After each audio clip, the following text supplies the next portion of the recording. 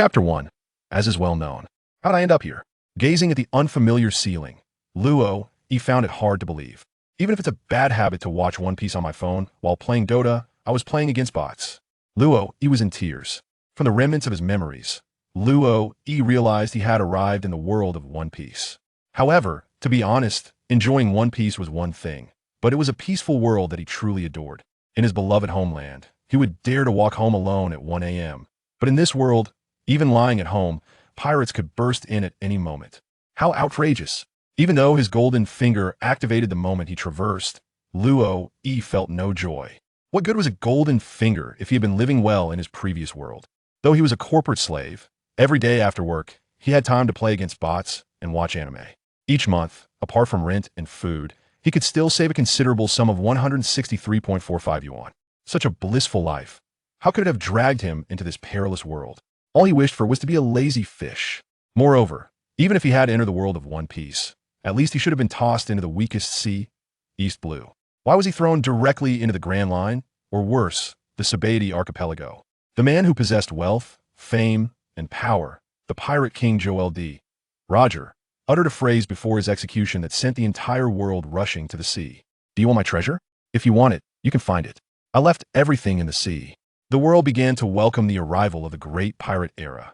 Luo Yi's understanding was this. Roger, I'm about to delete my account, but I've left all my equipment and funds there. Whoever wants it can go and take it. Then, a group of eager players created their accounts, embarking on their adventurous journey, unaware that in the previous closed beta, apart from Roger, everyone else had been in a non-deleting test. System.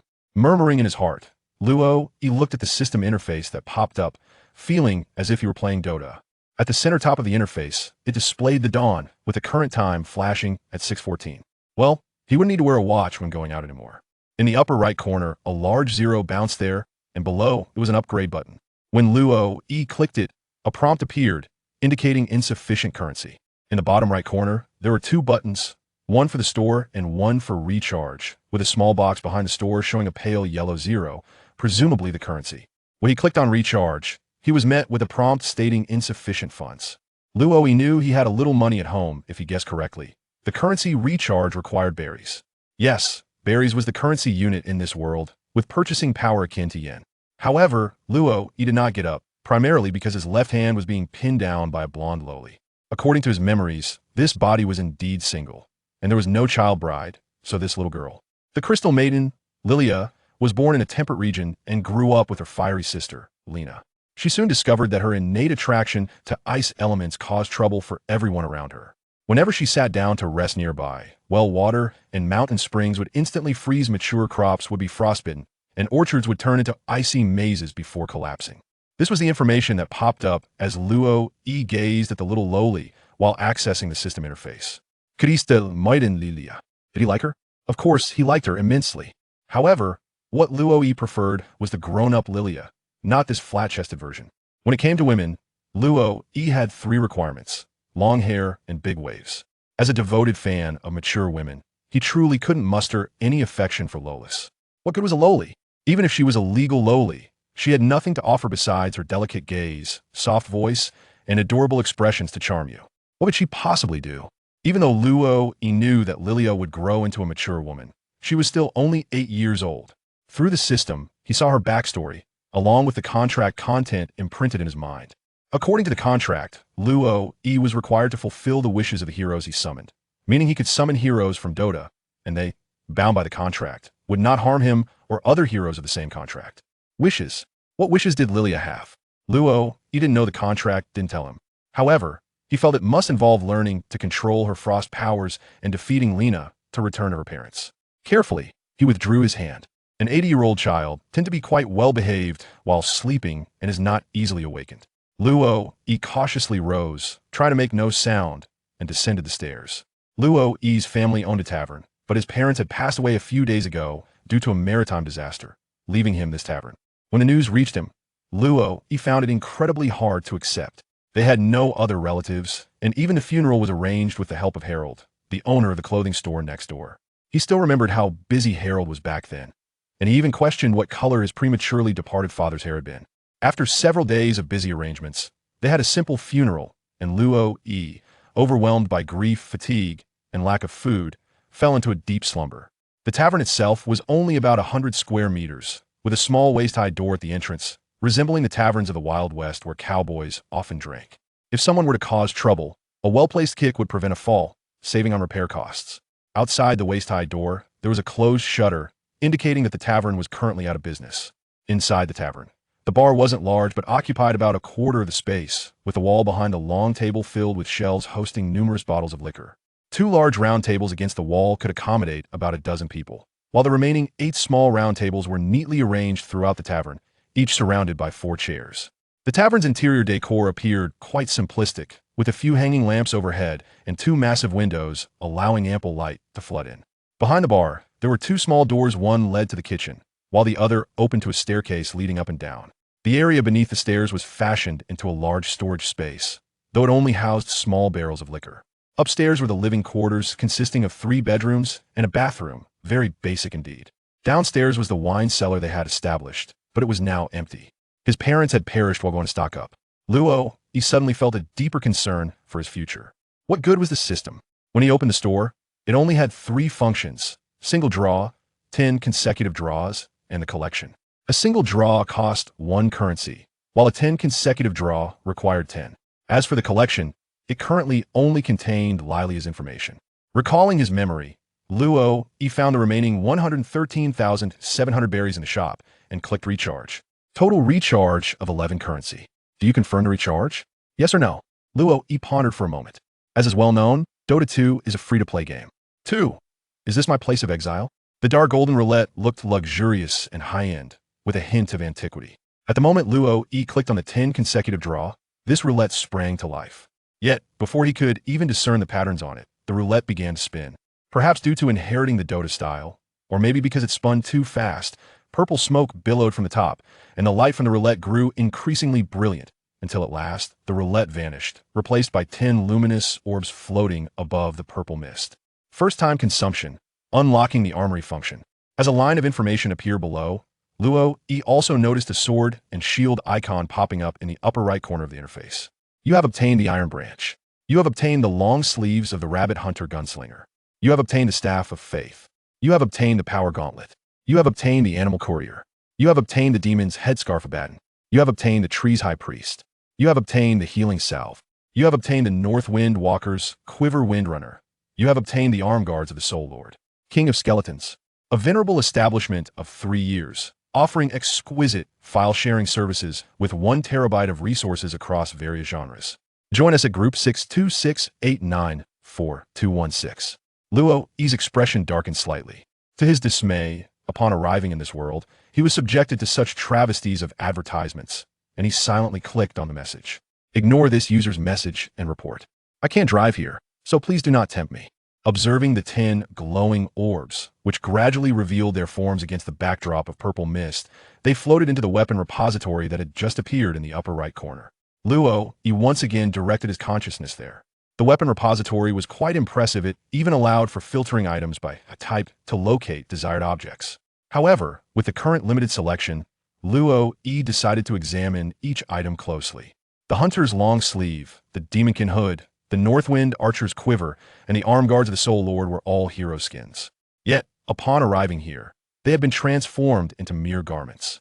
Luo, he noted that aside from being aesthetically pleasing and designated for specific heroes, they offered no enhancements, presenting no other merits. In other words, among the 10 consecutive draws, he had acquired 4 items of no use to him, their future utility remaining uncertain. The other 6 items, however, were intriguing. Ironwood Branch, an unassuming twig that possesses a quality as resilient as iron, bestowing good fortune upon its bearer. As he reached out, the ironwood branch manifested in Luo Yi's hand. Several dark yellow twigs were bound together by a greenish-black rope. Measuring only the size of a palm, it could serve as a small accessory when affixed to his waist. In the game, this item granted an all attributes 1 effect, yet when Luo Yi adorned it, he perceived no noticeable change. The inventory interface did not reveal itself either.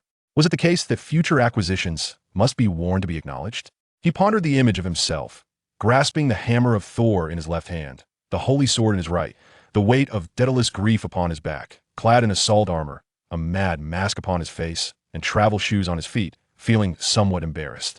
Power gauntlets, leather gloves adorned with spikes that imbue the wearer with beast-like strength. The description was rather flattering in reality. It was merely a trinket providing 3 to strength. He retrieved the gauntlets and donned them. The leather felt quite comfortable against his skin, with the palm coated in a silvery gray hue, while the wrist retained its natural leather color, embellished with yellow spikes. He attempted to lift the table and found it surprisingly effortless. This solid wood table, meant for 4, must weigh at least 60 to 70 pounds, yet he felt no strain. Removing the gauntlets and lifting the table again, he instantly perceived its weight. It seems these items do have effects, albeit externally, thus rendering them imperceptible. Luo, he concluded.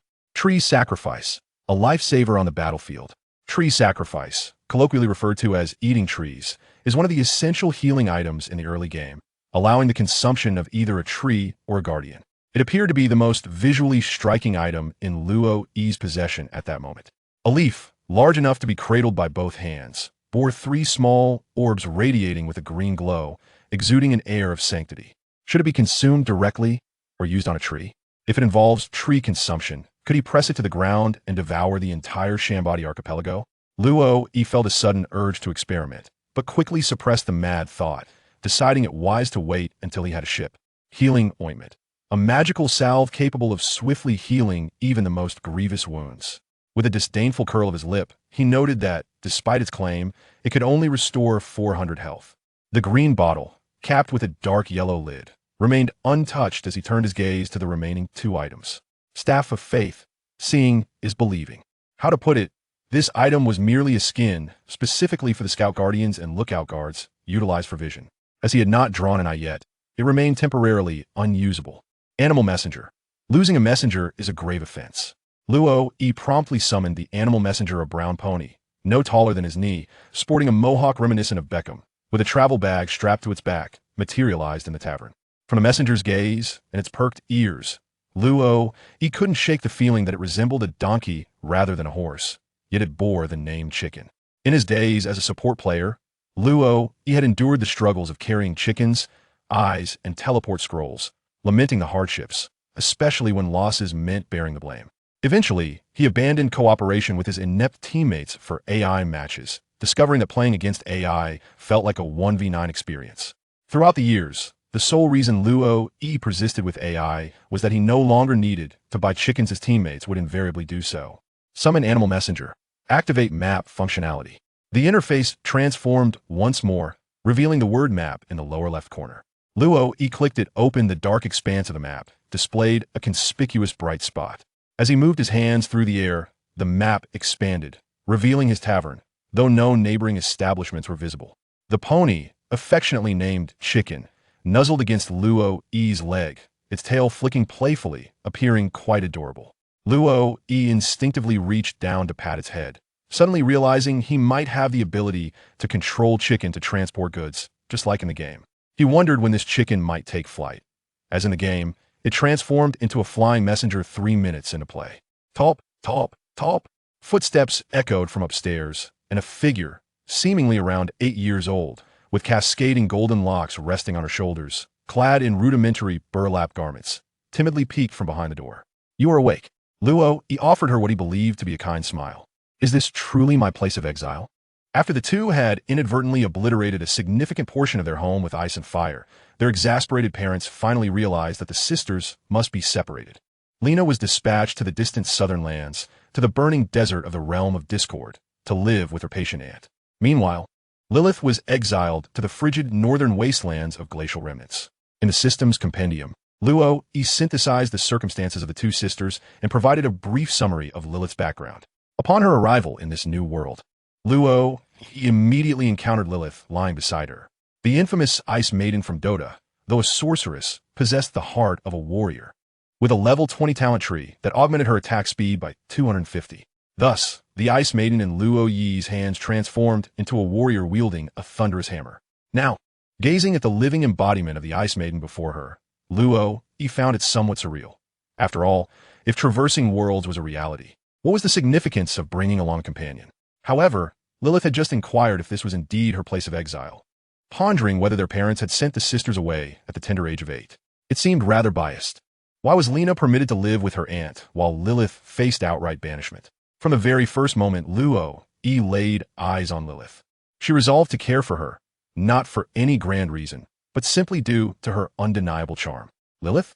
Luo Yi observed Lila, who was captivated by the scenery outside, her hands resting on the table and her face pressed against the glass window. He gently called out to her. Lila withdrew her gaze and turned to look at Luo Yi. Are you hungry? Luo Yi inquired, noting that there were still some provisions in the refrigerator. With his culinary skills that allowed him to cook without burning, preparing a meal was certainly within his capabilities. Nodding in agreement, Lila observed as Luo Yi proceeded to the kitchen. Watching his silhouette vanish beyond the door, she turned her gaze back to the window. There was something she had not disclosed. In Lila's mind, it felt as though an additional layer of restraint had emerged, fostering a certain fondness for Luo Yi while simultaneously preventing her from harboring any harmful intentions towards him. This was an aspect that had surfaced shortly after her awakening. Initially, Lila believed she had arrived in a place of exile, where the uncontrollable frost power within her had become more docile. The newly emerged shackles within her body might have been left by the one who sealed her frost power. Perhaps that individual was Luo Yi. However, upon descending the stairs, she realized the truth was otherwise. This place was neither Tianhui nor Yun, but an entirely different world.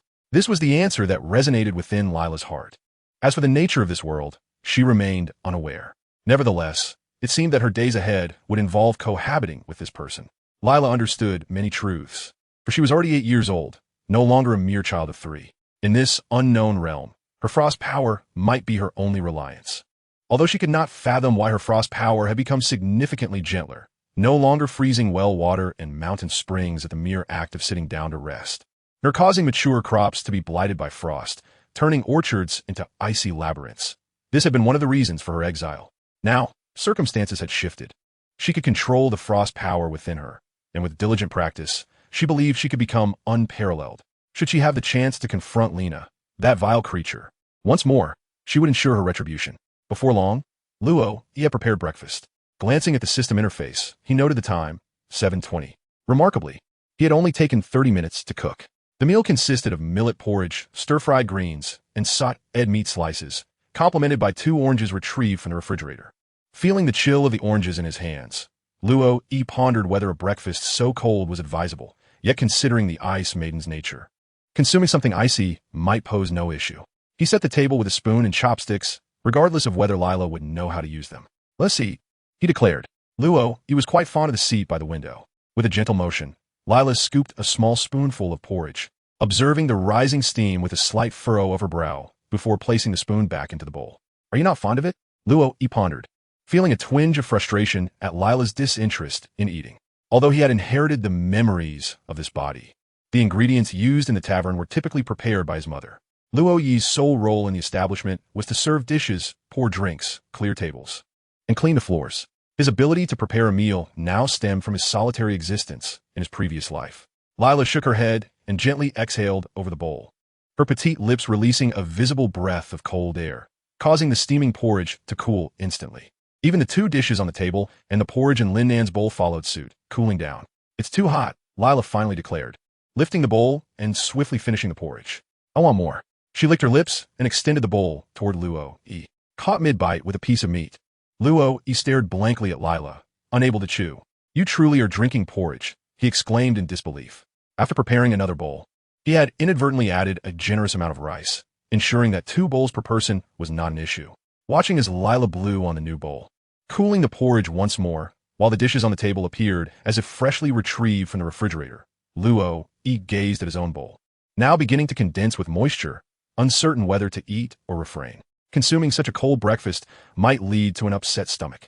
Luo Yi suddenly felt that perhaps it was not entirely unfeasible to care for the adorable young girl. With a sigh, he picked up a piece of meat from the plate and placed it in Lila's bowl. The future tempestuous goddess could not afford to suffer from malnutrition under his watch. Thank you, Lila said, glancing at the chopsticks in Luo Yi's hand before looking back at her bowl. She picked up a spoon, lowered her head, and began to eat slowly. Luo Yi smiled faintly. This child appeared to be far more mature than her peers, likely a result of her early experiences. Luo Yi was aware of the system's assistance, yet Lila still remained guarded, reluctant to open her heart. If she wished to coax Lila into a more spirited demeanor, it seemed a lengthy journey lay ahead. Just as Luo Yi prepared to reluctantly consume her breakfast, A knock echoed at the tavern's door. Through the window, she discerned a man clad in a suit, wielding a cane, and sporting a dashing goatee. His resemblance to Iron Man was striking as he patiently awaited outside. Luo recognized this individual. He was, "I want more." An empty bowl was presented before Luo, and Lila softly remarked. Without thinking, Luo took the bowl and noticed a hint of rosy blush gracing Lila's cheeks. A power wielder? Luo placed his untouched bowl of porridge before Lily and rose to open the tavern's grand door. As the entrance swung ajar, the interior of the tavern basked in a newfound brilliance, revealing Lily's slightly disheveled hair, a clear indication that she had not yet taken the time to groom herself. Coupled with her coarse linen attire, from behind, she resembled nothing more than a small beggar whom Luo had just stumbled upon in some forgotten corner. "President Cook, please, come inside." Luo made a gesture of invitation, clearing a path at the entrance. The man in the suit offered a faint smile in response and entered the tavern, expertly making his way to the bar, where he settled himself upon a stool. As he stepped inside, Cook noticed Lila nearby, engrossed in her porridge, and also spotted the animal messenger nestled in a corner. Yet he chose not to comment further. "I am truly saddened by the circumstances surrounding your parents," Cook remarked, leaning his cane against the chair as he addressed Luo, who was busily wiping a glass at the bar. In the vastness of the ocean, anything can transpire. After placing the glass before Cook, Luo, with a stoic expression, retrieved a bottle of wine from the shelf, uncorked it with a wine opener, and poured a third of a glass for Cook. "The cellar must be running low on wine. Your parents had just procured a significant shipment from me not long ago. I had not anticipated such unfortunate events. This time, I brought you some wine. There is no rush to settle the payment." As he spoke, Cook picked up his cane and gently tapped it twice on the ground. The tavern's door swung open, revealing a group of burly men who proceeded to carry in barrels of wine, skillfully maneuvering around the bar and into the cellar below. "Thank you, Uncle Cook," came a grateful reply. Luo found himself at a loss for words. Although the tavern was modest in size, it was frequented by a considerable number of visitors to the Shambodi Islands, particularly in the tourist and specialty product areas, which had become a veritable paradise for shoppers. With the constant influx of patrons, the tavern's clientele remained plentiful. Despite its limited capacity, the stock of liquor was indeed insufficient for many days of operation. "As you mature, should you require wine, allow my caravan to supply you," Cook remarked, for there was little else he could offer at that moment. He produced a telephone bug and left behind a note bearing his number. After downing the wine before him in a single gulp, Cook said little more and departed with his entourage. Lila, having finished her porridge, sat in silence, hesitant to inquire. She was unaware of the identity of the visitors, but the imposing figures of the burly men suggested that they could easily freeze anyone with a mere flick of their wrists, devoid of any magical aura. "Would you like more?" After bidding farewell to Cook, Luo tucked the telephone bug beneath the table and closed the door once more. Noticing the empty bowl and the two untouched dishes on the table, he inquired. Lila nodded and lifted the bowl. Luo placed the bowl back down and turned to return to the kitchen, bringing out the pot. The remaining porridge exceeded Luo's expectations, amounting to 1.5 bowls. Observing Lila consume 5.5 bowls of porridge, with her little belly seemingly unperturbed and her lips still moist, she wore an expression that suggested her hunger was far from sated. Luo glanced at the empty pot and inquired, "How much have you eaten?" Seeing Lila raise 3 fingers, Luo instinctively checked the remaining 13,700 belly in his pocket, calculating the available provisions in the refrigerator, contemplating whether the two of them could survive the week. Even though Cook had delivered a considerable amount of goods, the profits from the beverages, after deducting costs, were meager, particularly when assessed against the past business of the tavern. With Lila's appetite, the daily meals alone could easily consume all profits, and that was merely considering rice. Perhaps they should include some vegetables as well. It would be unkind to let the child suffer. Luo glanced at the 2 dishes on the table, thinking that enduring another meal without food might not be so dire, especially since he had already eaten a piece of greens and a slice of meat. Lila nodded, took up a spoon, and attempted to serve herself. The meat was manageable, but when it came to the vegetables, it proved to be quite a challenge. "Can you use chopsticks?" Luo picked up the chopsticks and inquired. Having never encountered such an item before, it seemed that Lila felt somewhat embarrassed, struggling to grasp the art of handling them. "Allow me to instruct you," he said. "The upper chopstick is controlled by the thumb, index, and middle fingers, while the lower chopstick remains stationary. Only the upper chopstick should be moved to grasp the food.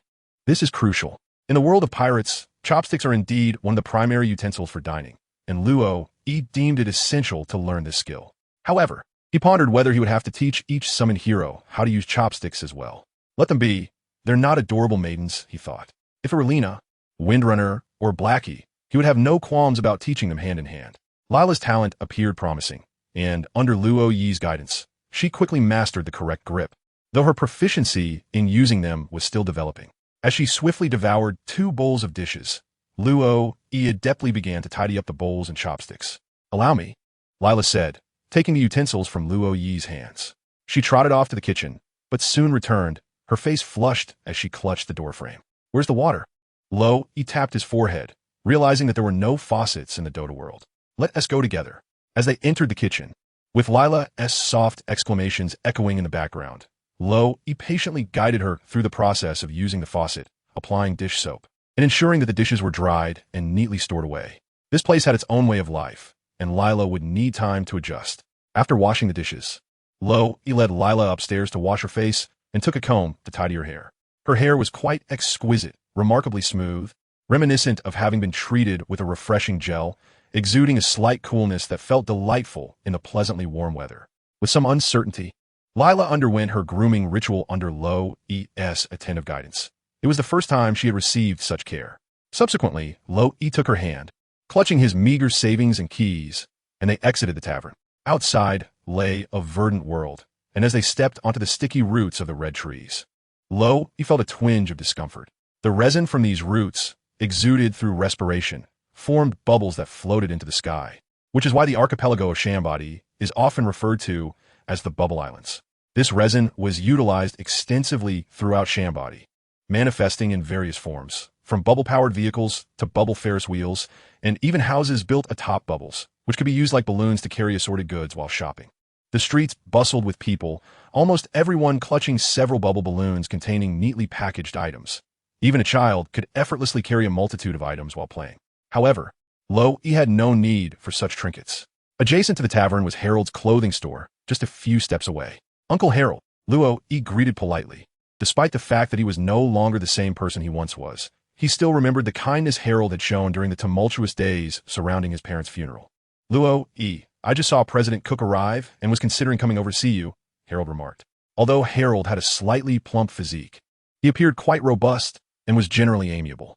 The only aspect that Luo Yi found difficult to endure was Harold's incessant choice of a pink embroidered t-shirt, which perhaps explained his prolonged singlehood at this age. "Thank you for your concern, Uncle Harold. I intend to purchase a couple of outfits for my sister." Luo Yi tugged at Lila, who was hiding behind him. "Sister? When did you acquire a sister?" Harold cast a curious glance at Lila, who stood beside Luo Yi. It was evident that she was a beauty in the making. However, her attire suggested a background of poverty. Could she be a child that Luo Yi had taken in? Harold opened his mouth, initially intending to say something, but then thought better of it. "Since she is your sister, allow me to personally adorn her. Consider it a gift for this little princess." With that, Harold produced a red dress from behind him and presented it to Lila. To his astonishment, Lila disdainfully waved her hand, causing the dress to freeze and shatter into frost, leaving Harold's hands reddened, a clear indication of frostbite. "Lena!" Lila exclaimed, her face twisted in hatred. The other patrons in the shop turned their attention to the unfolding scene. "An ability user?" Harold, wincing at his injuries, responded, "I apologize." "Uncle Harold." Witnessing Harold's frostbitten hands, Luo Yi hurriedly bowed and apologized on behalf of Lila. Realizing her mistake, Lila stood frozen, grappling with her emotions. What should she do? Back in the village, her ice powers had caused harm to others. Had she not lost control, she would not have been exiled by her parents. Observing the sincerity in Luo Yi's apology to Harold, Lila felt a tumult of emotions. Her head bowed as she gripped Luo Yi's left hand tightly, fearful of being cast away once more. "It's all right, little one. You must be an ability user. It is quite normal to struggle with control when newly awakened." Harold reassured her, not blaming Lila for her actions despite his injuries. He sensed that this young girl must have faced her own hardships, perhaps even exiled for inadvertently harming others after consuming a devil fruit. Thankfully, Luo Yi had taken her in. He admired Luo Yi's kindness, even amidst his own dire circumstances, as he was willing to help others. "Uncle Harold, please tend to your wounds." As they spoke, Luo Yi grasped Lila's hand with his right while gently pushing Harold with his left, leading them to the second floor of the shop. Just moments ago, Lila had instinctively tightened her grip, and Luo Yi could not help but sense it. In such circumstances, it was imperative not to let go. Observing her aversion to the color red, One could only wonder how many times Lena had ridden roughshod over her feelings, the resentment running so profoundly deep. The second floor of Harold's clothing store served as both a living and working space. It boasted a bedroom, a sitting area, and a spacious workshop dedicated to the design of garments. Upon entering the sitting room, Luo encouraged Lila to sit comfortably while he fetched some warm water for Harold to soak his hands. The frosty power of the Crystal Maiden, though currently restrained and not manifesting as an Arctic realm as it would in a game, still posed a significant threat of frostbite. As Luo stepped away, Lila found it increasingly difficult to remain seated, her fear plainly etched across her face. Having just been exiled to this unfamiliar world, Luo was her only remaining kin, and he had treated her with such kindness. Yet, in an instant, she had inadvertently harmed someone close to him. "Do not worry, it is not your fault," Harold reassured her, prompting Lila to lift her gaze. However, upon seeing the evidence of her handiwork being held aloft by Harold, guilt washed over her anew. "But I caused you to sustain frostbite," Lila murmured softly. "Ha, Uncle Harold, while your hands are raised in such a comical manner." Your comforting smile towards Lila is truly gentle. Luo placed the prepared warm water before Harold. The primary objective in treating frostbite is to rapidly rewarm the affected areas, preventing further exposure to the cold and restoring blood circulation. A swift water bath at a controlled temperature between 37°C and 43°C is ideal for various degrees of frostbite. Although he could not achieve precise control, Luo tested the water with his own hand, finding it just slightly warmer than body temperature. His fingers had already turned a purplish brown, and the pain had long since dissipated. Healing would not come swiftly, and if not treated promptly, his hands might be rendered useless. As Harold submerged his hands in the basin, he inhaled sharply, feeling no pain in his fingers, yet the palms throbbed with excruciating agony. For someone who designs clothing by hand daily, the prospect of losing the use of his hands would mean a significant ruin of his life. "I'm sorry." Lily, witnessing Harold's distress, quickly stood up and, mimicking Luo Yi's earlier gesture, bowed to Harold in apology. "It's all right, young lady. We understand it was unintentional. Since the incident has occurred, let us focus on resolving it," Harold chuckled, though the movement of his hands in the water caused him to grimace in pain once more. Lily found herself at a loss for words. Neither Luo nor Harold seemed inclined to reproach her, which was unsettling for her, as her life had been predominantly shaped by the blame of others. "If you wish to apologize, why not wear Uncle Harold's garments and promote them well?" Luo gently placed his hand on Lila's shoulder, a smile gracing his lips as he spoke. "Everyone makes mistakes. What matters is the courage to accept them and to amend one's ways. If even those whom you have wronged can forgive you, why should you continue to bear the weight of guilt? Indeed, dear girl, you are so charming that my mind is brimming with ideas. I must have you wear my Harold's t-shirt. I am certain it will draw more children to my store." Harold chimed in, echoing Luo Yi's sentiments. Furthermore, Lila's beauty is undeniably exquisite. Her golden locks, icy blue eyes, and skin so flawless it seems poreless, she is the epitome of a perfect promotional model.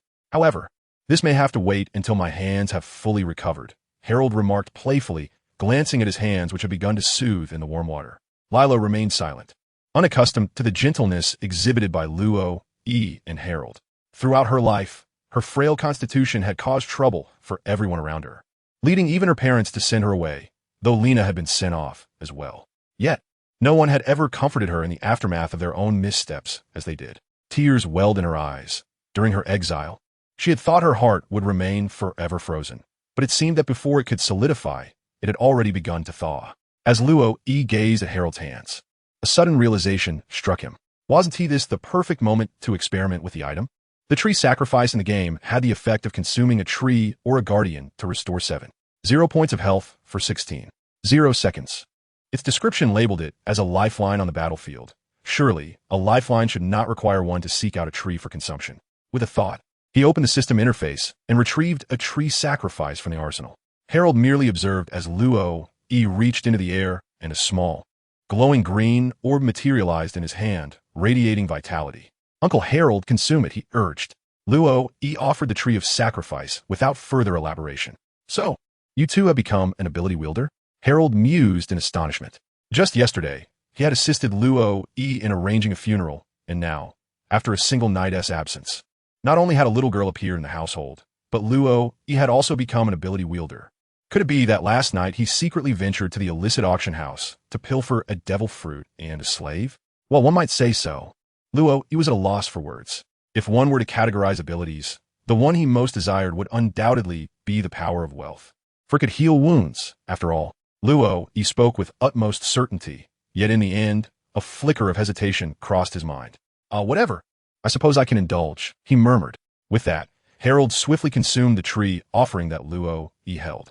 In that moment, a thought blossomed within him, the essence of nature unfurling. It was as if the fragrant sweetness reminiscent of trees in their prime wafted through the air, akin to the resin freshly exuded from the islands of the Caribbean. Could it be that Luo he had consumed the fruit of the tree? Harold pondered, speculating on its potential effects. The flavor alone could surely fetch a handsome price. Suddenly, he felt an odd itch in his palm. A sharp intake of breath escaped him as he beheld his hands, now a purplish hue from frostbite, as if countless ants were crawling and gnawing at them. The urge to scratch was overwhelming, yet reason urged him to resist. He sensed that even his previously numb fingertips were succumbing to an insatiable itch. The skin on his palms began to slough off, revealing fresh epidermis beneath, and the intense itching migrated to his fingertips. Yet, more astonishing than the itch was the rapid recovery of his injuries. As the skin on his fingertips peeled away, leaving behind a carpet of dead skin and slightly rosy digits, Harold stood in disbelief. From a moment he ingested the tree, offering to the complete restoration of his fingers. Merely 7 seconds had elapsed. 7 seconds? What could one accomplish in such a brief span? Harold mused that he could finish his task and still spare 4 seconds for a smoke. Yet in days past, he would have never believed that 7 seconds could heal severe frostbite. Raising his hands, Harold watched as his fingers danced with newfound agility. He felt an unprecedented vitality coursing through them, and all traces of previous scars had vanished. The efficacy of the tree offering was undeniable. Luo, he let out a sigh of relief. After Harold consumed the tree sacrifice, he felt a twinge of anxiety within him, as it was indeed his first time. If the tree sacrifice truly required the consumption of an entire tree to be effective, Luo, he would have to contemplate planting a branch. The other remarkable property of the ironwood trunk was its ability to be cast upon the ground, allowing for the planting of a cheerful little tree. What constitutes a cheerful little tree? Luo pondered, for having played Dota for so long. He knew that such saplings typically met their demise within mere seconds of being planted. Luo, your ability to bear fruit is truly remarkable. Transforming the tavern into a clinic could potentially yield substantial profits. Harold, with his years of discernment, recognized that even without the power to cure ailments, the mere effect of healing injuries would attract numerous patrons, provided the fees were reasonable. However, Luo, he shook his head. I do not wish to disclose this ability. I kindly ask you to keep a secret, Uncle Harold. Having witnessed the restorative effects of the tree sacrifice, Luo, was acutely aware of its value. If one were to consume it during a time of grave injury, while it might not guarantee complete recovery, it could certainly provide a lifeline and buy precious time for medical intervention. Very well, I shall not speak of this to anyone. For reasons unknown, Harold sensed that Luo, had matured significantly overnight. Upon hearing his resolute tone, Harold chose not to inquire further. Now that your hand is healed, I shall make a garment for Lilai. Let us see if she has a preference for any particular style. Having recovered, Harold seemed to entirely forget the recent incident of frostbite, and he began discussing the purpose of Luo and his companion's visit to his shop.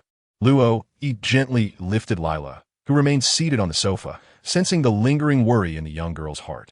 Everything will be fine. You just need to learn to control your abilities, he assured her with a wink. Upon hearing his words, Lila finally relaxed. Harold, having pulled her aside, began to take her measurements with a ruler. Lila's figure was truly remarkable. Embodying the golden ratio, clad in Harold's brand, she could effortlessly step into the limelight. Harold's expression was one of sheer excitement, akin to that of discovering a rare treasure. He feverishly recorded the data on paper, his breath quickening and nostrils flaring. Had he not been frozen moments ago, Lila might have considered turning this infatuated man before her into an ice sculpture. My inspiration is bubbling over. Rui, take Lila downstairs to select a few outfits. I shall craft the garments tonight. Harold's voice echoed from the workshop, leaving Luo, and Lila momentarily abandoned in the living room. Luo, found nothing amiss. In his recollection, Harold's existence seemed intrinsically tied to fashion. Were he to consume the scissor fruit, one might speculate that even his abode would undergo a remarkable transformation. Grasping Lila's delicate hand, Luo descended the stairs and exchanged a few words with the attendant, allowing Lila to select 2 elegant gowns and 2 sets of nightwear before returning to his tavern. The time spent by Luo, and the others on the upper floor was brief, The guests downstairs were still the same few individuals. However, due to the early hour, there were only a handful of patrons present, and Luo Yi could not compel them all to silence. After securely shutting the tavern's front door, Luo Yi tidied up the vacant bedroom on the upper floor and retrieved his spare bedding. The entire room felt rather desolate. Fortunately, the wardrobe had been built into the wall during the construction of the house, containing merely 4 sets of clothing and a single blanket. This constituted the entirety of the room's furnishings. For now, you shall reside here. Change your attire, and I will await you downstairs. If you require a table or similar items, feel free to retrieve them from my room. Luo initially contemplated purchasing something new, but after a moment's reflection, he decided against it. The current supply of Bailey in their possession raised doubts about whether it would suffice to satisfy both their appetites. Upon descending to the ground floor, Luo activated the system panel. The map in the lower left corner, seemingly due to his recent departure, revealed the locations of the tavern and clothing store, along with the paths leading to their entrances. He pondered whether venturing out with the chicken would expand his map's visibility. Surely, its peculiar appearance would not attract the attention of human traffickers seeking rare creatures. For some inexplicable reason, Luo's thoughts drifted to Big Mom from the world of nations. Would she hold any interest in his chicken? Casting a glance at the bird nestled in the corner, fast asleep, Luo suddenly recalled that they were not alone in their dining experience. There was another mouth to feed. Before long, Lila descended the stairs. Adorned in a light blue gown embroidered with delicate yellow flowers, the simplicity of her attire complemented her golden locks, rendering her akin to a princess emerged from fairy tale. However, this little princess appeared somewhat shy, as she clutched the front of her dress with both hands, her gait betraying a hint of awkwardness. What is the matter? Are you not accustomed to it? Luo Yi inquired with concern. No, it's not that. Lila shook her head, a blush rising to her cheeks. I didn't mean to. Her voice, resembling the faint buzz of a mosquito, resonated clearly in the air, prompting Luo Yi to recall that she had merely taken the clothes moments ago. Allow me to retrieve it. The tavern had opened its doors. In the midst of the shop assistant's scrutinizing gaze, Luo Yi selected 4 distinct pairs, pure white, blue-striped, spotted, and lace. She carefully packaged them in a small bag and returned to the tavern, presenting them to Lila, whose face was flushed with embarrassment. With her new acquisitions, Lila's posture returned to its former grace as she walked. Luo immediately began to plan for the opening of the tavern. The liquor was already in stock, and as for the food, it could be temporarily set aside during the initial operations, or he could simply arrange catering with a nearby restaurant. After negotiating a suitable price, he could place orders with the restaurant when customers made their selections, essentially treating it as takeout for his patrons. The tavern, having remained closed for several days, had accumulated a layer of dust. With Lila's assistance, the two worked diligently for 2 hours to thoroughly clean the establishment. As noon approached, Luo Yi suggested that Lila take a break while he propped open the tavern's door and stepped outside. Since the shops were located on the same street, the proprietors were familiar with one another. Along the way, Luo Yi greeted several acquaintances who, upon seeing him resilient and not consumed by grief, couldn't help but admire the strength of this young man's spirit. Luo Yi made his way directly into a restaurant along the street. In fact, this establishment also served alcoholic beverages. One might say that the distinction between taverns and restaurants in this world is rather negligible. Both are staffed by skilled chefs. One primarily focuses on drinks, while the other emphasizes food. Is Boss Evan in? At this hour, it was only natural for Evan, the proprietor and head chef, to remain in the restaurant. Upon learning that it was Luo Yi who had arrived, he paused his kitchen duties, washed his hands, and stepped into the dining area. Oh, it's you, Luo Yi. What brings you here? Despite the geographical distance and a hint of rivalry between their establishments, during mealtimes, the tavern's business could never quite compete with that of the restaurant, leading to a generally amicable relationship between the two. Boss Evan, I have come to discuss a business proposition with you. Without any hesitation, Luo Yi laid out his intentions in full. In other words, I want need to prepare staff for delivery. I will simply provide you with some menus, and the tavern will have designated personnel to collect the dishes, correct? Indeed. The prices for all dishes sold will be based on those listed on the menu, and the payments will be settled with you each evening, Evan replied. That is certainly feasible, but for how long do you intend to collaborate with us? As long as it takes for the tavern to recruit a chef, Luo Yi answered. Luo Yi and Evan swiftly finalized their arrangements. When it comes to the business of hospitality, who would ever disdain a lack of patrons? Although the influx of orders within the tavern would undoubtedly amplify their workload, the corresponding rise in revenue was a welcome prospect. Satisfied, Luo Yi departed from the restaurant, with everything prepared save for one final detail, the tavern's name. Every establishment possesses its own identity, and while Luo E.'s Tavern had previously borne his father's name, he now contemplated a change. As for the original sign, it would remain in the basement as a relic of the past. However, replacing the sign would incur considerable expense, and enlisting a carpenter would require time. Luo E pondered that perhaps he needed to devise an alternative approach. Lilai, have you perfected your control over your frost powers? Upon returning to the tavern, Luo turned to Lila, who was sipping water, and inquired, "Is it possible?" Lila responded, "Yes, but I can only manipulate a minuscule fraction of my energy." She was acutely aware of her own condition. The frost power she could currently summon amounted to less than 1% of her internal energy, yet it was still beyond the endurance of an ordinary individual. Will such an ice sculpture remain intact? Luo E procured paper and pen, sketching a rather unappealing yet somewhat comprehensible signboard shape. However, it would not suffice unless she continuously infused it with the power of frost. Lila, possessing a keen self-awareness regarding her currently limited abilities, understood that to ensure the ice sculpture does not melt, a substantial amount of frost energy must be infused within it. Yet, melting is inevitable. Much like flames that ultimately extinguish, the frost power would also be depleted. Thus, she decided against it. The tavern's name would remain unchanged for the time being. Without the means to alter it, there was no need to dwell on it too much. What was most imperative now was to focus on running the establishment. As noon approached, many patrons enjoying their time here began to select their preferred dining venues. The tavern's operating hours typically commenced at noon and extended into the evening. Even in the afternoon, there were still guests in the tavern boasting outlandish tales of having single-handedly vanquished a goldfish the size of an island. Under Luo Yi's guidance, Lila diligently learned how to be a competent staff member. The young girl's capacity for learning was remarkable. She quickly grasped polite expressions, and due to the system's influence, she seemed capable of understanding written language as well. Luo initially anticipated that he might be overwhelmed with work. However, at present, Lila is more than capable of assisting in recording the guest requests. As he swung open the tavern's door and hung the open for business sign at the entrance, Luo took his position at the bar, while Lila stood attentively by his side. Perhaps the ironwood tree branches brought a stroke of luck, for within mere minutes of opening, a substantial influx of patrons arrived, seemingly from an entire ship, swiftly filling the tavern to capacity. "Welcome." Luo and Lila greeted the guests simultaneously. Lila, clutching a menu, inhaled deeply and stepped out from behind the bar. Leading the group was a towering figure, seemingly over 2 meters tall, adorned with a samurai sword at his waist and a scar etched across his face, exuding an intimidating aura.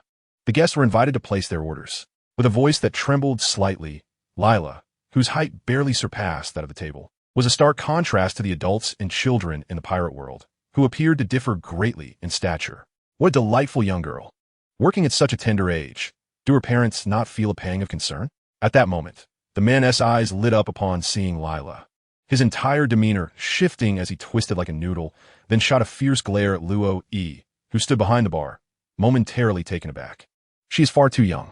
The little girl looked no older than 7 or 8, and the boy behind the bar seemed to be merely 15 or 16.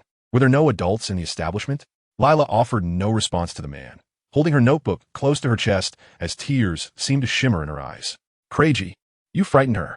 Someone chuckled. "Haha, with looks like yours, Craigie, you'll never find a wife." Another voice chimed in. "Don't be afraid, little sister. Craigie is a good person. We are the guards of the merchant ship, and Craigie is also a bounty hunter."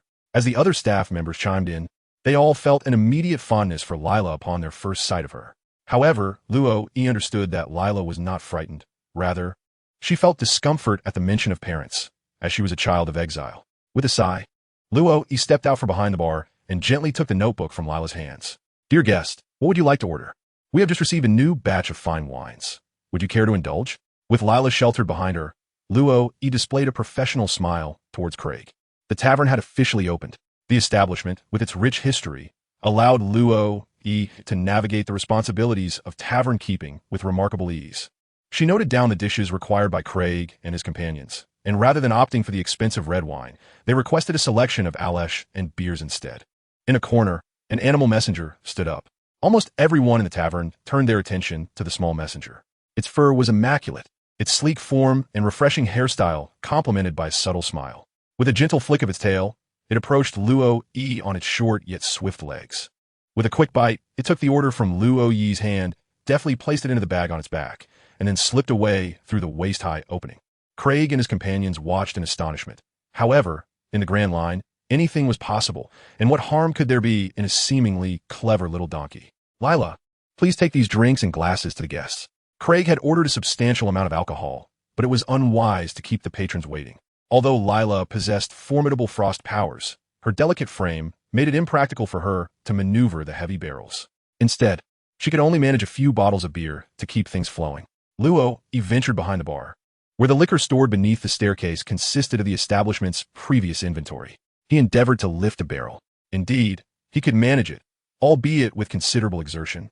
Unable to move his legs freely, rolling it out was hardly an option. Setting the barrel down, Luo donned a pair of strength-enhancing gloves. The mere enhancement of 3 points in strength felt negligible when he previously lifted tables, as their weight was limited, typically no more than a few dozen pounds. However, a barrel of liquor weighed approximately 200 pounds. Although individuals in the pirate world often possessed remarkable physical attributes, Luo, having undergone rigorous training since childhood, found himself capable of lifting the tavern's barrels largely due to his early experience assisting in the shop. As he transported barrel after barrel, completing 10 trips in succession and placing one by each table, Craigie and his companions regarded Luo with a degree of admiration for his strength. His endurance and might eclipsed that of many seasoned sailors who had spent years at sea. Each barrel bore a pre-attached tap, and the lid was stamped with the insignia of the Cook Merchant Association. Whenever they replenished their stock, these barrels would be returned, allowing them to offset a portion of their expenses. In this scene, Luo poured wine for each patron, while the messenger, with nimble legs, dashed along the somewhat sticky roads of the Shambodi Islands, ultimately reaching the Evan restaurant. The staff of the restaurant were already aware of their collaboration with the tavern and were prepared for the arrival of someone bearing an order. However, the atmosphere turned chaotic when a rather jubilant donkey burst through the restaurant's entrance and, from its own pack, retrieved the order to present to the waiter. Not only the guests, but the restaurant staff were utterly bewildered. What was happening? The dishes listed on the order were indeed from their establishment, and a line at the bottom read, "Please rest assured to entrust the delivery to him." Rest assured? What a farce. At the very least, one would expect a messenger capable of speech, someone with whom to communicate. After handing over the order to the waiter, the messenger found a wall that would not disturb others and squatted down patiently, awaiting the completion of the meal. In the kitchen, Evan, too, was at a loss for words, though he remained silent. Compared to the younger staff members, Evan possessed a broader perspective. He took the order, organized the team to prepare the dishes, and packed them into the ready containers, instructing the waiter to deliver them first. To his astonishment, the messenger picked up the packed container with its mouth and stuffed it into the bag on its back. The entire restaurant, both staff and patrons, could not help but burst into laughter. Just how small was this messenger? It barely reached their calves, standing at less than a meter tall, and it seemed impossible for the bag on its back to accommodate a container half its size. Yet astonishingly it fit. The entire restaurant was captivated, with every pair of eyes and tongues wide in astonishment. "Bakana!" someone exclaimed in bewilderment. They beheld an enormous meal box, effortlessly placed into a flat bag that seemed scarcely affected by its weight, as if it had vanished in a thin air. A fork clattered from the hand of one diner, striking the plate with a crisp sound, yet no one paid it any heed. The messenger, undeterred by the gazes of the onlookers, continued to stow meal boxes into a backpack, scurrying away from the restaurant towards the tavern. With a moment of respite, Luo found himself staring at the system panel, which remained persistently open. He realized that the map system alone was extraordinarily advanced. As long as he had traversed the location, he could direct the messenger to it, and even the shadows of other spots on the map could be investigated by the messenger. However, it seemed that due to the absence of a certain key feature, Luo could only discern the dark yellow dots on the map corresponding to the paths the messenger had taken. Green denoted allies, red signified foes, and dark yellow represented neutral entities. The map inherited the functionalities from the Dota game, but was even more detailed, within the vicinity of allied units. He could observe any surrounding entities, and through the map, he could glimpse scenes from miles away. Now, Luo was able to see all the patrons within the tavern, each marked in dark yellow. Yet there was a drawback. He could not click on others to view their data. If he could, akin to the game, he might discern their levels, dimensions, and equipment, thus assessing the strength of the patrons. However, as he could not even view his own attributes, considering others was a distant thought. The Dota system required further exploration, but before that, the tavern's business needed to be established. On its opening day, the tavern had already sold 10 barrels of ale, along with various bottled drinks, netting over 50,000 belly after deducting costs. A promising start. He decided to have the kitchen prepare additional dishes and steam some rice for Lila to satisfy her hunger. 5 bowls of porridge would suffice for a light meal. But 10 bowls of rice seemed more appropriate. It was prudent to prepare extra, as they could whip up fried rice later if needed, allowing them to gauge Lila's appetite. The messenger soon returned to the tavern, and as Luo, and Lila retrieved meal boxes from its bag, Craigie and his companions were equally astonished. With Lila serving dishes to the others, Luo busied himself pouring drinks for the guests while delving into the system. A lottery was undoubtedly in order. Yet if he were to draw other heroes, the challenge of accommodating them loomed large. Indeed, earning money remained paramount. At that moment, a red dot suddenly appeared on the map in the lower left corner, capturing Luo Yi's attention, just as the tavern door swung open. The tavern, once filled with lively chatter, fell into a profound silence. "Welcome." As the tavern owner, Luo instinctively spoke up. Red signifies an adversary. Only one person entered, and it was clear he was no good. The world of One Piece is quite fascinating. Usually, one can discern a person's character just by their appearance, even if their expressions are not as flamboyant as those of the neighboring Joker. The individual who just walked and stood at 2 meters tall, with a robust physique and dark skin. He wore an ill-fitting vest that revealed his considerable belly, complemented by loose trousers, the belt of which trembled as if it might snap at any moment. He took a seat at the empty chair by the bar and set down his spiked club, creating a small dent in the wooden floor of the tavern. Nearby, Layla, who was retrieving dishes from a takeout box, furrowed her brow and exchanged a meaningful glance with Luo. This was their discreet signal. Prior to opening the establishment, Luo had briefed Layla on various matters, including how to handle unfriendly patrons. However, while an unfriendly demeanor is indeed troubling, Layla currently represented the tavern's greatest combat prowess. For those guests she could best in a confrontation, there was no need for civility. For those she could not, a more cautious approach was warranted. Layla's recent glance indicated that there was no cause for concern. Luo's face was devoid of any expression as he winked at Lila, signaling that everything was under control. "What the guests like?" he inquired, pushing the menus of the restaurant and tavern forward. He continued to polish an immaculate glass, not out of necessity, but rather to maintain an air of sophistication. The notorious god of the Meatball Pirates bore a bounty of 11 million berries. It was surprising that members of the Meatball Pirates still survived. Craig rested his right hand on his sword, although he operated within the Grand Line. His strength was not to be underestimated. He usually worked as a bodyguard, dabbling part-time as a pirate hunter, but his capabilities were only sufficient to contend with pirates of around 5 million in bounty. While this area was not a haven for criminals, it was unrealistic to expect the Navy to be present in every nook and cranny. A 30 million bounty pirate was hardly significant in these waters. Yet for this humble tavern, it could spell disaster. Craig quickly discerned that the establishment was manned only by the young proprietor Luo and the little girl Lila, along with a rather astute group of small ponies. Perhaps they were yet another family afflicted by the scourge of piracy. Craig's prowess was modest. He was not even a swordsman of note, merely escorting a small merchant fleet. Notably powerful pirates typically disregarded such minor vessels. Upon spotting Scott, he instinctively became wary. While he might not stand a chance in a brawl, he hoped to hold out until the Navy arrived, provided the intruders were there to cause trouble. If they were simply enjoying a meal in peace, it was best to avoid confrontation, allowing the messenger to continue delivering orders. Luo poured a generous glass of beer and placed it before Scott. The burly Scott raised the beer and downed it in one go, slamming the empty glass onto the table. "Another," he demanded. His demeanor and tone exuded an overwhelming ferocity, and Luo sensed a chilling aura emanating from Scott's eyes, likely a remnant of uncleanliness. Expressionless, Luo poured another drink, casting a brief glance at Scott before discreetly retrieving a stack of wanted posters from beneath the bar and perusing them one by one on the table. He noted Craig's subtle movements. If he was indeed a pirate hunter, he would possess a wealth of information regarding pirates. This individual could very well be a pirate himself. In Luo's estimation, this man's strength was unlikely to be formidable. In the world of One Piece, achieving a bounty of 100 million berries in a short span would grant one the esteemed title of a supernova. Luo speculated that this so-called brief period referred to the time taken by these pirates to traverse from the entrance of the Grand Line to the Sabati archipelago, a span of less than a year. The rotund figure before him was someone Luo had never heard of, and it was likely that his bounty had not surpassed 100 million. Naturally, Luo Yi's actions drew the attention of everyone present. "Ha, manager, what you up to?" Scott inquired. His interest piqued as he regarded the young boy before him. At merely 15 years of age, Luo stood at a height of less than 170 centimeters, and even in a standing position, he did not surpass Scott, who was seated.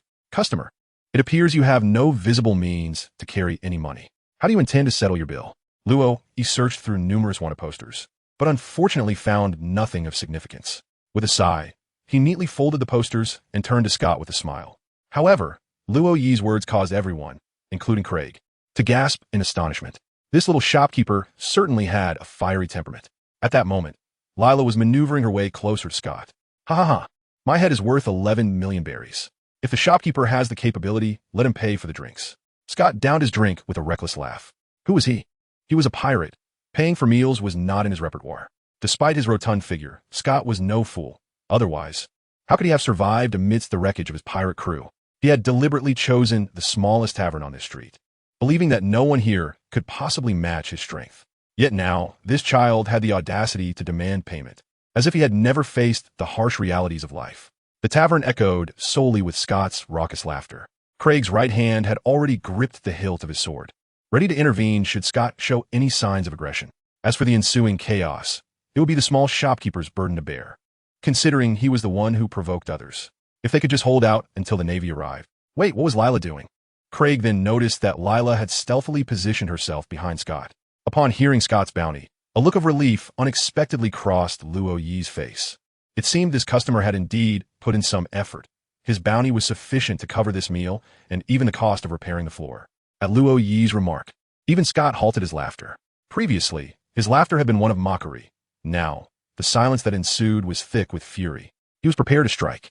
Reaching for the spike club he had laid on the ground, he intended to teach this brat a lesson, making it clear that he was a pirate, a merciless one at that. Yet, as soon as he grasped the club, Scott was taken aback, immediately releasing his grip.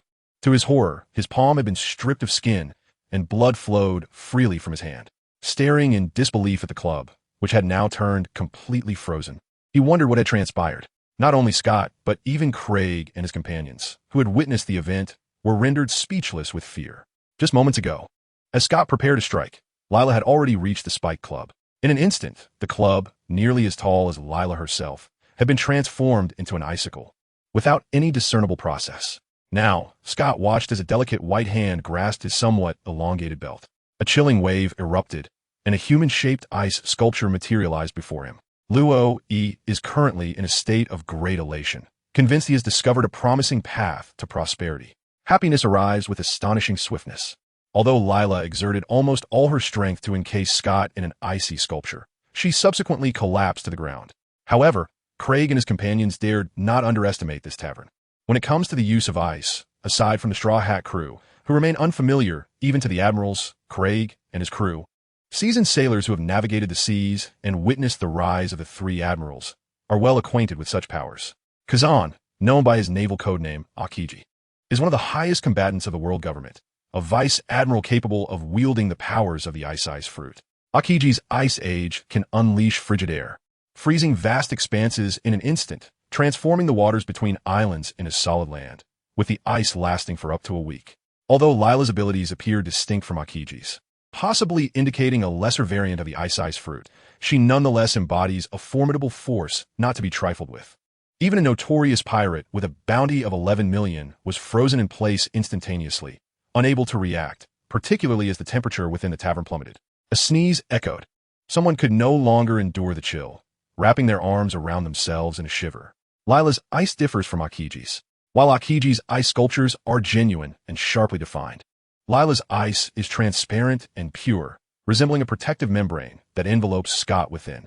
Luo Yi cradled Lila as he ascended the stairs, gently placing her in his room. After ensuring she was comfortably covered, he descended the stairs with a measured pace. From beneath the bar counter, he retrieved the trembling telephone bug. There are myriad routes for navigation, yet safety remains paramount. Neglecting maritime regulations may lead to tears from loved ones. Citizens are encouraged to dial the naval hotline. This is number 46 of the Shambadi Archipelago, while numbers 60 to 69 serve as the naval outposts and government entrances. Additionally, the Shambadi Archipelago is a favored retreat for the celestial dragons of Mariehua, and the islands are patrolled by innumerable naval officers. Luo Yi dialed the phone of the naval forces stationed on the island, explained the situation, and then patiently awaited their arrival in the tavern. As for the business of joking around, who could possibly make money without a hint of risk? Ahem, Capturing pirates was certainly a quicker endeavor. While the tavern may be the primary enterprise, earning bounty was indeed a profitable side venture. It is well understood that avenues for profit have never solely stemmed from the main business. The Navy's response was swift. Perhaps they were patrolling nearby. For when the tavern doors swung open once more, scarcely half an hour had elapsed. "I am Major Bell of the Navy's G2 Division. You must be Manager Luo, E." A man clad in a naval uniform, the word justice emblazoned on his back, entered, looking no different from the average person. After saluting Luo, E, he removed his cap, revealing a neatly cropped hairstyle that exuded vigor. Behind Bell, 2 naval soldiers accompanied him, dressed in standard naval vests, armed with rifles. One of them carried a box, and both maintained a serious demeanor as they followed closely behind him. "This man dined in my tavern without settling his bill, yet he claims his head is worth 11 million berries. Is this bounty notice redeemable for cash?" As Luo E awaited the arrival of the Navy, he perused the wanted posters in the shop and indeed found Scott's visage, which now lay upon the table, held down by the very glass from which Scott had just sipped. Beside the wanted poster rested 2 pristine plates, remnants of Scott's distinctive cuisine, surprisingly untouched until he was frozen by Lila before the meal could commence. Adhering to the traditional virtue of frugality, Luo E spared not a single grain of rice.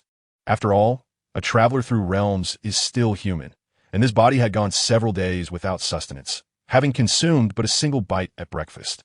Coupled with a morning of relentless activity, Luo E felt as though he might wither away from hunger.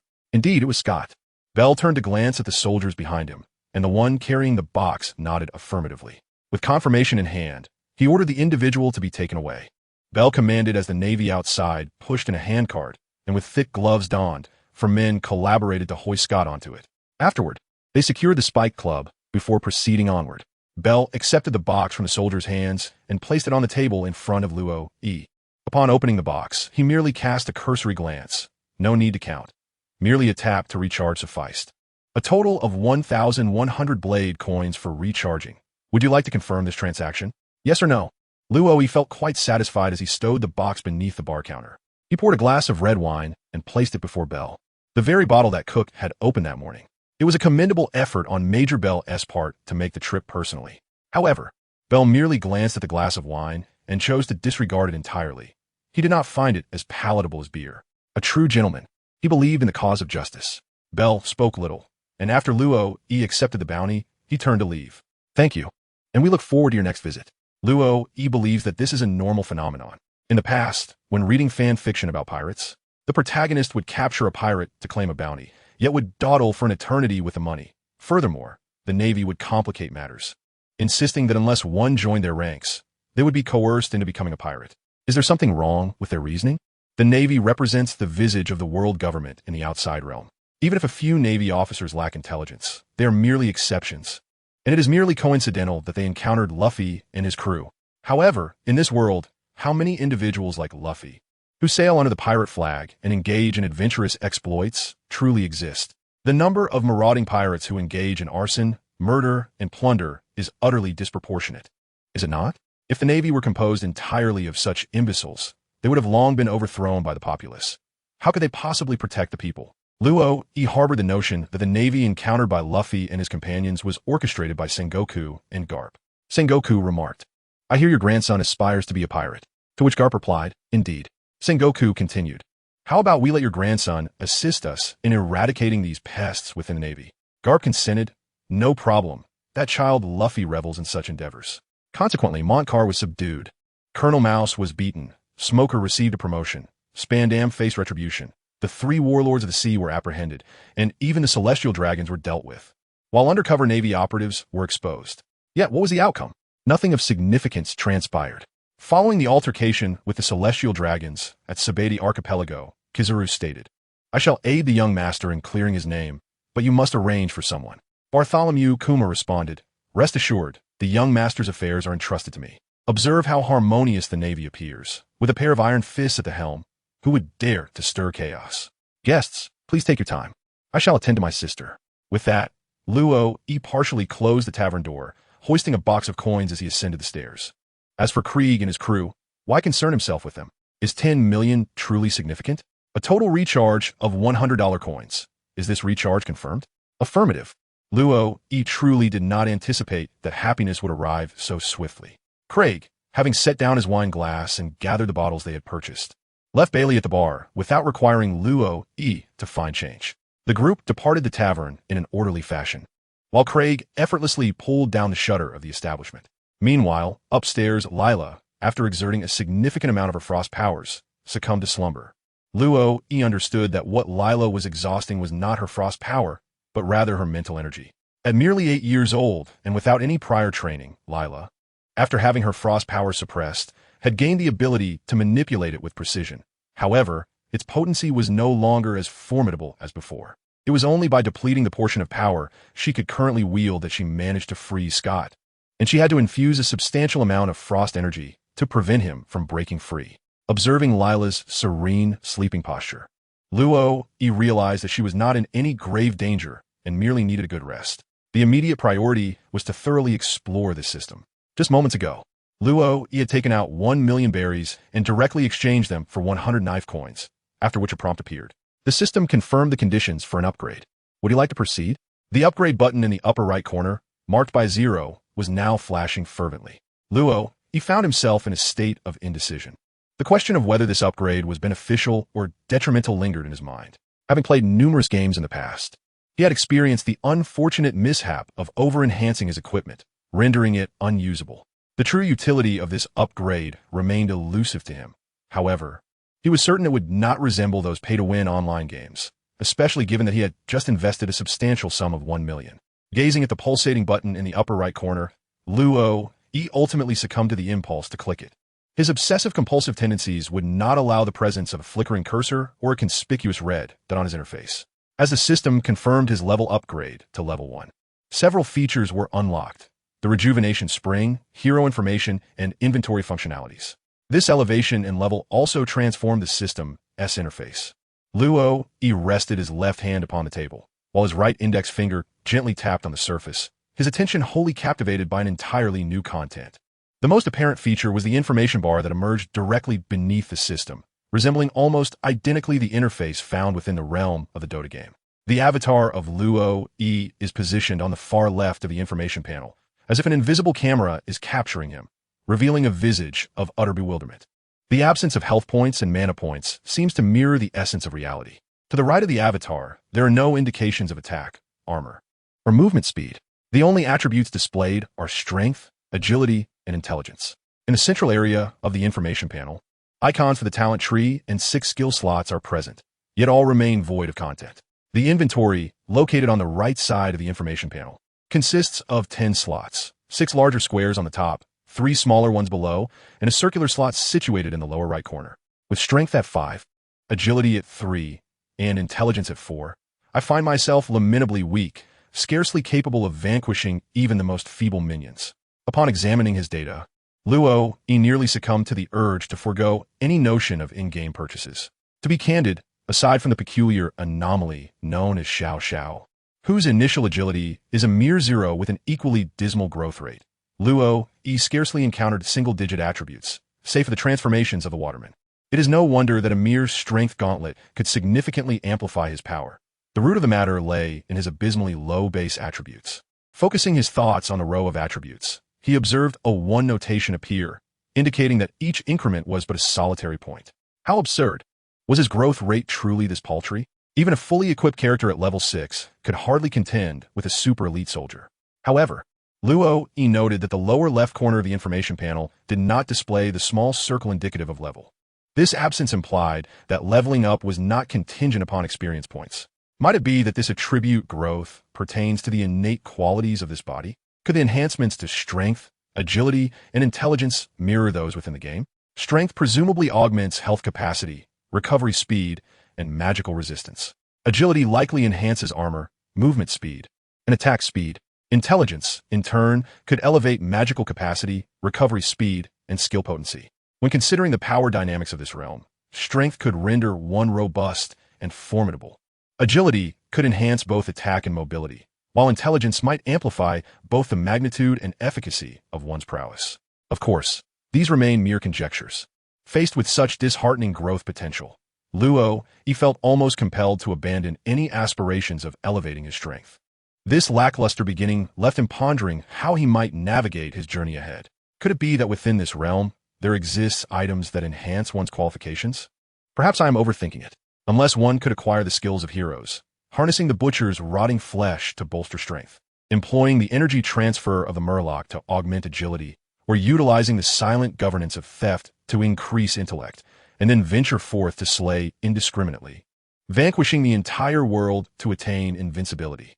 The frequency with which my right hand struck the table surged once more. Yet, pondering such matters serves little purpose. It would be prudent to attempt some exercise and observe the rate of attribute growth.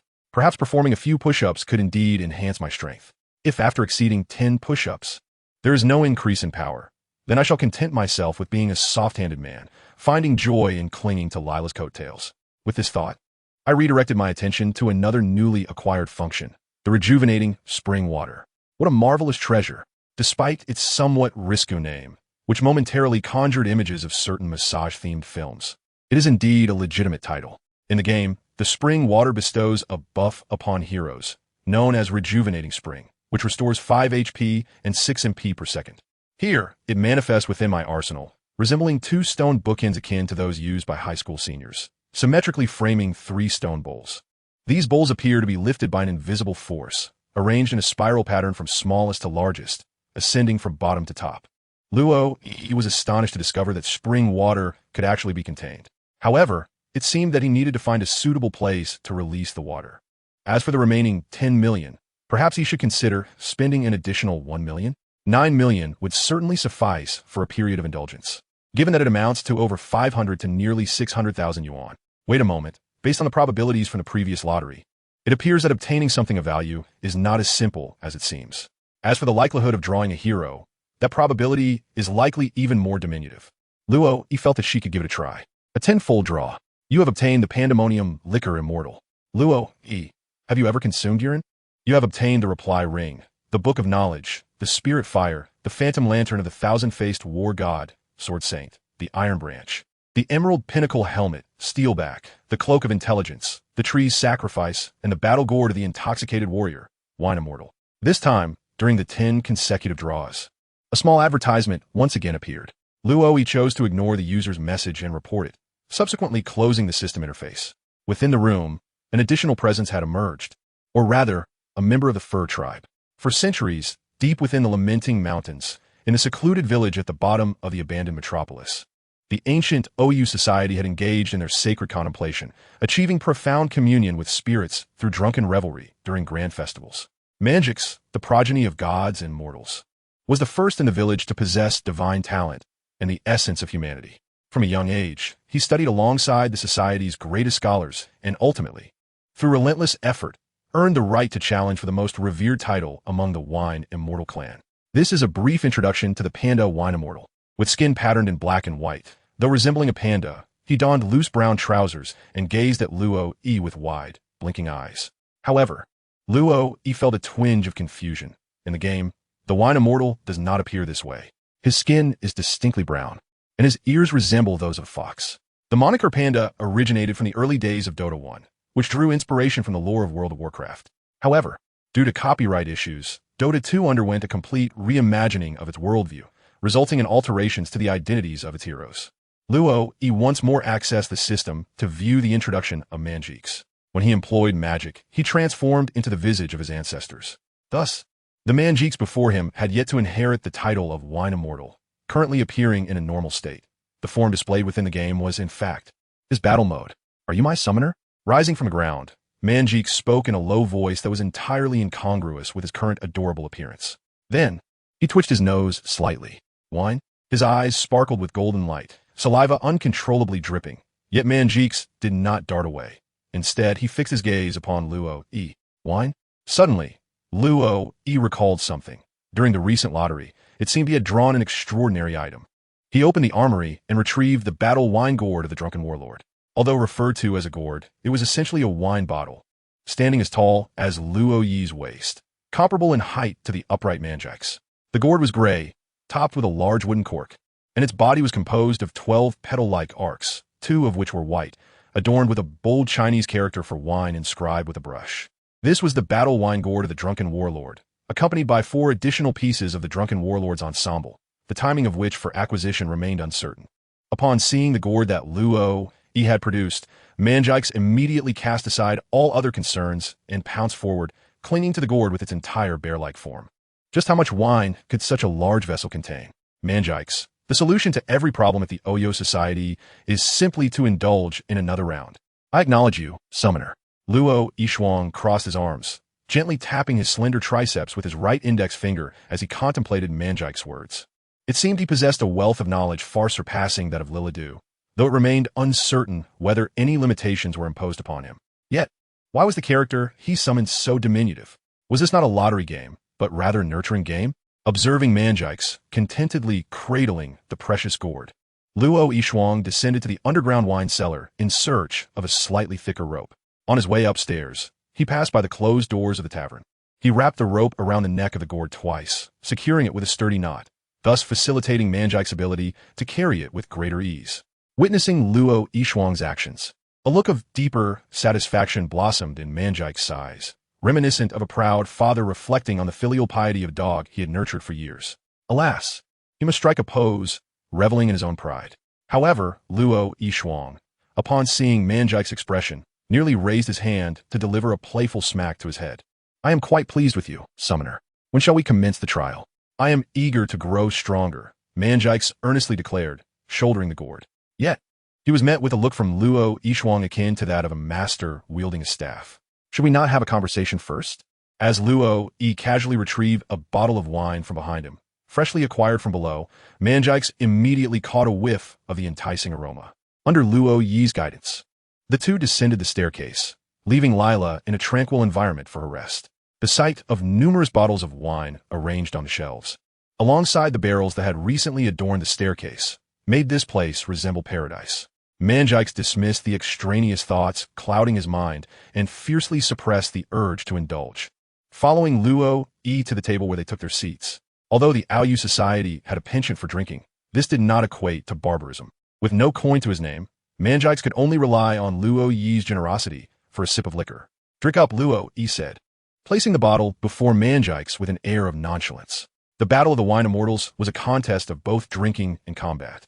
Manjike's utmost prowess was always unleashed when intoxicated, yet the alcohol's low potency allowed Luo Yi to consume it as if it were mere water, let alone Manjike's. With approximately 750 milliliters in the bottle, Manjikes grasped it with his right hand, deftly flicking the cork off with his thumb, and raised it to his lips for a hearty gulp. The tavern reverberated with the sound of his swallowing. In the blink of an eye, the entire bottle was emptied. He slammed the bottle down onto the table, exhaling in satisfaction. The taste of the wine was subpar, barely better than urine. Extending his tongue, he licked the drop of wine from the corner of his mouth and unabashedly remarked. Upon hearing Manjikes' words, Luo's expression became somewhat peculiar. You have consumed urine? Manjikes was nearly infuriated by Luo. Had it not been for the persistent voice within him urging that following Luo could lead to greater strength, ultimately granting him the prowess to challenge the wine immortal, he would never have consented to the summoning. Prepare for me the barley and the fermentation starter. I shall enlighten you on what true ale is. Manjikes confidently lifted his chin. As a member of the ancient Oyu Society, although Manjikes had only spent over a decade absorbing knowledge and power from scholars, the wisdom he possessed was the culmination of countless years of the Society's heritage. Brewing and imbibing were essential skills for the people of the Oyu Society to master. The rest consisted of the art of drunken boxing. Manjikes was determined to demonstrate to Luo the inferior beverages they typically consumed.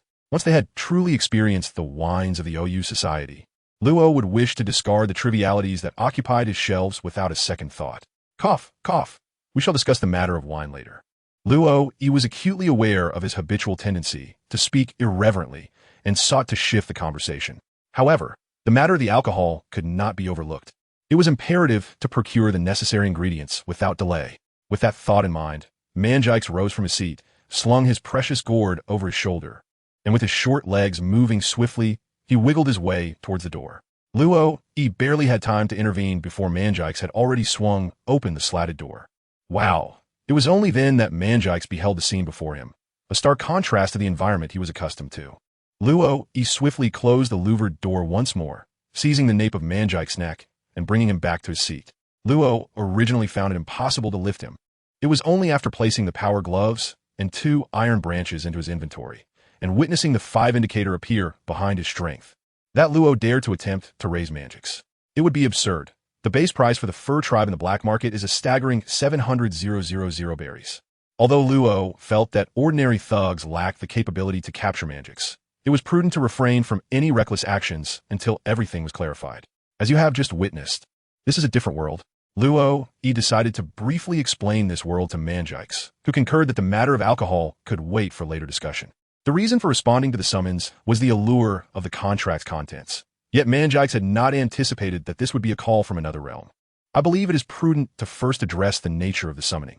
To be precise, I am not entirely aware of the circumstances surrounding your summoning. In the snippets of conversation, Luo discerned a certain bewilderment regarding the summoning of Manjix and Lila. The fact that Manjix referred to him as the summoner while Lila refrained from using that term was quite telling. So, you were unaware of the contract's contents, summoner? Manjix shifted slightly in his seat, adjusting his posture. Given Manjix's short legs, it was a feat just to lift them off the ground, let alone kick the table. To be frank, my responsibility lies solely in the act of summoning. Whether the outcome is a person or an object is beyond my control. Luo nodded, acknowledging the veracity of the statement. Simultaneously, he felt a sense of relief that the entities he had summoned were 2 heroes from the Radiant Legion, at least humanoid in form. Although a portion of them might not even be truly human, they still appeared relatively normal. Had he summoned entities from the Night Feast, such as the Axe Warlord, the Murlocs, or the Small Murlocs, it would have been less concerning. However, the arrival of beings like the Skeleton King, the Lich King, or the Dreadlord would undoubtedly have added an intriguing twist to the situation. Thus, it became clear to him that, while his knowledge was limited, he could still assist the summoner in resolving certain uncertainties. Manjix understood that they were now in a mutually beneficial arrangement. The summoning by Luo is not entirely under his control. However, he possesses the ability to summon. During this process, Manjix can distinctly perceive the essence and power of the contract, and the entity bound by this contract is none other than Luo himself. It is highly plausible that a third-party force is at play, providing support in this intricate arrangement. Who could it be? The Celestial Watcher? The World Forge Master? Or perhaps the 4 fundamental laws? These figures are chronicled in the ancient texts of the Aoyu Society, yet their authenticity remains uncertain. Nonetheless, Manjix has resolved not to speculate. The individuals capable of traversing worlds possess a strength far beyond his ability to comprehend. May I inquire if this summoning is compulsory? Luo felt it necessary to clarify whether forcibly bringing the other party over would require subsequent considerations for appeasement. No, it was only after perceiving the power of the contract and its contents, and signing it with my soul, that I was summoned to this world. Manjix recounted his circumstances. The power of this contract is immensely potent. Indeed, its depth in matters of the soul is such that even the current wine immortal of our OU society failed to perceive it. Upon consenting to the summoning, I was instantaneously transported here. Initially, I had presumed it to be merely a simple teleportation spell, never anticipating it would transcend worlds. Manjix seemed to exude a hint of excitement. Luo nodded slightly, grasping the essence of the system's summoning process. As for the presence of game, items, and heroic figures, who cared? What mattered was the investment required. But what could the terms of the contract possibly entail? Luo was rather curious about this matter. Essentially, one must refrain from maliciously attacking the summoner and other summoned individuals. While assisting the summoner, it is also imperative for the summoner to empower me, granting me the strength to challenge the wine immortal. Manjix wiggled slightly and responded to Luo Yi's inquiry. Thereafter, Luo Yi refrained from asking further questions. To put it succinctly, he was responsible for investing money to draw lots. Should he summon, these heroes would receive a contract. Once they consented, they would be successfully summoned, and the power of the contract would ensure their safety, allowing the heroes to coexist harmoniously. However, according to the terms of the contract, it appeared that these heroes were not permanently summoned. After fulfilling the contract, they would likely return. Would Manjix be able to leave directly upon acquiring the strength to challenge the wine immortal? Contemplating this, Luo suddenly felt a sense of dread. Was it time for him to start training? The thought of relying on heroes for protection seemed increasingly implausible. What then? Were the terms of Lila's contract? Was it to master the power of Frost? And what would happen once that power was attained? Would she depart? It seems that seeking help from others is less effective than relying on oneself. I have grasped the general situation, yet enhancing my strength is not an immediate necessity. Once Lila awakens, we shall dine and then procure the materials for brewing. By the way, You may henceforth refer to me as Luo E. And may I call you Makix? Luo E extended his right hand towards Manjix. Naturally, the thought of brewing wine in a different world with diverse materials filled him with anticipation. Manjix responded with a smile, revealing a set of large, yellow teeth that seemed to have gone unbrushed for quite some time. 14. The Book of Knowledge. After the conversation between Luo E and Manjix concluded, a sense of ennui enveloped them. Given their current roles as summoner and summoned, and the fact that they resided in entirely different realms, they struggled to find common ground, especially with Luo Yi's aversion to alcohol, leaving little for Manjix to discuss. Nevertheless, they ventured to the basement together. Here lay the cellar, now serving as a wine storage facility. Manjix, take a look and determine what winemaking tools are necessary and how they should be arranged. The choice is yours. The basement's expanse is comparable to that of the tavern above, with shelves brimming with wines generously sponsored by Chairman Cook, to be repaid in due course. In addition to the most popular Alesh and beers, a selection of fine wines has also been procured to cater to a select few patrons, albeit these guests seldom appear. Perhaps once a month at most. Beneath the bar upstairs, paper and ink await your needs. Should you require any items that may not be available in the commercial district, I can reach out to the guild to arrange for their delivery.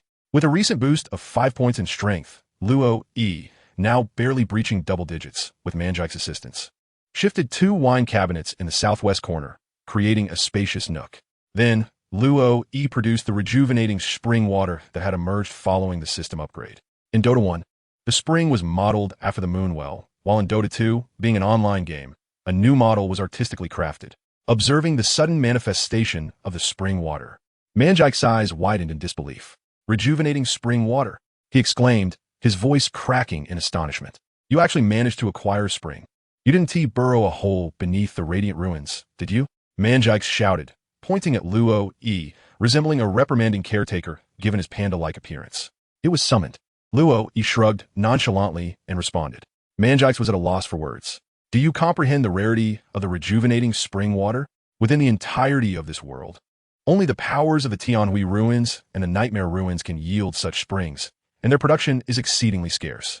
The exquisite wines treasured by their OU society are crafted using this precious, rejuvenating spring water, among other ingredients. The presence of a spring here signifies that in the future, I could brew with rejuvenating spring water. Regardless of its origin, what matters is its utility. Henceforth, the spring water in the shop shall be under my guardianship. Anyone wishing to acquire it must first seek my approval. Wiping the drool from the corner of his mouth, Manjix found himself increasingly eager for life here. Luo E chose to remain silent.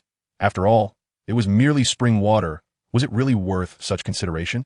He directed his gaze towards the 3 stone bowls. Perhaps they could be described as basins that defied the laws of physics, floating unsupported in the air, while within them, the spring water slowly coalesced. The milky, luminescent liquid emerged at a remarkably languid pace within the uppermost bowl. This spring, it seems, has only just been born. Although the quantity of water is somewhat meager, it remains usable. Manjix leaned closer, for the water's height barely reached his chest, allowing him to easily discern its contents. Should this spring water be offered to Lila for a sip? Suddenly, Luo E proposed that although there was only a single drop of spring water at present, it should still possess some efficacy in accordance with the percentage of restoration. She expended mental energy, and thus, offering her this would be of no avail. The frost power residing within that young girl was truly unprecedented. Were it not for a layer of ceiling, this room would have ceased to exist long ago. Manjix shook his head. His strength, cultivated from a young age, was far more profound than Lily's. Upon his arrival, he immediately discerned Lily's condition. Rest assured, I observe that the young girl's mental energy surpasses that of an ordinary person by a considerable margin. She will recover swiftly. Noticing the peculiar expression on Luo Yi's face, Manjix comfortingly patted her thigh. It's not that. I merely feel that you are not actually superior to Lily. Referring to her as the young girl feels rather odd.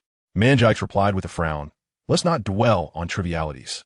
It is a choice I made, all for the sake of the spring water. I shall not be angered. He then entrusted the basement to her. Are you hungry? If you desire something to eat, I shall prepare some provisions for you. As Luo E arrived at the staircase, he suddenly turned to Manjix and said, There is no need. Let's wait until the little girl wakes up before we eat. With his back turned to Luo E, Manjix leaned against the stone slabs flanking the spring, his fluffy posterior wriggling incessantly as his eyes fixated intently on the water. Upon hearing Manjix's reply, Luo E ascended the stairs, having just finished his meal and feeling no hunger. Back in his room, Luo sat beside Lila's bed. The remaining 9 million belly would remain untouched for the time being. While the lottery was undoubtedly significant, ensuring one is well fed took precedence. He retrieved 2 iron branches from his inventory and placed one in Lila's hand for her to grasp. He was uncertain of its efficacy, but given that the item enhanced all attributes, it should provide some benefit. Holding a small handful of branches in each hand, Lila's complexion appeared to brighten considerably. Luo stroked his chin, sensing a hint of effectiveness. Thus, he pondered whether to proceed. Recalling the recent lottery, he had drawn an item, the Cloak of Intelligence, an exquisite garment once donned by queens of yore, adorned with sapphires. This was a small blue and white cloak, its length merely reaching the shoulders. The blue collar, complemented by a white shawl, formed a beautiful ensemble. However, he could discern no sapphires, revealing it as mere fanciful advertisement. The Cloak of Intelligence offered a modest 3 to intelligence and could be used to synthesize an ethereal pendant, lacking any further path for enhancement. Gently raising Lila, Luo draped the Cloak of Intelligence over her. Although initially oversized, resembling a garment meant for an adult, it miraculously resized to fit her perfectly upon settling on her shoulders. Such is the nature of game equipment. Disregarding character proportions, it fits anyone seamlessly. Thus, adorned in the Cloak of Intelligence and clutching the iron branches, Lila not only slept soundly, but even turned over, emitting gentle sounds of slumber. Having completed his tasks, Luo leaned back in his chair and retrieved yet another new item from his arsenal. The Book of Knowledge, an artifact capable of transforming beasts into humans and mortals into deities. The experience book granted an immediate acquisition of 700 experience points, with the additional benefit that for every subsequent book of knowledge consumed after the initial 2, an extra 135 experience points would be awarded. This was the utility of the experience book within the game, enabling heroes to elevate their levels more swiftly and shorten the time required to grow stronger. Luo also yearns for strength, and there exist myriad paths to attain it. For instance, one might undertake a regimen of 100 push-ups, 100 sit-ups, 100 squats, and a 10-kilometer run each day, while resolutely enduring the elements without the comfort of air conditioning for an entire year and a half, ultimately achieving the might to fell an adversary with a single blow. However, Luo would not opt for such a method. Weakness is merely ephemeral, while handsomeness is a lifelong affair. His current visage, though merely delicate in appearance, could transform into something more robust with a modicum of exercise, gracing him with a touch of masculinity. As for the pursuit of strength, having arrived in this world, Luo naturally harbors aspirations. Operating a tavern in the Sabeti archipelago, he contemplates the possibility of visiting Shaki's bar, renowned for its shenanigans, or perhaps occasionally attending a slave auction in hopes of acquiring Rayleigh. This first mate of the Pirate King often finds himself losing at gambling, subsequently being sold at such auctions. The reason for seeking Rayleigh lies in Luo Yi's uncertainty regarding where to learn hockey. It is conceivable that the Navy possesses a structured method for its acquisition, yet even within the New World, only those of major rank and above typically master it. In the Dressrosa arc, it is noted that those who claim hockey is ubiquitous fail to observe the reality. Those adept in hockey are the naval officers adorned in the symbols of justice. Thus far, he is engaged in merely 2 tenfold draws, yielding only a collection of hero skins and game items. Yet even with such splendid gear, without skills or foundational prowess, his attributes remain woefully inadequate. After a moment of contemplation, Luo comes to a realization. To become stronger, the only reliable path lies in the incremental ones of attribute points. Even with subpar aptitude, diligence can yield results. While he may not aspire to challenge the 4 emperors in the relatively unthreatening realm of the Sabeti archipelago, he can at least ensure his own safety. After all, he has no intention of recklessly venturing forth. Instead, he prefers to develop prudently, stealthily accumulating strength. The notion of triumphing single-handedly, 1v9, is undeniably sweet. So sweet that it feels like a critical hit. Were it not for the fact that all his teammates are AI, Luo would genuinely wish to implore them, please, no more sacrifices. Gently caressing the cover of the tome of experience resting on his lap, he gazes at its substantial size, akin to an English textbook from his past life, with a thickness of 5 centimeters, and lets out a faint sigh. The potential for strength lies within one's own hands. The appearance of the experience book resembles that of a spell book, with its dark golden hue, while the front and back covers are deep blue, adorned with golden patterns and a hollowed golden emblem at the center. accompanied by a small segment of red ribbon peeking out from the middle. Luo gently opened the book of experience, akin to unveiling a treasure chest brimming with gold. The golden radiance illuminated the entire room, prompting even the slumbering Lila to instinctively raise her hand to shield her eyes. Within the pages of the book of experience, there was indeed nothing inscribed. Instead, it transformed into streams of golden light that surged into Luo Yi's body. This process persisted for a minute, during which Luo Yi, risking temporary blindness, kept his eyes open to witness the entire spectacle, only to find that there was no further development. He accessed the system interface and examined his attributes: Strength 5, Agility 3, Intelligence 4, revealing no alterations. This was scientifically implausible. A single book of experience grants 700 experience points, while a level 1 hero requires merely 230 points to ascend. Even the leap from level 2 to 3 necessitates only 370 points. Given that he had utilized the book of experience, his attributes should have surely elevated by 2 levels. Yet despite its use, there was no discernible effect. What happened to the promise of divinity? It feels utterly absurd. There are no levels to be seen, nor any changes in attributes. Not even the so-called warm flow within the body that leads to a dash to the restroom or an emanation of foul odor. Luo Yi has merely tagged the experience book, consuming a lottery opportunity. The sounds of clattering from downstairs likely indicate that Manjix is organizing the basement. As for the outcome, Luo Yi couldn't be bothered to speculate. He simply gave the door a symbolic tug, feeling as though the noise had diminished significantly, ensuring it would not disturb Lila's rest. He then retrieved paper and pen, as he needed to calculate how to spend the 9 million berry in his possession. Firstly, the alcohol supplied by President Cook requires payment from him. Although Cook mentioned there was no rush, since he currently has the funds, he might as well repay in advance. The basement is filled to the brim, and it seems Cook has prepared another order according to his parents' previous requests, ensuring everything is just as it should be. The cost here amounts to around 1 million. This is why Luo's family is considered a small establishment. Taking out 1 million for inventory nearly depletes 2/3 of their assets. The remaining funds, after purchasing a burial plot and arranging a funeral, would leave only 110,000, and that is if they keep everything to a minimum. The second expenditure involves the repair costs for the tavern. The ATM was smashed into the floor with a spiked club and later encased in ice by Lila. When a Navy carried it away, they inadvertently took up some of the flooring as well.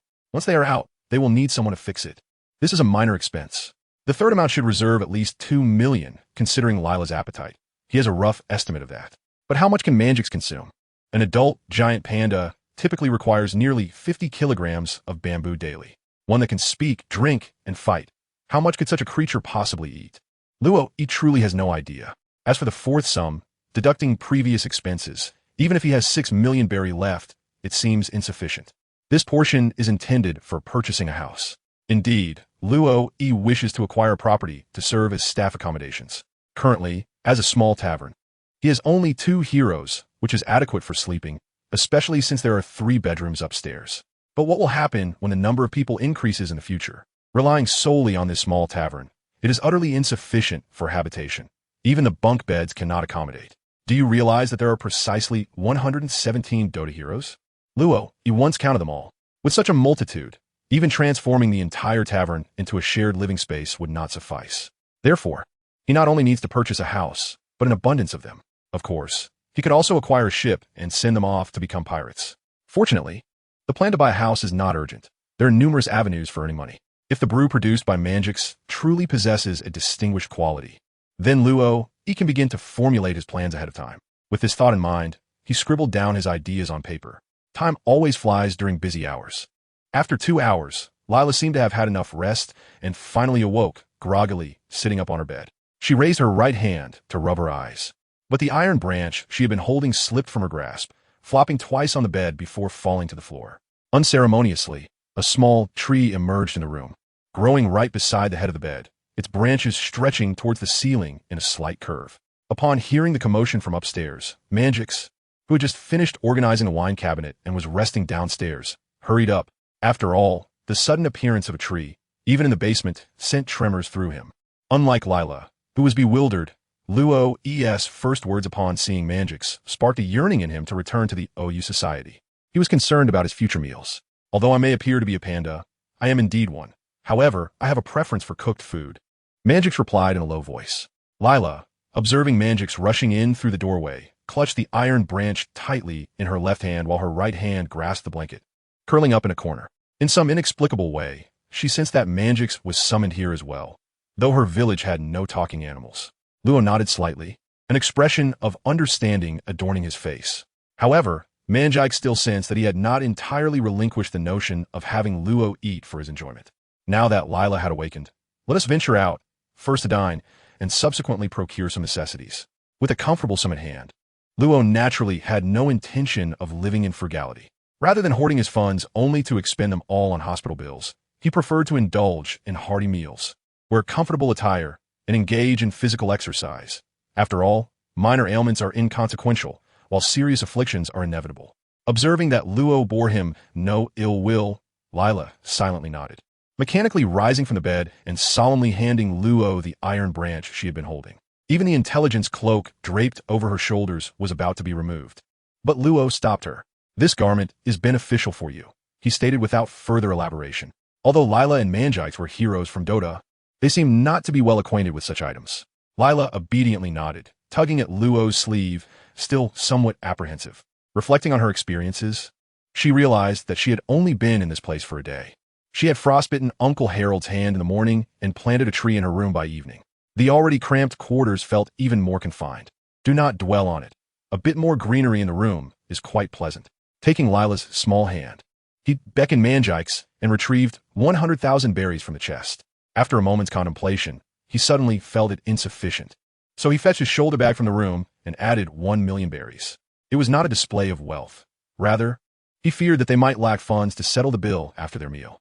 Kakarot, next door, upon winning the championship at the World Martial Arts Tournament for the first time, devoured 470,000 berries of his 500,000 prize and was still only partially satisfied. Even if his two companions were not scions with their exceptional appetites, they seemed to possess considerable hunger. Hand in hand with Lila, accompanied by Manjix, they strolled through the streets of Sabati Archipelago, drawing considerable attention. For the time being, there appeared to be no issues with their outing. Anyone contemplating the abduction of Lila or Manjix would surely need to consult the ice and drunken fists they wielded. Under the watchful gazes of passers-by, Luo and his companions arrived at the Evan restaurant. It was still early evening, and the kitchen had long been prepared for the impending dinner rush. With relatively few patrons present at that moment, under the curious eyes of the waitstaff, Luo chose a large table to seat themselves. "Who is that person, and why is everyone staring at him?" one patron inquired. "Do you not know? Earlier today, Scott from the Meatball Pirates was captured in his tavern." "Is he the pirate with a bounty of 11 million? I believe I have heard that rumor. It is said that at that time, a bounty hunter of considerable prowess happened to be in his establishment, effortlessly capturing a target without engaging in combat. However, it seems that he employed the powers of a devil fruit, necessitating the direct involvement of the Navy to retrieve the individual. Indeed, it appears that the seas have gained yet another formidable bounty hunter, one who ought to eradicate all pirates. Moreover, this bounty hunter seems indifferent to the matter, not even alluding to it himself. It appears that his motivations for hunting pirates are not driven by the desire for fame. Conversing, as it often does, lacks a precise topic. Sometimes, a few brief exchanges can divert two individuals from their original discussion to entirely different subjects. This tendency explains why many meetings, which could be resolved in mere moments, often drag on for hours. "What would you like to eat?" As he handed the menu to Layla and Manjix, Luo, although having heard them, remained unconcerned. After all, what formidable figures could possibly emerge to avenge a pirate crew that had been entirely captured, with even the last remaining member meeting a grim fate? As for Manjix, while he attracted attention, it seemed that the people of this world exhibited an unusual level of acceptance towards panda people.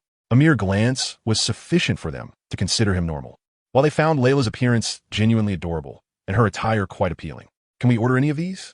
Layla inquired uncertainly, peeking over the menu. "Certainly. Let us request one of each dish listed here," came the reply. He had lost interest in the menu. Although it boasted a plethora of options, it amounted to merely 30-something dishes. Given Lily's appetite, coupled with his own, devouring half of it would pose no challenge, yet the remaining portion might barely suffice for Manjix. Lily seemed on the verge of uttering something, but restrained herself, while Manjix remained silently observant throughout, keenly studying the nature of the people in this world and the unwritten codes that govern their conduct. Scholars have long asserted that diverse environments cultivate distinct cultures. Much like the Moya family of the sacred mist pool, who have safeguarded their sanctum across generations, in stark contrast to the wine culture of the OU Society. As a proud member of the OU Society, Mangix was acutely aware of his demeanor, ensuring he did not infringe upon others' boundaries, even inadvertently. After all, while venturing beyond familiar confines, he bore the weight of his society's reputation. Well, at least until the effects of inebriation took hold. The server posed no further inquiries. What dishes the patron chose was solely their affair. Once ordered, it was a matter of profit, and those daring enough to indulge in a meal without payment would first need to consult the chef Evan and his formidable knife. Luo Yi was about to speak to Li Lai, encouraging her to relax and ease her tension, when he became captivated by the conversation emanating from the adjacent table. "Have you heard? The maritime disaster from a few days ago," one voice remarked. "Is it the one caused by the appearance of sea kings, which led to the sinking of numerous vessels?" Another replied, "Indeed, that very incident reportedly capsized the ships of the celestial dragons." "What did you say? That's simply remarkable. Though I mean, it's truly unfortunate." Luo Yi absorbed everything, his expression remaining inscrutable, yet deep within, he seemed to harbor a sense of discomfort. Was it due to the loss of his parents, who perished in that maritime disaster? As for that celestial dragon, Luo Yi began to reminisce about the narrative, although he found himself lacking in significant recollection. The critical economic sources were evident to Mangix, who felt somewhat dissonant with the worldview of this realm. Quietly savoring his meal, his two black ears twitched incessantly, while his left hand held a newspaper recently acquired by Luo, swiftly absorbing the information of this world. Firstly, he discerned the delineation of several major powers within this realm. The world government, pirates, and the revolutionary army constituted the three predominant forces. The world government, in particular, commanded visible factions such as the Navy and the Seven Warlords of the Sea. However, Mangix suspected the existence of clandestine organizations lurking in the shadows, as this was a colossal entity that dominated the entire world. Conversely, the pirate faction appeared rife with negativity, as evidenced by the discussions among the locals and the headlines in the newspaper.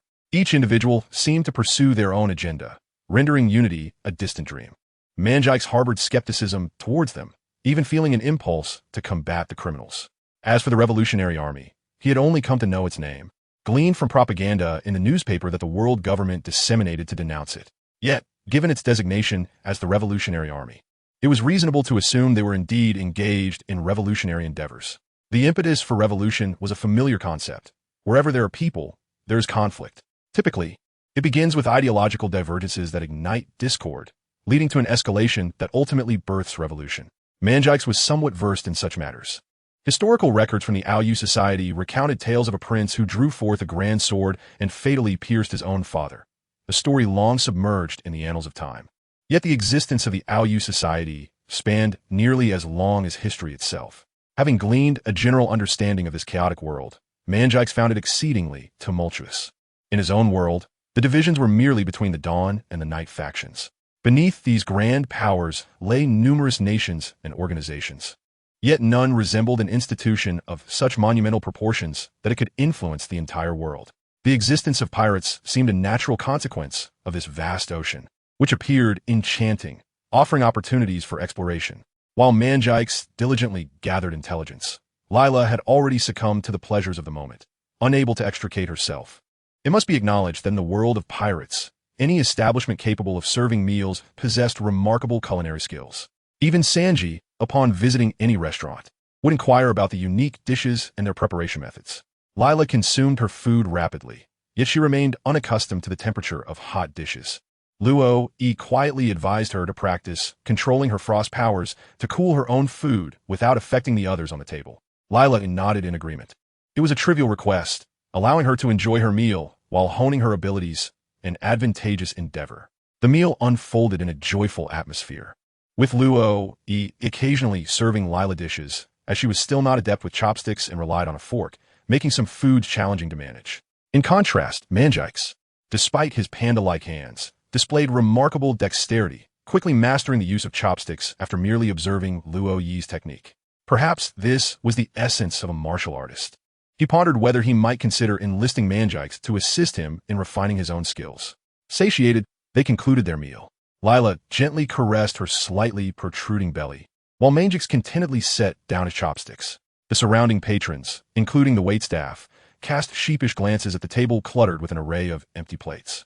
On their modest dining table, at least 100 dishes had graced their presence. Lila had consumed a serving of fried noodles, 2 portions of fried rice, and a plethora of other dishes, amounting to roughly 10 plates.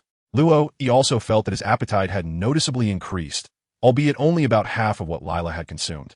He speculated that this newfound capacity was likely due to the effects of the experience book, which seemed to serve a purpose after all, at least in stimulating his appetite. The remainder of the feast had vanished into Mangix's stomach. Luo rose to settle the bill, which totaled 213,000 berries, after subtracting a remainder of 466. Their meal had lingered for over an hour, and the sky outside had darkened, replaced by the glowing neon lights illuminating the storefronts, bestowing the entire Sabeti archipelago with a fresh visage.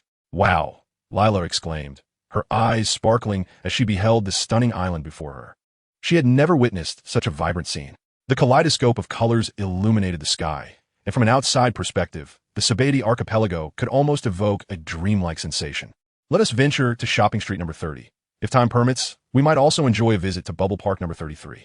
Following the recollections of his memory, Luo rented a peculiar bubble vehicle, which featured a bicycle front and pedals affixed to a soap bubble, complemented by a small fan that propelled the contraption forward with each pedal stroke.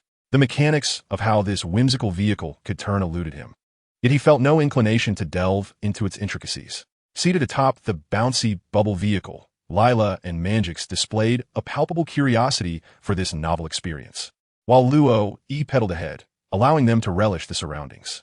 The 46th area was not far from the 30th, and after a leisurely half-hour ride, they arrived. They procured various toiletries from a convenience store, and Luo also purchased several sets of bedding for laundering, all at a modest total of 100,000 belly. Noticing that the hour was still early, barely past 8, Luo decided to venture towards the Bubble Park. Lila had long eyed the park with envy, particularly the colossal Ferris wheel, which was visible even from the 30th area. Bubble Park provided a designated area for storing belongings, and after securing their items and the bubble vehicle, they entered the park. "Mangix, how old are you this year?" Lila, brimming with excitement, posed the question. Observing the spark of playful impulse in Mangix's eyes, Luo couldn't help but inquire further. 17, why do you ask?" Mangix responded, perplexed. "Are you joining us? Or would you prefer to explore on your own?" Luo mused, doubting that Mangix's interests aligned with Lila's. "I think I'll wander alone for a bit." "You two enjoy yourselves," Mangix contemplated briefly. "Here, take this money. Buy whatever you fancy and indulge in whatever amusements you desire. Let us reconvene here in 2 hours." Luo retrieved 200,000 berries from his backpack and handed them to Mangix. He watched as Mangix tucked the money into his waistband, concealing it with his hair, and couldn't help but marvel at the convenience of long hair. "By the way, be wary of human traffickers. If they attempt to capture you, consider taking action, as they may represent a significant economic source for a shop." Regarding the matter of human trafficking, Luo felt no qualms. After all, he himself had been a passive victim of such trade. Reflecting on Mangix's appetite, he mused that Lila's modest consumption was hardly noteworthy. "No problem." Mangix gave Luo a thumbs up, flashing a confident smile. If he couldn't handle something as simple as dining, it would indeed tarnish the merit of his world-spanning training. 18. Big Brother. Roller coasters, merry-go-rounds, drop towers, spinning teacups, pirate ships, shaking rides, haunted houses. The attractions at Bubble Paradise were numerous. Luo guided Lila through each experience. Finally, as they boarded the Ferris wheel, a blush adorned Lila's cheeks. The preceding rides had been exhilarating, filled with ascents, sprints, and thrills. After indulging in such excitement, Luo decided it was time for Lila to calm down. The Ferris wheel at Bubble Paradise was enchanting, and the view it offered was even more so. Towering high, at its peak, they could gaze upon the landscapes of several numbered islands. However, at 9:46 p.m., the starry sky was obscured by the vast branches and leaves of the Yalchimian red trees. Yet, they could still see the ocean reflecting the starlit sky, shimmering with a gentle glow. "It's getting late. Let us return another time," Luo said softly, resting his head on his left hand against the edge of the Ferris wheel, observing Lila, who was still brimming with excitement and joy. Lila looked at Luo and nodded earnestly. Despite her youth, she was a clever child, even in the height of her amusement. She refrained from demanding to continue the festivities. In Lila's mind, only a singular thought persisted. What Luo articulates is indeed justice. He mentioned that he would come a play next time, and so it shall be.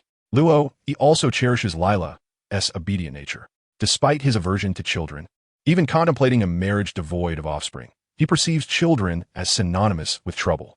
However, individuals like Lila, who have surpassed the delicate years requiring meticulous care and even possess the ability to assist with household chores, while remaining quiet and sensible, captivate him immensely. With his right index finger gently tapping against the chair's backrest, Luo reflects that his disinclination is solely directed towards boys. He recalls the neighbor's daughter, Latina, who could easily vanquish even a demon king for her sake. One might think it is because the protagonist adores children. No, it is simply because Latina is exceptionally adorable, understanding, and diligent, thus garnering widespread affection. Furthermore, the neighboring girl with extraordinary abilities, a peculiar being, elicits sympathy for the angelic Kyoko, not for any other reason, but due to her gentle demeanor, sensibility, and charming appearance. Naturally, Luo was not exempt from the norm. An inconsiderate child should indeed receive invoice after invoice for damages, particularly if it pertains to figurines. As thoughts swirled, the Ferris wheel completed another rotation. Luo took Lila's small hand and made their way to the exit of the bubble paradise. After retrieving their reserved bubble card, they indulged in ice cream while awaiting the arrival of Mangix. As for the notion of avoiding cold treats at night, what a jest. The moniker Crystal Maiden certainly isn't a mere jest, is it? Luo glanced at the time, 9:58. Mangix had yet to make his appearance. He found himself grappling with a dilemma, uncertain of whom to approach for answers. Previously, he and Mangix had agreed to convene 2 hours hence. At that moment, it was 8:03. Although the appointed hour had not yet arrived, Luo felt compelled to question whether Mangix truly comprehended the significance of 2 hours. Before the wait could stretch too long, Mangix finally emerged, making his entrance from the direction of the soap bubble paradise. In the brief span of 2 hours, had it not been for Mangix's distinctive features and the enormous treasure gourd slung over his back, Luo might have struggled to recognize him. Had he undergone some form of possession? While the martial arts trousers remained unchanged, Mangix now donned a brown vest, and a long staff, seemingly procured from nowhere, rested upon his shoulder. In his left hand, he clutched a stack of berries, while his right arm encircled the staff, his thumb extended as he licked it before methodically counting the bills one by one. Luo felt that what he currently lacked were sunglasses, a cigar, and a hefty gold chain. "What have you been up to?" he inquired, as he beheld the figure of Mangix's, who appeared as if he had stepped straight out of a Hong Kong film, embodying the demeanor of someone desperately seeking assistance in the streets. "I was just wandering around the island," Mangix's replied, while counting his money. "There aren't many formidable individuals here. Most are part of the Navy. However, a few attempted to make a move against me, but I managed to sell them at the population auction in Zone 1. Here, take this, 500,000 berries. That should suffice for a few days' worth of meals." "Luo, why are you so proficient?" Luo did not inquire further. After accepting the money, he drove the two individuals back home. Regarding the prowess of Mangix, Luo was unaware. When sober, Mangix could barely harness 50% of his strength. However, if inebriated, he could unleash up to 300% of his combat capabilities. As for concerns about safety, Luo was not particularly apprehensive. The strongest individuals on this island had a maximum bounty of 300 million, which was by no means insignificant. It was not that Luo looked down upon pirates with a bounty of 300 million.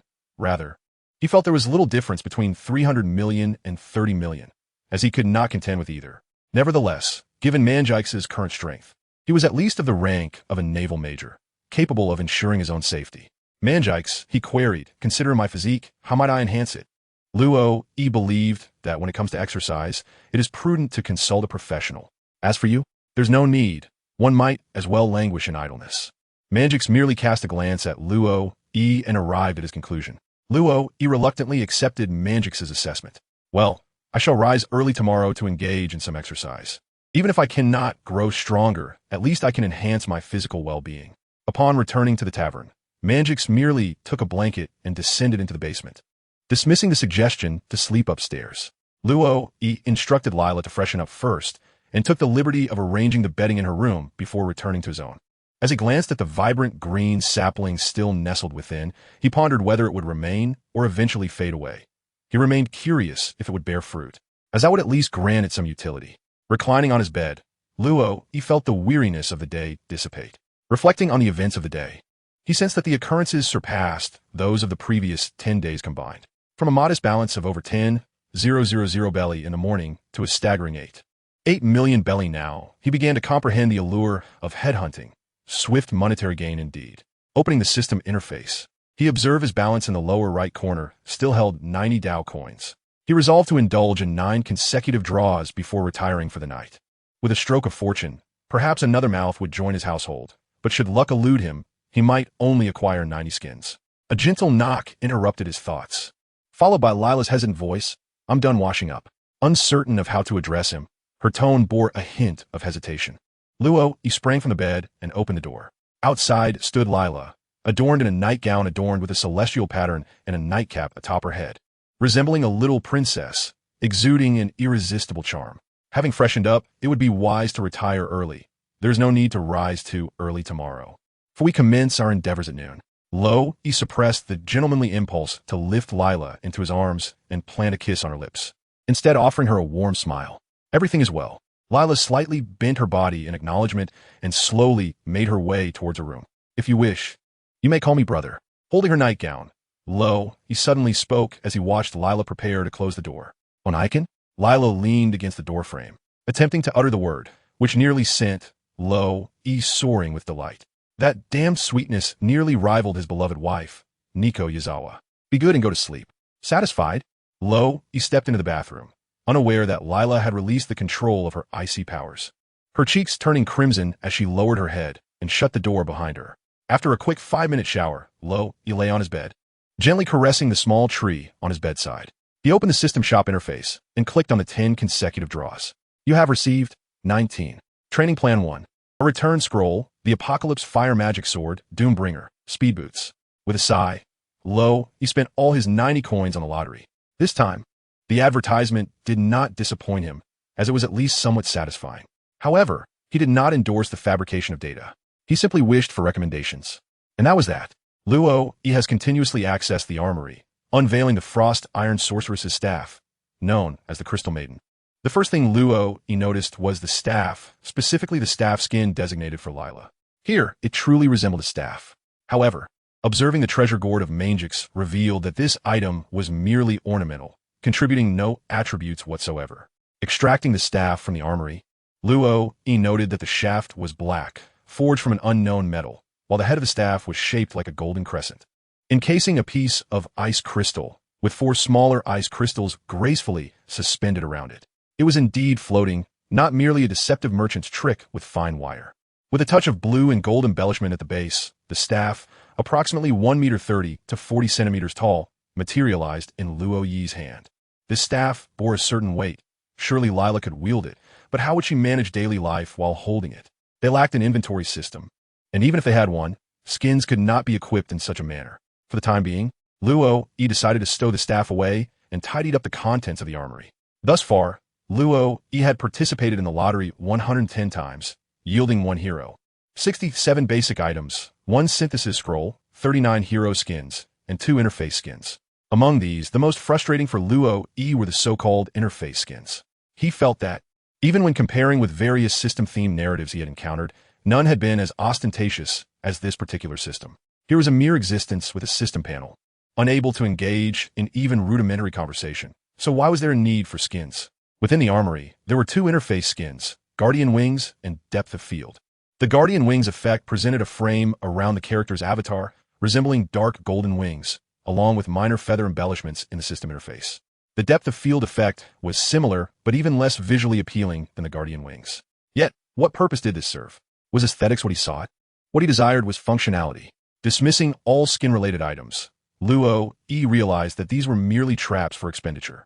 Turning his attention to the other items he had acquired, he noted that this time he had obtained a considerable amount, including items suitable for synthesis. Luo Yi felt a sense of relief that the items within the armory required him to personally transfer them into his inventory for crafting, rather than initiating the synthesis post-purchase. Within the armory, there were 9 iron branches and a total of 33 tree of sacrifice items, combined with those that had already transformed into trees, along with the one in his inventory. With 11 draws, each time yielding pairs of these items, he pondered whether this was the guaranteed outcome. What was the system's intent? Was it to imbue this world with a verdant hue? In addition, he had 3 purification potions, 6 healing salves, and 2 magical mangoes. These consumables were common restorative items, typically found within the first 10 minutes of gameplay, becoming scarce as one progressed. However, Luo Yi considered that stockpiling such items could prove beneficial. He also found an abundance of equipment, particularly several foundational items that could be combined, leaving him in a quandary of choice. The speed boots, a pair of shoes that promised swifter movement. The acceleration gloves, a pair of magical gloves that seemed capable of rendering one's weapon intangible. The strength belt, a vital accessory that enhances vitality. These three items could be synthesized into a pair of power boots. Yet, he also possessed the Wind Spirit's mark, a blessing that granted him a lighter step during battle. Coupled with the previously acquired recovery ring, he could also forge the tranquil shoes. When selecting footwear, one typically considers the hero's attributes. After a brief contemplation of 3 seconds, Luo Yi retrieved the items from the armory and transmuted them into a pair of leather boots. The power boots, a sturdy pair of leather footwear that could adapt its attributes according to the wearer's needs. Commonly referred to as fake legs, these boots were immensely functional, providing a significant boost of 15 to movement speed, 20 to attack speed, and an additional 10 to a chosen attribute. Luo Yi indeed found himself captivated by the 10 attribute points. Whether allocated to strength, agility, or intelligence, they effectively represented the combined essence of his two current selves. It is rather lamentable to contemplate this reality. Furthermore, the attributes of the prosthetic legs are subject to instantaneous switching when strength is required. Luo Yi can utilize the strength leg. When agility is needed, the agility leg can be employed, and for intelligence, there is no necessity as his intellect is sufficiently high. Within his inventory, Luo Yi could distinctly sense the enhancements conferred by his possessions, with an additional 10 points in strength. He fancied that he could effortlessly shatter this tree with a single punch, though he ultimately deemed it prudent to refrain. Continuing his exploration of the arsenal, he discovered that his recent draw had yielded 2 items. Magic Wand, a simple yet practical wand, capable of replenishing the user's energy, favored by wizard apprentices and advanced sorcerers alike. Scroll, to craft a magic wand. One requires a magic wand, 2 iron branches, and a scroll. With all components at hand, Luo Yi promptly extracted the items. In his inventory, the magic wand replaced the previous branch, represented by an icon reminiscent of a wand from the Harry Potter universe, its tip aglow with a soft luminescence.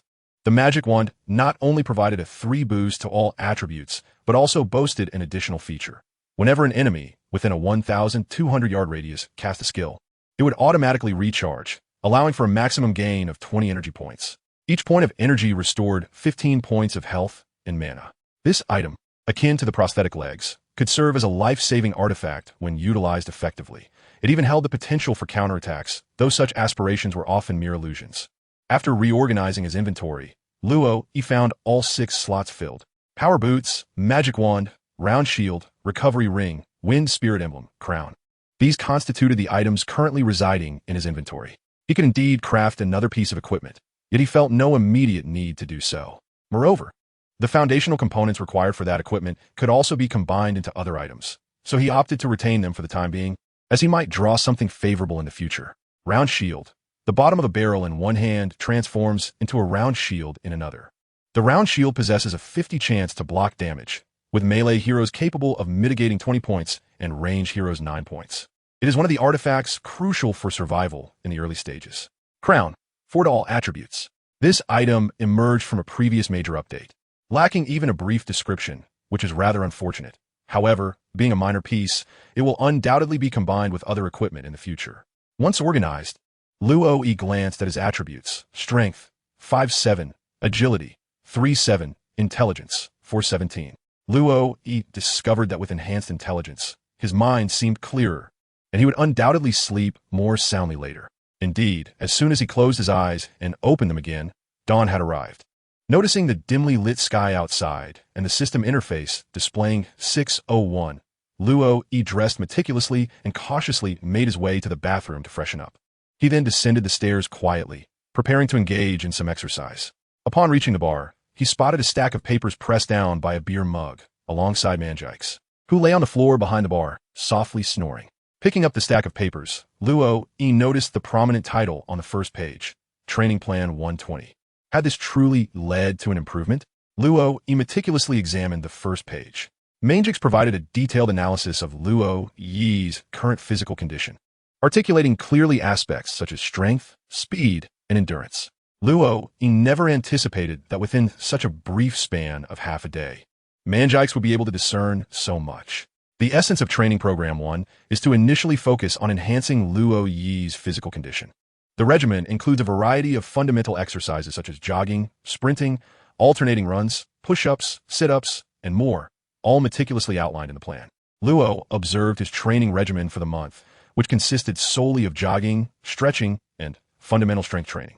Manjikes elucidated the necessity of establishing a solid foundation, emphasizing that regardless of whether it pertains to stamina, strength, or flexibility, diligent exercise in these areas is imperative to prepare for the forthcoming intense training. Even in terms of dietary requirements, Manjikes meticulously outlined the need for an array of high-calorie meats and a copious amount of vegetables, prominently inscribing the words lack of chef in large font. Luo rubbed his temples in distress, possessing a rudimentary understanding of dietary matters. The adage wealth in literature, strength in martial arts holds true. Without ample nutrition and energy, even the most rigorous physical training merely depletes one's inherent potential. Setting aside the training regimen prepared by Manjikes, Luo once again moderated his volume and exited the tavern. Jogging was a part of Luo's premeditated plan. Generally speaking, individuals are often unaware of their limits, as the average person rarely possesses the time, energy, or state of mind to seek out a track and complete numerous laps. Luo yearned to discover his optimal state. He accessed the system interface and stored away the gear that enhanced his attributes, yet he did not dismiss the interface. After a brief stretch of his joints, he commenced a light jog. The morning air of the Shambadi Islands was remarkably refreshing, particularly the dense carbon dioxide that seemed to whisper to Luo, urging him to return and cease his struggle. Merely a street away, he felt his nostrils flare. After 2 streets, he could no longer regulate his breathing rhythm, and his steps began to falter. Luo gritted his teeth, acutely aware that the sole advantage of running on the Shambodi Islands was the ground, which exuded a remarkably cushioning resin. Even if his running posture was less than perfect, it effectively safeguarded his knees and ankles. Upon reaching the end of the 3rd street, Luo ceased his run, gasping for breath with his mouth agape, yet his feet continued to move forward, lest he succumb to gravitational shock. The morning air of the Shambodi Islands was hardly conducive to exercise, as the island itself resembled a mangrove, engaging in a respiration process that surpassed that of the multitude of plants found in urban areas during the night. Fortunately, the morning crowds were sparse. It took Luo over 6 minutes to traverse less than 2 kilometers across 3 streets. Was this truly his limit? The poor air quality was merely an excuse. He had indeed felt breathless enough to warrant a pause. Luo, the shopkeeper? A familiar voice emanated from behind him, and simultaneously, several green dots appeared on his mini-map. Allies? But weren't Li Lai and Mangekek still at the tavern? Luo, turned his head and caught sight of Colonel Bell. It was quite unexpected for Colonel Bell to be out patrolling at such an early hour. Nodding in a friendly manner, Luo chose not to close the system interface, as its semi-transparent nature posed little distraction. For the sake of justice, on this occasion, Bell did not remove his hat, unlike the previous instance, which was due to official business. This was merely a chance encounter during patrol. The reason behind his addressing Luo might stem from directives above, or perhaps mere curiosity on his part, following the retrieval of Scott, who had been captured post-freezing. The incident has circulated within the Navy. A user of abilities reminiscent of the ice fruit has emerged in the Sabeti archipelago, though it remains uncertain whether they belong to the natural or paramecia category. Naturally, the Navy has intensified its scrutiny regarding such individuals. Currently, the entity appears inclined towards amicable engagement with the Navy, as evidenced by the pirate who directly exchanged a bounty. Otherwise, a bounty-bearing pirate could fetch a price exceeding their bounty at a slave auction. Luo harbored his own speculations. When Bell and his team last visited, they were a neutral entity. Now they have transitioned into allies. It remains unclear whether Bell represents the entirety of the Navy or merely his individual stance. However, the soldiers accompanying him also seem to embody a friendly disposition. Verification may require further data collection. Is a shopkeeper Luo engaging in physical training? Yet at this hour, I would not advise venturing out for a run. The process of patrolling is not particularly complex, primarily involving leisurely strolls through the streets, occasionally stopping for a brief chat, which could even portray the Navy as approachable. Is this time truly safe? Luo, seemed to have an inkling of what Bell was about to articulate, yet he chose to feign ignorance. Acquiring some training methodologies from the naval side would indeed be advantageous, for it is a world-class institution with its own training camp. undoubtedly possessing a systematic approach to training. This place is not a lawless zone. I presume no one would brazenly resort to violence in the streets. However, having just witnessed the peculiar running posture of manager Luo Yi, Bell offered a brief explanation, highlighting some of Luo Yi's shortcomings. He also underscored the reasons why the mornings in the Shambadi archipelago are ill-suited for cultivation, which bore resemblance to what Manjix had inscribed on paper, albeit with less detail. "Thank you, Colonel Bell." Luo expressed his gratitude to Bell, acknowledging the earnestness with which he explained, despite not imparting any knowledge. We continued our patrol, driven by the pursuit of justice. Stepping aside, Luo gestured for Bell to proceed. Although he was indifferent to Bell's incessant proclamations of justice, he refrained from voicing his thoughts. Within the Navy, each individual harbors a distinct interpretation of justice. For instance, the justice espoused by Sengoku, the languid justice of Akiji, and the pure justice of Crane. Observing a dozen naval officers sprint past him, rifles in hand, their movements were remarkably synchronized, a clear indication of rigorous training, before they swiftly vanished from Luo's sight. Luo, he turned his head and, after taking a few steps, began to jog once more. As he ran, he recalled the postures that Bell had taught him, swinging his arms, lifting his legs, and making subtle adjustments with each stride. Perhaps it was due to the sun's brief emergence, causing the Yalki Manhong trees to release oxygen. Or perhaps it was because Luo Yi's form was becoming increasingly refined. This time, upon reaching the tavern's entrance, he felt significantly less fatigued, habitually glancing at the mini-map. He also noted his attributes: strength, 6, agility, 4, intelligence, 5. Oh, has there been an improvement? The time was still early. Observing the system display read 6:37. Luo Yi resolved to buy some groceries, deciding to manage his meals for the time being. Although he presently had a reasonable amount of resources, he knew he could not afford to live extravagantly. At the moment, there were only 2 food enthusiasts. If another person joined after the completion of the 90 consecutive draws, it would be even better. Luo Yi could not help but shake his head, overwhelmed by the terror of it all. From now on, summoning would be strictly for summoning. He would resolutely refrain from caring for others. As for the women, what of them? Did wealth truly matter? When one could scarcely afford a meal, how could one be concerned about the fair sex? In that moment, Luo Yi's unyielding nature as a staunch heterosexual led him to a swift conclusion. Upon returning to the tavern, he retrieved the payment for the drinks from Craig at the bar. Noticing the slight twitch of Manjix's ears, he realized that the latter was aware of his presence, but chose not to rise. Quietly exiting the tavern, he donned his equipment and switched his prosthetic leg to agility mode. Observing his agility attribute now at 417, Luo Yi felt a twinge of discomfort. It was disheartening that his agility, multiplied 4-fold, still paled in comparison to the enhancements provided by his gear. As he took to running, feeling the wind rush past him and the gentle, salty breeze caress his face, Luo Yi came to the sobering realization of his own frailty. The newly opened shops and the bustling crowds on the street regarded this windswept runner with a mixture of surprise and curiosity. After witnessing a boost of 7 points in strength, Luo Yi distinctly felt an increase in his stamina recovery rate, while the energy expenditure during his runs diminished significantly. In fact, he mused that as long as he did not sprint at full speed, he could run all day long. Is this what it feels like to have doubled attributes? Truly remarkable. Luo Yi silently praised himself. Upon reflection, he recalled that Oda had established a concept of combat prowess within the narrative. However, aside from the knowledge that an ordinary naval soldier possesses a combat value of 10, he found it difficult to retain the statistics of others. Nevertheless, Luo Yi could sense that his current strength would suffice to triumph over a standard naval soldier. With agile movements, he approached his opponent, seamlessly transitioning to a powerful strike when the moment called for it. Such maneuvers were well within his capabilities. Luo Yi, infused with a sense of confidence regarding his skills, faced the challenge of a 1v9 match against an AI. While it may seem trivial, the AI in Dota 2 can sometimes exhibit a ferocity that surpasses that of human players. Are you familiar with the expert-level bots in CS1? The opposing team can be as formidable as AlphaGo. After procuring a plethora of ingredients from the market, Luo Yi returned to the tavern. Although it was still early, both Manjix and Layla had already risen. Upon his return, Luo Yi observed Layla rolling up her sleeves, diligently wiping down the tables and chairs within the tavern with a cloth, while Manjix masterfully maneuvered a mop, swiftly cleaning the floor.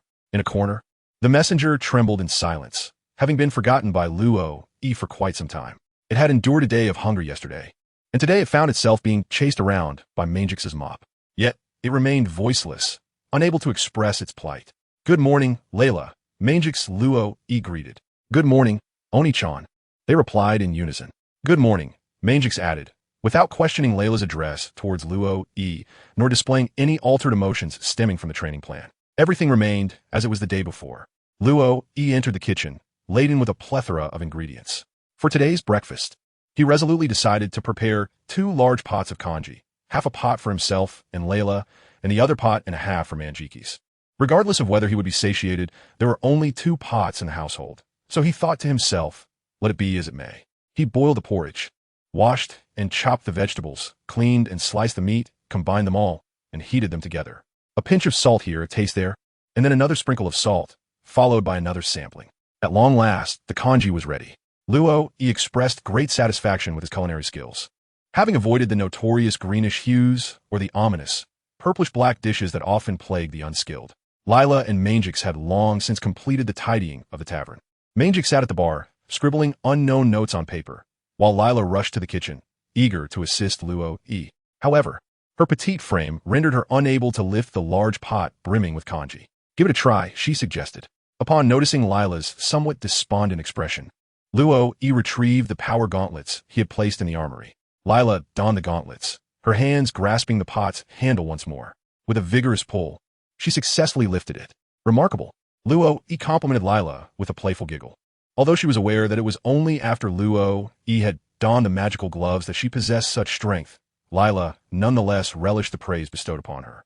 The breakfast, albeit of modest flavor, was savored with great comfort. Luo Yi's appetite had notably increased, perhaps due to the invigorating effects of the appetizing book she had read, coupled with her morning exercise. Witnessing Lila volunteer to wash the dishes, effortlessly lifting 2 pots into the kitchen, filled Luo E with immense satisfaction. "Mangix, it seems I have made some progress this morning." Luo E also speculated whether it was related to the previous book of knowledge, suggesting that perhaps the experiences consumed needed to be digested independently. Nevertheless, he decided to consult a professional. There were indeed some changes. Could it be that you possess the physique of low potential yet high aptitude? Mangix pinched Luo E and articulated a hypothesis. Luo E rolled his eyes in response.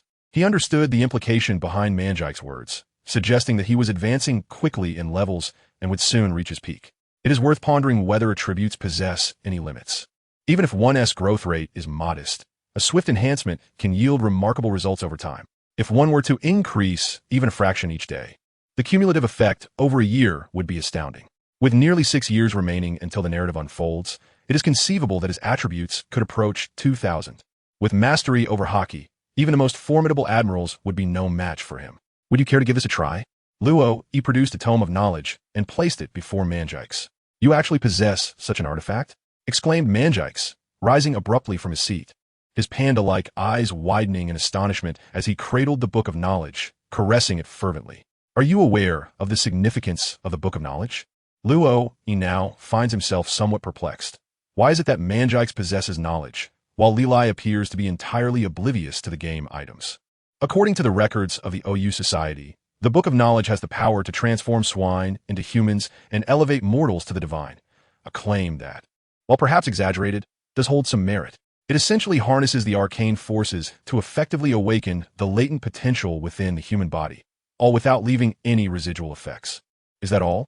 This actually sounds rather impressive, and Luo E feels a sense of gratitude that his first summoned hero is Manjix. With the ancient heritage of the OU Society, he is undoubtedly erudite and sagacious, possessing a wealth of knowledge on numerous matters. Aside from his penchant for alcohol, he bears no significant flaws. Have you utilized the Book of Knowledge? If so, it certainly elucidates the rapid enhancement of your physical prowess. Manjix mused as he stroked his chin. Indeed, I have employed it. Does this artifact prove beneficial for you? Luo E candidly acknowledged the value of the knowledge tomes, remarking that although they were indeed useful, they were exceedingly precious. Before Manjix could complete his thought, Luo E produced all of the tomes in a flourish, laying the substantial volumes upon the table, thereby interrupting Manjix mid-sentence.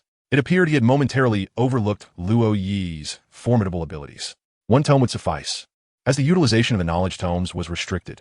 After employing one, a period of waiting was required before another could be accessed. Manjix cradled one of the tomes in his arms, contemplating that if only a single tome was available, it would be prudent to allow Luo E to utilize it. While the tome would indeed enhance his own capabilities, the improvement would be modest in comparison to the significant advancements it could bestow upon Luo, Yi, or Li Lai. Observing Luo Yi's readiness to produce such a multitude alleviated any lingering concerns. In truth, there was an unspoken truth that Manjix refrained from expressing. The extensive use of the knowledge tomes could indeed elevate a person to divine status. As for the matter at hand, it pertained to the materials essential for brewing. Having concluded the discourse on the knowledge tomes, Manjix began to address the pertinent business. Retrieving a paper inscribed with the requisite materials from his pocket, Luo Yi cast a fleeting glance and realized that although he was familiar with this knowledge, if tasked with brewing alcohol himself, he would likely end up serving everyone a concoction akin to horse urine. I shall reach out shortly. Before Luo Yi could finish his words, a loud knock echoed through the tavern door. This knock was markedly more brusque than the one that accompanied Cook's arrival. Peering through the window, Luo Yi beheld 4 men standing outside, their skin a deep shade of brown, robust limbs, and carrying wooden boards on their backs while slinging shoulder bags. The tools protruding from the bags appeared to include hammers and saws. It seemed that the carpenters I had summoned had arrived. Manjix leapt down from his chair, his short legs propelling him to the door, which he promptly opened. "Greetings, sir. We are here to repair the flooring," the lead man said, bowing slightly in respect to Manjix. Following the direction of Manjix's finger, they quickly spotted the damaged floor at the bar. With remarkable skill, the 4 men produced their tools and began their work with a rhythmic clatter. Just then, Lila, having just finished washing the dishes, dashed out from the kitchen, her sleeves rolled up and hands still glistening with water, her face alight with a hint of excitement, seemingly eager to lend a hand. However, upon realizing that the men were there to fix the floor, a flicker of disappointment crossed her face, which did not escape the notice of Luo Yi and Manjix. This young girl seems to exhibit a slight inclination towards violence. Could it be that in her frequent disputes with Lena, it is Lila who strikes first? Luo Yi suddenly found himself rather anticipating the future scene of summoning Lena. The 4 carpenters had clearly defined roles. Although the area of damage was relatively small, the number of floorboards requiring replacement was quite substantial. They replaced over a dozen planks and also repaired minor damages at the bar. In just 1 hour, the entire front of the bar was transformed, as these for not only restored the flooring, but also borrowed brooms and mops from the tavern to thoroughly clean the area, providing exceptionally attentive service. This was the final payment. Manjix produced a stack of bills, settling the account in full. Luo Yi stroked his chin, feeling as though he had been indulged by a pandarin. He had completely forgotten to summon someone for repairs last night. Yet unexpectedly, Manjix had already arranged for a craftsman. Just how much had he accomplished in those 2 hours? With the repairs completed, the tavern was ready to resume operations. Although it was still early, Luo Yi chose not to shut the tavern's doors. As it stood, the tavern's income was rather meager, insufficient even for Manjix's sustenance. However, it seemed that concerns over his nourishment were unnecessary at the moment. All Manjix desired was to drink. The caloric content of the alcohol was ample enough to satisfy his cravings for food. Loy approached the bar and retrieved his telephone snail along with Cook's contact number, dialing it with anticipation. Not pulling. Moshi Moshi, who is this? The telephone snail of the pirate world is quite fascinating. It can mimic the facial features and expressions of the person on the other end, making the call resemble a rudimentary video conference. "Uncle Cook, it's me, Loy."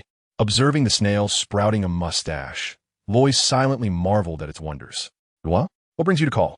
On the other end, Cook was still aboard his merchant ship, having delivered wine to Loy the day prior before returning to the trading company, and was currently navigating the seas. He hadn't expected to receive a call from Loy. "I would like to place an order for some goods and settle the payment for the wine you delivered." Upon hearing Loy's words, Cook appeared somewhat taken aback. "So soon? You've already made a profit? What do you need?" Without further inquiry, Cook, being a merchant, understood that the source of the customer's funds was inconsequential to him, as long as there were no credit issues involved. Had it not been for his cordial relationship with Loy's parents, he would not have gone so far as to deliver personally without even collecting a deposit. The items are quite numerous. Cook picked up a pen and diligently noted down everything Loy required. He discerned that these were all ingredients for brewing, indicating that Loy's establishment had welcomed someone knowledgeable about wine. "No problem. In 3 days, the company will deliver the materials to your doorstep." Cook was confident in his ability to ensure the delivery. "Thank you, Uncle Cook." After exchanging a few pleasantries, Luo Yi hung up the phone. Everything seems to be progressing in a positive direction. "Onaikin, who is Uncle Cook?" Lila inquired with curiosity, kneeling on the bar stool and leaning her upper body over the counter. She had wanted to ask this question yesterday, but she and Luo Yi were not yet familiar enough. However, today was different. She had even changed her form of address. Uncle Cook is the president of the Cook Chamber of Commerce. 9 years ago, he expanded his business to the Shambody Archipelago, and it was my parents who helped him establish a foothold in this market, allowing the Cook Chamber of Commerce to flourish. Luo, he offered a brief explanation. Lila nodded vigorously, appearing to comprehend. The 2 ears of Manjix twitched as he clutched the book of knowledge and descended into the basement. After exchanging a few more casual remarks with Lila, the tavern gradually welcomed a handful of patrons. Luo, and Lila soon became engrossed in their tasks. The messenger, somewhat reluctant, made a trip to the restaurant, feeling that Luo, only remembered its existence when he required its services. Indeed, if there were no goods to transport, who would recall the significance of a messenger? However, it appeared that Luo, had also recalled something.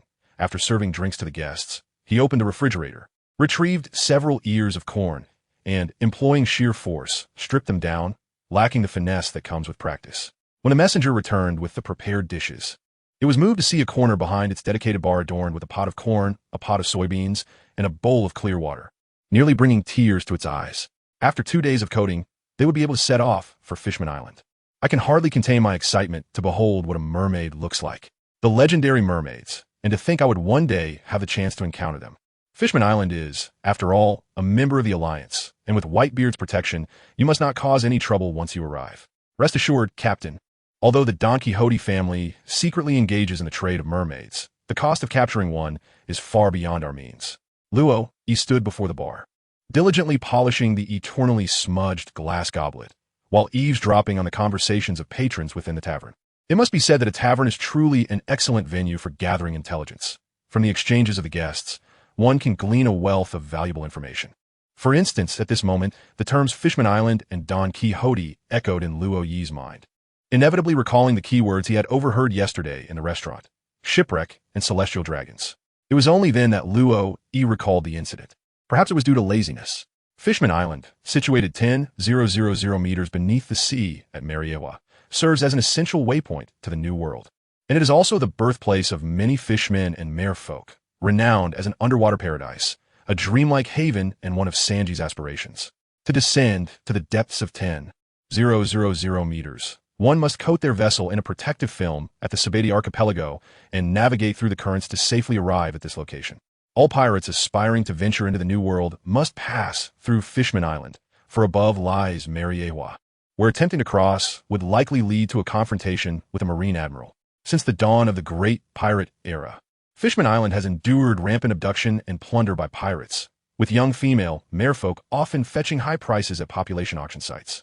Consequently, incidents of humans kidnapping merfolk have frequently occurred on the island. It was not until a decade ago, when Edward Newgate, one of the 4 emperors, declared Fishman Island as his territory and raised his flag, that a fleeting peace was bestowed upon the island. However, tranquility was not destined to last in these recent days. Just 4 days prior, a massive ship, struck by deep-sea creatures, arrived at the main entrance of Fishman Island. Aboard this vessel were celestial dragons. Had it not been for the intervention of Princess Shirahoshi, the enraged populace would have already dismembered the celestial dragons. The underlying question remained: why should a group of oppressors receive protection from a marine admiral, allowing them to act with impunity in this world? At present, the celestial dragons are receiving medical care within the Ryugu Palace, and it is anticipated that they will not recover for several weeks. Inside the palace, King Neptune sat upon his throne. Over the years, Princess Shirahoshi has tirelessly advocated for the residents of Fishman Island to ascend to the world above the sea, delivering countless speeches with little to show for her efforts.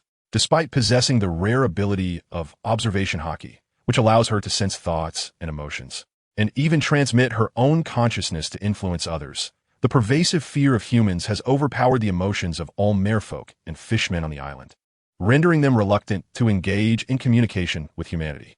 With arms crossed, Neptune gazed at Princess Shirahoshi, who sat beside him, seemingly on the verge of voicing his thoughts, yet unable to articulate them.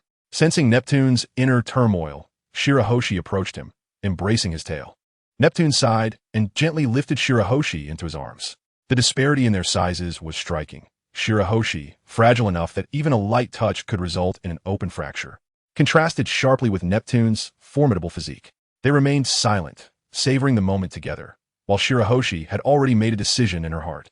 The arrival of the celestial dragons represented an opportunity for her. Words were unnecessary, despite her vulnerability. The actions she contemplated were reminiscent of those taken by Ryugu Palace 8 centuries ago. Did Neptune not wish to relocate their kingdom to land, where they could bask in the same sun as humanity? In jest, regardless of his proclamations, he remains a king, and it is inconceivable that he would neglect the welfare of his subjects. Yet, one might ponder why he remains inactive. The truth lies in his inability to act. It can be asserted that the actions undertaken by Princess Odoheim serve to alleviate the burdens placed upon Neptune, despite Neptune's limited understanding of the majority of humanity.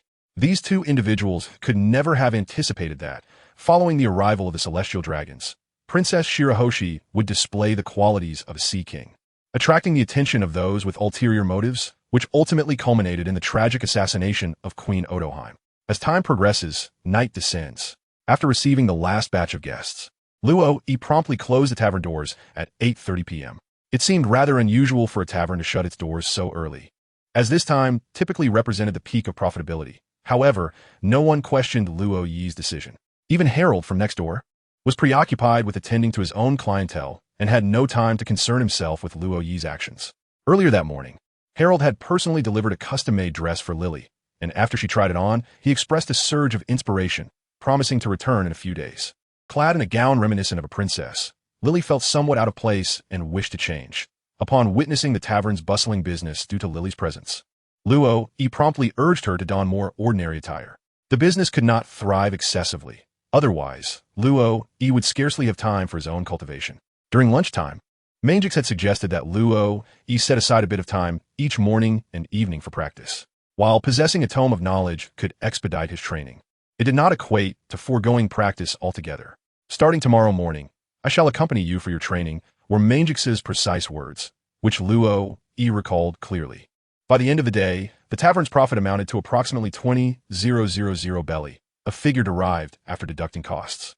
Had the culinary creations been produced in-house, this profit could have increased by at least 50%, prompting Luo to contemplate hiring a chef. Lily, why don't you take one of these books to try? Although Luo was adept at showing favoritism, he also considered the individual circumstances. Mangix took one of the tomes, and naturally, Lily could not be overlooked. Gratefully accepting the somewhat hefty volume, Lily ascended the stairs after Luo explained its significance. Meanwhile, Luo stepped outside with Mangix. To grow stronger necessitates a gradual approach.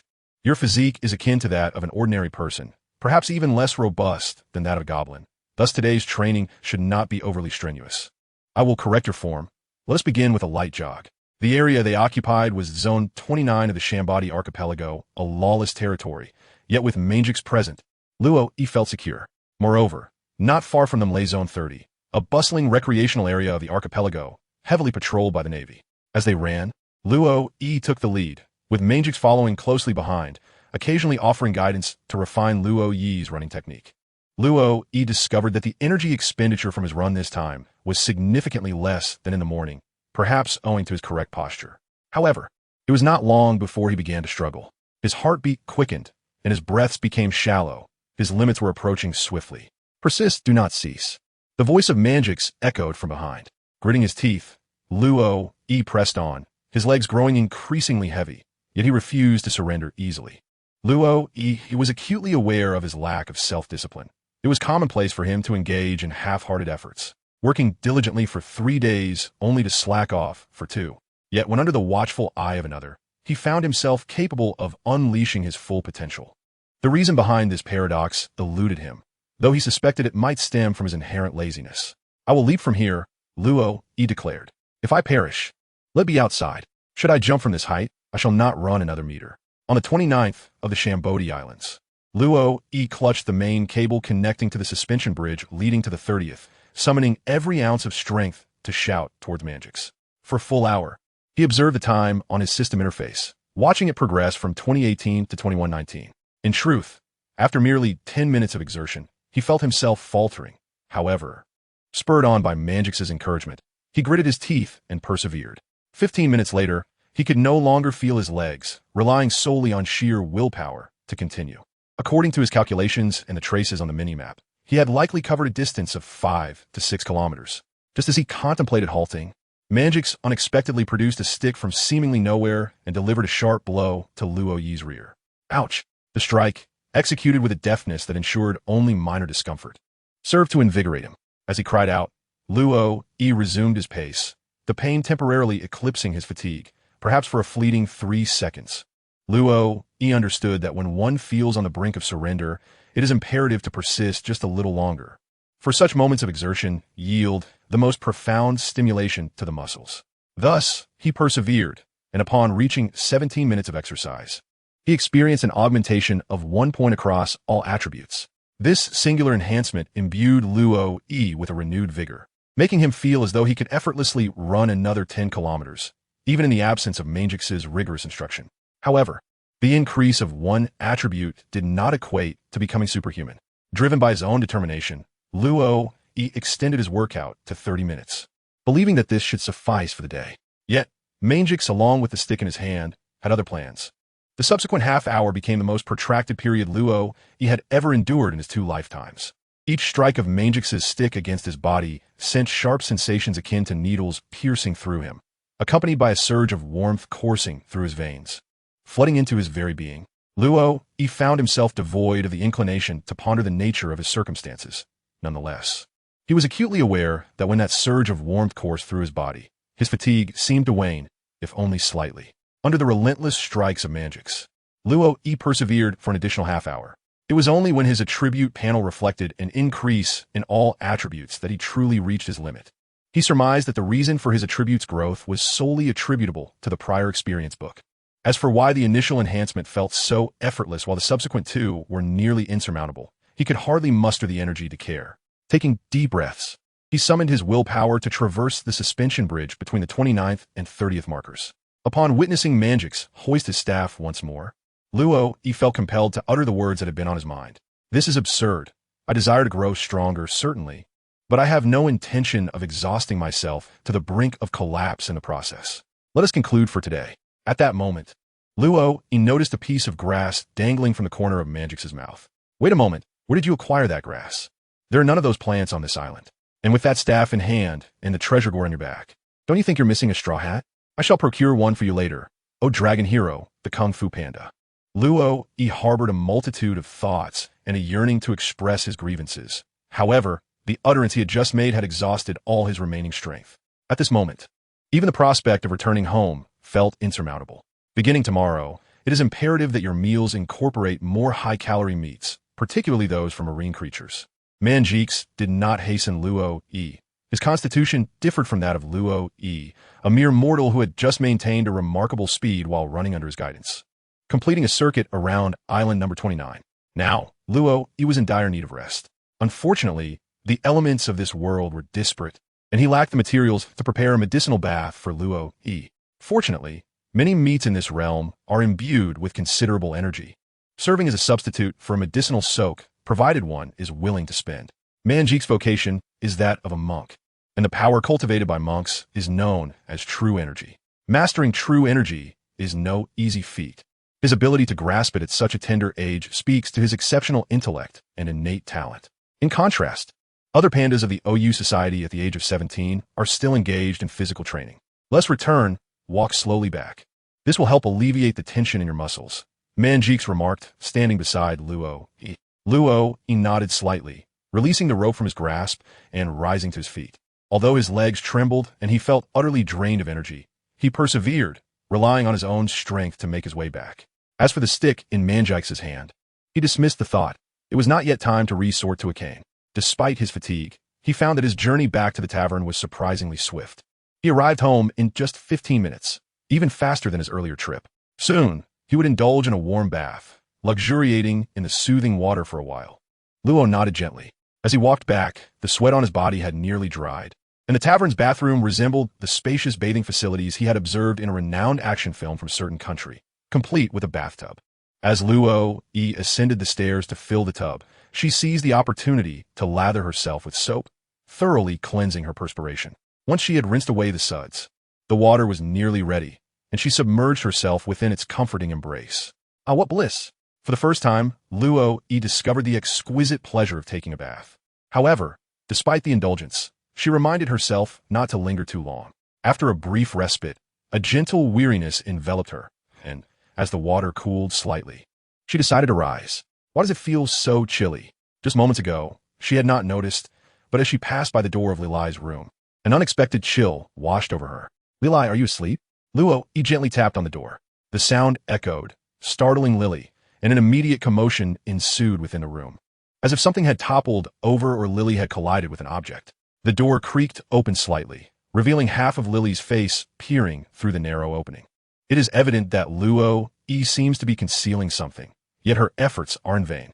Observe the chilling mist emanating from beneath. It has already unveiled the truth.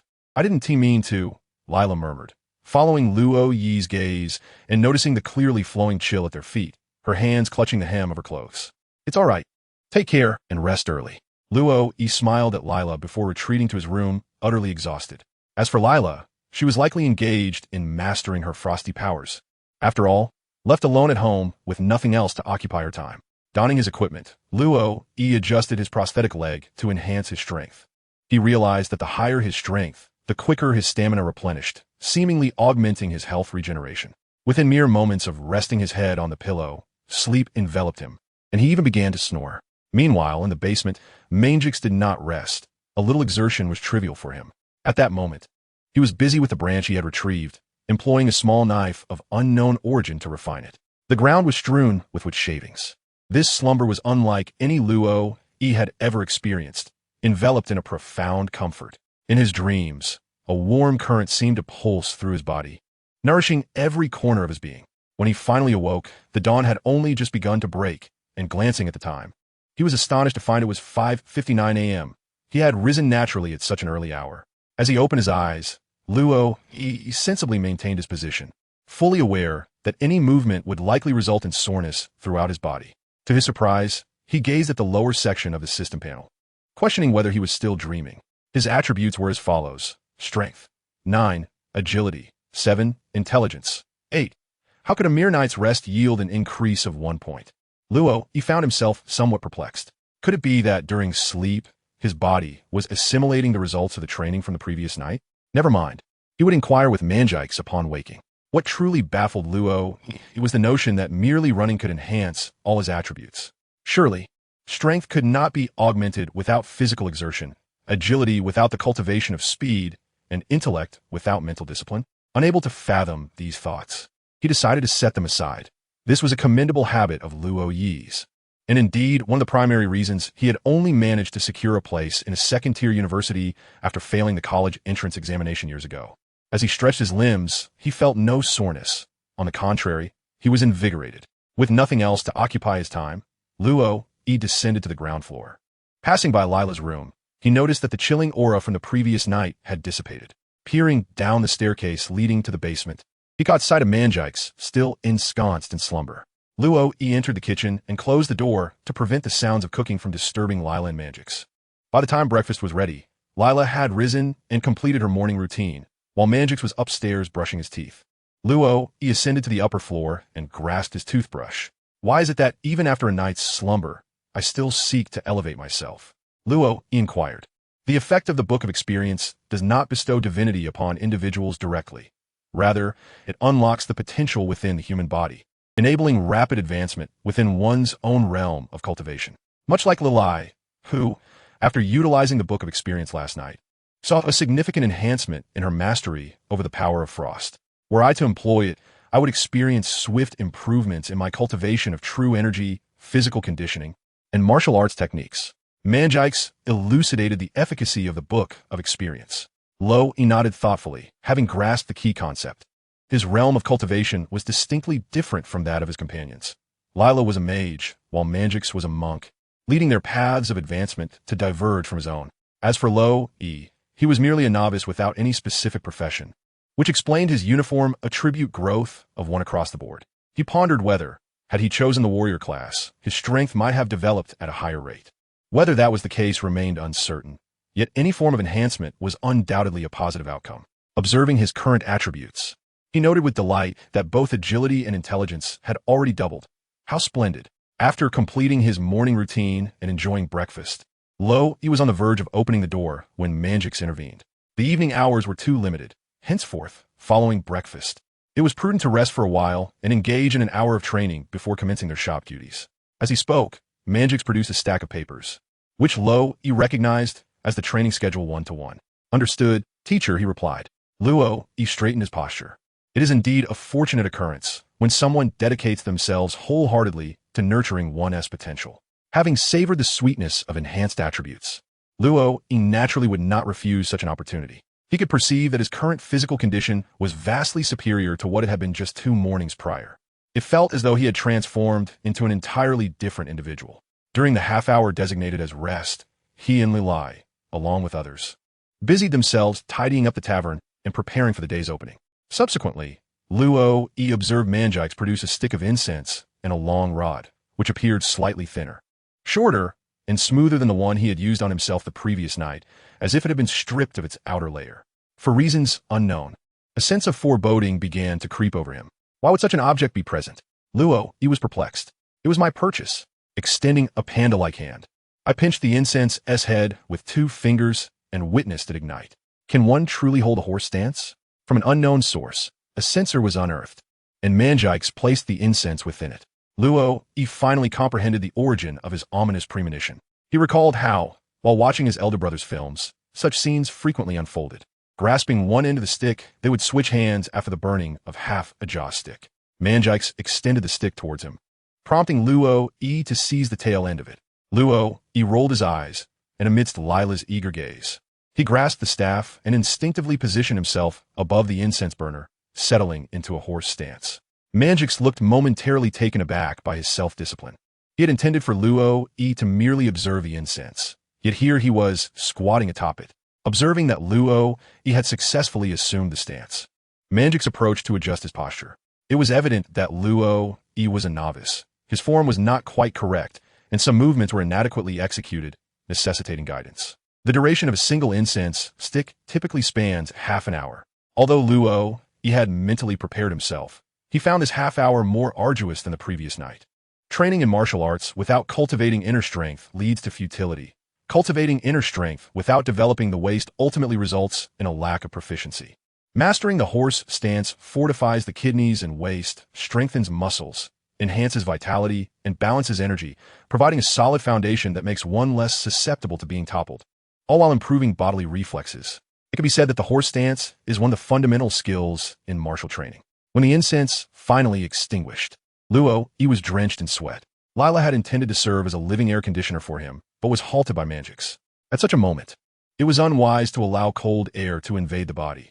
Lila's frost powers, no matter how well controlled, were beyond the tolerance of an ordinary person.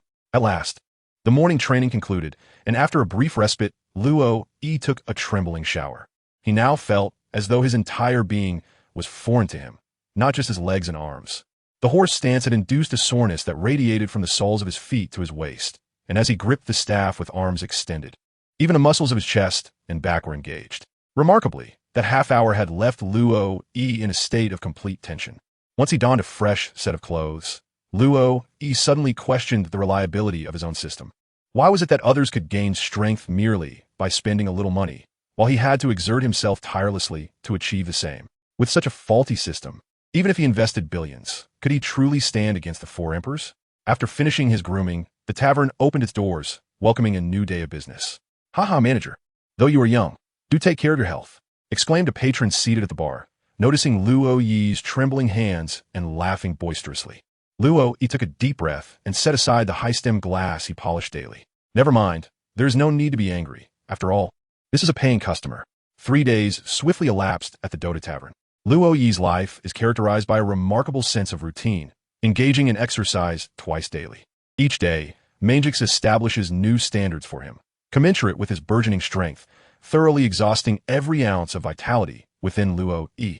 Over the past few days, he has refrained from utilizing the Book of Knowledge, primarily because he realizes it is currently inaccessible, likely due to what is referred to as a cooldown period. In the realm of the game, the Book of Knowledge incurs a 5-minute cooldown after use. However, it seems that in the real world, this duration extends considerably longer. Under the guidance of Manjix, Luo Yi's attributes are consistently and steadily increasing each day. Luo Yi's current attributes are as follows: Strength, 13, Agility, 11, Intelligence, 14. Notably, his intelligence has increased by 2 points more than both strength and agility, leading Luo Yi to speculate that this may signify a growth in his willpower. Engaging in physical training is, in actuality, a profoundly arduous endeavor.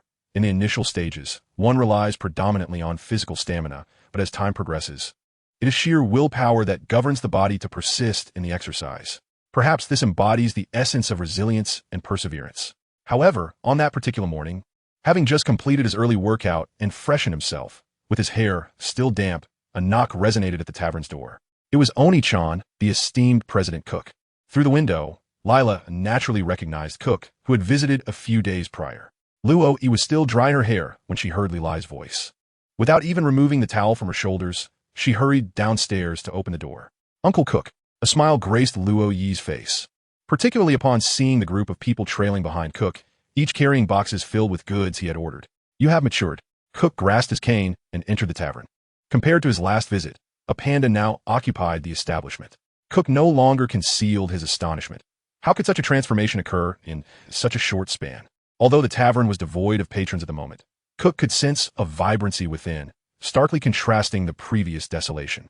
Here is the bill. Initially, Cook had intended to return directly to the Merchant Guild, yet he opted to deliver the goods once more. What if matters at the guild accumulated for a few days?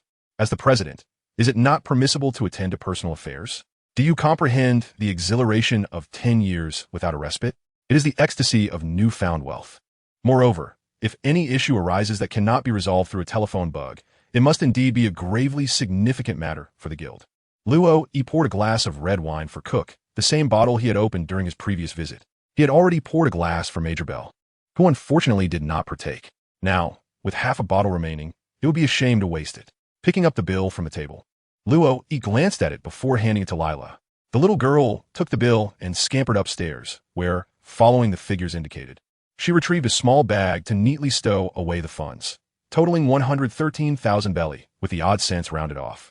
Since the second day after Luo-e began his outdoor training, these belly had been secured in Lila's room, entrusted to her care. As Lila descended the stairs carrying such a substantial sum, Cook couldn't help but pay her a bit more attention. She was indeed a charming young girl. However, if she had earned Luo-e's trust solely for this reason, it seemed unlikely. There must be a deeper connection between them.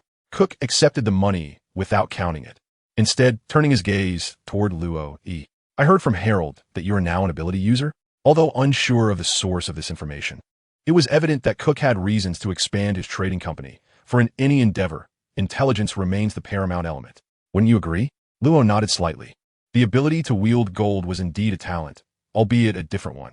Unlike those who possessed the powers of the devil fruit, he could swim, although his swimming skills were currently limited to merely not drowning.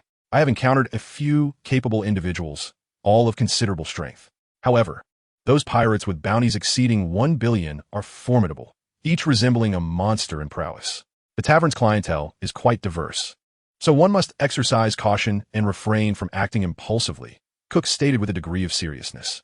I understand. Luo-e nodded slightly.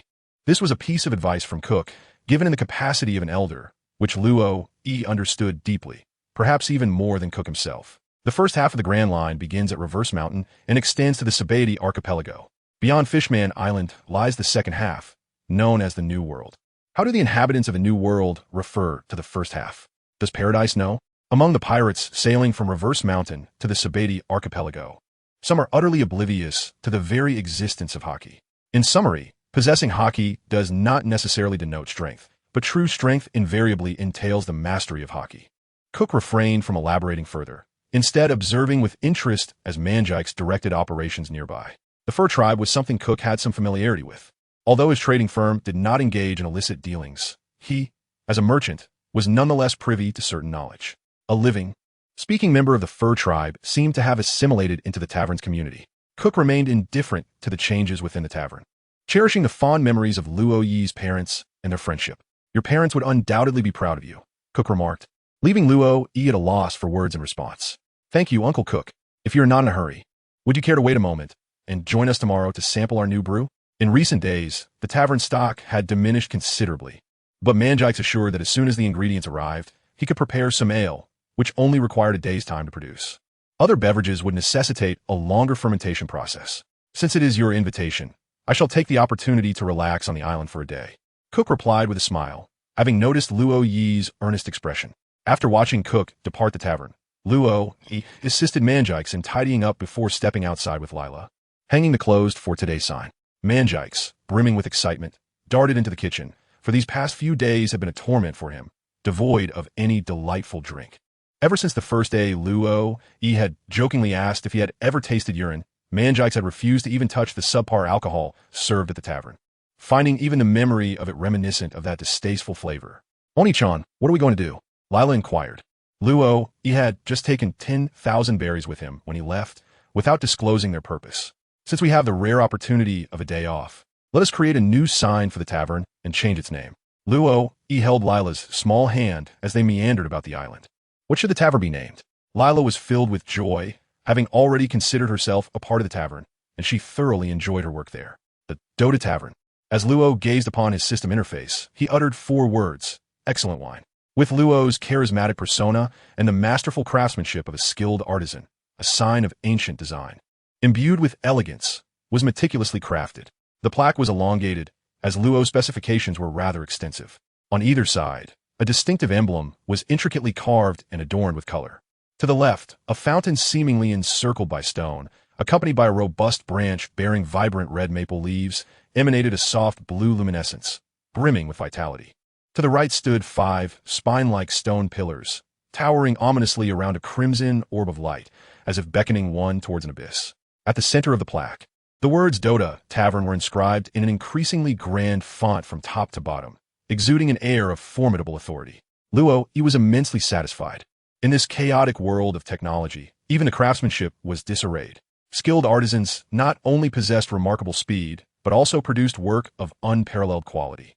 Frankie crafted the Sunshine ship in merely a few days, with the assistance of the iceberg crew. One must remember, this world lacked advanced shipbuilding technologies, relying solely on manual labor and the rhythmic strike of a hammer. The creation of the plaque was nearly completed under Luo Yi's supervision and guidance.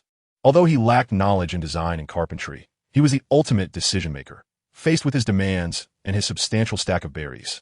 The plaque's creator nearly revered him as a deity. Lila did not remain by Luo Yi's side the entire time. Manjix came to retrieve her, stating that her frost powers were needed for brewing. As evening approached, Luo carried the plaque home. It was somewhat comical. The owner of the plaque had charged him 80,000 berries and demanded an additional 20,000 for delivery. Naturally, Luo was unwilling to comply. Though 20,000 was not an exorbitant sum, it could afford him a couple of spins on the Wheel of Fortune. Were it not for his desire for a more aesthetically pleasing plaque, he might have considered crafting one himself. With the plaque in tow, he made his way back. Manager Luo, a familiar voice called out. This time, he did not need to turn around, nor could he, as the person stood right before him. What a coincidence. Major Bell. The roads of the Sabeti archipelago were still quite spacious. Despite carrying a large sign, Luo moved forward without hindrance to others. Although he did attract some attention, the results of his recent training were evident. Dressed in a short-sleeved shirt, muscles could be faintly discerned on his arms. And as he bore the heavy plaque, his face flushed but his heart steady. He appeared more robust than some of the soldiers within the Navy. At least, no ordinary recruit possessed his strength. With someone guiding him step by step, he had certainly avoided many unnecessary detours. Luo offered a courteous remark, revealing no intention to conceal the existence of Manjikes. It appears that the esteemed proprietor of this establishment indeed has a formidable presence overseeing his domain. Bell, responsible for this particular area, is almost intimately acquainted with every resident as he passes by their doorsteps daily. He is well aware that Luo is not an ability user. The Navy stationed in the Sabeti archipelago has discussed the emergence of ability users in Luo Yi's vicinity. Initially, they dismissed the fleeting presence of an ability user, considering the meager bounty unworthy of their attention. However, it now seems that this ability user is still within the confines of Luo Yi's tavern and harbors no intentions of confronting the Navy, thus remaining undisturbed. The Navy is not ignorant. They are cognizant that the Pirate King's first mate, Rayleigh, resides on the island. Yet, he indulges in leisurely pursuits such as gambling and drinking, living a life of retirement, and they would not dare to provoke him. After all, the Sabeti archipelago teems with pirates, and each year witnesses the arrival of formidable newcomers. Could they possibly capture them? Once they venture into the new world, surviving it all is a commendable feat indeed. It is quite impressive. Luo nodded slightly, and the two exchanged no further words. Bell's patrol schedule varied each day, designed to thwart any attempts by individuals to evade the Navy's watchful eyes by exploiting a predictable routine, thereby ensuring the patrols remained effective. Upon returning to the tavern, Lila, adorned with her strength-enhancing gloves, proceeded to remove the ladder from within the establishment. Luo removed the original plaque and replaced it with a brand new sign. He did not bother with a few flower baskets or firecrackers, as the tavern had few regular patrons and primarily catered to transient customers. Oh, Luo, have you changed the sign? Harold, carrying 2 bags, happened to see Luo descending the ladder. Looking up at the fresh plaque, Harold, though unsure of its significance, felt that it appeared quite appealing. Uncle Harold, Lila already has enough clothes. Luo shook his head in a state of mild exasperation. Over the past few days, Harold had made it a point to visit every evening, presenting his latest creations, 2 outfits each day. Poor Lila could scarcely keep up with the influx. And considering her duties at the tavern, Harold's flamboyant designs were ill-suited for her work. How ironic it was that they had initially agreed upon Lila serving as his model. Yet now she found herself laboring daily at the tavern. Henceforth, during the quieter hours of the morning, it was imperative that Lila dedicate at least an hour, no, 2, to his boutique. With a firm insistence, Harold thrust the garments into Lila's hands. For him, the joy of seeing his creations cherished by customers was the pinnacle of happiness in his life. After much persuasion from Harold and some bargaining from Luo, it was settled that the following morning, after breakfast, Lila would grace his boutique as a model for an hour, during which she would likely try on numerous outfits. As for Lila's own sentiments, as long as she did not impose upon Uncle Harold, that was all that mattered. Her obedient demeanor was truly heart-wrenching. Luo was well aware that Harold was subtly looking after him. After breakfast, which concluded around 8 o'clock, there were hardly any patrons. Harold merely concocted an excuse to indulge his desire for tailoring while ensuring that Lila donned a different outfit each day. After dinner, having taken some time to digest, Luo noticed Manjikes ascending from the basement with a staff in hand, signaling that tonight's training was inevitable. The following day, after breakfast, Lila ventured next door. While Luo continued his foundational training, Cook was remarkably punctual. He knocked on the tavern's door just as Luo was drying his hair. Just a moment. While Luo practiced, Manjikes scampered off to check on his ale. The beer, meticulously distilled using the unique methods of the OU Society, released an intoxicating aroma the moment he uncapped it, enveloping the entire tavern in its fragrant embrace. Truly exquisite ade. Although he had yet to see or taste the wine, Cook was not a fool. The mere aroma was enough to surpass most of the beverages in his possession. When Manjixis emerged from the basement with a small barrel, even Luo, who typically abstained from alcohol, could not help but inhale deeply. In the past, Luo often pondered a perplexing question. What was the allure of wine that captivated so many? He found it difficult to appreciate something that, in his opinion, possessed an unpleasant taste and adverse effects. After much contemplation, he concluded that preferences vary, and he simply preferred his fizzy drinks.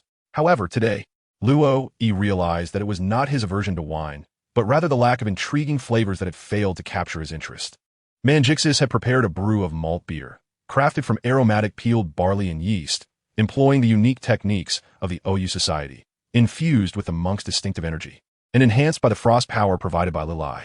Even through mere olfactory engagement, Luo could detect the refreshing fragrance, the distinct aroma of barley, and the essence of alcohol. If this was the wine on offer, he would consider it worthwhile even to indulge in a mere sip. The barrel appeared to be an ordinary one, and the glass was merely a common vessel.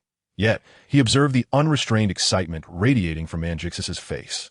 For someone so enamored with alcohol, several days without it had already been a considerable torment, especially as he resided in a tavern surrounded by rows of inferior quality barrels. Clutching a barrel nearly his own height, Manjixis poured directly into the glass. Despite the lid being fully removed and aiming for a glass not even a quarter the diameter of the barrel, he managed to fill 3 glasses to the brim without spilling a drop. Watching the faint froth atop the glasses, both Luo and Cook swallowed in unison. Cheers! In contrast to Luo and Manjixis's restraint, Manjixis could bear it no longer. Seizing the handle, he raised his glass high, exuberantly proclaiming, and down the contents in one swift motion. I am revitalized. Upon witnessing the satisfaction etched across Manjix's face, Cook seemed to cast aside the gravitas of his position as the president of the guild. He lifted his glass, poised to savor the exquisite flavor of the brew. The beautiful golden hue, filtering through the uneven surface of the glass, emanated a crystalline brilliance. This liquid, akin to a work of art, stirred an irresistible desire within him. As the glass approached his lips, Cook inhaled deeply, the rich aroma surpassing even that which wafted up from the cellar upon opening the bottle. His mouth watered profusely, and he could not resist swallowing in anticipation. The beer, once it touched his tongue, was sweet and smooth, with just a hint of bitterness that was perfectly balanced, awakening his taste buds and allowing his palate to fully appreciate the drink's complexity. It was only after he had downed a full 500 milliliters that he realized he had consumed it all in one go. Since the establishment of the guild, he had been immersed in dealings with merchants and nobles, long forgetting the joy of indulging in beer in such a carefree manner. The flavor lingered on his mind, urging him to partake further. However, the panda seated at the bar had already taken to the barrel, drinking voraciously and seemingly unwilling to share any more. What a fine brew it was. Cook averted his gaze from Manjik's and Luo Yi's untouched glasses, retrieving a handkerchief to gently wipe the foam from his beard. Manjix continued to drink heartily, while Luo Yi, upon hearing Cook's remarks, could not resist lifting his own glass for a taste. One sip led to another, and soon, he found his glass empty. Surprised to see it devoid of any liquid, Luo Yi mused over the delightful flavor. Indeed, it was unmistakably alcoholic, yet remarkably pleasant, with a delightful mouth-feel, though it did leave him slightly light-headed. He glanced at the trio of glasses on the table, now multiplied to 9. Hastily, he pulled up a chair and rubbed his temples, attempting to alleviate the dizziness that ensued. Luo Yi's tolerance for alcohol had not improved. Observing his predicament, Cook could not help but chuckle. This elicited a flood of memories in Luo Yi's mind, a recollection from years past when he first surreptitiously tasted beer, only to end up sleeping beneath the bar after consuming merely half a glass, until his parents found him the next morning after a lengthy search.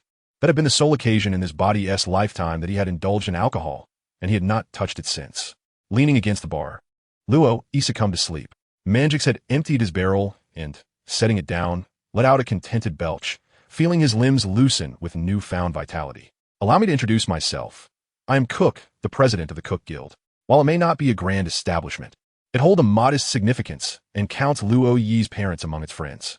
Cook is a businessman, a quintessential merchant. For the sake of profit, he is willing to engage in unscrupulous dealings with nobles or partake in clandestine affairs with pirates, as long as he maintains a fade of innocence. Recently, he has also established a promising connection that may potentially allow his trading company to flourish even further. As for this tavern, it can be regarded as the last vestige of humanity that Cook clings to. Manjix gently patted his round belly, feeling quite comfortable. Upon hearing Cook's introduction, he momentarily refrained from proclaiming himself a friend of Luo Yi, realizing the awkwardness it would entail. If you're a friend of Luo Yi's parents, and I'm a friend of Luo Yi, that would imply I should call you uncle. What a fanciful thought. Are you interested in striking a deal? Cook directly proposed, gesturing towards the barrel of liquor in front of Manjix. Manjix grinned widely. He was well acquainted with such dialogues. With so many pandas in the OU society, each being a martial artist, they could not solely rely on agriculture for sustenance. Given the panda's substantial appetites, compounded by the energy expended in training, their needs naturally increased. Hence, in response to Cook's proposition, Manjix felt it was perfectly timed. When Luo Yi finally stirred awake, he found himself lying in bed, the sun having already set. His head still felt a bit dizzy, but the reminders from his stomach and bladder urged him to rise. After addressing his physiological needs, he made his way downstairs, spotting Manjix and Lila tidying up the tables and chairs. Awake, are we? The meal is ready. Eat up and then rest a bit before we continue tonight's training, Manjix said, unyielding despite Luo Yi's earlier inebriation. Thank you for your hard work, Luo Yi acknowledged, observing their actions and realizing that the tavern was operating as usual. Beneath the bar, a spread of food was laid out, still steaming, presumably prepared by Manjix, who had timed it well with Luo Yi's awakening. Devouring the meal heartily, Luo Yi noticed a contract pressed beneath some items nearby, adorned with the seal of the core trading company. Out of curiosity, he picked it up for a glance, then looked at Manjix, then back at the contract and again at Manjix, his expression one of disbelief, with a piece of half-eaten meat still hanging from his mouth. During training, although his head felt somewhat uncomfortable, Luo Yi found himself invigorated. That contract he had seen was an agreement signed by Manjix with the Cook Trading Company. In the name of the tavern, it stipulated the provision of 300 barrels of specialty ale each month, with the Cook Trading Company supplying the brewing materials and barrels, as well as transportation and storage. Luo Yi casually inquired and received an answer from Manjix that the profit for each barrel is approximately 80,000 Bailey. which means Manjikes can earn around 24 million Bailey each month. Upon hearing this, Luo felt he was on the verge of madness. Is this how artisans operate? Is it customary for them to start making millions? What is the significance of running this tavern if it merely leads to an existence of waiting for death? However, Manjikes clarified that not all the wine sold is paid for in Bailey. The Cook Guild supplies them with Sea King meat each month, alongside other materials purchased by Manjikes, valued at about 20 million Bailey. Ultimately, the net earnings should amount to around 4 million Bailey. Nevertheless, 4 million is still a substantial sum. With this in mind, Luo felt particularly invigorated that day. Although his training session started much later than usual, he was brimming with motivation and completed an entire evening's worth of training without needing Manjikes prodding. Upon returning to the tavern, it was already past 10. As he stepped out earlier, Luo instructed Lila to deposit 1 million Bailey into his room, believing that indulging in 100 draws tonight would be a splendid choice. Skillfully recharging and drawing lots, he speculated that the lack of a system upgrade notification was due to insufficient funds for a single recharge. However, he wasn't in a hurry to upgrade, as he hadn't noticed any improvement in the quality of the rewards post-upgrade. You have obtained an Iron Branch. You have acquired a scroll, Soul Ring. You have obtained a scroll, Shadow Spirit Shrine. Do you wish to amass wealth overnight? Do you aspire to have assets exceeding 100 million? Do you long for instant fame? Do you dream of a harem? Darling, what are you waiting for? Join the group, 626-894216. Ignoring the advertisement that pops up almost every time he draws, Luo began to organize his recent acquisitions. In fact, after 100 consecutive draws, the armory was suddenly overflowing with various items, creating a bit of chaos. This time, he obtained 38 skins, with the remainder consisting of other items. Seeing the increase of 3 knowledge books brought him joy. Although modest, it was still significant. After all, he was now a man earning tens of millions each month. Even if it wasn't his own hard-earned money, enjoying the fruits of another's labor was still delightful. During this draw, the number of scrolls noticeably increased, allowing Luo to synthesize many items. Ethereal Pendant, a delicate gem adorned with chains. Wailing Spirit Band, a ring that always echoes faint whispers. Bracers, a common choice to enhance defense and prolong life. Soul Ring, a ring that can consume the wearer's soul. Restoration Headscarf, creates a pain-relieving aura that restores health to allies during battle. Mystic Shield, a powerful shield that grants the bearer the strength of past heroes, providing protection to the entire army in combat. Shadow Spirit Shrine, contains the ashes of a formidable demon. These are the items synthesized by Luo this time. However, he now lies on his bed, gazing at his system interface, pondering a rather serious question. Although each lottery draw lacks deceptive phrases like "thank you" for your patronage, the sheer number of hero skins seems excessive, and he has even drawn duplicates. Is it intended for the heroes to have a change of attire? He did manage to draw a cloak for Lilai, yet it adds no attributes and serves merely for aesthetic purposes. In fact, the majority of items drawn lately consist of common goods, with rare skins being a rarity, and occasionally he finds a few uncommon items that elicit a chuckle. As for consumables, they appear to dominate the inventory. Aside from those synthesized, he currently possesses 15 branches, while the number of tree offerings has reached 21. Luoyi's contemplations revolve around the system's level. Reflecting on the initial lottery items, if one were to list their prices, it would reveal an astonishing affordability. However, since the system's upgrade, it seems that the items drawn have gradually increased in value, with the most expensive being the chainmail used for synthesizing the shimming shield, priced at 550 in the game. Excluding the skins, this remains the priciest item he has drawn, with the second most expensive being the scroll, Crystal Sword, valued at 500 in the game. Luo contemplated that the system level ought to impose restrictions on the value of items he could extract. After all, it seemed implausible that after 200 draws, he could fail to obtain even a modestly valuable item. Gazing at the solitary numeral in the upper right corner, he pondered whether he should risk a draw worth 5 million berries. However, after settling his debts with the Cook Guild and accounting for the expenses incurred during meals with his companions, as well as the funds expended on draws, he found himself left with approximately 500,000 berries from an initial total of 11 million. He worried that should he expend all his remaining wealth, he might be coerced by Manjikes into capturing pirates to sustain his livelihood. Furthermore, there was also the matter of the odds associated with the draws. In truth, each time Luo engaged in a draw, he felt a blend of anxiety, anticipation, and a touch of trepidation. Luo yearned to summon another hero, yet he harbored a fear of the consequences. With each additional individual, there comes another mouth to feed. If the new hero happened to be a mage, it would be manageable. After all, Leeli's appetite was only a bit greater than that of an ordinary person. However, when considering the insatiable hunger of Manjix, the prospect of another gluttonous hero was daunting.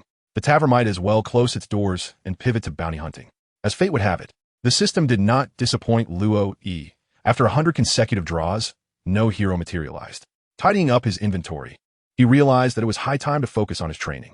Currently, he possessed 6 items: power boots, a magic wand, the Shadow Spirit Shrine, the Soul Ring, a crown, and the Wailing Spirit Band.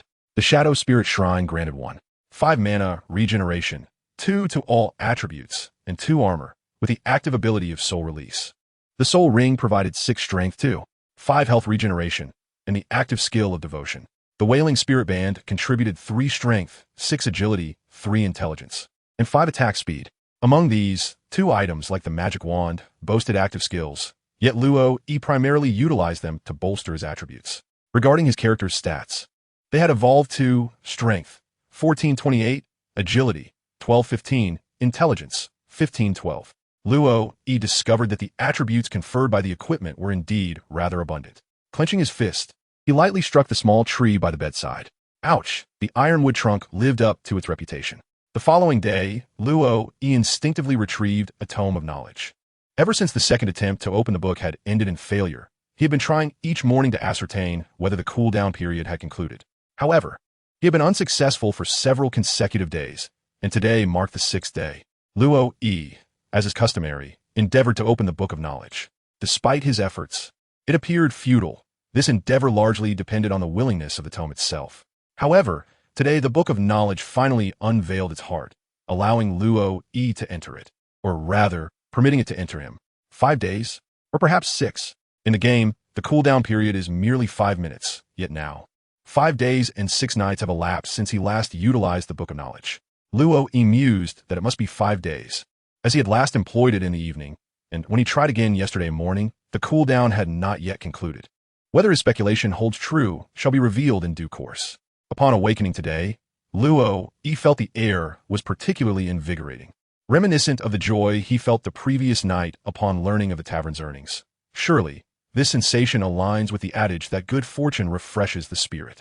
This marks the beginning of today's training. Upon reaching the ground floor, Luo Yi was greeted by the sight of Manjix slapping a piece of paper onto the table before him. New content. Luo Yi's excitement surged. Yet, he noticed that Lila was also present, fully prepared, standing beside Manjix, clad in a blue and white tracksuit, seemingly borrowed from Uncle Harold. Moreover, the expression on Lila's face radiated even more enthusiasm than his own. From this day forth, in addition to the fundamentals, you and Lila shall engage in practical training, which will consist of sparring. Luo Yi, am I not the one destined to be on the receiving end?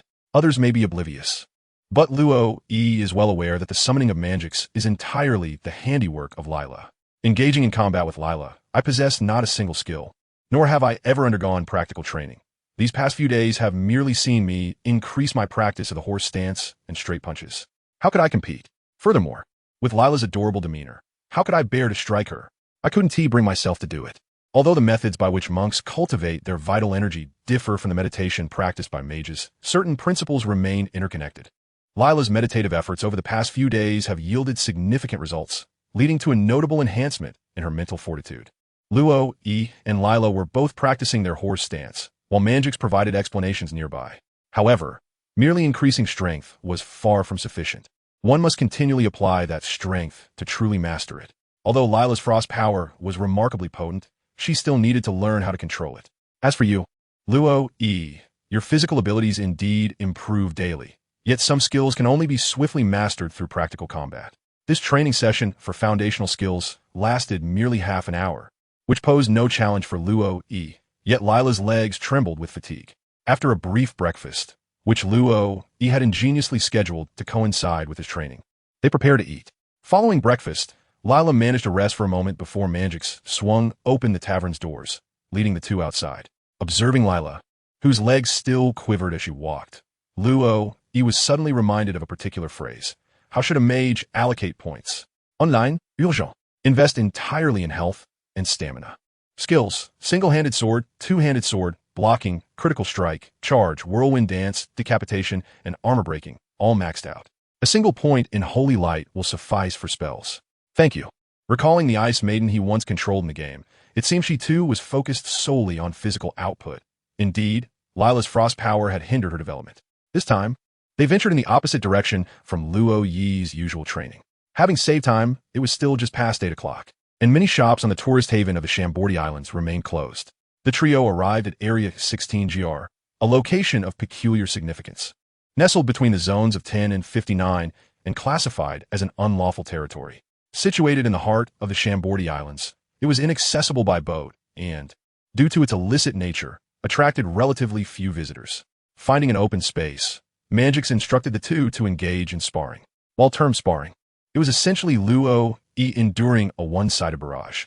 With the dual influence of the Book of Knowledge and Meditation, Lila had already grasped the fundamental ice magic, Ice Arrow. A flurry of arrows, forged from condensed frost, shot towards Luo Yi under Lila's command, forcing him to dodge continuously to avoid being struck. However, when the ice arrows missed their target and struck the ground, they barely embedded themselves 3 inches. It was evident that Lila was not exerting her full strength. She was merely practicing her control. Nevertheless, her frost power froze the resin on the ground into numerous shards of ice. As Luo evaded the onslaught of ice arrows, he pondered how to navigate the precarious situation before him. Given his current abilities, although the number of ice arrows he faced was not particularly overwhelming, melee heroes inherently struggled against ranged ones. Moreover, he lacked even a single skill. How he yearned for a blink ability. If only he could draw a dagger, he might materialize behind Lila and execute a surprise attack. Once again dodging 2 ice arrows, Luo ceased his attempts to circle around and sought instead to close the distance. Focusing all his attention, he began to make the slightest of movements to initiate attacks, while seizing the fleeting moments between Lila's ice arrow releases to inch closer. Initially, his efforts were met with difficulty. In fact, during one of his evasions, an ice arrow grazed his shoulder, leaving a mark, though it did not draw blood. The icy force merely grazed him, freezing the wound in an instant. Through the torn fabric of his clothing, one could faintly discern the reddened skin beneath. Persevere. Do not falter. Observing Lila momentarily cease her assault due to her own injuries, Luo refrained from exploiting the opportunity to attack and instead spoke first. Lila nodded, inhaled deeply, and resumed her offensive. She refrained from utilizing area effect frost magic. Although she had recently devised a method to do so, she had yet to test its efficacy. The sting in his shoulder heightened Luo's concentration, allowing his evasive maneuvers to grow increasingly fluid, his movements gradually diminishing in amplitude. Standing to the side, Manjix remained silent, opting to reserve his observations for a later analysis. However, he noted the passage of an elderly man, full of vigor, dressed in flip-flops and sipping a drink, seemingly enjoying a leisurely stroll. Meanwhile, Luo's vitality was plummeting at an alarming rate. In addition, the mental toll was mounting. Despite his intellect reaching a pinnacle of 15 points, the highest among his attributes, Luo's gaze began to show signs of fatigue. Just as a student cannot maintain unwavering attention throughout an entire lecture, Luo found it increasingly challenging to calculate his evasions with precision. His wounds were multiplying. Had Lila not perceived the unwavering determination etched upon Luo's face, she might have succumbed to the urge to relent. It was under Manjix's persuasion that Lila had agreed to confront Luo. What had he said? Engaging in combat with Luo would not only aid him in enhancing his strength, but also refine her control over the frost power, achieving a twofold benefit. Lila was aware that Luo Yi was diligently training and making progress each day. Observing that Manjix had nearly monopolized Luo Yi's training, she felt compelled to contribute her efforts. However, the current circumstances diverged significantly from her expectations. She had never anticipated that Luo Yi would sustain injuries. Nonetheless, despite his wounds, the distance between them was steadily diminishing. The closer they were, the more challenging it became for Luo Yi to evade Lila's attacks. Previously, he had a considerable distance to react, but now, the icy arrows had barely materialized before reaching him. Had Lila not intentionally aimed for his limbs, sparing his vital points, he might have already met a grim fate. As Luo Yi prepared to advance and attempt to embrace Lila affectionately, hoping to regain some semblance of dignity, a circular wall of ice suddenly enveloped him, trapping him within. This marked the end of his efforts. Manjix nodded in acknowledgement. This was Luo Yi's inaugural battle, and he was pitted against Lila, whose strength far surpassed his own. From every perspective, Luo Yi possessed no advantages, yet his ability to endure for this long, though aided by Lila's mercy, still demonstrated his growth. In Manjike's view, the recent skirmish had indeed sharpened Luo Yi's mental acuity and agility, and should he benefit from the effects of the Book of Knowledge, his progress would be even more remarkable. Upon hearing Manjike's call for a ceasefire, Lila promptly dismantled the ice wall she had conjured, transforming it into a stream that flowed across the floor towards the sea. On the ground, Luo Yi lay sprawled out, having sustained considerable injuries to his arms and legs, including a wound on his left leg caused by a misjudgment that resulted in an ice arrow piercing through. Though he had not bled excessively, his stamina was nearly depleted, and the pain from his injuries brought forth sensations akin to near-death experiences. He retrieved a tree of sacrifice and swiftly consumed it. In that moment, he distinctly experienced the healing effects of the tree. Each wound on his body began to mend rapidly, and the frostbite's effects gradually faded under the tree's restorative power, replaced by the genuine pain of healing and the inevitable itch of new skin forming. 7 seconds passed, yet Luo Yi's wounds had not fully healed. This was to be expected, considering his current strength attribute was quite substantial, exceeding 300 in health points, while a single tree of sacrifice only restored 112 points, a mere fraction of what he required. Choosing not to consume another tree of sacrifice, Luo Yi donned his gear, with the soul ring enhancing his strength attribute to a remarkable 44 points. His health regeneration rate now approached 1/3 of that provided by the tree.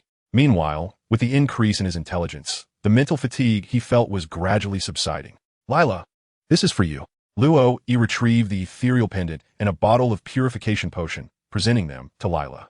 With a heart full of concern, he observed as her injuries gradually healed. Lila obediently accepted the ethereal pendant, adorning her neck with it. The silver chain supported a pendant of sharp angles, intertwined in hues of blue and white, adorned with a purple gemstone that beautifully complemented Lila's fair complexion. After donning the ethereal pendant, Lila distinctly felt an enhancement in her physical prowess and an elevation of her mental fortitude. Upon receiving the purification potion from Luo Yi, she delicately uncorked the exquisite bottle and consumed the azure liquid in one swift motion. What a delightful sensation! Lila squinted her eyes, relishing the rapid rejuvenation of her mental energy and the invigorating frost power, exclaiming in joy. Meanwhile, Luo Yi, who had nearly recovered, silently scoffed to himself. Of course it feels wonderful. While others indulge in blue pills, you're resorting to a blue potion, after all. In truth, he still possessed some magical mangoes which, although lesser in total restorative capacity compared to the purification potion, offered instantaneous recovery with a single gulp. Here, this is for you, he said, producing a power wristband and a wand, demonstrating his generosity. Given the assistance from Manjike's, he felt compelled to share these minor pieces of equipment. Without further ado, Manjike's donned the wristband on his left wrist. The leather accessory, alternating in vibrant red and yellow, would have stood out strikingly were it not for his hip-hop panda persona, clad in a vest. As for the wand, Manjike's merely glanced at it before tucking it into the pocket of his attire, recognizing its quality. Brother, they haven't left yet. We VE struck gold this time. Just as Luo Yi prepared to return to the tavern to open for business, an unfriendly voice emerged from the tree overhead. Luo Yi did not raise his head. Instead, he directed his gaze towards Manjike's. He could hardly believe that Manjike's had failed to notice their observation. Indeed, I deliberately chose this spot. Manjike's nodded, readily acknowledging the truth. You dare to disregard us. You possess quite the audacity. The Fur tribe, accompanied by a young ability user and a seemingly robust child, presented a considerable opportunity. Even if the Fur tribe were merely sold to the auction house, it would fetch around 700,000 berries, and this young girl, being an ability user, would undoubtedly command a price even higher than that of the Fur tribe. As for the child, we shall consider it a fortunate acquisition. Ha ha ha. Above and behind the trees, numerous individuals emerged, encircling Luo Yi and his companions. The leader, having leapt down from a towering tree without a hint of injury, clearly exuded an air of menace. You on the left, Lila on the right, and I shall position myself in the center. Behind them lay the tumultuous sea, its waves swift and treacherous. Both Luo Yi and Lila feared that a leap would lead them directly into the depths of the ocean. Manjike's had also clearly delineated their roles.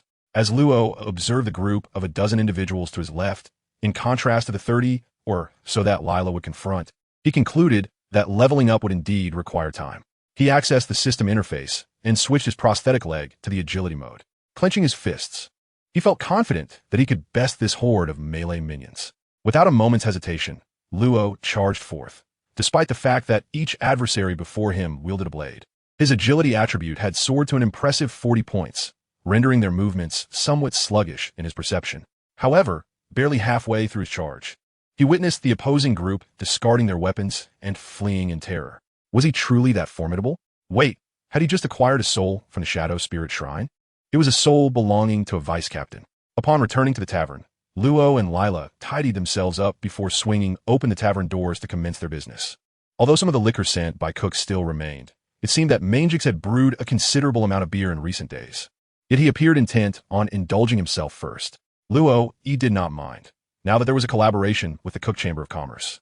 At least there was no need to worry about monthly meal expenses. However, the matter of the lottery would have to be set aside for the time being. Luo intended to save up 5 million first and see how it went. If it did not suffice, he would gather another 5 million. When clicking the system upgrade button, it only indicated insufficient balance without revealing how much was lacking, which left Luo somewhat perplexed. In his previous life, he had encountered numerous web novels, where each system upgrade seemed more deceptive than the last. As a player in an online game where no expenditure could enhance the combat prowess of in-game heroes, yet still allowed survival, Luo felt that it could not be significantly better than those misleading systems. Feeling somewhat frustrated, he busied himself behind the bar, opening the system interface. He noticed that the lower right corner of his Shadow Spirit Shrine had transformed from 0 to 1, prompting him to recall recent events. Shadow Spirit Shrine, active, soul release. When cast on friendly units, it grants 30 points of life recovery per second. When cast on enemies, it inflicts 25 points of damage per second for a duration of 8.0 seconds. Energy is gained whenever an enemy hero dies within a radius of 1400. Only the shrine closest to the fallen hero can acquire this energy. According to Luo Yi's recollection, the shrine should directly replenish 2 points when the count is at 0. But a deficit of 1 point was not a major concern. The primary issue was that Mangix and Lilai acted too swiftly. As Luo charged toward the group, Lila unleashed her frosty powers, while Mangix ascended into the air. Lila's magic manifested as a weakened version of Frost Nova, summoning devastating ice explosions that not only encompassed an extreme chill, but also delivered a potent icy shockwave, incapacitating all her foes. Although the expansion of its range diminished its potency, it nearly froze everyone in place, slowing their internal blood flow and rendering them immobile. Meanwhile, Mangix executed a precise thunderstrike, his foot firmly planted on the chest of the leader, generating a violent tremor that also dispatched the surrounding allies. For Mangix, who possessed exceptional control over his strength, the vibrations created were entirely contained, leaving Luo who stood with his back to them, blissfully unaware of any disturbance.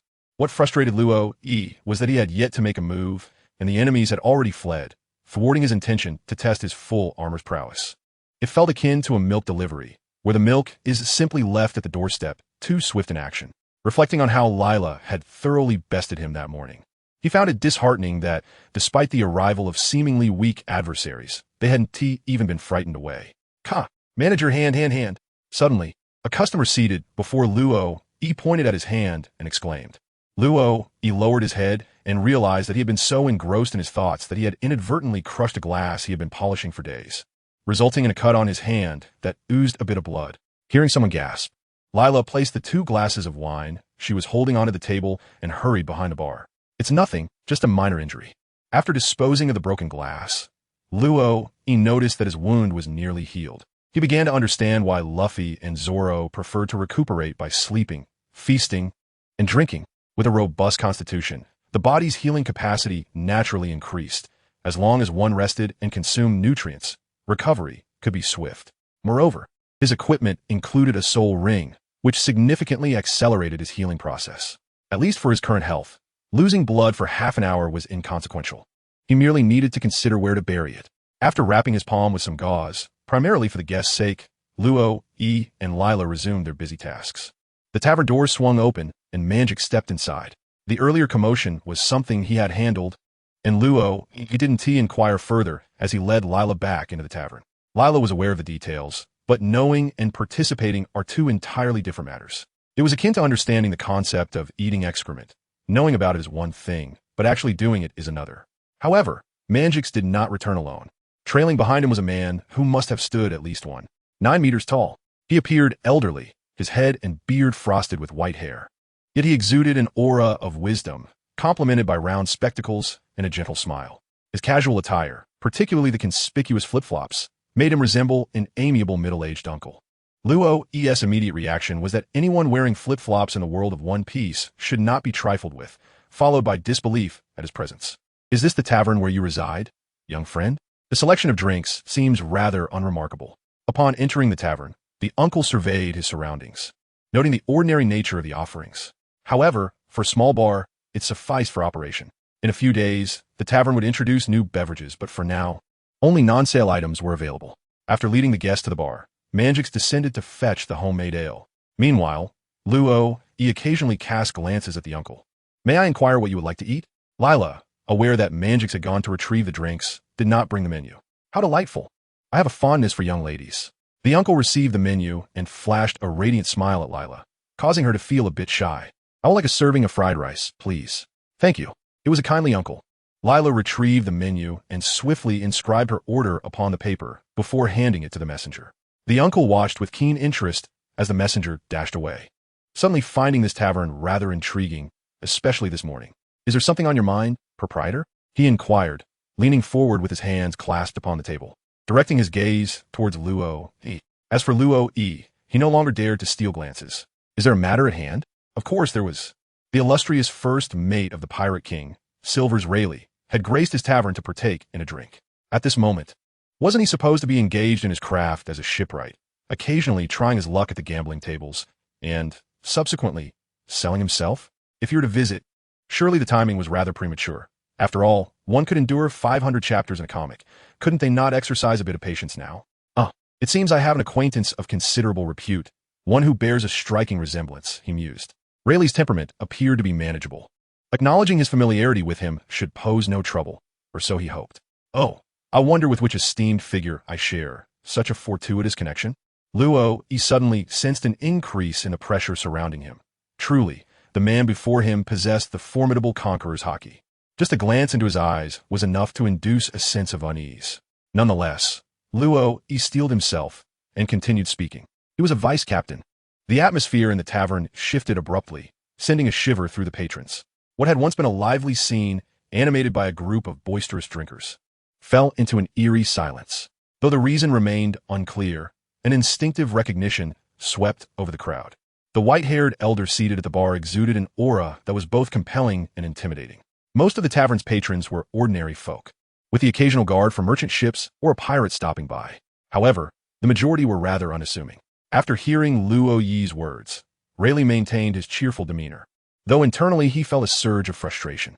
Ever since the dissolution of the Roger Pirates, he had chosen to live in seclusion here, engaging in the craft of a shipwright, gambling occasionally, enjoying drinks, and admiring Shaki, living a life of unexpected comfort.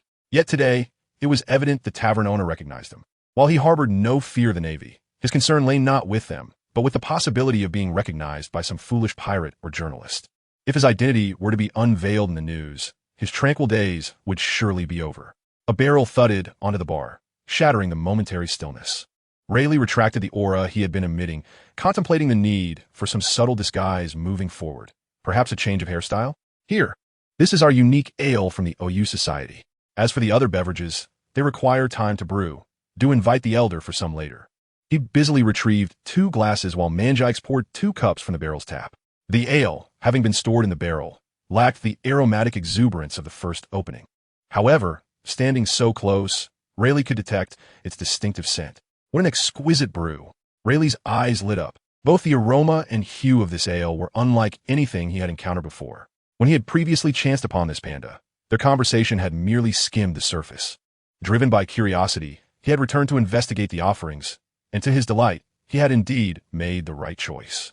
Raising his glass, Rayleigh downed the drink without hesitation, while Manjix felt a wave of satisfaction, convinced he had found a worthy drinking companion. "Owner, the bill please." The 2 at the bar continued their revelry, while the other patrons, feeling somewhat uneasy, hastily settled their accounts and departed. Luo cast a somewhat dejected glance at Manjix, entirely shifting the blame onto him, seemingly oblivious to the fact that it was his revelation of Riley's true identity that prompted the departure of the guests. Lila, demonstrating considerable discretion, lowered the tavern's door by 2/3, leaving just enough height for the messenger to enter. Over the past few days, her mental acuity had notably improved, allowing her to discern that Riley was far from ordinary. How did the manager recognize me?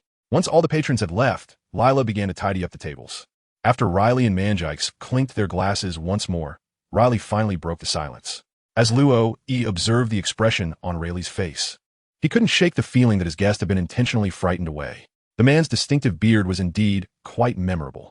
Staring at Rayleigh, Luo sought a plausible excuse, for he certainly could not admit to having read the manga.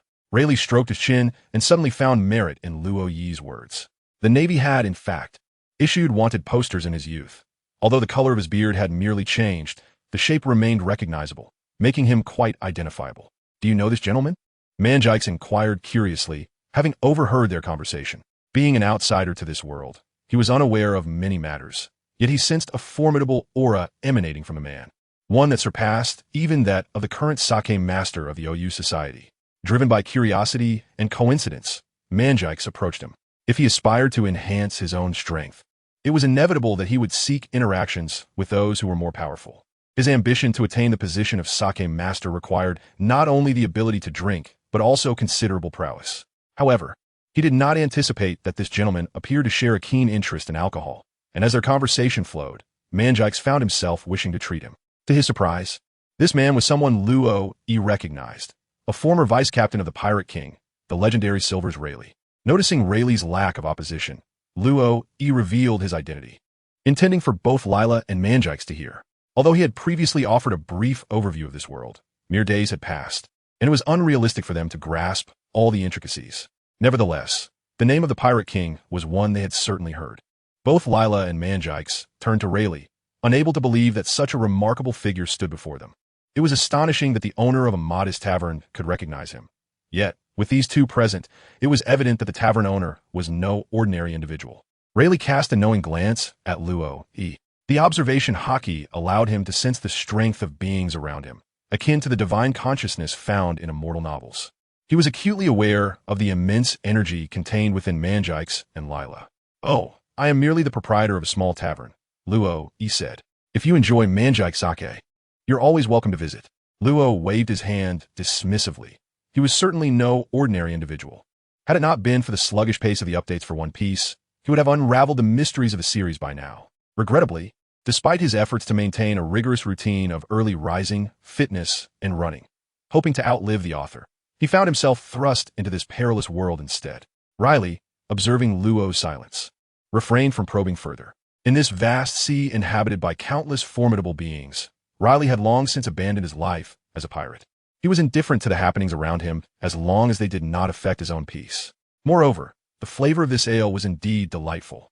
After a casual conversation, Riley found a kindred spirit in Manjikes, who, upon learning of Riley's true identity, occasionally delved into discussions on martial arts, aside from their shared interest in libations.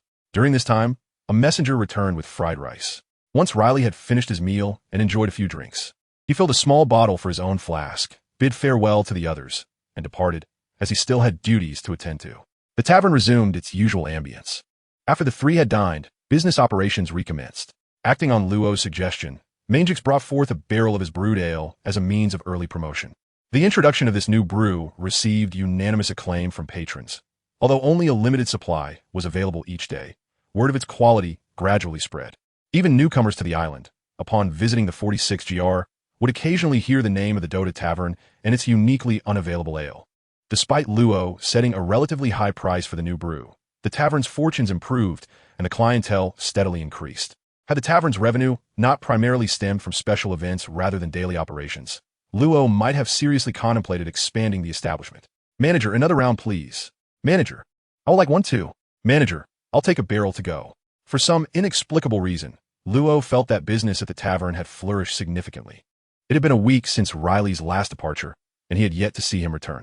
This was understandable, as Riley was not solely devoted to drinking. He had a greater affinity for gambling and looting, after all.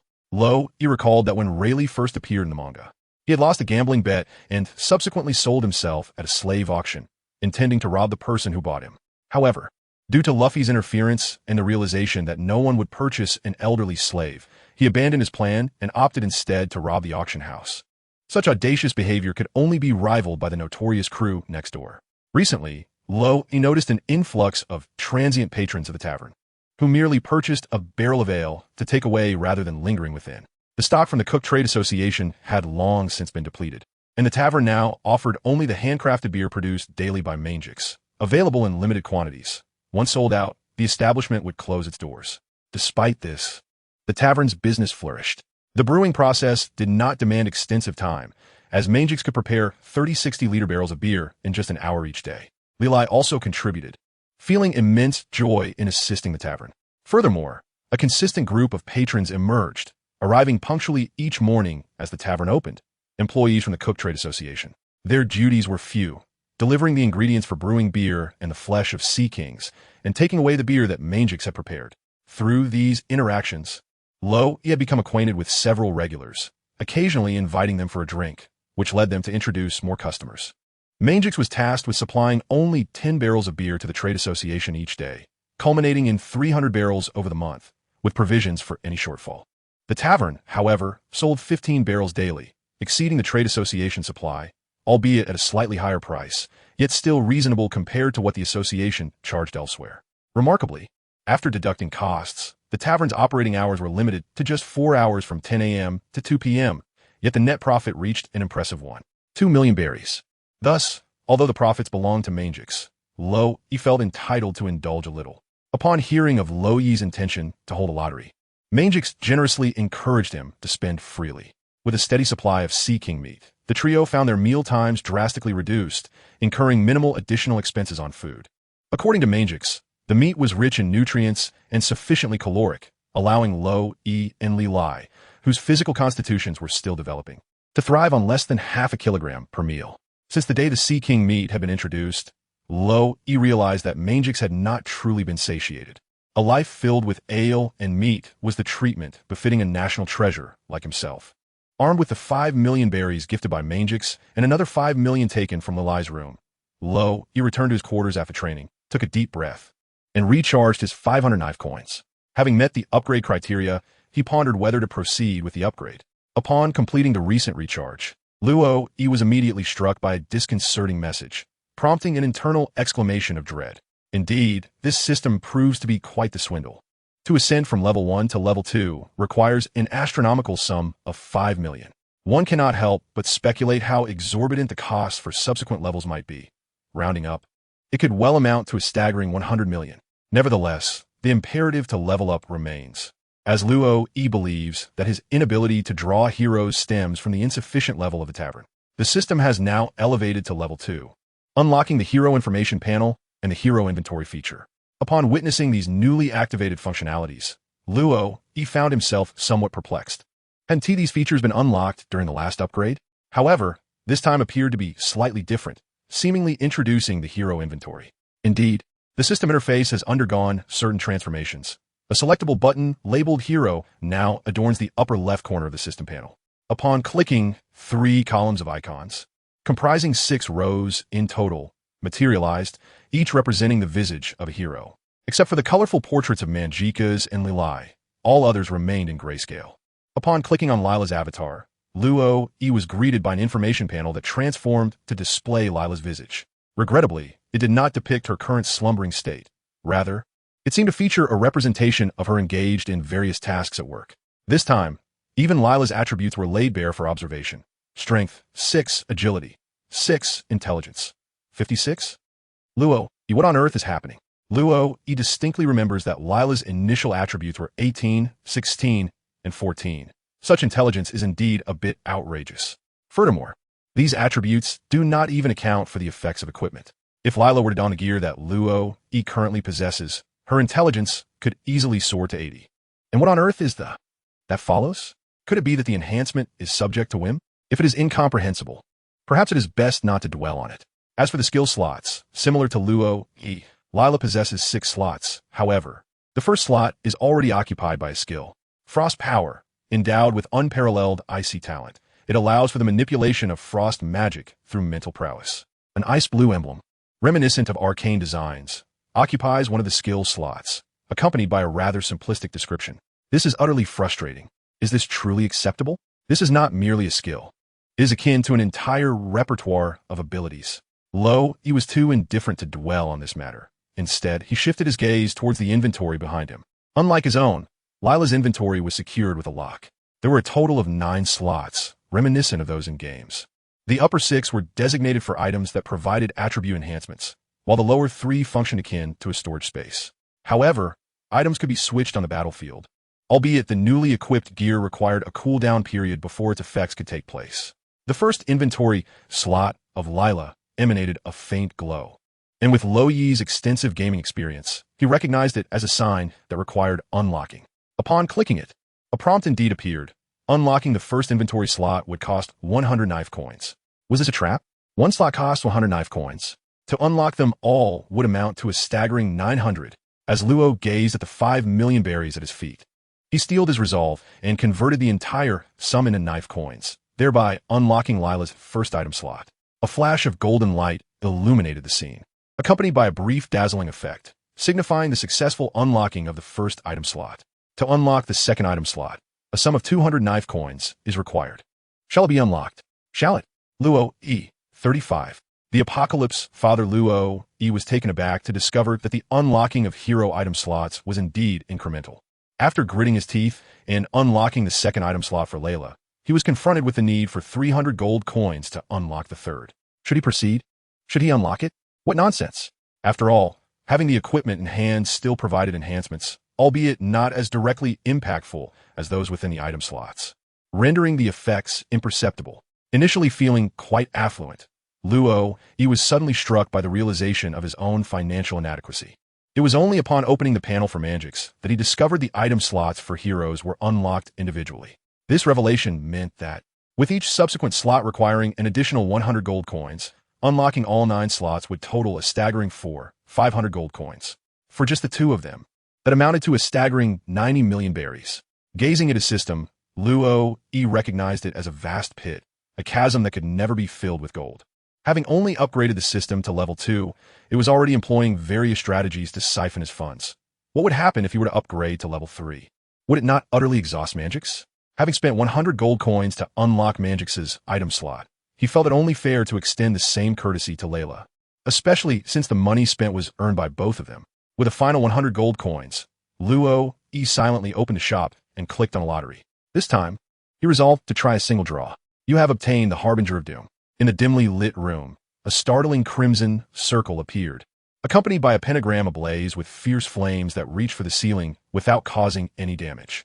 From the magic array emerged a towering figure adorned with enormous demonic horns, clad in dark red metallic armor, and possessing legs reminiscent of cloven hooves, with skeletal wings protruding from his back. The flaming sword of magic extended from the array, nearly striking Lo Yi's head. I bring forth the apocalypse, intoned a deep voice, its words somewhat obscured, yet Lo E comprehended them with utter clarity. Who is this? It was none other than the Harbinger of Doom himself. Once, a formidable spell had rendered opposing heroes powerless, stripping them of their active, passive, and item skills. Any hero who dared confront him in single combat was destined for demise. Forced to call him father, as he observed the slowly dissipating flames and the towering height that nearly grazed the ceiling. Lo, he felt a sense of relief at the sparse furnishings of the room. Otherwise, the skeletal wings alone could have wreaked havoc within. His flames burn eternally. His insatiable hunger for destruction remains unquenched, and his slaughter brings forth only doom for those who stand against him. Clutching the flaming sword, he reaps the very souls of the living. He is the fallen messenger, once a revered general in the realm of darkness, cast out for his contempt, refusing to kneel before anyone. How formidable he is! Even without perusing his introduction, the mere glance into the eyes of Doom conveyed his immense pride. Compared to his imposing physique, the eyes of Doom seemed diminutive, akin to 2 yellow beans set upon a charred visage. Had it not been for the enormous helmet encasing his head, Lo, he would have been compelled to glimpse the true countenance of Doom. Thud, thud, thud. The door of Luo E was knocked upon, prompting him to hastily rise from his bed and open it. There stood Mangix, clad in shorts, accompanied by the timid Lila behind him. Following the system upgrade implemented by Luo E, both individuals sensed a subtle change within themselves. Upon the activation of their inventory, they instinctively understood its usage and promptly placed their items within. Soon after, they sensed the summoning of a new hero. Mangix ascended the stairs and fortuitously encountered Lila at the door, leading them both to meet their new companion. the little fellow from the OU Society. The entity known as Doom cast a condescending gaze upon Manjix. The brand of punishment? The realm of shadows? Are you the Lucifer who survived the tolling of the Washendong's bell 6 times? Manjix immediately discerned the origins of this being and responded to Doom. Seizing the opportunity, Luo swiftly examined Doom's attributes. Strength, 395, Agility, 224, Intelligence, 277. When he had recently unlocked Manjix's inventory, he had also taken note of Manjix's attributes. Strength, 287. Agility, 204. Intelligence, 176. In comparison to Doom, Manjix's attributes were indeed somewhat lacking. However, their current identities were vastly different. One was a young boy striving to become a master of wine, while the other was a seasoned general with years of experience in battle. Fortunately, the atmosphere between them was not particularly tense. By the way, how should I address Dad? Luo nearly uttered father instinctively, yet even upon correcting himself, he addressed him as Lucifer. The Lord of the Apocalypse cast a glance at Luo, perceiving his frailty. How had he ever consented to the summoning? Was he perhaps weary of that forsaken paradise? Well, Lucifer, shall we indulge in a late-night snack and engage in conversation? Suddenly, Luo made a suggestion. Lucifer regarded Luo with an impassive expression before nodding in agreement. Upon receiving his assent, Luo gestured for them to descend the stairs. Meanwhile, Lilai cast a wary glance at Lucifer, particularly at the sword in his hand, which flickered with flames, seemingly poised to seize souls. Despite the incessant bickering between Lilai and her sister Lena regarding matters of gender, such disputes stem from the fact that Lena was her elder sister.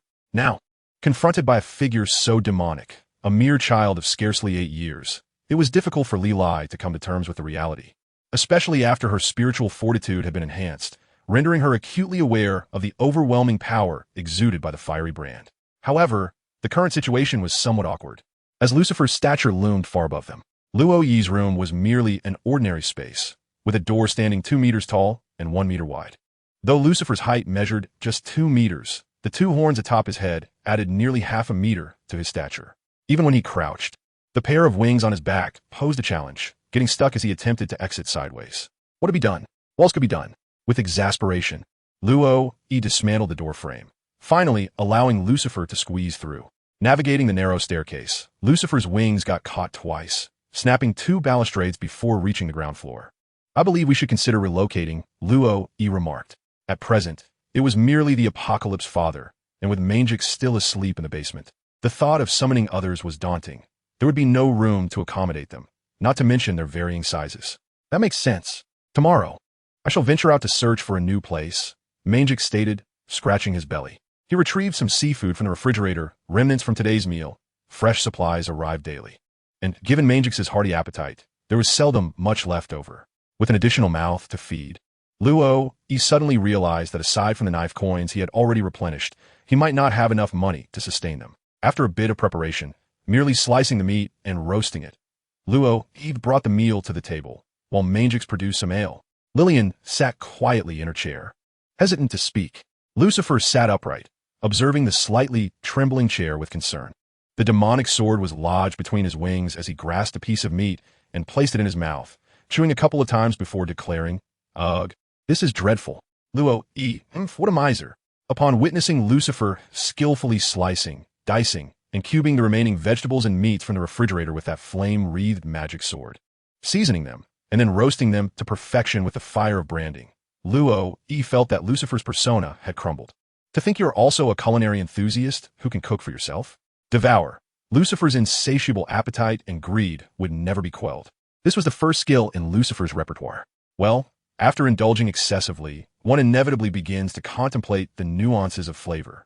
It became evident that Lucifer's culinary prowess was indeed exceptional. Thus far, Luo had yet to encounter a dish superior to what he had prepared. The taste was delightful. Even Manjix praised it openly. As for Lilith, the exquisite flavors had already eclipsed her lingering fear of Lucifer, especially with the unique beverage Manjix had prepared specifically for her during the brewing of the ale. Even in the OU Society, one typically begins drinking only at a certain age. However, Manjix, due to his unique lineage infused with divine blood, had commenced his lessons in drinking and drunken boxing at an early age. You must have felt the item interface I just introduced to you. Satiated and refreshed, Luo partook of the child-friendly drink that Manjix had prepared and began to discuss matters of importance. It was a fascinating spatial ability, capable of not only storing magical artifacts, but also directly imbuing the wielder with the artifact's powers. Truly intriguing. Mangix nodded in agreement. Lilith remained silent, simply sitting there obediently, serving the role of a talisman. That was the item interface. Everyone could unlock 9 slots, though this came at cost. Luo briefly discussed the expenses within the system, noting that the characters summoned by the system need not be kept in the dark about its inner workings. The first to feel concern were Mangix and Lila. After residing here for some time, Luo would occasionally take them on excursions around the island, purchasing daily necessities or trinkets. They were well aware of Bailey's purchasing power. Initially, they believed their current income was sufficient for a luxurious lifestyle. However, as more mouths to feed emerged, it seemed increasingly inadequate. Nonetheless, Mangix remained untroubled. If necessary, he could simply double the quantity sold to the Cook Merchant Guild, thereby doubling their income without altering the time dedicated to brewing. Seizing this opportunity, Luo provided Lucifer with a general overview of the world's circumstances. After acquiring a basic understanding, Lucifer decided to accompany Mangix on a stroll through the streets the following day, taking recent newspapers from the bar to gather information. Regarding financial matters, Lucifer, a dignified general of the Dark Kingdom, would not stoop to earn money. If he desired something, he would simply seize it, and if denied, he would consult the flames of his magic sword for approval. Having survived in the desolate paradise for an extended period, Lucifer had long grown accustomed to a life devoid of currency. As for the concept of order, it merely served as a tool for the strong to subjugate and protect the weak. In the 7 realms of darkness, only he could move freely, relying on the power of the magic sword in his hand and the unparalleled strength within him. Payment? Such a notion was non-existent in the land of shadows. He contemplated seeking a larger establishment, either for rent or purchase, treating the current location merely as housing while also serving as a storage space. It wasn't too long before Luo devised this plan, yet the specifics would need to be discussed among the group. This was indeed feasible. The current shop was somewhat small, lacking certain conditions necessary for brewing other types of wine. However, could the spring water from downstairs be relocated? Mangix had no further demands. Recognizing the value of that spring water, though its daily yield was minimal, it sufficed for the exquisite wines he intended to craft, and he would require it every day. Thus, it should be possible. Luo was also somewhat uncertain, yet he recalled that when the item was initially placed, there had been no stipulation against its removal. He believed the issue should not be significant. In fact, he currently possessed an item that he had longed to experiment with, but had not found the opportunity to do so. If it were indeed relocated, he might finally consider putting it to use. Thus, they began to discuss the requirements for the new tavern. As he spoke, Mangix took out a piece of paper, preparing to make notes. Mangix's handwriting was quite elegant, certainly more aesthetically pleasing than Luo Yi's, which resembled the scrawl of a chicken's claw. It even possessed an air of calligraphy. In the realm of dreams, it appears that there exists nothing beyond the capabilities of Mangix. It seems that the legacy of a formidable power shapes individuals in a manner distinct from the ordinary populace. Alas, the adage that wealth seldom endures beyond 3 generations might merely stem from the notion that after 3 generations, the progeny may no longer be of one's own lineage. Conversely, poverty may not last beyond 3 generations due to the inability to secure a spouse, leading to extinction. The Aoyu society has cultivated a lineage of knowledge since the ancient epochs of their world, a tradition that has persisted through countless generations, the precise number of which remains unrecorded in official documents. Nevertheless, Mangix's erudition undoubtedly surpasses that of Luo and his companions by considerable margin. Before long, Mangix elegantly transcribed several pages, ultimately delineating the requirements for the new tavern. Firstly, the location of the tavern must not be situated in a lawless area. Otherwise, the cook merchants may be reluctant to frequent it, necessitating messengers for deliveries. Secondly, both the entrance and the passageways of the tavern should be as spacious as possible. Lucifer, though merely taller than the average person, possesses wings that require ample room. Should we summon others in the future, space will be of utmost importance. Lastly, apart from the tavern, it may be prudent to establish some accommodations in the lawless zone, as it lies beyond naval jurisdiction, thus allowing us to circumvent potential complications as our numbers grow. These points serve merely as a summary. A thorough inspection of the island is essential to ascertain which establishments are available for lease or purchase and to assess their pricing. Mangix proposed that direct acquisition would be the most advantageous approach. In response to his suggestion, Luo could only nod, utterly a loss regarding his own capabilities. What could he possibly do? He relied on others for sustenance, utilized their resources, and learned from them. Now, even the prospect of purchasing property hinged upon their support. Were it not for the tavern and the system being his own, Luo he might feel as though he were the one summoned. Lucifer leaned against the bar, seated like an ancient sentinel, with his enchanted sword resting on the table, flames licking at the surface without inflicting damage. He held a newspaper in his hands, his gaze drifting towards Luo E, their eyes meeting fortuitously. Although Lucifer's expression revealed little, Luo E felt an unspoken sentiment emanating from him, an insinuation that echoed, "Humph, impoverished wretch."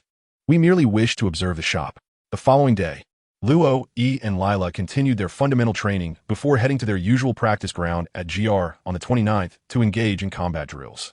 Almost daily, Luo E expended a portion of the tree sacrifice, having utilized 3 thus far. The purification potion, after being administered to Lila on the first day, had remained untouched since. In the words of Manjikas, the self-recovery following such consumption is beneficial for Lila's mental fortitude enhancement. However, upon concluding today's training, Luo E suddenly sensed something amiss. Reflecting on the duration since he began utilizing the experience tome, he realized he would not be able to access it until the following morning. Moreover, with the recent increase in his attribute points, the efficacy of his training had diminished considerably. If not for the incorporation of practical combat with Lila, he would scarcely notice any enhancement in his attributes. Yet today, after the training session, Luo E observed a remarkable increase of 2 points across all attributes. Strength, 22. Agility, 22. Intelligence, 25. These figures represent his current attributes, which have more than tripled compared to just over half a month ago. However, his recent attribute improvements had dwindled from 2 points per day to merely 1 point every 2 days. This sudden enhancement seemed rather unusual. Had he perhaps surmounted a certain threshold? Despite these thoughts, Luo E did not feel anything particularly extraordinary, merely a slight boost in his physical condition. But when he focused his attention on his attribute panel, he was taken aback. Luo E couldn't help but utter a curse. For someone like him, who had scarcely devoted himself to his studies and could barely manage a simple lament, expressing emotions such as joy, sorrow, anger, confusion, distress, anxiety, fear, and guilt could only be encapsulated in a single, albeit effective, word. Lila glanced up at Luo E, seemingly on the verge of saying something, yet the words remained unspoken. Upon observing the attributes, Luo E was astonished to see all the growth metrics transformed into the number 2. How could he not feel exhilarated? How could he not be filled with joy? How could he possibly contain his excitement? He had never anticipated that his own development could witness such elevation. Could it be that the enhancement of the system's levels signifies an equivalent increase in his personal growth? Should he not endeavor to amass wealth first, and once prosperous, devote himself to rigorous training? Even if the attribute growth were merely 5, the efficiency would be quintuple that of the present moment. However, wait a moment. It appears that the matter of earning money does not fall within his purview. The current reality is that he is being supported by the very hero he summoned, devoid of the right to worry about finances, living solely on the generosity of others. Alas, life is indeed arduous. Luo could not help but shake his head in despair. Lalai, following closely beside him, gazed at him with concern. After their recent training session, Luo E oscillated between elation and excitement, only to be met with a tinge of melancholy. Could it be that the ice spike that grazed his head had rendered him momentarily daft? Oni-chan, are you all right? Lilai anxiously tugged at Luo E's arm. Mifine. By the way, Lilai, in a couple of days, you'll be able to use the Book of Knowledge again, right? I shall procure another one for you. Luo E gently patted Lila's hand, then retrieved a tome of knowledge and placed it in her palm. Over the past few days, the area designated as 29th GR has transformed into their exclusive training ground. Even the island's criminal syndicate has become aware of the team that has fallen victim. It is said that a demon cloaked in the guise of child froze over 20 individuals with a mere gesture, subsequently turning to laugh at another group, leaving them utterly paralyzed with fear. Most terrifying of all was a panda from the fur tribe, who not only crushed the leader of that team, but also abducted the remaining survivors, whisking them away to a human auction house. According to credible sources, this panda had engaged in similar nefarious activities half a month prior, though it was not in a lawless area and occurred under the cover of night, known to few. Had it not been for their modest communication, they would have remained oblivious to such events. Thus, it is safe to say that no one dares provoke Luo E and his companions. They risk being captured themselves and sold into a lifetime of servitude, which would be preferable to falling into the hands of the Navy. The young man grows increasingly formidable with each passing day, truly alarming. But what is even more fearsome is that little girl. Her abilities seem boundless, as if she could dispatch 100 adversaries at once. Fortunately, the leader has merely instructed them to observe, without suggesting any aggressive action. However, the prices for ability users have surged recently. Should they capture the pair, they could fetch no less than 200 million berries. If you capture them, the leader might offer you 100 million berries. Do you believe that? You yist. The leader is not so benevolent. Keep a close watch. This individual is a fool. Working alongside such a person is truly exhausting. Luo remained oblivious to the fact that they had already caught someone's attention. With laughter and cheerful banter, they held Lila's hand and made their way towards the tavern. Upon returning to the establishment, they found that Mangix had already departed with Lucifer. After Luo, and Lila completed their grooming, they opened the tavern's grand door, welcoming patrons. Meanwhile, on the streets of the Shambodia archipelago, the duo of Mangix and Lucifer stood out conspicuously. One was a member of the Fur tribe, whose starting bid at the population auction had reached an astounding 700,000 Baileys. Standing just over a meter tall, he appeared adorably clumsy. The other, however, donned an armor of indeterminate material, with even his visage resembling that of a helmet. He bore a flaming long sword on his back, and his prominent horns, coupled with his unusual legs, made him a figure that caused passers-by to instinctively steer clear. Lucifer reveled in this attention, arrogantly lifting his chin as his bean-sized eyes scanned the crowd like a general surveying his troops. "Can't you change your appearance?" Mangix lamented, exasperated. He was no sorcerer, unable to cast a transformation spell to turn Lucifer into a charming little lamb or pig. Although Lucifer, hailing from the nightmares, was not the most fearsome in appearance, he could easily frighten many, especially in a popular tourist destination like this. After they meandered through zones 40 to 49 of GR, they finally spotted a storefront for sale, its overall size quite promising. Just as Mangix was about to enter for a discussion, the shopkeeper suddenly knelt before them. "Please do not harm me. I am willing to pay and will not report to the Navy," he pleaded. Mangix, looking up in frustration at Lucifer, noted his slightly raised face and the faint yellow glow of his eyes, which certainly did not convey a benevolent aura. "Rest assured, dear shopkeeper, we merely wish to inspect the premises, and should they meet our requirements, we intend to purchase," Mangix reassured him. "I do not own the property. I am merely a tenant. I will promptly summon the landlord." The shopkeeper responded hastily, retrieving a snail phone from beneath the cash register and dialing. "Landlord, someone is interested in your property. Hurry over." Mangix and Lucifer exchanged glances, both pondering the identity of this formidable individual.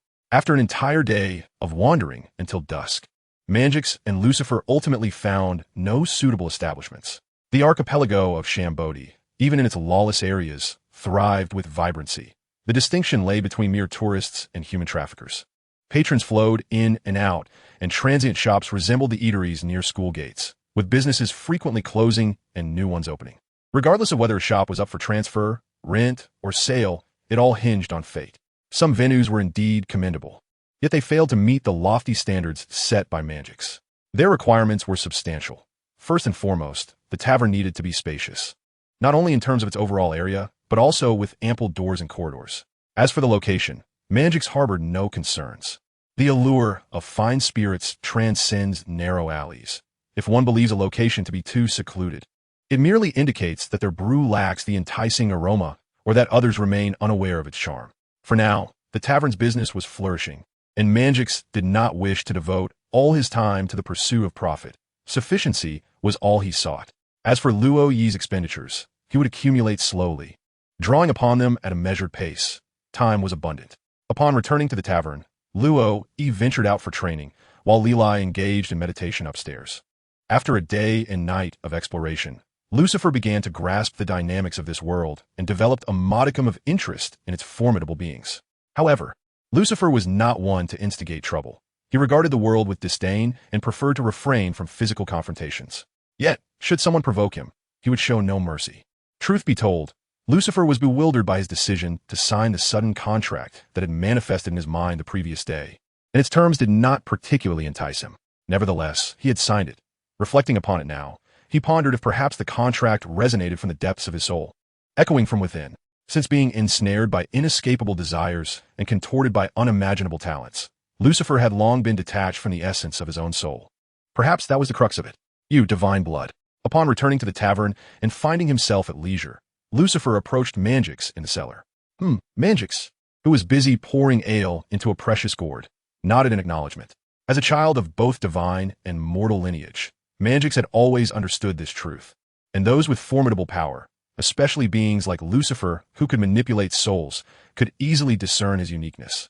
Still, too young, Lucifer remarked, shaking his head. While he acknowledged Mangix's innate talent, he did not concur with the assessment of his current strength. Age, perhaps, was Mangix's only Achilles heel at this moment. Why don't we engage in some sparring? Filling his flask to the brim, Mangix poured the remaining wine from the barrel into his mouth. Setting down the barrel, he wiped the corner of his lips with the back of his hand and addressed Lucifer. Though they lacked a panel, they could still roughly gauge each other's strength. He understood that Lucifer was more formidable than he, especially with the flames of the fiery demon sword that resonated with his very soul. Let us proceed, Junior, Lucifer stated without hesitation. Upon hearing Mangix's suggestion, he promptly rose.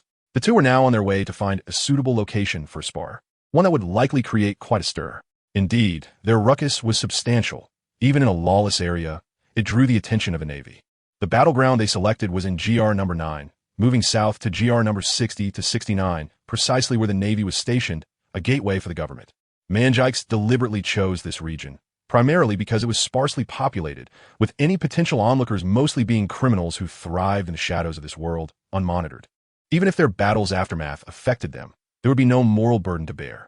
They traveled in silence. Mangix sipped his wine, elevating his spirits, while Lucifer remained calm and composed, perpetually in optimal condition, requiring no adjustments. He held a wooden stick in his hand, a makeshift weapon that Mangix had crafted from a branch just days prior. From between his wings, Lucifer drew forth the fiery demon sword. Due to their pact, he could not strike with lethal intent against Mangix, rendering the soul-burning method unusable. Nevertheless, Lucifer never held back. If they were to engage, even in practice, he was more than willing to share the fiery brand he had endured during his exile. With a swift motion, Mangix spun his staff and charged at Lucifer, the flask on his back remaining undisturbed. His speed was remarkable, even surpassing Lucifer's. However, when faced with the casual swing of Lucifer's weapon, Mangix still felt a sense of impending danger. Should he be struck by that blazing sword, he would not escape unscathed. He leaned forward, as if tripping over his own feet, narrowly evading Lucifer's lethal slash. Yet, instead of collapsing, he twisted his waist and regained his footing. Boom! Although Mangix had dodged, the island behind him was not so fortunate. It seemed to be cleaved by an invisible blade, erupting with the sound of a cannon's blast. The flames from Lucifer's sword not only tore through the ground, but also ignited a massive explosion. This single act caused a considerable uproar. What is happening? Is there an attack? Those closest to the scene were overwhelmed by a singular thought. This was, after all, a lawless territory. Just because the Navy had not enforced control here for various reasons, it did not mean that others would refrain from taking action. A group of savages coexisted, and conflicts were inevitable. Occasional explosions served merely as a measure of the situation. So long as one remained unscathed, the fates of others were of little concern.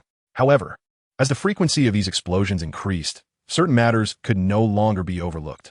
Numerous illicit factions of the Ninth Jar were stirred into action. Yet upon witnessing the fierce clash between Mangix and Lucifer, a singular thought resonated within them. Who is this formidable adversary? Such strength is not characteristic of a novice. The buildings across 3 streets had been reduced to ashes beneath the flames. The very island had transformed into a desolate wasteland.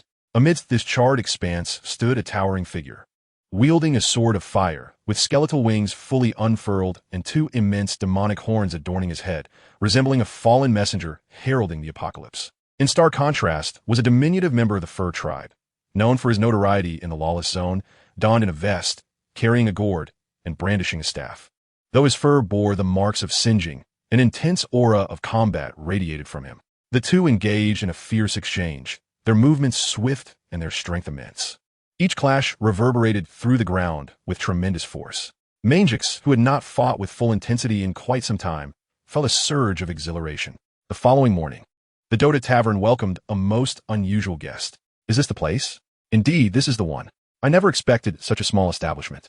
At the entrance of the tavern stood a naval officer clad in a wine-red suit, draped in a navy standard long coat, with 2 katana sheathed at his waist.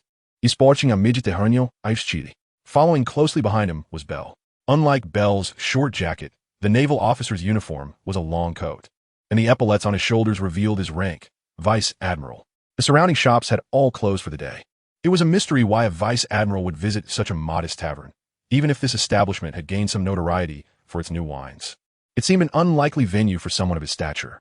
Next door, Harold peered out from his workshop on the upper floor. He recognized this individual, or rather, most of the island's residents were familiar with this Vice Admiral. Not far from here lay the Red Line, home to the Celestial Dragons. And beneath, that was the island of Marine Headquarters, Marineford. With the headquarters, there naturally existed branches. The naval branch in the Grand Line was designated GX, and the Sabaody Archipelago fell under the jurisdiction of the G2 branch. The island indeed hosted a naval presence, but until now, only a single rear admiral had been stationed here, which was sufficient for newcomers traversing the early stages of the Grand Line. However, the features of this Mediterranean vice admiral were unmistakable, and many civilians occasionally spotted him in the newspapers. He was Vice Admiral Gamer, the commander of the G2 branch. Harold's heart sank. Could it be that the incident involving the young thief, who had robbed a human auction, abducted a little girl and a fur tribe member, and stolen a devil fruit, had come alight? While human trafficking was undoubtedly prohibited, there existed a human auction house in the Sabaody Archipelago Sector 1, a fact well known to the island's inhabitants, as it catered to the Celestial Dragons.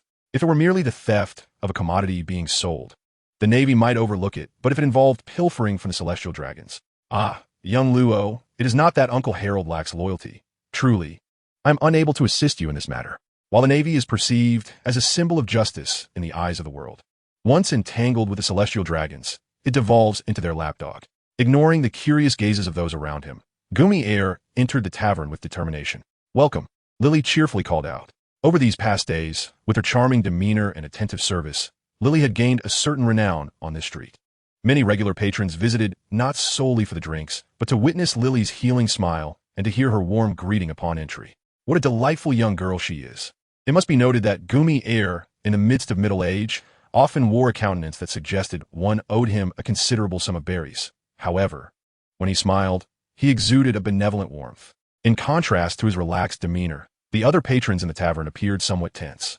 If it were an ordinary Navy officer, it might have been acceptable, like that Major Bell who frequented the island and was familiar to everyone. Yet, the individual who had arrived now was a rear admiral, a figure of considerable stature. The tavern fell into a sudden hush. "Sir, you have startled our guests," Lily pouted. When Uncle Rayleigh had visited before, he had frightened away their patrons, and with business just beginning to pick up today, Lily was not pleased at the thought of closing once more. "My sincerest apologies. May I trouble you for a cup of coffee?" Gumia offered an Aukvatsmai, regretting his choice to don a uniform. "Please have a seat." Lila gestured towards the remaining vacant seats in the tavern before turning to the bar. Gamer was somewhat taken aback. This little girl, before him, harbored an immense reservoir of energy. He had initially believed only the two formidable individuals who had wreaked havoc on half of the number 9 GR the previous night possessed such strength. Yet, it appeared that no one within this establishment was ordinary. The youth behind the bar exhibited a physical prowess far exceeding that of the average person, seemingly at the onset of his own training, though he would likely have no trouble besting a dozen ordinary naval soldiers. However, Gamer approached this situation without hostility. The events of the previous evening, although transpiring in a lawless zone, occurred alarmingly close to the naval garrison, even resulting in the devastation of half an island. While such occurrences in illicit territories might be overlooked, the potential for conflict spilling into civilian neighborhoods was a matter of grave concern. Judging by the destructive aftermath of the battle, it was inferred that one of the combatants was likely a person of extraordinary abilities, reminiscent of Admiral Akainu's magma powers, possibly linked to the Mera Mera Inomi. This prompted Gamer's summons, as he sought to ascertain the identity of this individual. Having rushed from the G2 naval fortress, Gamer received intelligence gathered overnight by the Navy. While others might be unaware, Bell was well informed. That panda was none other than the creature from the Dota Tavern, a member of the Fur tribe. Bell promptly reported his findings, earning the designation of guide for Vice Admiral Gamer. "Here is the coffee milk for our guest. Would Major Bell not indulge in something as well? We have recently released a new ale, which has garnered quite a favorable reputation." When Luo entered the tavern, he immediately recognized him. Upon hearing him order coffee, he said nothing further and retrieved some long-stored coffee and milk from the kitchen. As for whether it had expired, it was not for him to consume, so why bother? "Luo, the manager, I am currently on duty," Bell sighed in exasperation, realizing that he had no actual closing time. Luo, he casually approached a nearby bench and took a seat. The rear admiral approached, and although the purpose of his visit was unclear, it was certainly not for the sake of indulging in libations. The figure before him, Admiral Gumi, was known to Luo. He had gained notoriety not through the main narrative of the One Piece manga, but rather due to the cover story featuring Ace's infamous encounter with Blackbeard. During work hours, a modest drink poses little detriment, and today, I shall treat. As Luo Yi's words faded, Lila gracefully brought a glass of wine, placing it upon the table. The enticing aroma of the brew wafted through the air, and Bell found himself rather tempted. It was no wonder the tavern had been thriving lately, for it was indeed the quality of the drink that drew patrons in. A true gentleman ought to indulge, he mused. Let today be a respite from the mundane. Gumir, too, lifted his cup of coffee milk. Though he had merely ordered coffee and had never before experimented with such a combination, he decided it was worth a try. Ah, the flavor is delightful. Far superior to the bitter brew served within the confines of G2. Your presence here, esteemed general, must surely extend beyond the mere enjoyment of coffee, he remarked, observing Lila as she attended to other guests. Luo, noticing Gumir's rather lackadaisical expression, couldn't help but think, how quintessentially fitting for one under the command of the Yellow Ape. Are you certain you aren't merely coasting on your salary? In truth, just the previous night, Bell had taken a hearty swig of ale, savoring the lingering aftertaste it left on his palate. Now, he felt compelled to elucidate the circumstances surrounding his indulgence. Upon hearing Bell's account, Luo, found himself increasingly exasperated. These two, clandestinely engaging in such antics behind my back. Is it time to issue a bounty? Luo, inquired with a hint of concern. Rest assured, manager, we merely wish to ascertain whether they harbor any interest in joining the Navy. Gumier spoke leisurely, embodying the same tranquility as the justice he upheld. Why? Although I am aware they will not acquiesce, I shall call them back. They are currently seeking a storefront outside. Luo, waved his hand, summoning the messenger who was squatting in the corner, indulging in a meal. On the map, 2 green names were in motion, and through their combined efforts, a significant portion of the map of the Shambodi Islands had been unveiled. Luo, promptly sent the messenger to find them, confident that upon seeing the messenger, they would understand it was time to return. The lively little pony bore a striking resemblance to the marshal's goat. Gumi glanced at the cheerful messenger, darting away, and couldn't help but remark, are you referring to the great marshal of the Warring States? I would truly like to meet him if given the chance. Luo, politely remarked that if those two were willing to join the Navy, he could certainly recommend them to the store manager. Gumi reiterated his intentions once more. Luo, rolled his eyes. If Mangix had joined the Navy, it could be excused, for at least he still harbored a sense of justice in his heart. However, Lucifer, are you certain that your motives do not stem from a desire to reconstruct Marineford? Maps are a wondrous phenomenon. Although Luo, was unable to perceive real-time conditions without allies present, the territories he had previously explored remained shrouded in a delicate veil of shadow, preserving the topographical features that existed when the shadows were cast. Just moments after Bell had recounted the situation, Luo, glanced at the map depicting Jar 9, and what he beheld was utterly ghastly, akin to witnessing a vision of hell itself. Do you truly believe that the moniker Harbinger of Doom is merely a jest? Wherever the Harbinger of Doom treads, there lies hell. Do you think that description is a mere play on words? Luo, suddenly pondered whether sending the Doomsday Father to Mary Geos might directly alter the course of the world. However, after some contemplation, he decided against it. Not only were there 5 perverse old men residing above, but also the enigmatic figure of him, who even the 5 elders bowed down to. If Lucifer were truly allowed to ascend, it might very well herald his own apocalypse. Mangix and Lucifer were situated at the GR number 52, a hub for shipbuilding and coating factories in the Sabaody archipelago. Establishing a bar there was certainly feasible. The prospect of workers unwinding after a long day with a refreshing chilled beer was undeniably delightful. Yet, when Mangix noticed the messenger weaving through the crowd and approaching him, he realized it was Luo, seeking them out. The two promptly returned to the tavern. Upon their arrival, they found Bell in a state of drunken stupor. Luo, wearing a smug grin, and a long-haired figure with a Mediterranean appearance, turned away from them. In that tavern, they were the only 3 remaining, with a naval vice admiral present.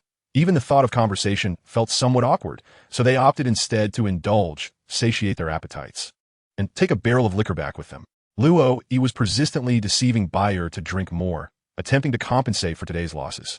The shop had been open for less than 2 hours, and the day sales had not even reached half of the usual amount. How could he let this opportunity slip away so easily? Upon seeing Manjikes and Lucifer enter, Luo immediately spoke up. Welcome back. Have you realized your newfound fame? Last night, while exercising outdoors, he had the map open but had not paid much attention to others, merely zooming in on his immediate surroundings. Otherwise, he could have directly observed the two engaged in battle through the map. Yes, I heard people talking about it on the way, Manjikes replied with a nod, displaying an indifferent demeanor. As for Lucifer, he cast a glance at Luo and scoffed. How foolish. Fine, you may be the aloof male deity. You certainly possess your own prowess. Luo began to understand Lucifer's manner of speaking. Was he exiled for using such a tone when addressing the ruler of the Shadow Realm? Though Luo seemed at ease, Gummire was far from it. He had observed the grim state of affairs surrounding the 9th GR, and it was indeed dire. However, his position as the commander of the Navy's G2 branch indicated his formidable prowess. Initially, he had assumed that their strengths were comparable to that of a Navy Vice Admiral, and given the current personnel shortages within the Navy, they might seek to recruit him. Yet, through the perception granted by his observation hockey, he discerned that not only did the man resembling a demon possess considerable strength, but also that the Beastman far surpassed an ordinary Navy Vice Admiral. The immense aura emanating from their beings was akin to that which he had experienced among the 7 warlords or the candidates for admirals being cultivated by the Navy. The other individual also seemed on the verge of attaining the rank of admiral. In a humble tavern, the presence of such two formidable individuals was remarkable. Fortunately, neither of them were pirates, and their battle in a lawless region had not resulted in civilian casualties, rendering a bounty unnecessary. Moreover, even if a bounty were to be issued, they lacked photographs. Would they resort to hand-drawn depictions?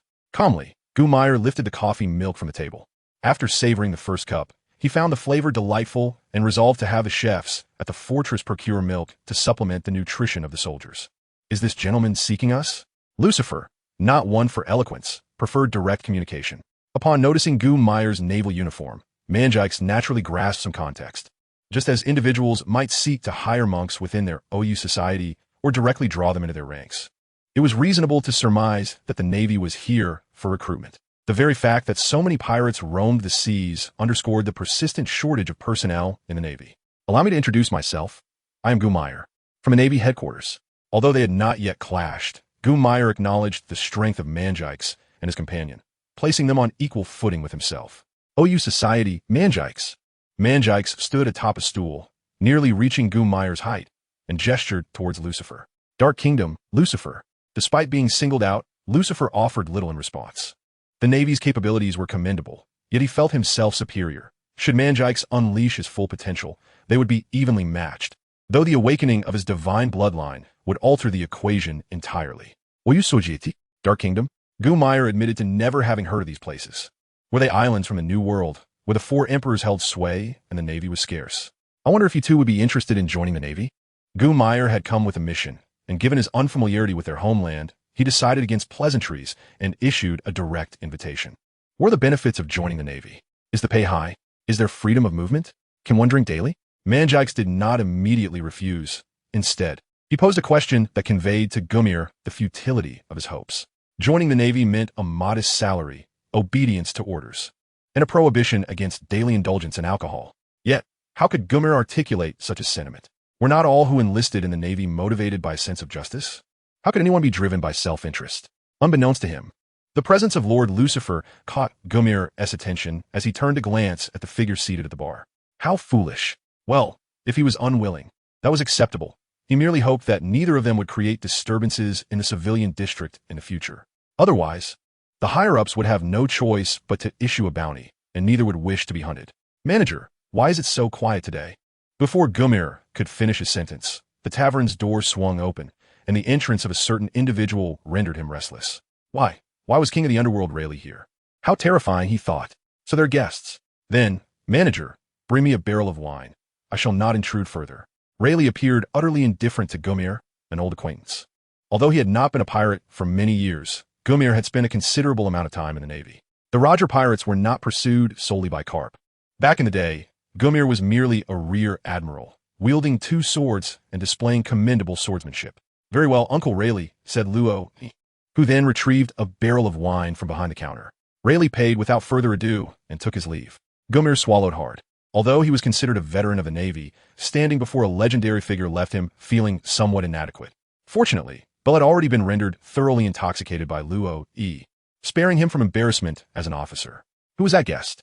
Gomir felt compelled to inquire, suspecting that this tavern might have ties to the Pirate King. You mean Uncle Rayleigh? He is a skilled craftsman in the coding industry, and many businesses in this tavern have been introduced through him. Luo Eason silently chuckled to herself. This vice admiral is indeed quite astute, employing a strategy of circumspection to inquire about Rayleigh. I refuse to believe that you are not acquainted with him. Should you feign ignorance, I shall play the fool as well. With that, it is time for me to take my leave. Since you two are unwilling to join the Navy, we shall not impose. This milk coffee is delightful. May I inquire about the total cost?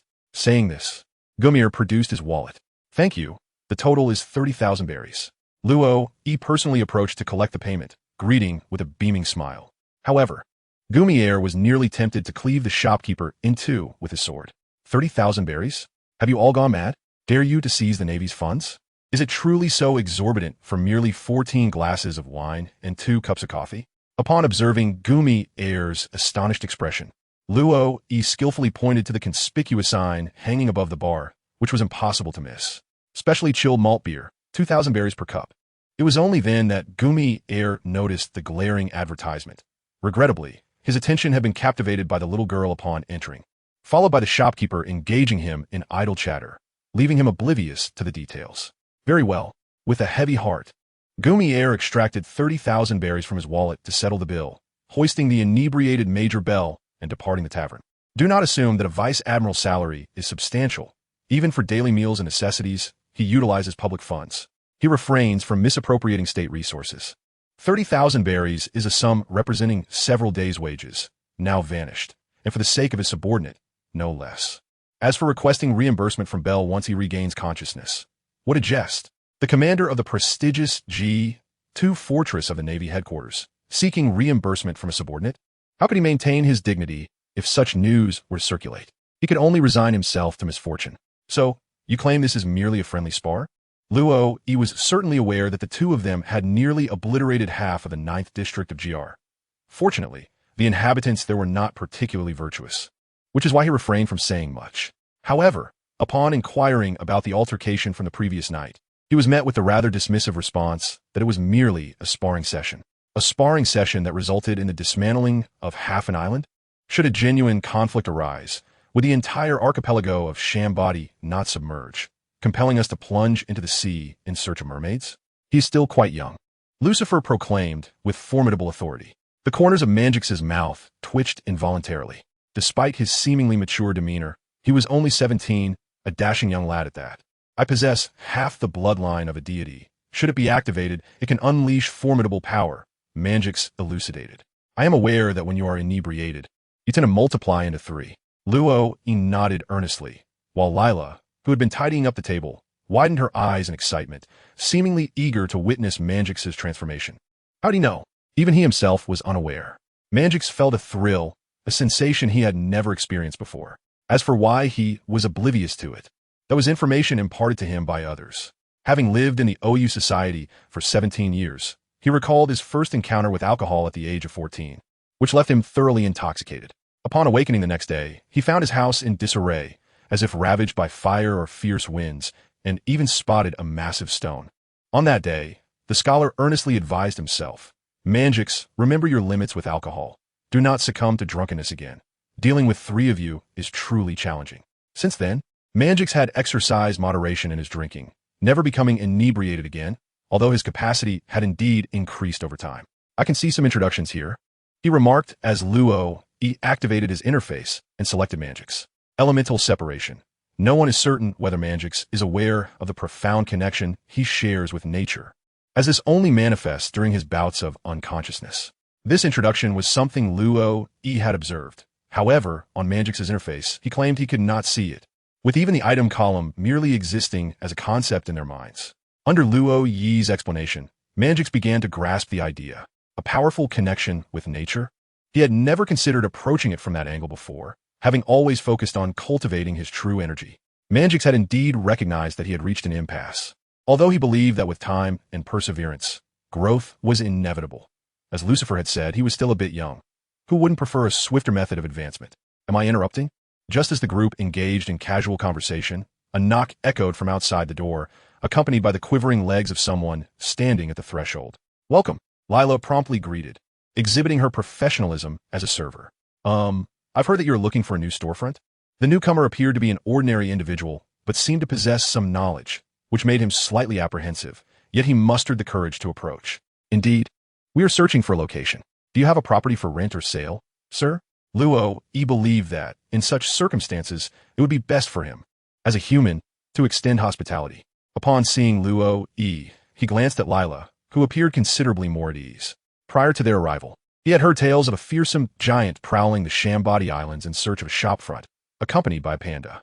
"I am Oliver, and I own a house that should meet your requirements," he stated. Yet, when he noticed Lucifer rising from his seat, Oliver felt as though an unseen hand had seized his throat, sending a chill from his soles to his scalp. The man's gaze and the imposing armor he donned were utterly terrifying. "I have a request," he uttered. After Luo Yi's calming presence and the refreshing glass of chilled wheat beer that Lila brought him, Oliver managed to regain some composure. Though he was not lacking in courage, operating a guest house on the Shambody Islands and accustomed to dealing with a variety of individuals, he was still shaken by the events surrounding Jar on the night of the 9th. The notoriety of Manjix and Lucifer had spread like wildfire, their identities never concealed, and it was common knowledge on the island that two extraordinarily ruthless individuals resided there. According to Oliver, he intended to sell his guest house, although he refrained from disclosing the reasons behind his decision. Luo, and the others did not inquire further. As long as the paperwork was in order, they had no interest in meddling in others' affairs. "Let us first take a look at your guest house," Luo suggested. As Luo spoke, he rose to his feet. Lucifer seemed inclined to follow, yet, dissuaded by Oliver's trembling and Luo Yi's persuasion, he relinquished the thought. He instructed Lila to tidy up the tavern before retreating upstairs to practice, promising to bring her ice cream upon his return. The little girl cheerfully busied herself, entirely unconcerned about whether Luo had taken her along. Oliver's Inn was located at 77 GR, a considerable distance from Luo Yi's tavern. Given Oliver's ordinary capabilities, he would need to circumnavigate the Shambody Islands, traversing more than half of them to reach Luo Yi's establishment. The Shambody Islands comprise a total of 79 GR, encompassing 8 islands. The central area includes islands numbered 1 to 9 GR and 10 to 19 GR, while the upper left quadrant features islands numbered 20 to 29 GR. These 3 smaller islands constitute the lawless zone of the Shambody archipelago. At the uppermost part lies 30 to 39 GR, home to Soap Bubble Park, the amusement park's location. Luo Yi's tavern is situated on the island numbered 40 to 49 GR, positioned in the upper right. In the lower right, one finds the shipyard, where artisans gather at 50 to 59 GR. This is where Riley works, merely occupying his time and hoping to catch a glimpse of some young and lovely maidens. Directly beneath the Shambody Islands lies 60 to 69 GR, the naval base and government entrance, which, despite its proximity to the lawless zone, dares not intervene. Such is the tragedy of the situation. To the lower left of the Shambody Islands is the island where Oliver's Inn resides, 70 to 79 GR, nestled between the lawless zone and the Navy, forming the street of inns on the island. To reach Luo Yi's tavern, Oliver must first navigate past the naval base, then the shipyard, and only then can he arrive at the scenic specialty area where Luo is located. Without a 2-hour journey aboard a bubble car, it would indeed be unattainable.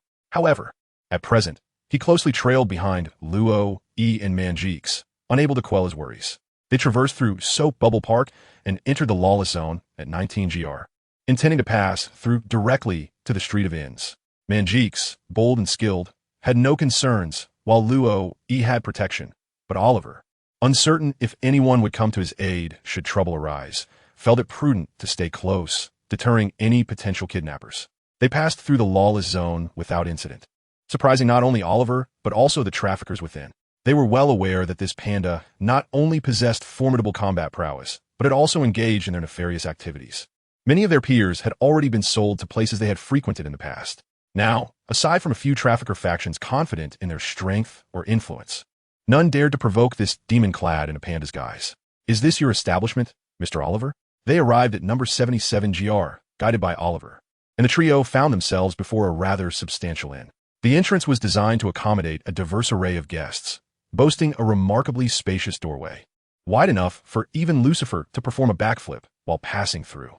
The establishment stood 7 stories tall, occupying a considerable expanse, and upon a cursory glance, Luo estimated its dimensions to exceed 50 meters in both length and width, exuding an air of opulence. Upon stepping inside, they entered the hotel lobby, where the reception desk awaited to facilitate guest check-ins. However, the interior was eerily deserted, with Oliver being the sole individual present. Having unlocked the grand entrance with his own key, behind the lobby lay the dining area, which was nearly 10 times the size of the Dota Tavern, accompanied by restrooms for patrons, while another door led to the kitchen. Ascending the stairs, one would discover a series of rooms, each varying in size, seemingly tailored for guests of different statures. Some rooms, particularly those on the top floor, could comfortably accommodate even someone as tall as the illustrious Whitebeard. Luo is exceedingly pleased with the layout of this inn, which boasts an abundance of rooms, no fewer than 100, thus wholly satisfying his requirements. Even if he were to summon all 117 heroes from Dota, there would be ample accommodation, provided they can fit. Moreover, the restaurant downstairs could effortlessly serve as the hall of a tavern. A mere rearrangement of the existing tables and chairs suffices, negating the need for replacements.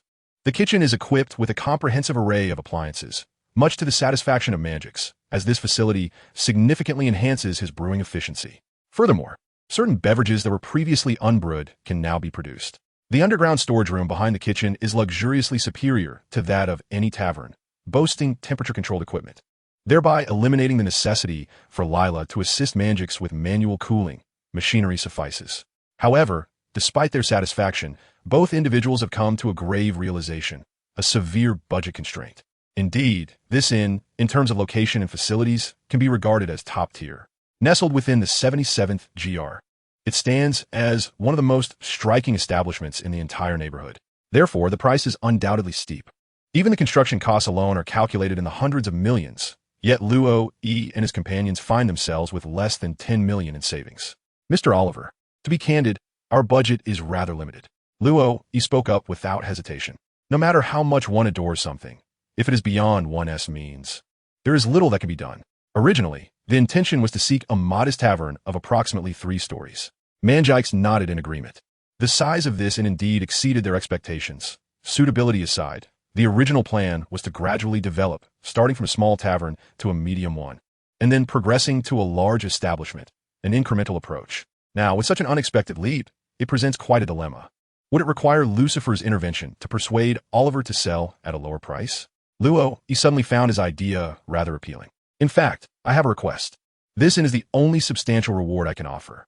Upon hearing Oliver's words, Luo exchanged a glance with Mangix, and it seemed worthwhile to listen further. Oliver began recounting his tale. The 3 of them took a seat, with Luo and Mangix attentively absorbing Oliver's narrative. It turned out that Oliver was not a native of the Sabati archipelago. His homeland lay in the West Sea, in the realm of pirates. If the Grand Line is likened to the equator, then the Red Line serves as both the prime meridian and its antipodal counterpart, forming a perpendicular axis that divides the seas into the East Sea, West Sea, South Sea, and North Sea. Although he hailed from the West Sea, Oliver was indeed born in the Sabati archipelago, where his father had established the inn. The reason he intended to use the inn as a form of compensation was that he was in dire need of funds, specifically a staggering sum to save someone. This was a demand made by a third party. The inn was a legacy left to Oliver by his father, and he had only recently assumed the role of manager. In just a few months, he was to become a father himself. However, while his parents were away on a vacation and his pregnant wife was at home, they were captured by pirates, who even sent a letter demanding an exorbitant ransom of 1 billion berries, threatening that his family would perish otherwise. How could I possibly gather 1 billion berries? Even though the inn was doing reasonably well, daily maintenance and operational costs meant that my monthly profits barely reached 10 million berries. Furthermore, during this trip, my father had already spent several tens of millions hiring guards. The most I could possibly muster was only 200 million berries. I had been trying to sell the inn for half a month, but the time given to me was dwindling. Only 2 weeks remained. Yet, everyone who came to view the place was relentlessly driving the price down. Even when I reduced the asking price to 800 million berries, there were still those who continued to haggle, making it nearly impossible to sell. Oliver was visibly distressed, tugging at his hair in frustration, revealing the toll this situation had taken on him over the past fortnight. However, Luo thought that Oliver's composure was commendable. At least upon their initial meeting, he did not perceive any signs of distress in Oliver, who appeared quite normal, akin to an ordinary person looking to sell an inn. Yet, upon reflection, it was understandable. If others sensed his urgency to sell, those negotiating would likely become even more aggressive in their offers. Given that the price had already been pushed below 800 million, Attempting to sell the inn in a short time frame seemed virtually impossible. Luo let out a sigh. This world operates on the principle of the survival of the fittest. In the face of overwhelming force, money proves to be of little consequence. This realization is precisely what fuels Luo's determination to train and grow stronger. I implore you, as long as my family can return, you may take this in without hesitation.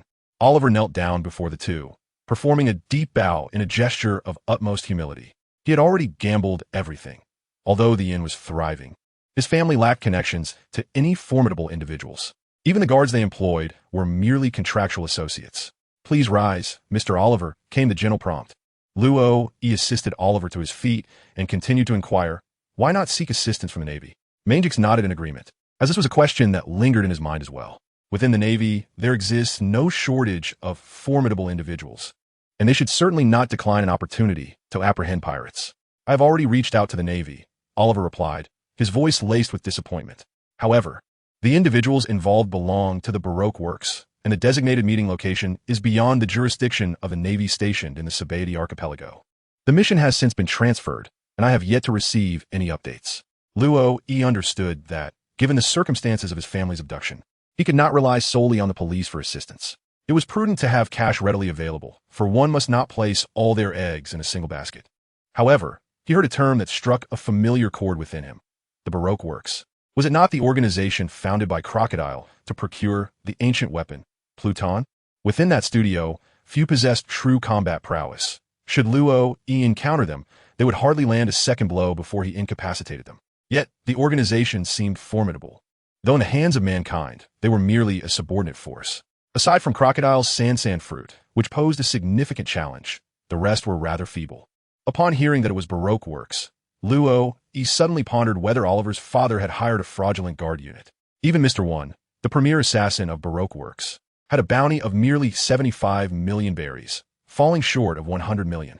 As for the others, their bounties barely exceeded 30 million. What sort of individuals had his father employed? Surely, they were charlatans. Nevertheless, Luo refrained from voicing this sentiment. Upon realizing who they were dealing with, he felt that this venture was indeed feasible. "Rest assured, we shall assist you in resolving this matter." Luo patted Oliver on the shoulder, exuding an air of confidence. Manjix cast a glance at Luo who had seemed somewhat uncertain just moments ago. Yet, upon hearing the name of the enemy, Luo suddenly radiated assurance, embodying a demeanor of inevitable triumph. "Really? Thank you so much." Like a drowning individual grasping a lifeline, Oliver appeared to envision the moment when his family would safely return to his side. But hold your gratitude for a moment. The Baroque Work Society is a clandestine criminal organization. Since they have provided you with a meeting location, they must have made preparations. It is quite possible that someone has been monitoring you during this time. Lo has a certain understanding of the Baroque works, albeit somewhat diminished in strength. However, they still possess a number of capable individuals. Coupled with Crocodile's status as a warlord of the sea, this provides a degree of convenience for his subordinates' operations. It is indeed feasible to conceal a few individuals in the Sabaody archipelago to observe Oliver. So what shall we do? For lo, Oliver currently represents the sole glimmer of hope. Upon realizing the possibility of being monitored, Oliver became increasingly anxious. "Fear not. If someone truly is surveilling you, then our contact has already been compromised. Perhaps we should feign that we have purchased an inn from you and discreetly follow you to the transaction site." After a brief moment of contemplation, Luo devised a plan that, while not entirely flawless, appeared feasible. Manjix expressed his satisfaction with Luo Yi's thoughts, even embellishing them with additional details. Meanwhile, Oliver, overhearing their discussion, felt a swell of hope in his heart, pondering the possibility that they might indeed succeed. "Thus, Mr. Oliver, we shall arrive tomorrow with the necessary funds to purchase the inn. Kindly ensure that the contract is prepared in accordance with our discussion today, along with all requisite documentation." Luo stated confidently. "Rest assured, Manager Luo," Oliver replied, his expression one of relief as he courteously bid farewell to Luo and his companion at the inn's entrance. As they made their way back, Luo exchanged a glance with Manjix, who winked back at him.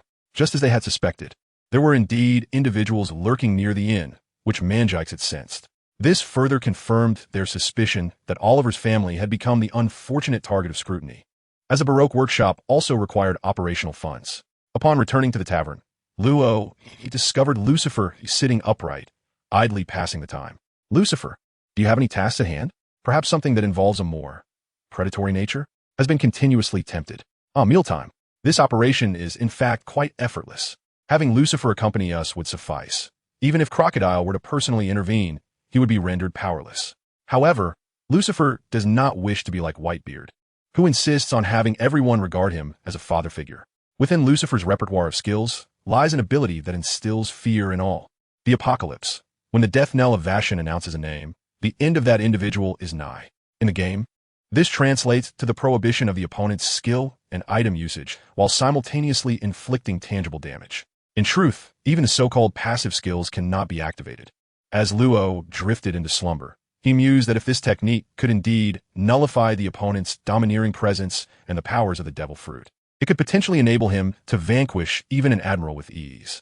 However, devoid of a test subject at present, he reluctantly shelved this thought. Owing to the arrival of Gumi Air, the tavern would close its doors early today, but Luo, feeling rather apathetic, chose not to reopen it, opting instead for a day of respite. After all, any unsold stock from this year would surely be purchased the following day, alleviating any concerns. Gazing at the 99 knife coins displayed on his system interface, Luo felt compelled to make a draw. Preoccupied with training and managing his establishment, he was hesitant to engage in the lottery in crowded spaces, for even though the odds of drawing a hero were remarkably low, the sudden appearance of an onlooker could lead to awkward explanations. Originally intending to make a single draw, he reconsidered and ultimately decided against it. The time required to spin the wheel once was equivalent to that of 10 spins. Indulging in a solitary draw occasionally was one thing, but embarking on 100 draws would consume several minutes, leaving his eyes nearly blinded by the flashing lights. Luo, he was uncertain whether she could close the interface during the lottery. What if she closed it and lost her tokens without winning any items? She would never jest with her finances. After spending another token, she finally accumulated 100 and embarked on a series of 10 consecutive draws. You have obtained a branch of iron. You have obtained a short stick. You have obtained an iron helmet. In a crowded chat group, the official ID was listed, yet it remained devoid of participants. It was a space for banter and camaraderie, inviting others to join. You have obtained Amiibwa. In her final series of 10 draws, Luo, he felt a flicker of disbelief. A golden halo illuminated before her, signaling the effect of Amiibwa's skill. How bright it is! With a gentle chime, Amiibwa materialized. He appeared as a mischievous little earth spirit, adorned with a blue headscarf that failed to conceal his large, upright ears reminiscent of a Dutch rabbit. He had a prominent nose, squinty eyes, and a broad mouth, with a straw dangling from it. On his back was a yellow backpack, seemingly filled with numerous treasures. Amiibwa's hands and feet each bore 3 fingers, and his body was covered in white fur, making him a member of the fur tribes, albeit a peculiar one. Amiibwa was the name he went by in Dota 2, yet Luo, he had grown accustomed to calling him Dibu. For me, life encompasses everything you know and can discover. Residing in the ruins of the rift, finding sustenance is no trivial task. Thus, one must take shortcuts, learn to deceive, and possess a profound understanding of one's abilities. This was a fragment of Dibu's introduction, and Luo, casually shut the system panel. Are you my contractee? What are the terms of the contract? Since her conversation with Manjeeks, Luo, had come to realize that everyone here had entered into contracts, typically embodying their innermost desires. Just as Manjeeks aspired for strength, and Layla sought to master her frosty powers without causing trouble to others, Lucifer remained silent, leaving Luo, in the dark. The contract promised provisions and guaranteed safety, which prompted her arrival. Indeed, this hero was remarkably straightforward. However, based on her experiences, such simplicity was quite understandable. Luo nodded slightly. Providing meals is acceptable, yet some necessary labor is still required. I possess a modicum of confidence in my own abilities. As he spoke, Dibu reached back and retrieved his iron shovel from his backpack. These are merely trivial matters of daily life, generally not necessitating manual effort. Luo raised his hand to halt the somewhat exuberant Amiibwa, casually glancing at the attributes of the Earth Diviner. Strength, 152, Agility, 152, Intelligence, 137. Although the Earth Diviner's attributes were commendable, they paled in comparison to those of Manjeeks and Lucifer, rendering him significantly weaker. Nevertheless, each hero possesses unique circumstances, and within the realm of the game, disparities in strength are inevitable. Thus, one cannot impose unreasonable expectations. Can we commence our meal now? I haven't eaten in 2 days, Amiibwa remarked, a hint of disappointment in his voice as he put away his shovel upon hearing that no further action was required. Indeed, it coincides perfectly with our mealtime. Let us indulge. Luo responded, turning his gaze towards Lucifer. Humph, foolishness, Lucifer retorted, yet he adeptly made his way to the kitchen. Over the past 2 days, his culinary skills had captivated everyone. The meat from the Sea King, which the trio had initially prepared together, each contributing their own flavors, paled in comparison to the dishes crafted by Lucifer. Despite the monotony of roasted meat every day, the exquisite taste he achieved was beyond reproach. Moreover, during these 2 days, Lucifer had skillfully employed various seasonings from the kitchen, creating an array of distinct flavors. From the strength attributes, Luo could deduce the appetite of each individual. The meat delivered daily was in surplus, as Mangix had not been stingy in this regard. After a hearty meal, Luo began to organize the items within the armory, while the Earth Diviner conscientiously picked up a plate and set about tidying up the kitchen. Initially, Lilai had intended to assist, but upon witnessing the sudden appearance of 3 additional Earth Diviners deftly clearing the space, she pouted and settled herself at the bar. In due time, we shall transition to a larger venue, and even 4 Earth Diviners will find themselves overwhelmed. Your assistance will be indispensable, she remarked. Upon observing Lilai's emotional state, Luo offered her a modicum of comfort, which instantly brightened her spirits. Witnessing her transformation, a pang of compassion surged within him. Reminiscent of Baby Five's yearning to be needed by Doflamingo, an insatiable desire that compels one to acquiesce to the demands of others. Ultimately stemming from unresolved childhood traumas, Lilai was no exception. In stark contrast to Luo Yi's relative ease, however, Oliver found himself ensnared in a web of anxiety. After Luo revealed the possibility of surveillance, his apprehension intensified, yet he proceeded to act in accordance with their plan. The performance must be executed in its entirety, as Luo had instructed, whether it involved preparing contracts or hiring bodyguards. These were responsibilities Oliver had to undertake himself. Regardless, he was set to personally carry a staggering 1 billion berries for the transaction, and departing without escorts would undoubtedly raise suspicions. Consequently, Oliver allocated 50 million berries to hire a reputable team of bodyguards, whose leader was rumored to have been a bounty hunter. He then made his way to the shipyard, securing a vessel and finalizing the departure time for the following day. With all preparations in place, he found himself restless within the confines of his inn, glancing at the still bright sky outside. The next morning, Luo accompanied by Dibu and Mankix, arrived at Oliver's inn. The 4 Dibu members each carried 2 hefty suitcases. Visibly laden. These cases had been purchased by Luo and Mibwa the previous afternoon, filled to the brim with scrap paper and similar items, cleverly designed to give the impression of being stuffed with money. As for whether others would doubt the financial capacity of his modest tavern, Luo dismissed such concerns. The Baroque works appeared to possess grand ambitions, aiming to annex the Alabasta kingdom, yet in reality, they lacked substantial capabilities. Despite the seemingly numerous personnel, they were inconsequential within the vast expanse of the Grand Line. Their only recourse was to prey upon ordinary individuals like Oliver, who lacked formidable allies and merely possessed a few ill-gotten funds. Otherwise, the 7 warlords themselves held the legal right to plunder vessels from non-government affiliated nations and to rob other pirates, thus never facing financial shortages.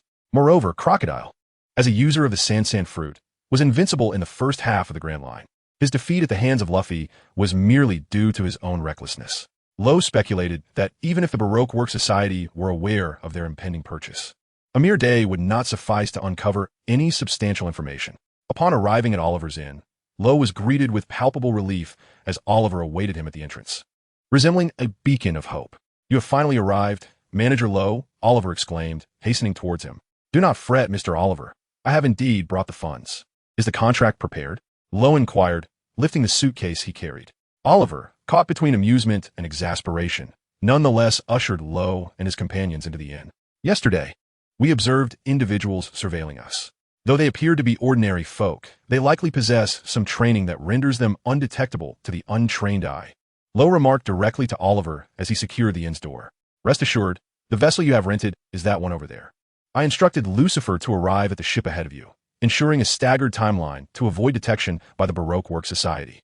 Oliver relayed the details of the rented vessel to Lowe, while at the port, Lucifer, accompanied by a courier, successfully boarded the ship under Lowe's directive. "Have the individuals you employed arrived yet?" Luo glanced at the time. It was already 9:28 in the morning, not too early. They were due to arrive soon, as he had arranged to meet them at 9:30. Oliver nodded in agreement. Indeed, scarcely had he spoken when a knock echoed at the inn's door. "Mr. Oliver, we have arrived." The voice from outside struck Luo as somewhat familiar, yet he could not quite place it. Oliver rose to open the door, welcoming the guests inside. Manager Luo. Uncle Craig? Luo believed he had not misremembered the name. The individual was indeed the very first patron of his tavern, thus leaving him with a faint impression. To his surprise, Oliver had employed this group.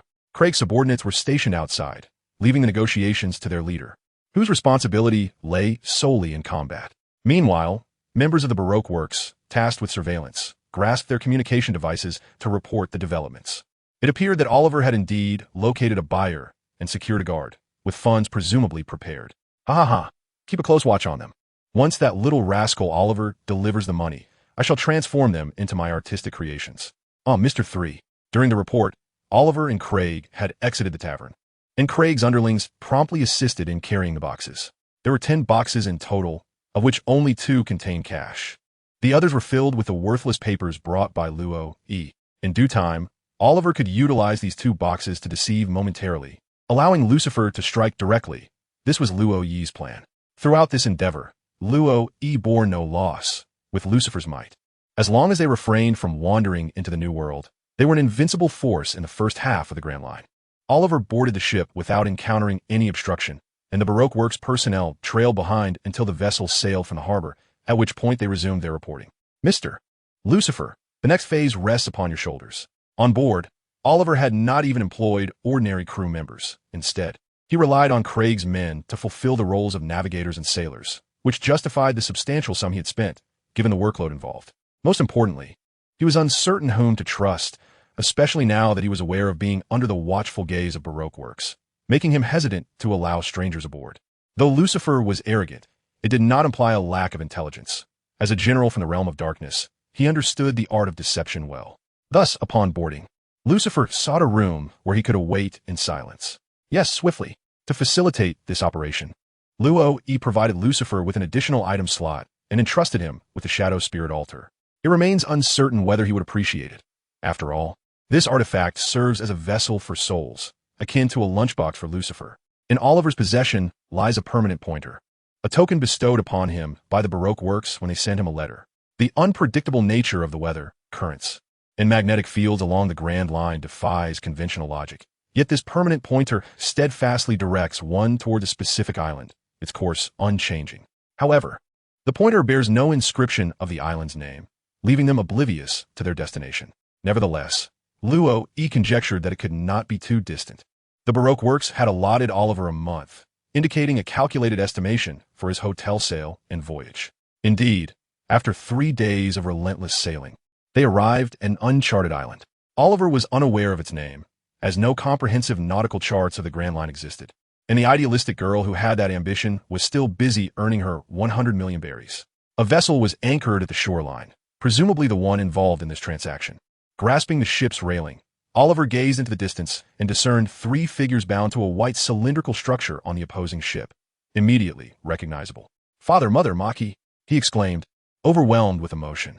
Maki, weak yet lifting her head, smiled upon seeing Oliver, though she appeared terribly haggard. Meanwhile, Lucifer remained in the cabin, observing the unfolding scene through the window. The moment for him to intervene had yet to arrive. Luo had assigned him the task of rescuing the captives first before indulging in a meal. During their voyage, Craig had also come to understand Oliver's intentions and was aware of Lucifer's formidable prowess, of being capable of decimating half of the 9th GR with his lycanthropic might. Through the window, Lucifer caught a whiff of an exquisite aroma emanating from the opposing ship, undoubtedly the most delightful fragrance aboard. A peculiar-looking man with an unusual hairstyle was present, his head adorned with a 346 EU hair Washington. On the shore, the traders had disembarked, yet a few individuals remained on the opposing ship to guard Oliver's family. I never expected to actually gather the funds. It seems upon returning, the boss will surely recognize who the most valuable asset in the company is, one of them chuckled. Observing the 10 boxes accompanying Oliver, along with prior intel from his subordinates, Mr. 3 grinned like a fool. Weighing over 100 pounds, his hair formed 3 quivering in unison. The method of its fixation a mystery. "I have brought the money. Release my family at once." With the support of others, Oliver spoke with newfound confidence. Yet a hint of tension lingered in his words. Mr. 3 reveled in the expression on Oliver's face, particularly as he envisioned transforming everyone present into wax figures. eternally preserving their panic. Do not be hasty. I must first verify the money. Should you dare to deceive me, I shall turn your family into wax figures, he declared, raising his right hand. At the elbow, a white liquid began to ooze forth, reminiscent of a melting candle, an unsettling sight indeed. On the ship, Lucifer, unable to see their predicament, emerged from within. Here is the money. Now allow my family to disembark. Upon realizing his opponent was a devil fruit user, Oliver's demeanor shifted to one of alarm, and he promptly opened the 2 boxes in his possession. The first box, filled with 100 million berries, released the distinct scent of banknotes the moment it was opened. Ha ha ha. Truly, it seems you are prosperous, being one who operates an inn in the Sabati archipelago. However, might I request that you open the remaining boxes as well? Once I confirm that the funds are sufficient, I shall release them immediately. Mr. 3 had never intended to let anyone go. This was not his first encounter of such a nature. His interest in verifying the existence of money stemmed solely from his wicked amusement. If the money was genuine, he would feign releasing them only to seize them at once. Conversely, if the funds were lacking, the delight of methodically unraveling their deception and plunging them into despair was a favored pastime of Mr. 3. First, allow my family to disembark. As he spoke, Oliver cast a furtive glance at Mr. 3's ship, yet due to the terrain, he was unable to discern the situation aboard. Observing Oliver's demeanor, Mr. 3 quickly realized that he was merely grasping at straws. It was likely that the boxes behind him contained nothing but worthless scraps of paper. Ha ha ha. It seems you do not value the lives of your family. In that case, you and your kin shall dedicate yourselves to my art. Mr. 3 continued to laugh maniacally, and his subordinates drew their long knives with sinister grins, eagerly awaiting the moment their leader finished his theatrics so they could unleash chaos. However, the carefully crafted atmosphere was abruptly shattered by a resounding belch. Who was that? Following the sound, Mr. 3 turned his attention back to his ship, preparing to reprimand his unruly subordinates, only to witness a scene that would be etched in his memory forever. A gaze that seemed to emanate from the depths of hell. Beneath the blazing sun, a figure stood at the bow of the ship. Though towering at 2 meters, he appeared insignificant compared to the vessel itself. Nevertheless, the terrifying aura radiating from Lucifer was something Mr. 3 had previously felt from his boss, and it was several times more fearsome. Particularly those glowing eyes and the flaming sword he wielded sent chills through Mr. 3's heart, rendering it as cold as wax. Oliver, father, mother, Maki, I'm relieved to see you are safe. On board, Oliver's family peered out, clearly unharmed, allowing Oliver to release the tension within him, collapsing weakly to the ground. Mr. Oliver, this is not the time to relax. Craig, standing beside Oliver, pulled him back, positioning him behind himself. Regardless of the circumstances, Oliver was his employer, and the compensation for this undertaking was substantial. Initially, he had believed he was merely escorting someone, only to discover that the mission entailed a rescue, with their role merely to divert attention. The true combat and rescue efforts were solely the work of Mr. Lucifer, while Craig and his team merely operated the vessel and provided cover. The thought of earning such a sum without contributing significantly left him feeling somewhat unsatisfied, fearing restless nights ahead. Furthermore, the assignment was not yet complete. He still needed to ensure the safe return of Oliver's family to the Shambati archipelago. Although Mr. Lucifer had saved them, they were now confronted with a formidable ability user.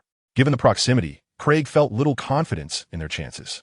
Melting the candle locks. Mr. 3 was the first to react, launching himself towards Oliver.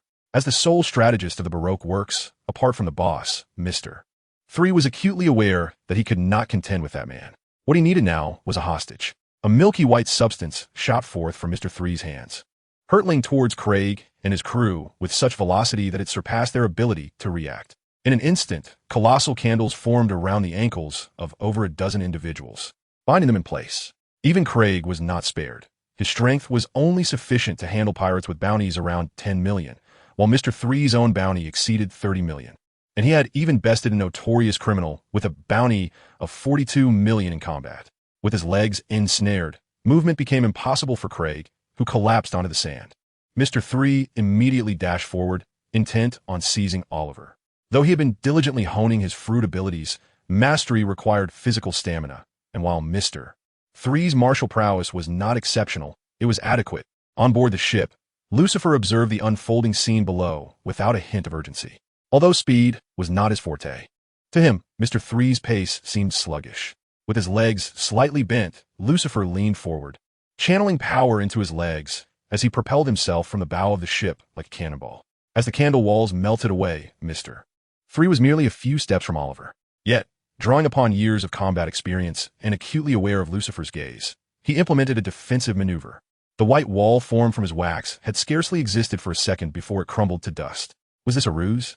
The sight of the shattered candle walls sent cold sweat streaming down Mr. 3's brow. The hardness of his wax was comparable to steel, and yet it had shattered so easily. Interesting, Lucifer remarked, observing Mr. 3's abilities with a detached air. Mr. 3 felt a chilling sense of doom wash over him. As Lucifer's imposing figure loomed before him, he could sense the frigid aura emanating from the burning sword in his grasp. Yes, although the sword was aflame. It sent shivers down Mr. 3's spine, for he knew that a single strike could send him to the underworld. While Lucifer regarded Mr. 3 with a hint of disdain for his soul, he recognized that, for now, it was the finest sustenance available. His insatiable appetite and greed would never be quelled. This is one of Lucifer's abilities that Luo can observe. In the game, he possesses the power to devour and assimilate enemy or neutral units, thereby acquiring their unique skills. For instance, consuming the Centaur Conqueror in the wild grants him the skill of War Trample, while devouring the Harpy Ripper bestows upon him the abilities of Hurricane and Resilience Aura. Through the map, Luo is intently watching Lucifer's actions. One particular aspect that deeply concerns him is that after Lucifer consumes an empowered being, he gains the fruit abilities, along with the duck out-of-water skill. Regarding Mr. 3, a character who plays a significant role later in the narrative, Luo feels no need for leniency, given that he merely unlocked a few doors in the depths of the great undersea prison and during the Marineford War.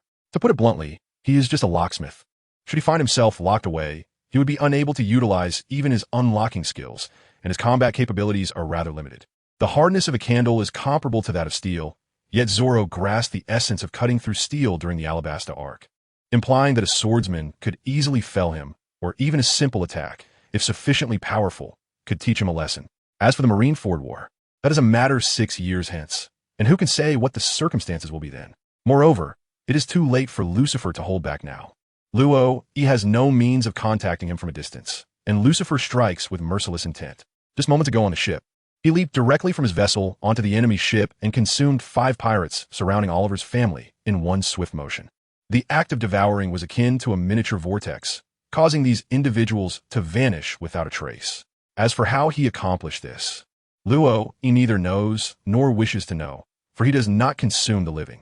In an instant, the crew aboard the ship was annihilated, and with a mere flick of his sword, Lucifer melted away the candles that had imprisoned Oliver's family.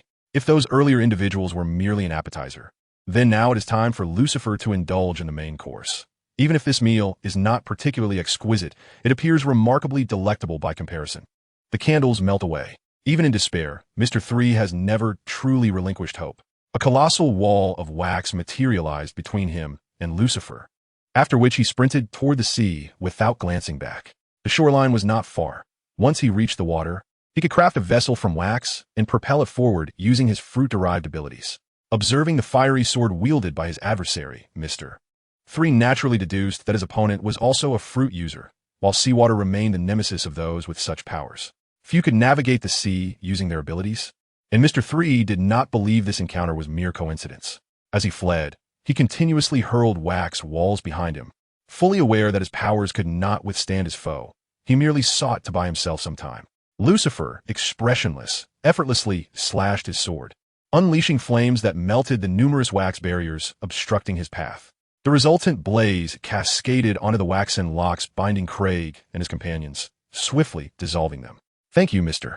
Lucifer," Craig exclaimed as he clambered to his feet, yet received no response, for Lucifer was preoccupied with pursuing his prey. As he took a step forward, flames erupted beneath Lucifer's feet. Scorched earth, the fallen spread devastation wherever he tread, his flames sparing none.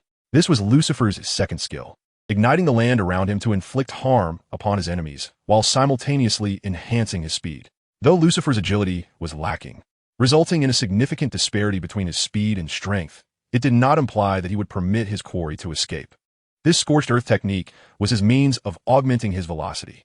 With a powerful step and a fiery punch, flames rippled outward, prompting Craig to urgently pull Oliver and his subordinates away. However, Mr. 3's minions were not so fortunate. The flames were directed toward their position. As the fire imbued with the essence of branding engulfed them, their bodies ignited instantaneously, searing their very souls. A group of individuals rolled upon the beach, attempting to extinguish the flames with sand, but after a few futile struggles, they lay motionless on the ground. Though the flames had yet to inflict physical harm, their souls were being utterly consumed by the inferno. With a forceful push, Lucifer propelled himself forward, his speed astonishing. Slow was a relative term when compared to equally matched opponents. In Mr. Three's view, Lucifer's swiftness rendered him nearly invisible. In the blink of an eye, he appeared behind him. Raising his free left hand, he prepared to devour once more. The unfortunate souls he had just consumed had long since been digested. This time, his target was Mr. Three. A belch escaped him. Lucifer paused, perplexed. How strange. Why was this peculiar individual still alive? What transpired just a moment ago? What did I consume? And why has the vessel vanished? Could it be the doing of Mr. Lucifer? Craig and his companions witnessed the scene with utmost clarity. Just moments ago, they had retreated a few steps to evade the encroaching flames of scorched earth when they observed Lucifer extend his hand, and in that instant, Mr. Three's ship disappeared. In the sky, three figures plummeted, emitting cries of despair. As Lucifer gazed upon the falling members of the Oliver family, he felt a surge of irritation. How could his consumption go awry? The trio, descending from the heavens, appeared so feeble, despite the soft sands and gentle sea below, at such a height. One could not dismiss the possibility of calamity. With no time to ponder, Lucifer leapt towards the trio, grasping Oliver's wife with his left hand, while Oliver's parents clung to his wings, safely landing upon the beach. Meanwhile, Mr. Three seized the opportunity to conjure a small boat, navigating it swiftly like a speedboat. Lucifer noticed a little girl aboard, adorned with a tangerine hat, blissfully munching on rice crackers. Now, Brother has become a small proprietor. Utilizing the map function, Roy observed the entire escape of Mr. Three, aided by Miss Goldenweek. In the realm of pirates, while some characters may not be vividly etched in Roy's memory, others remain distinctly familiar, particularly a woman with a profound affection for rice crackers and green tea. Luo Yi's most vivid impression of her is that she constantly yearns to avoid work, much like herself. If given the opportunity, she too would desire a job that allows her to sip tea and enjoy rice crackers while observing her teammates effortlessly complete their tasks, all without a hint of complaint. Miss Goldenweek's abilities are, in the world of pirates, a remarkable feat that Luo Yi cannot forget. Despite lacking any fruit power, she can utilize the pigments from her palette to subtly influence the emotions of others. Thus, it can be said that a painter who wields the brush possesses formidable strength. As for why Lucifer swallowed the ship, it was indeed due to Miss Goldenweek's extraordinary capabilities. The color red, reminiscent of a bullfight, incites a primal urge to attack whenever one encounters red pigment. During a trade, Miss Goldenweek was leisurely resting in the cabin, yet the commotion outside drew her attention. When Lucifer leaped from the ship, she stealthily disembarked to lend aid, unaware of how swiftly events would unfold.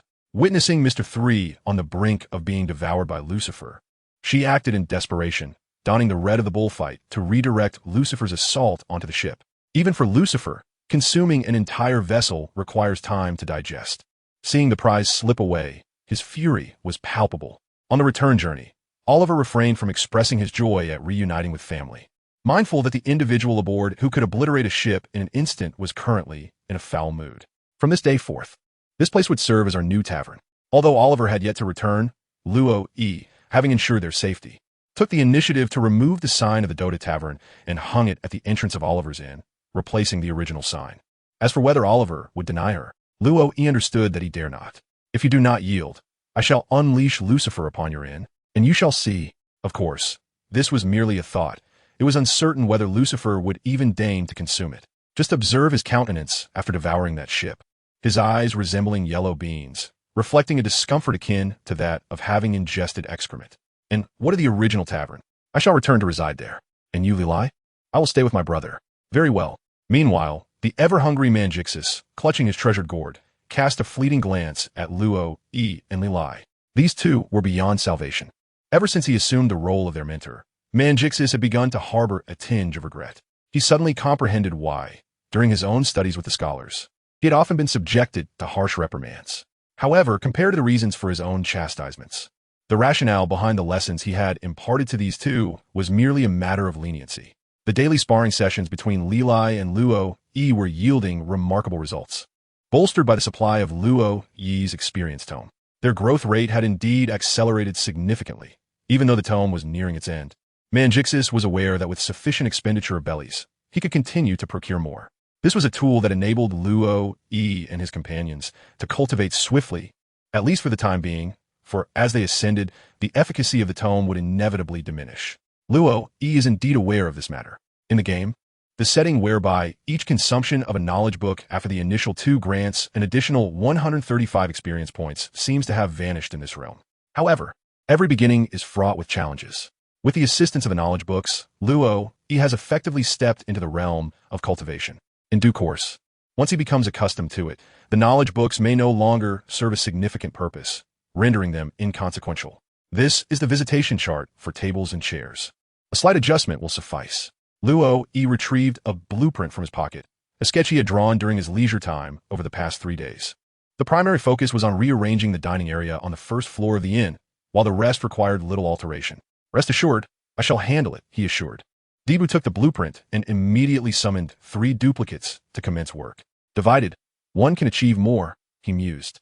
These duplicates, imperfect semi-autonomous replicas, possessed all the skills of the original, albeit limited to the footwear equipped by the primary body, with no access to arcane shoes or talismans. In a subsequent lottery, Luo, Yi had fortuitously acquired materials for synthesis, but to his dismay, the level 2 system permitted only items valued below 1,000 gold coins, alongside several crucial minor items that just exceeded this threshold. He could only hope for an upgrade in the future. The 4 Debu worked with remarkable speed, each capable of performing the work of 10 Lil-Ace, who, in contrast, could only lift a single chair at a time. Observing that her tasks were being swiftly overshadowed, Lilai felt an impending sense of unemployment. However, as her gaze swept over the more than 100 tables, she realized her services would still be in demand, and a smile brightened her face. As Luo, Yi lifted a table, he pondered whether he should offer Lilai a session of psychological counseling. For children with psychological shadows are the most daunting. United in effort, they completed the redecoration of the tavern in just 1 hour.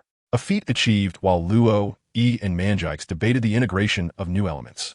Under Luo Yi's vision, the intent was to transform the dining area, which had merely served as an inn's restaurant, into a more tavern-like atmosphere. The stark brightness of the space, with its expansive floor-to-ceiling windows, left no hiding place for even the smallest of creatures. Patrons seeking to indulge in drink and camaraderie were unlikely to relish such an overly illuminated environment. Humans are peculiar beings. They are willing to stumble out of the tavern doors in a drunken haze, yet are reluctant to have others witness them in their sober state while drinking. The clientele of such establishments is predominantly male, a sanctuary for them to release stress, alleviate worries, vent frustrations, and recalibrate their mental state, excluding the habitual drunkards. Moreover, the taverns of the pirate world differ significantly from those of the past, occasionally rented out by pirates or merchant guilds for grand banquets. If the glass windows were not modified to incorporate soundproofing, one could only speculate whether complaints might arise from disturbances, considering the entire street was lined with inns. Luo, Yi now found himself a small business owner of sorts. Luo, Yi proudly placed his hands on his hips, while Manjix barely cast a glance in his direction, retorting, "All the money is earned by me." On the return ship, Lucifer remained secluded in his chamber, having not ventured outside for 3 days. "Mr. Lucifer, have you truly been angry for too long? Keep your voice down. Do you wish to vanish suddenly as well? I apologize. Honestly, let's just overlook the incident at the lookout. Remember to be more cautious in the future." Yes. However, it has been 3 days, and the meals consumed were all prepared by Mr. Lucifer. I have yet to acclimate to the food over these past few days. Indeed, how is it that Mr. Lucifer possesses such formidable strength and culinary prowess? Perhaps it is a trait shared by the powerful, a penchant for certain hobbies. Not only on the observation deck, but every corner of the vessel was filled with the sound of discussions. After all, no matter how formidable one's abilities may be, one cannot forego sustenance. For 3 consecutive days, Lucifer had not stepped outside his chamber. Although meals were delivered thrice daily, they never crossed the threshold of his room. Even the Oliver family, wishing to express their gratitude, was deterred by Lucifer's imposing aura. Consequently, many believed that Lucifer was angered by the escape of his adversaries, unaware that he was merely engaged in digestion. Lucifer's devouring skill necessitated the complete digestion of one entity before he could proceed to the next. The ordinary individuals aboard the ship had been swiftly consumed due to his prowess. However, the entirety of a medium-sized vessel posed a considerable challenge. Even with his formidable digestive capabilities, Lucifer acknowledged the daunting task at hand. After 3 full days, he realized that remnants of the ship still lingered within him. This was primarily due to the fact that the ship was not a living entity. Had it been a creature, Lucifer would have required an even longer time to digest it, as his digestion duration depended on the current vitality of the consumed entity. Those who lacked training were merely slightly stronger than the average person, and in fact were not even as robust as the pirates currently under Lowe's command. Thus, they were swiftly digested. Yet, had he encountered Sea Kings, Lucifer would have to ascertain whether he possessed the ability to consume them. Otherwise, should his powers remain unconstrained, he could potentially devour beings such as the Celestial Watcher Zet and the World Forger Ancient Titan. These 2 entities were beyond his reach. One was a fragment of the primordial consciousness of the world, while the other had shattered the moon of madness, releasing the celestial radiance and nightshade, and possessed the mark of the universe's primal power. Their creations were the very fabric of reality. Lucifer was indeed powerful, yet these 2 beings were beyond his grasp. Even the inhabitants of celestial radiance and nightshade were largely unaware of such matters, as even the OU Society had no records of it. However, that is a tale for another time. Lucifer had previously dined on non-living matter. In the dark territories, within the Lost Paradise, not everyone dared to confront him. Some were cunning enough to evade him. In a state of hunger, Lucifer could only subsist on foliage and soil. Life in this world was fraught with dissatisfaction, yet one must continue to live. Seated upright in his chamber, Lucifer diligently digested the remnants of the ship, hoping to clear space in his stomach for culinary delights he had yet to experience. Indeed, his thoughts were simple, and he was uncertain of what he truly desired. However, he was exceedingly particular when it came to food. Aside from the delectable souls, Lucifer was discerning regarding the flavors of food. Next door resided the Oliver family. After 3 days of adjustment, Oliver's parents and wife had somewhat settled down. After being captured by Mr. 3 and facing the perverse threats of becoming wax figures, they had realized that, had they not awaited Oliver's ransom, they might have perished long ago. Truly, artists are often mad. Cecil, Oliver's father, had felt that their family was doomed from the moment they were captured. Even if Oliver brought them money, there was no chance they could escape the grasp of a devil fruit user, especially one who was a high-ranking agent of the Baroque works. Cecil feared that when Oliver arrived with the money, it would be the moment for their family to reunite in the afterlife. In truth, Cecil was unwilling to accept this fate. His daughter-in-law was only 3 months pregnant, and his inn had just been handed over to his son. He had finally hoped to enjoy a peaceful life, only to find himself facing demise. Who could bear such a burden? Yet, when Lucifer descended and effortlessly vanquished their captors, saving them, Cecil was incredulous. When had his son befriended such a powerful individual? He prided himself on his knowledge, believing he was well-versed in the names of many strong figures, yet he had never heard of this one. The notion that his son could summon such a being led him to question Oliver's integrity. After all, he was a family man. How could he betray his own values? Noticing the fluctuating expression on Cecil's face, Oliver realized they were nearing the Sabati archipelago and that it was time to speak. "Father, about our inn." Oliver began to explain their situation. Now, aside from the remaining 200 million berries, they possessed a 3-story house on the Sabati archipelago and various collectibles, but truly, they had little else. Upon learning that Oliver had offered their inn as payment to enlist Lucifer's assistance, Cecil felt a sense of relief. At least his son had not compromised his dignity. It appeared they would need to seek an alternative path. Cecil did not mind the matter of using the inn as a form of compensation, nor could he possibly refuse it. Witnessing Lucifer effortlessly cause a medium-sized sailing vessel to vanish indicated that he had the capability to make there and disappear as well. How could one renege on a promised reward, especially one that could be a matter of life and death? And it could be rebuilt, but a life lost is irretrievable. "Father, I actually have a plan." Oliver had been contemplating various matters over the past few days and had formed ideas in his mind. Yet, he still wished to hear Cecil's opinion. For after all, a father is still a father. Did he desire to see the glimmering eyes of Oliver, who seemed to have guessed his thoughts? Indeed, that was precisely what Oliver was contemplating. Oliver's wife, Margie, and his mother, Naomi, sat quietly beside him, witnessing for the first time Oliver's animated excitement. Before the father, who had always loomed with an air of authority, Oliver appeared to have opened his heart, wearing a smile brimming with dreams. "I wish to join you. Let us row our oars, as the little boat parts the waves." The sea remained, as ever, tranquil. Within this grand maritime expanse, it felt unusually out of place. Yet, this was inconsequential. What mattered was that the ship had docked. Oliver could hardly contain his excitement as he disembarked. Just half a day prior, he had spiritedly discussed his plans with his father, marking the first time in many years he had spoken so freely in his father's presence. That half day felt like the longest he had ever experienced, akin to a newlywed awaiting his beloved's emergence from a bath. Nevertheless, Oliver maintained a semblance of composure, quietly awaiting Lucifer's descent. He intended to settle the remaining balance for the rental of the vessel, while Craig and his companions followed closely behind, escorting Oliver's family back to the inn. According to their contract, Craig and his crew were tasked with safely escorting Oliver and his family home, a duty they were determined to fulfill. Otherwise, their earnings would seem too effortless.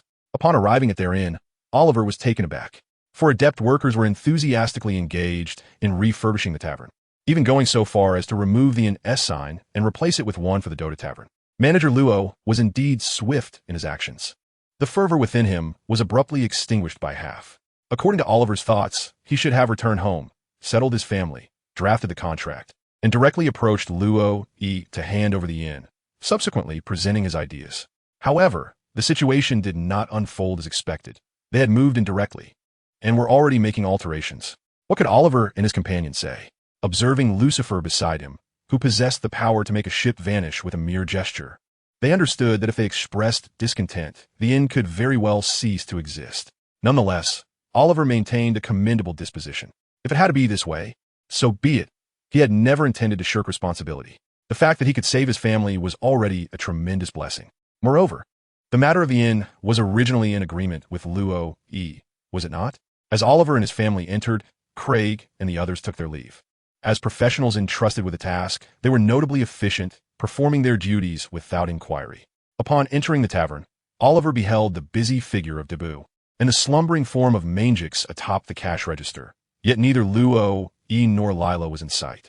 Lucifer strolled inside, finding a place to sit, digesting the remnants of his ship. Cautiously, Oliver approached Mangix. "Excuse me, where is Manager Luo, He went out for exercise. He should return in about an hour," replied Mangix, lifting his eyelids briefly to glance at the clock hanging in the hall. He then turned over, adjusting his sleeping position to continue his slumber. This was the very individual who once fought alongside Chi Yu for dominion over the world. Noticing that Mangix had no intention of engaging further, Oliver shrugged it off and led his parents upstairs to ensure they rested well. Meanwhile, he retrieved the contract he had prepared in advance, commencing its revision.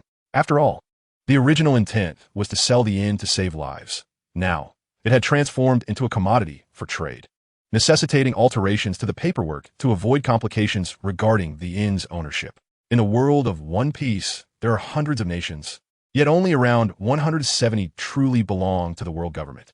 Each nation possesses its governance methods, and on Sabeti Archipelago, all contracts are directly overseen by the government station departments.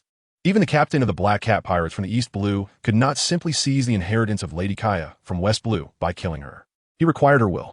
Thus, the transfer of ownership for an inn was no trivial matter. Oliver merely needed to amend the contract and accompany Luo to the government office, where he would change the names on the document from his to Luo Yi's, despite his name being on the contract for less than 2 months. As Luo, looking disheveled and robust, along with Lila, returned from outside, Oliver eagerly approached them. "Wait, let me take a shower first." Through the small map, Luo had previously observed the presence of individuals within the inn, indicated by green dots. Green signifies allies, rendering their intentions irrelevant. Remarkably, there were 4 of them at once. Even during the last encounter with Gamer, the color merely signified a neutral dark yellow. Currently, only Bell extended a friendly disposition towards him. During the past few nights, Luo returned to the original tavern for rest, as did Lilai. The new tavern was entrusted to the care of Manjikes and Dibu, who selected their own rooms. Nonetheless, Luo ensured that accommodations for himself and Lilai were maintained in the tavern for their convenience in washing up and resting. After organizing his affairs, Luo descended the stairs. Meanwhile, Lilai remained in her room, reflecting on the experiences gained from her recent battle with Luo. "Mr. Oliver, allow me to extend my heartfelt congratulations on the safety of your family." Luo entered Oliver's room and noticed the presence of 4 individuals. He spoke up first, expressing his gratitude to Mr. Lucifer for his assistance. Oliver, with a grateful expression, remarked, "Here is the contract I have prepared. Once you, Manager Luo, affix your signature, we can proceed to register at 66 GR, and I shall present you with the agreement for this establishment." Luo took the contract and swiftly glanced over it. Although he was not apprehensive about Oliver deceiving him, He believed it prudent to examine all contracts, a habit ingrained from his past life that was difficult to alter. Furthermore, there's a matter I wish to entrust to manager Luo E. Oliver straightened his posture and bowed at a 90-degree angle, addressing Luo E with utmost respect. Luo, he suddenly felt a sense of being bestowed with a regal robe. I have yet to agree, yet you are already bowing. Is this not coercion? Pray, enlighten me on the matter at hand. Luo E helped Oliver to his feet, and with his current physical strength of 30 points, Oliver was utterly powerless to resist. I wish to join you. Oliver gazed at Luo E with fervent eyes. For reasons unknown, Luo E felt that at this moment, Oliver radiated a brilliance that sparked a hint of envy within him. In Oliver's eyes, Luo E glimpsed something he had long since cast aside. It echoed the lyrics of a song. Life is like a relentless chisel, altering our appearances. Must one wither before blooming? I once harbored dreams. Who among us has not been an audacious youth? The original aspirations that Luo E once cherished had faded from his memory, and in the passage of time, he remained oblivious to the essence of dreams, merely drifting through each day in a daze. Observing Oliver's demeanor, Luo E refrained from further inquiries and simply nodded.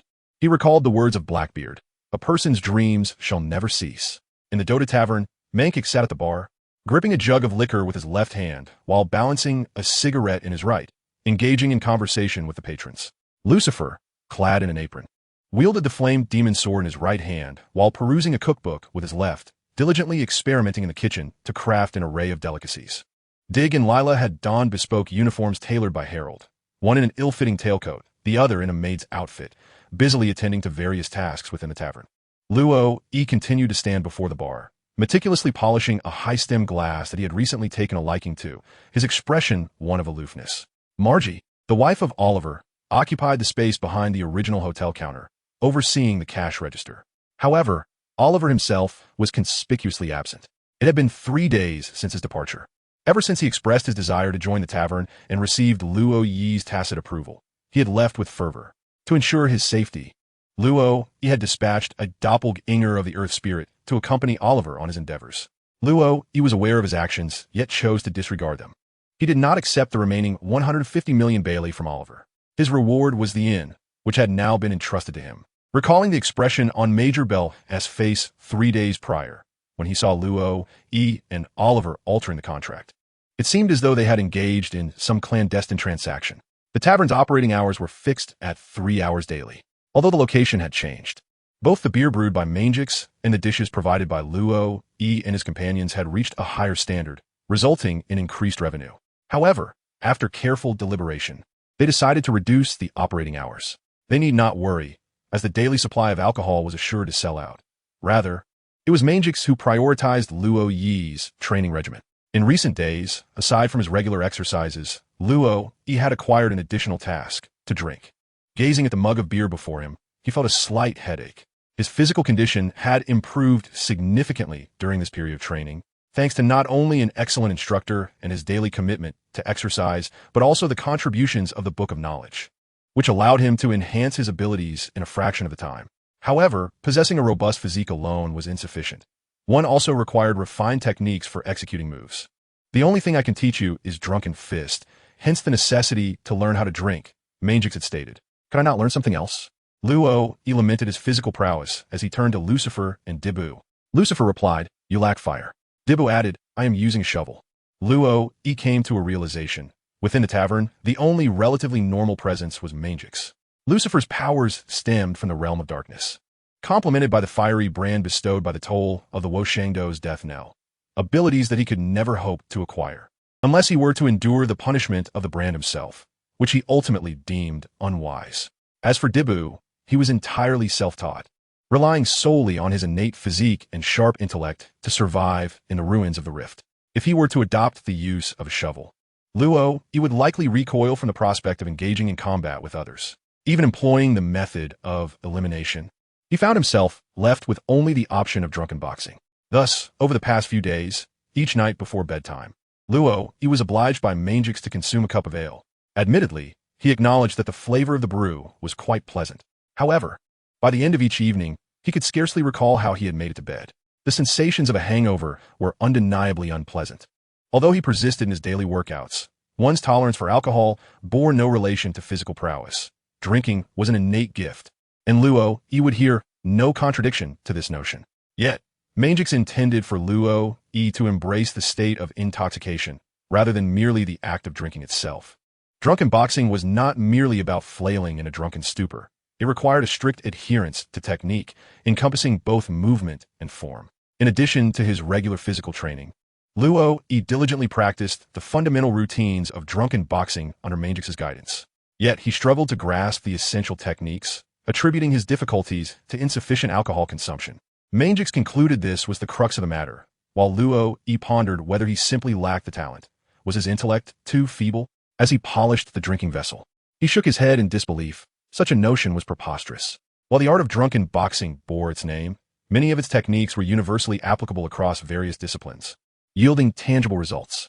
After Luo Yi began to hone the movements of drunken boxing, Lila's attacks became increasingly difficult to land. In Luo Yi's estimation, his agility had improved, and he had acquired the evasive maneuvers necessary to dodge the targeted spells of mages, even if he could not achieve full displacement. Consequently, his development spurred Lila's command over her frost powers, transitioning from avoiding critical strikes to launching full-throttle assaults against Luo Yi, resulting in a newfound balance of power between the two. Luo Yi comprehended the distinction between having a style and lacking one. The tale of a chaotic flurry of punches defeating a seasoned master was merely a tale to amuse. A novice martial artist returned home, only to find himself embroiled in a dispute with his wife, who, eager to engage, unleashed a flurry of playful yet stinging punches upon his chest. Under the guidance of Mangix, coupled with extensive practice, Luo Yi had also mastered the casting animation for Lila's frost spells. Much like a formidable boss that one faces repeatedly, the task became increasingly simpler. Had it not been for the boss's own capacity to level up, Luo Yi would triumph long ago. As Luo Yi pondered, Oliver made his entrance. "Boss, everything is in order." He completely disregarded Marky, who sat pouting at the door, her expression one of vexation. Oliver rushed in, excitement radiating from him, his right hand raised high, clutching a piece of parchment. That was quick. Setting down the glass he had been holding, Luo Yi accepted the parchment from Oliver's hand. It detailed a medium-sized sailing vessel, acquired for 100 million berries, alongside a 3-story residential building and renovation costs totaling 47 million berries. As long as the cargo was complete, they could set sail at any moment. Oliver spoke rapidly, his enthusiasm palpable, and Luo Yi hoped he would maintain this fervor, allowing him to assume a more relaxed managerial role. "Let us not rush into the departure just yet. Return in a few days. In the meantime, plan the route and expand the business." Luo nodded slightly. This was the outcome of their previous discussions, to establish a unique guild of their own. Oliver had proposed it, and Luo expressed his agreement. Although Oliver had contemplated this idea before, he found it challenging to navigate these waters without knowing any formidable allies. However, after witnessing Lucifer's formidable strength, Oliver finally voiced the thoughts that had been lingering in his mind. Luo Yi unfurled the parchment in his hands, a contract issued by the world's government, its 4 golden characters reflecting a faint glow under the illumination. The Dota Chamber of Commerce, an initiative proposed by Oliver. As Oliver presented a series of plans to Luo Yi, a peculiar feeling of being adorned in a golden robe washed over him.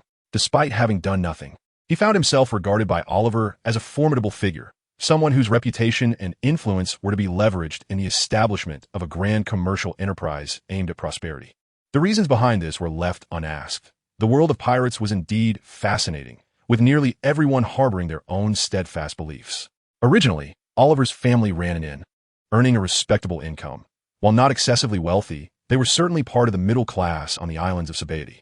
Oliver did not elaborate on his motives for amassing wealth, and Luo Yi paid it no heed. According to their agreed-upon plan, Oliver would take charge of founding and managing the chamber, establishing connections with buyers, and preparing supplies, while Luo Yi's sole responsibility would be to ensure the safety of the ship and cargo during voyages. This task was relatively straightforward, as Luo Yi understood that in this world, establishing a successful commerce hinged primarily on martial strength. Otherwise, in a realm rife with pirates, one could easily be robbed upon venturing outside.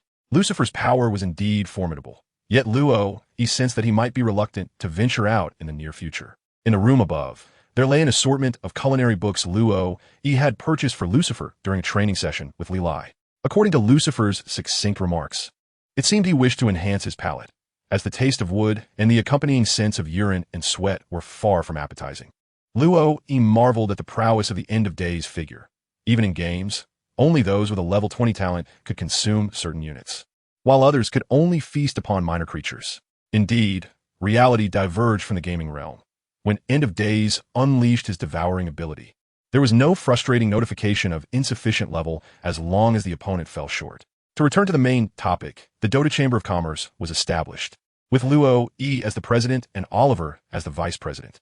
However, as the president, Luo E was spared the burdens of management, tasked merely with counting the money. Although he had not previously excelled at such matters, he remained undeterred, believing that every journey begins with a single step. One day, he would surely master the art of joyfully counting wealth. Just as today, when Mangix had tossed him some pocket money to unlock the inventory slots for several individuals. Luo E comprehended his meaning. Once the inventory was opened, equipment could be donned. Although they had all cultivated their strength through their own training systems, according to Mangix, experiencing the power of a higher level in advance would also aid in their cultivation. After a brief moment of contemplation, Luo E likened his situation to that of a novice in a certain game inspired by the journey to the West. During the introductory quests, a character would appear, complete with divine artifacts, mythical beasts, mounts, children, and even a spouse, joyfully proclaiming, "I am your future self." How absurd! Such tactics might deceive a mere novice in the gaming realm, but if applied to his own life, he would inquire about the method of payment, eager to seal that character away. After exchanging a few words with Oliver and entrusting him with the tasks at hand, the tavern's activities for the day were nearing conclusion. The skilled bartender efficiently tidied up the establishment, while Lilai began serving the dishes prepared by Lucifer as the 9 of them gathered around a round table, indulging in their meal. It is worth noting that Oliver's father, Cecil, had also contributed his extensive network and years of life experience to the development of the trading company. The only one seemingly without a purpose was Oliver's mother, Naomi. To describe her as merely a decorative figure would be misleading. She managed familial relations with remarkable grace. Yet her capabilities remained obscure to Luo E. However, he had little interest in a woman in her 50s. His preferences leaned towards mature women, those with curvaceous figures that harmoniously accentuated their assets. In Luo Yi's eyes, the women of the pirate world epitomized his aesthetic ideals, perfectly aligning with the tastes of his favorite creator, Eiichiro Oda. At least within this realm, adult women retained a certain allure. His knowledge was limited, and his encounters even more so. Reflecting on this, Luo E felt an overwhelming sense of happiness in having arrived in this world, where he need not toil for money, and where any woman he encountered possessed an enviable beauty and figure. The meal was not only delicious, but also uplifting, and as he ascended the stairs with 2 chests of berries, he felt a profound sense of satisfaction. After recharging a total of $2,000 coins, he contemplated whether to confirm the transaction, which amounted to a staggering 20 million berries, over 3 million in soft currency. How frivolous it felt to have such vast sums at his disposal, only to vanish in an instant. Yet, upon completing the recharge, he received a notification. System conditions for upgrading have been met. Would you like to upgrade? Yes or no? Luo E decisively clicked down. Rather than opening the inventory and distributing the equipment at hand, it seemed more prudent to upgrade the system first. The system level rose to level 1. The hero information panel was activated. The chat panel was opened. The hero information panel? Luo E was initially perplexed, but soon he grasped the meaning. Luo E, what have you done? Appeared in the chat box, attributed to Mangix. Wasn't this merely an internal communication tool of the system? Mangix's learning ability was remarkably impressive. Lucifer remarked with disdain, "Humph, how tedious." Wasn't the Doomsday Father displaying a hint of Sundra behavior, suddenly interjecting like that? Lilith exclaimed in wonder, "How fascinating. I can see my own face, and I can also view the equipment." Meeboy inquired, "This won't interfere with our meals, will it?" Luo contemplated with his chin in hand, realizing that this time, each individual was equipped with a dedicated subsystem, enabling them to communicate remotely and access their personal information. Glancing at the bottom right corner of his system interface, he noted the remaining balance of 1,000 coin dollars. This upgrade had indeed consumed a staggering 10 million berries. Following this pattern, could the next upgrade possibly require 50 million? Luo E contemplated briefly, dismissing any deeper thoughts. Whether he knew or not was of little consequence. After all, more money was always preferable. With a remaining balance of 1,000 gold coins, he upgraded everyone's inventory to the second slot, expending 700 coins. With 300 coins left, Luo E accessed the shop and initiated a tenfold draw. If his previous deduction held true, the first lottery draw following a system upgrade was guaranteed to yield a hero. As he beheld the items unveiled by the 10 draws, Luo Yi took a deep breath, and indeed, he was rewarded with a 53. After the customary 10 draws, he scarcely had time to examine his acquisitions before a teleportation array illuminated the room. Even before the summoning commenced, Luo Yi sensed a drop in the ambient temperature. Was there a hero associated with ice? Who could it be? As a magical array glimmered, his thoughts raced.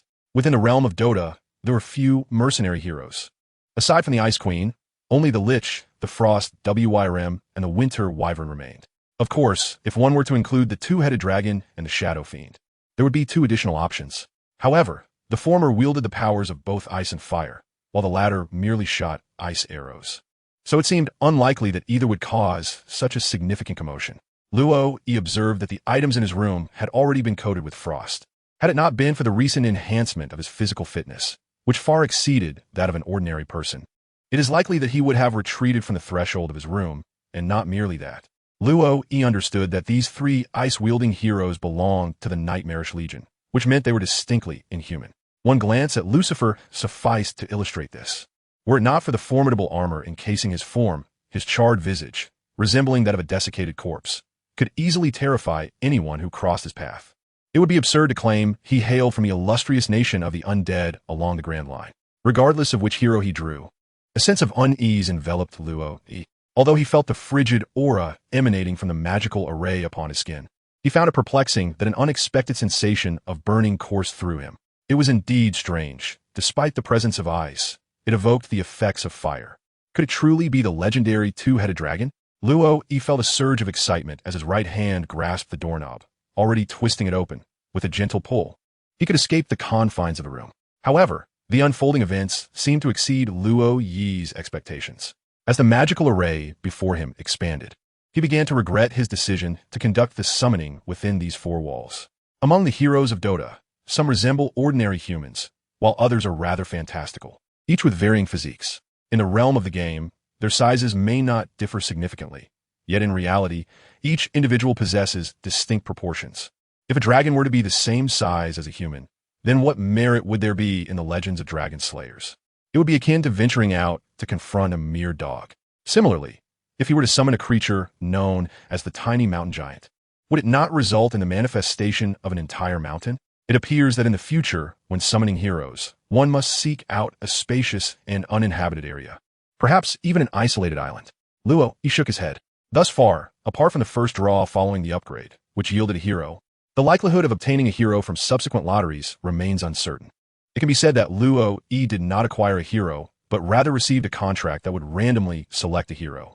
Originally, after moving into the new room, Luo Yi's space had expanded to nearly 100 square meters. However, the magic circle, which initially measured 2 meters in diameter, had now engulfed the entire room. Luo Yi had intended to escape swiftly, for the biting cold was becoming unbearable. Yet, as he forcefully pulled on the door, attempting to open it, the doorknob snapped. He gazed silently at the broken knob in his hand, trembling as he looked at the door, now encased in frost. As Luo regained consciousness, he pondered whether he might be the first time traveler in history to perish from freezing while utilizing the system. However, he soon realized his error. In the fleeting moment when the magical array vanished, an enormous shadow suddenly manifested. With a resounding bang, Luo felt an immense force thrusting him against the door, nearly causing him to expel his lunch.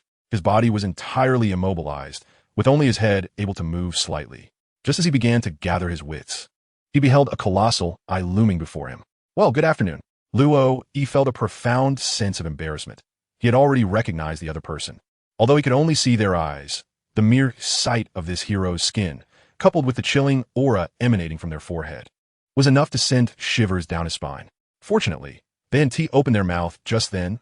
Otherwise, he feared he would have been swallowed whole. Just as the thought crossed his mind, he witnessed a blazing sword thrusting dangerously close to his ear. "Are you all right, Luo Yi?" came the anxious voice of Manjix from outside. "I'm fine," he replied. "Just tell the Lord of the Apocalypse to be gentle and not to strike in the wrong place." As Luo Yi gazed upon the creature before him, he noticed its single eye blink, as if it yearned to communicate. Outside the door, upon hearing Luo Yi's voice, Lucifer drew his sword and placed it at the entrance, infusing the air with a slight warmth. Feeling this comforting heat upon his back, Luo Yi, who had previously felt somewhat stiff from the cold, found himself much more at ease. Indeed, even the father of the apocalypse harbored a touch of pride. Lowering his gaze to the eye, Luo Yi pondered a particular question. The Winter Dragon, colloquially known as the Ice Dragon, much like many illustrious poets, sought to inscribe verses throughout her life. Yet, the Winter Dragon faced incessant disruptions in her existence. The epic tales of the ancient dragons were both lengthy and vibrant. However, the remaining scholars of the dragon lineage, in the eyes of some, lacked the erudition of their predecessors. Following a great era, only a scant few lines have been added to the ancient dragon poetry. A gloss. The name of the ice dragon is indeed a female. To craft legends of heroes, a gloss embarked on a quest for adventure and knowledge, collecting tomes that could ignite her inspiration. However, she soon found herself embroiled in an epic battle against formidable foes. She plundered castles and scoured ancient libraries, ultimately attaining unparalleled glory. Yet, due to the extraordinary nature of her skills and strength on the battlefield, her scholarly endeavors went unacknowledged. Thus, she grew dissatisfied with merely chronicling heroic tales. She aspired to forge a hero with her own hands. When the contract appeared, Aglas did not hesitate to abandon her original world. However, it seemed that the one summoning her had not chosen the right place. "Forgive me. I shall first assume a humanoid form," Aglas spoke, her voice sweet and exceedingly polite. As Luo Yi perused her introduction, this voice suddenly conjured a vivid image in his mind. In the sky, a colossal winter dragon soared, its wings flapping and unleashing an endless chill upon the earth below. As all present raised their spears and bows in fear, bracing for the dragon's invasion, the creature spoke. Its voice was melodious and courteous, akin to a noble maiden lifting her gown to offer a graceful curtsy. "Greetings. I am here to seize your castle." The scene was so enchanting that it was almost too glorious to behold. In Luoyi's chamber, the door lay in ruins, the previous chill having utterly devastated the space, leaving no corner untouched, not even the spider that cowered in the shadows. Yet, Luoyi believed that it was not merely the cold that had wrought this destruction, but rather the imposing form of the ice dragon, Aloros. Now reverted to her human guise, Aloros possessed a tall and alluring figure, adorned in a subtly fitted light blue gown, her flowing white hair cascading elegantly, resembling a noble woman seated regally. Beside her, Lila sat obediently. Sunlight streamed in warmly from outside, illuminating the room, which lacked both walls and windows. When Aloros had been summoned, her head had touched Luoyi's, yet her body had already crashed through the walls of the chamber. Had it not been for the sound of crumbling debris raining down, Manjix and the others would not have been alerted. Manjix handed a small sum of belly to Dibu, instructing Mibwa, "Please summon a craftsman to repair this wall." Dibu, with a toothpick in his mouth, accepted the money and dashed out. Truth be told, upon discovering that the woman in the room was a female dragon, Dibu felt a twinge of panic. The long-standing survival instinct had taught him to steer clear of beings beyond his comprehension. Had it not been for the binding power of their contract, he would have considered fleeing at the first sight of Lucifer. Now, however, his instincts warned him that this dragon was as perilous as Lucifer, if not more so, given that she was a mother dragon. Manjix and Lucifer settled on the ground nearby, while Luoyi gazed mournfully at the chaos strewn about, recognizing it as a significant loss of wealth. "I have made a decision." Aloros was the first to speak. Manjix took a swig of his drink, his gaze drifting. Lucifer's eyes, like yellow beans, flickered with interest. "I wish to cultivate Lila into a hero, and then document her in my biography." Aloros regarded Lila with great satisfaction. The innate power of frost that Lila possessed evoked profound envy in Aloros. Aside from her discomfort as a dragon, Lila seemed perfectly crafted to be her successor, poised to inherit her legacy. Even though Aloros knew she had many long years ahead of her, she declared, "Aloros, you must teach Lila how to wield frost magic." Luo Yi never anticipated that he would summon a colossal dragon to teach Lila. Just imagine what kind of being Lila would become after learning frost magic from an ice dragon. The ice dragon's talons, the ice dragon's wing beats, the ice dragon's roars. No. That's the dragon-slaying magic from next door. Luo Yi silently shook his head, a tiny figure in his heart. Lila possessed extraordinary talent, and with the frost power coursing through her veins, it would be a pity for her not to study. Aros gently patted Lila's head, his expression one of fondness and anticipation. Luo Yi had a general understanding that Alas desired to pen a biography, seeking academic recognition. Thus, upon arriving in this new realm, she had the opportunity to start anew. Here, no one was aware that she was a formidable winter dragon, as long as she refrained from reverting to her original form. Who would suspect her fierce nature? Teacher, Lila exclaimed joyfully under Allah's nurturing guidance. Allah's eyes sparkled with golden light as she gazed at Lila with immense satisfaction. She had not anticipated the delight of having a disciple. Although Lila was human and they hailed from the same world, it mattered not. Once Allahs had cultivated Lila into a capable individual and returned to her original realm, Lila would undoubtedly emerge as a renowned hero. And Allahs would be the esteemed mentor of this hero, capable of chronicling all that transpired in this place in the biography. Even having already conceived the title, The Crystal Maiden's Journey Through Other Worlds. Yes, that shall be the name. Allahs could hardly believe her fortune in discovering such a treasure upon her arrival. Upon observing the two women together, Luo felt that it was of no concern to him. Thus, he rose from his seat after partaking in a sacrificial offering from the tree. Accompanied by Manjikes and Lucifer, he departed from the room. Fortunately, I resided on the second floor. Upon descending, Luo gazed at the expansive pit above and felt a sense of relief, as the surrounding wall was sufficiently high. Those outside likely could not see in. Outside the tavern's walls, a considerable crowd had gathered, with some even climbing atop the walls to glimpse the happenings within. Luo is currently uncertain whether the appearance of the ice dragon was witnessed by those outside. At the very least, it is indeed time to address this issue. After providing a brief explanation about the renovation of her establishment and offering some wine to the neighboring inn, the commotion was finally quelled. Just after settling matters with the neighbors, Major Bell made his entrance. Major Bell, what brings you here? Upon witnessing the appearance of Bell, Luo expressed a hint of surprise. When the tavern was relocated, my patrol area was adjusted accordingly. Just moments ago, someone mentioned a commotion here, prompting my hurried arrival. Bell candidly remarked, I apologize for the disturbance, Major. I was in the midst of renovating my abode. Luo politely shook hands with Bell. After exchanging a few pleasantries, and upon realizing that no altercations had occurred, Bell took his leave.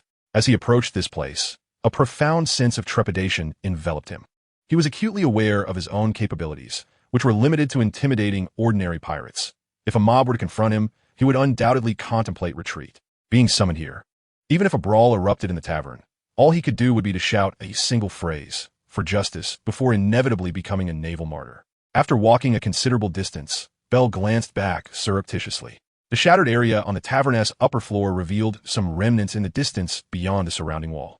However, due to the angle, it was not entirely discernible. Yet near the third floor, some fissures had begun to manifest. Is this a renovation? He pondered. Why do I get the impression that they intend to demolish and rebuild?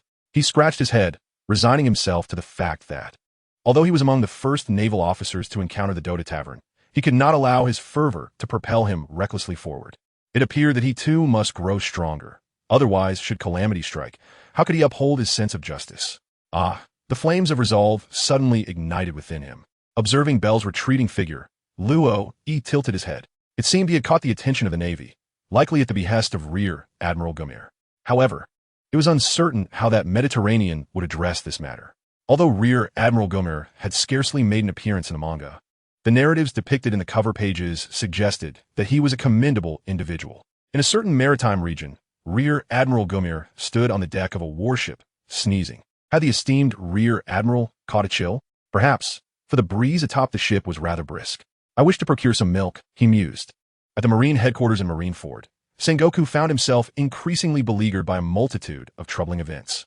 2 years prior, the captain of the Sun Pirates, having ascended Mary Geos unarmed, liberated the enslaved hero Fisher Tiger, who subsequently passed away. This event led to a schism within the Sun Pirates, resulting in a multitude of fishmen continuously opposing the Navy.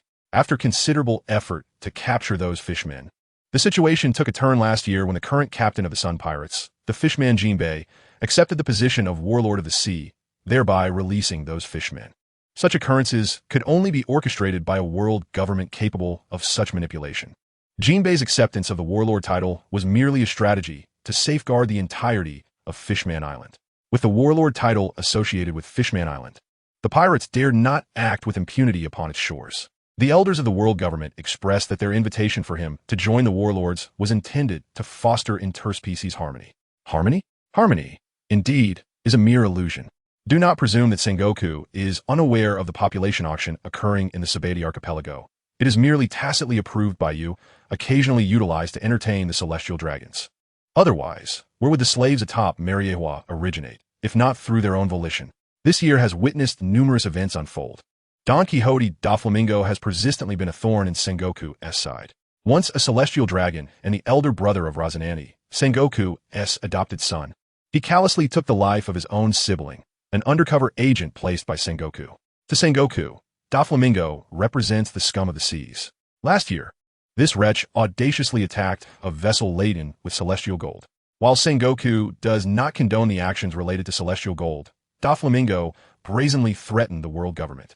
And due to his status as a celestial dragon, the world government found itself unable to bring him to justice.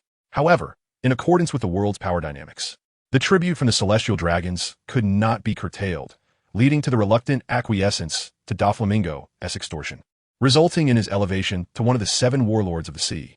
Ultimately, it was primarily the higher authorities' desire to prevent Doflamingo from disclosing the secrets of Mariejoa national treasures. Shortly thereafter, Doflamingo was celebrated as a hero in Dressrosa, while the former king, Riku, was cast as a merciless assassin. The notion that Doflamingo could be hailed as a hero is preposterous. Sengoku preferred to believe that the esteemed Navy hero, Monkey D. Garp, currently seated in his office, savoring his hidden rice crackers and sipping his green tea, was, in truth, an undercover agent of the Revolutionary Army embedded within Navy. After all, his son is the leader of the Revolutionary Army, the sole organization in this world capable of opposing the world government. However, this was of little consequence. What truly mattered was that recently, an incident involving a celestial dragon had occurred, though he survived, which was indeed unfortunate. This individual, known for his penchant for collecting fishermen slaves, reportedly intended to seize the liberated slaves by journeying to Fishman Island, but fell victim to an attack by Sea Kings, ultimately finding himself in distress upon the island. Sengoku could almost envision the gruesome scene of this celestial dragon being dismembered, yet he never anticipated that this scoundrel would be rescued by Princess Odoheim, who is now recuperating in the Dragon Palace. This celestial dragon was none other than Don Quixote Josgard. The Don Quixote family certainly knows how to stir up trouble. In addition to this, various minor affairs unfolded, though none as pressing as these matters. However, just days after the incident involving the celestial dragon, he received news regarding Rayleigh, who, you may ask, is the former vice-captain of the Roger Pirates, a man of legendary stature. Both Sengoku and Garp were contemporaries of Roger, having crossed paths on numerous occasions. Now, Rayleigh had forsaken his pirate ways, choosing instead to lead a quiet life on Sabaody Archipelago, and one would hope he would remain undisturbed. Yet it baffled Sengoku that the foolish individuals beneath them would dare provoke him. Nevertheless, upon gaining a clearer understanding of the situation, Sengoku's perspective shifted. Rayleigh had indeed made an appearance before the Navy, specifically before Vice Admiral Gamel, but he was merely there to purchase some wine. The tavern had already posted a bounty on him. However, the Navy was not one to charge headlong into action recklessly. To confront Rayleigh would likely provoke the red-haired Shanks the very next day. Furthermore, the scattered members of the Roger Pirates across all seas would surely converge, and at that juncture, Marineford could very well be reduced to rubble. Engaging in combat was out of the question. Such an endeavor would be utterly impossible in this lifetime. The Navy lacked the aptitude for recruitment of this sort. It was through cowardice that a delicate balance could be maintained. Within the Navy, one felt more at home than in one's own abode. Within the establishment, every individual is remarkably talented, their discourse pleasing to the ear. Sengoku finds great fondness for this place. Had it not been for Rayleigh purchasing liquor at that tavern, and certain matters reaching his ears, Sengoku might have chosen to disregard the situation entirely. The two individuals within the tavern, engaged in a bout of sparring, obliterated half of GR Street No. 9. Such prowess is indeed a terrifying presence even within the Navy. It is said that at that time, half the island was reduced to scorched earth, and it has yet to recover. Among those who took action, one hailed from the Mink tribe, while the other donned full armor. Complete with a skeletal frame adorned with wings, his identity remains unknown. Consequently, these individuals prove to be quite restless. According to intelligence reports, the current manager of the Dota Tavern, Luo E, trains daily on the island alongside a young girl possessing abilities reminiscent of the ice fruit. The armored figure also managed to annihilate a ship belonging to the Baroque Works during combat, though that was merely a minor criminal organization. Lacking in formidable individuals, Sengoku could scarcely recall its name. The news of a ship being obliterated was indeed unexpected. Concerning the strong individuals within the Dota Tavern, Gumir personally visited and reported that the armored warrior's strength is not inferior to his own. These individuals are all grassroots powerhouses, Sengoku needs to ascertain their motives and why they have suddenly congregated in this obscure tavern. Could they possibly be affiliated with the Revolutionary Army? The phone bug on the table buzzed, and Sengoku promptly answered. Moshi Moshi, this is Sengoku. Admiral, this is Gomir.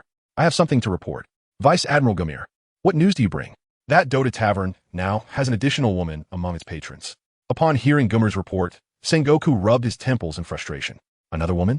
This tavern is becoming increasingly suspicious. Where on earth are these people emerging from? I understand. Is there anything else? By the way, could you allocate additional funds for my G2 fortress? Certainly. Have the pirates been particularly rampant lately? Not quite. I simply wish to procure some milk for the fortress. Ahalim's divine staff, Dota Tavern. The craftsman has arrived to repair the walls. As the manager, Luo Yi received a few stern reprimands from the craftsman. Were it not for the fact that this wall's damage would not affect the entire structure, Luo Yi felt he might have faced dire consequences. Nevertheless, upon reflection, he recognized his own shortcomings and humbly accepted the criticism. Meanwhile, the principal culprit behind the wall's destruction, the Ice Dragon Aros, had taken the Ice Maiden Lila out to frolic.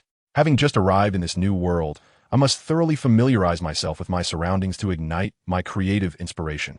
As she spoke, she took Lila by the hand and departed. Regarding the prowess of Aros, Luo Yi felt no apprehension whatsoever. Strength, 315, agility, 299, intelligence, 399.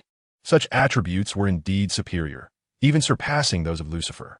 Luo Yi felt as though he had embarked on his journey through an IMBA mode. Otherwise, how could one explain such extraordinary attributes? It was utterly ridiculous. Merely based on strength, each point of strength granted an additional 20 health points.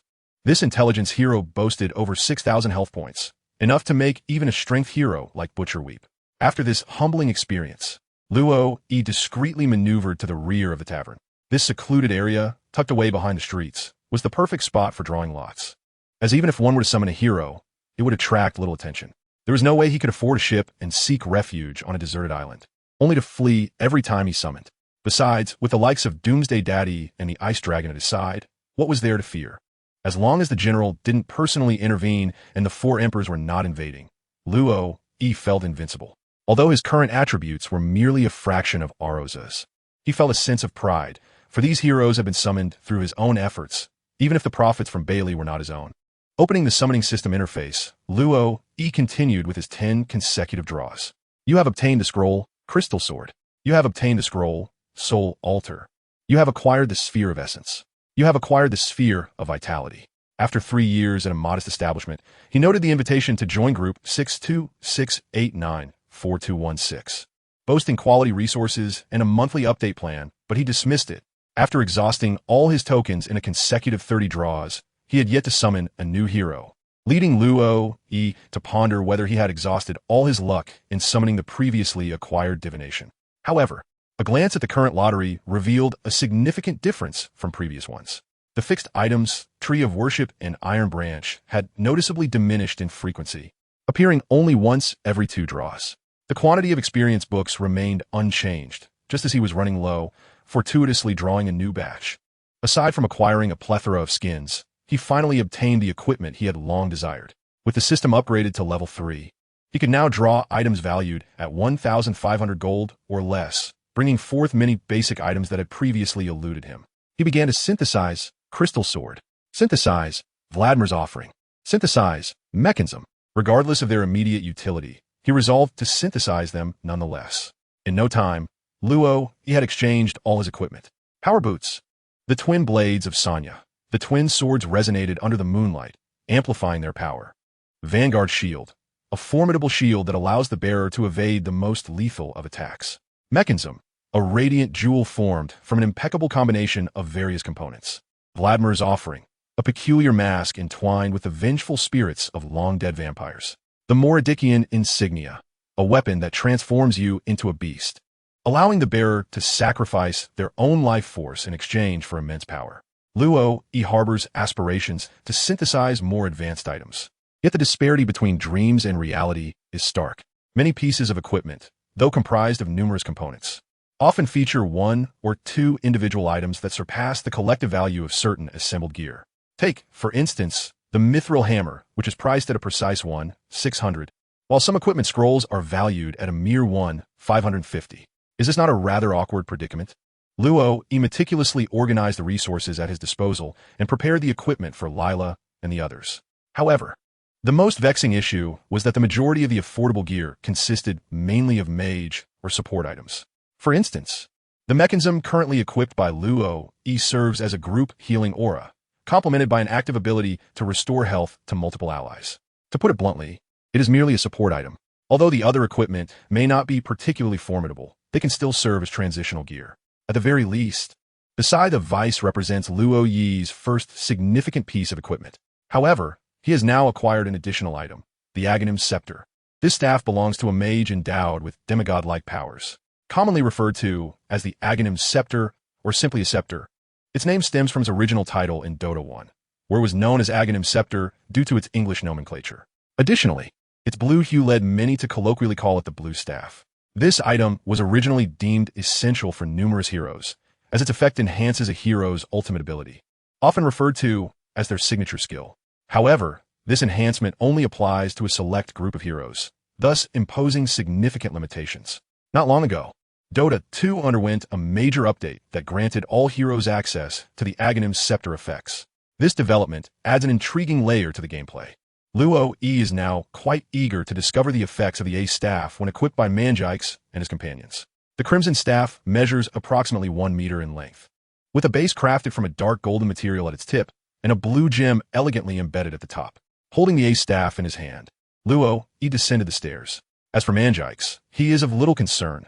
Previously, when Luo inquired whether he could perform elemental separation, Manjix merely replied that it would be achievable after indulging in drink. Luo pondered, perhaps it would be best to refrain. It seemed that the power within him stemmed from the divine gift, and currently, Manjix was unable to wield it effectively. Once he mastered this force, his strength would undoubtedly surpass his present capabilities by an immeasurable degree. As for the others, it would be prudent to withhold giving Lili any enhancements for now. In the game, the Ace Staff bolstered the Ice Maiden's ultimate ability, yet Lili struggled to even harness the power of Frost. One could only hope she wouldn't inadvertently demolish the tavern. Thus, the candidates were narrowed down to Lucifer, Dibu, and Aloys. The Divine Staff? Upon descending the stairs, Luo had yet to speak when Lucifer unexpectedly appeared, fixating intently on the staff in Luo Yi's grasp. Should one dare to test its potential? Upon witnessing Lucifer's forthrightness, Luo promptly extended the Ace Staff towards him. Lucifer cast a sidelong glance at Luo extending his left hand to grasp the staff's hilt. How would you like me to praise you? Boom!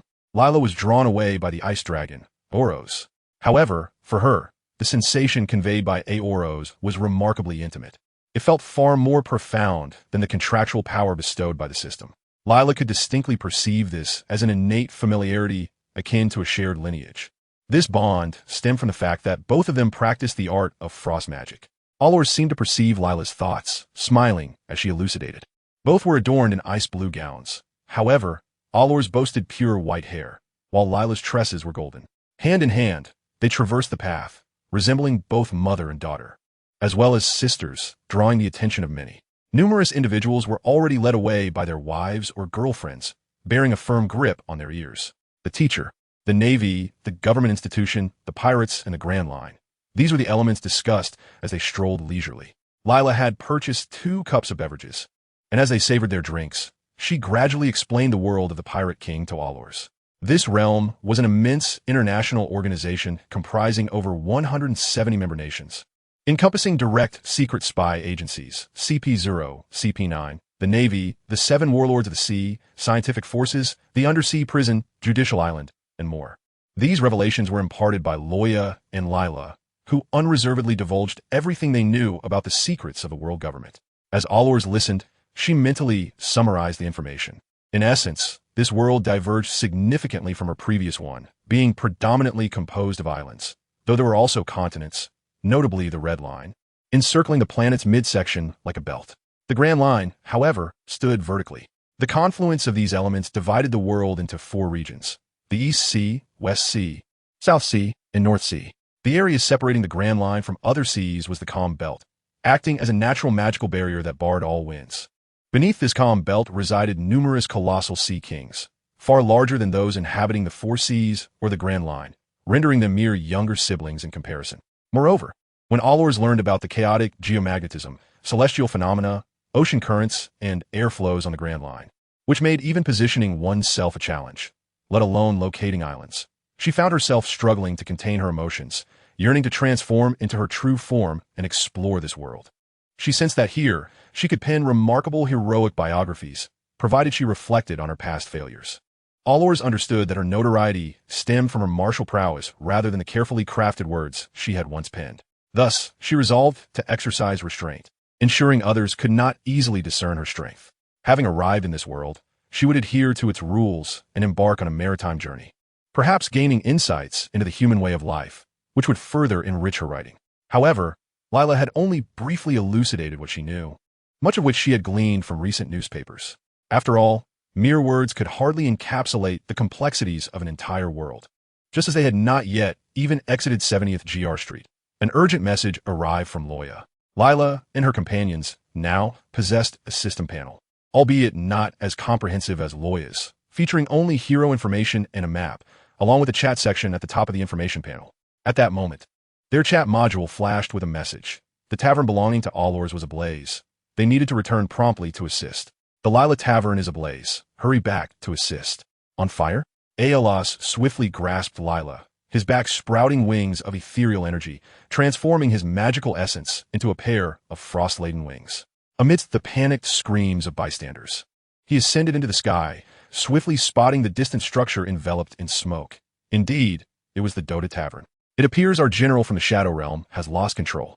Aeolus immediately discerned that the raging flames were the cursed fire of the death knell from Washangdu, deeply embedded within Lucifer. No wonder they called for assistance. In such a dire situation, mere water would prove futile in extinguishing the flames. As Father had once proclaimed, magic must be met with magic. With a flutter of his icy wings, Aeolus soared with Lila, cutting through the sky, leaving a trail of cerulean light, and in an instant, they hovered above the Dota Tavern. Watch closely, he instructed Lila, nestled securely in his embrace. Raising his right hand, Lila felt the air around them grow frigid, an intense cold that pierced to the core, more invigorating than the sprite spoken of by Luo. The chill erupted from Aeolus's hand, cascading downwards to envelop the entire Dota Tavern. Yet, if the cursed fire could be extinguished so easily, it would hardly do justice to its apocalyptic reputation. The fierce cold clashed with the terrifying flames, as if in a battle for supremacy. Aeolus intensified the output of his magical energy, fortunate that this fire was currently unanchored, merely a spontaneous eruption without further support to counter his might. Endless waves of frost emanated from Aeolus' hand, gradually encasing the once raging Dota Tavern in ice. From top to bottom, alongside the flames, a translucent yet distinctly visible layer of ice began to encroach upon the cursed fire. The portion of the flames that had been frozen still flickered with life, struggling momentarily before succumbing to exhaustion, extinguished. Quick, retrieve the camera. Yes, Major Bell. Amidst the throng, Bell was drawn to the commotion, having only recently departed, though not as swiftly as Aluaw. Upon his arrival, he witnessed the spectacle of Aluaw freezing the flames. Even from beyond the surrounding walls, Bell could perceive the intense heat. He was not alone in this observation, as numerous individuals nearby had raised their cameras, undoubtedly capturing the moment. Soon, the flames were entirely extinguished, and the Dota Tavern transformed into a magnificent ice sculpture, reflecting a kaleidoscope of colors in the afternoon sun. With the fire quelled, Hoa descended from the skies, accompanied by Lila, his expression one of ire. He had initially intended to conceal his might, yet now he found himself exposed, with the crowd of onlookers witnessing his extinguishing of the flames firsthand.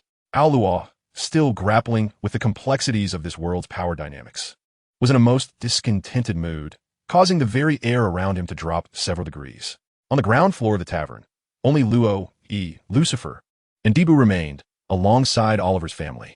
Lucifer had succumbed to unconsciousness, sprawled on the ground, while Debu had manifested a clone, wielding a fan to cool Lucifer with gentle breezes. Suddenly, the ice shattered. Manjikes, with his characteristic panda-like visage, strode purposefully toward Luo Yi, his gaze fixated on the divine staff in Luo Yi's grasp. How might I extol your virtues?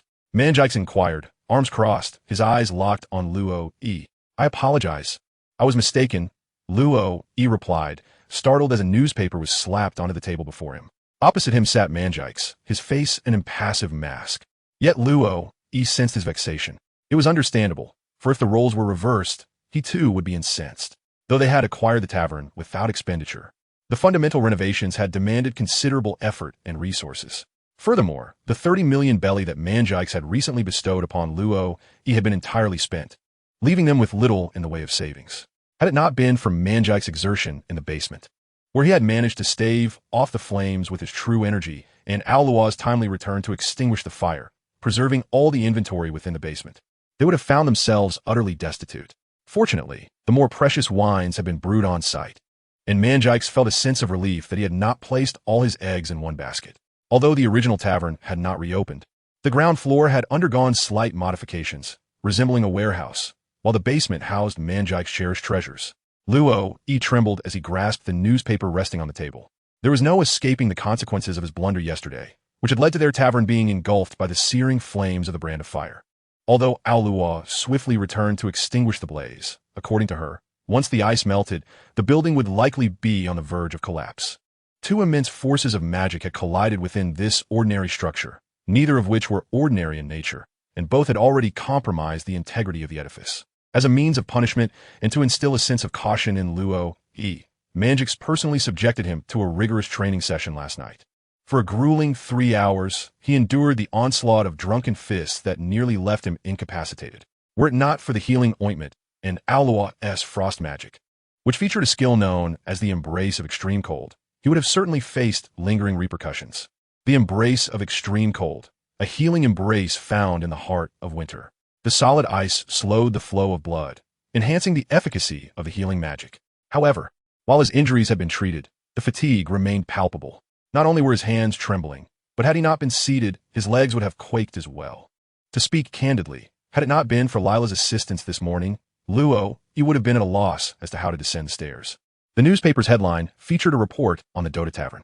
Two remarkably vivid photographs adorned the front page, one depicting the tavern completely engulfed in flames, and the other capturing Aolua soaring through the air, cradling Lila while casting her frost magic. It must be said, the Dota Tavern had truly made a name for itself, albeit in the most incendiary manner possible.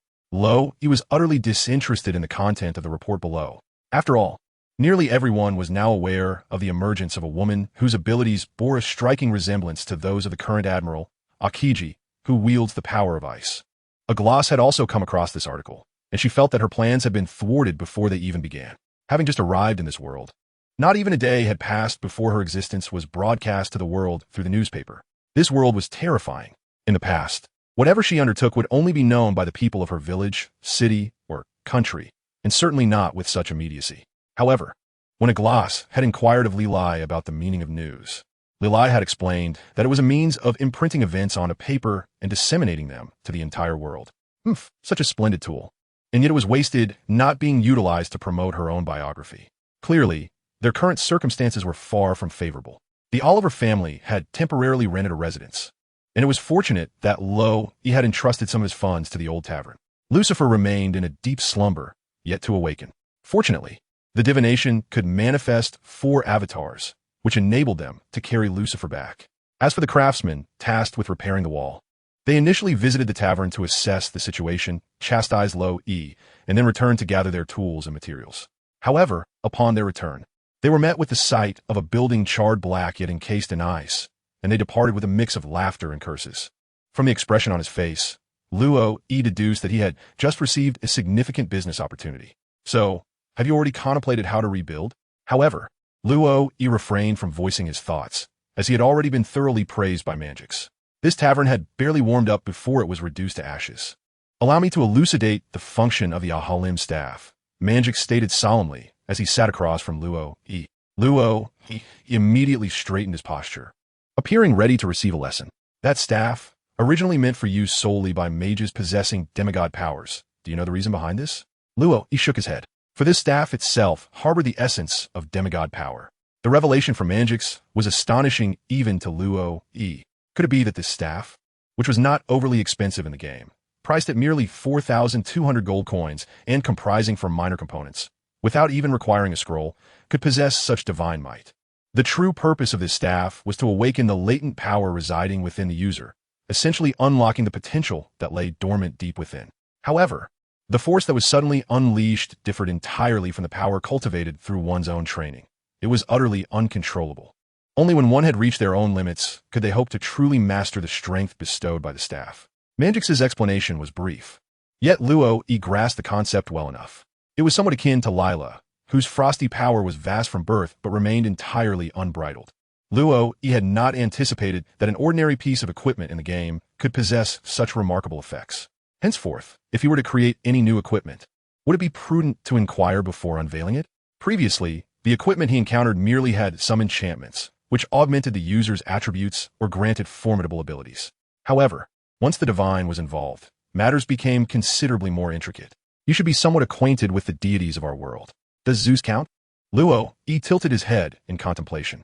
Indeed, Zeus was originally a full god. Yet he was stripped of a portion of his powers by his wife and cast down from the divine realm, now reduced to a demigod. Aside from Zeus, there are other deities such as Nyx, the goddess of night, Selene, the goddess of the moon, and others associated with death. Beyond them lies the forger of the world. But such matters are shrouded in mystery, and I am not well versed in them. However, it is certain that the power of the gods is immensely formidable. Manjix spoke with grave seriousness, causing even the aloof Aloth to nod in agreement. As a scholar among ancient dragons, she had traversed the world extensively and possessed knowledge that rivaled, if not exceeded, that of Manjix. Yet, even she had not approached the realm of demigods. So why is it that I remain unscathed while wielding the divine staff? Luo suddenly retrieved the staff from the armory, grasping it in his hand. Yet he felt nothing at all. However, Manjix cast him a meaningful glance, and even Alois stood up to pat Luo on the shoulder, sighing and shaking his head. From their expressions, it seemed that Luo began to comprehend something profound.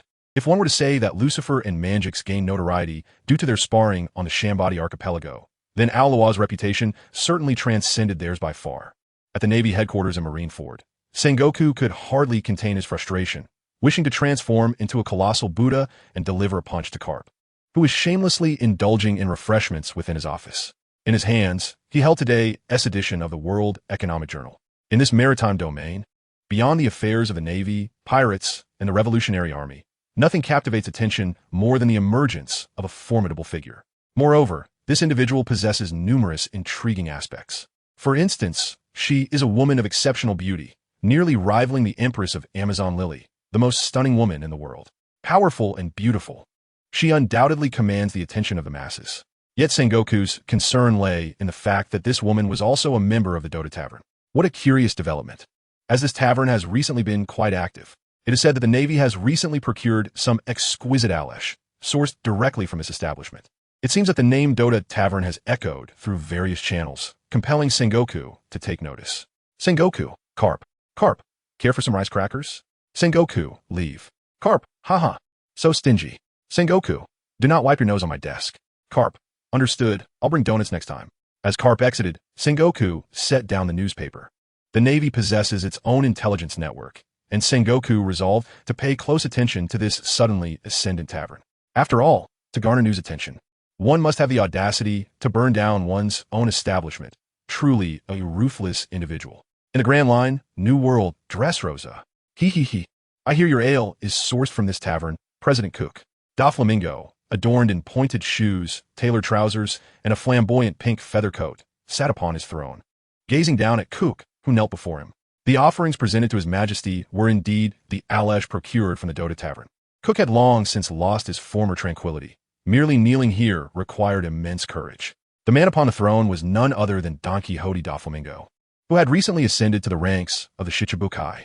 Cook had invested considerable effort to establish contact with this leader of the underworld, and it was thanks to the ale provided by Manjix that he was granted an audience with Doflamingo himself.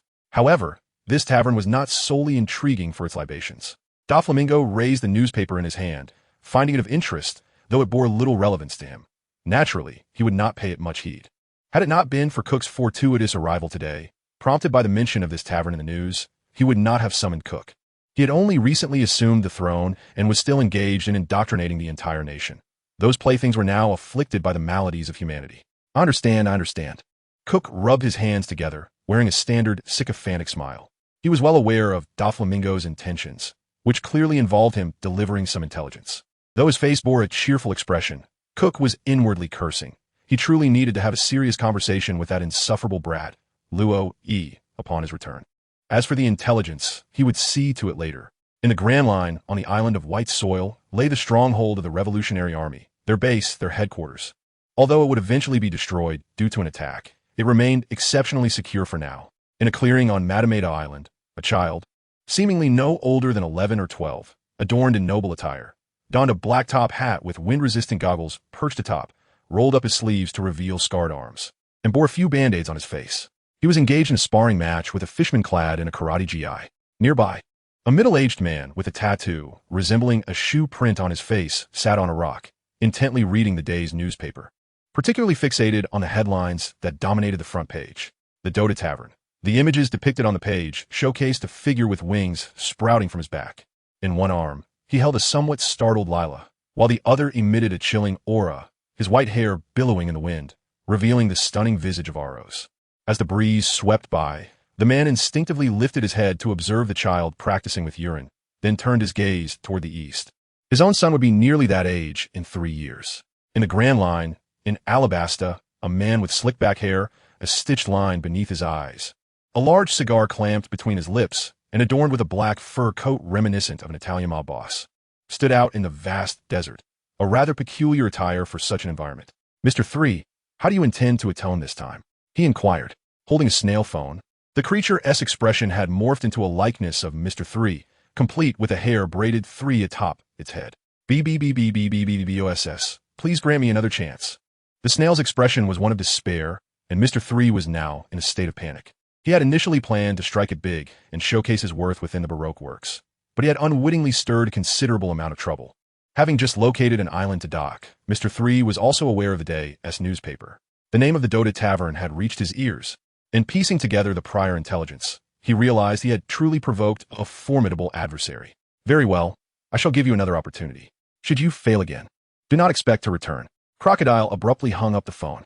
From the ominous combination of information acquired, Mr. 3's previous adversary was none other than the chef from the Dota Tavern. A mere chef possessed the extraordinary ability to obliterate a medium-sized vessel in an instant, a feat that warrants considerable respect. Even Crocodile himself could only corrode a ship using the powers of the Sansan fruit, a process that requires time and cannot be executed instantaneously. It stands to reason that the opponent is also a capable user of a devil fruit, one whose abilities have been developed proficiently. As long as his plan succeeds, he would obtain Pluton, one of the 3 ancient weapons. This formidable battleship has the potential to sink an island with a single strike. Possessing Pluton would render the title of Pirate King within his grasp in mere moments. The intricate dynamics among various factions remain a mystery to Luo E, yet today is undoubtedly a day of both sorrow and joy. The new tavern has been reduced to ashes, yet fortuitously. Today marks the day when one of the brews stored in the basement of the old tavern is ready for unveiling. Inside the tavern, Manjix cautiously retrieved 2 barrels of liquor. Ordinary brews, such as Alesh, can be crafted within a day. However, some require extensive fermentation periods. Manjix has produced a variety of liquors, and these 2 barrels are among the first to be completed: Blood Vitality Wine and Spring Spirit Liquor. The benefits of Blood Vitality Wine, as suggested by its name, invigorate the blood and promote circulation. This time, however, Manjix has infused it with a special ingredient, the Spring of Rejuvenation. This remarkable essence, whether in the Radiant or the Dire, is a rare treasure. If the OU Society were to possess a source of the Spring of Rejuvenation, the village's revenue could potentially double. Naturally, this is merely the baseline. The effects of the Spring of Rejuvenation are localized to its vicinity, but through the OU Society's unique brewing techniques, its benefits can be integrated into the liquor. It restores injuries, stamina, and energy, such as the power of the Spring of Rejuvenation. Upon consumption, the recovery rate remains consistent, with the duration of effects determined by the quantity ingested. This potent spring water, emanating from the depths of ancient ruins, boasts a milky hue. If the supply suffices, it would conquer this world. However, Manjix was taken aback by the meager yield from the spring, producing only 10 milliliters per day at first. Indeed, 10 milliliters, insufficient for a single sip. Despite the impressive restorative properties, such a limited amount would only last a few moments. In a single second, one can inhale 93 milliliters of air, a hummingbird can flap its wings 55 times, and the heart can beat once, circulating 60 milliliters of blood. In a second, one risks ridicule. Yet, for reasons unknown, the yield began to increase, reaching 50 milliliters daily. It was at that point that Manjix commenced brewing the new liquor. Just 2 days prior, coinciding with Auros's appearance, the spring's output surged again, now totaling 100 milliliters a day. Manjix began to suspect a connection to the considerable sum of berries he had given to Luo E.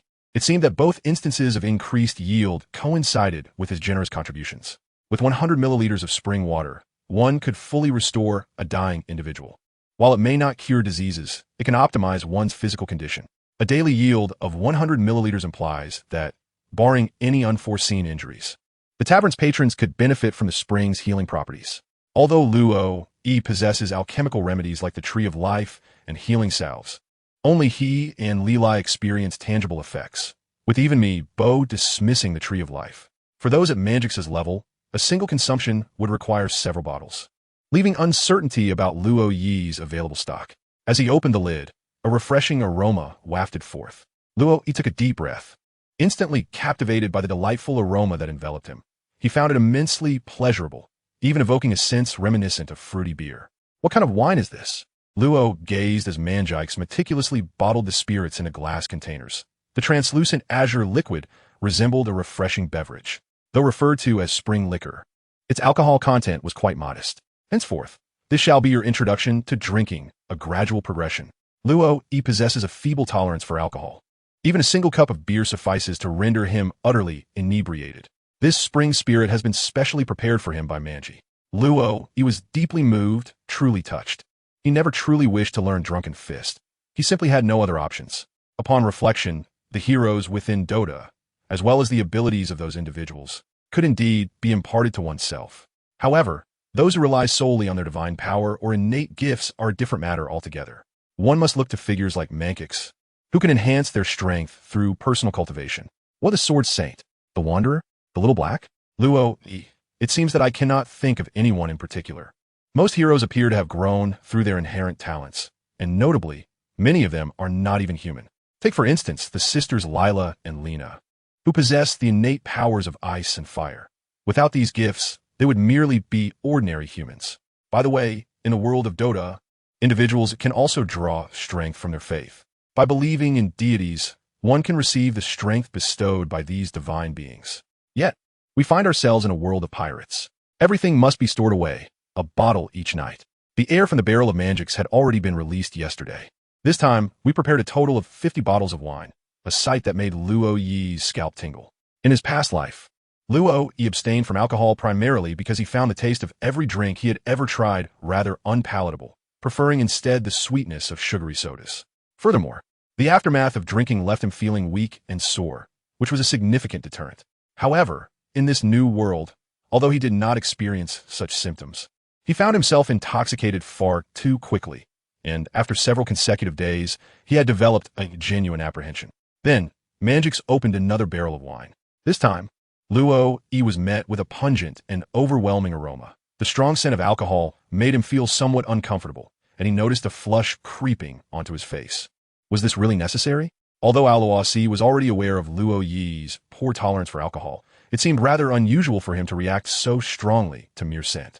Nevertheless, upon taking a whiff, Aluasi's eyes immediately sparkled with excitement. Within this wine, there was surprisingly the essence of rejuvenating spring water.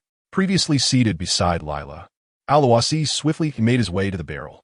In the basement, there lay a spring that produced the rejuvenating waters. After Manjix provided a brief explanation, Aluasi, who was not a dragon with an insatiable thirst for liquor, merely needed to glance at the pale red liquid to comprehend that it contained the precious spring water. This barrel of wine was indeed the blood-quickening brew crafted by Manjix. He lifted the barrel and poured its entire contents into the precious gourd that Luo Yi had given him. Luo Yi watched in astonishment as the treasure gourd, nearly the same size as Manjix, astonishingly contained a volume of liquor exceeding twice its own size. This led him into deep contemplation. Could it be that the skin he had drawn was more than just a mere skin? It seemed that during his previous sorting, several pieces of equipment belonging to Lila had also been drawn. Perhaps he should bring them out to adorn her? Since the tavern had burned down, Luo Yi and his companions had effectively paused their operations for the past couple of days.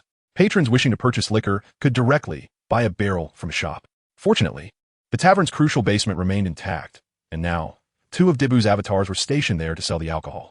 As for the demolition of the building, that would have to wait a few days. The ice from Alua's magic had yet to melt, and even if they were to break it, the ice would still remain.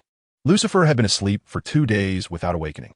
Had it not been for Manjikes assuring them that it was fine, and Luo observing Lucifer's steadily increasing attribute values through the system panel, he would have likely summoned a doctor by now.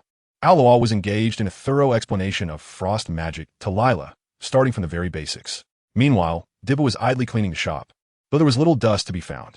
After Manjikes filled the gourd with liquor, he comfortably took a large sip and reclined against the bar, a satisfied expression gracing his face. If it weren't for Manjikes insisting he take a proper rest these days, Luo would have been eager to venture outside for some exercise. Suddenly, a series of knocks echoed at the tavern door. Luo turned to glance outside, only to catch sight of a pair of white trousers adorned with black spots. The familiarity of those trousers struck him. The old tavern's entrance was vast, dwarfing the new tavern, which was no longer in existence. They were left with only this establishment. Yet, standing before the nearly 3-meter-tall door, he could only see the legs of the person outside. The design of the trousers, along with the shape of the shoes, grew increasingly familiar to him. Particularly, the black spots on the trousers bore a striking resemblance to bare paws. Could it be? Luo rose from behind the bar and stepped out of the tavern. He beheld the full figure of the individual at the entrance, clad in a black top and white trousers adorned with the imprint of a bear's paw. He was draped in a deep brown cloak that enveloped his entire form, yet left his face and the front of his attire exposed. As Luo fell into slumber, he deemed the entire scenario utterly superfluous. Despite the individual donning a hood, the 2 diminutive ears atop, it betrayed his identity. Bartholomew Kuma, the king of the Sorbet Kingdom, infamous for his moniker, the Tyrant. He was not yet a member of the 7 Warlords of the Sea, a collective known to all, currently comprising only 6 individuals, with the 7th yet to be found. However, that would soon change. A decade prior to the unfolding of events, precisely 2 years ago, Kuma had accompanied Dragon in the East Blue to rescue Sabo, the elder brother of the protagonist, Luffy. Thus, it was only logical that the Revolutionary Army would arrange for Kuma to accept the invitation to join the Warlords and subsequently engage with Dr. Vegapunk. Luo had once been an ardent admirer of the tyrant Kuma. Although his appearances were infrequent, it was undeniable that Kuma's popularity was substantial. Luo held profound admiration for Kuma's sacrifices. He knew that he himself would never undertake such actions. Kuma, spotting Luo emerging, had arrived with a purpose. Before becoming a pawn of the world government, Kuma was a ruthless pirate, notorious across the seas with a bounty of 296 million berries. Yet, this was of little consequence. What truly mattered was his clandestine role as a significant officer within the Revolutionary Army. His mission was to recruit talent for the cause, a task assigned by Dragon himself. Kuma understood Dragon's intentions. While the primary endeavors of the Revolutionary Army revolved around inciting rebellion and rallying the populace against the regime, they were undeniably lacking in formidable fighters. At this juncture, the Dota Tavern emerged in the public consciousness, with the appearance of various enigmatic powerhouses compelling Dragon to take notice. However, despite Dragon's desire to establish contact with the tavern, he struggled to find suitable candidates. The intelligence previously gathered indicated that the combat prowess of those within the Dota Tavern likely rivaled that of the 5 commanding officers in the Revolutionary Army, necessitating the need for a competent negotiator. Thus, Kuma became the prime candidate, the sole individual available for such an endeavor. Cradling a Bible in his hands, he lowered his head, gazing upon the person before him. At this moment, he had not yet been transformed into a cyborg. However, his eyes were obscured beneath the hood, rendering them invisible. Coupled with his disproportionate physique, reminiscent of a fitness trainer who neglects leg day, and his towering height of 689 centimeters, Luo felt an immense pressure weighing upon him. If you could travel anywhere, where would you wish to go? The bear is indeed quite perplexed at present. While he possesses considerable prowess in combat, rallying others to his cause proves to be a far more intricate endeavor. Long ago, Molag had already utilized his extensive network of intelligence to scrutinize everyone within the Dota Tavern. It is evident that Luo is not affiliated with the world government, which significantly increases the likelihood of his alignment with the revolutionary forces. Yet, the bear finds himself at a loss for how to initiate the conversation, and thus resorts to expressing his customary phrases. Alas, upon hearing these words, Luo's heart sank. What on earth is going on? Do you not realize that the last time I heard you utter such a phrase, the Straw Hat Pirates were left in tatters, and it took 2 long years for us to reunite? Have you reflected on your actions? Why would the Revolutionary Army send Kuma to strike me down? Is it possible that I inadvertently provoked someone from the Revolutionary Army? Luo Yi did not respond immediately, yet his heartbeat had already begun to quicken. Inside the tavern, whether it was the languid manjikes sprawled across the bar, the diligent Dibu arranging the Alesh, or the sculptor Aloes crafting ice sculptures alongside Lila, all had gathered at the entrance, casting unfriendly glances at the bear. They sensed Luo Yi's unusual demeanor, which signified that an extraordinary individual had arrived. Amazon Lily? This was Luo Yi's answer, and indeed, it was the truth. He genuinely wished to venture there. After all, which man would not yearn to visit the land of women? Especially with the Empress, the unrivaled beauty of the pirate world, reigning over it? Luo Yi was eager to behold the mesmerizing beauty of the Empress, whose allure transcended species, capable of petrifying even the most unassuming of creatures. Xiong, discerning Luo Yi's capabilities at a glance, questioned the audacity of someone with such modest prowess daring to venture to Amazon Lily. Yet, Xiong also noted the presence of several formidable figures at the entrance, manjikes, whose countenance was anything but amiable as he sipped his drink. The Earth Diviner, Dibu, wielding a shovel upon his shoulder, and the imposing Aluasi, exuding a subtle chill. This situation was becoming precarious, drawing unwanted attention. If it would not be an imposition, might I join you for a drink? Xiong inquired. Luo Yishuan nodded in agreement. He understood that although Bear was nicknamed Tyrant, he was, in fact, an exceedingly gentle and kind-hearted individual. Otherwise, he would not have joined the ranks of the Revolutionary Army, sacrificing his own reputation to fulfill its plans. The danger, Luo felt, was negligible. However, the identity with which Bear had come this time warranted attention. Yet, how would Bear manage to enter? One could hardly climb through the entrance of his tavern. As Luo Yishuan's ascent was met with approval from the others, they stepped aside to open the door. Observing the large figure of Bear, bent and stooped, he struggled to squeeze himself into the tavern. What would you like to drink? Luo Yi skillfully retrieved the glass from beneath the bar and began to polish it. Seated at the bar, Bear reclined with his legs crossed, resting the Bible on his lap. Anything goes, he remarked. Upon hearing this, Luo Yi readily produced the spring spirit that Manjik's had just poured for him, only to switch to a common lager under Manjik's stern gaze. It appeared that his intention to persuade Bear to share a bottle had been thoroughly discerned. However, Manjik's closed the tavern's door and drew the curtains.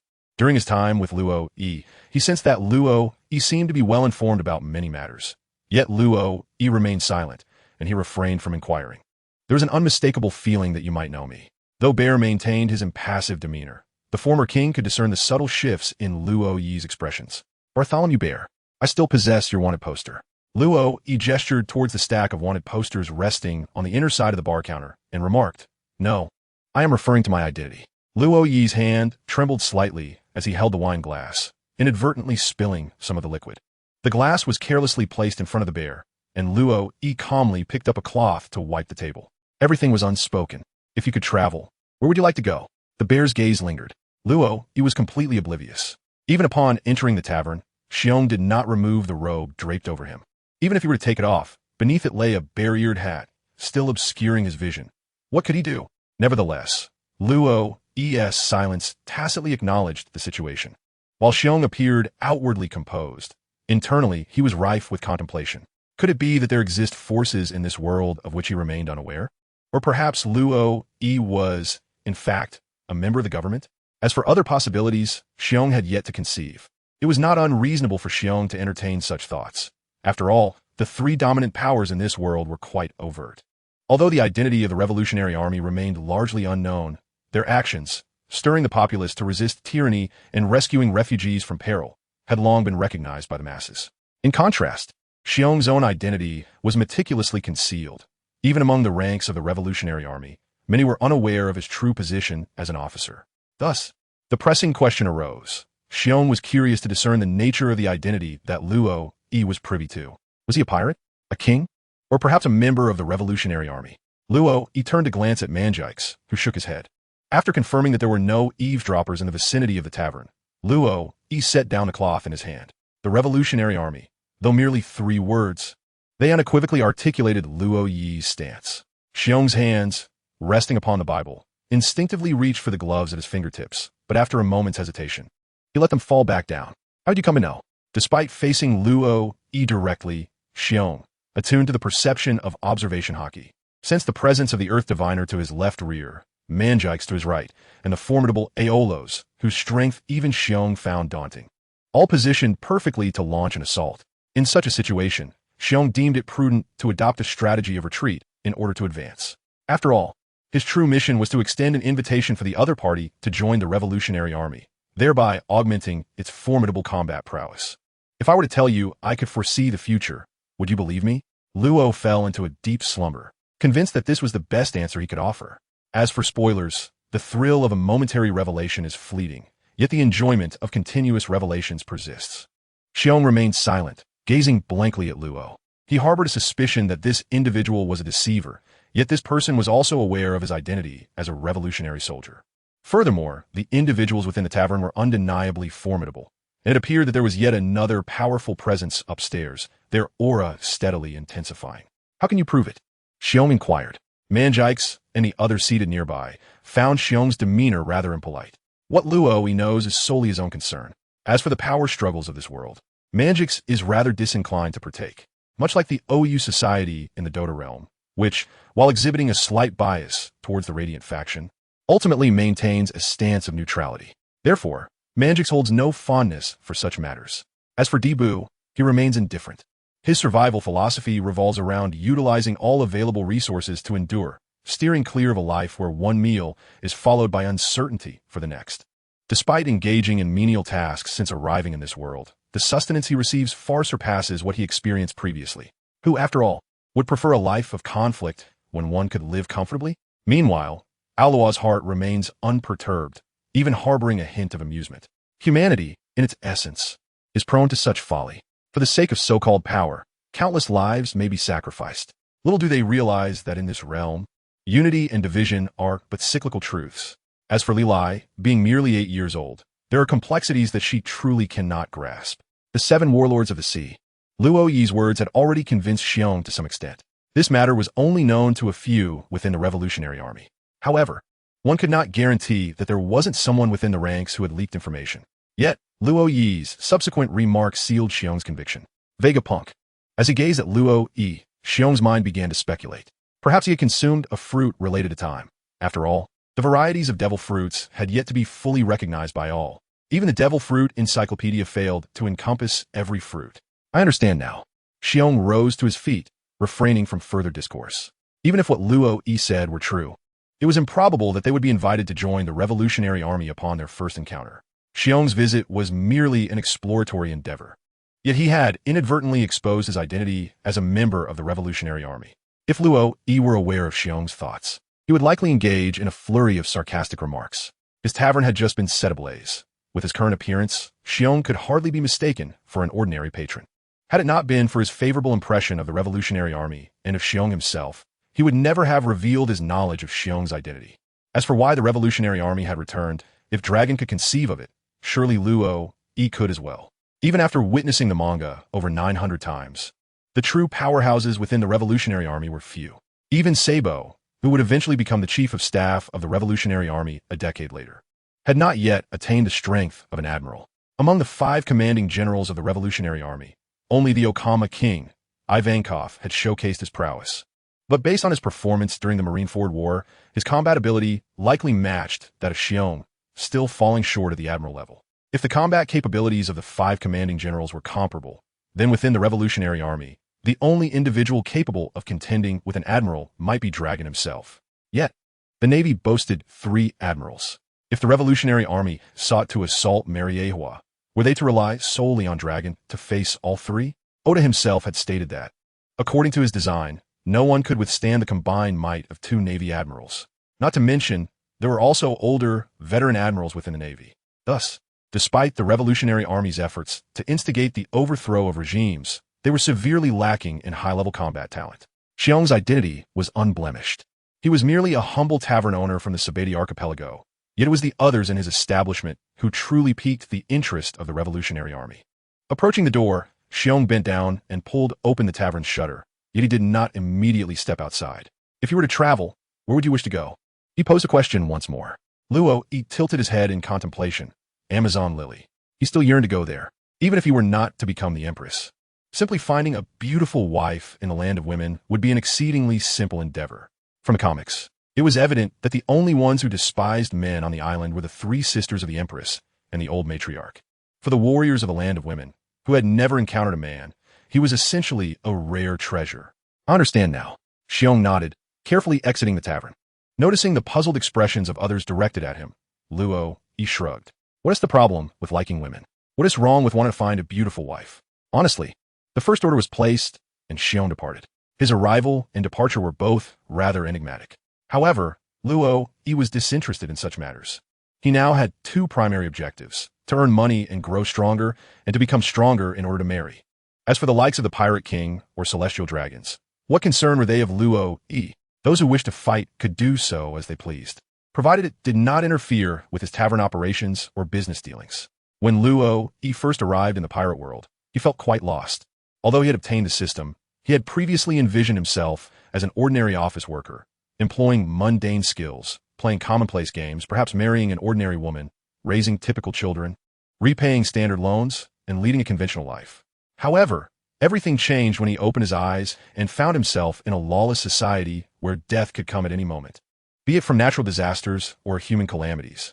Despite possessing a system, it was precisely this that drove Luo to diligently hone his physical abilities. While he did not aspire to reach the level of an admiral or a yonko, he at least sought the means of self-defense in this tumultuous era of piracy.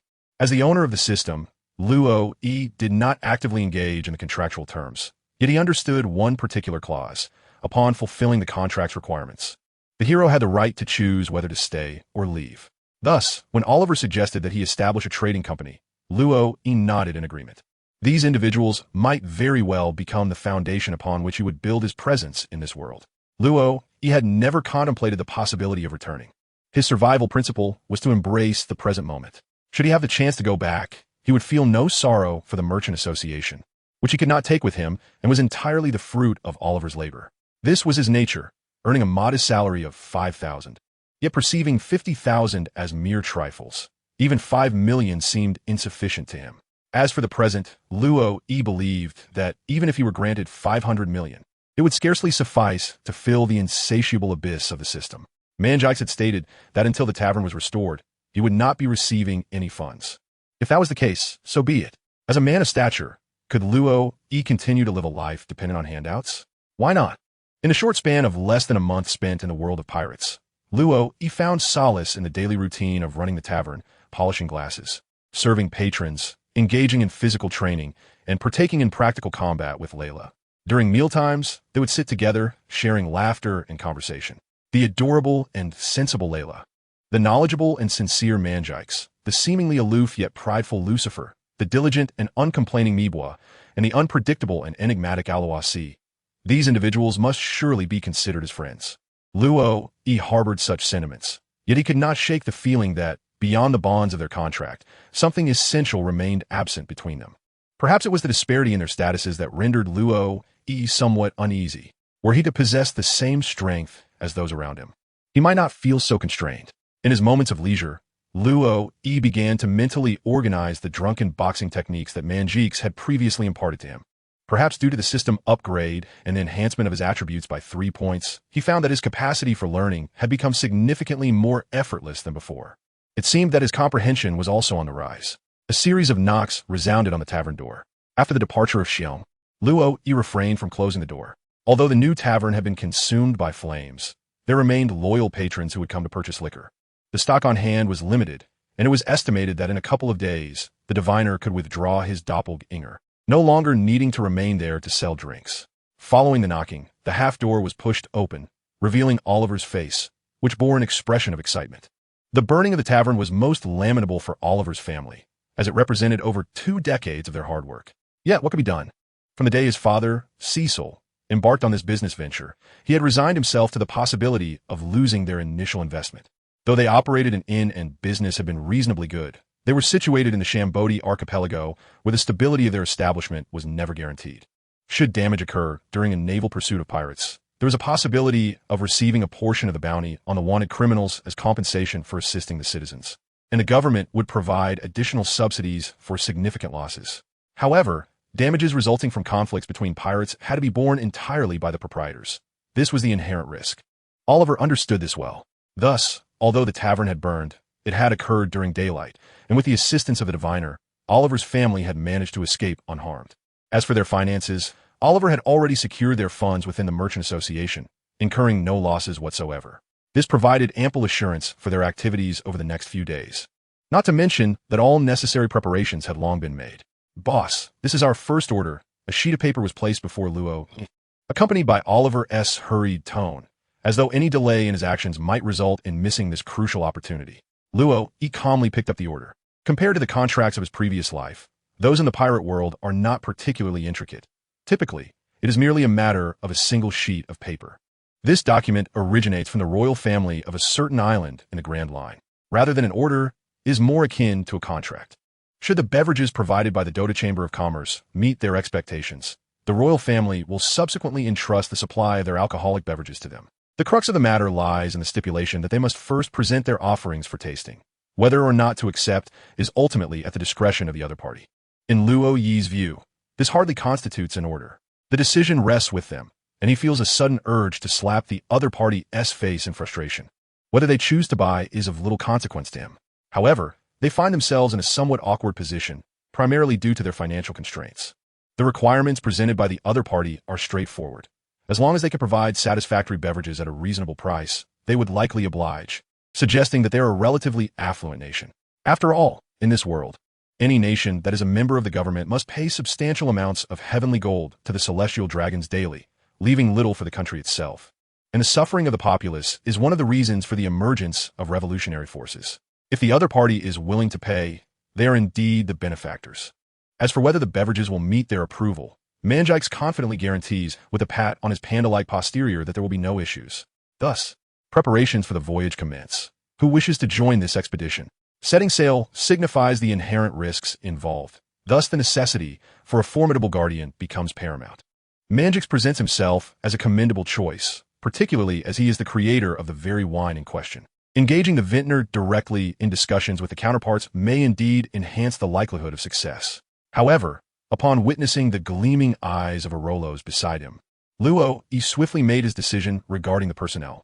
This first voyage is to be entirely overseen by Oliver, with preparations limited to only 2 types of samples, malt beer and spring spirits. Manjix provided a brief overview of the costs associated with both beverages, along with the time required for their production, thus allowing Oliver to set the pricing and determine the delivery schedule for orders.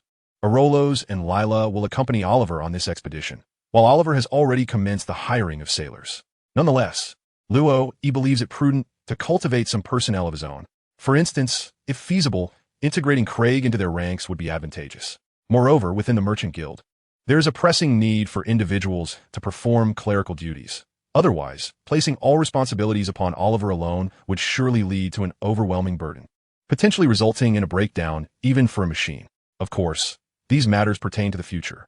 For the time being, their immediate requirement is merely sufficient crew members to facilitate navigation, and the reason is straightforward. Funds are dwindling. Oliver's preparations for departure are not conducted in secrecy. Some observant individuals have already become aware of their impending actions. I have received your report. Continue to monitor them and inform me when they are set to sail. Hello. Setting aside the phone, Mr. 3 reclined with his legs crossed, while Miss Golden Week leisurely indulged in rice crackers and tea. Miss Golden Week, the intelligence has been gathered.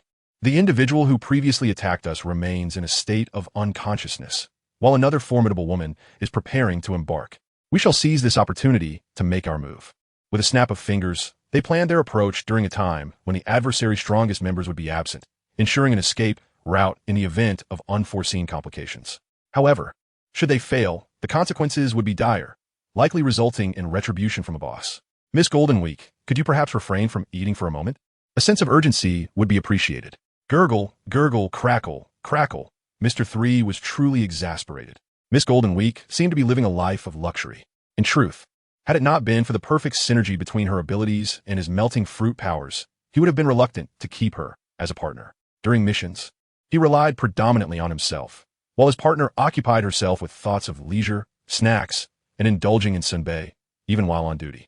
However, her formidable strength, which allowed her to mix colors from a palette to convey messages and manipulate emotions, had once saved his life.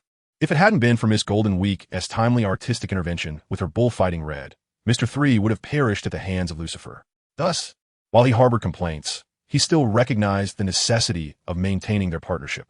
They were now merely two solitary figures.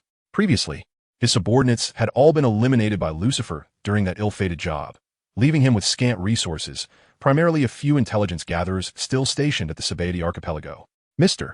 3's reasoning was simple. Although they perceived no wrongdoing in seizing others' possessions, it became a grave issue when their adversaries were significantly more powerful. Therefore, Mr. 3 resolved to extend an apology. Despite the limited number of intelligence personnel at their disposal, recent actions by Oliver had been noteworthy. A careful observation revealed that Luo E was currently Oliver's superior. The Dota Chamber and the Dota Tavern, if not owned by the same individual, Mr. 3 would wager his self-manufactured candles on it.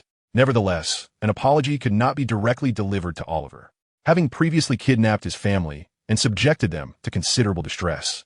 Approaching him for a direct apology would be tantamount to courting disaster. Thus, Mr. 3 decided to seek out Luo E first, should there exist even a glimmer of reconciliation. The matter could be resolved without impacting the Baroque works, thereby ensuring Mr. 0's satisfaction.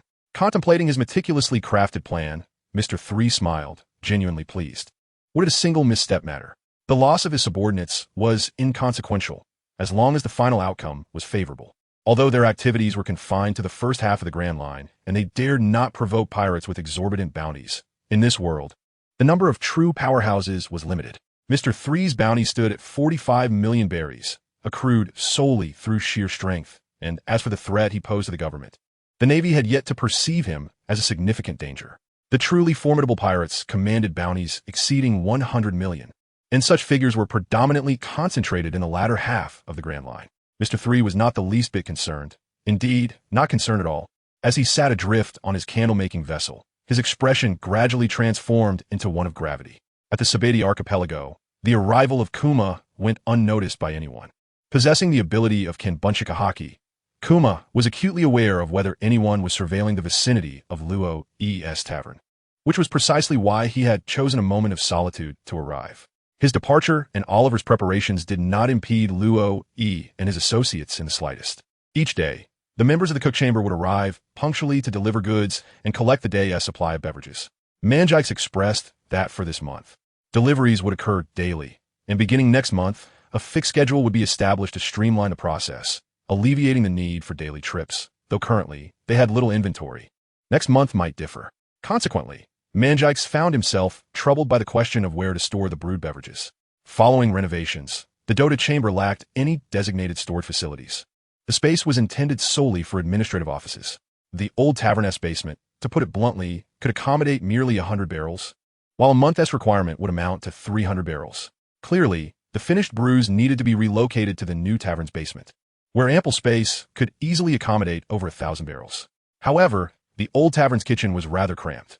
Even if Manjikes wished to enhance efficiency, it would be an arduous task. While brewing was indeed a form of self-cultivation, one could not spend every day merely brewing ale. With countless varieties of alcohol available from the OU Association, starting afresh would necessitate beginning with the least expensive options. At least, that was Manjikes' perspective. Living a leisurely life, Luo E concluded his rest period, having experienced a 3-point increase in all attributes, and resumed his daily training regimen. Today marked the third day since Kuma's departure, and yet another visitor had arrived. This time, the guest surprised Luo E, although it seemed the individual harbored no ulterior motives. "Boss, could you do me a favor and offer a discount?" A man with flowing red hair, whose laughter resembled that of a foolish fellow, was presently thumping Lo Yi's back with considerable force. Lo Yi gazed at the 50 barrels of liquor that were to be taken away at once, nearly succumbing to the urge to nod in agreement. The presence of the formidable Mera Mera no Mi was indeed daunting. The three principal powers of the Grand Line are the Navy, the 7 warlords of the sea, and the 4 emperors. The term 4 emperors refers collectively to 4 notorious pirates within the realm of One Piece, who are deemed sovereigns of the seas, reigning over the latter half of the Grand Line, known as the New World. The 4 emperors can denote either the individuals themselves or their respective pirate crews. These pirate crews are not only led by exceptionally powerful captains, but their officers also possess formidable strength, often surpassing that of most of the 7 warlords.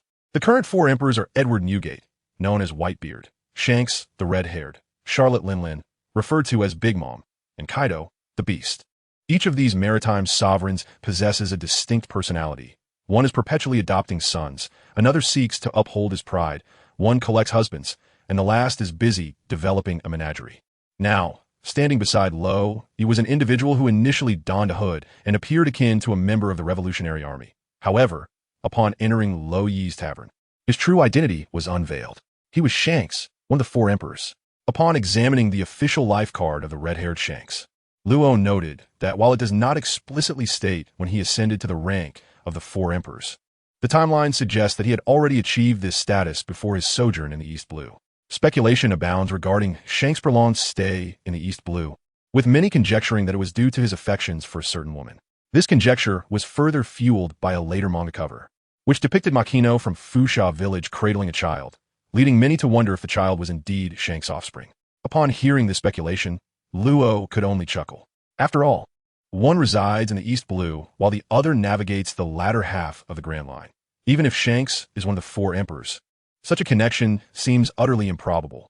Luo, he had indeed contemplated the prospect of meeting Shanks, as he regarded him as one of his idols.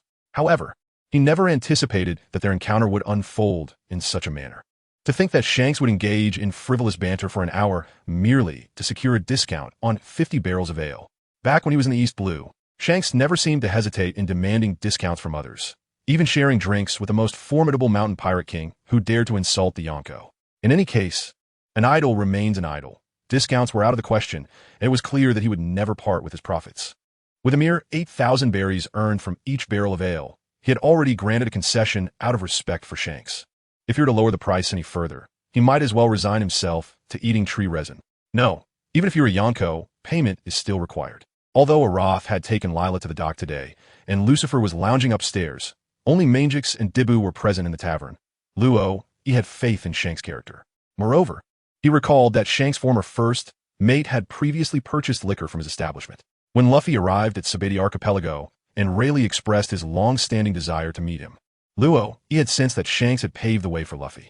After all, with only a fleeting encounter, it seemed implausible that Rayleigh would intervene against Admiral Kizaru and swim to Amazon Lily to actively teach Luffy about hockey without Shanks' influence. You are the first proprietor who dares to demand payment from a Yonko, Luo mused. The once jovial Shanks suddenly adopted a serious demeanor, exuding an intimidating aura that sent a shiver down Luo Yi's spine. Huh, your first mate pays for his drinks here, so why should you be exempt? Nevertheless, Luo irresolutely refused to budge. This is the price for the ale.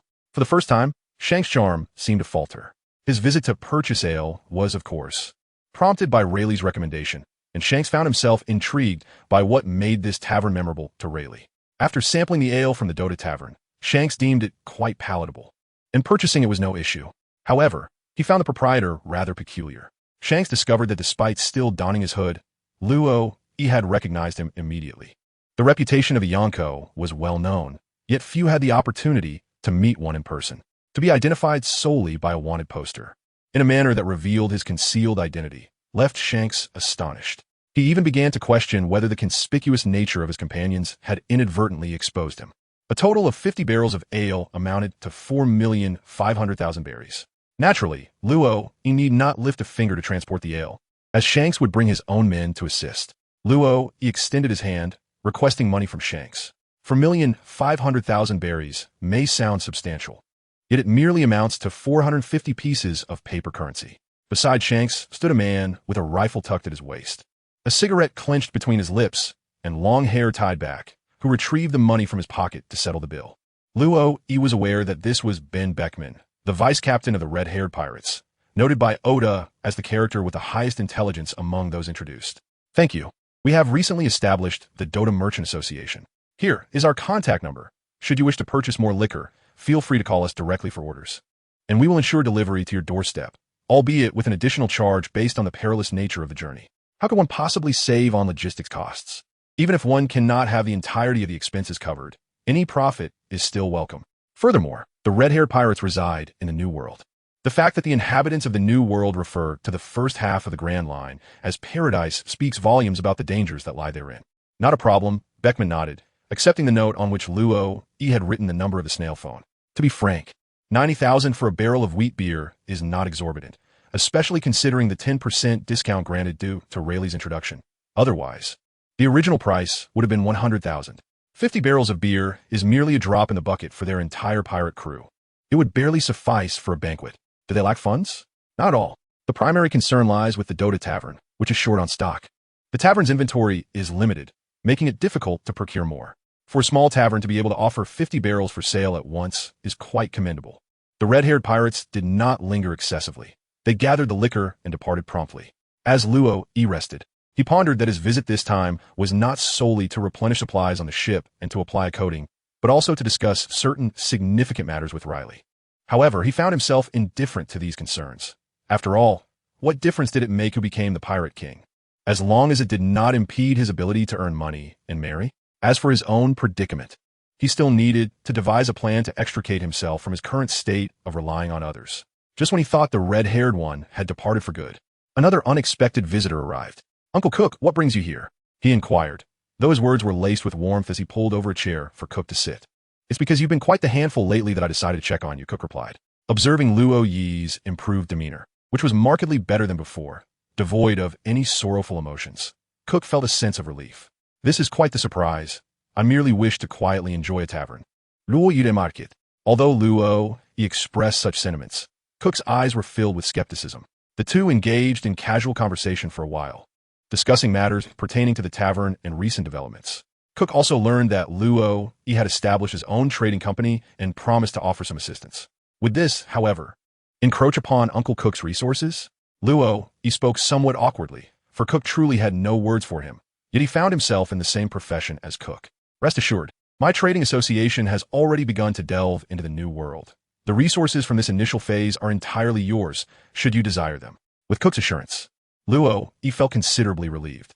Truly, the grandeur of a major trading association is evident, having expanded operations into the new world. "However, I have come to remind you to exercise caution."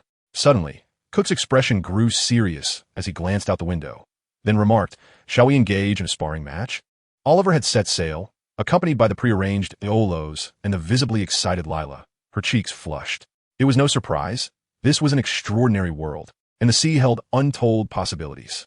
Yet, with Aeolos's ability to fly and his formidable strength, there was no cause for concern regarding their safety. Prior to departure, Oliver had visited the shop to report a series of updates to Luo Yi, detailing the status of the voyage, recruitment efforts, the salaries of each individual, and the pricing of the beverages, all conveyed with clarity. Luo Yi soon realized why Oliver aspired to establish the world's foremost trading association. His grasp of specialized knowledge was impressive. The plethora of technical terms left Luo Yi momentarily speechless, struggling to formulate a response. In reflection, Luo Yi also discerned the reasons behind his previous shortcomings. Laziness. Yes, it was indeed laziness, the kind devoid of purpose. At that moment, Luo Yi himself was uncertain about the purpose of his existence. You might argue that the essence of life is happiness. Indeed, he found joy in certain aspects. His time was divided between work, gaming, and anime. Yet, if one were to claim he wasn't happy, it would be true. The underlying reason was simply poverty. Despite laboring tirelessly every day and occasionally working overtime, the balance in his bank account grew at a painfully slow rate. A bout of illness could even lead to a negative financial growth for the month. Regarding a job change, Luo Yi possessed a degree of self-awareness.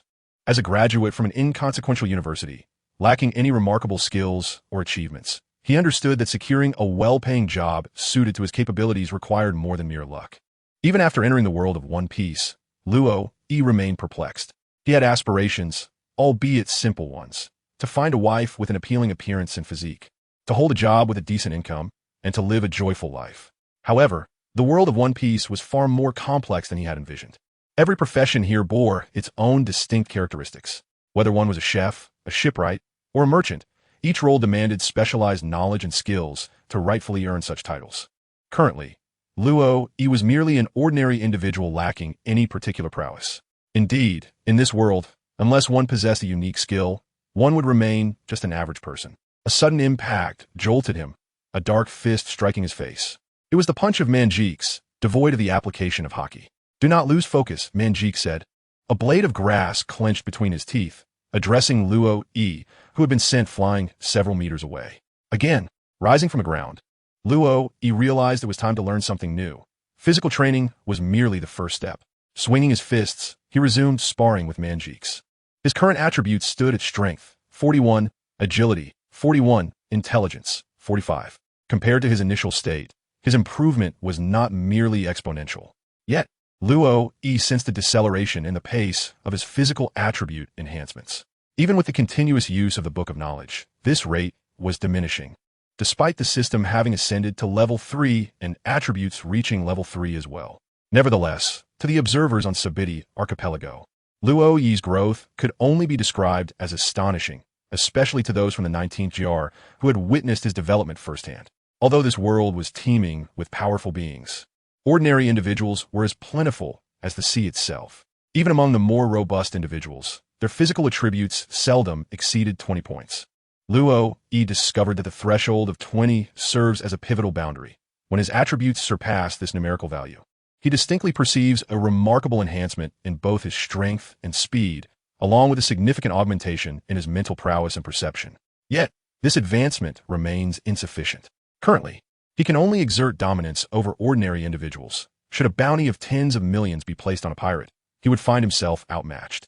Take, for instance, Mr. 3, whom Lucifer previously encountered. The hardness of his wax is comparable to that of steel. How would he contend with such an opponent? Even the newly embarked Luffy struggled against those wax creations. Were it not for the abilities granted by the gum-gum fruit, even if ensnared by the wax binding his legs, he could wield them like a hammer. It is likely that the Little Garden map would become the graveyard for the Straw Hat Pirates. Once again, Luo Yi was sent flying by Manjikes.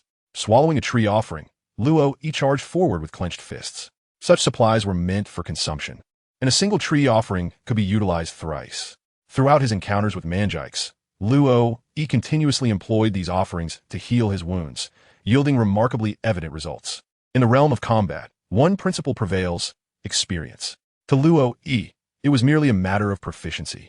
Drunken Fist required an enhancement of skill, and so did combat experience. Despite Manjikes restraining his own strength to a level comparable to Luo Yi's, he could still dominate the exchanges effortlessly, indicating the disparity in their capabilities.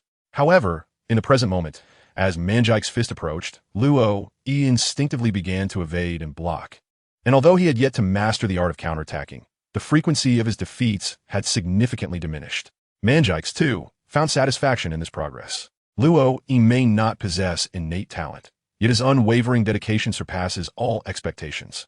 When not engaged in training, he resembles a scruffy dog, reluctant and obstinate. However, once he begins to practice, he exclaims with fervor, "Push harder! Continue! Do not stop!" This mantra embodies his daily routine. Of course, it would be even more commendable if he refrained from munching on the tree's sacrifice while shouting. As for his growth, it is undeniably conspicuous. Setting aside the tomes of knowledge, Luo Yi's rate of improvement rivals that of Manjik's during his initial stages of cultivation. Nevertheless, it remains insufficient. Within a mere month, Manjik's has encountered numerous individuals, and he has witnessed many of the formidable beings in this realm.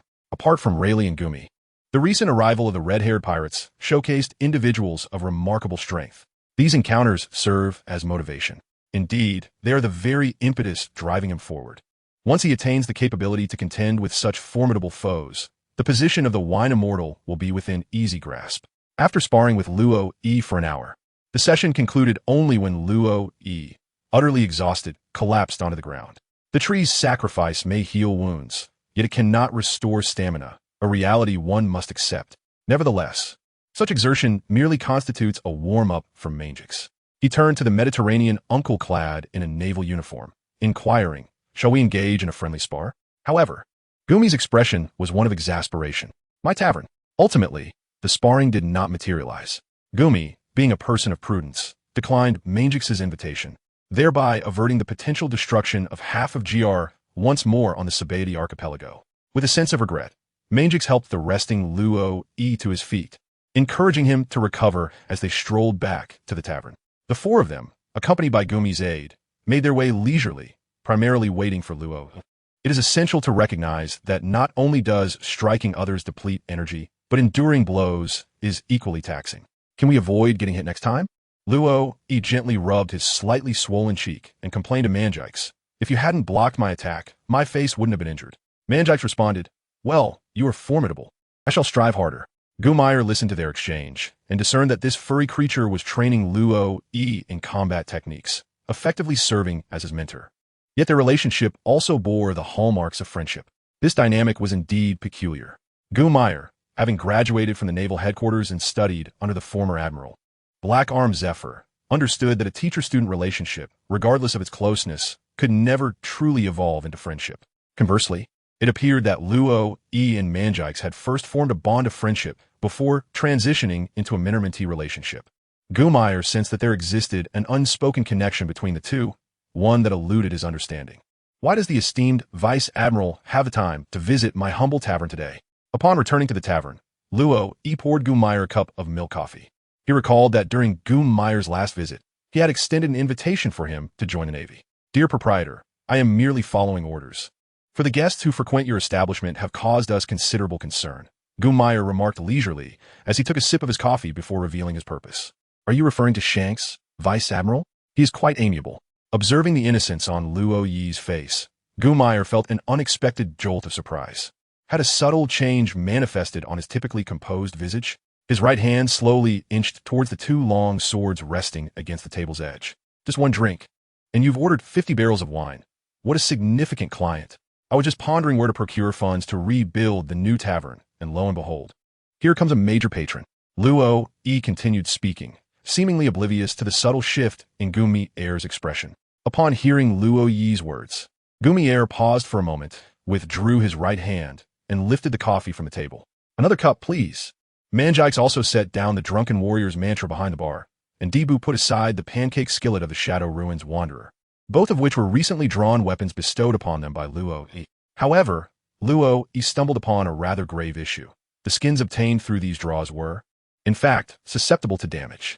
The last time Aluasi made an appearance, Luo E had also acquired several skins, including Manjike's Drunken Warrior set and Lila's Cold Iron Witch Ensemble, which he had managed to collect in full. Manjikes donned the new attire, giving him a rather spirited appearance. Yet, after sparring with Aluasi, Manjikes found his pauldron shattered and his chainmail skirt torn. This was indeed quite the predicament. Only then did Luo E realize that even skin could be considered a consumable. Just as Gumeyer felt exceedingly awkward and was at a loss on how to continue the conversation with Luo E, the side door of the tavern creaked open. A uniquely styled man, with his hair fashioned into an upright figure resembling the number 3, entered while pushing a small cart. Then Oliver set sail? Splendid. I shall head to the Shambadi archipelago at once.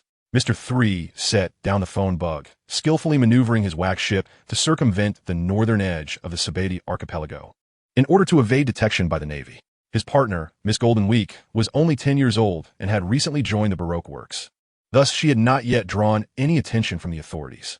In stark contrast, Mr. 3, at the age of 27, had already carved out a notable reputation on the seas, eventually being absorbed into the Baroque works, bearing a bounty of 45 million berries, which made him a formidable pirate in the Sabadi archipelago. From the entrance of the Grand Line to the Sabadi archipelago, the waters had seen a rapid emergence of rookie pirates whose bounties exceeded 100 million berries, referred to as supernovas. Those who commanded such bounties were often regarded as monsters, and Mr. 3 was acutely aware of his own limitations, refraining from provoking such formidable beings. However, true monsters were indeed a rare sight upon these seas. Generally, merely consuming a devil fruit would transform an individual into a formidable entity, unless one was utterly inept at harnessing its powers. Having crafted a small cart from wax, Mr. 3 meticulously arranged the gifts he had prepared atop it, even reserving a seat for Miss Golden Week, before pushing the cart, guided by his subordinates, towards a tavern run by Law. He believed his gesture was one of genuine sincerity. However, Mr. 3 underestimated the situation. He had not anticipated that Law's Tavern would be situated on this bustling street filled with tourists and local delicacies. Upon reaching 46 GR, Miss Golden Week hopped off the cart, declaring her intention to purchase Sabadi Archipelago's famous sunbae and green tea. The feeling of being abandoned by his companion was disheartening. Yet Mr. 3 recognized that Miss Golden Week was prone to truancy, leaving him without recourse. Pushing the cart onward, Mr. 3 arrived at the entrance of the Dota Tavern. Although the sign was no longer visible, he was able to locate the entrance with the guidance of his subordinates.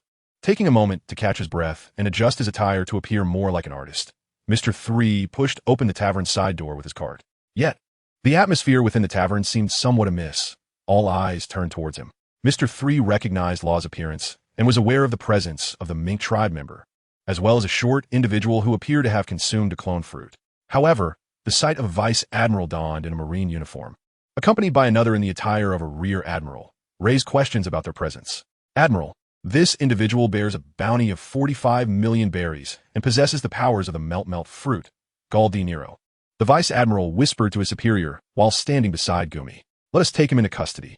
As a naval officer, it is only logical to apprehend pirates upon sight. Thus, Gumir issued the order without hesitation. Wait a moment. Just as Luo Yi was about to speak, he witnessed the brigadier general vanish in a thin air, while Mr. 3 launched a counterattack.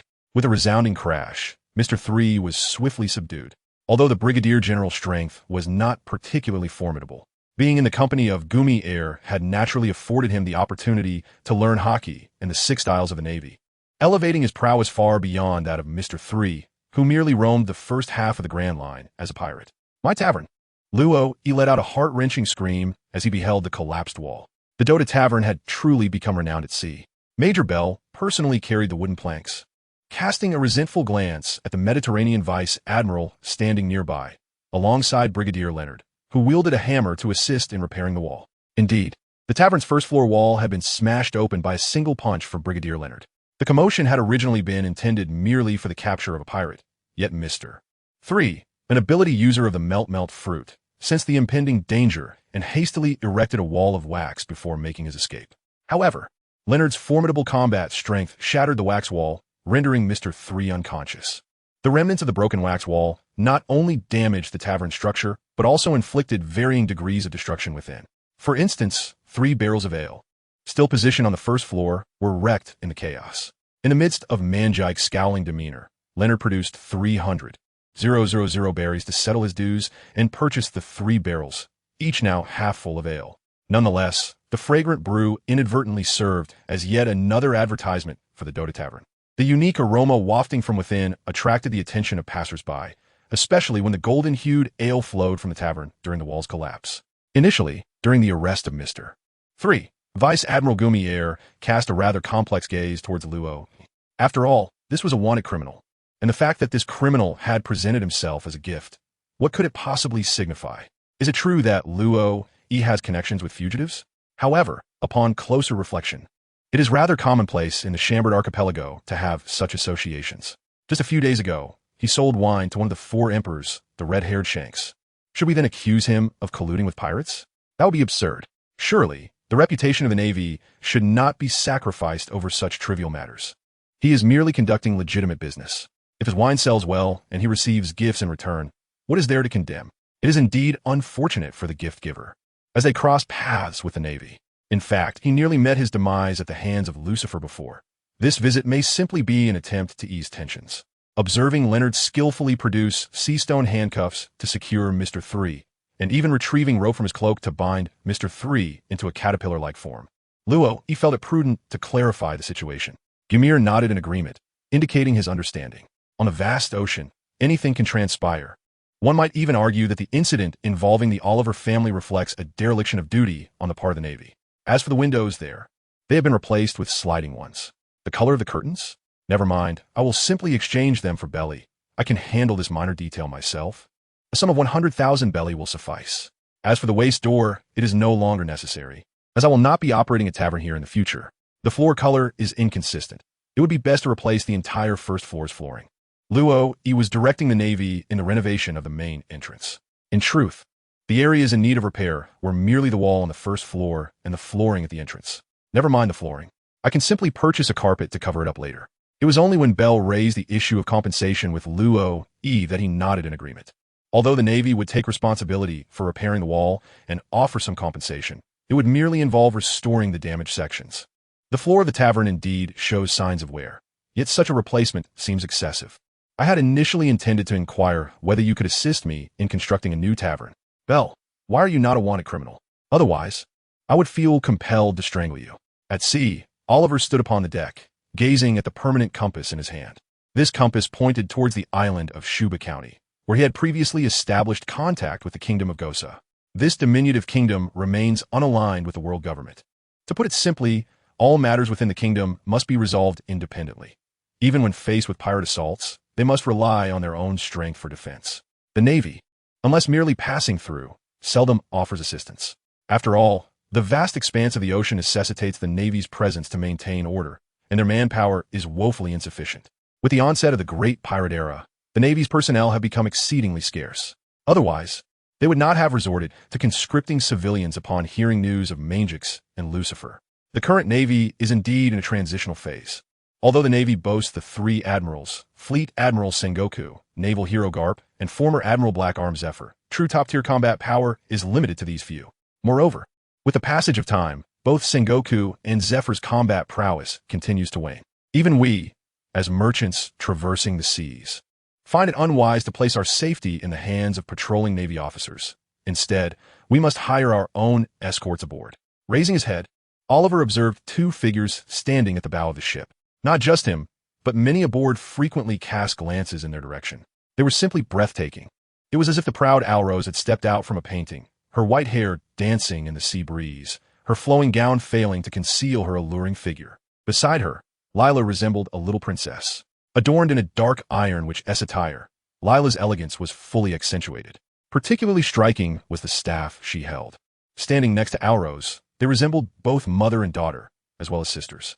This staff appeared quite functional, capable of effectively channeling magical energy. Now, try releasing frost magic upon the sea. In recent days, Aoros has imparted to Lili a wealth of theoretical knowledge. Undoubtedly, for Lili, this information regarding frost magic holds paramount importance. She has even acquired a comprehensive meditation technique from Aoros, which she employs nightly in lieu of sleep, yielding results that surpass the benefits of conventional slumber. Lili has observed that the frosty power within her has grown increasingly obedient, with her capacity for control expanding significantly. As she raises her staff, which appears to be roughly her height, she finds it remarkably adept in her grasp, akin to an extension of her own limbs. With a gentle flourish, a crystalline shard of frost is propelled forth, landing upon the ocean's surface. With a soft splash, it plunges into the depths, vanishing from sight. I can sense the flow of magic coursing through me, far more fluid than when wielding it barehanded. In a brief span, mastering frost magic with the staff will suffice. Now, let us endeavor to freeze the ocean's expanse, with no limitations on its size. Aoros begins to guide Lili through the intricacies of her burgeoning abilities. But she has only just raised her staff. A pirate ship looms approximately 30 nautical miles ahead. On the lookout, a sailor suddenly shouted. Bill, a native of the archipelago of Chambo, comes from a lineage of sailors. His grandfather was one, as was his father, and now he too follows in their footsteps. The only notable figure his family has ever encountered is perhaps the naval captain who patrols the islands each day. Nevertheless, Bill maintains a positive outlook. He is acutely aware that navigating the seas can be perilous. The very merchant association he previously worked for went bankrupt after being raided by pirates. Just a few days ago, recently unemployed, Bill was at the shipyard, awaiting any opportunities for sailors when he caught the eye of Oliver.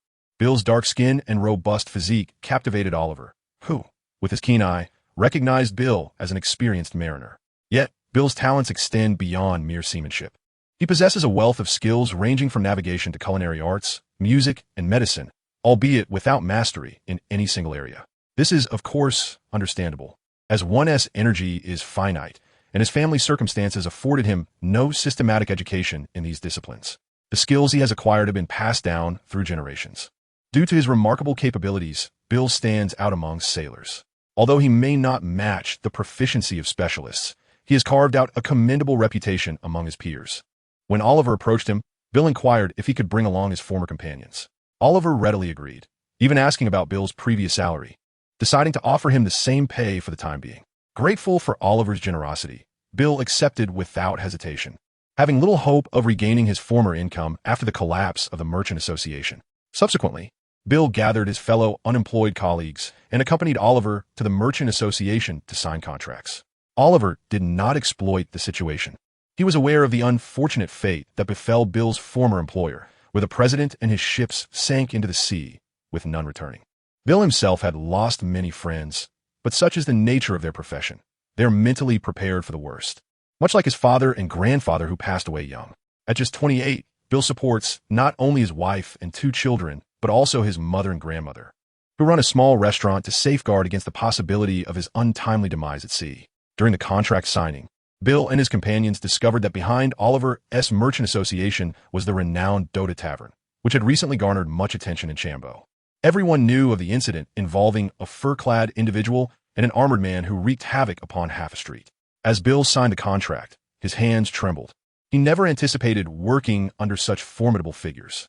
The longevity and expansion of a grand merchant association can be attributed to the strong protectors safeguarding their vessels from pirate raids.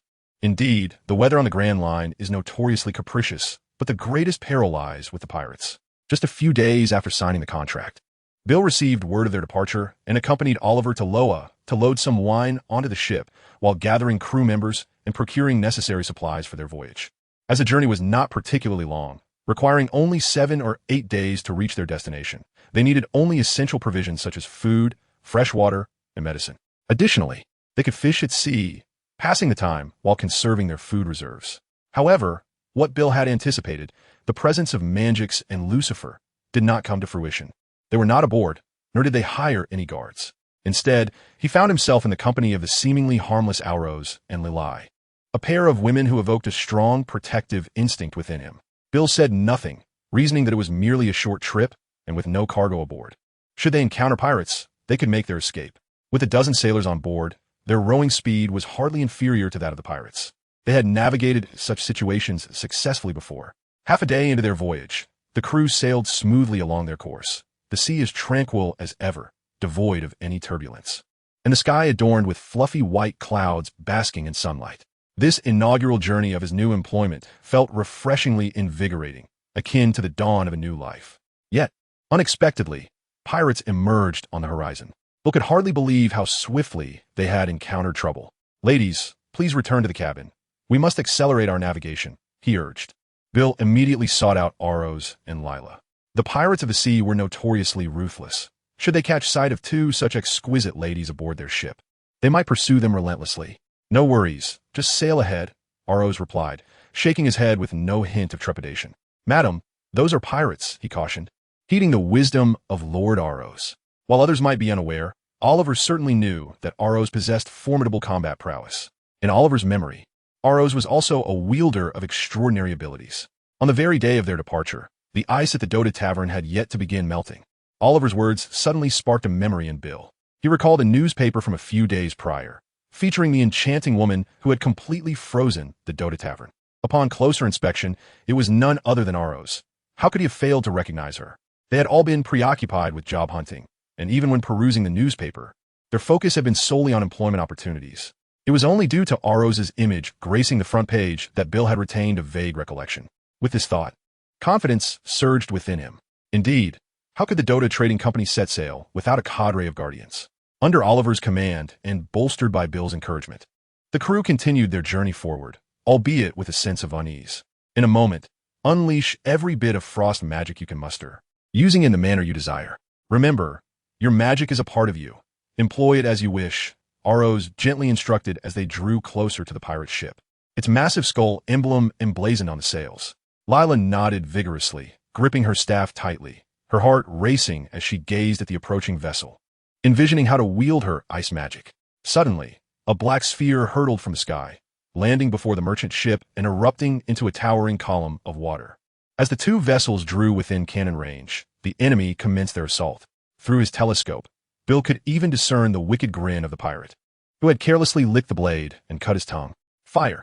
echoed the command amidst the chaos. Aoros extended his hand, and several cannonballs soaring towards the merchant ship inexplicably transformed into icy spheres, landing around the vessel and splashing water. Lila closed her eyes and took a deep breath, invoking the frosty power within her, as instructed by Professor Aoros. Suddenly, she opened her eyes, which appeared entirely replaced by frost, shining a brilliant ice blue. Raising her staff high, a colossal icicle materialized above her head, its diameter exceeding 10 meters. With a powerful swing of her staff, the icicle shot forth with astonishing speed, striking the bottom of the opposing ship. Though it did not pierce through, it created a massive hole. The pirate ship began to take on water. Having fully unleashed her frosty powers, Lila leaned weakly against Aoros, relishing his embrace. The onlookers on the deck, including Oliver, stood with their mouths agape, rendered speechless by the display. Lila had indeed exerted her utmost effort. If one were to quantify her strength, it might be likened to that of Arlong in terms of destructive capability. However, regarding stamina, strength, and speed, she was merely stronger than an average person, unable to compare with those who trained rigorously in physical combat. The reason she could damage the opposing ship in a single strike was due to her choice of attack position, precisely targeting the waterline and even striking the keel. With the keel shattered, the entire vessel was rendered useless. In theory, when a ship takes on water, what should be done? One must create an equally large hole on the opposite side to allow the seawater flooding inside to escape. The pirates were left in despair, realizing their ship was beyond salvation. Consequently, they hastily lowered their small boats in a frantic attempt to escape. However, aside from the peculiar Straw Hat Pirates, who managed to sail to the Sabati archipelago with just 9 members, most pirate crews capable of reaching this location typically numbered significantly more.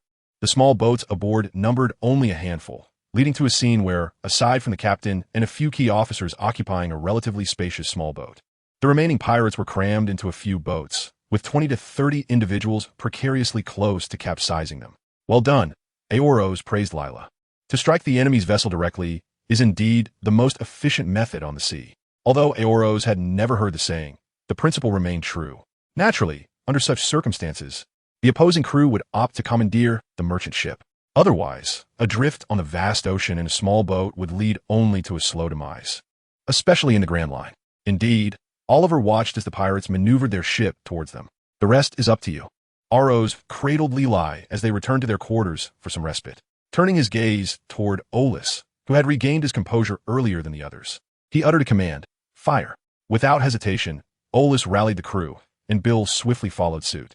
The merchant vessel, Surian, although not equipped with cannons on all sides like a pirate ship or a warship, was armed with artillery positioned at 4 key points for counterattacks. In the lower deck's hold, under Bill's guidance, 3 cannons were aimed at the marauding pirates rowing ahead. The air was filled with the sounds of cannon fire, bang, bang, bang. After a fierce onslaught, alongside misfired shells landing upon the sinking pirate ship behind, this nameless crew met their demise. After all, not every pirate crew is as resilient as the Straw Hat Pirates, who withstand cannon fire without flinching. While they had sunk both their small and large vessels, the pirates remained afloat in the water, yet posed no further threat. Suddenly, Bill mused aloud, a cigarette dangling from his lips. Pirates are rather underwhelming. Standing alongside Oliver, he felt compelled to voice his thoughts. Although I would rather not interrupt, this matter does not seem to concern us greatly. Oliver, visibly perturbed, felt a vain throb on his forehead. Was Bill's intellect questionable? Would they be accompanied by such individuals on future voyages? If there were no surprises, they wouldn't be any less capable than that girl from earlier. I think I heard that girl refer to someone as master. Is that not the power of a devil fruit? Or perhaps magic? Bill pondered, uncertain, admitting, "I'm just a worker." Observing Oliver's humble demeanor, Bill felt an urge to extinguish his cigarette on his face. "You're the vice president of the Dota Trading Association, and yet you cannot elucidate this matter." Nevertheless, he resolved to refrain from quarreling with his superior, recognizing his own position as merely an employee. Adjusting their course to bypass the swimming pirates, Bill resumed his duties. As for celebrations, he deemed it unnecessary. Encounters with pirates were merely part of the voyage, not a cause for festivity. Instead, he resolved to meditate, believing it would significantly enhance his mental acuity. Upon returning to their quarters, Aros did not allow Leli to rest, but rather instructed her to meditate directly. Complying with Aros's earlier teachings, Leli settled into a cross-legged position and began her meditation. The results were evident. Upon concluding her session, she distinctly felt an increase in her mental fortitude. Mimi King Lui. She summoned the system panel, revealing her enhanced attributes. Strength, 18, agility, 15, intelligence, 94. During this period of cultivation, Lila's intellect has indeed grown quite rapidly. However, her strength and agility have only seen minor improvements, primarily through the knowledge gleaned from her tomes and some physical training sessions with Luo. Yet, after the emergence of Aros, she has switched trainers, and physical conditioning has become non-existent.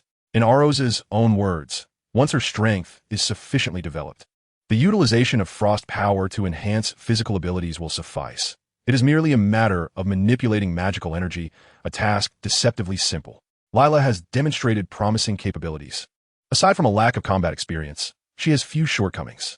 Although the potential within her is substantial, unlocking it will require considerable time. The tomes of knowledge may continue to be employed, but she must thoroughly familiarize herself with her current strength. Engaging in combat is essential, allowing her to gradually learn to achieve her goals with minimal expenditure of energy. The frost power within her is not insignificant. However, the absence of systematic training in its release has resulted in her becoming incapacitated after a single strike. I will instruct you on how to wield the frost power, but the manner of its release and the desired effects are for you to discover on your own. Aros has yet to reveal a crucial point. Her frost magic is, in fact, a fusion with her internal dragon flames, rendering it unsuitable for Lila. What she can impart is merely the foundational knowledge of magic. Furthermore, her intent is not to mold Lila into a frost mage akin to herself, but rather to craft a biography chronicling Lila's evolution into a hero. In this narrative, Aros can participate, but only as a guide, a mentor, without dominating the majority of the text. If the magic Lila performs bears no distinction from Aros's, then why not title it the Frost Dragon's dominance over other worlds? Lila humbly embraces Aros's teachings, akin to a sponge eagerly absorbing water, feeling as though she has grown stronger. Before long, Lila's stomach began to rumble as if she had not eaten for several days. This is quite natural. After all, wizards are human too, and their magical exertion demands sustenance. Upon exiting her chamber, she encountered Bill, who, upon seeing Lila, immediately straightened his posture and offered her a respectful bow. "Boss," he greeted. Lila inquired, "Why do they call me boss?" "Perhaps they believe they cannot best you," Mangix replied. "Is it because I can eat a lot?" Mibwa added. "Luo, have we encountered pirates?" "Aloa, see. It was merely the sinking of a ship. Let's persist in our efforts." At some point, the system interface transformed into their chat window. Seated in the tavern, Luo observed the conversations among Lila and the others within the system interface, and suddenly sensed an incongruity in the atmosphere. Nevertheless, it was not worth dwelling on. The advantages of the system upgrade were evident. Not only did it endow every hero with an information panel, but it also allowed them to view the maps explored by their comrades and engage in remote communication, eliminating the need for purchase of telecommunication devices. During their exchange, Lila elucidated the encounter with the pirates. After extending her congratulations, Luo expressed her desire to host a banquet upon their return, celebrating the remarkable wisdom of their esteemed teacher, which she believed would undoubtedly expedite Layla's progress. As for the present moment, it was merely a singular occasion. Within the tavern, Luo clutched 100,000 berries, desperately pleading under the piercing gaze of Mangix. Luo indeed possessed savings, particularly upon realizing that her funds were entirely at her disposal. Gazing at the golden roulette on the system interface, she felt an irresistible urge to spin it. Even if it wasn't a tenfold draw, she could still partake in 10 individual spins. We no longer had any extra houses to burn. Mangix's stance remained resolute, leaving Luo with the sensation of playing a computer game while her mother scrutinized her every move. Perhaps she should seek a secluded corner this time. Luo weakly raised both hands. What kind of situation is this? Which system allows one to summon at will, to consume as desired? Yet here he is, wishing to engage in a simple spin of the wheel, only to be overseen by the very characters summoned by his system. Ultimately, it seems to stem from a lack of resources. Had he not summoned Mangix at the outset, the tavern's business would not have flourished, and, considering Lila's voracious appetite, there might not even have been a chance for him to perform a tenfold summon in an entire month. Mangix observed Luo in silence. He understood that the extraordinary abilities of Luo required the expenditure of the world's belly. However, the conundrum was that even Luo himself did not know whether his summons would yield items or heroes. The last time he summoned a Rolos, it appeared not to be the true essence of a Rolos. Otherwise, a fully grown dragon, stretching over 100 meters, would not have been uncommon. It must have suppressed its size during the summoning, not wanting to frighten its contractor, unaware that Luo was summoning within a confined space. And what of this time? If another dragon were to emerge, how could one be certain that it would behave like a Rolos? Moreover, some dragons do not transform into human forms. Mangix harbored his own concerns. He indeed yearned for skilled opponents to hone his prowess, aspiring to return to the OU society to attain the title of Wine Sage. Yet upon arriving in this world, he seemed perpetually occupied, scarcely savoring a sip of wine, starting from scratch. Now, this little rascal he nurtured was contemplating stirring up trouble. For reasons unknown, Mangix felt an overwhelming sense of frustration with Luo, akin to the sentiment of a teacher disappointed with a wayward student. Nonetheless, within the bounds of their contract, he could not prohibit his contractor from continuing to summon. Should Luo be resolute in his desires, Mangix would be powerless to intervene. Very well, however, after training, let us find a secluded beach to continue our endeavors. The two individuals remained locked in a stalemate for quite some time until Mangix finally nodded. To say the least, an additional person would only mean another mouth to feed. In recent days, Lucifer had succumbed to a deep slumber. Do you have any idea how much rations we have conserved? As for Aeoloth, he had ventured out into the night to hunt a sea creature, merely tasting the delights of the tavern. For Lucifer's culinary skills were undeniably superb. With Manjike's approval, Luo nodded in delight, becoming particularly earnest during training, even consuming nearly half a bottle of spring liquor, practicing his drunken fist technique with a burgeoning proficiency. Manjike's, tasked with the role of sparring partner, noticed the shift in Luo Yi's demeanor. Strangely enough, Manjike's increasingly felt like a guardian. In truth, when Luo Yi wished to harness his abilities, he approached Manjike's with a coin in hand, perhaps haunted by the prior incident at the tavern. He meticulously presented each piece of equipment for inspection. Upon encountering the Akelum staff, Manjike's felt a strong urge to touch it. However, with Aeoloth absent and Lucifer still asleep, he refrained from letting his impulses take over, fearing that he might lose control. As for the other items, Manjike's couldn't help but feel envious of Luo Yi's capabilities. If they were in the Dota world, the possessions he currently held could fetch a considerable sum, particularly the tomes of knowledge that Luo Yi had utilized, which could cover several months' expenses for the Aoyu Society. Consider the appetite of those panda folk. Such tomes are valuable yet rare. Additionally, the garments Luo Yi presented were all enchanted creations, especially that magical bottle which could hold an endless weight, a treasure that Manjike's greatly admired. The magical artifacts, some of which the Aoyu Society would hesitate to use so extravagantly, were consistently at Luo Yi's disposal. Notably, before Lilai set sail, Luo Yi had gifted her a powerful artifact, Ziyuan, a garnet born from the essence of a fire demon. Ziyuan is the staff every mage covets, enhancing intelligence and mana regeneration, capable of unleashing soulburn to seal an opponent's abilities while inflicting additional magical damage. Indeed, it seems that marrying a wife makes one forget their mother. No, that's not right. He is merely 2 years older than Luo Yi. After training, equipped with his gear, Luo Yi demonstrated a remarkable recovery speed. Once he rose from the ground, the two sought a secluded beach, awaiting Luo Yi's summons. You have acquired a tome of knowledge. You have obtained a magical bottle. You have received. This time, Luo Yi did not immediately expend all his knife coins on a tenfold draw. Instead, he opted for a more measured approach, drawing one by one. The notion of achieving miracles through single draws is no mere boast. At the very least, Luo Yi discovered that after a consecutive 9 draws, the 3 skins he obtained were all of rare quality, and he even acquired 2 synthesis scrolls. Now, he was left with merely 1 knife coin. If fortune permitted, perhaps he could summon a hero. You have acquired the Iron Branch. Should I draw again? A tenfold draw seemed of little consequence. Even synthesis equipment did not emerge. Luo Yi glanced cautiously at Manjike's, his expression akin to that of a dazed gambler, as if uttering a final plea. Manjike's crossed his arms, shaking his leg, and reluctantly produced 10,000 berries from his pocket. At the seaside, there was not a soul in sight. The sea lay tranquil. However, everything changed when the surface began to rise, as if a colossal entity was ascending from the depths. Just as Luo Yi completed his recharge of 10,000 berries, he was captivated by the spectacle before him. They were situated at the 38th GR of the Sabeti archipelago, at its northernmost point, devoid of any constructed edifices. Everyone had been drawn to the amusement park and the soap bubble park. Furthermore, the expansive views rendered this place unsuitable for any clandestine activities. Even young couples visiting Sabeti archipelago would not venture here. As for frolicking by the sea, the entire world was enveloped by the ocean. One could enjoy the water from home, so why travel to Sabeti archipelago for such pursuits?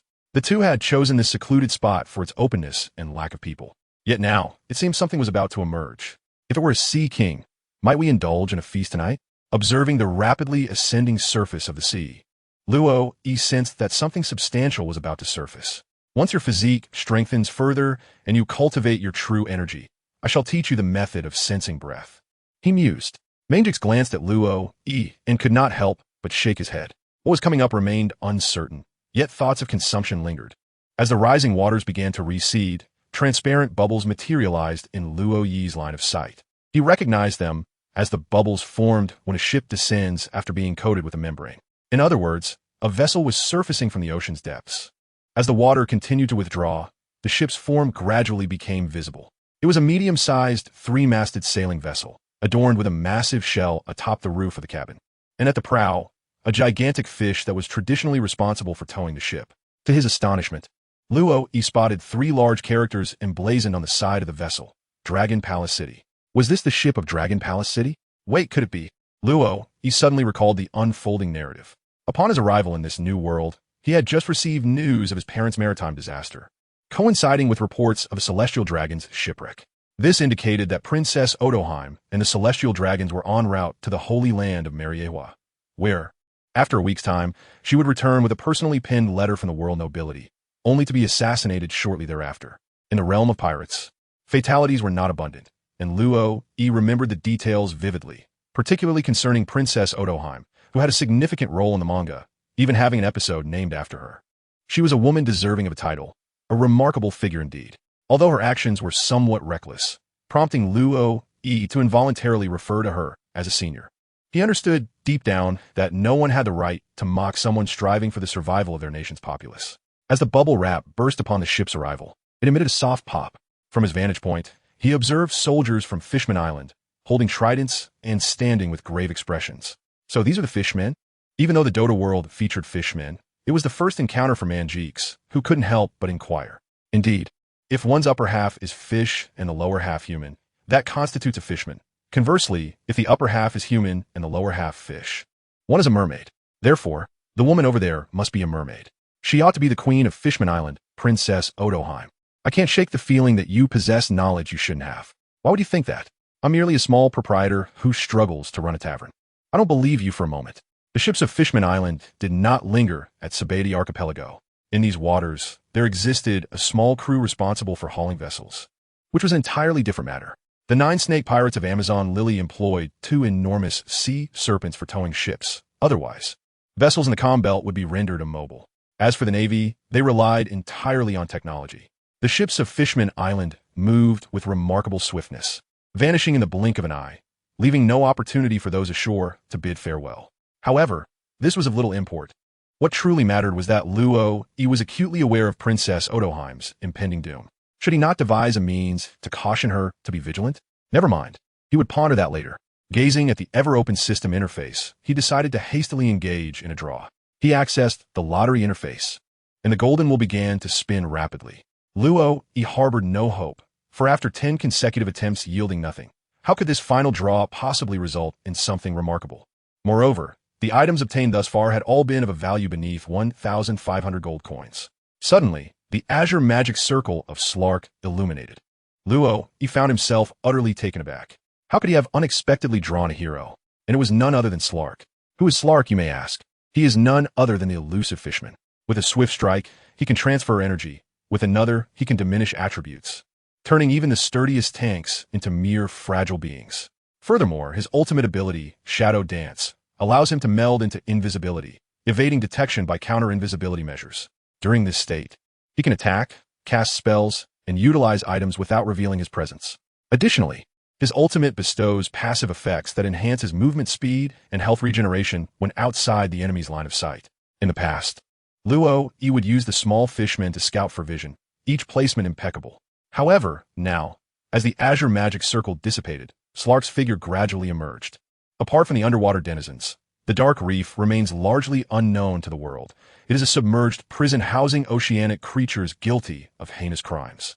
The perimeter of this dungeon is laden with barbs, while inside lurk ruthless fishmen, cunning and malicious deep-sea dwellers, and the bloodthirsty inhabitants of the South Sea. Within this somber labyrinth, eels patrol the confines, and colossal sea anemones serve as sentinels. To survive in this abyss, one must succumb to malevolence. The exact charges against Slark that led to his confinement in the Dark Reef remain shrouded in mystery. His half-life, spent within, has extinguished familial bonds and moral conscience, leaving him to trust only himself. His philosophy of survival hinges on stealthy maneuvers and a heart of ice, as he continuously concocts thoughts and plans within his mind. The introduction of the small fishman is lengthy, and this represents merely a fraction of it. Nevertheless, the information it divulges provides Luo with a modicum of understanding. The small fishman indeed lives up to his name, being a diminutive creature, roughly the same height as Lila, yet possessing a remarkably ferocious appearance. Those 2 menacing teeth deter even sharks from engaging him in battle. Finally, he has escaped. The small fishman, emerging from the teleportation circle, cast a glance at Luo and uttered but a single phrase before collapsing into unconsciousness. This is absurd. Is he attempting to feign injury? Did the Dark Reef teach such antics? Clearly, he is gravely wounded. Swiftly procure the healing ointment. Very well, I have a plan. Luo administered a vial of healing ointment to Slark, yet he showed no signs of awakening. Luo had no choice but to carry him toward the tavern. Throughout their journey, the trio certainly attracted considerable attention, although the Sabati archipelago is home to a diverse array of individuals. The fur tribe and the fishmen are indeed rare commodities. On the very first day of Mangix's arrival, a human trafficker had his eye on him, only to end up being sold by Mangix at an auction, thus earning his first fortune in this world. However, today, what Luo bore on his back was undoubtedly a fishman. The base price for a fur tribe member at the auction was 700,000 berries, while the fishman commanded a staggering 1,000,000 berries, and that was merely the starting bid. As the auction progressed, the final prices soared into the hundreds of millions. Fishmen naturally possess over 10 times the strength of an average human, making them highly sought after among slaves for their immense power and work ethic. Nonetheless, the lurking traffickers, upon realizing that this fishman was associated with Mangix, promptly abandoned their intentions. After all, he might be someone else's prey. Despite not taking action, the fact that Luo had acquired a fishman spread rapidly. Everyone was aware that the recently famous tavern owner in the Sabati archipelago had brought a fishman back with him, placing Slark on his bed. Despite the wounds and bloodstains adorning Slark's body, along with some resin from the Sabati archipelago, Luo thought little of it. After all, it was merely a matter of doing laundry. During this time, it was initially Luo who took on the responsibility of washing everyone else's clothes, and later, while Eli would occasionally assist, it was only in cleaning her own personal garments. The 8-year-old girl had begun to grasp the concept of modesty. After all, although the bedding was soiled, Luo still ensured Slark was covered with a blanket, though he was uncertain whether the blanket would cause Slark to awaken from the heat. After their long journey back, his touch was indeed icy. Covering him with a blanket seemed prudent. Descending the stairs, Mangix sat there drinking, while Debo mopped up the fluids that had spilled when Luo had carried Slark inside. As for Lucifer, he was still asleep, with no indication of when he might awaken. In the future, let us draw lots by the seaside to avoid the sudden appearance of heroes, Mangix remarked, a sentiment with which Luo wholeheartedly agreed. Actually, I have a plan. Perhaps in a few days, we will have enough money to build a house. Oh, you can actually make money? Are you implying that I am merely a freeloader in your eyes? ISNT that the case. When did you become so sharp-tongued? What is your plan? Luo suddenly found himself at a loss for words. After much effort, he had conceived a plan that might potentially address issues worth billions, only to be met with ridicule from Mangikex. Yet, some individuals, despite vocalizing their disinterest, often reveal their true intentions through their actions. The vessel we beheld moments ago belonged to the Dragon Palace, and indeed, the inhabitants of Fishman Island, both fishmen and mermaids, harbor a rather unfavorable perception of humans. Nevertheless, Princess Odoheim has long aspired to alter the narrative of Fishman Island's history, advocating for coexistence with humanity and urging her people to relinquish their animosity towards humans. Is it not peculiar, then, that she harbors such ambitions? Given the prevailing human attitudes towards fishmen, it seems quite remarkable that she believes reconciliation is feasible. While I share her skepticism, she remains resolute in her convictions.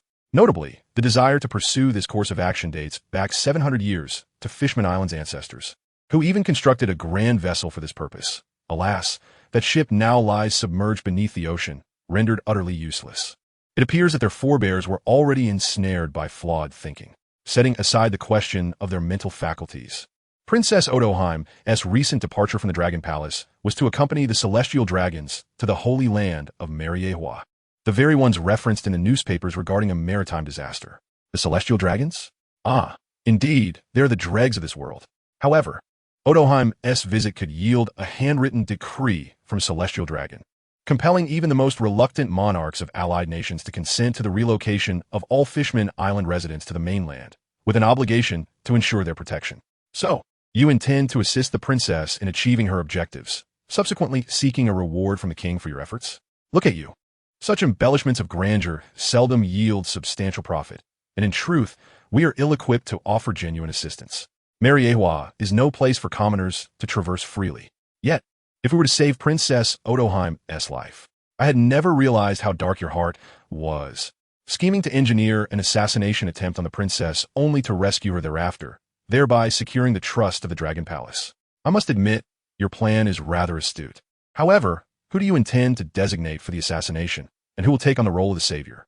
Upon concluding his remarks, Mangekex noticed Luo E sitting silently beside him, an expression on his face that suggested he had been thoroughly seen through. Luo E gently tapped the table with a sense of helplessness etched across his face. What did I ever suggest that I would arrange for someone to carry out an assassination? So how do you intend to save her? Are you implying that you plan to have Slack rescue the drowning Princess Eg? From what I've just observed, that mermaid appears more akin to a goldfish. Once Princess Eg returns from Mariewa, she will face assassination on Fishman Island. Do you truly believe that everyone there can set aside their animosity towards humans? Therefore, your implication is to have Slack save the princess at a critical moment, thereby earning the trust of the Dragon Palace Kingdom? Is that not precisely what you mean? I see. I thought you might perceive me as a villain. Alas, alcohol leads to confusion. Were it not for the fact that I cannot best you, I would have long since struck you, the esteemed future wine sage of the Aoyu Society, and you tell me that drinking leads to mishaps? In any case, this is the plan, but we shall await Slack's awakening to discuss the specifics. If he is unwilling, we shall have to devise an alternative approach. Luo E understood that if Slark was unwilling, he could not impose his will upon him. Thus, he could only devise a plan to ensure that Princess Eg remained safe upon her return to Fishman Island. Alternatively, they could descend directly to Fishman Island and rescue Eg in the event of an emergency. Luo E recollected that the incident involving Eg coincided with the destruction of the signature box. As long as there was a fire, one merely needed to remain vigilant for the sniper. The act of enduring gunfire was, after all, within Mangix's capabilities. Is this truly the scheme you refer to as a lucrative venture? It appears to be solely reliant on the efforts of others. Mangix took another swig of his drink, seemingly indifferent to Luo Yi's plans. Alas, what can one expect when I am merely a thinker? In the tavern, amidst the clattering of utensils and the sizzling of ingredients, Luo Yi tirelessly stirred the dishes in the kitchen, while Debu assisted him in preparing the vegetables. At the bar, Slake squatted, ravenously devouring chunks of seafood with his bare hands, occasionally washing it down with swigs of ale, hardly pausing for conversation. The gnawing hunger was palpable. The Dark Reef was a perilous realm where mere survival was a miracle, let alone the luxury of sustenance. As a merman, his usual diet consisted solely of algae and fish, or creatures that could be classified as aquatic. Every moment spent in the Dark Reef was fraught with danger, and the thought of savoring food was an indulgence he could scarcely afford. His daily preoccupation was solely how to escape that wretched place. Although Slake had been imprisoned for less than a year, he sensed that his bonds of kinship and conscience were gradually eroding. To survive, one had to embrace malevolence. This was the law of existence in the Dark Reef. Thus, when the echo of a pact resonated in his mind, he did not scrutinize it closely, only grasping that one of its terms could transport him beyond the confines of the Dark Reef. How could he refuse? Especially given his grievous injuries, it felt like a second chance at life. In that dreadful place, who could predict when he might find an opportunity to escape?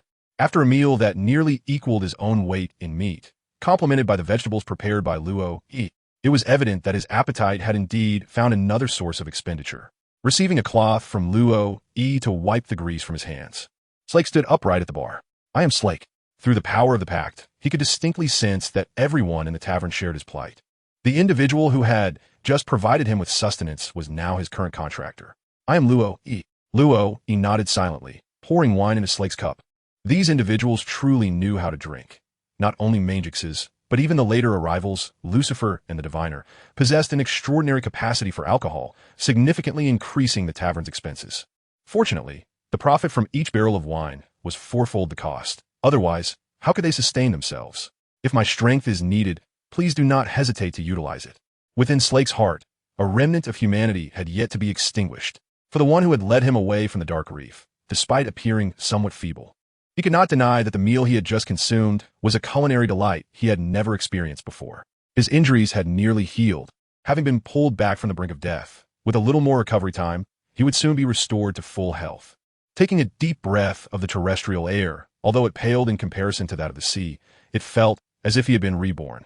There is indeed a matter that requires your assistance, but let us first ensure my recovery. For now, please wear this. From the armory, he retrieved a ring.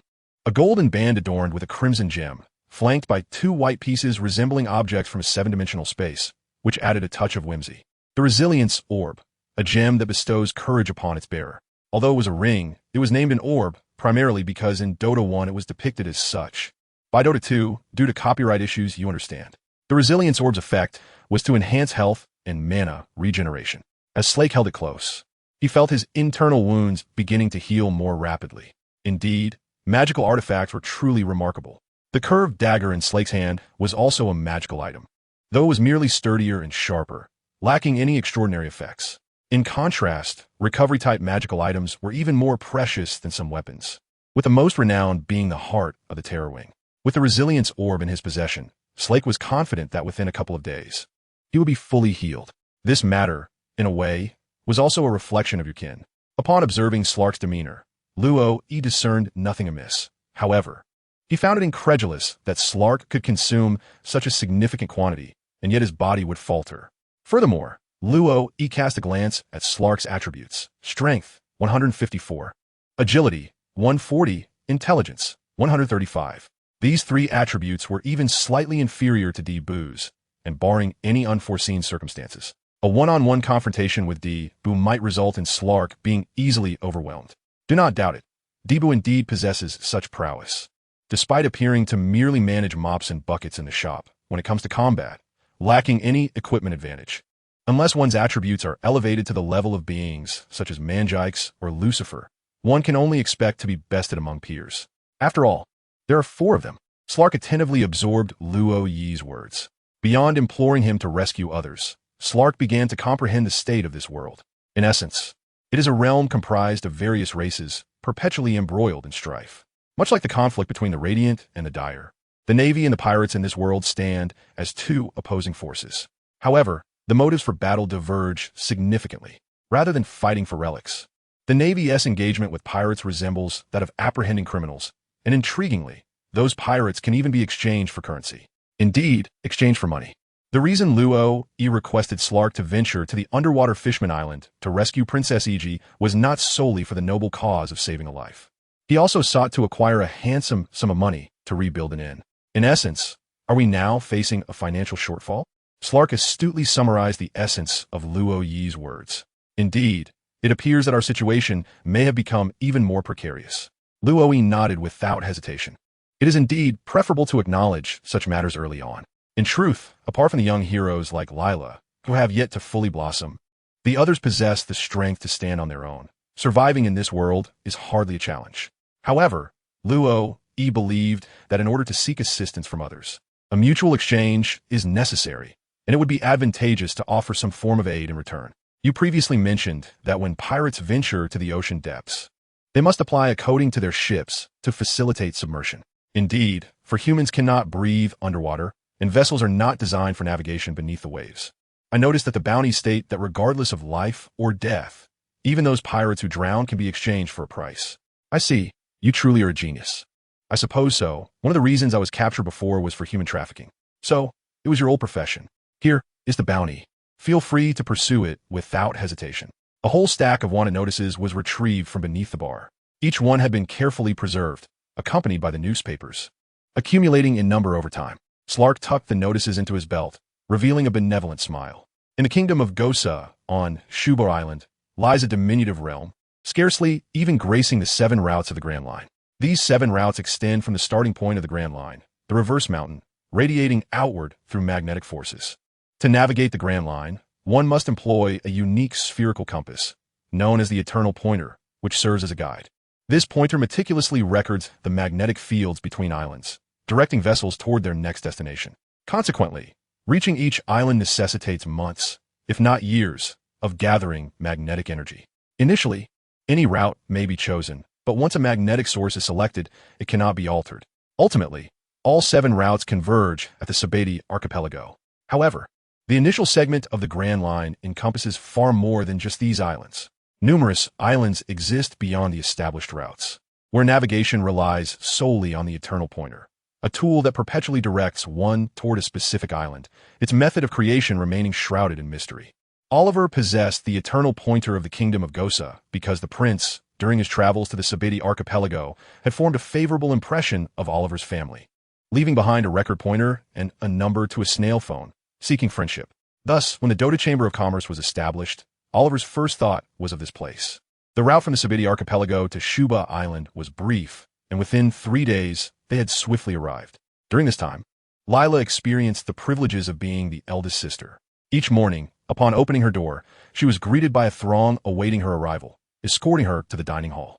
The meals were exceptional. Although they had always been so, the variety had significantly increased over these days, with post-meal fruits, desserts, and beverages being frequently presented. Moreover, aloes, as the mentor of the eldest sister, garnered even greater respect. Had circumstances permitted, Bill and the others would have aspired to elevate Aloes to the status of a celestial dragon. After all, on the second day of their voyage, Aloes, without employing any of her abilities, had effortlessly slain a sea king nearly 100 meters long with a single punch and consumed it. Initially, it was thought that Lila's appetite, 3 times that of an adult, was astonishing. However, Aloes, when dining, merely consumed a normal portion. No one anticipated that she could devour an entire sea king, nearly exhausting the 2 chefs aboard. At that moment, it became clear to all that they had seemingly joined an extraordinary chamber of commerce. A cleanly assembled crew of sailors docked their vessel at a port in the kingdom of Gosa. There, a young man dressed in formal attire stood, appearing to be of similar age to Oliver, flanked by a dozen armored guards wielding long spears. Long time no see, Prince Henrietta. Once the vessel was securely docked, the gangplank was lowered, and Oliver disembarked first to greet Henrietta. Indeed, it had been quite some time since they last met. He had not expected her to remain silent for an entire year, leading him to believe she had forgotten their friendship. "How could I?" she responded. "It has merely been a year filled with numerous events." Oliver sighed, appearing exceedingly familiar with Henrietta as he called upon the sailors to transport the cargo onto the carts. Together, Oliver and Henrietta made their way to the palace. In a small nation, there are distinct advantages, primarily the proximity. A mere half-hour carriage ride suffices to reach their destination. Standing upon the deck and gazing at the island before him, Elrose perceived this nation as genuinely diminutive. If pressed to describe it, one could liken it to merely a city. Indeed, among the nations that fell before Elrose, this so-called Kingdom of Gosa was scarcely larger than a city itself. On this occasion, Elrose and Lila had 2 objectives: to safeguard the ship and to indulge in a leisurely excursion. With the vessel now ashore, they were free to explore. After all, it was a funded expedition, causing them no remorse. Elrose was eager to experience the life of an ordinary person, reminiscent of their initial arrival in this world. Abstaining from the use of power, merely an unremarkable observer, chronicling all aspects of this realm, particularly the process of Lila evolving into the hero they had nurtured. Within the cabin of the ship, Elrose had penned numerous biographies documenting Lila's growth journey. From their first meeting to sharing meals, shopping, meditating, bathing, and sleeping together. Hand in hand, Elrose led Lila through the kingdom of Gosa. In summation, it was a somewhat underdeveloped, yet relatively affluent nation. The entire kingdom of Gosa nestled against a grand mountain range, primarily engaging in fruit cultivation, with the island's inhabitants seemingly reliant on the sale of their homegrown produce for sustenance. Throughout the island, one could frequently encounter foreign merchants engaging in trade with the kingdom's residents, selling grains, clothing, and various household goods. Elrose and Lila also sampled the fruits sold on the island, finding them refreshing and delectable, a harmonious blend of sweetness and tanginess. "Teacher, this is delicious," Lila exclaimed. "Teacher, I wish to see that." Although she is referred to as a teacher, the dynamic between Aulua and Lila resembles that of sisters, with Lila feeling no sense of restraint.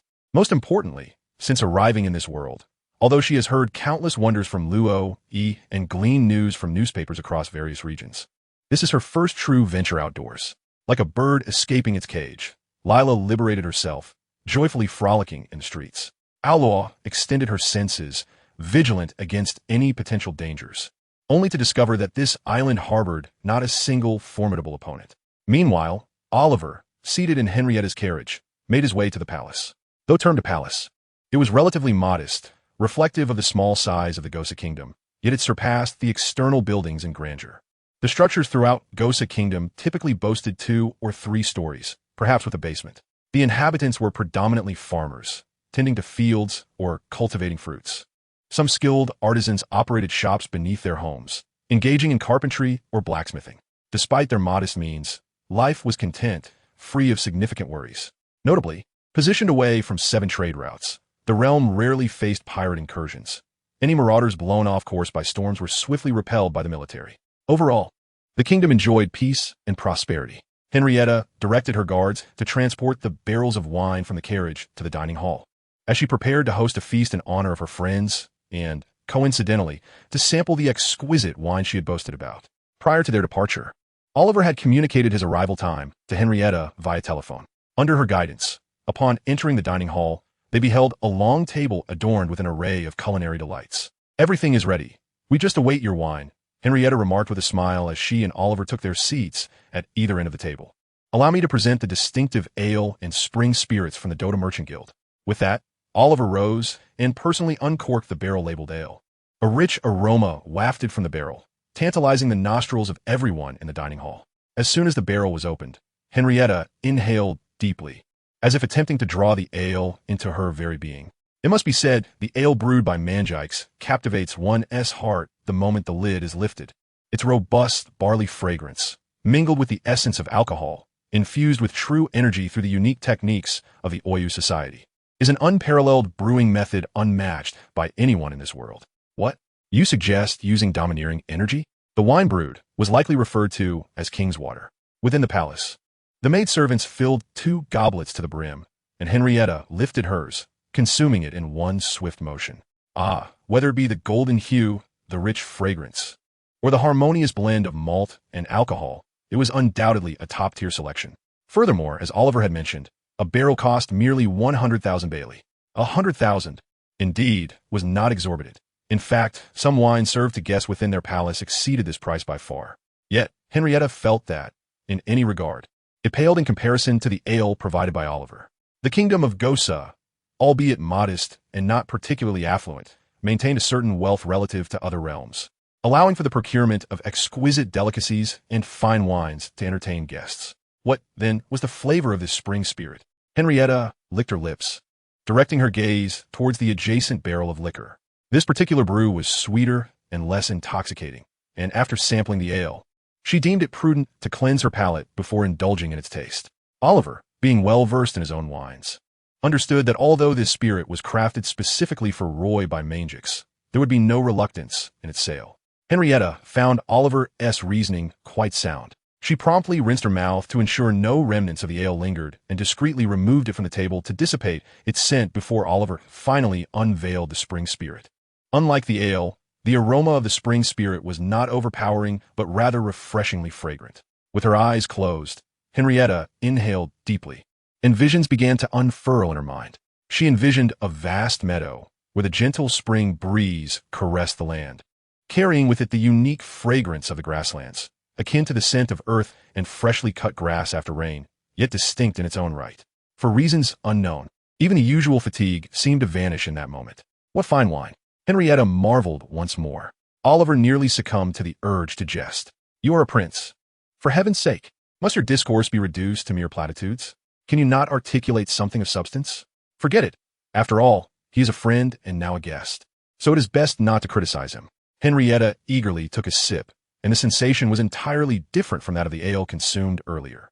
The ale boasted a higher alcohol content, which, upon consumption, made every pore of her body unfurl in response to its intoxicating embrace, providing a rich and robust flavor, ultimately epitomizing sheer delight. In contrast, this spring spirit resembled a mere beverage, lacking any discernible alcoholic taste. However, its subtle sweetness stood in stark contrast to the ale, inviting a sense of relaxation. Each type of liquor possessed its own merits, leaving Henrietta exceedingly pleased. Such a drink would be perfect for entertaining esteemed guests on significant occasions. Of course, this presupposes that there are indeed numerous guests from the kingdom of Gosa, while many merchants traverse the seas to engage in trade with their kingdom. It is the common folk of the town who conduct business, with no connection to the palace. At most, they might engage in exchanges with other nations, as ordinary individuals have no opportunity to step foot within the royal palace. I shall order 500 barrels of each type of wine this year. As for next year, we can decide then.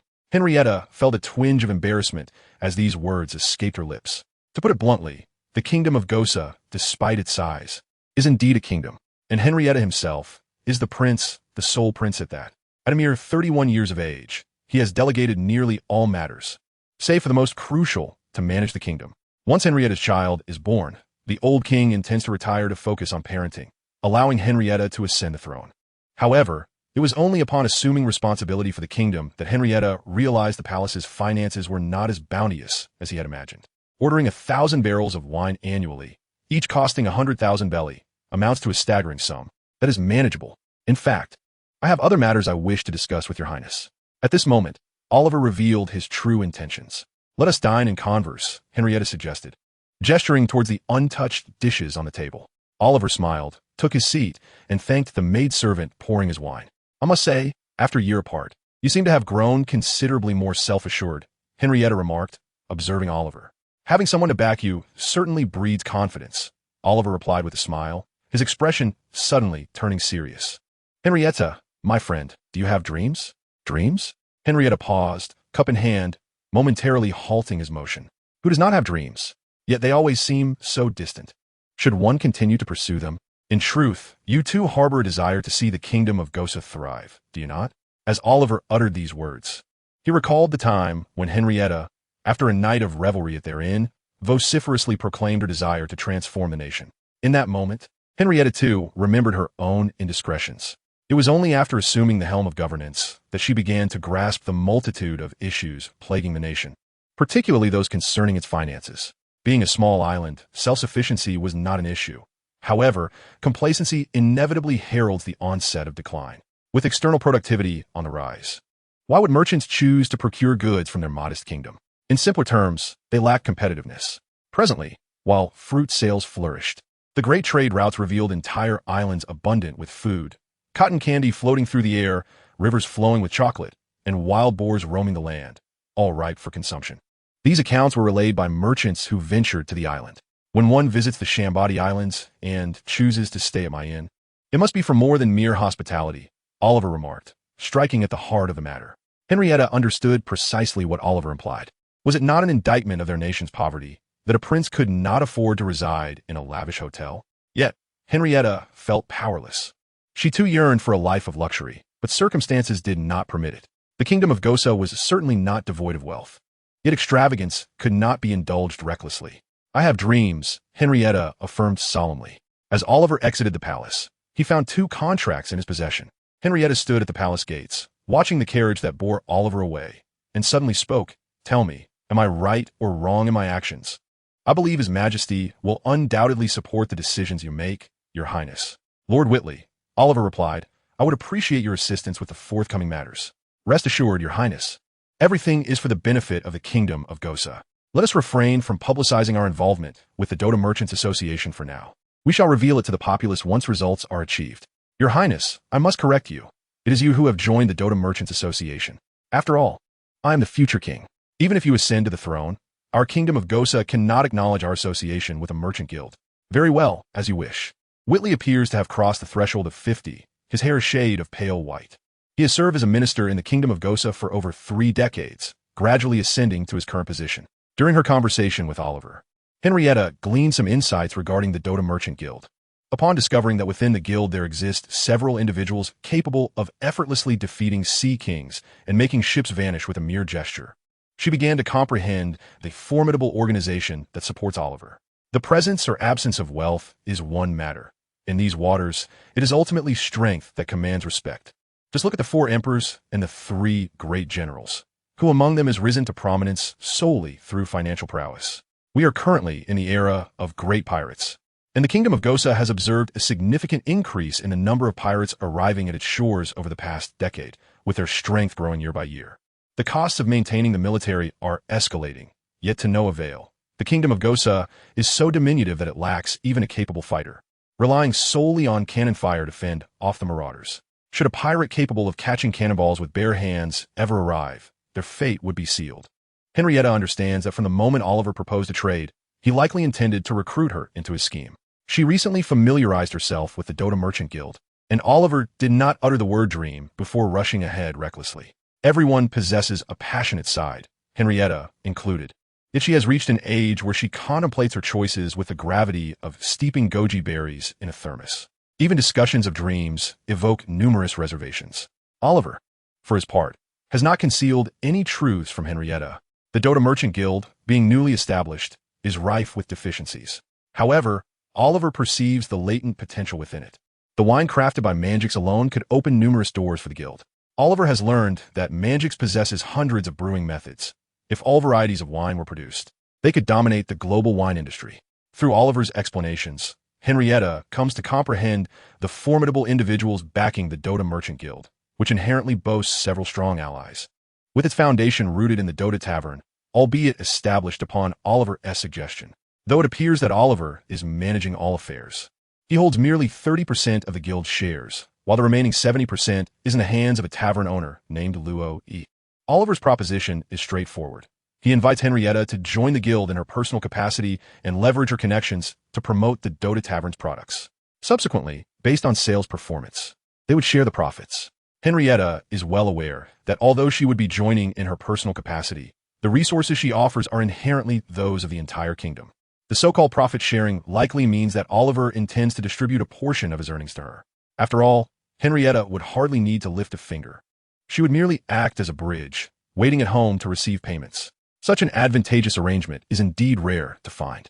Once the kingdom of Gosa amassed wealth, it would naturally be able to procure more advanced and powerful firearms, thereby enhancing its military prowess.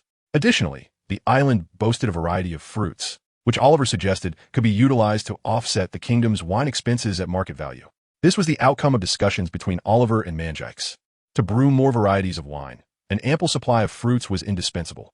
However, the specific types of fruit required had yet to be disclosed to Henrietta. It would be more prudent to discuss this upon the delivery of the 2 types of wine ordered by the Kingdom of Gosa, at which time the payment could be settled. Oliver enjoyed lunch at the palace with Henrietta, engaging in light-hearted conversation for quite some time. By the time he departed, dusk had already fallen. Meanwhile, the ship's chef was busy preparing dinner, yet the captain and her mentor had yet to return, leaving the ship somewhat lacking in aesthetic appeal. Aeolos and Lila had spent the entire day exploring the kingdom of Gosa. Aeolos needed no introduction, while Lila, having undergone training under Manjikes, exhibited better stamina than the average individual, thanks to the inspiration drawn from the Book of Knowledge. However, after a full day of activities, she felt considerable fatigue, especially with her hands laden with numerous items.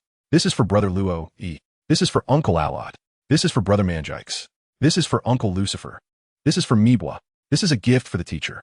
A bag after bag of items, meticulously prepared by Lilai as gifts for several individuals, were purchased with the pocket money provided by Luai. In truth, these were not particularly extravagant presents. For Luai, there was a beautifully crafted glass goblet, which she seems to cherish as she diligently polishes it each day. Harold received a fashion magazine, spotted serendipitously while passing by a bookstore.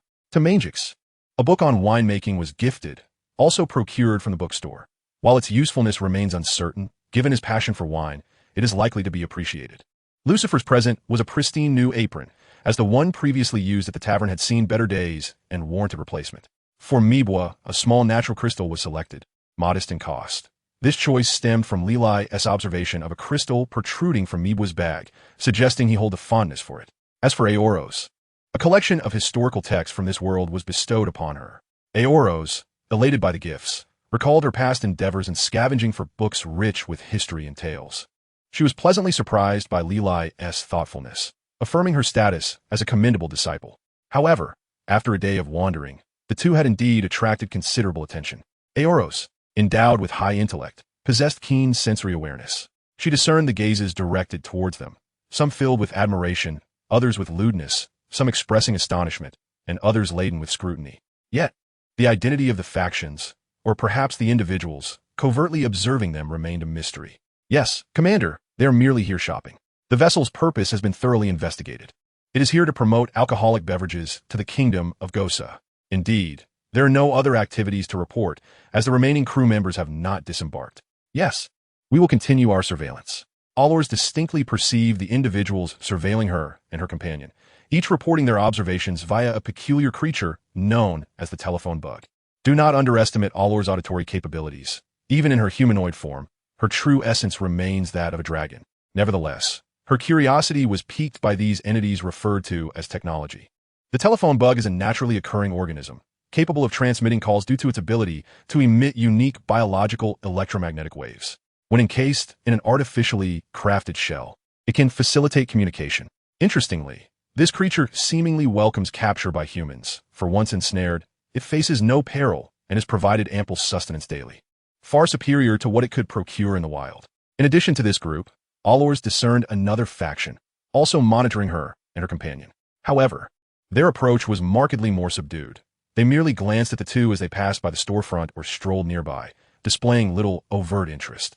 Allors could accurately ascertain that these were two distinct groups, not multiple, primarily due to the differing auras they emanated, as well as their varied identities. The former group, consistently reporting their findings, appeared to be residents of the island, at least on the surface. Yet, during casual conversations with other shopkeepers, Allors discovered that most of these individuals were, in fact, newcomers who had resided on the island for several years. Their distribution was not densely packed, but a recognizable pattern emerged. If one were to connect the locations of all these individuals, it would effectively encompass the entire island in surveillance. Conversely, the latter group comprised individuals who seemed to be transient merchants visiting for just a few days, tourists exploring the island, and some of the indigenous residents. Their distribution lacked any discernible pattern, as each appeared preoccupied with their own affairs. Their interest in Allors stemmed solely from her unexpected presence, which had captured their attention. Despite the differing methods of observation, Allors harbored no fondness for either group. Surveillance is surveillance, devoid of moral distinction. No one relishes being watched, whether the intent is benevolent or malevolent. Thus, Allors imparted a minor reprimand to her observers, merely encasing them in a fleeting chill, leaving their future utility contingent upon whether they foolishly shattered the ice or wisely allowed it to thaw gradually in warm water. As dusk descended, Allors and Lila sought out a seemingly agreeable restaurant for a meal before returning to their vessel. They encountered no troubles, truly none at all. My hand. Where's my hand? Isn't it right here? Yet I cannot feel my left hand. You must be unwell. Your hand is so cold and stiff. Indeed. Why is it shattered? In a quaint little fruit shop, the proprietor was attending to customers when he suddenly found himself unable to feel the presence of his left hand. Yet undeniably, his left hand remained there, albeit immobile. When a customer before him grasped his left hand and discovered it to be as frigid as an ice pop, the shopkeeper hastily extended his right hand to clutch his left arm. However, as he attempted to lift his arm for a better look, his entire left hand, resembling a block of ice, abruptly severed from his shoulder. In his astonishment, his right hand instinctively tightened its grip, causing the entirety of his left hand to shatter. This alarming spectacle sent the other patrons into a panic, with everyone fleeing the store in terror. Some of the more agitated individuals rushed off in search of soldiers. This bizarre occurrence was utterly confounding. One moment they were merrily selling fruit and singing, and the next, the shopkeeper's left hand had vanished. Most unsettling of all was the complete absence of pain. He felt not a single twinge. Gazing at the point where his left arm had detached, he could see distinct ice crystals. It was as if it had been entirely frozen. The soldiers quickly arrived at the scene, securing the area and questioning everyone present in the shop, as well as nearby merchants. This was undoubtedly the work of a devil fruit's power. Testing with seawater would reveal the presence of a potential ability user among them. Please remain calm. Everyone here will need to be interrogated. The Kingdom of Gosa welcomes you to enjoy your visit, but we kindly ask that you adhere to our laws and refrain from harming others. The soldiers, armed with long rifles, swiftly established control over the situation. The sudden severance of a limb did not appear to be the act of a lawful individual. Clearly, this had to be the doing of an ability user. Yet, the soldiers harbored their own uncertainties. The capacity to silently freeze a man's arm could very well extend to freezing a person's head as well. Despite being soldiers of the Kingdom of Gosa, their combat prowess was only marginally superior to that of ordinary citizens, and they felt a palpable fear when confronted with an ability user. Report, Captain. We have received news from the West. The situation mirrors our own here. What? Has the ability user already escaped? Captain, we have also received reports of two similar incidents in the Eastern District. One individual lost an arm, and another a leg. How could they move so swiftly from west to east? It should take at least half an hour. Captain, a shop assistant from the adjacent street, experienced the same phenomenon. But after soaking his arm in warm water for a short while, it returned to normal. Regardless, we must find a way to apprehend this person. Seal all ports and prevent any vessels from departing. Understood, Captain. Under the command of the captain, the soldiers of the entire Gosa kingdom sprang into action, sealing off the ports and blocking the roads. Every individual aboard each vessel was required to undergo scrutiny before being permitted to depart. This incident, they were quite certain, was the work of outsiders. After all, the Gosa kingdom was not expansive if it were compatriot. It would be an act of sheer folly to attempt such a thing unless one wished to annihilate the entire nation. Only an outsider would dare to perpetrate such an act upon the island. As for whether they could apprehend the culprits, that remained to be seen. In any case, none of the injured were citizens of the Gosa kingdom. They were merely outsiders who had settled here. Thus, on the Shambadi archipelago, Luo, having just returned from training with Manjix, received a call from Lila. Brother Luo, we cannot return for the time being. A mysterious incident involving a freezing ability has occurred in the Gosa Kingdom, and it seems to be the work of the teacher. Luo, 79. Could it be that I've taken a wrong turn? Regarding the matter of being unable to return temporarily, Aluasi felt a twinge of embarrassment. She even sensed that she might have shown a modicum of leniency. However, Aluasi suddenly recalled that her intention in this world was to be a quiet observer. Now, due to the mysterious abilities of certain individuals, the kingdom of Gosa has sealed all ports in an effort to capture this power wielder. The sea, it seems, serves as the second most effective criterion for identifying such individuals. If one is immersed in a sufficient quantity of seawater, or merely exposed to a small amount for an extended period, the ability wielder will become utterly fatigued. Therefore, to ascertain whether someone possesses these abilities, one need only present a basin of seawater and have the individuals submerge their hands for a brief moment. If they are indeed ability wielders, it would be prudent to exhibit their powers in order to dispel any suspicions. However, it is worth noting that exposure to seawater merely induces fatigue in the ability wielder. It does not render them ordinary. Conversely, if one were to utilize a crystalline substance known as sea prism stone, even a minuscule amount would result in complete exhaustion and a temporary loss of the powers granted by the devil fruit upon contact. Nonetheless, the sea prism stone is predominantly under the control of the Navy and is not readily accessible to all. The soldiers of the Kingdom of Gosa can only disembark individuals from the ships and prepare substantial quantities of seawater alongside the vessels, inspecting them one by one. Some of the guards aboard these ships are indeed ability wielders, yet they promptly demonstrated their powers, transforming one individual into the form of a mouse.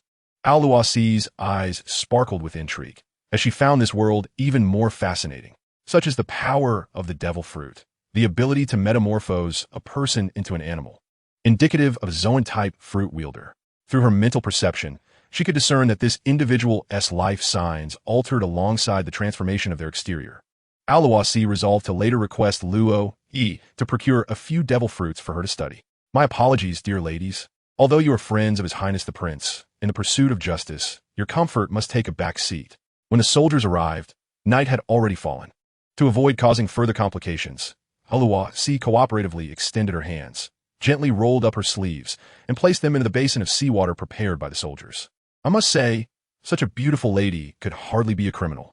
Yet, why did the sailors aboard their ship exhibit such peculiar expressions? I had assumed the criminal was the one adorned in that attire, only to discover that there were no ability wielders among them. Look at their demeanor towards this lady. It seems she is their superior, and they likely fear displeasing her.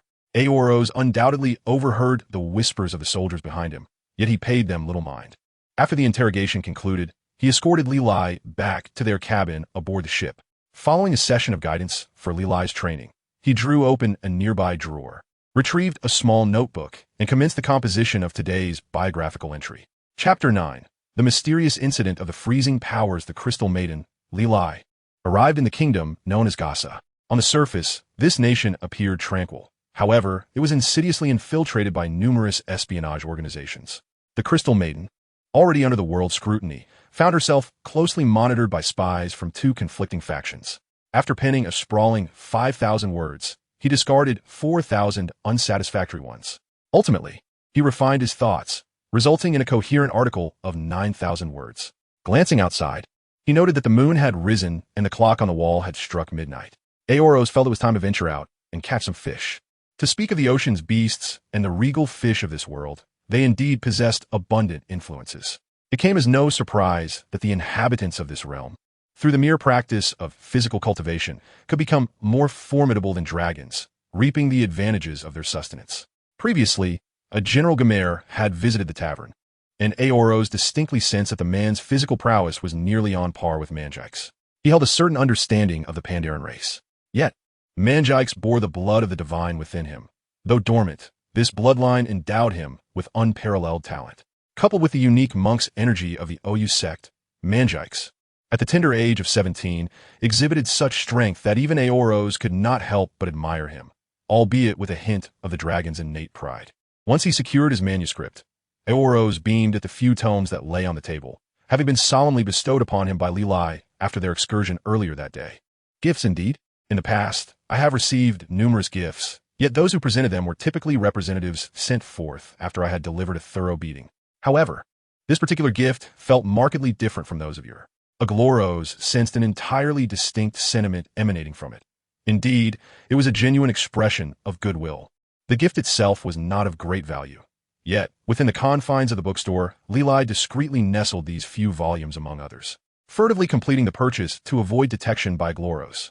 Upon presenting the books to Agloros, her cheeks flushed with embarrassment. Agloros felt a wave of gratitude radiating from her. In contrast, those humans who had once approached my lair bearing opulent treasures trembled uncontrollably, not from the chill, but from a profound sense of fear.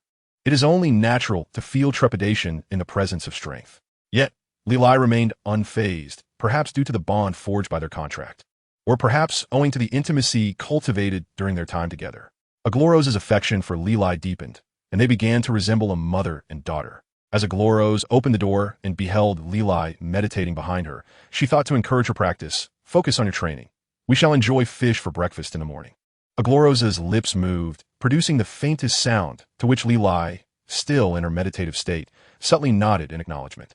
Everything felt so effortlessly harmonious. On the Shambodi Islands, at the naval base number 66, this locale served as the stronghold of the Navy, the safest haven upon the island.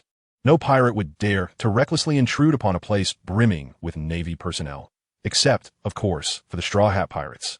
Life here, however, was rather monotonous. Aside from Navy patrols, the remaining inhabitants underwent rigorous training to ensure they could wield their weapons adeptly when faced with pirates. Yet today, an uninvited guest had arrived at the Navy base. Surely this must be a jest.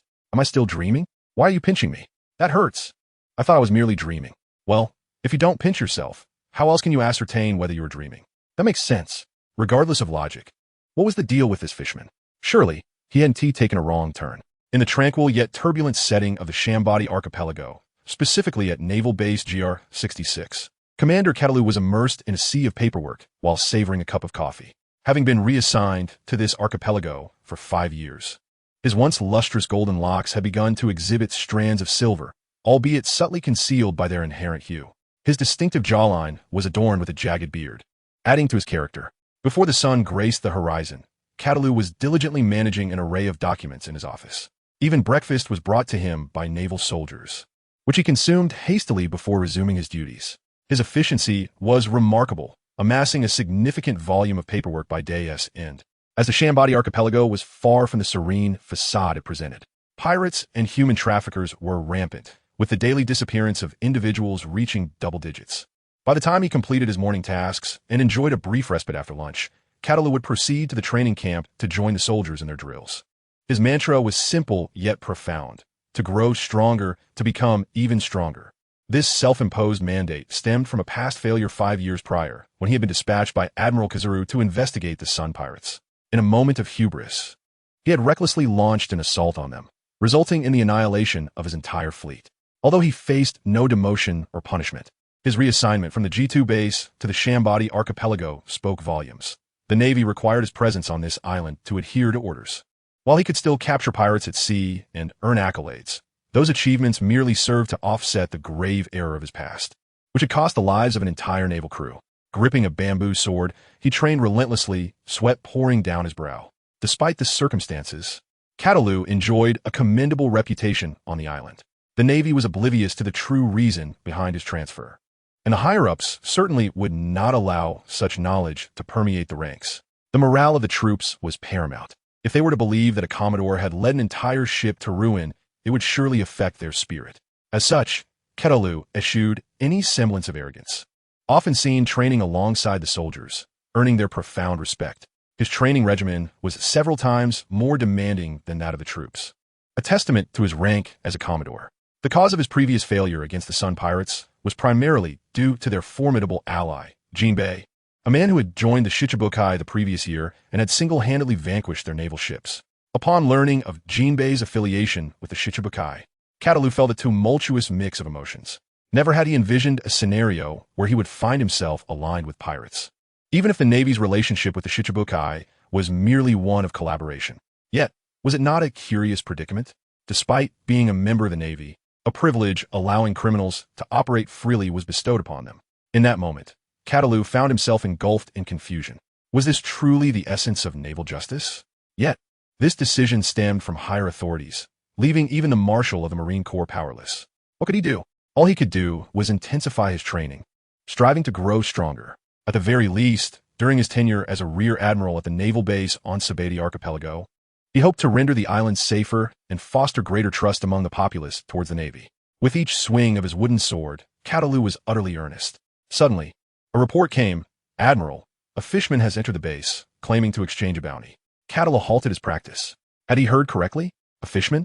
When had they become so audacious as to set foot on Sabeti Archipelago and even venture into a naval base? Nevertheless, considering that Fishman Island was indeed a member of the government, it was only principled that they extend protection to fishmen. "I shall investigate," Catalu declared, placing the wooden sword into the hands of a soldier, wiping his body with a towel, donning his uniform, and making his way outside. Inside the naval base's reception area, Slark sat beside a wooden cart, to which a rope was tied at the handle, the other end grasped firmly in his hand. On the cart lay several corpses, their bodies swollen, pallid, lips tinged with a bluish hue, and marked with numerous wounds. Clearly, they had drowned. As for the manner of their demise, one need only glance at the fishman beside them and the knife he held. The implication was unmistakable. After examination, it was confirmed that these were indeed members of the Keipel pirate crew. Captain Keipel had a bounty of 83 million berries. The first mate's bounty stood at 67 million berries, while the combatants bore a bounty of 30 million berries, culminating in a total bounty of 210 million berries. The corpses before us bear a bounty of at least 10 million berries each, precisely those individuals from the notorious Capper pirate crew, known for their substantial rewards. I recall that just a few days ago, this pirate crew indeed made landfall on the Sabeti Archipelago. However, they caused no disturbances, prompting the Navy to temporarily overlook their presence. It was unexpected that upon entering the sea, they were swiftly dealt with by a merman. Engaging in combat with a merman in the ocean is a perilous endeavor. Unless one possesses extraordinary strength, it often leads to a fatal outcome. When Catalu emerged from behind, he instantly recognized the pirate crew. He deemed them weak, convinced that even if they managed to reach Fishman Island and subsequently the New World, their survival would be short-lived. After all, the New World is a realm so formidable that even the Navy dares not venture too deeply within its confines. It is ruled by the 4 emperors of this vast sea. "Please, allow me to settle the bill," Slark politely addressed the Navy officer inspecting the bodies. The officer, however, did not respond immediately. Instead, he lifted his gaze to the newly arrived Catalu. Upon receiving a nod from Catalu, he saluted and proceeded to the finance department to authorize the payment. Catalu chose not to engage in further conversation with Slark. To him, the fishman race represented a haunting nightmare, and this nightmare had resurfaced before him, now in the guise of a bounty hunter. To act against him? Absolutely out of the question. The Navy would not risk its reputation should word spread that they had attacked a bounty hunter who apprehended pirates. Catalu's position as a rear admiral would be in jeopardy, potentially leading to his prosecution at Judicial Island.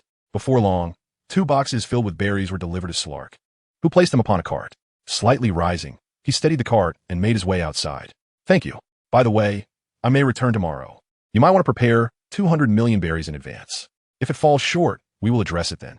The setting sun streamed in through the entrance.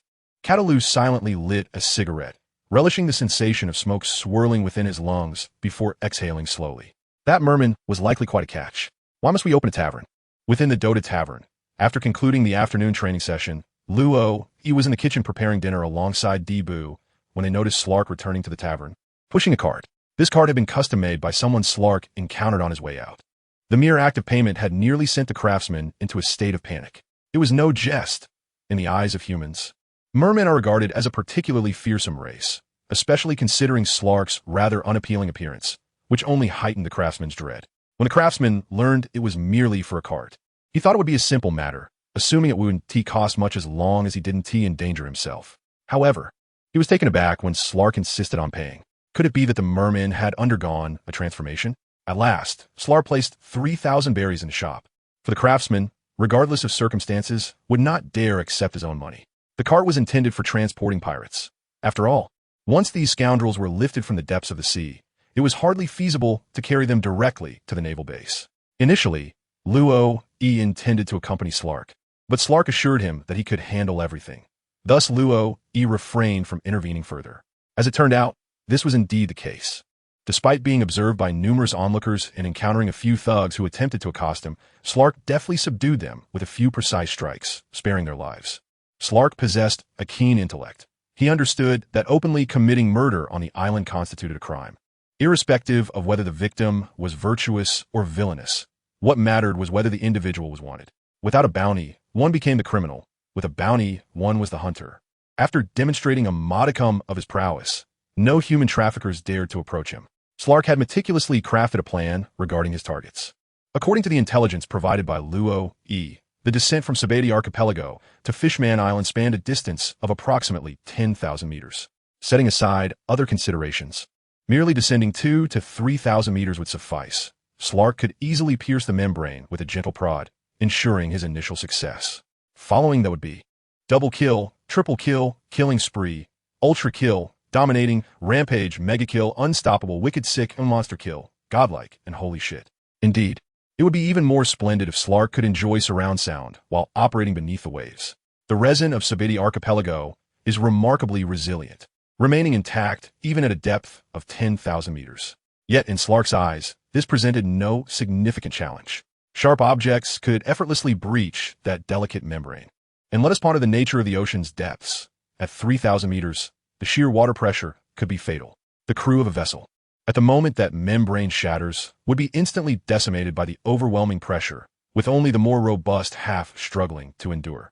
Nonetheless, most would not survive beyond mere seconds. Observing the pirates desperately swimming upwards, Slark tightened his grip on the blade and charged forth. Bubble coral, a specialty of Fishman Island, could temporarily generate small bubbles, allowing small boats or living beings to navigate freely beneath the waves. However, as previously noted, it was exclusive to Fishman Island and utterly unavailable at Sabeti Archipelago. Thus, a dilemma arose. While traversing the depths, should the bubble membrane rupture without any source of oxygen? And with the Fishman lurking menacingly nearby, what course of action should one take? There is no hope left. This is my farewell. With several swift strikes aimed solely at hastening the demise of the prey, Slark precisely identified his target. He retrieved a prepared rope from his line of sight, binding the quarry together before dragging it ashore to exchange for currency. 2 chests of Baileys were placed upon the bar by Arolos. As Arolos opened the chests, he beheld the neatly arranged Baileys within. Luo extended his hands to hover over them. A total of 21,000 knife coins were to be recharged. Are you certain you wish to proceed with the recharge? What an exclamation! Luo, he was truly astonished by this figure. $21,000 in coins. How many items must be extracted? How many levels could the system ascend? And what new functionalities might emerge? These thoughts left Luo salivating with desire. However, he knew he could not proceed in such a manner. If he were to act recklessly, it was highly probable that Manjix would retaliate with even greater severity during the next training session. It is important to recognize that while some battles may yield benefits, others are merely exercises in futility. Luo Yi's expression turned serious as he covered the 2 boxes of belly and handed them over to Manjix. This money must not be squandered recklessly. Securing the friendship of the Dragon Palace Kingdom indeed grants them the opportunity to request financial support for constructing an inn. However, after deliberating with Manjix, Slark, and Mibwa, they resolved not to hastily expend this goodwill. Firstly, this bond with the Dragon Palace Kingdom is invaluable. Retaining it is far more advantageous than merely purchasing an inn. Secondly, to demand money for the inn immediately after rescuing the queen could easily lead to misunderstandings. It might raise suspicions that they orchestrated the entire scenario of assassination and rescue merely to swindle money from the Dragon Palace Kingdom. Therefore, the funds for building the inn will be kept in reserve, as a friendship with the Dragon Palace Kingdom is exceedingly precious, especially as Luo noted. The current mermaid princess is none other than the reigning Poseidon, yet she has yet to awaken. It is evident how to proceed. Thus, the sum of 210 million belly will serve as the foundation for the inn's construction. As for the specifics of its design and construction, Luo deemed it sufficient to let Manjix negotiate with the craftsman. With an impassive demeanor, Manjix accepted the 2 boxes of money and nodded, stating, "I will seek out craftsmen tomorrow. However, our requirements may be substantial, and 200 million belly may not suffice. If that is the case, then I shall take 10 million for now, and I will open the item inventory for you." Since Luo has expressed his thoughts, how could Manjix possibly disagree? Opening the box, he counted 10 million and handed it to Luo. In the presence of Manjix, he proceeded to recharge, accessing the information panel to unlock the item slots. The 3 slots for Slark cost 600 coins, and with an additional slot for Manjik's vanishing at 300 coins. He was left with a mere 100 coins. He can now place the Resilience Orb into the item slots, ensuring its safety. The Power Treads and Yasha. 2 pieces of equipment were entrusted to Slark by Luo E. Luo E also yearned to equip Slark with a magnificent set of gear. However, the acquisition of such equipment is dictated not by desire, but by availability. Yet, should the system undergo another upgrade, the array of items he could potentially synthesize would vastly expand. That said, considering the swift financial gains from capturing pirates, one might ponder why they should not sustain themselves through this lucrative endeavor rather than operating a tavern. At that moment, Dibu, who was serving dishes on the side, uttered a remark that cast a profound silence over the group. Indeed, Dibu's statement held considerable merit. Nonetheless, Luo E and his companions remained unconvinced. Firstly, the tavern harbored an individual who could only contend with mere minions, rendering him quite feeble. Luo E, hello, I'm still here. Manjix, disregarding Luo Yi's remarks, continued with his explanation. Becoming a bounty hunter is not entirely out of the question, especially considering the overwhelming number of pirates in the Sabati archipelago, where pirate ships land almost every few days, and their strength is often quite feeble. The term supernova refers to pirates whose bounties exceed 100 million within a short period. However, in the first half of the Grand Line, elevating a bounty to 100 million is no simple feat, even Monkey D. Luffy had to confront the events in Alabasta and defeat one of the 7 warlords of the sea, Crocodile, before his bounty was raised to 100 million. As for Roronoa Zoro, Luffy's first mate, while his true strength has not been fully depicted in the anime or manga, it can be inferred that his combat prowess is not inferior to Luffy's. Nevertheless, Zoro's bounty was only set at 60 million after the Alabasta incident. Of course, using the main character's crew as a standard for measuring bounties is not entirely accurate. After all, Chopper's first bounty was a mere 50 berries, which was assigned following the events on Judicial Island, though it doubled in the Dressrosa arc 2 years later. Was that due to Chopper's weakness? No. It was because those who witnessed his capabilities were no longer around. Similarly, among the pirates landing on the Sabati archipelago, only those with bounties exceeding 100 million tend to attract the Navy's significant attention. However, if no incidents occur, the Navy typically refrains from making arrests. Otherwise, the island's inhabitants would have to endure a daily existence fraught with turmoil. Summarizing Manjix's words, the understanding becomes clear. Firstly, despite the abundance of pirates in this world, few possess high bounties. Secondly, capturing pirates in the Sabati archipelago is challenging due to the difficulty in controlling the combat zones, which could easily endanger civilians and tarnish one's reputation. Lastly, apprehending pirates is primarily the Navy's responsibility. The life of a bounty hunter is ultimately one of peril, while pursuing a legitimate business offers a more sustainable future. Of course, it is not that Luo E was too weak to consider entering this profession from the outset. As for Luo E, does he dwell on the fact that Manjix considers him a weakling? Certainly, I do not mind at all. In the grand scheme of things, my mere month of existence in this world has transformed me from a frail youth into one whose attributes have surpassed 40 points across 3 categories, largely thanks to the influence of Manjix. To speak of lesser matters, when compared to the 2 exceedingly renowned figures of the EC, who nearly fell victim to the world's foremost swordsman.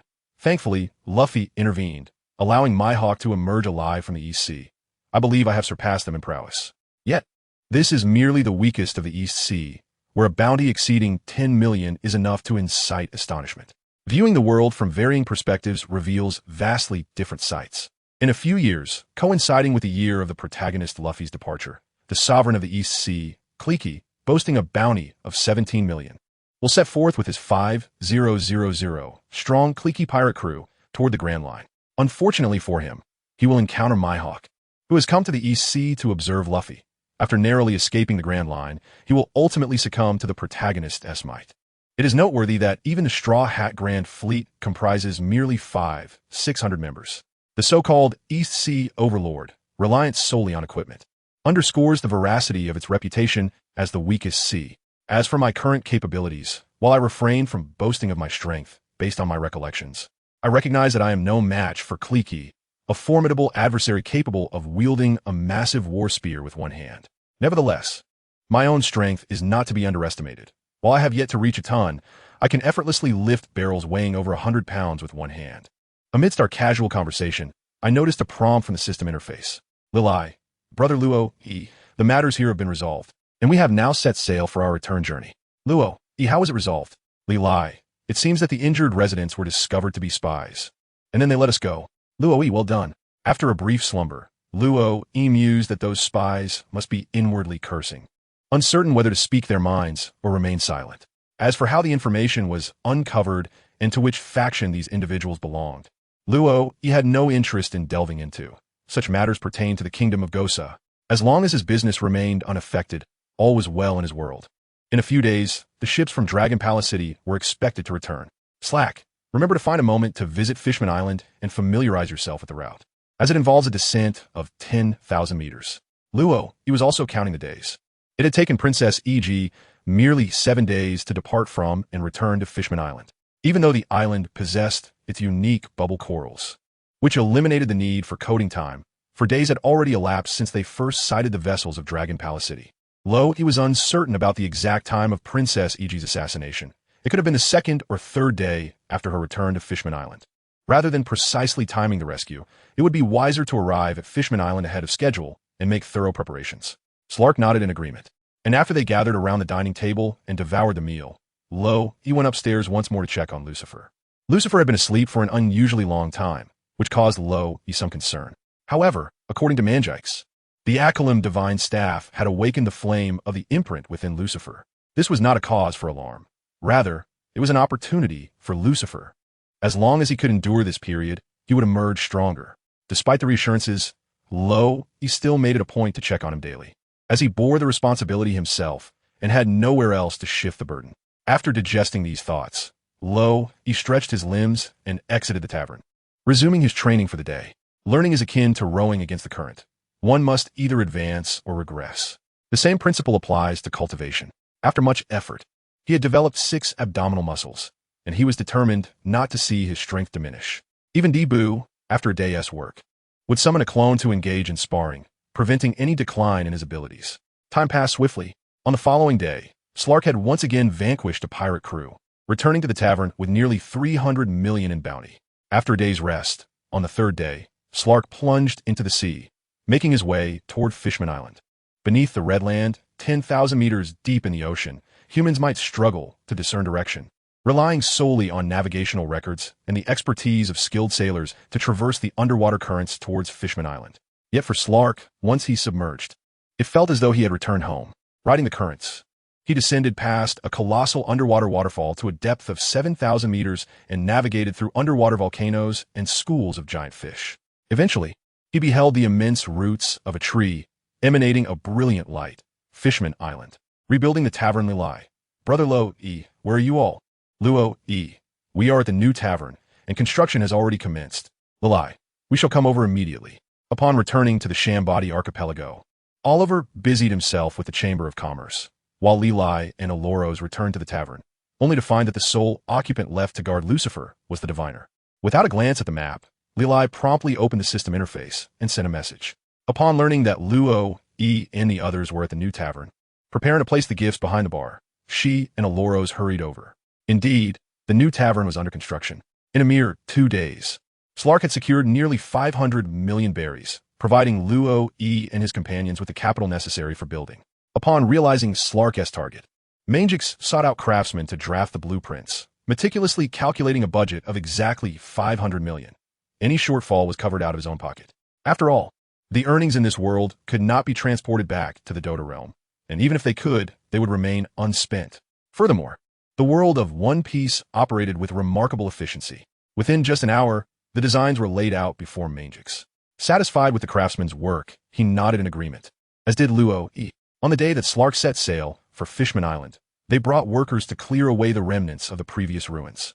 Aloros' ice, having sustained its magic for nearly 10 days, finally melted away. What remained of the structure was little more than crumbling debris, and the craftsmen spent half a day clearing the detritus, followed by another half day dismantling the basement.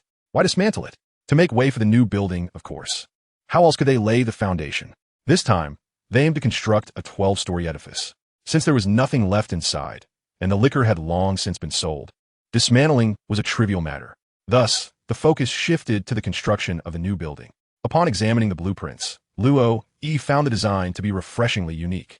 though not particularly extraordinary within the context of the pirate world, especially considering its placement amidst a cluster of inns.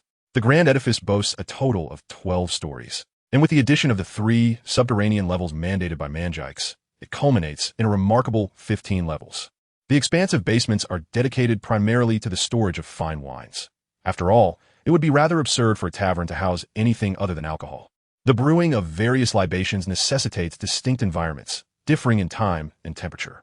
Moreover, certain fermentation processes require a completely sealed and temperature-controlled atmosphere to facilitate optimal maturation. Manjike's cellar was meticulously crafted in accordance with his specifications, precluding the involvement of Luo Yi and his companions in its design. However, the 12 upper stories were conceived from Luo Yi's own vision. The tavern's interior is divided into 2 distinct zones, Tianshui and Yiyan. The Tianshui area features walls and floors primarily adorned in shades of azure, reminiscent of the style endemic to the Shambadi archipelago, exuding vitality. Even the furnishings consist of stumps from grand trees and smaller saplings. In contrast, the Yiyan section is dominated by hues of crimson and black, with a floor design resembling the mouth of a colossal volcano, seemingly eager to engulf all who tread upon it. The walls are embellished with depictions of roaring flames, while the furniture is shaped to mimic stone. The rooms on the upper floors follow a similar theme, varying in size and decor. Luo Yi meticulously reviewed each hero's profile within the system, articulating specific requests to the craftsmen. Far from expressing dissatisfaction, the artisans attentively listened, diligently noting the diverse design requirements for each room. Construction is still underway, and with ample time before the decorating phase commences, Luo Yi is in no rush, confidently conveying the specifications for 10 rooms daily, which will conclude in a mere 12 days. By then, the structure may still be incomplete. When Lila and Aoluo arrived, they chanced upon Luo Yi engaged in conversation with the craftsman. Please adorn this room to evoke a sense of returning to the heart of the forest. Certainly, esteemed guest, it shall be done. Such intricate embellishments would undoubtedly require several times the usual duration to complete, thereby potentially delaying their acceptance of subsequent projects. Thus, an increase in fees is warranted. An increase in fees poses no issue. It is precisely for that reason the total amounts to 500 million. This sum may not be considered inexpensive, yet in relation to the construction of such a substantial edifice, it is indeed reasonable, especially since this amount encompasses both the cost of materials and the labor of the workers. Brother Luo Yi, we have returned. Lila skipped joyfully to Luo Yi's side and exclaimed, "It is wonderful to have you back. Did you encounter any intriguing experiences during your time away?" Luo Yi gently led Lila to a nearby bench, where she settled down, her joyful countenance revealing that she had much to share. "During our time at sea, I encountered the most enormous fish," Lila exclaimed, her hands animatedly gesturing as she recounted the delightful tales of their recent voyage. She spoke of pirates, fierce storms, majestic sea creatures, and the sweet fruits of the kingdom of Gosa. Lila was effusive, recounting nearly every experience with unbridled enthusiasm. Amidst her chatter, Luo Yi cast a glance at Aoluo, who merely smiled back, her expression one of satisfaction. An unexpected sensation washed over Luo Yi, reminiscent of a mother returning from a journey, sharing delightful anecdotes with her father who had been engrossed in work. Nevertheless, seeing Lila's exuberance filled Luo Yi with joy. When Lila first arrived in this world, she had been timid, reluctant to speak or engage in any physical interaction, and would look at Luo Yi with a forlorn expression if she accidentally broke a plate. Now, however, she was able to venture out to buy things and narrate her amusing stories with the vivacity of a genuine child. Although to Luo Yi's ears, her tales might seem rather mundane. On the first day at sea, they encountered a pirate ship, which I sank with an ice spear. On the second day, they faced a storm. Though hiding in the cabin, she felt a twinge of fear. On the third day, they feasted on a sea creature caught by their teacher, though the chef's skills paled in comparison to Uncle Lucifer's, making the dish less delectable. Lila recounted her experiences day by day, as if recording a journal of her adventures. With a gentle smile, Luo nodded repeatedly in response to Lila, occasionally exclaiming, "Really? How fascinating! Lila is truly remarkable," which elicited a giggle from her. The group engaged in cheerful conversation, while deep beneath the ocean's surface, Slack successfully made his way into Fishman Island. Though Slack was unlike any fishman ever seen on the island, having possibly traversed from Fishman Street, he faced little scrutiny upon entering the checkpoint. After all, it was inconceivable to bar one's kin from accessing Fishman Island, especially since Slack bore no tattoos of the new Fishman pirate crew. Finding a place to stay on the island as a fishman was a trivial endeavor for Slack. Had he failed even this, he would have perished long ago in the dark abyss. Gently polishing the short blade in his hand, he awaited the return of Princess Odoheim to the island. Odoheim's return was met with jubilation. "Princess Odoheim has come back. Your Highness, it is wonderful. As long as you are alive, we welcome you back." Slack had been on the island for 2 days, during which the atmosphere had been rather grim. Observing the mood, he initially thought that all the fishmen must have perished. However, when the ship carrying Princess Odoheim returned from outside Fishman Island, the island's ambience transformed once more. Had it not been for Luo's prior mention of Odoheim's esteemed reputation, Slack would not have grasped the true depth of her popularity upon his arrival. As he witnessed the crowd at the port, weeping yet filled with genuine joy in welcoming the princess back, Slack, who had been dining in the restaurant, noticed that even the owner and chefs rushed outside, carrying their bowls to join the spectacle. Thus, a curious scene unfolded on Fishman Island. On the ship, Princess Odoheim, holding a piece of paper in her left hand, squinted and smiled, waving her arm to all those on the island. The port was teeming with merfolk and fishmen, all cheering and shouting in celebration of the princess's return. Behind this throng, a somewhat fearsome fishman, clutching a bowl, was munching on seaweed. In Gilcruit Square, a vast expanse capable of accommodating over 100,000 people, the entire populace of Fishman Island had gathered. A single proclamation from the world nobility could wield tremendous influence, even within the king's world meetings. This was a missive penned by the world aristocracy, declaring, in the spirit of fostering amicable relations between the fishmen and humanity, "I shall express my support for the submitted petitions." In essence, the more signatures presented at the World Conference, the more tangible power this document would bestow upon them. Relocation was certainly within reach. Upon her recent return to Fishman Island, Princess Odoheim wasted no time and proceeded directly to the square to announce a momentous message. The celestial dragons would endorse the signatures. The air was thick with disbelief and exclamations of astonishment. Yet Princess Odoheim continued unabated. "Thus, what we require henceforth are more signatures. For me, I can only await your resolutions. Please express your fervent desire to coexist with humanity and your intention to migrate to the surface." As she picked up the small ballot box from the ground, Princess Odoheim took a deep breath. The square fell into an abrupt silence. No one responded. It was akin to a lecturer fervently expounding his philosophy of success, proclaiming that one must be magnanimous, offering 1,000,000 to those who betray him, while those loyal to him would earn 1,000,000,000, awaiting applause that never came. The awkwardness was palpable, yet Princess Odoheim felt no embarrassment. Prior to this, she had exerted considerable effort in gathering signatures, even facing instances where submitted signatures were entirely retracted. Perched on the high wall of the square, Slark listened intently to Princess Odoheim's speech. He felt a strong resonance with her resolve. The power of observation hockey is indeed wondrous in this world. Gazing down at the silent square, Slark recalled the words previously imparted to him by Luffy.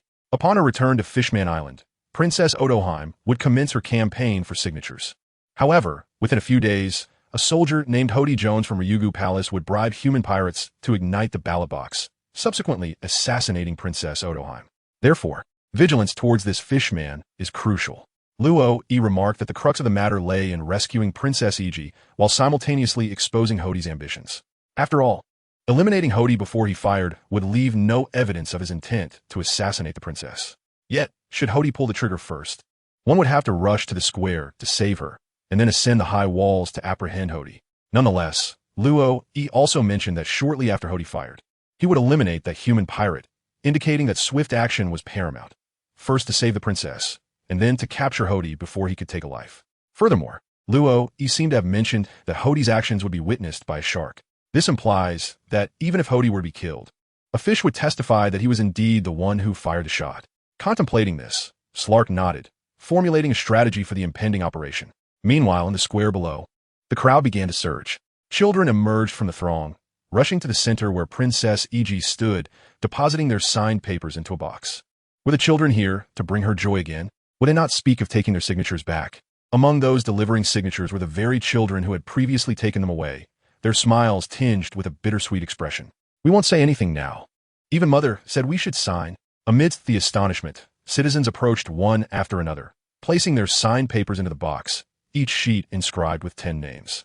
With a population of 5 million on Fishman Island, even if every paper were filled, that would amount to 500,000 sheets, a considerable number. Hey, let's maintain order. Everyone, please queue up. Don't push me. Princess E.G., this small box is far from sufficient. Do you have any idea how many people reside in our nation? The diminutive box quickly filled to capacity. Princess E.G., tears streaming down her face, was rendered speechless. It was unclear whether her tears were born of joy or deep emotion. Please step aside. My apologies. Those at the back may place their signatures here. For soldiers from Ryugu Palace appeared, carrying a massive box, nearly as tall as a person. Princess E.G., how can we bear to see you in such distress? Please, go rest over there. However, for those who support the princess's heartfelt desire, kindly place your signatures here. The speaker is the right minister of the Dragon Palace Kingdom, belonging to the seahorse merfolk, adorned with the visage and tail of a seahorse. He presides over the signature collection activity on behalf of the mute Princess Yuki.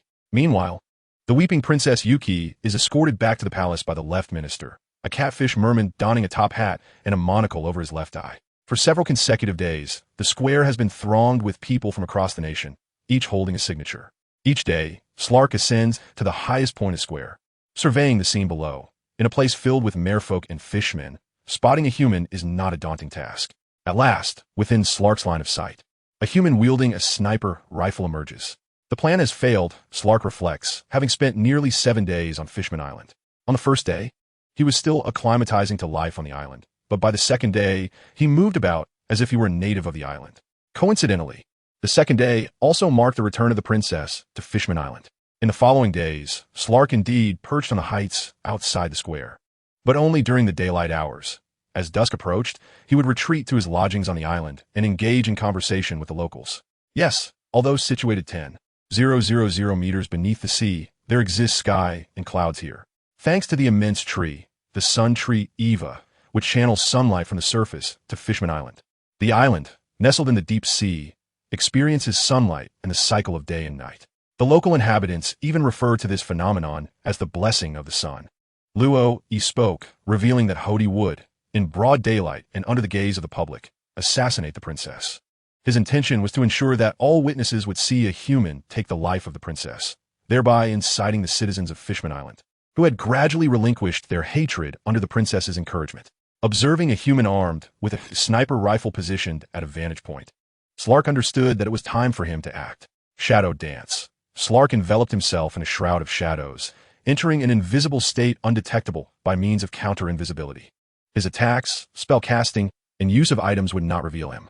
This skill also possessed a passive effect, enhancing his movement speed and health regeneration while outside the enemy's line of sight. This is Slark's ability within the game. However, now, Slark has genuinely vanished without a trace, leaving not even a shadow behind. In his concealed state, Slark's speed is astonishingly enhanced, augmenting his usual velocity by half, surpassing even the peak swiftness of Mangix by a considerable margin. The little merman Slark is inherently an assassin-type hero, growing stronger with each foe he vanquishes. Yet, the current Slark is not the same as when he escaped the abyssal reef. He possesses a significant potential for growth. Even without evolving to his ultimate form, Slark's speed is formidable. Unbeknownst to all, he has already arrived at the center of the square. At this moment, the sniper remains poised, yet is not fired. In the bustling square, throngs of mermen and mermaids converge, each clutching their signed papers for submission. Meanwhile, Princess Yahim stands to the side, adorned with a smile, continuously expressing her gratitude to the citizens. Throughout these past few days, the princess has visited daily, despite her frail constitution compared to ordinary humans. Slark perceives the strength within her spirit. Slark narrows the distance to Yahim, his gaze fixed upon the sniper's location. According to Luo Yi, Hody is expected to make an appearance during this operation, yet he does not see Hody at the sniper's position. Perhaps he is lurking in the shadows or at another vantage point. Slark possesses a general understanding of Hody's profile, a large shark merman with black hair, clad in Neptunian soldier's attire. Alas, that is all he knows. The Neptunian soldiers frequent the square daily, rendering Slark incapable of distinguishing one from another. For now, he must assess the situation. With unwavering focus, the sniper readies a special incendiary round. Once fired, it would ignite the paper-filled box, unleashing an uncontrollable blaze. Inhale, aim, fire. This sequence of actions is one the sniper has performed countless times. Typically, he targets moving adversaries, but this time, he faces a colossal, motionless target. As the trigger is pulled, A small burst of flame erupts from the silenced muzzle, a sound hardly perceptible amidst the clamor of the crowd. Boom! Slark watches as flames rise from the box, yet he cannot intercept the bullet. The ignited signature box is of little consequence. What truly matters is to provoke Hody into firing. Quickly evacuate. It's on fire. The signature box has suddenly ignited. Someone extinguish the flames. Water, fetch water. A tumultuous commotion erupted. In the face of the blaze, the true character of the citizens was laid bare. Those who had been positioned near the central elevated platform hastily fled, while the soldiers swiftly organized the crowd's evacuation, striving to prevent anyone from succumbing to the flames. Some soldiers, after dousing themselves with a bucket of water, charged into the inferno, valiantly attempting to salvage the signatures that remained unscathed by the fire. Princess Yahim also rushed forward, disregarding her frail physique, to join the effort in rescuing the signatures. What was that sound? What was it? It seemed to resemble gunfire. Hey, who are you? On the central platform, Slark's silhouette emerged, wielding a dagger, completely ignoring those around him as he directed a cruel smile towards Hody Jones on the elevated platform. I found you. If previously he had been uncertain of his prey, now that the quarry had revealed itself, Slark's gaze fixated upon Hody. Clutching a spear, Hody felt a chill creep up his spine as he observed Slark standing defiantly before Princess Yahim. The fisherman's gaze sent an icy shiver coursing through Hody. Nevertheless, he had no intention of pausing. The identity of the fisherman remained a mystery, yet at a critical moment, he had suddenly appeared to deflect the bullet aimed at Princess Yahim's heart. However, it mattered little. Even if Yahim survived, Hody could still proceed according to plan. As long as he eliminated that human, ensuring that everyone recognized it was humanity that had attempted to assassinate the princess, he would have succeeded. With this thought in mind, Hody swiftly made his way towards the retreating human. No matter how fast an ordinary human sniper could be, Hody easily closed the distance without expending any effort, raising his spear to aim directly at the human. The same sequence of events unfolded, leading to a similar outcome. Hody's pupils dilated in shock as he beheld the human being sent sprawling by a kick, along with Slark intercepting his bullet. How did he manage to ascend? This was Hody's first thought. Who exactly is he? This was Hody's second thought. The plan had unraveled. Hody gazed at the dagger poised against his throat and the wound on his abdomen, which was oozing blood, as he felt the strength ebbing from his body. He experienced a third thought. Strength is all that matters. When Hody gradually regained consciousness, he found the surroundings strikingly familiar. He was within the confines of the prison tower in Dragon Palace City, a place situated above Fishman Island and inhabited by members of the royal family. As he moved, a dull metallic clank resonated. He was bound by iron chains that shackled his hands and feet, making it arduous to even sit upright. He glanced down to see that the wound on his abdomen had seemingly been dressed, yet he felt weakened from excessive blood loss. Nevertheless, even in peak condition, there was no way he could break free from the chains in such a compromised position. Struggling with all his might, Hody managed to roll over, only to encounter a familiar face, similarly restrained, albeit with ordinary ropes. The situation became clear. You're awake. Hody, we truly misjudged you. You are indeed a worthless product of Fishman Street, daring to plot the assassination of the princess. Fortunately, Lord Slark arrived in time. Otherwise, you would have never been able to atone for your crimes. The clamor of Hody's movements caught the attention of the guards outside. 2 soldiers, armed with long spears, entered, their expressions filled with murderous intent. Were it not for Prince Neptune's personal orders, Hody would have been mercilessly slain on the spot. That princess should have perished long ago, foolishly aspiring to coexist peacefully with humans. Such inferior beings deserve to be our slaves, one soldier exclaimed. Do not restrain me. Let me slay him. Calm down. We must summon His Majesty Neptune. Hody harbored no remorse. Born amidst the chaos of the early era of great pirates, he had witnessed humans inflicting torment upon his kind, influenced by the inhabitants of Fishman Street, who harbored deep-seated hatred for humans. And fueled by resentment over Fisher Tiger's death at the hands of human selfishness, Hody had become an ardent racist. He was a remarkably skilled soldier of the Dragon Palace Kingdom, striving to enhance his abilities to become the right hand of the dragon he revered. Yet, he was undeniably weak. In the manga, a decade later, Hody, under the influence of drugs, was deemed by Luffy to be a fishman who could withstand an overwhelming degree of punishment. Ultimately, he was dispatched by Slark with a single strike. In other words, the unenhanced Hody was slightly weaker than the dragon from East Blue, who had a bounty of 20 million berries. Neptune arrived swiftly, as if he had been idly waiting for Hody to awaken. Neptune stood with his arms crossed, his gaze filled with murderous intent. In the comic Neptune, mourning the death of Princess Odoheim, commanded his ministers to confine him within the hard-shell tower, forbidding any release until the murderous rage within him had dissipated. Otherwise, he was certain he would unleash a massacre. Ah ha ha ha! Your Majesty, do you intend to slay me? Hody, although lying on the ground, could only turn his head to observe Neptune, yet his face remained adorned with a triumphant grin. Had it not been for my intervention, you would have already been slain by Jinbi. Neptune's words were not mere hyperbole. At that moment, although Jinbi had ascended to the ranks of the warlords of the sea and had altered his demeanor after being persuaded by Fisher Tiger's philosophy of vengeance, he had previously been the most ruthless member of the Sun Pirates. Jinbi, indeed, possessed formidable strength. He was once the second in command of Fishman Street. The notion that such a being could be labeled AC hero was laughable. It appears you harbor no intentions of repentance.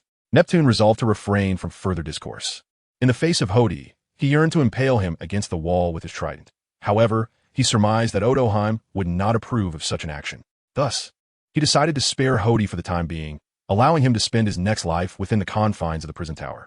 Once back in the palace, Neptune expressed his gratitude once more to Slark, who was seated in the grand hall. No need for thanks, Your Majesty. It was merely coincidental. Regardless, you saved Odoheim's life, and I shall forever cherish this act of kindness. I am deeply moved by Princess Odoheim's vision of harmonious coexistence between humans and fishmen, should you require my assistance. Do not hesitate to seek me out. However, Mr. Slark, it seems you are not a resident of Fishman Island. Indeed, I am not. I was born in the South Sea. Slark spoke truthfully. His birthplace was the South Sea of the Dota world, where its inhabitants were notorious for their predatory nature. The South Sea? I did not anticipate that you, Mr. Slark, traveled from such a distant land. It must have been quite the endeavor. Indeed, had it not been for Luo, I would still be imprisoned in the dark and desolate abyssal reef. Slark sighed. Without Luo's assistance, although I could have drawn upon the powers of Shadow Dance to heal my wounds, my humanity would have gradually eroded, transforming me into a mere machine of slaughter. Luo? Is he a friend of yours, Mr. Slark? Yes, I currently reside in Luo's Tavern. It was he who informed me of Fishman Island's affairs, prompting my journey here. These words are not of the teachings of Lord Roy, yet Slark instinctively knew how to articulate them. It appears that, had it not been for Mr. Roy, I would have been doomed this time. Yahim also nodded in agreement, while the Neptune brothers and Princess Shirahoshi, seated behind her, wore expressions of relief. Fishman Island is the homeland of all merfolk and fishmen, and Mr. Slark's return seems to signal his intention to settle here. I could take it upon myself to arrange a residence for him on Fishman Island, or perhaps joining Dragon Palace would be even more splendid, Neptune suggested. That would not be feasible. In truth, I came to Fishman Island merely for a visit and had already planned to depart. I see. Then I shall not impede your journey, but I am uncertain how to maintain contact. Actually, I reside in the Sabati archipelago. Ah, here is the number of Lord Roy's snail phone. Reaching out to him will lead you to me, Slark remarked. It seemed he had an epiphany, as he retrieved a fishbone from his backpack, skillfully inscribing Lord Roy's snail phone number upon it before handing it to Neptune. However, he appeared unaware of the implications of stating he lived in the Sabati archipelago. Can fishmen truly reside there? Both Neptune and Yahim were acutely aware that the Sabati archipelago harbors a slave auction house, and even the celestial dragons occasionally stroll about. How could fishmen find a place to live there? Well, as long as one is strong enough, it is entirely possible. Slark reminisced about his days spent on the Shambodi Islands, nodding with a sense of calm. Neptune, 87. Keep it up, young man. Slark has returned. On his journey back, he fortuitously picked up a shipload of recently disembarked pirates. However, Slark had never paid attention to this particular pirate crew. He merely gathered a few individuals who appeared to be leaders, binding them with seaweed and directly registering at the naval base on the island. He exchanged a total of 130 million berries and returned to the tavern with his treasure. To him, money was merely a numerical value. As a fisherman, the ocean was his home, and all resources could be obtained from its depths, save for magical equipment. Slark's contract was straightforward. Once he gained the strength to escape the dark reef, his agreement would reach its conclusion. The sole path to becoming stronger was through combat. Although Slark's recent battles were resolved at an astonishing pace, it was all for future considerations. He understood that it was Luo E who had signed the contract with him, enabling his arrival in this world. Luo E had provided him with magical equipment and healed his injuries. Luo E had granted him an environment where he could focus on strengthening himself rather than living each day on the edge of a blade. What Slark had done was simply to capture a few pirates to repay Luo E and address his current economic concerns. Now, the funds for the tavern were nearly sufficient. With even a surplus, and coupled with the continuous income from Manjikes, Slark awaited the completion of the day's task before venturing out to train with the divination practitioner. Observing the two of them, both of similar stature, one wielding a short knife and the other a shovel, Luo, he couldn't shake the feeling that something was amiss. However, Slark had already established a reasonably good friendship with the Ryugu kingdom, and Neptune was now aware of his name. It seemed that soon, he could consider departing for Fishman Island to conduct some business. But that was a matter for the future. The immediate priority was to accomplish the task assigned to him by Manjikes. After the system upgraded to level 3, Luo Yi's aptitude also ascended to a level 3 standard. In Manjike's size, it was akin to transforming from a worthless individual to someone barely capable of training. Reflect on Manjike's original words. Were it not for the continual use of the Book of Knowledge, your current combat prowess would likely be on par with the naval foot soldiers patrolling the island. This is Manjike's unyielding assessment of Luo Yi's talents, devoid of any mercy.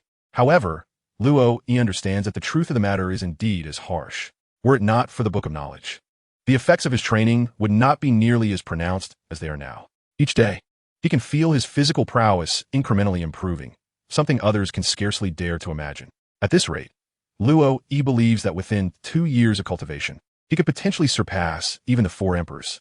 Of course, this is merely a fanciful thought. Should the system cease to upgrade, he would soon reach the limits of his physical capabilities.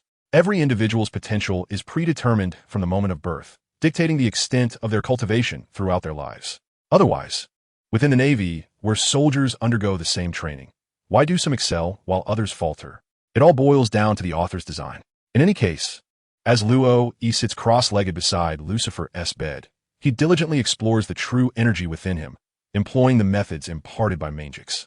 This revelation came after their training session last night, when Manjikes suddenly informed him that he had met the standards for cultivating true energy and should begin his practice. The true energy of the Aoyu society is remarkably effective. It not only enhances one's resilience against strikes, but also amplifies one's offensive capabilities, evasion speed, and even enables healing for patients. In essence, it offers a comprehensive enhancement akin to the internal strength depicted in martial arts novels. Upon witnessing Manjikes' combat prowess, Luo Yi naturally yearns to acquire such skills. However, the question remains whether he can truly master them. After practicing the breathing techniques and meditation methods taught by Manjikes, Luo Yi has been in meditation for an entire day. During this time, he was roused from sleep by Manjikes' stick on 8 occasions, endured the discomfort of needing to relieve himself twice, and felt hunger once, yet yielded no tangible results. Nevertheless, Luo Yi remains undeterred. True energy is not easily cultivated. Manjikes' intention was to allow Luo Yi to acclimate, to avoid developing any improper habits during meditation in the future. To truly manifest true energy, one must first enhance their physical constitution. The stronger the body, the more effortlessly true energy will manifest. Manjikes, do you truly believe I can cultivate true energy? After concluding his meditation, Luo Yi stretched his limbs, for remaining still for so long is often more exhausting than constant movement. Do not fret. With your current physical condition, you are merely beginning to engage with true energy in the Aoyu society. It will take no less than a year or so to cultivate it effectively. Manjikes had one more thought unspoken. He had managed to cultivate true energy in just 7 days, but his innate talents were incomparable to Luo Yi's current state, as he bore divine blood within him. However, in this world, individuals cultivate an energy known as haki. Haki is a latent power possessed by all individuals within the world of One Piece. This innate ability encompasses a commanding presence, an aura of intimidation, and a fierce fighting spirit. When one learns to manipulate these invisible sensations, their willpower can transform into a formidable weapon. This extraordinary force is commonly referred to as haki. Haki is further categorized into distinct types. The Conqueror's haki, possessed by those with the potential of a king, can instill fear or even incapacitate adversaries through sheer charisma. The armament haki enhances both defensive and offensive capabilities, allowing the user to strike against the physical forms of those with Logia-type devil fruit abilities. Lastly, the observation haki enables one to predict an opponent's subsequent movements and positions. Luo Yi contemplated that his body ultimately belonged to this world, and perhaps the path of cultivation must align with the progress of this realm. Rest assured, the compatibility of true energy is remarkably strong and will not conflict with any other forms of energy. Manjikes, with a serious expression, patted Luo Yi's waist, as his shoulders could not reach that high. The dominance you speak of, I have felt within the body of the former General Gumier is an exceedingly formidable power. However, invoking such dominance is considerably more challenging than cultivating true energy. Manjikes held immense confidence in the power inherited from the OU society. It can be cultivated once the physical constitution reaches a certain level. This power, akin to dominance, is innate, yet due to the frailty of the body, it remains unmastered and requires the correct guidance for activation. Manjikes naturally sense the latent energy within Luo Yi. But whether that force is true energy or dominance ultimately hinges on Luo Yi's personal efforts. Strive on, young man, and grow into a formidable force capable of standing alone before we depart.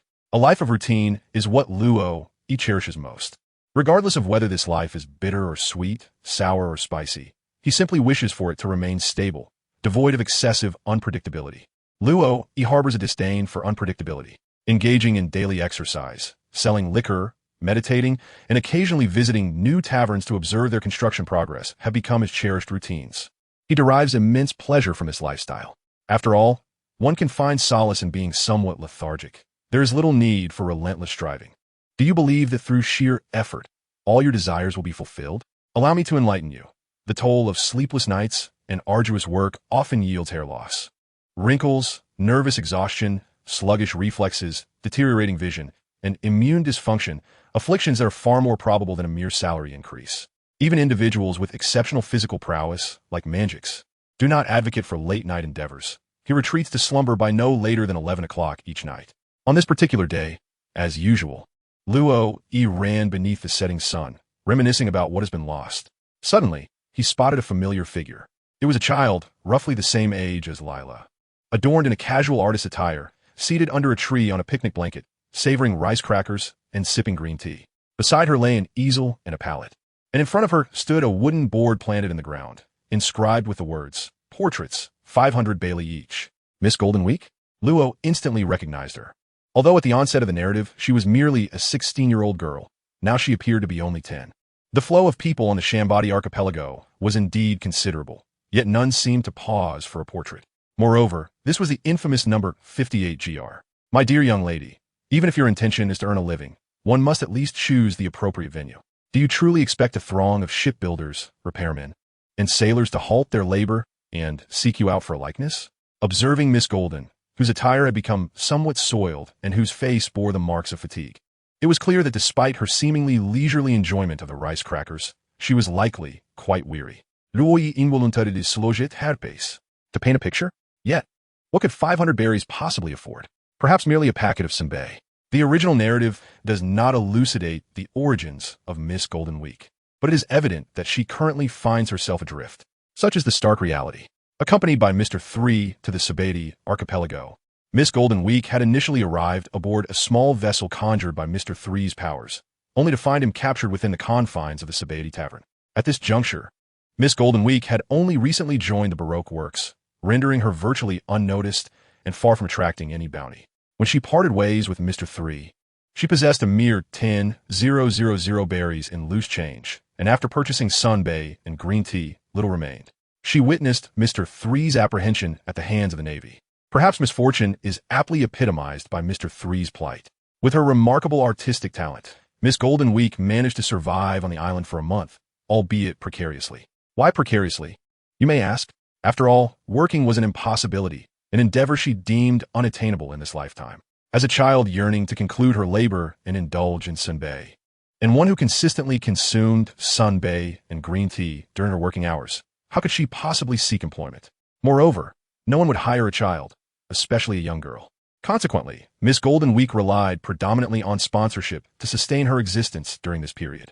For each portrait she painted, after deducting the expenses for paint and paper, she barely earned 200 berries, insufficient even for a single meal. Even so, on her best days, she managed to sell a mere 10 pieces, and, at times, not a single one. What options did she have? Seeking assistance from the Navy was out of the question. How could she explain the plight of a young girl left vulnerable in the Sabeti archipelago? A simple inquiry into her records would reveal her affiliation with Baroque works. Engaging in such self-incrimination, even at the tender age of 8, was a folly she understood well. Clink! A coin slipped from Luo Yi's hand, landing the basket before Miss Golden Week. which now contained 3 coins of 500 berries each. It appeared she had but 2 customers today. How had her paintings fared? Luo settled onto the stool provided by Miss Golden Week and inquired with a single question. Miss Golden Week, however, did not respond. Instead, she seized a paintbrush and canvas, her right hand conjuring terrifying phantoms in the air. Luo expressed that with such speed, he could only sustain it for a maximum of 3 seconds. From the moment Miss Golden Week picked up the drawing board to the instant she set it down, no more than 10 seconds had elapsed, and a remarkable artwork had manifested in Luo Yi's hands. With a slightly flushed complexion and somewhat damp hair, his neatly handsome features perfectly encapsulated the image of someone who had just engaged in physical exertion. Remarkably, even the background behind Luo was rendered into the artwork. Such artistic skill made the 500 Bailey truly a worthwhile investment. Would the guest like another piece? Miss Golden Week inquired. Noticing that Luo had not yet departed after receiving his drawing, despite having already picked up her green tea. While she genuinely disliked working, one still had to earn a living. In terms of combat prowess, Miss Golden Week possessed none. She was merely a top-tier support character, a core control player devoid of any offensive capabilities. Furthermore, being on the archipelago of Shambord, it was wise to refrain from confrontation. Luo gazed intently at Miss Golden Week, immersed in a tumult of emotions. He found himself stirred by a pang of compassion. Indeed, Luo was typically drawn to women with long, cascading waves of hair, particularly those with an air of sophistication. However, the crux of the matter lay in his tenderness. Witnessing a mere 8-year-old girl stranded alone on an island, reliant solely on her artistic talent and a few snacks for survival, tugged at his heartstrings. In his previous life, Luo often chose to extend a helping hand whenever circumstances permitted. To claim he did so without expectation would be disingenuous. He indeed hoped for reciprocation. Yet if none materialized, he would merely consider it as an indulgence of his own altruistic impulses. Fortunately, this inclination towards benevolence only surfaced when his finances were ample. Otherwise, he might have stifled it altogether. Now, as the proprietor of the Dota Tavern, Luo Yi's income was satisfactory. A modest act of kindness should pose no significant difficulty. After all, Miss Golden Week had likely not been with the Baroque working society for long. She had yet to reach a point of unwavering loyalty akin to Guan Yu's allegiance to Liu Bei. Even if she had, Luo felt undaunted. The most formidable presence in the Baroque working society was Karaktal. Should he dare confront, the tavern would surely teach him a lesson in humility. Would you care to work in my establishment, Miss Golden Week? As Luo had just uttered the title of Miss Golden Week, the young girl before him resembled a whirlwind, hastily seizing her belongings and making a desperate escape. Her speed was such that Luo felt a twinge of embarrassment. The tavern was finally completed. Mariana was the original name of Miss Golden Week. Mari, for now, please share a space with Lila and the others. Once the new tavern is established, I shall arrange a private room for you. Mariana, her expression devoid of emotion, nodded slightly, clutching her small bamboo basket. What could she do? Although her flight had been abrupt, she still could not evade Luo and was swiftly caught up with. Had it not been for Luo clarifying that Mr. Three's capture was a coincidence due to the Navy coincidentally drinking at the tavern, Mariana might have suspected a collusion between Luo and the Navy to apprehend her. Ultimately, Mariana chose to accept Luo Yi's kindness, certainly not out of financial constraints. Take these clothes and go wash up upstairs. Lila, please escort her. Luo extended the bag in his hand, clearly marked with the prominent words Harold's Clothing Store. Nodding slightly, Marian took the clothes and, under Lila's guidance, ascended to the second floor. Throughout the journey, neither Mangix nor Aoros uttered a single word. The little girl's mental prowess was likely not inferior to Lila's. Indeed, you have stumbled upon a treasure this time. Aoros was the first to speak, his expression brimming with intrigue. To bring back a young girl from your outdoor training, you truly are remarkable. Mangix suddenly remarked with a hint of sarcasm. This individual's identity is rather peculiar. Should Lucifer awaken unexpectedly, he must be restrained. Luo unleashed his ultimate move, while the Do merely shrugged, indicating that the matter was far from straightforward. Was there a deeper hidden truth? Alua's emotions surged as he retrieved his notebook, eager to listen to Luo Yi's tale. Lucifer's strength was commendable, Alua acknowledged. After all, it was only through the advantage of elemental affinity that she managed to suppress the raging flames. Yet, those flames were indeed the formidable fire of the imprint brought forth by the bell of Wishang, undeniably potent. As for the little girl, there seemed to be some connection with Lucifer, as she had to rely on him for her safety. Consequently, Luo recounted Lucifer's past experiences and the origins of the new tavern. Aluo then realized that Lucifer had suffered setbacks overseas. Nevertheless, the little girl's abilities were formidable as well, and it was indeed fortunate for her to be salvaged by Luo Yi. Mari mentioned that she had only recently joined the Baroque Work Society for less than 6 months. Thus, I believe her attachment to the organization is not deeply rooted, and she is unlikely to betray us. Luo initially offered a few words of explanation, serving as a defense for Marianu. The notions of betrayal or loyalty were of little consequence, regardless of the strength of our tavern. The location of the Shambodi Islands was not a place where the 7 warlords could wreak havoc at will. Manjix, on the other hand, remained remarkably composed as he took a sip of his drink. Aluo refrained from elaborating further. She could discern that the young girl genuinely wished to stay. However, it seemed she was still somewhat conflicted, considering they had once been adversaries. With Lucifer yet to awaken, Marianu would soon become one of their own, and grudges would be forgotten. Time passed swiftly, and before long, 3 days had gone by. During this period, Marianu had not engaged in much at the tavern, as it had yet to open its doors. Instead, she spent her time painting. This had been prearranged with Luo, as Marianu's role in the tavern was that of an artist. Today marked the grand opening of the newly constructed tavern. In less than a month, a building had been transformed, leaving Luo with a sense of disbelief. Yet, recalling how Luffy and his crew had managed to construct the Thousand Sunny in merely 3 days, Luo found solace in the realization that the denizens of the pirate world possessed exceptional expertise, coupled with formidable physical prowess, making the construction of a building a swift endeavor, often without the need for machinery. The basement had been built according to Manjix's specifications, and upon hearing that the tavern was ready, he was the first to rush to the new establishment. Spending each day brewing in the old tavern, Manjix felt it was too cramped. A larger kitchen and basement would afford him more time and space. Upon arrival, Luo felt a sense of satisfaction. The tavern had indeed been constructed per her requirements, with each room meticulously decorated, exceeding her expectations.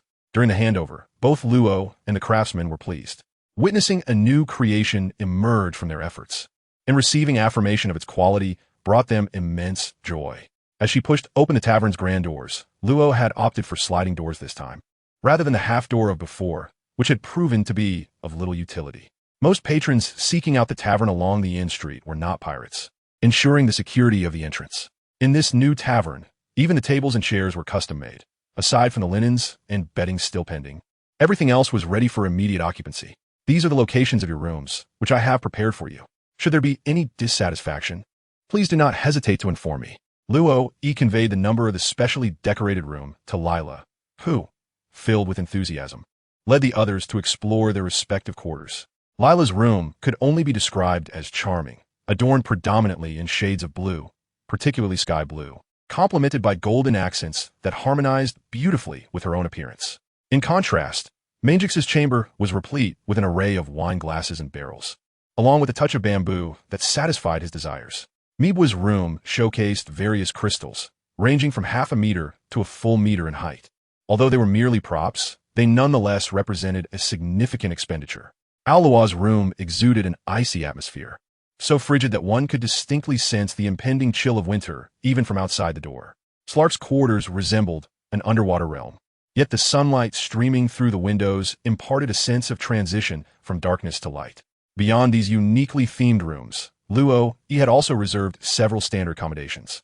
After assigning one to Marianu, the group returned to carry Lucifer once more. Indeed, he remained in a state of slumber, yet Luo was assured of his vitality.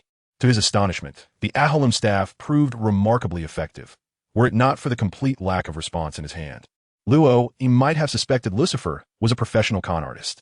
Mari, how have you fared with the task I entrusted to you? No worries, leave it to me, Marianu replied, clutching her paintbrush and canvas, puffing out her non-existent chest with pride. As the former Miss Golden Week, Marianu undeniably possessed some talent. Over the past few days, the others had gradually grown familiar with her presence. She was an exceptionally quiet young lady, so quiet, in fact, that if it weren't for her presence at the dining table, her existence might easily be overlooked. When not engaged in work, Marianu would quietly sit in a corner, sharing snacks with a nearly forgotten messenger, enjoying sun bae and green tea, and occasionally picking up her canvas to paint, thus leading a tranquil life. Although the salary offered by Luo was modest, Marianu gladly accepted it, especially with the provision of meals and accommodation. Furthermore, what Luo could offer her was a sense of security. The Baroque Work Agency was known for its stringent standards, Failure to complete a task often resulted in dire consequences. Thus, Marianu was acutely aware that Mr. Zero would likely dispatch an assassin to eliminate her for her failure. Luo Yi's promise to her was to provide a safe haven, allowing her the freedom to leave whenever she wished. As for the reason behind his direct commitment, Luo Yi could only speculate. It might have stemmed from sympathy or perhaps a profound emotional resonance. In a subsequent cover story by the esteemed Oda, crocodile schemes were fully unveiled by the Straw Hat crew, leading to his and Mr. One's apprehension by the Navy. Remarkably, the remaining members of Baroque Works banded together in a daring rescue attempt. Yet to the astonishment of all, Crocodile and Mr. One declined to flee, resulting in the capture of the rescuers, Mr. Two and Mr. Three, who were subsequently taken to the depths of Impel Down. Ultimately, Miss Golden Week and the other rescued minor characters discovered an abandoned shack in the desert, where they established a new tavern named the Spider Bar, with Miss Golden Week assuming the role of the resident artist. This was the trajectory that Miss Golden Week's life had originally charted. It is evident from this that although Baroque Works was a nefarious organization, each member possessed a deep sense of loyalty and camaraderie. After the conclusion of the Impel Down arc, the name that resonated in the hearts of all pirate enthusiasts was that of Mr. Two. Bon Clay, the man who sacrificed for friendship. Though he was a cross-dresser, he embodied the essence of true masculinity. As a reader, Luo Yi harbored no disdain for certain members of Baroque Works. Even Crocodile, who sought to annihilate an entire nation merely to attain the title of king of the underworld, had garnered immense popularity. During the past 3 days, in his leisure moments, Luo Yi prepared sunbae, green tea, and paint, engaging in a thorough discussion with Marianu about his vision for the Tavern's decor. Since it was named the Dota Tavern, it needed to reflect the spirit of Dota itself. The Radiant and Dire, as well as the Sentinel and Scourge, represented Luo Yi's unwavering faith. No other game could usurp their place in his heart, except perhaps Dota 3. Consequently, aside from the characters Marianu had already encountered, Luo Yi meticulously described the remaining ones, detailing their distinctive features, which she then vividly rendered onto paper. Marianu's artistic speed was astonishing. Before Luo Yi could fully comprehend, she had conjured lifelike characters onto the page. After refining certain details, each Dota hero was brought to life by Marianu's skilled hand. Luo Yi's requests were straightforward: to inscribe each hero's name on the paper and categorize them according to Radiant and Dire, so that Marianu could commence her murals in the tavern's main hall once the establishment was completed. After careful contemplation and consideration of the tavern's interior design, Marianu swiftly determined the wall murals themes. Thus, on the very night the new tavern was acquired, she worked tirelessly, adorning 2 walls with vibrant paintings. The 117 heroes, divided into the Radiant and Dire factions, gathered within the tavern. Here, companions shared drinks with arms slung over each other's shoulders. Patrons clashed in drunken disputes. 2 formidable women engaged in a fierce contest of ice and fire. A charming trickster flirted with the barmaid, and a monkey dangled from the rafters with a stick. Although Luo Yi did not specify their personalities, Marianu, through her own interpretation, vividly illustrated these characters on the walls. Upon entering the tavern, one was immediately struck with awe. This was the essence of Dota. Luo Yi, with a certain brute force akin to that of a master craftsman, hardly cared whether his artistic endeavors appeared ostentatious. The patrons gathered were there to indulge in merriment over drinks and conversation, not to admire masterpieces of global acclaim. As long as the libations were delightful and the fare delectable, that sufficed. As dawn broke, Luo Yi approached the tavern's entrance and boldly pushed the door open. Setting off firecrackers was one thing, but at this early hour, amidst a cluster of inns, such noise might disturb countless guests, and he would undoubtedly become the most notorious figure on this street. As he stepped outside, he reminded himself to distribute the flyers along the way. His morning exercise consisted primarily of running, serving to stretch his limbs and warm his ligaments. Typically, after Luo Yi returned for breakfast, his companion, Manjikes, would urge him to partake in practical training. Just as he was about to leave, he noticed Manjikes handing him a stack of papers and a rather large backpack. With a few words glaringly prominent, "The Dota Tavern reopens." Well, it appeared that he would have to distribute flyers while jogging. One by one, the flyers were folded in his hands and subsequently deposited into the mail slots of each household he passed. Even the mailboxes at the naval base did not escape his attention. Manjikes had prepared an abundance of flyers, at least 5,000, justifying the necessity of such a large backpack. Upon first shouldering it, it felt akin to a weight training exercise, and Luo was initially unaccustomed to the burden. However, as he began to run, His body gradually adjusted to the weight, leading him to ponder whether he ought to invest in a weighted vest for daily wear. Surely, donning such attire would turn him into a formidable force. Meanwhile, the naval soldiers at the base found themselves in a quandary upon witnessing Luo distributing flyers. If they claimed not to recognize him, it was evident he passed by daily at this hour, seemingly engaged in physical training, presenting himself as a diligent youth. Yet, if they asserted familiarity, they could not recall his name, and they were not close enough to accept flyers, considering they were on duty. Ah, Manager Luo. Just as he stuffed the last of the flyers into the narrow opening of the mailbox, ensuring it was filled to the brim, he heard Major Bell's voice. Major Bell, out patrolling so early today? Actually, it's not my patrol time yet. I'm merely assisting with the flyers for the tavern's reopening. Bell was uncertain whether he should intervene. After all, the mailbox at the entrance of their naval base was already overflowing, with even 2 flyers partially protruding from within. Meanwhile, Luo clutched a stack of flyers in his hand, and it was likely that his large backpack contained more of the same. However, distributing flyers was an advertising method sanctioned by the government, provided that they did not contain any anti-government sentiments or mention illicit transactions. Generally, such activities went unnoticed. Major Bell, you must come by some time. You look rather charming when you're inebriated. Luo casually slipped a flyer into Bell's hand before swiftly waving goodbye and jogging away. He was preoccupied. If he didn't hurry, he would miss breakfast. Holding a flyer for the Dota Tavern, Bell silently removed all the flyers from the mailbox and discarded them into the trash bin at the door. The Navy cannot indulge in alcohol. In the Alabasta Kingdom, Crocodile, as usual, puffed on a cigar, donned a plaid shirt, and draped himself in a black fur coat, his legs resting on the table, exuding a palpable displeasure. In this vast desert, few could afford such attire. Apart from the old sand, only the deranged could manage it. Recently, he had received unsettling news. Mr. 3, a general of the Baroque works, had been imprisoned.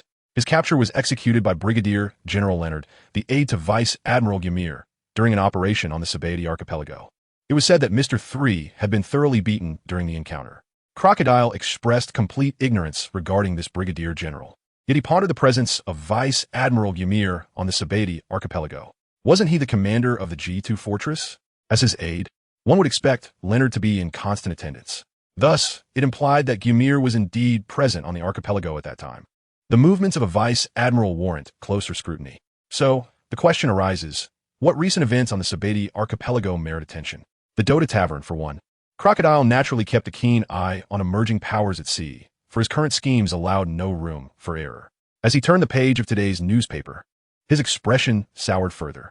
If at first he bore a countenance suggesting the world's unfairness, now it resembled the grimace of someone who mistakenly bit into a piece of excrement thinking it was chocolate. With a darkened expression, Crocodile set down the newspaper and picked up the transponder snail. No, boss. Head to the Dota Tavern on the Sabati archipelago and eliminate the traitor. Miss Golden Week. Hello, boss. In a mere few sentences, the call ended abruptly. Crocodile took a deep drag from his cigar and lifted his gaze toward the ceiling. On his desk lay today's newspaper, its headline featuring the infamous Dota Tavern, which had been engulfed in flames only to be mysteriously frozen by a user of an ice-based devil fruit. Reports claimed that the fire seemed to have enveloped the entire building in an instant, rather than gradually escalating. Thus, Crocodile surmised that it could have been the work of another devil fruit user, though the identity of this individual remained unknown. Today, the Dota Tavern reopened, but became the subject of scathing criticism in the news due to the distribution of flyers all across the island, which reporters condemned as an egregious act. The flyers crammed into every nook and cranny of the streets were deemed a significant detriment to the environment of the Sabati archipelago. Even Major Bell from the naval base was interviewed regarding the matter. Initially, he had refused to accept the flyers, asserting that the naval base was not a place for such antics, as naval soldiers abstained from alcohol. He stated that they could not compromise the Navy's duty to uphold justice for the sake of drinking. However, he admitted that during a previous mission, he had sampled the Dota Tavern's ale, which he found remarkably delicious, rich in flavor and exceptionally smooth. Believe me, after consuming it, you will feel the same. How ironic. Wasn't it said that the Navy abstained from alcohol? Crocodile found himself concerned for his own well-being upon discovering such foolishness had risen to the rank of major within the Navy. Why must he engage in a battle of wits with such a group? However, in the newly opened Tavern of Dota, Crocodile noticed in a corner of the photograph the presence of Miss Golden Week, who was indulging in snacks. Since Mr. 3 was captured, Miss Golden Week had fallen completely out of contact. It was unfortunate as this young girl had only recently joined the organization and was not even on the bounty list. Initially, she was selected for her extraordinary ability to influence people's subconscious. Who could have foreseen her sudden disappearance? Crocodile assumed she must have been apprehended by the Navy. Thus, he paid little attention to the matter. After all, the members of the organization were oblivious to the fact that their enigmatic leader was none other than himself. They were merely aware of the title Mr. Zero. They were completely unaware of his intricate schemes concerning the historical truths of the Alabasta Kingdom, mistakenly believing it to be merely a spy organization. Nonetheless, an organization has its own protocols. Although Miss Golden Week was alive, she had unfortunately aligned herself with the opposing faction and thus could not be allowed to remain. If she were to inadvertently divulge information about their organization, it could attract the Navy's attention, and a perceptive individual might discern the anomalies surrounding the Alabasta Kingdom. Fortunately, Crocodile had successfully crafted his image as a hero of the Alabasta Kingdom, even if this would slightly delay his plans. It would only be a matter of time before they came to fruition. As these thoughts swirled in his mind, Crocodile felt a surge of optimism. Meanwhile, on Fishman Island, Vanderdecken, a descendant of the original Vanderdecken and a broad-striped tiger shark fisherman, had consumed the target fruit, granting him abilities at the cost of losing the beneficial traits of his kind. Consequently, while navigating through water, he had to apply a swimming lotion for protection. Otherwise, he would be left powerless, unable to move. Generally, Vanderdecken would go about his days in Fisherman Street, but recently, turmoil brewed within him. A month prior, when the Celestial Dragons made their appearance on Fishman Island, Vanderdecken witnessed Princess Shirahoshi summon sea kings with her cries. He realized that Shirahoshi was the fabled mermaid princess his ancestor had sought for years, one who could command the sea kings. To possess such power, Vanderdecken harbored delusions of marrying Shirahoshi.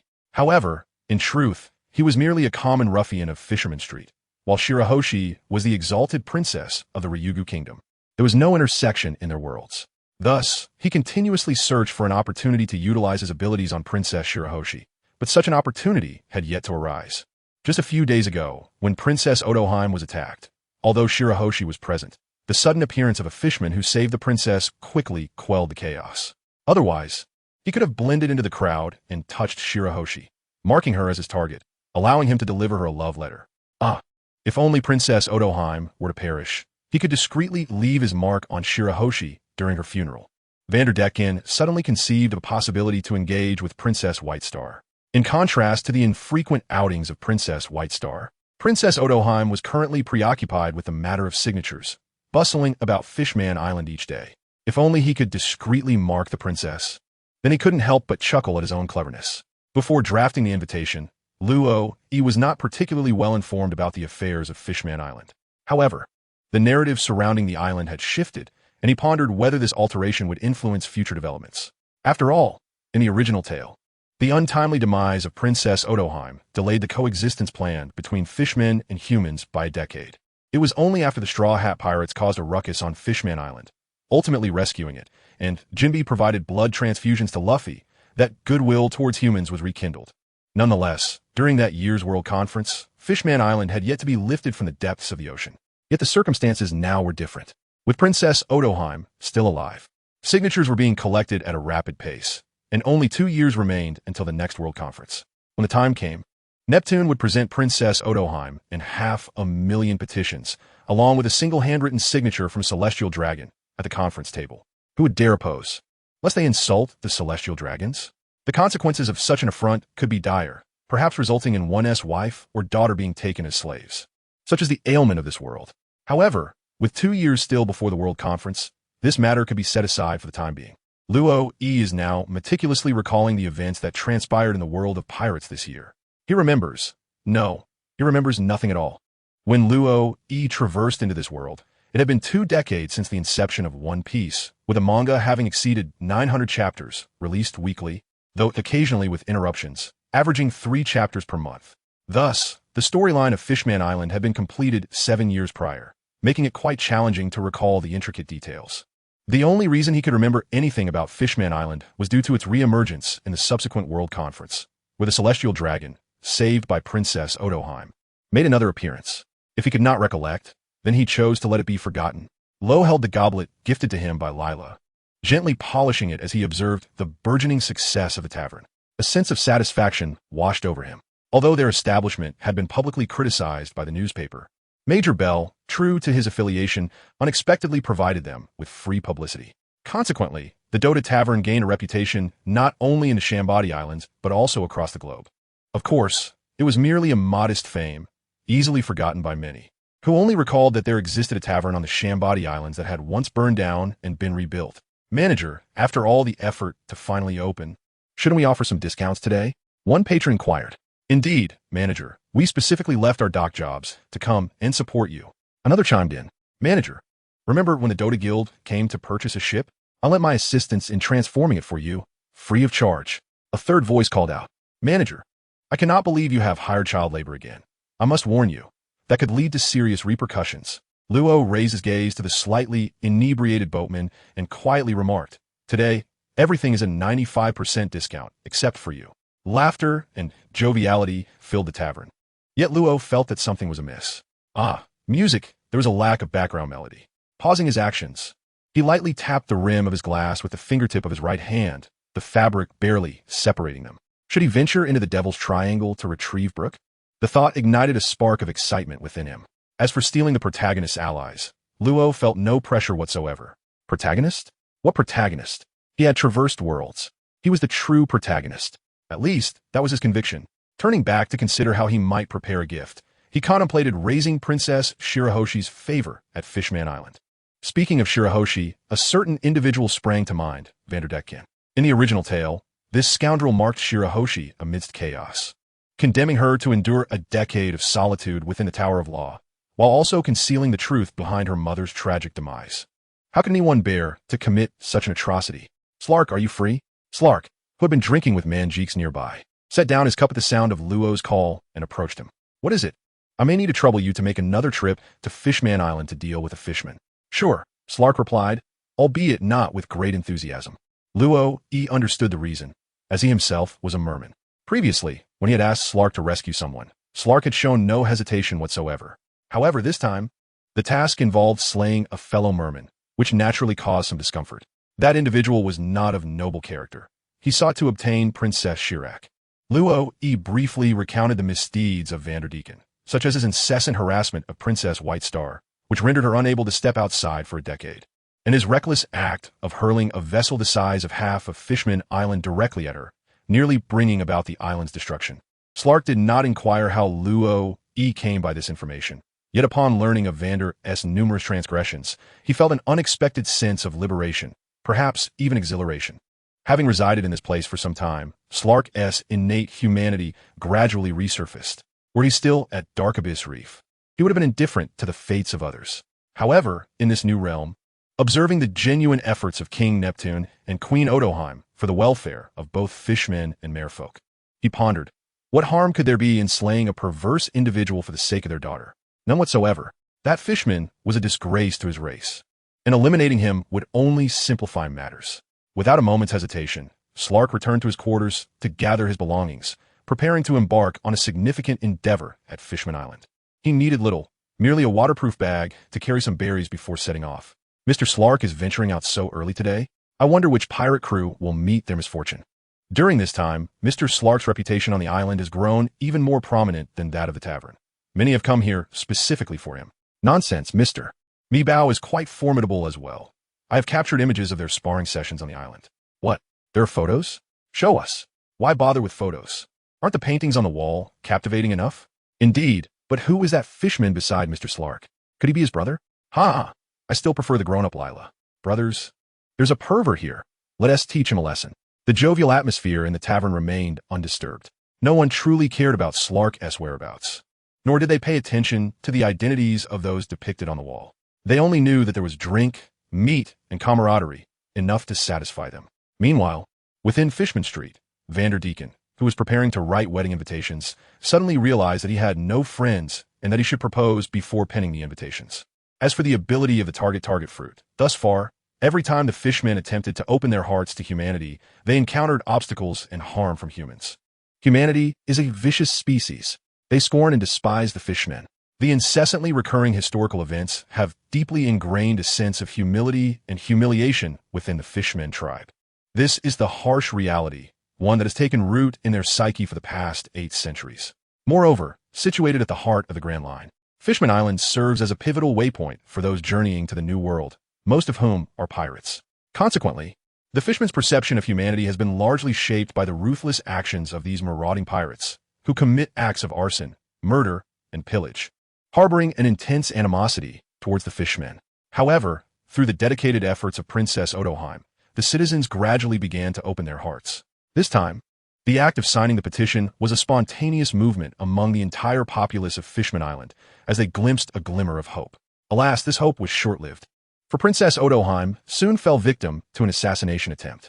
Yet, the identity of the assailant remains undisclosed even 3 days later, with only the knowledge that the perpetrator hails from Fishman Street. Upon hearing this, everyone understood the implications. The Fishmen residing in Fishman Street are notoriously known for their hatred towards humans, and they're considered a disgrace among their kind. Of course, there are exceptions, such as Fisher Tiger, who once ascended Mary Geos unarmed to liberate countless oppressed fishmen, and Jean Bay, who now holds the title of Warlord of the Sea. Thus, in the days that followed, apart from the voting, the clamor for the eradication of Fishman Street grew ever louder.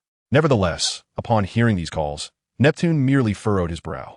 The notion of eliminating Fishman Street was utterly implausible. While the inhabitants there may be deemed the dregs of Fishman Island, they are, nonetheless, still fishmen. Just as there are prisons in the human world, these fishmen may yet have opportunities for redemption. Furthermore, the assassination of Princess Odoheim was solely the work of Hody, whose actions cannot be construed as reflective of the entire Fishman Street community.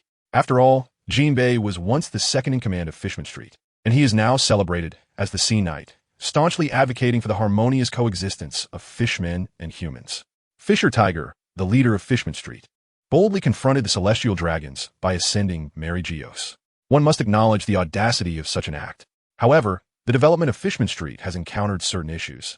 It appears that all resources have been concentrated on nurturing 2 heroes, leaving them devoid of any capable fighters aside from Fisher Tiger and Jean Bay. As for their Ryugu kingdom, aside from Neptune, who is revered by the citizens as the Great Knight, there are no other formidable warriors. Even if a cleansing were to be attempted, it would not be an easy feat seated within the Ryugu Palace. Neptune received reports from his soldiers once more, and this time, he was truly enraged. A flying axe, seemingly from nowhere, hurtled towards Princess Odoheim. Had it not been for the previous assassination attempt, which compelled Neptune to bolster her protection, she might have met her demise this time. The axe was twice the size of Princess Odoheim. Had it struck her, it would have either killed or severely injured her. Who could be responsible for such an attack? Had it not been for several soldiers simultaneously intervening, the flying axe would have undoubtedly struck Princess Odoheim directly. According to the soldiers' accounts, they had witnessed the axe approaching while already escorting Princess Odoheim away, yet the axe veered in midair, continuing its trajectory toward her. An ability user? Neptune furrowed his brow, gripping his trident tightly. Truth be told, he harbored a desire to kill. The first time Odoheim was attacked, he had wished to slay that scoundrel Hody without hesitation. However, she had stopped him, insisting that Hody be imprisoned for life. Now, it had occurred a second time. The identity of the enemy remained unknown. All he knew was that the axe had descended from the heavens. Neptune had no knowledge of the name Vanderdecken. In the original narrative, he was pursued by the Ryugu kingdom solely because he had included his name in a love letter to Shirahoshi. At present, apart from the mysterious flying axe, there were no other clues. Fear not, your majesty. The soldiers are here to protect me, Odoheim reassured, gently grasping Neptune's fingers.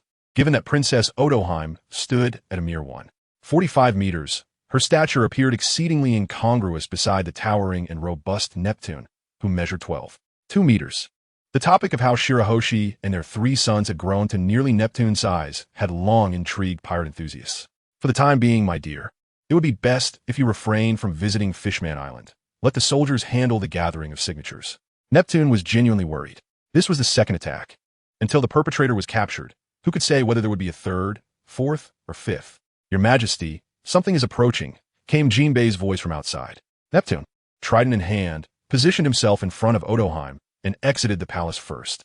As he stepped outside, he observed a dark figure hurtling through the skies above Ryugu Castle. Upon closer inspection, it appeared to be a sword, spinning rapidly and drawing nearer, aimed directly at Princess Odoheim. Fishman Karate, gun wave.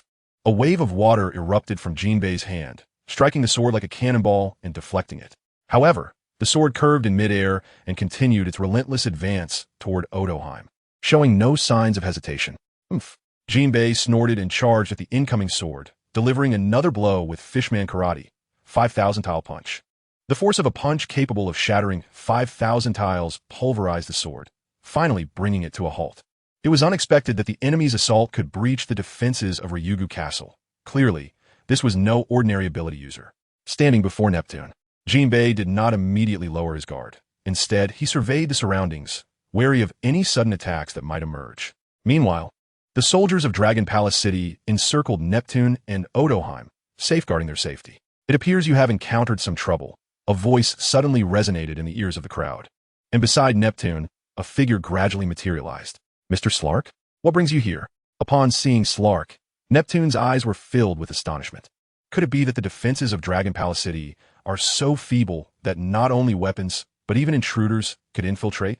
I followed the sword here. Slark indicated towards a nearby wreckage. Do you have any leads, Mr. Slark? Neptune inquired, holding goodwill towards Slark, as his previous words seemed to hint at a potential resolution. There is a fishman in Fishman Street who has consumed the target fruit. This must be his ability. Something else is flying over. Before the words were fully spoken, a shadow emerged within the sight of the crowd. Continue, do not pause. In truth, the intelligence obtained by Slark was rather limited. Firstly, there was the ability of the target fruit. Each palm could mark a target, meaning that if an octopus fishman were to consume the target fruit, it could mark up to 6 targets. Once an adversary was designated as a target, any object thrown by the user would automatically pursue it to the ends of the earth, ceasing only if intercepted or obstructed along the way. If a hand were to be washed, the target locked by that hand would be nullified, requiring another touch to re-establish the lock. Furthermore, if one wished to shake hands without designating the individual as a target, it was imperative to don gloves as a protective measure.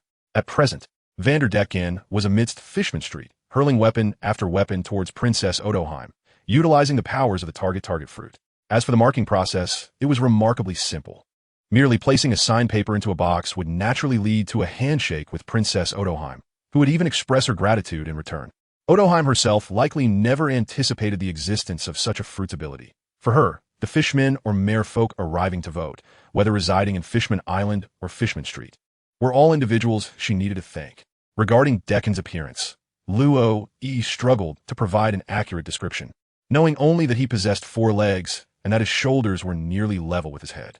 However, one fact was decidedly clear.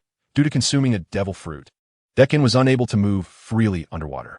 Once submerged, he needed to envelop himself in a layer of bubble coral to prevent contact with the sea. Within the Ryugu Castle, Jinbei once again intercepted a flying knife, after which Slark briefly shared the intelligence he possessed. I shall seek out Deccan. Jinbei, you remain here to protect the princess. Without hesitation, Slark proceeded, his original intent being Deccan. He had come to Ryugu Castle after witnessing the sword aimed at it. As for the castle's guards, what guards? Where are they? I see none. Slark swiftly vanished from the side of the crowd, as if he had completely blended into the environment. Jinbei was taken aback. The prowess of this Mr. Slark was indeed formidable. Even under the perception of Kenbunchika Haki, he remained undetectable, as if he had simply ceased to exist. No wonder he noticed how Slark had appeared moments ago. This fishman resembled a natural-born assassin, capable of emerging from the shadows at any moment. Having exited the Dragon Palace, Slark pursued the direction for which the 2 flying weapons had originated. Underwater, his speed surpassed that on land by countless folds, akin to an arrow shot forth with precision. Along the way, he effortlessly dispatched a meteor hammer, judging by the force upon impact. The capabilities of this target fruit were indeed potent, yet not without limitations. To a true powerhouse, such an attack was merely a trivial matter. In the presence of someone with the strength of Mangix, this ability would be nothing more than a nuisance. In direct combat, such fruit abilities proved utterly useless. One might wonder, if you can touch your opponent, why not simply pierce them with a blade? Hence, this ability was suitable only for ambushes, necessitating a clever approach to get close to the target, mark them, and then commence the assault with thrown weapons. However, as Luo E remarked, there are no worthless fruits, only incompetent users. Perhaps the full potential of the target fruit remains undiscovered. Yet, given the current circumstances, Vanderdeckan's strength was negligible. The weapons he hurled were incapable of even harming a mid-level officer like Bell. Nonetheless, these weapons did provide Slark with a sense of direction, adjusting his trajectory slightly. He swam onward. In a matter of moments, he spotted his target. It was a colossal fishman, resembling a sea monster, dragging a decayed ship along the seabed. The ship's bow bore a skull with sharp fangs, while the pirate flag depicted a pair of crossed swords over a skull. While Slark might have been unable to ascertain the ship's nature at a glance, the sight of the massive bubble encasing it, along with the presence of fishermen aboard, confirmed his suspicions. Without alerting anyone, Slark stealthily ascended onto the ship. "Captain Deckhan, the weapons have arrived." Slark's gaze narrowed as he observed the fishmen standing on the deck. Indeed, there existed such peculiar fishmen, for legs were one thing, but this one had shoulders as high as its head. A nearby fishman approached, wielding a massive axe, which he handed to Deckhan. I never expected the princess to still be alive. It seems that not all within the Dragon Palace are worthless. Captain Vander Deckhan, it is truly unnecessary to resort to the assassination of Princess Odoheim. Without her demise, how might I reunite with my beloved Shirahoshi? Following the previous attempt on her life, she has since ceased her visits to Fishman Island. It is only during the princess's funeral that she will depart from the Ryugu Palace. Foolishness! Who would ever with the murderer of their own mother? But who are you? Vander Deckhan initially presumed it to be one of his crew members, only to discover an unfamiliar fishman before him. "Call me one who hails from the depths of darkness." Slark grinned, and a webbed hand suddenly swept past Vander Deckhan. Pain radiated not from the hand itself, but rather from the wrist, transmitting signals of agony to his brain. Clutching his severed wrist, Vander Deckhan cried out in torment. Yet his feet did not falter as he swiftly retreated. How outrageous! The mark upon the princess's right hand was so carelessly severed. "Kill him, lads!" A cacophony of battle cries ensued as the fishmen, upon witnessing Vander Deckhan's injury, charged forward with their weapons drawn. Slark remained unfazed. The strength of these fishmen was hardly formidable compared to the sailors currently training at the naval base, many of whom were significantly stronger. Clearly, these fishmen relied solely on their innate physical advantages over humans to act with impunity. Moreover, their combat stances betrayed their lack of proficiency. It could be said that they thrived as pirates beneath the waves simply because humans cannot breathe underwater. Once thrust into the Grand Line, they would be rendered inconsequential. Incomparable even to the previous Sun Pirates. A dense black fog erupted from Slark, enveloping half the deck in an instant. All fishmen caught within its grasp collapsed as if struck by a tremendous force. Though they survived, they bore grievous injuries. "Continue. Do not relent." As he observed Slark's menacing rows of sharp teeth, Vander Deckhan suddenly felt a sense of impending doom. 95. Mr. 1, Sabaody Archipelago. I wonder how Slark fared. Manjix leaned against the bar, one hand propping him up while the other lifted a precious gourd to his lips. After a hearty gulp, he remarked, "You can consult the system interface map for yourself." Luo, he offered a very pertinent suggestion. How can one casually examine others without permission? How is this map to be utilized? Manjix pointed towards the system interface. Have you been together for so long, and yet still do not know how to communicate? Luo, he was eager to unleash a torrent of criticism, yet found herself at a loss for where to commence. Could you not simply navigate the interface with a few clicks? Surely, one does not require guidance to access the recharge page. It is worth noting that as long as it does not impact her finances, there exists nothing that Luo would hesitate to engage with. Under her explanation, Manjix maneuvered the map and located Slark. The group surrounding Manjix then beheld a gruesome sight. Slark stood upon a vessel, his mouth stained with blood, the small knife in his hand gradually dripping with crimson. Beside him lay a multitude of lifeless bodies, and not a single soul remained alive aboard the ship.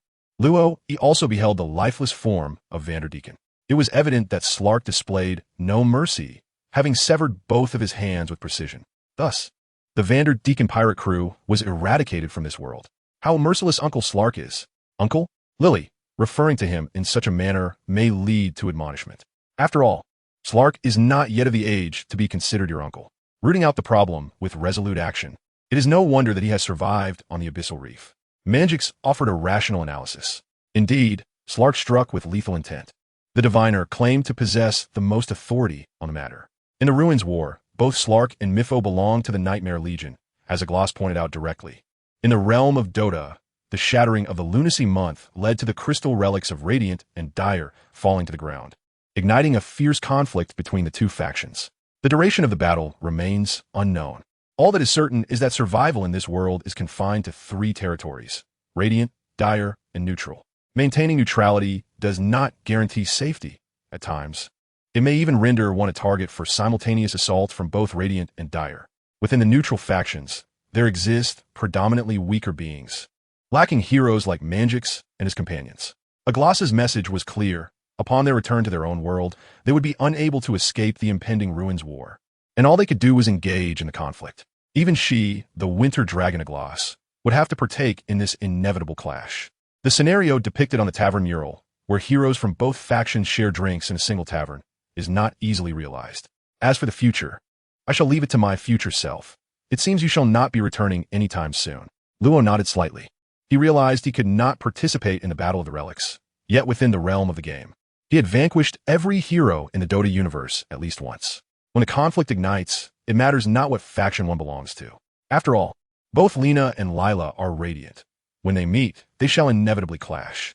If you hand me the Aghanim scepter, I shall find my way back, stated Manjix directly, leaving Luo in a state of astonishment. Why? Did you not mention that such artifacts should not be carelessly brandished? Luo was taken aback. The Ahalim staff possesses the remarkable ability to awaken the latent potential within the human body, yet it undeniably harbors certain dangers when one cannot maintain control. However, what if one could harness that power? It would transform into an immensely potent artifact. Yet, context is crucial if it were to be bestowed upon Lilai. The frost energy within her would likely erupt uncontrollably, necessitating yet another reconstruction of our tavern.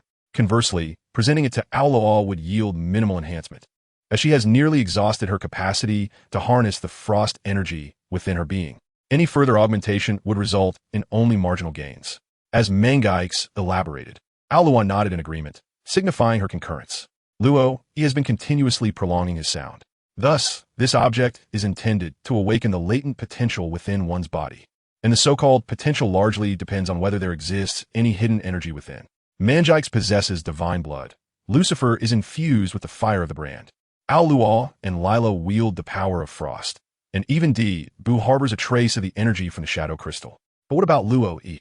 Even with the divine staff in hand, he has yet to awaken any form of haki, be it armament haki, observation haki, or conqueror's haki. At the very least, a stroke of luck with conqueror's haki would suffice. This is what Luo E yearns for, though he can only hope. Whether it comes to fruition remains to be seen. Perhaps when the system level rises and his aptitude improves, his potential will be unleashed. Congratulations on the reopening of your tavern, shopkeeper Luo E. Old Lei sang. You have finally arrived.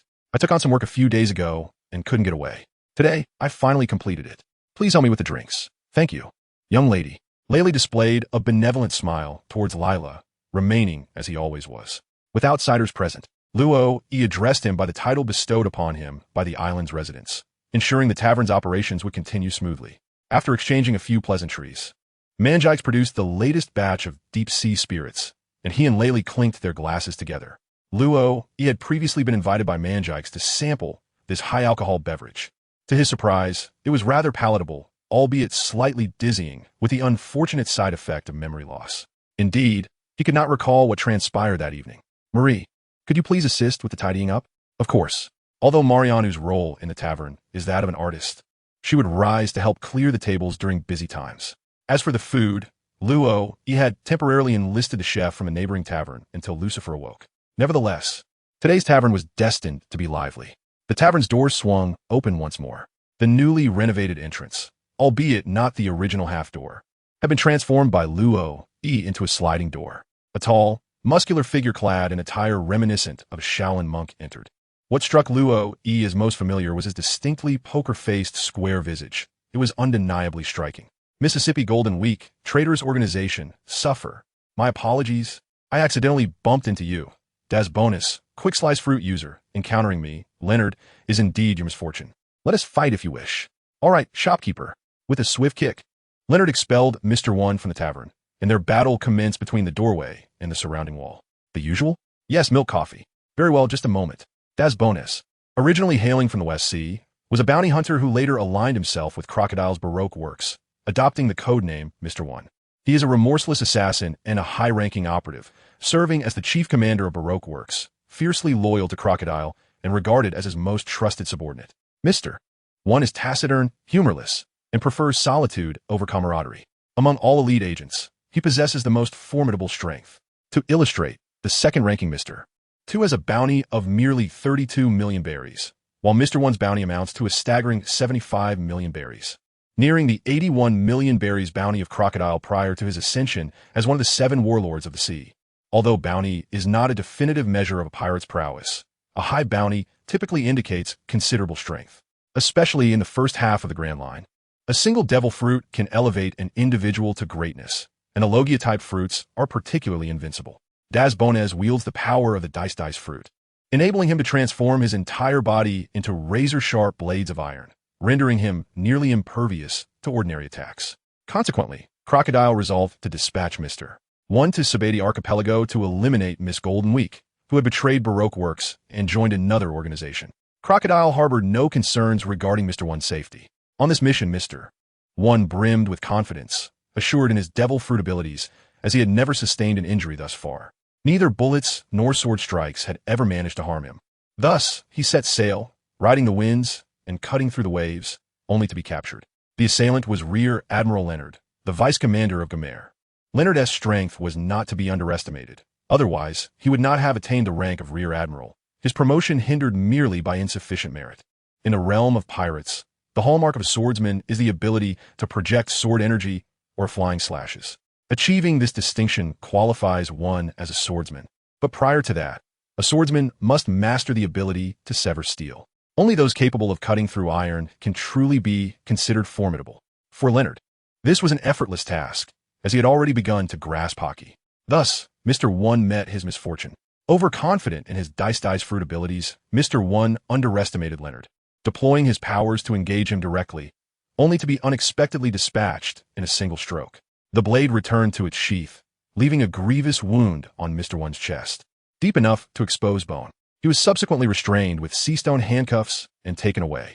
Leonard stood at the entrance of the tavern, nonchalantly putting on an air of indifference. The naval soldier, who had been stationed at the door, promptly saluted Leonard and swiftly apprehended Mr. 1 with handcuffs. As for the still bleeding wound, it was of little concern. He was not dead yet, and a bit more bloodshed would be easier to manage. Here you are, your coffee, esteemed guest. Thank you, dear proprietor. I believe that by the next time I visit, I shall be promoted to the rank of Major General. Congratulations are indeed in order for you, esteemed guest. Luo's eyes twitched slightly. To be honest, the sudden appearance of Mr. 1 caught Luo off guard. This old man Shah is remarkably swift. It has barely been a moment since he took in Mali, and here he is at the door. However, one must admit that old Shah seems rather unfortunate. 2 of his prominent subordinates have fallen into Leonard's hands. When one calculates his military achievements from these 2 outings, they surely surpass 100 million. This is far more expedient than toiling alongside Gomer to accumulate merit. As the supreme commander of the G2 fortress, Gomer typically remains stationed. But when the occasion demands his intervention against pirates, they are indeed formidable adversaries. Consequently, Leonard harbors a peculiar notion that this place is his veritable sanctuary. His purpose for visiting this time is to celebrate the reopening of the tavern with Gomer. According to directives from above, the current performance of the Dota Tavern indicates it is a law-abiding and exemplary establishment. Moreover, the name of the pirate hunter Slark, who has recently been active in the Shambati archipelago, has gained considerable renown among the Navy. This is a merman dedicated to capturing pirates. Thank heavens. The mere fact that a merman refrains from piracy elicits immense gratitude from the Navy, and now the emergence of a merman who captures pirates is cause for great delight. However, it appears that Mr. Slark is not present at the moment. This is of little consequence. They're merely here to foster a good relationship with the tavern. The powerful always engage with their equals. The strength within this tavern is not significantly inferior to that of Gomer, and may even surpass it. Dispatching an admiral from the Navy is out of the question. Who does not know that the 3 admirals of the Navy are each problematic in their own right? 1. The Red Dog Admiral embodies absolute justice, characterized by a rigid demeanor and ruthless methods devoid of compassion. Another, the Green Pheasant Admiral, has transitioned from burning justice to lethargic justice, a fellow who can doze off at any moment. Lastly, the Yellow Monkey Admiral, who espouses ambiguous justice, is known for his catchphrase, "How terrifying." Should any one of these 3 be summoned, it is likely they would leave a poor impression of the Navy. On this occasion, Gomer has also brought a small gift and speaks words of congratulations, not once mentioning the Navy, except for when Leonard briefly executed his duties by apprehending a wanted criminal upon entering, making the visit feel akin to that of a friend coming to call. Luo generously informed the 2 that today their milk coffee would be on the house, as a gesture to alleviate their troubles. Gumeyer merely cast a fleeting glance at Riley, who was joyously conversing and drinking with manjikes at the bar, without making any unnecessary movements. After all, if someone wished to withdraw from the fray, it was best to let them be, avoiding any unnecessary entanglements with the Navy. In any case, the tavern seemed to have fared quite well after its reconstruction. Meanwhile, in the Alabasta Kingdom, Crocodile was on the brink of overturning the table in frustration. Just a minute prior, he had received ominous news from the unlucky trio. Mr. One had been captured. The one responsible for seizing Mr. One was none other than Leonard, the aide to Rear Admiral Gumeyer, the same officer who had previously apprehended Mr. Three. The cigar in Crocodile's mouth was emitting a faint wisp of blue smoke as he lounged with his legs propped on the table, his right hand resting on his golden hook, his expression dark and contemplative. The unlucky trio, tasked with delivering the disheartening news, stealthily approached the door and slipped away. There was no other choice. It was perilous to remain in the presence of an irate boss. After a prolonged silence, Crocodile finally lifted his gaze, discarding the smoldering cigar into the ashtray, and made a difficult decision. It was indeed time to recruit more allies. At Dragon Palace, Jinbei had successfully downed several incoming weapons and, after a prolonged wait, found that no further projectiles were forthcoming. It appeared that Mr. Slark had accomplished his mission. Neptune stood steadfastly beside Odoheim. Had it not been for Slark's timely intervention, Neptune would have been seething with rage, scouring the entire sea for the culprit. However, were Luo to learn of this event, he would certainly advise Neptune against such a grand display, for in the original tale, Shirahoshi had spent a decade in the Noah's Ark without ever encountering the perpetrators. Indeed, Mr. Slark's appearance was fortuitous. One could only wonder whether his presence was coincidental or due to other reasons. Nevertheless, his arrival served as a sobering reminder that Dragon Palace was not as secure as they had envisioned. At the very least, Mr. Slark had not entered through the usual channels. This raised a pressing question. How many formidable beings, like Slark, possessed the ability to traverse Dragon Palace at will? How many could conceal their presence from the collective awareness of the populace? As he gazed at his own fists, Jinbei suddenly felt that his strength was insufficient. The reason he had accepted the invitation to become a warlord of the sea was to protect Fishman Island. However, at present, it was not his title as a warlord that safeguarded the island, but rather the pirate flag planted in its heart. The flag, adorned with two bones forming a cross, featured a white skull with a smile and upward curving mustaches. This banner boldly proclaimed that in this territory, one must heed its authority. It belonged to the Whitebeard Pirates, led by the man known as the strongest in the world. Since Jinbei's affiliation with the warlords, Fishman Island had enjoyed a measure of peace, as many pirates feared his reputation. Yet, incidents of theft and the abduction of mermaids or fishmen continued to occur with alarming frequency. It was only after the Whitebeard Pirates had raised their flag that life on Fishman Island truly became more tranquil. Now, it was merely the occasional disappearance of a mermaid or fishman. All of this was, in fact, a testament to the prowess of the Whitebeard Pirates. Despite their absence since the flag was planted, the name of Whitebeard resonated throughout the Grand Line, and none dared to challenge him. Mr. Slark has returned. A voice cried out, prompting Jinbei to look up and see Slark's figure, along with the body of a broad-striped tiger shark fishman he held. Jinbei clearly noticed that the corpse was missing two hands, and a fatal wound marred its chest. The weapon Slark wielded seemed to correspond with this injury. "This is Vanderdecken. When I found him, he was about to throw his axe, but I didn't intercept the weapons he had already hurled," Slark explained. "Thank you, Mr. Slark, for saving Odoheim once again." Neptune expressed his heartfelt gratitude. "It was nothing. I merely intended to visit Dragon Palace and happen upon the situation," Slark replied, shaking his head dismissively. "It appears I am quite fortunate, having been rescued by Mr. Slark on 2 occasions." After confirming their safety, Odoheim stepped out from behind Neptune with a smile. "Does Mr. Slark have business here at Dragon Palace?" Jinbei inquired. Above all else, his priority was to ensure the safety of Fishman Island and Dragon Palace. The timing of Slark's visits felt too coincidental not to arouse suspicion. Indeed, Lord Odoheim, after learning of my contact with Prince Neptune, he wished to inquire if the prince would like to purchase some wine. Our tavern's ale, spring spirits, and the newly brewed deep-sea liquor are all quite exceptional, Slark stated. Upon hearing Slark's words, Jinbei promptly dismissed any suspicion regarding him from his mind. He firmly believed that no one could be so trivial as to expend such considerable effort merely for the purpose of selling alcohol. Furthermore, the culprits from both incidents had been apprehended and executed. It seemed that once again, he had to express gratitude to his friend, Luo. It was a pity, however, that he was somewhat timid and did not dare to embark on a boat journey. At that moment, Slark could not resist making a jest about Luo E.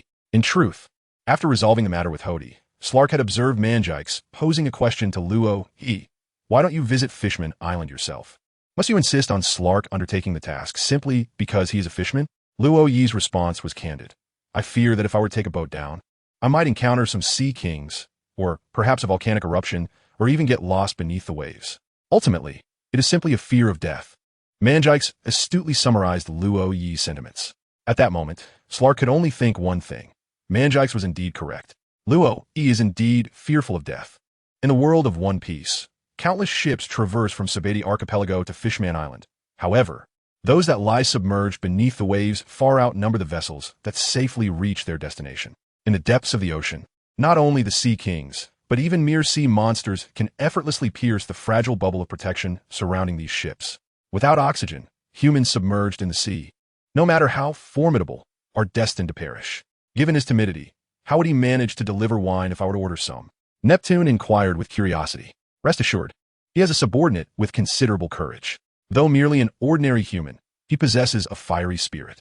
If he were to learn of an order from Fishman Island, he would undoubtedly deliver it personally. Slark recalled a certain Oliver he had encountered a few days prior, who seemed akin to a fervent disciple of a pyramid scheme. He bore a resemblance to Princess Odoheim. Slark felt his explanation lacked substance and added a further remark. Upon hearing this, both Neptune and Odoheim exchanged glances and shared a knowing smile. For reasons unknown, Neptune suddenly felt an urge to meet the human Slark spoke of. However, he was even more eager to encounter the one named Luo E. With that in mind, let us place the order for the wine. Neptune thrust his trident firmly into the ground, an act that, while merely for ordering wine, felt akin to declaring war. Thank you, Your Majesty Neptune. By the way, I found this on my way back. Do you know what it is? As he spoke, Slark retrieved an object resembling a cantaloupe from the bag slung over his shoulder, adorned with spiral patterns reminiscent of traditional motifs. Slark was unaware of its significance, but Neptune and his companions recognized it immediately. With a single glance, they identified the item in Slark's hand. A devil fruit. Slark, it's settled then. Neptune has agreed to order the wine. Luo E, well done. I shall share the profits from the order with you from Long Gong City. Slark, I have no interest in money. Manjix, you will come to appreciate spending it. Sabeti Archipelago. Dota Tavern. Luo E received the news of Slark's success.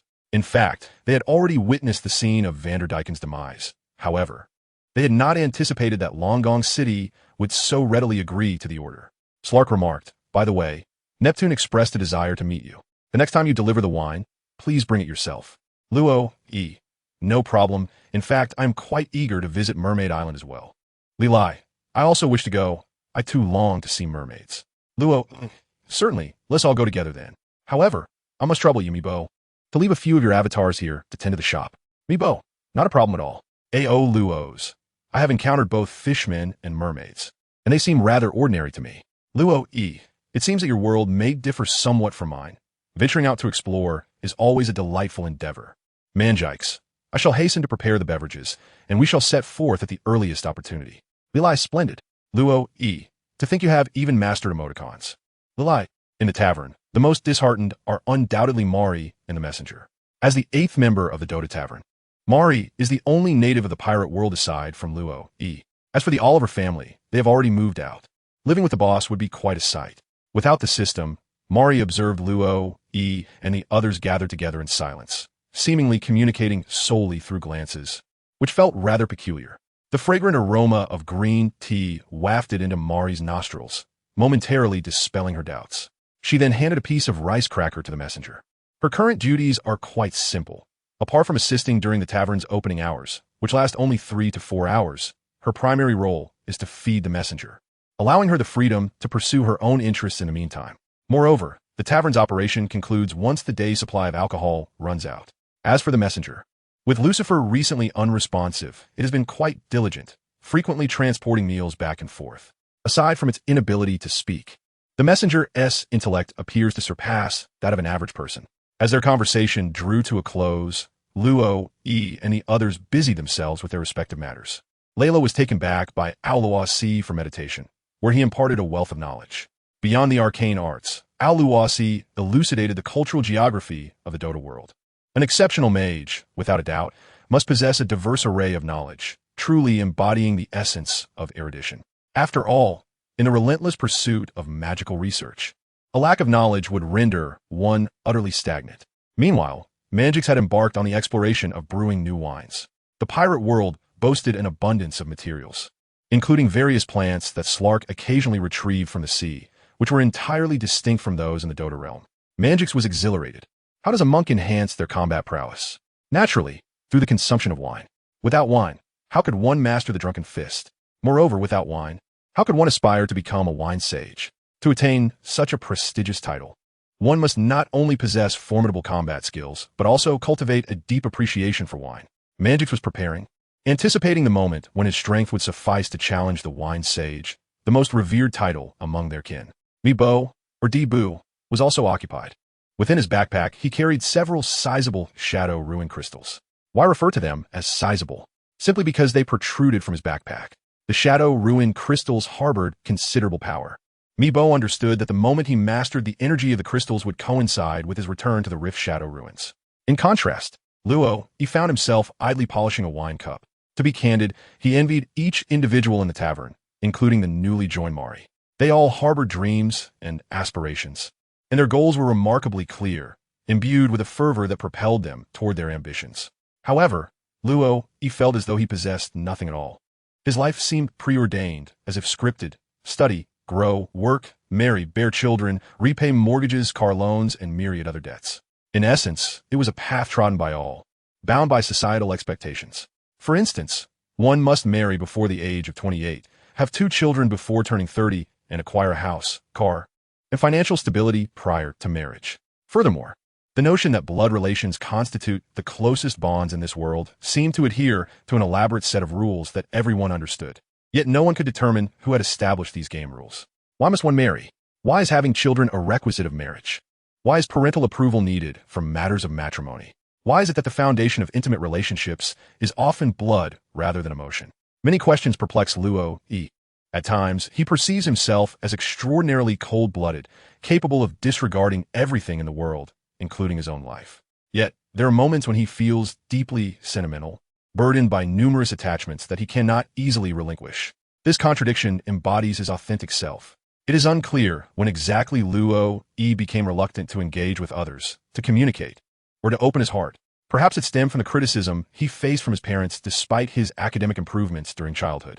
Maybe it was due to a secret being divulged by a friend. Or perhaps it arose from being scolded by teammates during a Dota match. Regardless, Luo E began to relish the solitude of night. Alone in his room, with a computer at hand, he immersed himself in gaming and watching anime, living a life that seemed cozy but was, in truth, quite gratifying. If one were to inquire about what Luo E desires most at present, it would undoubtedly be a tranquil existence. He possesses a home, yet the world seems devoid of cars. Their technological advancements appear somewhat skewed, with motorcycles, submarines, and powered vessels in abundance. In fact, in 8 years, they might even produce robots capable of shooting lasers. Yet the absence of automobiles is astonishing. Thus, Luo E considers himself a winner in life, with the sole exception being the money earned in the tavern, which is not his own. Perhaps this is why he experiences a tinge of unease. Mangix and others arrived here due to a contract, and the day the terms of the contract are fulfilled will mark their departure.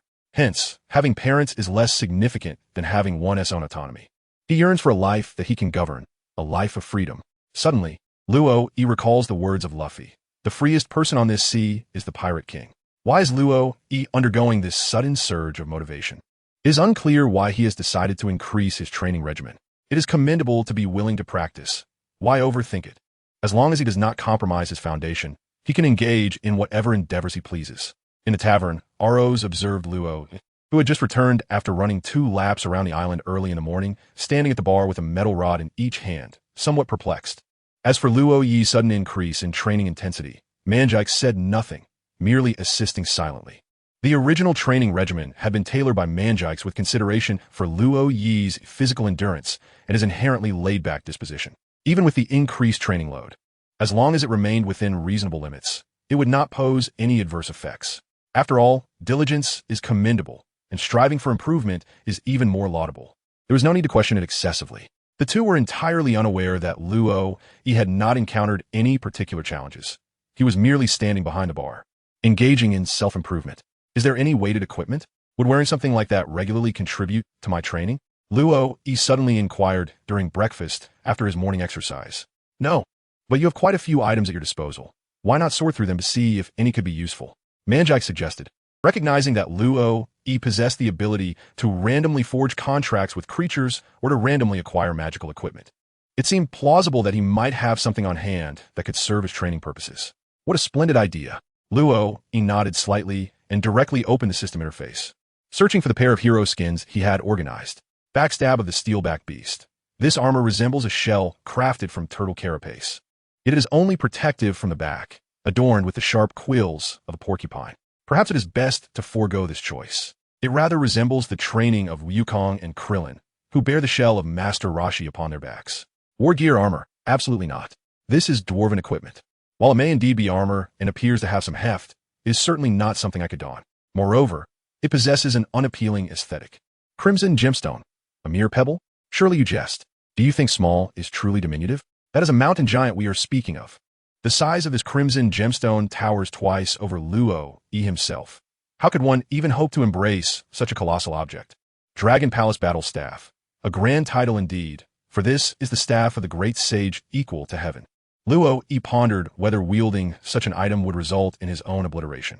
13,500 pounds translates to 675 tons. Such strength is far beyond his current capabilities.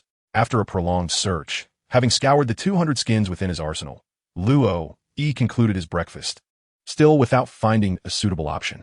The practical items were either unsightly or simply unwearable. Some skins appeared utterly unsuitable for human use. What was the reasoning behind that?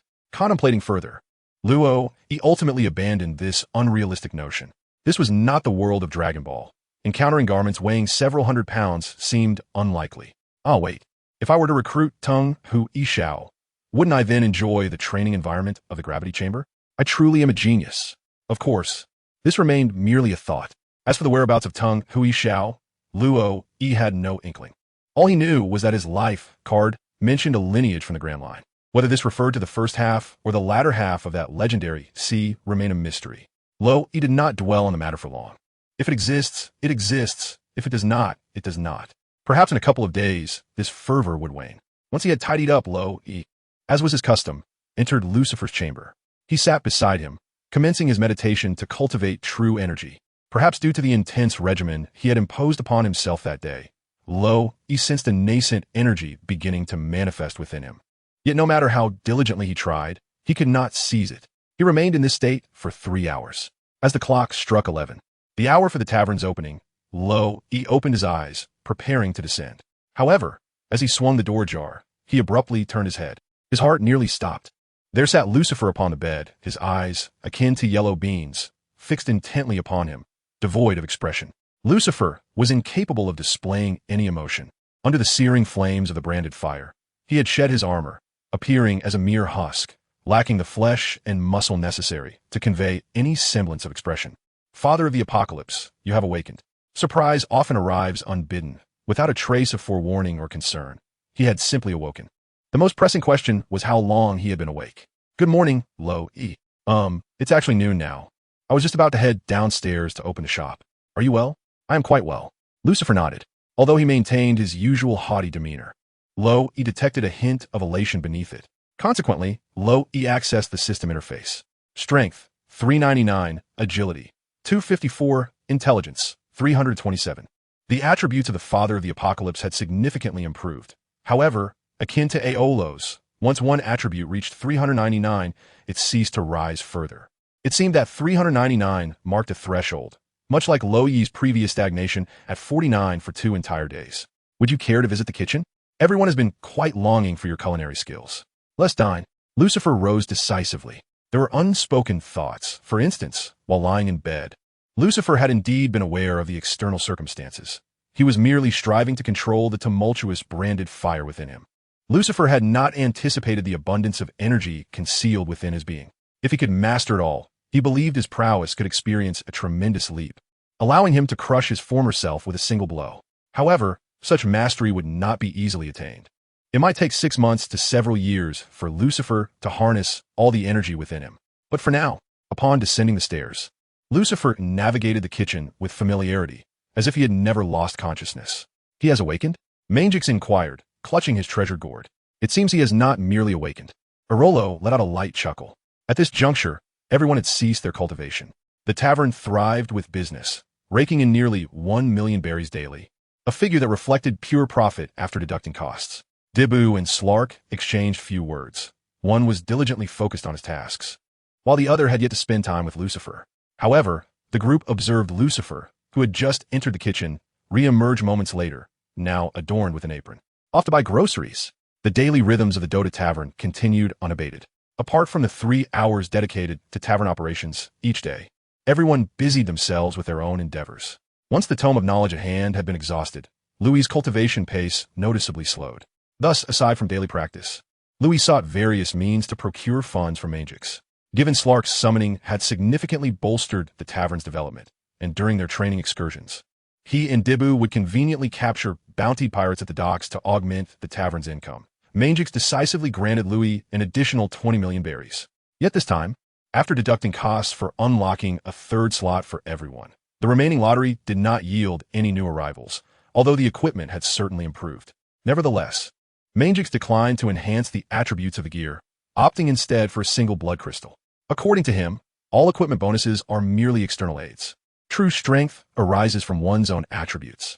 If one were to lose their equipment one day, would they not be cast back to square one? Indeed, you are the elder brother. Your words hold wisdom. Yet Louis comprehended Mangix's intent. The environment he currently inhabited was not a mere game, but the stark reality of life. The abilities he possessed were also external forces. Should he fail to cultivate his own strength, the inevitable loss of such external aid would result in a significant decline in his attributes. Luo also endeavored to train while equipped. Indeed, the intensity of training on that day significantly increased. However, the growth in attributes diminished considerably. Nonetheless, this does not imply that the equipment is without merit. For instance, the Blood Essence Stone, which restores health and mana, effectively shortens recovery time, allowing Luo to swiftly re-engage in subsequent training sessions. This represents an external force, one that can indeed be leveraged. Restoration is an ability conferred by magical equipment. Its absence in the future will have minimal impact on combat.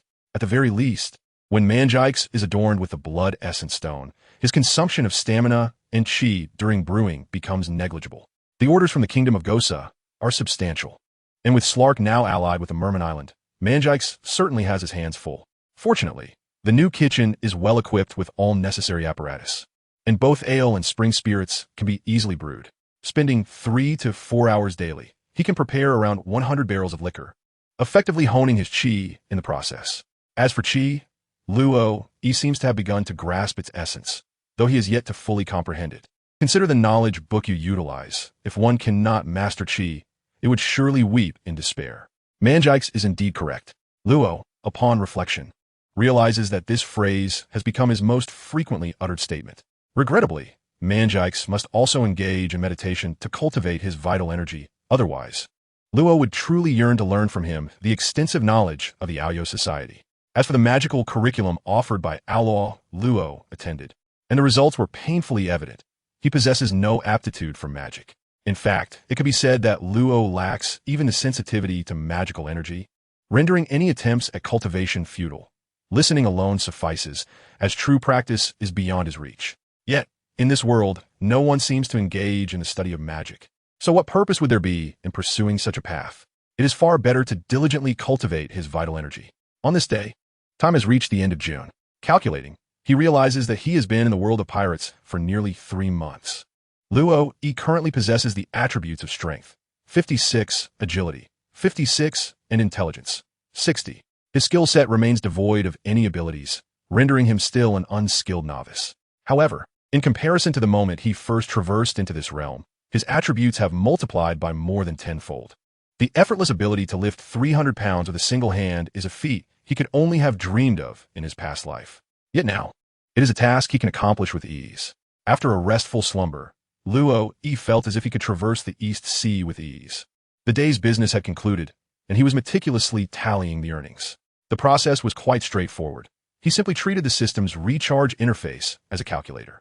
He organized the bills of equal denomination, mentally confirming the recharge.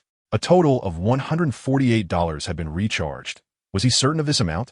This sum was derived from neatly arranged cash. 1.48 million belly. After a manual count of the smaller coins, he concluded that the day's income amounted to 1.66 million, all tallied in under 5 minutes. Knock, knock, knock. I apologize, but our business hours have ended for today. I am aware. I merely seek someone. Upon hearing voices outside, conversing with the diviner, Luo promptly pulled Manjikes over to tidy up the belly on the table and rushed to the entrance to greet his guest. Uncle Cook, you have arrived. It has only been 2 months since we last met. Your transformation is remarkable, and I had to come see for myself. Please, Uncle Cook, come in. Have you had lunch? I have, but I wouldn't mind having a bit more. Inside the tavern, Lucifer was preparing to emerge from the kitchen when he heard Luo Yi's words at the entrance. Without further ado, he retreated into the kitchen, instructing the still-cleaning diviner to pause and retie his apron. Manjikes had already gathered the day's earnings and placed 2 glasses on the table. It appears you have assembled quite a fine group of companions, remarked Cook. He recognized Lila and Manjikes from previous encounters, while the others he had only gleaned information about through his subordinates and newspaper reports. Having risen from humble beginnings, Cook possessed a keen eye for character. Everyone in the tavern seemed to possess an extraordinary aura. Even the girl resting in the corner exuded a certain depth. Observing the tavern's murals, one could only wonder about the profound artistic skill required to create such masterpieces. Not to mention, this girl had once been a member of the Baroque Works. By the way, Baroque Works has had 2 agents captured at the tavern. That is quite unfortunate. They're my most trusted allies, Luo affirmed. Seated across from Cook at the table, after exchanging pleasantries, Cook entertained Luo with amusing tales from his maritime adventures, while Luo shared his experiences running the tavern and the establishment of his own trading company, matters he deemed unnecessary to conceal. Is there something you wish to discuss? Uncle Cook, after the casual banter, Luo directly inquired. Are you aware of Don Quixote da Flamingo, one of the 7 warlords of the sea? I am. Why do you ask? I want to confirm that you have no intentions of venturing into the New World, correct? You aren't collaborating with Doflamingo, are you? The ale purchased from you has been utilized to penetrate the market in Dressrosa. Is Doflamingo concerned about the stability of his throne? Luo, you haven't decided to join the Navy, have you? I have not aligned myself with any faction. That is reassuring. This world is chaotic enough, and some powers are best left undisturbed. Once the food and drinks were served, the group of Manjiks found themselves seated at the bar. However, at present, all 6 were utterly perplexed. What exactly were they discussing? I am unsure. Is Doflamingo the flamingo that Luo mentioned earlier? What is a flamingo? I have never seen one, so I cannot say. Take my 200 million berries and make yourself scarce. King Riku, who was once a source of pride for Dressrosa, turned out to be a tyrant of the highest order. Overnight, he demanded that his citizens surrender their wealth, and he set fire to the city, committing murder and trampling upon the hearts of his people. He stole their riches and intended to silence them, treating his subjects like mere refuse for his selfish desires. Such a tyrant is the very dregs of humanity. Fortunately, the Shichibukai Doflamingo swiftly intervened, becoming the beloved new king of Dressrosa. This was already reported in the news prior to Luo Yi's arrival in this world. The content of the newspapers, of course, sought to undermine Doflamingo while disparaging King Riku. However, at this moment, only Luo Yi, who is not directly involved, knows the full truth. It cannot be helped. Having read the original work makes one rather audacious. Uncle Cook, Doflamingo is not a good person. It would be wise for you to stay away from the kingdom of Dressrosa. There are still 10 years until Luffy and his companions save Dressrosa, and Cook's current actions are undoubtedly perilous. Rest assured, I am mindful of my actions. All future dealings will be handled by my subordinates. Cook is well aware of the dangers involved. Even when collaborating with ordinary pirates, he must remain vigilant, as the strength of his guards is formidable to prevent any betrayal. Now that he is dealing with the Shichibukai, his attention to safety is heightened.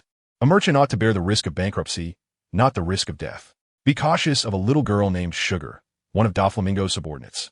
Make sure not to let her touch you. Upon observing Cook's confident demeanor, Luo felt it prudent to provide a brief explanation. Sugar, is it? I shall take heed. Cook nodded, refraining from inquiring about the source of Luo's intelligence, and instead shifted the conversation to other matters. I have heard that your tavern boasts an array of new spirits. Would you mind if I placed an additional order? Of course, Uncle Cook. What spirits would you like? Surely you have recently introduced the spring spirits and the deep sea spirits. I would like to procure some of those. Here is the order contract. Please review it and sign if there are no issues.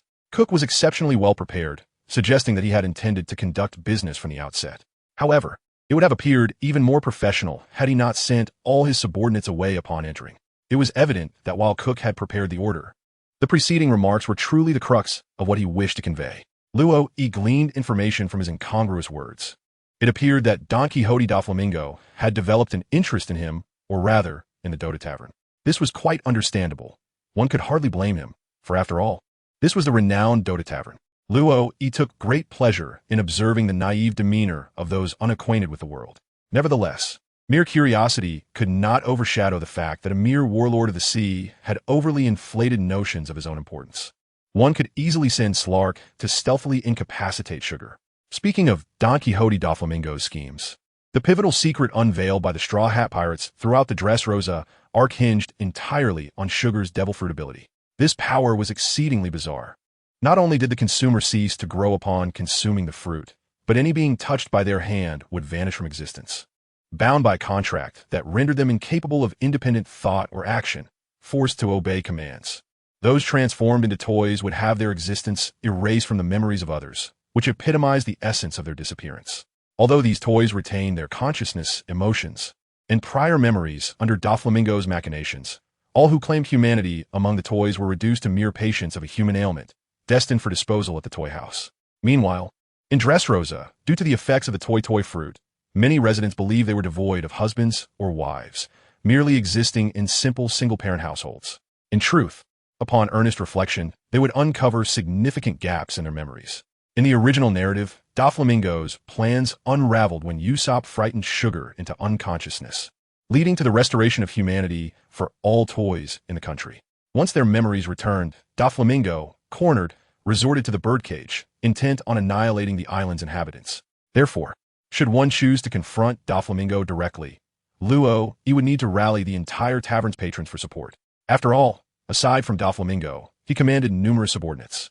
Should Sugar's fruit ability be nullified, and they failed to eliminate Doflamingo immediately, the entirety of Dressrosa would likely remain ensnared within the birdcage. At that juncture, the Straw Hat crew would not be present to offer salvation. Presently, Luffy was but a mere 9-year-old child. Naturally, Luo refrained from sharing any of this with Cook. After they jovially executed their contract, Luo also summoned Oliver. From that moment forth, a collaboration between the two trading companies would ensue, with Oliver overseeing the arrangement. Cook's subtle willingness to provide certain channels to the Dota Association deeply moved Oliver. President, you are truly remarkable. Not only have you forged a partnership with Dragon Palace, but now you've also established a connection with the Cook Association. Cook departed decisively, without the slightest hesitation. Luo remained uncertain about Cook's subsequent actions. He only knew that Oliver's flattery sounded quite delightful. Of course, it was merely a pleasure to listen. Luo was well aware of his own capabilities. When he heard Luo's playful reprimand, Oliver ceased his praises. This was an order from Dragon Palace City, and since President Cook had just been present, I refrained from presenting it earlier. Noticing that Oliver had finally begun to discuss the matter at hand, Luo chose not to dwell on it further.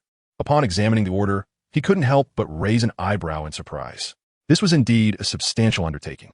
Luo was aware of the wealth of Dragon Palace City, yet he was astounded by the extent of their affluence. The Dota Tavern offered 3 varieties of wine, and Neptune, without even inquiring about the prices, ordered 1,000 barrels of each at market rates.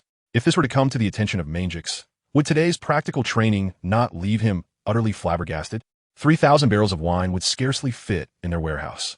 Fortunately, Neptune did not insist on a single delivery, and Luo estimated that he could prepare around 200 barrels of assorted wines each month, totaling a substantial 30 tons.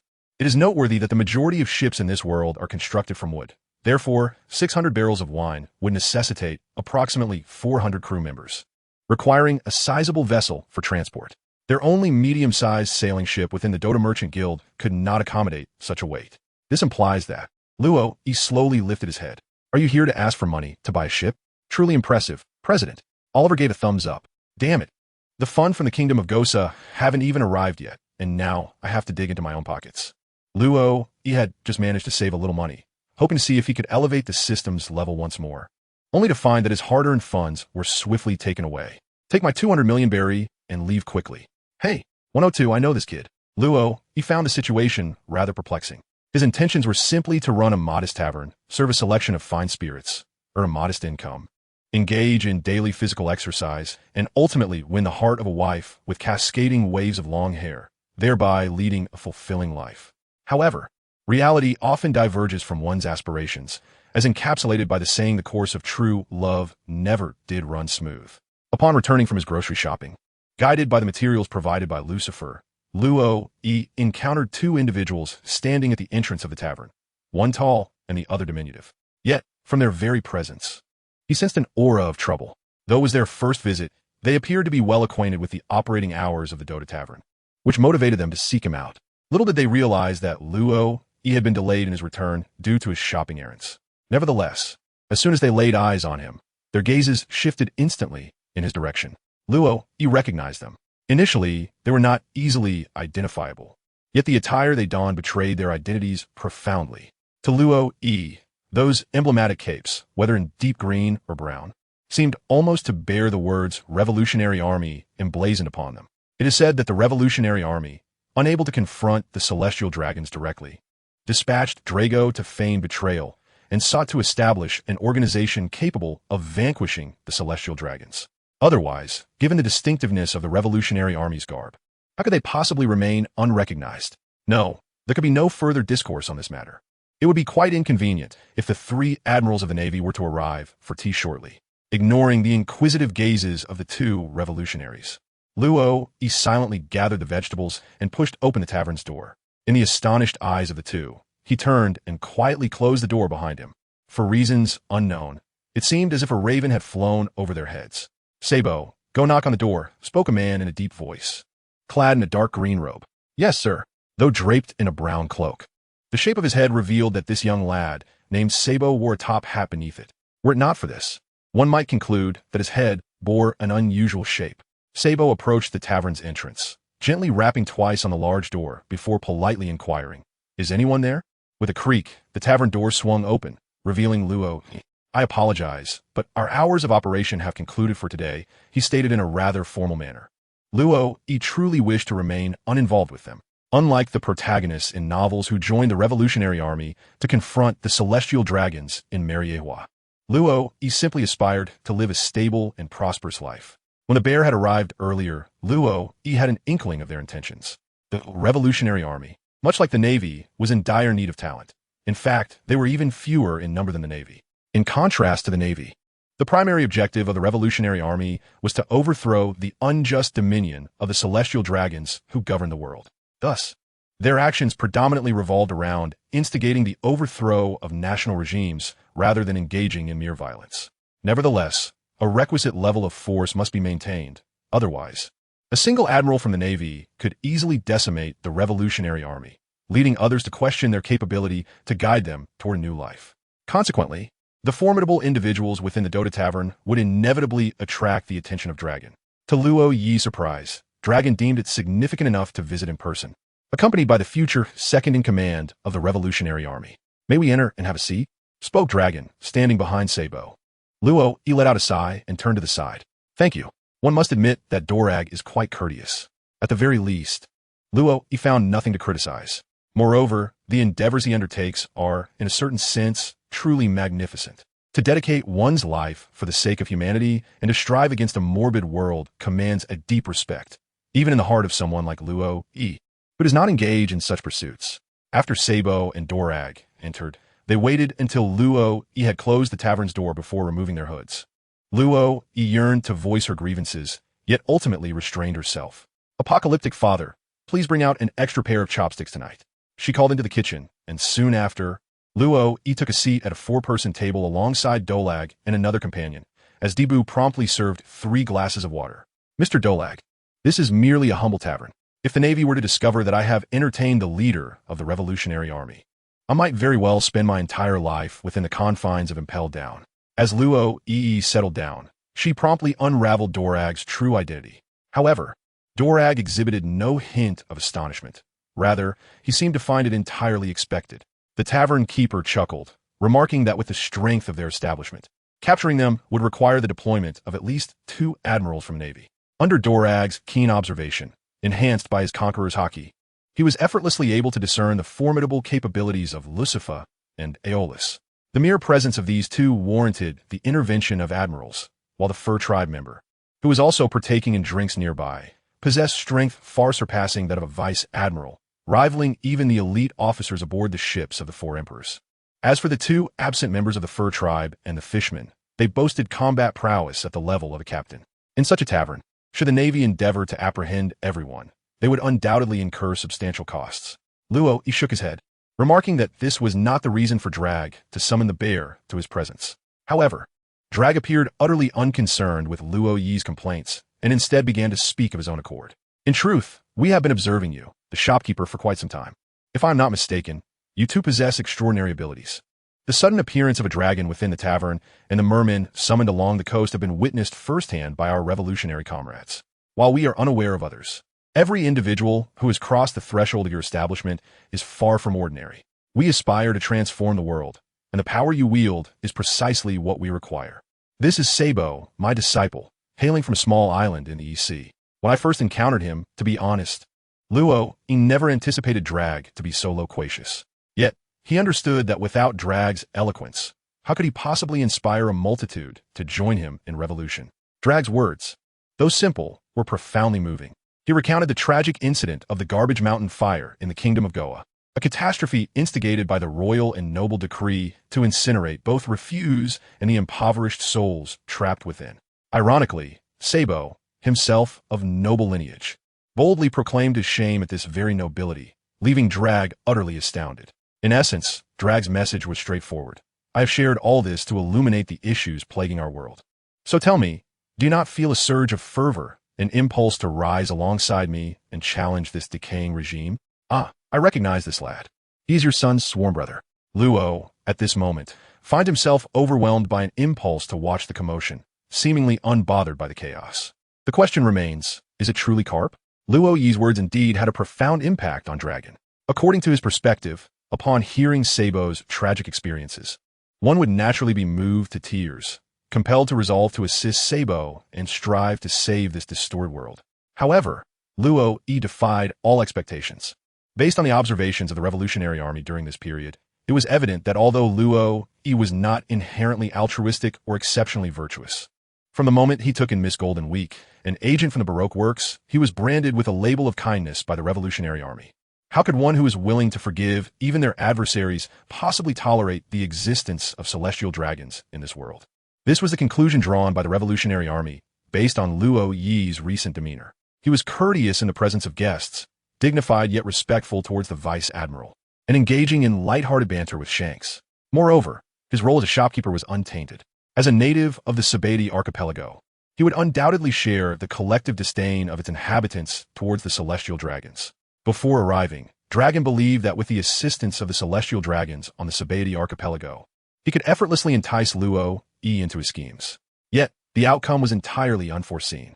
To the astonishment of many, Luo Yi revealed intelligence regarding Sabo. Concerning Sabo, the knowledge that Drago possesses is rather limited.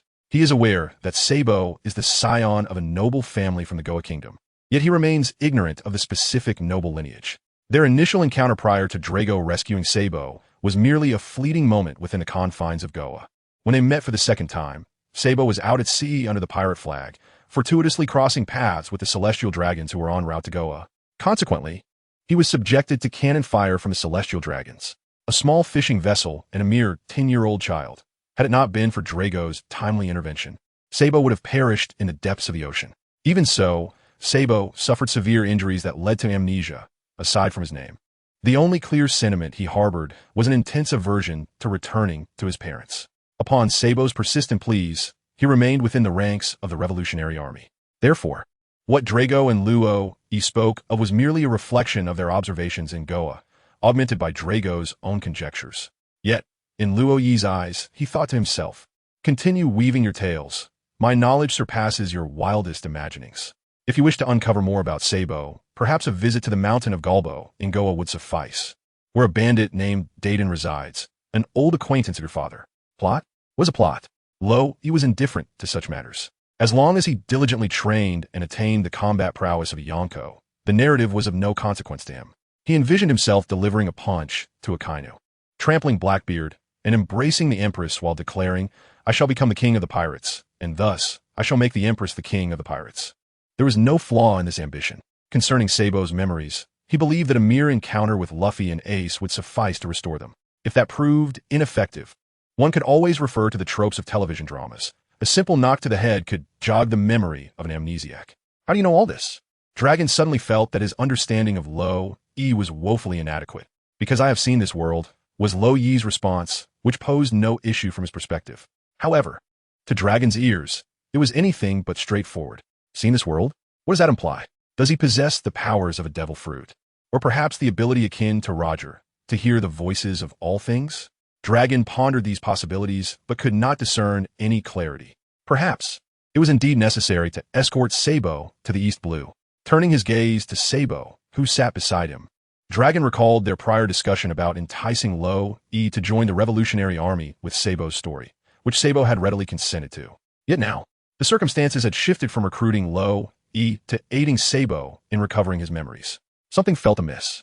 Whether they would venture to the East Blue depended solely on Sabo's decision. At merely 12 years of age, Sabo had been part of the Revolutionary Army for 2 years. Under Dragon's tutelage, Sabo's combat abilities had grown to nearly match those of a top-tier fighter. This was undoubtedly aided by his early training alongside Ace and Luffy. However, upon hearing the mention of the Goa Kingdom, Sabo instinctively recoiled.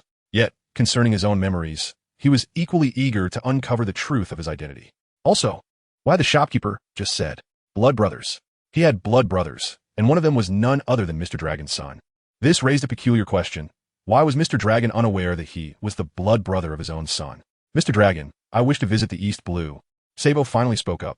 He recognized that his request might seem quite selfish. The Revolutionary Army had cared for him over the past 2 years. Yet his current words bore the weight of departure. Then we shall first embark for the East Blue, and afterward, return to Baltigo. Dorag nodded thoughtfully. To be candid, the issue at hand is not merely whether Sabo wishes to embark on this journey. Rather, Dorag himself harbors a desire to partake as well. One must ponder how an individual so distant, residing in the Sabati archipelago, could possibly be privy to the occurrences within the East Sea. Even the powers bestowed by the Devil Fruit must surely possess their limitations. If he were capable of perceiving events transpiring in the East Sea, could he not also behold every corner of this world?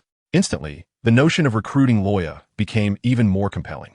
Should Loya truly possess the ability to witness the entirety of the globe, he would undoubtedly be akin to a prophet. Just considering the potential intelligence such an individual could furnish to the Revolutionary Army leaves Dorag in a state of astonishment.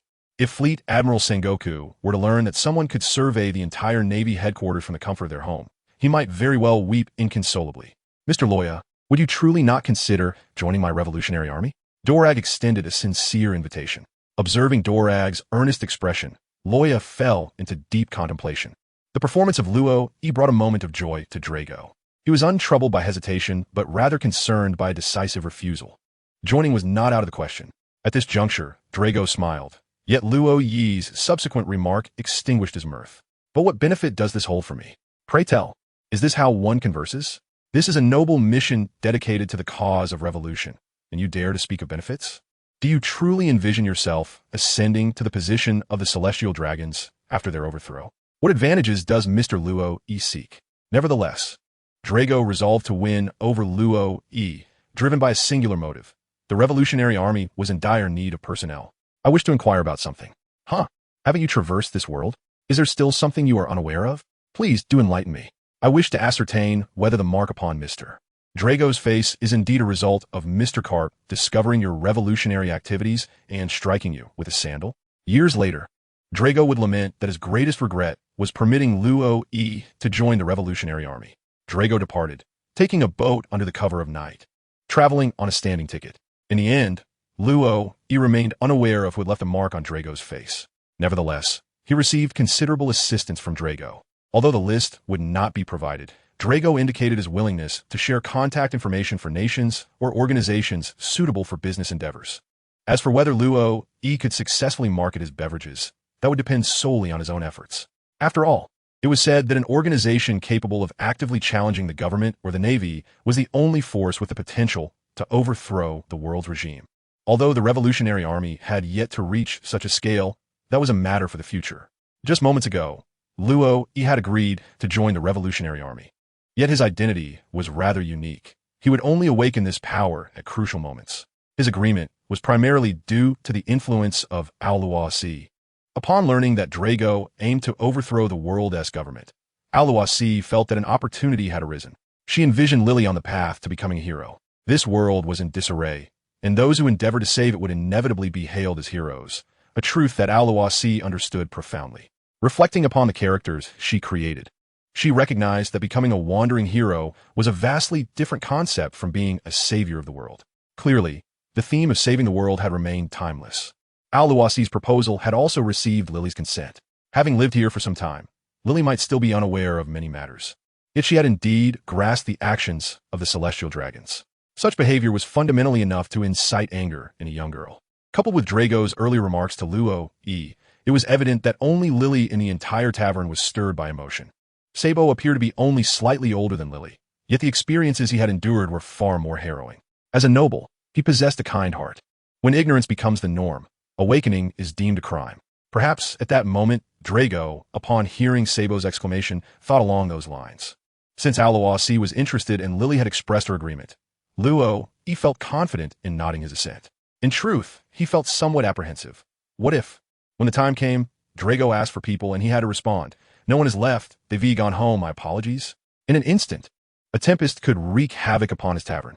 For now, however, Al-Luasi and Lily would not depart until the world's regime was addressed. Not to mention, given these two individuals another decade to develop, who could fathom the extent of their growth? Luo-e was even contemplating whether to bestow the Ahalim staff upon Al-Luasi. After Dolag's departure, the Dota Tavern resumed its usual rhythm of life. Each day consisted of physical training, managing the tavern, and engaging in light-hearted banter with companions, leading to a state of profound happiness. Of course, had it not been for the system's incessant notifications, Luo-e would have been even more content. Conditions for leveling up not met. Please fulfill the requirements before attempting to upgrade. Such a nuisance. After a month of painstakingly accumulating 100 million belly, Luo-e was poised for a significant venture, only to be met with this disheartening message. Upon recharging 50 million belly, the upgrade button gleamed enticingly, and Luo-e eagerly clicked it. Yet, it soon became evident that not every shimmering button yielded fruitful results. For instance, at this moment, the conditions for upgrading remain a mystery to Luo-e, as the system interface failed to disclose them. Why, oh why, did he originally immerse himself in Dota? Even in a game like Dream of the West, there were enchanting sprites. Yet what did Dota offer? Treasures, immortality, recharge channels. Alas, never mind. Today marked a momentous occasion for the journey to Murloc Island. There was no need to dwell on trifles. As for the 10,000 Dota coins acquired from 100 million belly, he reserved 5,000 for upgrading and decided to spend the remainder on draws. On the shore, Oliver and the members of the Dota Merchant Guild were methodically transporting beverages. After a month of preparation, Luo-e and his companions were ready with their goods. In fact, a fortnight prior, Oliver had personally delivered a batch of beverages to the Kingdom of Gosa and returned with a portion of the payment. Luo-e calculated that their efforts to transport liquor were not as profitable as selling it directly in the tavern. One must consider the various expenses incurred during the voyage, as well as the salaries of all the staff within the Dota Merchants Guild, with a monthly shipment of 600 barrels of wine to Longong City. And after deducting the costs of raw materials, voyage expenses, and labor costs, the actual profit amounted to less than 40 million. In contrast, the tavern's daily net profit hovers around 1.5 million, totaling between 45 million and 50 million each month. However, with the recent orders from the Kingdom of Gosa, the tavern's monthly profit has escalated to over 100 million. Indeed, such a sum would render anyone, including Luo-e, a billionaire, even if the wealth does not rest in his own hands. This month's 100 million belly was extracted, rather shamelessly, from the deposits of Manjikes, along with some sponsorship received from Slark during his pirate capture endeavors. Thus, Luo-e resolved to invest the entire 5,000 coins. The system possesses but a singular function, and perhaps the conditions for an upgrade hinge on the number of lottery draws. Luo-e was convinced of this. Thus, upon boarding the ship, he stood resolutely on the deck, fervently drawing. Observing this, Manjikes could not help but caution him. "We are on a ship. Do refrain from reckless actions. It's fine.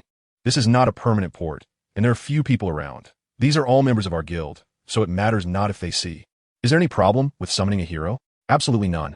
Although not everyone in the Revolutionary Army was privy to his summoning abilities, the higher-ups were certainly aware. Secrets exist in two forms, that which is unknown to all and that which is known to everyone.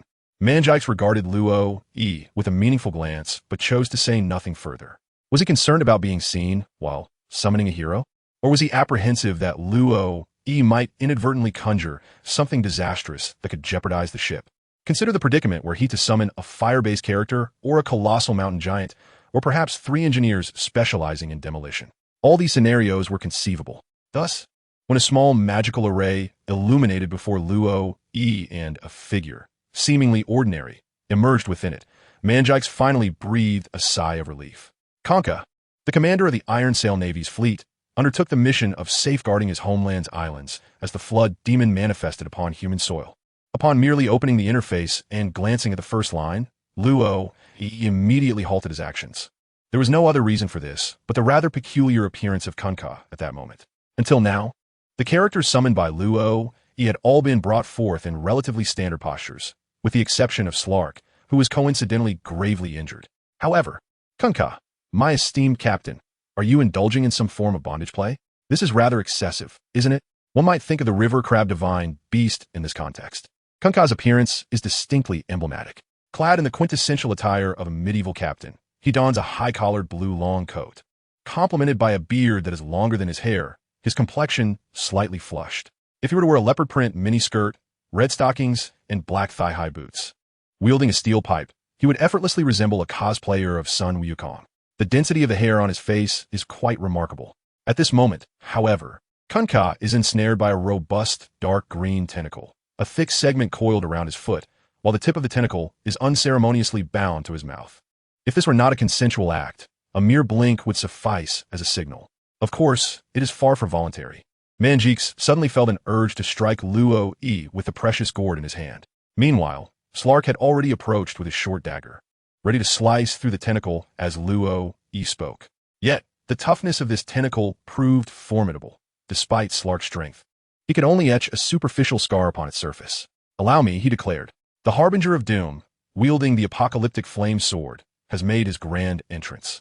With a gentle flourish of this formidable sword, comparable in height to Slark, he unleashed a power exceeding 200 points to its fullest extent. The tentacles, which were as unyielding as iron in Slark's grip, were effortlessly severed by Lucifer as if they were mere tofu. Lucifer's mastery over the sword was remarkably precise, gliding it directly across the front of Kanka. Particularly when the blade passed through the very center of Kanka, Luo silently reminded himself to grow stronger, lest he risk his own safety. The apocalyptic flame differed significantly from Lucifer's previous flame sword. The fire, imprinted upon this blade, was entirely contained within its form, with not a hint of its heat escaping. Kanka could barely sense its warmth. Once the tentacles were fully severed, Kanka forcefully pushed outward with both hands, causing the severed appendages to tumble onto the deck. He remained silent, instead taking deep breaths, nearly suffocated by the tentacles that had not only sealed his mouth, but also his nostrils, nearly leading to his demise. The others remained quiet, observing Kanka intently. Clearly, he was in a less than favorable state. Should one say he appeared pleased? Perhaps, to some extent. Should one say he looked lonely? That too seemed to hold a grain of truth. Ultimately, he chose silence. After catching his breath, Kanka gradually rose to his feet. Meanwhile, employees of the Dota Merchant Guild, carrying beverages aboard, were unaware of the additional presence on the ship, nor the several tentacle-like appendages that had appeared. Yet they harbored no questions. A good employee should diligently attend to their duties, refrain from idle chatter, and avoid asking unnecessary questions. This silence was also aided by the inconspicuousness of the summoning circle that had called Kanka forth. "Thank you. You're welcome." Kanka felt the need to pause and gather himself. Just moments ago, he had been embroiled in a fierce battle, the confrontation between the maritime nations and the torrent demons. Undoubtedly, they had met with defeat. The torrent demons, emboldened by years of minor skirmishes, became increasingly audacious and devastating, ultimately encircling the Isle of Tremors with their formidable fleet. In a state of despair, the mages of the Iron Sail fleet resorted to a desperate, suicidal final gambit, summoning a legion of ancestral spirits to safeguard their vessels. As he witnessed his ships sinking one after another, Kanka found solace in watching the ancestors gradually diminish the demon fleet. However, just as the battle reached its zenith, a fourth force emerged, beyond the realms of humanity, demons, and ancestral spirits. The abyssal tentacle, Maelorn. Its tendrils slithered between the ships, entwining the human and demon fleets in a chaotic maelstrom of water and wind. The might of this force was overwhelming, and Kunkka struggled to maintain his consciousness, yearning to comprehend the unfolding events. At last, he beheld the torrent demons retreating, bellowing as they fled into the void. Yet, his command was down to a solitary vessel, a ghost ship perpetually reenacting its own demise. To declare a defeat would be accurate, for the torrent demons had indeed been repelled, albeit not solely by their own strength. To proclaim victory seemed a stretch, considering that his Ironsail fleet had entirely embraced the embrace of their ancestors. At that moment, the voice of the Covenant resonated in Kunkka's ears. He yearned for power, for vengeance. He sought to make the summoner of the abyssal tentacle, the tidal hunter, pay dearly. Instinctively, he reached for his waist, only to discover that his legendary sword, the Tidespreader, was also missing. It appeared to have sunk into the depths of the sea. Captain, the time has come to prepare for departure. When Luo, E, and the others gathered at this place, Oliver and his team had already completed all preparations for departure. Once ready, they should set sail without hesitation. Such matters require no inquiry from me. The captain's word is final. Luo, E turned to the cautiously observant Oliver and said, "Understood." Oliver responded promptly, and at that moment Bill, who had just turned his head, shouted, "Set sail." "We are embarking." With Bill's command, the sailors swiftly hoisted the anchor, and the layer of bubbles smeared across the hull began to fill with air, gradually forming a colossal bubble membrane that enveloped the entire vessel. Kunkka, who had just arrived in this world, possessed the power of the contract, but remained utterly ignorant of the realm of the Pirate King. Witnessing this extraordinary scene diverted his attention, allowing him to momentarily forget the memories of previous battles. The fully prepared ship unfurled its sails and began its descent into the depths. However, Luo, he found himself puzzled by a particular question. While it is true that the bubble membrane could function similarly to a submarine, enabling the vessel to navigate underwater, the deeper they descended, the greater the pressure of the seawater became. This raised a critical question. What force sustained the bubble membrane, preventing the seawater from compressing the air contained within? If the bubble, which relies on air for support, could maintain its form at a depth of 10,000 meters, wouldn't that imply that the internal air pressure was equal to the pressure at the seabed? What, then, is the distinction between having a bubble membrane and not having one? Do you believe that a person would perish from asphyxiation at such depths? In truth, it is the crushing pressure of the seawater that leads to such a fate. Thus, in the world of the Pirate King, science is only invoked where it is deemed necessary. The method to reach Fishman Island is quite simple. One merely needs a sea monster to guide the way. As for how the sea monsters arrive, indeed, it is largely a matter of fortune. For instance, the sea cows of the evil dragon pirates and the colossal octopus, Kraken, encountered by Luffy and his crew at Fishman Island, are both mythical sea creatures. Strictly speaking, these beings typically dwell in the depths of the ocean, with rare instances of their ascension to the shore. The number of such creatures that have been tamed by humans is even more scarce. In the absence of sea monsters, reaching Fishman Island necessitates a formidable navigator capable of guiding the vessel through the currents into the abyss. Bill, holding a permanent log pose, is orchestrating the sailors' various tasks aboard the ship. In the cabin, Kunkka sits opposite Luo E, attempting to organize his thoughts. In summary, he is acutely aware that he has arrived in an entirely different world. The army of the Torrent Demon has been repelled, resulting in a grievous victory for humanity. In the upcoming period, his absence from home should bear little consequence. For now, let this journey serve as a means to seek vengeance against the Tidal Hunter. I recall that when the tentacles emerged, I seemed to hear the laughter of a girl, accompanied by the name Jax, which felt somewhat mischievous. Upon returning, I must search for clues. Kunkka spent some time gathering his emotions before he urged Luo E to provide a brief introduction to this world and the endeavors they are currently undertaking. If a voyage is necessitated, I believe I can be of assistance. Kunkka hails from a lineage of sailors, having distinguished himself through the capture of elusive sea beasts, rising from a gunner to a captain, and ultimately to a naval admiral. Upon learning of the Grand Line in this world, his interest was piqued. How intriguing it would be to conquer the seas of this realm. Surely, it would empower him further. However, such an endeavor cannot be accomplished alone. In this regard, your strength is indeed required. Luo E did not mince words with the captain, speaking with unambiguous clarity. Although the pirate world is characterized by its high level of professionalism, finding such talent is no simple task. However, once the captain joins, future voyages will undoubtedly become significantly more effortless. I I have a set of clothing here that you may change into. Suddenly recalling it, Luo Yi retrieved a set of ironclad naval attire, missing only the hat, from the armory and placed it upon the table. The hat, of rare quality, is something that Luo Yi has scarcely encountered among the rare tier skins he has drawn thus far. In contrast, he has procured numerous items of common and uncommon quality. Having invested a considerable amount of resources, he is, to some extent, able to present a complete set. Luo Yi stepped out of the room, leaving Kunkka to gaze at the set of garments on the table. He glanced down at his own tattered gear and decided it was time for a change. However, just as Kunkka was about to reach for the attire, the door swung open once more. I almost forgot about this. It was Luo Yi again, but this time he bore a long knife in his hand, remarkably similar to the one he had wielded before. Aside from the intricate patterns adorning the blade and subtle differences in the design of the edge and spine, it was almost indistinguishable for his title messenger. Thank you.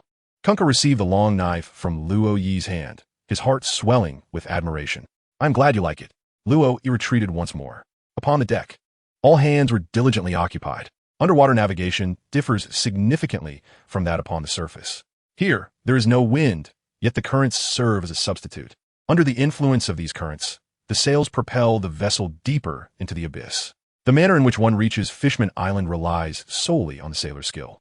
However, perhaps due to the novelty of this underwater venture, everyone stood on the deck, reveling in the surrounding scenery. What does this scenery entail? As they descended several meters, the crimson light no longer penetrated, and the orange glow could only be perceived at depths between 10 to 30 meters. Green light could reach beyond 100 meters, while blue light could extend a maximum of 500 meters. Thus, once they plunged to 500 meters, light became an elusive memory. Imagine a realm devoid of red light, gradually losing orange, yellow, green, and blue. What sort of sensation would that evoke?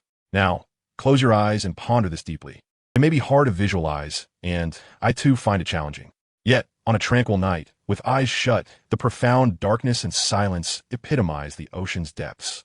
This is also why many creatures of the deep exhibit peculiar forms. After all, if no one can see them, they may grow as they please. Currently, they had not yet reached the 500-meter mark, and the surrounding environment remained quite picturesque. Lila clutched the ship's railing, her face alight with excitement as she gazed at the view, while Alois stood beside her, an open notebook in hand, scribbling notes. Manjix and Lucifer lounged in deck chairs, sipping drinks and savoring food, while Mibwa stood next to Bill, poring over a book on navigation, occasionally pausing to ask questions. Truly, a testament to their tenacity and thirst for knowledge, being able to survive in the ruins of the rift. But what of the little fishmen?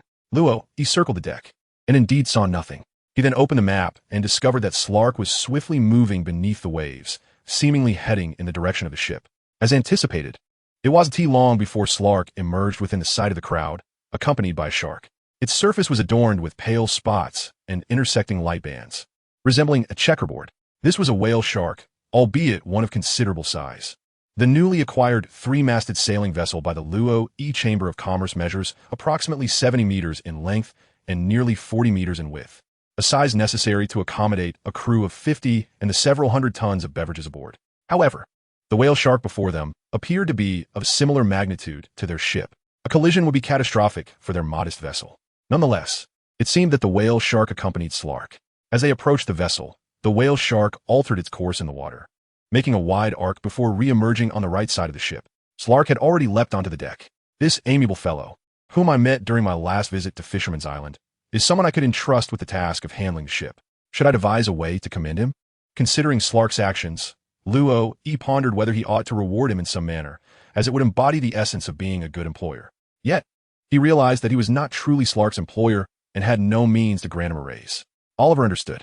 Upon hearing Luo Yi's call, Oliver promptly scurried off with Bill to fetch some ropes. Who would have imagined that a sea creature could assist in towing a ship? This was an unexpected privilege in his life. As Luo Yi gazed upon the whale shark named Han Hai, he secured one end of a rope to the front of its pectoral fin, which could be likened to a neck. Once all preparations were complete, Luo Yi and his companions were about to truly experience the sensation of being towed by a sea creature. It is fortunate that there were no speed limits beneath the waves. Upon reaching Fishman Island, the experience of being pulled by a sea beast was entirely different. The sails had been furled, and the vessel surged forward at an astonishing speed under the powerful pull of Han Hai. The surrounding scenery became a mere blur. The ship had originally been equipped with lights to prevent total darkness from enveloping them at the ocean's depths. Now, all the lights were illuminated, casting a brilliant glow upon on high as it swam ahead, alongside the swift darting of small fish, a clear indication of their remarkable speed. At that moment, Kunkka emerged from his quarters, having changed into a fresh uniform.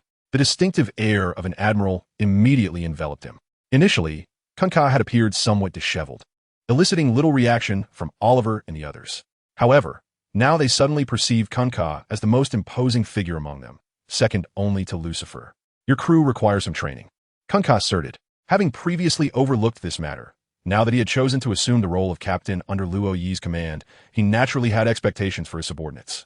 They were merely hired personnel from a merchant guild. If one sought more competent crew members, it would be prudent to cultivate a skilled team of their own. Luo Yi was acutely aware of their frailty. After all, they were merely ordinary sailors. Years of arduous toil had only marginally enhanced their physical prowess, rendering them slightly more robust than the average adult. In contrast, Kunkka's former subordinates were seasoned soldiers, a distinction of considerable significance. This realization brought Kunkka a sense of reassurance. Those he had nurtured himself were undoubtedly superior to those recruited from outside. However, he noted that the duration of their training had been rather prolonged. It seemed imperative to select a few sturdier adults for further rigorous training during their idle periods at sea. This was the conclusion Kunkka arrived at. Luo Yi chose not to interfere. If one lacks understanding, why impose upon the expertise of professionals? Their role merely requires the provision of financial support. After all, it is not their own money at stake, so there is no sense of loss.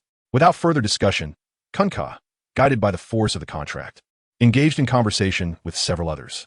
They must be getting acquainted, as they would be working together in the tavern in the future. Luo Yi activated the system interface and glanced at his remaining coins. After deducting 5,000 for future upgrades, he found that he still possessed 3,280 coins. This meant that he had just drawn 1720 times to acquire a single captain. Luo Yi truly admired this system. The items were now plentiful, almost to the point of excess. However, he was unable to draw any higher tier items. Initially, he spent 600 coins to unlock 3 item slots for the captain, selecting a few pieces of equipment to give him. The phase boots, allowing the wearer to traverse the void. The shadow blade, a sword left behind by a deceased king, enabling its wielder to move invisibly and launch ambushes from shadows. The crystal sword, forged from rare crystals, it seeks out the weak points in an enemy's armor. The phase boots enhanced armor, speed, and attack power, while its active skill allowed one to disregard terrain, further increasing movement speed. The shadow blade augmented attack speed and power, and when activated, it also enhanced speed, rendered the user invisible, and dealt additional damage with its shadow strike. The crystal sword, although it solely increased attack power, granted a chance for critical hits. With such formidable equipment, the captain within the game could roam freely. Kunkka accepted these items with a smile, unlike Mangix, who insisted on waiting until his training reached its critical point before requesting equipment from Luo Yi. Furthermore, Luo Yi had prepared 2 additional pieces of equipment as gifts for Princess Eg and Princess Baishing upon their arrival at Fishman Island. Indeed, organizing the armory was a task filled with both pain and pleasure. Observing the armory brimming with equipment resembled gazing into a treasure vault. The sheer quantity was utterly captivating. However, when such a vault is in disarray, one not only must categorize the items but also consider the synthesis of the equipment. This left Luo Yi feeling quite overwhelmed. In summary, the current objective was to sort all available items and synthesize equipment tailored to the varied heroes. Yet, the Tier 3 system only permitted the acquisition of items valued below 1,500 coins, while many essential items exceeded this value. After a brief slumber, Luo realized that after the next upgrade, he would only be able to draw items of a value below 2,000. Moreover, items like the Limit Law Ball and Demon Blade, which are valued at precisely 2,150 and 2,200, would have to wait until the system's next enhancement. How excessive! Consequently, it appears that the useful equipment would require a prolonged wait before being accessible. However, after the upcoming upgrade, he would finally be able to draw the scroll of the traveling shoes. Contemplating this brought a surge of positivity to his spirits. After all, these are the flying shoes. Though he had yet to experience flight, he had secured 2 return scrolls from the armory and placed them in his inventory, as there was a dedicated space for return scrolls that did not occupy additional room. As for their usability, it seemed that thus far, he could only teleport to the fountain, the 2 taverns he owned, and the so-called Dota trading company that ostensibly belonged to him. This was sufficient. When he returned from the Murloc Island, he could finally experience the sensation of teleportation. Currently, he found himself submerged beneath the sea. For reasons unknown, Luo felt he had left an unreliable impression in the heart of Mangix. I am not utilizing my abilities. He possesses a keen self-awareness, indeed. One cannot venture recklessly into the depths of the ocean.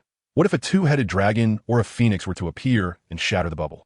It is prudent to wait until we reach Fishman Island before proceeding. Thus it is well. He finds himself disinclined to engage further. Leaning against the railing of the ship, he gazes at the surrounding scenery, gradually slipping into a reverie. He recalls the initial days when Lila was quite attached to him. However, after Aloes became her mentor, the time she spent with him diminished significantly. In the tavern, it appears that Mangix and Lucifer have formed a close bond, becoming drinking companions seemingly out of nowhere. Meanwhile, Dibu and Slack have also become friends, training together regularly, their attributes steadily increasing. Yet, here he is, a solitary figure amidst companionship. Even Kunka merely exchanged a few idle words before seeking out others.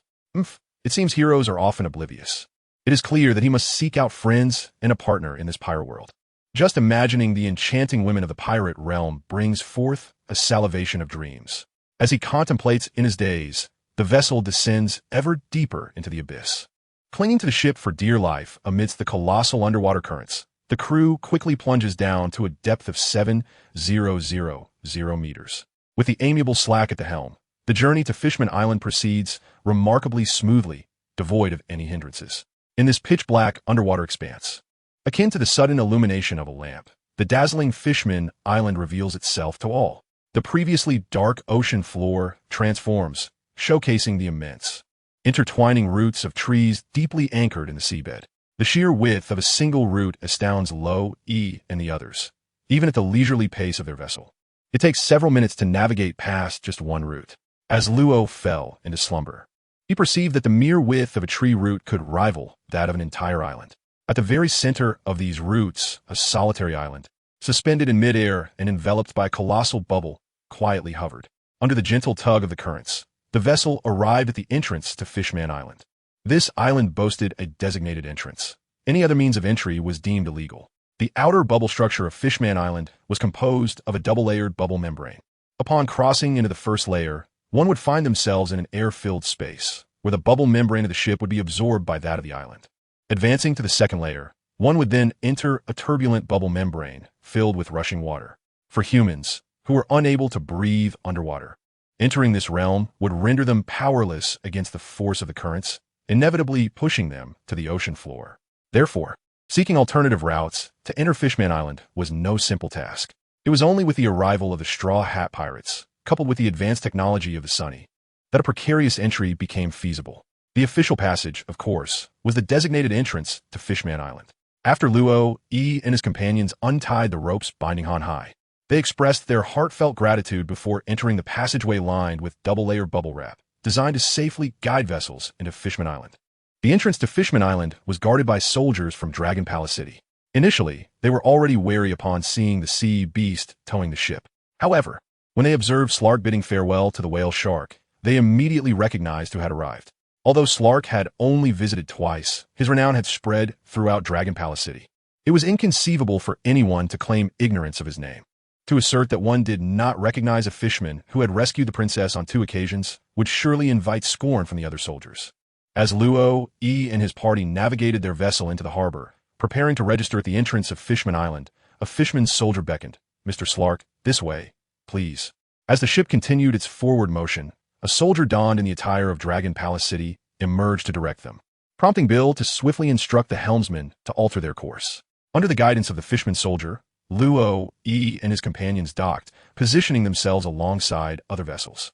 The provisions for Dragon Palace City were transported from Fishman Island, marking a significant milestone in their collaboration with the Dota Trading Guild, truly the first genuine interaction with the outside world, aside from Whitebeard's flag-planting visit to Fishman Island. Once the ship had docked and the gangway lowered, they were greeted by a fishman who approached them. "You must be Mr. Luo, he announced. "His Majesty has prepared a banquet in the palace. Please follow me." An elder adorned with a top hat, a monocle over his left eye, and a horned cane in his right hand approached them. With just a glance, Luo, recognized him as the left minister of Dragon Palace City, a catfish merman.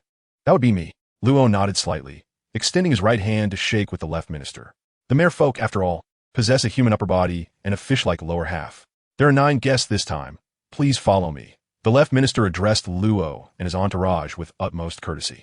He was particularly taken aback upon witnessing the diverse array of individuals disembarking from the vessel. Previously, when Slark communicated with them, he mentioned that all would come together on the first delivery, primarily to enjoy a visit to the Fishman Island. Thus, their preparations this time were quite thorough. I apologize, but we have 10 individuals this time. Luo, Lila, Manjix, Lucifer, Mibwa, Aw, Slark, Kunka, Oliver, and Mariano. Oliver, the vice president of the Dota Chamber of Commerce, could not possibly be left behind on this journey to Dragon Palace City. As for Mariano, having lived in the Dota Tavern for such an extended period, everyone was well aware of her close bond with Lila. After all, they are 2 girls of the same age, especially when Lila practices her frost magic. Mariano is often seen coloring the ice sculptures created for her. This is a glimpse into their daily lives, and those who share such moments are akin to family. All right, please come this way. A colossal flounder adorned with large bubbles came to a halt beside Luo and his companions, designated for transporting external visitors to Dragon Palace City. The group boarded the magnificent creature. Oliver wore an expression of pure excitement. He had not anticipated being invited along by Luo. Originally engaged in directing the others with the cargo, he quickly made his way over with enthusiasm. The sailors naturally handed over the beverages to the soldiers, who received them with a slightly awkward demeanor. Despite the influence of Princess Iji, which had led many to consider amicable coexistence with humans, the truth remained that their long-standing impressions of humanity were rather unfavorable. Likewise, humans were acutely aware of the fishman's negative perceptions. Consequently, the unloading scene was steeped in an unusual silence. Whenever sailors and soldiers inadvertently met each other's gaze, they would instinctively turn their heads away, pretending not to see one another. This was particularly evident after Luo and his companions had departed on the vessel. To be honest, Bill felt a twinge of fear in his heart. With all capable fighters having left the ship, he pondered how they would respond in the event of any trouble. Fortunately, the surrounding soldiers appeared to harbor no malicious intent. Rather, they stood nearby in a protective manner.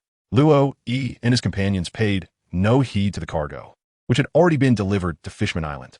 If the goods were not retrieved, it was solely the island's concern, of no consequence to them. Riding on the back of a flounder and propelled by the ocean's currents, they sped upward with a thrill that surpassed even the leisurely pace of a tugboat. They drove towards the city's outskirts, rolling down the windows to exchange speed for a fleeting sense of exhilaration. Yet, with the windows lowered, one might find themselves singing a different tune. Having scarcely exchanged a few words, they arrived at Dragon Palace City. Although they had witnessed the grandeur of the city in anime, the reality of it was a far cry from the experience offered by a mere computer screen and live broadcast. For those wishing to see it, one could refer to episode 531 of the anime. Crafting a description might require excessive embellishment. Despite the absence of detailed depictions, the group could not suppress their awe at the sight of Dragon Palace City, especially for Lilai, a girl with little exposure to the wider world, who nearly leaned out of the bubble in her excitement. Beside her, Marianu took out her sketchbook, diligently capturing the essence of Dragon Palace City from various angles. Allors kindly assisted by cooling the ink, ensuring a quicker cleanup. Ministers will produce a bubble coral, blowing a large bubble that provided them with a space to move freely. Welcome to Dragon Palace City. At the grand entrance, the Neptune family awaited their arrival, with Neptune and Queen Odoheim standing prominently at the forefront, flanked by the 3 brothers of Neptune and Hashigaki. We've been waiting for you. Neptune stood tall at 2 meters, with a height of approximately 9 meters, even without his tail. When he crossed his arms and spoke, his presence was imposing, prompting an instinctive urge in Luo E to apologize. Your Majesty, really, we are here to host guests, not to engage in conflict. As a ruler, it was quite unseemly for him to misjudge the appropriateness of his words, leaving one at a loss for words. Given the current state of the nation, he should understand that if humans perceived Fishman Island as lacking in decorum, all of Queen Odoheim's efforts would be in vain. One ought to reflect on their own status. Yes, I shall be more mindful, came his humbled acknowledgement, as they observed a seahorse merman speaking candidly to Neptune, who appeared remorseful and kept apologizing. The others stifled their reactions, maintaining their composure. Only Lilai and Marianu, the 2 young girls, seemed unaffected by the awkwardness. Please, esteemed guests, proceed to the banquet hall. We have prepared a feast for you. Neptune is currently receiving an education, while Princess Iji, who stands beside him and is often overlooked due to her stature, naturally steps forward. Shall we await His Majesty momentarily? Luo, upon waking, felt that his sudden departure was rather inappropriate. Observing the guest's courteous demeanor, he thought, "Your Majesty, you truly ought to dedicate yourself to learning." Thus, he proposed, "Starting tomorrow, Your Majesty should join the princes in attending etiquette lessons. Indeed, I shall be more attentive in the future." Luo Yi began to comprehend why E.G. had directly invited them to the banquet hall. "Your Majesty, aside from your prowess in battle, you truly lack any semblance of authority." Subsequently, under the guidance of Princess E.G., the group made their way to the banquet hall ahead of schedule. The hall had long been enveloped in bubbles, and a grand long table was adorned with steaming dishes. Surrounding it were exquisite mermaids, each donning bubble rings around their waists, attending to the guests with grace. Luo cast a quick glance around. There were a total of 20 mermaids present, and a single kaimi could fetch as much as 500 million berries. This implies that this banquet boasts attendance whose worth exceeds 10 billion. Indeed, a gathering of such high caliber. Ladies and gentlemen, please take your seats. It appeared that, having learned a lesson, Neptune, although arriving from the back, had already reached the banquet hall by the time Luo and the others entered, and he spoke with remarkable politeness. Luo Yi and the others took their seats without any particular order. Neptune occupied the head of the table, with E.G. to his right, while the three brothers of Neptune and Baixing settled on his left. Beside E.G. sat Oliver, Manjikes, Lucifer, Slack, Dibu, Kunka, and finally Luo Yi. Next to Baixing were Aluasi, Lila, and Mariano. The boys and girls were entirely segregated. However, both Neptune and E.G. observed that Luo Yi had chosen the last position at the table. "Are you not the president of the Dota Guild and the proprietor of the Dota Tavern? Why do you sit at the end?" Clearing his throat, Neptune continued, "This gathering is to honor our esteemed friends, to express gratitude to Mr. Slack for saving E.G. on 2 occasions, and to thank Mr. Luo Yi for bringing Mr. Slack to Fishman Island twice." Neptune's appreciation was heartfelt, or at least it seems so to Luo Yi. Noticing Neptune raise his glass, Luo Yi promptly stood and lifted his own in response. "Your Majesty, you are too gracious. I had not anticipated such a fortuitous coincidence." Luo Yi's words directly elicited disdain from others. Except for Mari and Kunka, who were oblivious to the situation, the rest were well aware. It was evident that you were the one behind both incidents. Even the assassination attempt on the princess was something you had mentioned, and yet you dare to claim it was mere coincidence. Nevertheless, no one chose to expose him. To be honest, were it not for Mr. Slark's assistance, I would have struggled to maintain my composure during the second assassination attempt on E.G., potentially plunging the entire Fishman Island into chaos, regardless of whether the adversary was human or fishman. Neptune seemed to recall the incident involving E.G. Though his tone was gentle, his words brimmed with menace. "This is precisely why I express my gratitude. Thank you for safeguarding E.G. and preserving her hopes. If your Majesty wishes to convey thanks, perhaps purchasing more wine would suffice." "No problem. Cheers." "Cheers." Frankly, Luo Yi is averse to weighty topics. A banquet should possess a festive atmosphere. Yet, it appeared that none present were capable of fostering such an ambience. The Neptune family had grown accustomed to royal settings. They naturally maintained decorum, refraining from raucous behavior, simply sipping their drinks and engaging in conversation. Manjix, too, retained a reserved demeanor. Lila and Mari had formed their own little clique. The remaining guests seemed devoid of any inclination to enliven the festivities. It was a dire situation indeed. Luo Yi found dining in such an atmosphere quite displeasing. He felt it was time to shift the conversation, to invigorate the ambience, and to foster a sense of familiarity among the guests. "Your Majesty, I have brought gifts for the princess and the esteemed queen. What better way to enliven the atmosphere than with presents? To strengthen the bond between two individuals. Gifts are indeed a perfect medium. Even if one were to offer something as trivial as a lump of clay, it could still forge an intricate connection, even if rooted in animosity." With that thought, Luo Yi revealed his offerings. These were items he had meticulously selected while aboard the ship. Although they were not particularly extravagant and held little value for those of great prowess, they held significant worth on Fishman Island, especially for the 2 mermaids devoid of any combat abilities. A deep azure cloak, transitioning in hue from light to dark, adorned with a rich crimson lining and shimmering with starlight, imbued this cloak with an aura of mystery. The shimmering cloak, once believed to be stolen from a master of illusions, enhances attack speed and magical defense, while its active skill grants invisibility. In the past, when Luo Yi engaged in gaming, he carried neither gems nor powders, and the mere presence of such equipment on his opponents filled him with disdain. Generally speaking, utilizing skills or launching attacks while in stealth would break the hidden state. However, the Twilight Cloak was an anomaly. During its stealth duration, it only broke concealment at the precise moment a spell was cast, and, after a delay of 0.6 seconds, it would allow one to slip back into invisibility. One cannot help but find this both infuriating and ingenious. It is truly an indispensable asset for home, travel, slaying foes, seizing treasures, and evading danger. As one reflects on the banquet at Dragon Palace City, it concluded on a note of relative harmony. When Luo Yi presented the Twilight Cloak as a gift, both Yi and Baixing received it with great delight, particularly Baixing. Originally a cloak of ordinary human size, upon being donned by Baixing, it astonishingly adjusted its dimensions to fit her form, draping elegantly behind her. Such a wondrous garment was naturally cherished by both ladies, not to mention its ability to render the wearer invisible. Within the confines of Dragon Palace City, Baixing and her 3 brothers had long departed from the banquet table, and together with Lila, who had playfully procured 2 Twilight Cloaks from Luo Yi, they eagerly pulled Mari away to frolic. As for the nature of their play, although they remain invisible, they are still children, certainly not engaging in the antics of a transparent individual. Their intention is merely to tease the soldiers of Dragon Palace City. However, in consideration of Lila and Maki, the 6 of them must navigate while encased in a large bubble. Even though Lila and her companions have become invisible, the 3 princes have not. Regardless of their playful escapades, within the confines of Dragon Palace City, no danger lurks, especially following the defeat of Vanderdecken. By the way, the devil fruit that Slark had previously retrieved still rests in Luo Yi's chamber. Unlike the systems found in other pirate narratives, this one does not absorb fruits to bestow skills upon the protagonist, nor does it mitigate any adverse effects. In fact, it shows no reaction whatsoever to the devil fruit.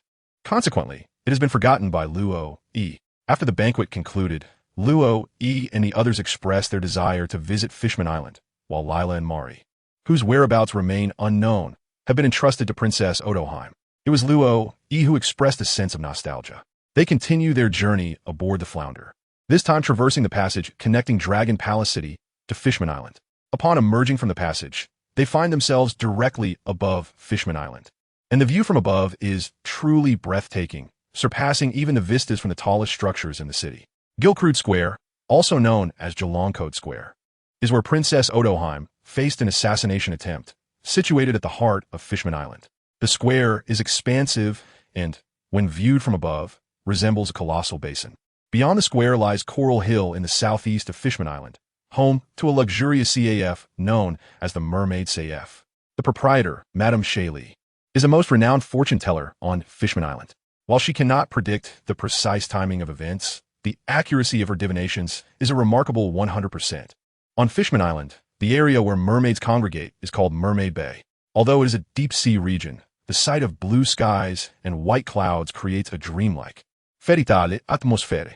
Beneath Mermaid Bay, along the coral reefs, there exists a large apartment complex named Coral Apartments, which also serves as the dormitory for the female staff of the Mermaid CAF. It is uncertain whether the Mermaid CAF has commenced operations, as Madame Shayley appears to be only in her teenage years. Additionally, there is the luxurious Fishman Villa, the cultural center for fishermen located in the southwest of Fishman Island, the Marin Shopping Center to the west, and Waterwheel Town to the north. Beyond Fishman Island lies Fishman Street, with Noah situated within it.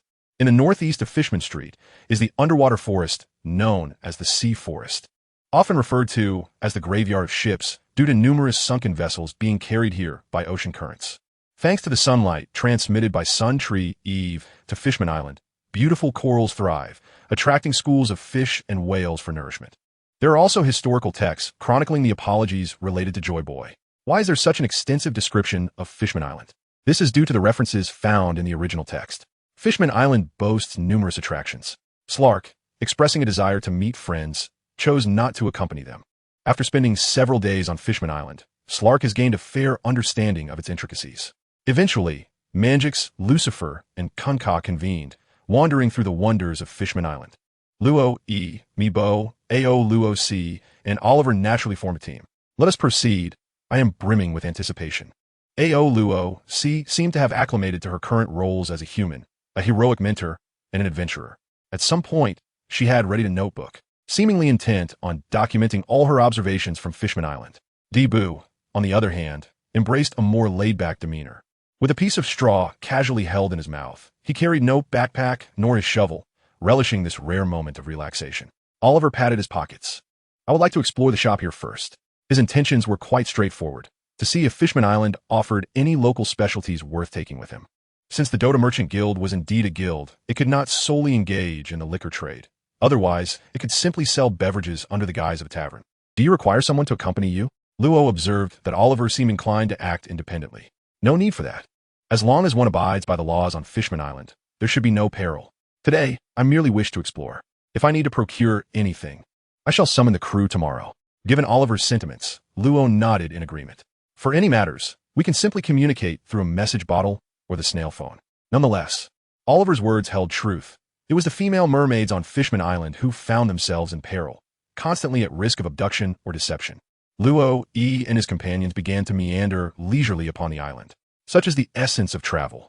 After meticulously preparing an extensive array of strategies prior to their departure, upon arriving at their destination, they found themselves free to explore as they pleased. While Fishman Island may not be vast, it is certainly not insignificant in size. Upon disembarking from a boat that had transported them to the realm of the flatfish, Luo, and his companions either walked or took the bus, dispersing in various directions. They meandered through the Fisherman's Cultural Pavilion, visited a shopping center, and found themselves amidst the bustling crowds at Gilcrid Square, where signatures were being collected. Previously, due to Hodi's actions, the gathered signatures had been consumed by flames. Consequently, E.G. was compelled to deliver yet another speech and commence the signature collection anew. Perhaps owing to E.G.'s influence, although the inhabitants of Fishman Island were generally unwelcoming towards humans, they responded with smiles when Luo, and his companions maintained a modicum of politeness. Unbeknownst to them, they left a favorable impression on Fishman Island. It seemed that, as the princess had suggested, previous visitors to the island were often pirates, yet this time the guests were friends of the hero who had rescued her. Winding their way through the island, Luo inadvertently led his companions to Coral Hill. Having not visited a maid CAF in his past life, how could he resist the legendary mermaid CAF now that he had arrived at Fishman Island? It was well known that the mermaids here possessed exquisite figures and captivating beauty. Just the thought of it was enough to set his heart racing. The mermaid CAF on Fishman Island was an unusual establishment, as humans were a rare sight on the island, truly scarce. Luo had wandered for several hours, exploring the expanse of the island, yet had not encountered another soul. Aside from his own crew, after completing their duties, the crew was entitled to some leisure time. Apart from those on watch, the rest ventured out to explore Fishman Island, eager to see the sights and boast about their adventures upon returning to the tavern. However, today, Fishman Island appeared to be unusually lively. A pirate ship was slowly docking at the island's entrance. In truth, many pirate vessels descended from the Sabeti archipelago, yet few could actually reach Fishman Island. The mysteries of the ocean floor were inscrutable. Some ships had been swept away by currents. Others had been sunk by sea beasts or the thugs of Fisherman Street. Various factors impeded the unfortunate and unqualified from traversing Fishman Island en route to the New World. Captain, we have arrived at Fishman Island. It's terrifying. The depths of the ocean are dreadful. What was that creature just now? Its mouth was larger than the ship. It feels so good to be alive. I never want to be a pirate again. At the harbor, the soldiers of Fishman Island calmly observed a troop of pirates, their demeanor unperturbed by the spectacle. As denizens of the sea, they possessed a deeper understanding of its treachery than mere humans. For instance, in the original tale, the mermaid Kami had been devoured by sea beasts at least 20 times and captured by the Makuro family on no fewer than 30 occasions. Of course, the latter instance was an exception, as it involved a human trafficker from the Fishman race. Apart from a select few formidable pirates, those who reached Fishman Island often experienced a sense of having narrowly escaped death. Nonetheless, renouncing piracy ultimately remained a farcical notion. After docking, these marauders seemed to forget the perils they had encountered at sea, their singular focus now fixed on the island. The Maika pirates, led by Captain Maika, possessed the power of the cat fruit and were known by the moniker Sphinx, with a bounty of 120 million berries. The officer, Pop, had a bounty of 70 million berries. While not an exceptionally powerful crew, the captain's bounty warranted attention, as it was critical to prevent any disturbances on the island. The soldiers quickly gathered intelligence on the Maika pirates. In this era of great piracy, the bounty no longer represented strength as it once did. However, once it surpassed 100 million, it became a matter of serious concern. Such individuals were either supremely powerful or exceedingly ruthless, rendering them extraordinarily dangerous. Captain, a merchant vessel is anchored over there, one soldier remarked. Surely, It is laden with valuable supplies. Perhaps it holds a considerable sum of berries as well. Captain, let's take action, another urged. Indeed, even before the ships had docked, the merchant vessel was already being eyed by Luffy and his crew, while the soldiers surrounding it chose to ignore the looming threat. Seizing a merchant ship? Are you fools? This is Fishman Island, where the most valuable treasures are mermaids. They scoffed. Captain Micah himself was not particularly imposing in stature. Perhaps due to the effects of his devil fruit power, he appeared somewhat slender. Truly, he embodied the essence of a captain. We comprehend your intentions. We shall capture several mermaids. His crew responded eagerly. I hear a single mermaid can fetch over 100 million berries, far more valuable than the bounty on our captain's head. Moreover, mermaids are renowned for their beauty. Capturing them as pets aboard our ship would be splendid. Upon hearing Micah's plan to seize mermaids, the crew erupted with excitement. However, caution was advised. The 7 warlords, the Sea Knight, Jinbei, resided on Fishman Island, and this territory belonged to the Whitebeard pirates. Even if they were to capture mermaids, they must remain undetected. Let us proceed to the island, then, Micah declared. Heeding his warning, the band of pirates, armed with swords and pistols, disembarked with a fierce determination, prepared to wreak havoc on the island. Please proceed this way for an immigration inspection.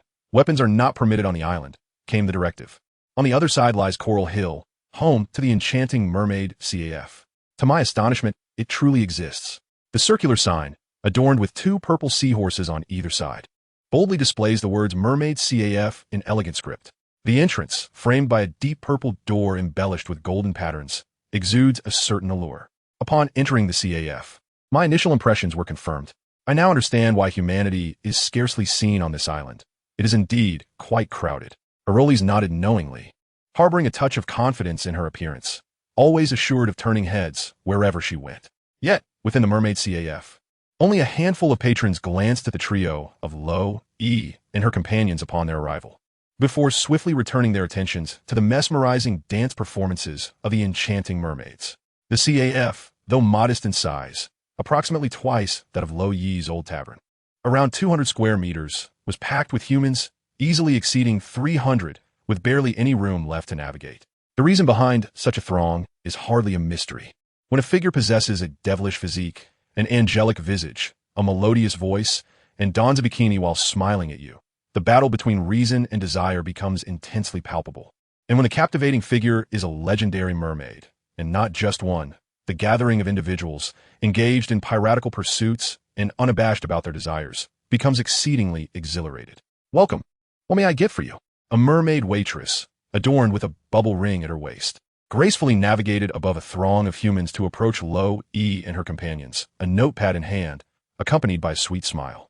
It appears there are no seats available. Luo raised his gaze to survey his surroundings. His tavern had become increasingly lively, particularly since Mangix had expanded the daily beverage offerings, and with Lucifer personally overseeing the kitchen, the atmosphere had become even more vibrant. Nevertheless, a tavern is a place for boasting, while this locale serves as a haven for admiring mermaids. As for the mermaids who possess human torsos, Luo harbored a question akin to that of Luffy. Do you require restroom facilities? Naturally, he would not voice such an inquiry aloud. Leave it to me, interjected Aeoloth before the server could utter a word. Without any visible effort, a throng of pirates parted to create a sizable space, clearing a table, their expressions betraying a mix of astonishment and disbelief as they regarded Aeoloth. Consequently, the attention of everyone in the CAF was drawn to the scene. However, Luo and his companions paid no heed to their gazes, approaching the table to take a seat, whereupon they perused the menu that lay before them. In a corner of the CAF, a mermaid clad in a hooded sweatshirt, puffing on a pipe, blinked her cold blue eyes contemplatively. Madam Shuri requests your presence at the Mermaid CAF. The establishment offers a selection of delicacies, including cakes, underwater fruits, shellfish, and seaweed dishes. However, due to the mermaid's dietary restrictions against consuming meat and fish, no such main courses are available. The sole item that could be considered meat is clams. Are the caramel kelp, seaweed fruit tarts, and seaweed custard truly delectable? Scallop sandwiches and clam pizza? Never mind. I shall simply order 3 cups of coffee. That will suffice. Luo realized that he might indeed be somewhat picky. It was evident that the Mermaid CAF predominantly revolved around mermaids rather than coffee itself. Please hold on for a moment. Dear guests, one must commend the remarkable psychological resilience of the waitstaff. The peculiar movements of the pirates within the establishment did not seem to perturb them in the slightest. for they were seasoned individuals, well acquainted with the world. Almost every pirate arriving at Fishman Island had frequented the Mermaid CF. They had encountered a myriad of characters. Goodness, I just thought I was on the brink of death. That woman is formidable. It felt as though my blood had turned to ice. Could she be a user of some power? The already crowded CF appeared even more congested due to the presence of Aloha. Aside from a space created around Luo and his companions, the only unoccupied area remained the performance stage within the CF. The assemblage of humans, despite their disparate appearances, understood the unspoken rule of maintaining decorum on the island. Though the title of the Seven Warlords resonated with prominence, it paled in comparison to the sheer awe invoked by the Jolly Roger of the Whitebeard Pirates, which was displayed openly from the entrance of Fishman Island for all to see.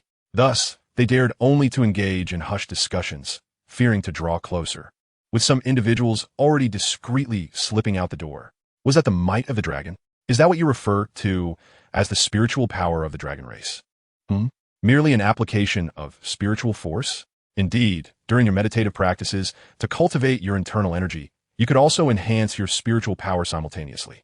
I perceive that your spiritual force is somewhat more formidable than your physical strength. It must be a matter of innate talent. I cannot fathom how, despite solely focusing on physical training, my spiritual power has also surged. The trials encountered during cultivation serve as a form of mental training. Is it simply a matter of perseverance? One could articulate it thus. Luo, E, and Aolos engaged in conversation, disregarding the presence of others. Aolos briefly elucidated that he had merely unleashed his mental prowess, intertwining it with a touch of icy energy, a mere scare tactic effective against ordinary individuals. However, it bore no weight against equals. Intrigued, Luo E remarked that even in the absence of icy abilities, mastering the art of mental energy could eventually bestow upon him a formidable skill. It could perhaps be dubbed Conqueror S Hockey, reimagined. Meanwhile, Debu sat nearby, fiddling with the shadowy crystal he had brought, the very source of his power. To be candid, Luo E remained oblivious to the specifics of Debu's contract. At the time, Debu had mentioned that as long as his meals were provided, he would be content. Was it truly that simple? Surely, everyone in the tavern harbored ambitions. Debu, having entered into a contract, must have aspirations of his own, since he chose not to share. Luo E resolved to refrain from inquiring, leaving everything to fate. However, Luo E now sensed a chilling gaze directed at him from the rear of the CF. Turning his head, he peered over the heads of a throng of patrons and beheld a familiar, yet somewhat youthful visage, Madame Shaley. Presently, Shaley was merely 4 years his senior. From her expression, marked by serene indifference, Luo E gleaned nothing of substance. If pressed for an opinion, he would concede that the female mermaid possessed an enviable physique. Yet, whenever he recalled the youthful photograph of Granny Kokoro he had seen on SBS, a shiver of dread coursed through him. What accounts for the drastic transformation into such an unappealing figure in old age? Is it the indulgence in alcohol? Notably, Mangek's physique was far from admirable either. In his later years as a wine sage, he too bore a substantial belly. Indeed, moderation in alcohol consumption is imperative. Inside the CF, Shaley, upon catching Luo Yi's glance, felt a subtle shift in her demeanor, as a look of nostalgia began to grace her features. Shaley was enveloped by a peculiar sensation. Luo, he seems to recognize himself, for upon seeing his own reflection, he becomes ensnared in a reverie. However, it appears that his memories are tinged with a certain disquiet. Could it be that he has encountered himself before in the Fishman Street? If that is indeed the case, the memories may hold more than mere unpleasantness. Contemplating this, Shaley reached for the crystal ball that lay beside her. Divination and prophecy are her abilities. As for the origins of this talent, the esteemed Oda has not elucidated. It is likely not a power derived from a devil fruit. Nevertheless, Shaley's prophecies often yield disheartening outcomes.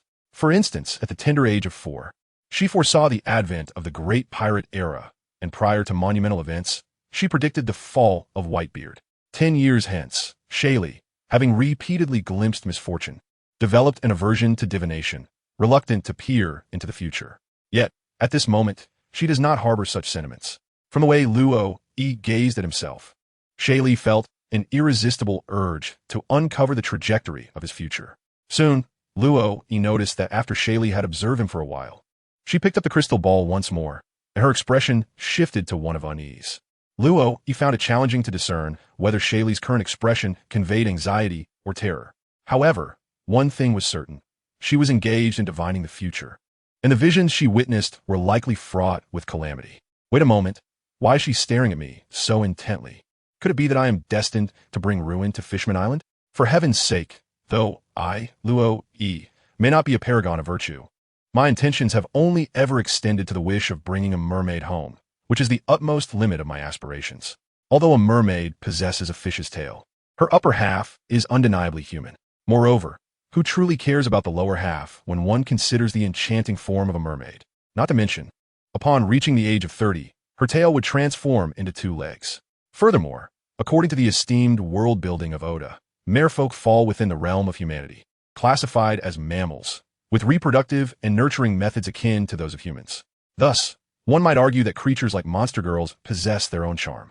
With a troubled expression, Shaylee summoned a waiter from the CAF and whispered a few words before exiting through the back door. The waiter then approached Luo E and his companions at their table. This guest, Mrs. Shaylee, requests your presence in the back, stating she wishes to discuss something with you. Very well. Luo E nodded slightly. The curiosity of human beings is indeed fascinating. Upon discovering that Shaylee possessed the gift of prophecy, and after witnessing her foretell, it was only natural for Luo E to feel intrigued when she sought him out. Amidst the envious gazes of a throng of humans, Luo E exited through the rear door of the CAF, escorted by a waiter to Shaylee's abode. Where are we now? I have no idea. Luo E didn't provide us with a map. Perhaps we should inquire with someone soon. Ascent.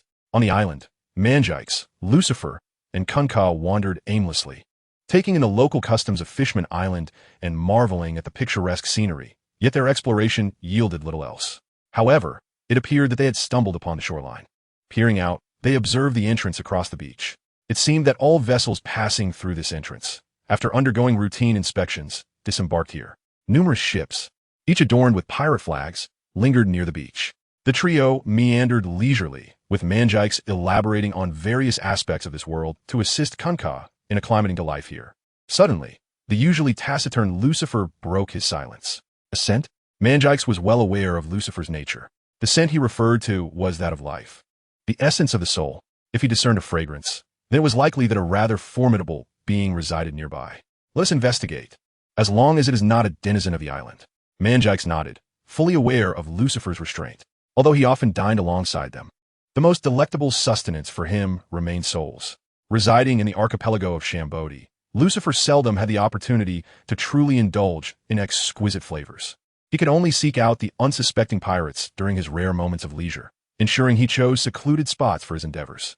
After all, as a tavern chef, it would be utterly unacceptable to feast upon humans in the open streets. Even if he employed his powers, it would undoubtedly frighten away a portion of his patrons. Yet here on Fishman Island, if his prey were pirates, there would be no qualms about indulging his appetite. Lucifer led the way, with Manjikes and Kunker trailing closely behind. They had not wandered far along the beach when they spotted a multitude of footprints scattered across the sand, still fresh and untouched by the tide. It was evident that a group had recently passed through, likely from a pirate ship. With this realization, Lucifer quickened his pace slightly, prompting Manjikes and Kunker to follow suit, their steps transforming into a light jog. Their hunger was palpable. Ahead of them, a contingent of approximately 100 individuals came into view. Observing their disarray, a flicker of disdain crossed Kunker's gaze. These mere pirates were no different from those in their own world, a band of ruffians wreaking havoc upon the seas. Even from a distance, Kunker could detect the stench of decay emanating from them. Indeed, they were a wretched lot, familiar to him. Manjikes followed Lucifer's outstretched finger, directing his attention to the youth at the forefront of the group. Through the perception of true energy, he sensed an unusual force within the young man, which also struck a chord of familiarity. He must be a user of a devil fruit. Is that the wielder? He appears no different from the rest. Typically, one cannot discern another's powers until they are employed.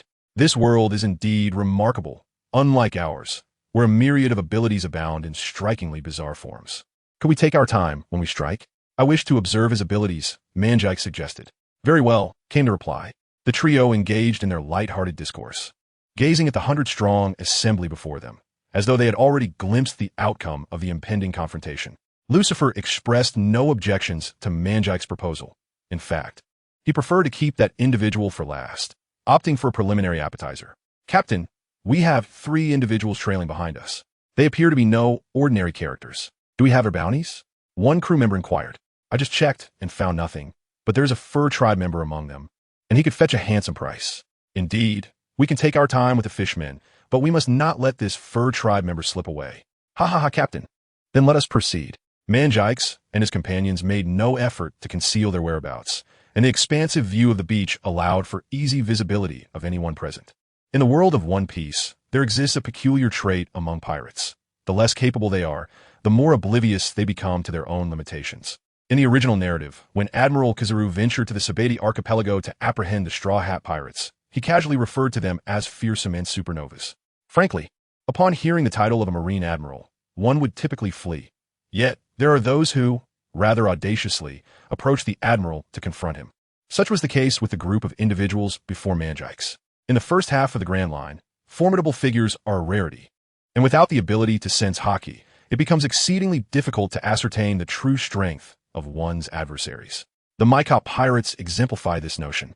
Only through engagement can one determine the outcome of a confrontation. The band of pirates, under the leadership of one, abruptly turned and charged towards the trio. Lucifer refrained from drawing his long sword, while Manjikes took a hearty swig of alcohol. Kunkka grasped the long sword that hung at his waist in his right hand. "Leave it to me," he declared. Upon the blade of the long sword, a stream of water suddenly materialized, flowing over the entire weapon and emanating a faint luminescence. Manjike's eyes sparkled with intrigue. Even Lucifer turned his head in curiosity. This was the essence of soul power. It was as if Kunkka had received the blessing of his ancestors. The energy within him was a force distinct from magic. The power system within the world of Dota is rather peculiar. Some cultivate magic, others practice true energy, some invoke deities, while others rely on their lineage. At this moment, what Kunkka held was far more than just a long sword. It was the soul energy that resided within him, the very essence of the Iron Sail Navy. Noticing the peculiar sword in Kunkka's grasp, Maika, standing at the rear, immediately recognized the complication. The ability of the devil fruit was invoked, causing his head to take on a pronounced, broad, wedge-like shape. Two large ears sprouted atop his head, standing erect with pointed, rounded tips that leaned slightly forward. A tail emerged from his back, long and slender like that of a rat, curling upwards like a whip. His hands and feet morphed into cat-like claws, albeit devoid of fur, rendering them rather unsightly. Nevertheless, Maika's strength was not to be underestimated. With a bounty exceeding 100 million, he launched himself forward, traversing the distance of over 100 meters in mere moments. Soaring above a crowd of people and landing directly before Kunkka, who had only been a few meters from his crew. Kunkka, noticing Maika's swift approach, raised his long sword. As Maika landed, he swung the blade, clashing it against the sharp claws extending from Maika's fingers. The sound resonated like metal striking metal. Maika's claws were even harder than ordinary steel. Meanwhile, Kunkka's strike was formidable, forcing Maika back 10 meters. His feet and tail carving 3 long lines in the sand, 2 thick and 1 slender. "You are indeed formidable." Maika's eyes gleamed with fierce determination. "However, I command over 100 subordinates, while you are but 3. Charge forward, my minions. Advance." Why is everyone collapsing? Maika's shouts echoed twice. Yet he received no response from his crew. To his astonishment, when he turned around, he found that all but Pop, his officer, lay prostrate on the ground. And even Pop appeared to be wounded. Kunkka wielded equipment bestowed upon him by Luo, power boots, hidden blades, and a crystal sword. The might behind that last strike was known as the Tidebringer. Tidebringer. Kunkka's legendary sword grants his next attack additional power, while inflicting widespread, cleaving damage ahead. This passage describes the formidable abilities of Kunkka within the game. Although the narrative suggests that his power resides within his sword, it is evident that Kunkka has not yet changed skins, and thus his water blade remains unaffected. The immense force emanates entirely from Kunkka's being. When his blade collided with Maika's, perhaps Maika himself was oblivious to the impact. However, those behind him certainly experienced significant repercussions. The damage inflicted upon those in the rear amounted to an astonishing 165. How could a mere band of ordinary pirates withstand the might of Kunkka's strike? An invisible shockwave descended upon all those unaware behind Maika, perfectly situated within the range of the split. This was indeed a precarious situation. When that overwhelming force struck, although they did not perish, over 80 individuals were rendered gravely injured and lost consciousness. The remainder, gritting their teeth, struggled to remain upright, nearly succumbing to the onslaught. Only one, Pop, retained a semblance of combat readiness. His robust physique, honed through persistent training, was the primary reason for his endurance. Moreover, This world possesses a remarkable peculiarity. As long as the injuries are not fatal, one can rely on sheer willpower to endure. Can you believe it? In summary, a single strike transformed the original 3v100 scenario into a staggering 3v1. 5. Why 1? 5, you may wonder? Because the barely standing Pop could only be regarded as half a fighter at this point. Mangix nodded in acknowledgement. This power was indeed formidable. At the very least, the potency of this strike surpassed his own Thunder Strike by a considerable margin. Of course, Kunka's attack was purely damaging, while his own abilities primarily aimed to afflict enemies with status effects, utilizing intense vibrations to disrupt their speed. In contrast, Lucifer's Scorched Earth technique paled in comparison to Kunka's capabilities. While his flames were terrifying, they still required a target to ignite. Mangix could easily withstand Lucifer's fire with his true energy, and others had their own means of defense. Faced with Kunka, Maika's expression grew grave. He had yet to comprehend the events unfolding around him, but it was becoming increasingly clear that he was outmatched. Particularly concerning was the reignition of the same luminous glow emanating from Kunka's right-hand blade. His own remarkably tough nails had already sustained wounds. Should this continue, he might not be able to endure. Escape. Maika promptly resolved to flee. Regarding speed, he held a strong confidence. As a user of the cat fruit, Maika possessed extraordinary reflexes and explosive power. No sooner had he made his decision than his legs sprang into action. He was determined to run. Suddenly, Mangix exclaimed. Upon hearing his cry, Maika propelled himself forward, transforming into a streak of gray lightning as he dashed towards the depths of Fishman Island. However, before he could cover 100 meters, a torrent unexpectedly surged forth from the beach, striking with tremendous force and propelling Maika skyward. The impact from below landed squarely in an indescribable place, leaving Maika's complexion bruised. Enveloped by the deluge, he felt his body weaken, as though every ounce of strength had been siphoned away. It was indeed seawater. In the air, as the torrent subsided and Maika prepared to descend, he caught sight of Kunka raising his left hand, his mind consumed by a singular thought. Meanwhile, Lucifer, who had been standing behind Kunka, suddenly sprang into action. His agility was his Achilles heel, yet this deficiency paled in comparison to his strengths. Within the entire Dota Tavern, only Aeoloth surpassed Lucifer in swiftness. Even Mangix could not match Lucifer's speed, particularly after the enhancement from the Ahalim staff and the baptism of the Mark of Fire, which had rendered him even swifter than before. In fact, before Maika could fully comprehend, Lucifer had already positioned himself at his point of descent. Was he intent on complete annihilation? Indeed, suspended in mid-air, Maika found himself incapable of evasion. As he fell to a certain height, he would inevitably face an assault. Summoning a fraction of his strength, Maika braced himself for Lucifer's imminent attack, hoping to leverage his power to escape. That figure clad in blue was undeniably sinister. Yet, as Maika concentrated his energy, fixating intently on Lucifer, he suddenly vanished. Captain Maika, was he truly gone? Beside him, Pop, struggling to maintain his stance, experienced an unprecedented wave of terror, akin to being doused from head to toe with a bucket of ice water. Who were these individuals? On the surface of the sea, aside from a few formidable naval officers and officers from other pirate ships, they had not encountered many powerful adversaries.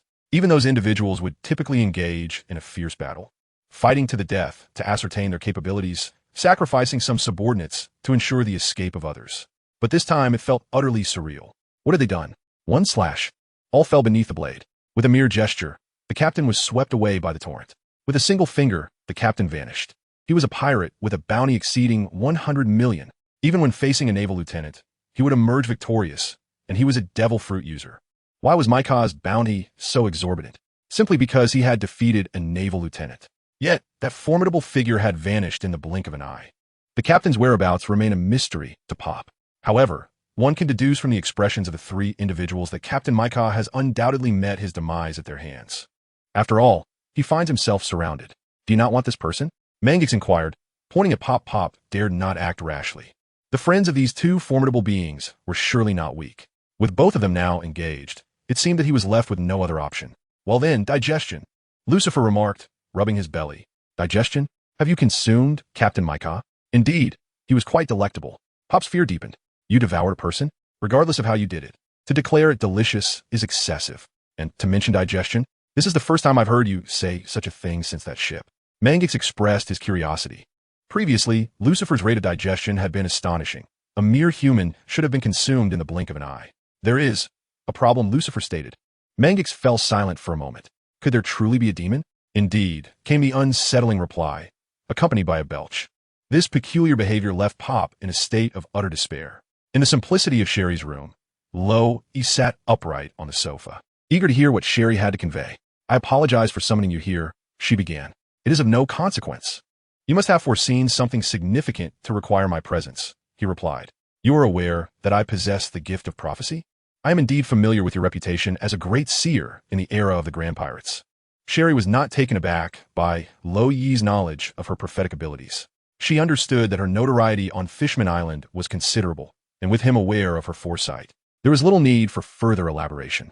In truth, I wish to request your assistance, Mr. Lo Yi. Pray do tell, madam. I have foreseen that in the East Sea, you will encounter a fishman, and I implore you to show him mercy. What has he done to me that warrants such consideration? I cannot say. The dilemma faced by Shirahoshi has left her in a quandary. Prophecies, after all, are merely predictions. Shirahoshi is unable to perceive the entirety of events. She can only glimpse fragments and articulate them. For instance, during the era of great pirates, her prophecy did not foretell the death of Roger, but rather that many pirates would arrive at Fishman Island. Furthermore, she foresaw the war at Marineford and the fall of Whitebeard. Yet the intricacies of these events remain obscure to her. This lack of clarity, combined with the fact that her prophecies predominantly herald disaster, leads Shirahoshi to believe that this time will also bring calamity. Although this impending disaster may not directly afflict the world at large, it will undoubtedly impact the fishmen and those with whom she has shared her life since childhood. Lady Shirahoshi, your relationship with the dragon seems to be rather tenuous. He adjusted his posture and spoke in a relaxed tone. Why do you mention the evil dragon? At the mention of the evil dragon, a chill ran through Sherry's heart. She had always avoided her half-brother, the evil dragon, who was consumed by thoughts of revenge against humanity. Few were aware that she was his half-sister. Now, Sherry was perplexed as to why he would suddenly invoke the name of the evil dragon. Did he know of their connection? Even if he did, if Lady Sherry wished for me to spare the evil dragon, I must apologize, given his actions. Should I cross paths with him, I would show no mercy. Even if I am not a match for the evil dragon, it does not preclude me from summoning assistance. Moreover, the current it was entirely different from the past. The Fishman tribe naturally possessed 10 times the armed strength of humans. But that was the extent of their advantage. Lo felt that the evil dragon was utterly squandering its innate talents. In the original narrative, the dragon's prowess in battle relied entirely on its racial advantages. However, when it came to the formidable Fishman karate, which could significantly enhance its strength, the dragon had only mastered the rudimentary skill of using ordinary water as a projectile. Frankly, Lo even contemplated that he might now possess the strength to engage the evil dragon in combat, on solid ground, that is. Luo Yi's attributes, after extensive training, have reached an impressive 56 points in both strength and agility, a remarkable tenfold increase compared to an average individual. Coupled with his somewhat rudimentary grasp of the drunken boxing technique, which hardly suits him and serves merely as a means of exercise, he feels he possesses a modicum of combat prowess. Particularly in recent times, following Lila's departure for training with Alros, his adversary has become Mangix. The routine of enduring beatings has expedited Luo Yi's mastery over his own strength. As for me, I am not referring to the evil dragon. Sherry feels compelled to provide clarification. To be candid, she harbors a distinct aversion to the evil dragon, especially considering the misdeeds it has committed in Fishman Street and within the Sun Pirates. He is a racist, treating human lives as if they were mere fodder. His nature is avaricious and brutal, obsessed with wealth. Sherry genuinely struggles to find any affection for this so-called brother of hers. Was I mistaken in my interpretation? Luo awkwardly scratched the back of his head. Alas, he had intended to impress, but how did it all go awry? In Donghai, Cocoa Village was once a tranquil and beautiful hamlet. Why refer to it as once? The village, primarily agrarian, had its inhabitants living a life that, while not affluent, was still bearable. But why make such a claim? After the arrival of the Dragon Pirates, every adult was compelled to pay 100,000 berries monthly, while each child was burdened with a fee of 50,000 berries. The first time Cocoa Village was plundered, over 250 million berries were stolen, which raises the question, how many souls inhabit this village? Ahem, that is not the crux of the matter. The real issue is that even a family of 3 had to remit a staggering 250,000 berries each month, which, in soft currency, amounts to slightly over 16,000. Remarkably, this way of life persisted for 8 years, only ceasing with the arrival of Luffy. This illustrates the infinite potential of humans. Under the dire circumstances of buying their lives, they managed to endure for 8 long years. The money spent merely to survive exceeded 3 billion annually. Given such wealth, could one not expect pirates to come and seize it? Of course, one can complain all they wish. At this moment, on the coastal hill of Cocoa Village, a wooden cross bound together stood before a small mound of earth. With short orange hair and clad in a sleeveless white dress, Nami sat quietly, her arms wrapped around her knees. Today marked the 3rd day since the dragon pirates had landed in Cocoa Village. The atmosphere in the village remained somber, with everyone still nursing their wounds. The dragon did not annihilate everyone, but those who dared to resist, or those who suffered during Nami's abduction and Belmer's tragic demise, bore injuries. For instance, the village's constable, Jian, was riddled with countless scars and had only just begun to walk again after surgery. Nami, a little girl with blue hair and a red headband, dressed in overalls, approached from behind. Annie Belmer used to say, right? As long as we struggle to survive, countless joyful things will happen. Indeed, after I was taken aboard the ship, 5 Navy vessels pursuing the dragon pirates were easily sunk. The government will certainly not return to rescue this island.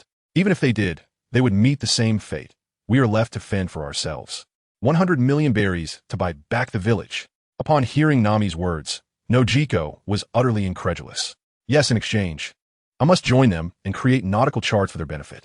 Such an enormous sum of money is something even an adult might not earn in a lifetime. Yet, I must shoulder this burden alone, for the villagers have exhausted their efforts in providing their offerings. Nami remarked, if I were to seek help from anyone else, it would only result in further harm to others. I can no longer bear to witness such occurrences. After a moment of silence, Nojiko responded, it is indeed arduous to contend with those who would harm Aunt Belmer. However, I can maintain a smile, even when faced with their faces.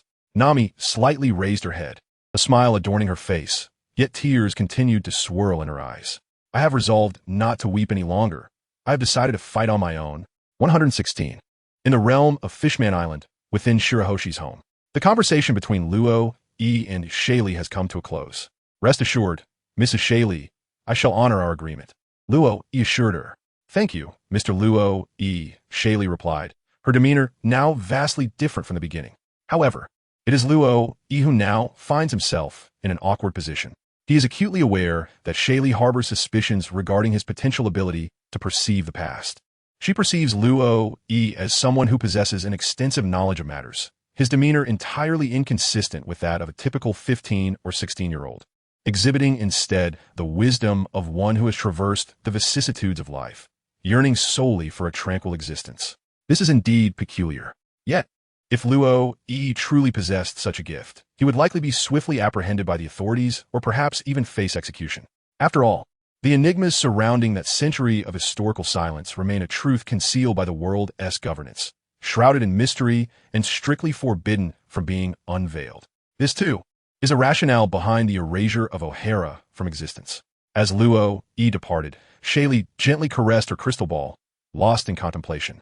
Mrs. Shaylee, glimpsing the future is not necessarily a boon. Perhaps it is your very foresight that precipitates the events you witness, Luo had remarked during their discourse. Now, Shaylee reflects upon his words. Indeed, should she uncover any calamities related to herself or Fishman Island, she would undoubtedly seek to prevent such occurrences.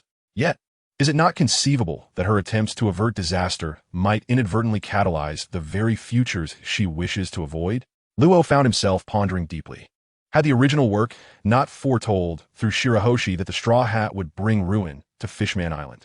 The abduction of the mermaid princess and the occupation of Ryugu Palace by the Straw Hat pirates would never have come to pass. Everything in this world is ensnared within the web of cause and effect. Whether one can glimpse the future or what may transpire remains shrouded in uncertainty. Shirahoshi's prior prophecies pertained solely to matters beyond Fishman Island, beyond her capacity to influence. Yet, it was the Straw Hat, heralded as the harbinger of destruction for Fishman Island, that she beheld. Who can say whether it was her vision that summoned the destruction or if the destruction birthed the vision? This conundrum is akin to the age-old dilemma of which came first, the chicken or the egg, a question that Luo found too tedious to contemplate. Retracing his steps, he returned to the Mermaid CAF. The fare was quite unpalatable. This coffee bore no distinction from the ordinary brews found in our own establishment. Is the allure of the Mermaid CAF solely attributed to its mermaid theme? Throughout the experience, apart from the somewhat distinctive song and dance performances. There was not of merit to be found in the entirety of the CAF. Luo continuously formed judgments, perceiving this place as a fa ade, a mere pretense. Everyone flocked to the mermaid's CAF merely for a fleeting thrill. As for any ulterior motives, child, this is a SHN manga. What motives could there be? Oda, the creator, is merely a purveyor of tales. What does he truly understand?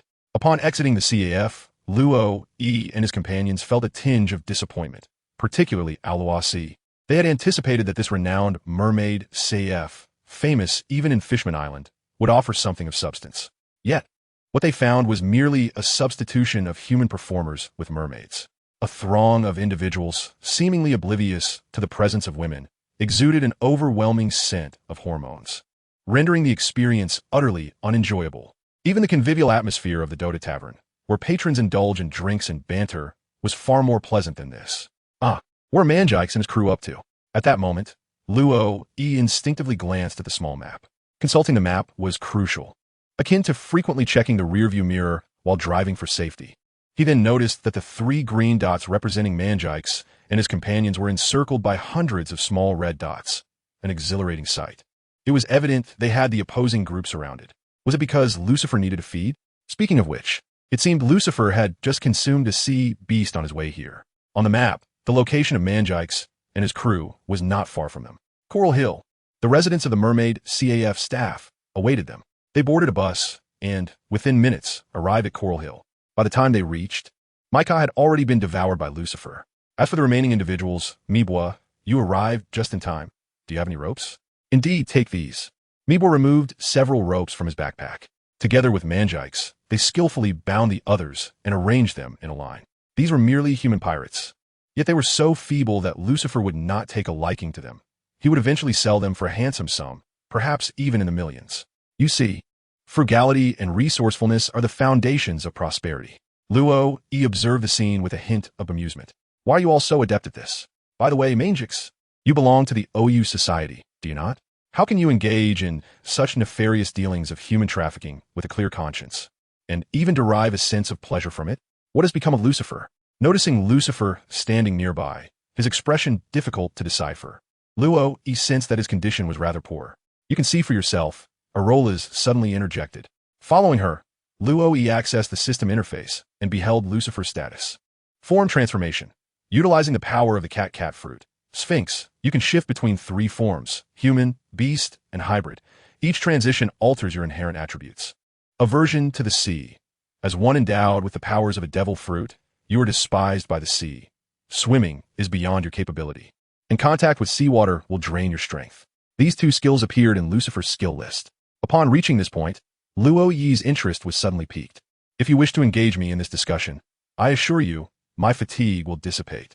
It is reasonable to surmise that Lucifer must have vanquished a user of a devil fruit and subsequently usurped their powers. In the realm of the game, Lucifer possesses the remarkable ability to utilize the skills of neutral beings he has consumed, effortlessly assimilating both active and passive abilities. This scenario is no exception. However, envisioning Lucifer harnessing the powers of the cat fruit, manifesting feline ears and a tail, paints a picture that is too enchanting to fathom. One can only imagine the torment it would bring him. Not only would he never willingly employ such a power, but he would also be burdened with an adverse condition, losing strength upon contact with seawater. Is there anything more excruciating in this world? Intriguingly, it may be more prudent to contemplate the consumption of a user with a paramecia or logia-type ability instead. Luo realized that at this moment, all he could do was to utter some sarcastic remarks. However, Lucifer suddenly lifted his head. Indeed, it is a valid point. It was Aros who was responsible for this. 3 days swiftly passed by. Luo and his companions frolicked on Fishman Island for quite some time, exploring every nook and cranny. During their escapades, they apprehended over 300 pirates, vanquishing numerous captains and first mates, incurring losses exceeding 1 billion. On the return voyage, Luo cast a somewhat mournful glance at Lucifer's belly. This is unacceptable. Do you realize that each of those individuals you consumed had bounties starting at 30 million? And 2 were over 100 million. What on earth are you thinking? The initial devil fruit user was digested by Lucifer in less than an hour, after which he casually devoured another officer. Luo could only watch in silence, unsure of what to say. After all, these individuals deserve their fate. Lucifer exhibited remarkable restraint, refraining from indiscriminately employing his devouring powers. Otherwise, his bounty would undoubtedly soar to great heights. Once we reach the shore, no one shall hinder me from claiming my prize. This journey to Fishman Island has afforded me an opportunity to converse with Charlie. Luo, he found himself uncertain whether the future glimpsed by Shaylee was genuine. If he were to never visit the East Sea throughout his life, would Shaylee's prophecy not become a mere jest? Yet, should he venture to the East Sea, fully aware that the malevolent dragon and its minions had seized the village of Koko Sheen, launching attacks on over 20 neighboring villages, would he not be compelled to confront the dragon, given his capabilities? It is well known that any adventurer transported into the realm of One Piece, when conditions permit, invariably sets their sights on the dragon as their first formidable foe. Not only does such a battle serve to enhance one's own prowess, but it also affords the opportunity to exchange the dragon's head for a handsome bounty, and perhaps even win the affection of a fair maiden. A trifecta of benefits that no seasoned adventurer would ever overlook. Luo, he also believes that he would act in such a manner. He acknowledges that he is not a virtuous individual, yet if he possesses the ability to lend a helping hand to others without the fear of being taken advantage of, he feels compelled to do so. Within the hearts of every individual resides a hero. There exists Iron Man, Spider-Man, Superman, and even characters like Ikki Tosin and Takumi Akizuki Koff. Ultimately, it is not that we lack the desire to become heroes. Rather, we find ourselves constrained by circumstances. As for whether Nami might refrain from joining the Straw Hat crew, potentially leading the future Pirate King to meet an untimely demise, who can truly predict such outcomes? Luo, he recalled a fanfiction where Luffy appointed Eneru as the navigator. Can you believe it? Of course, those are matters for the future. And who can truly predict what lies ahead? Presently, he found himself in the Sabiti archipelago, with the distance to Kokoyashi village still a mystery, and he had little inclination to concern himself with matters not immediately at hand.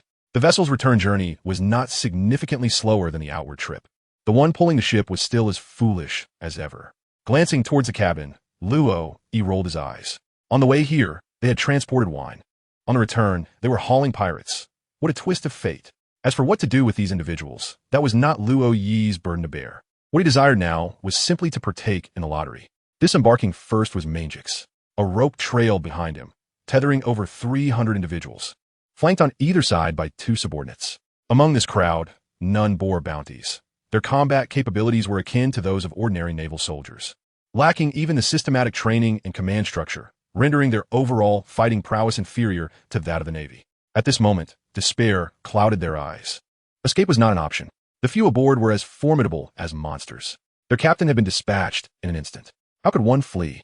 Yet, the thought of becoming a slave, possibly facing torment unto death, caused some to falter in their steps, only to be yanked forward by the rope, stumbling unsteadily.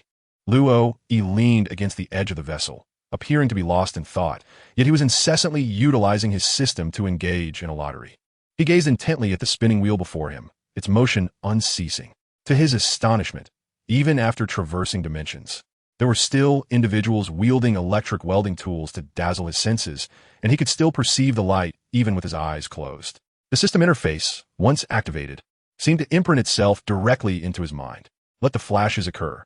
As long as his eyes remained untroubled, he could endure it. However, the periodic system notifications that popped up below were rather intrusive, such as discount packages available, 100 Belly 2 recommendation tickets, 100 Belly 200 fan points, 10, 000 Belly 1 helmsman, 100 000 Belly 1 alliance leader. For those interested, please join group 626894216. Cash on delivery, delivered to the undying treasure. Who are they trying to deceive? Lo E is resolute in his disbelief, for what treasures remain eternal are not bestowed freely. Conversely, he has never encountered anyone who willingly offers such gifts. Rather, he has frequently heard tales of those who fell prey to unofficial recharge channels. Under the relentless assault of monetary temptation, Lo, he has managed to acquire a substantial amount of equipment, and he has synthesized and utilized what he can. However, akin to playing an IMBA game, despite possessing numerous kills and ample resources, he finds himself restricted to merely 6 inventory slots, rendering excess wealth useless beyond the purchase of revival. This signifies that he has reached a limit in his growth, unable to progress further. Ironically, he has amassed a considerable number of hero skins, sufficient to provide 2 complete outfits for Lila and her companions. As he witnesses his knife currency steadily diminishing, each time he draws 10 times, he clicks to upgrade, only to be met with the frustrating message of insufficient conditions. Should he find himself with only 5,000 knife currency remaining and still unable to upgrade, it may not merely be a matter of expenditure, but rather a reflection of his own capabilities. Luo Yi began to analyze the intelligence within his mind. The recent upgrade of the system, which could enhance his qualifications, indicated that the system had provided him with a path for cultivation. This suggested that his attributes might also be a determining factor. However, whether summoning heroes or acquiring equipment, it seemed that Luo Yi's attributes bore little significance. Unlike traditional online games, where wearing equipment is bound by levels and attributes, the summoned heroes are governed by contract and do not heed the level of his insignia, exhibiting disobedience when they choose. Ultimately, their compliance or defiance is a decision made by themselves, having no bearing on Luo Yi whatsoever. As Luo observed, his coin balance dwindled to 6120. With a habitual disregard, he initiated another 10 consecutive draws, only for 10 items accompanied by advertisements to materialize once more. After dismissing them, he clicked on the 10 consecutive draws again. The spinning wheel trembled violently, and one by one, the 10 items began to unveil themselves before Luo. Upon the 9th item leaping from the wheel and landing on the deck before him, a resplendent orange magic circle illuminated his surroundings. To his astonishment, he had drawn yet another hero. The magic circle whirled, its grandeur suggesting a hero of average human stature. He wondered who this one might be. Counting carefully, he realized this was already the 8th hero. Shadows began to emerge from the magic circle, but before he could discern anything, an immense force descended upon him from above, forcefully pinning him to the deck. Just before losing consciousness, he glimpsed a pair of pristine white shoes, seemingly belonging to Aloha. The air was filled with the essence of sword energy, swirling amidst desolation, as snow and tears transformed into mere dust. Glancing upward at the palm that had restrained him, Luo could only see the transparent slashes dispersing in all directions, resembling crescent moons soaring from the summoned magic circle. With a slight twist of his neck, he beheld a spinning top emerging from the magic circle. For reasons unknown, a joke suddenly came to mind. Once there was a man named Dashion. On his deathbed, he summoned his wife to his side and earnestly cautioned her, "After I pass, do not indiscriminately take another man, for each one you betray me with, I shall roll in my grave." With that, Dashion breathed his last. A year later, Dashion's wife had urgent business to discuss with him in the realm of Yama. The king of hell, after considerable effort, was unsure who Dashion was. Ultimately, she mentioned the last words he had imparted before his demise, prompting Yama to finally comprehend. "Why didn't you say so earlier?" He then called out loudly, "Hey, spinning top Dashion, someone is looking for you." Now within the magical array, the spinning top is whirling with remarkable speed. Speaking of rotation, Luo Yi recalls 2 heroes. One is the Sword Saint, and the other is the Axe King. Beyond that, his memory fails him. However, despite the rapidity of the rotation obscuring the figures within, it can be surmised that it is undoubtedly the Sword Saint. Yet, this blade fury of yours seems rather overpowered. I have never heard of the Sword Saint's blade fury manifesting as sword energy. The dispersing sword energy not only severed the mass of the ships, but also sliced through their hulls, cleaving deep into the trunks of trees on the Shambodi Islands, leaving behind distinct marks of the blade. After a considerable time, the spinning ceases, and fortunately, no one has been harmed. Observing the Sword Saint, who has sheathed his sword behind him, a masked visage gazes back at Luo, who realizes that summoning heroes in the future may indeed pose a threat to his life. Today, it is fortunate that Alas was undisturbed in this vicinity, guiding Lila in her training on the shore, thus saving Luo Yi in the nick of time. Otherwise, witnessing that robust trunk, which required the embrace of dozens to encircle, being cleaved with an unfathomable gash, Luo Yi knew he would not have withstood it all. "You have summoned the sovereign." It is evident that he is a braggart. Rising from the somewhat damaged deck, Luo Yi feels a pang of regret. This was all purchased with his hard-earned savings. It appears that the income from Dragon Palace City will once again be consumed in ship repairs. At this rate, when will he ever manage to save enough to indulge in lottery draws and upgrades freely? No one has seen the true visage beneath the mask of the sovereign Yunairo. Some even believe he has no face at all. As punishment for his blatant rebellion against the corrupt lord, the sovereign was exiled to the ancient masked island, which ultimately preserved his life. Soon after, the island was utterly destroyed by waves on a night filled with vengeful magic. Yunairo is the name of the sovereign. Yet Luo Yi has grown accustomed to calling him the Sword Saint. In the lore of Dota 2, the Sword Saint is quite fortunate. He rebelled against the Lord and was exiled, losing his home in the process. The ancient legacy of the island, its rights, and swordsmanship were all inherited solely by him. As the final pioneer of this legacy, the Sword Saint's confidence and courage stem from his relentless training. He even devised his own unique swordsmanship. May I boldly inquire about the content of the contract? Luo, he currently places his own position with great precision. He is merely a host, challenging himself. The katana in his hand twirled gracefully, while the voice of the sword master resonated with a deep baritone. Luo, he nearly comprehended the situation. This individual seemed to be one who roams about seeking brawls. Upon glancing at the attributes of the Sword Saint, he noted strength, 307, agility, 400, intelligence, 196. Goodness gracious, what a formidable presence. Regardless of whether it is Lucifer or Eoros, their highest attribute barely reaches 399. Though the difference between 400 and 399 appears minimal, it signifies a qualitative leap.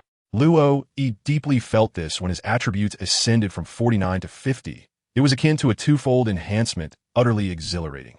Thus, indeed, a true powerhouse had arrived. Coincidentally, two individuals appeared shortly thereafter, allowing for a simultaneous introduction to this world. Surely the captain's knowledge remains limited. However, Luo did not perceive this as a simplification of matters. The primary concern was that the emergence of the Sword Saint had substantially increased his expenses. Well then, let us return to the tavern for now. Lo, he let out a sigh. After all, the president was the captain of the trading guild's ship, and a few individuals remained behind to oversee its protection. As Lo prepared to depart, they approached him with trepidation. Send Oliver to find me, for now. Take a break and ensure the ship is repaired, he commanded, waving his hand, fully aware of their intent. Understood, President. The Sword Saint observed this exchange keenly, beginning to process the unfolding information. Just moments ago, he had swiftly vanquished his opponent with a blade storm and received word of a contract, which he promptly signed. He yearned to encounter more formidable warriors to hone his swordsmanship. The prospect of another world sounded exhilarating. As for the individual in question, the Sword Saint recognized his identity but lacked comprehensive details. As they made their way to the tavern, Lo recounted the circumstances of their world. Upon hearing the name Dracul Mihawk, the world's preeminent swordsman, the Sword Saint was instantly electrified.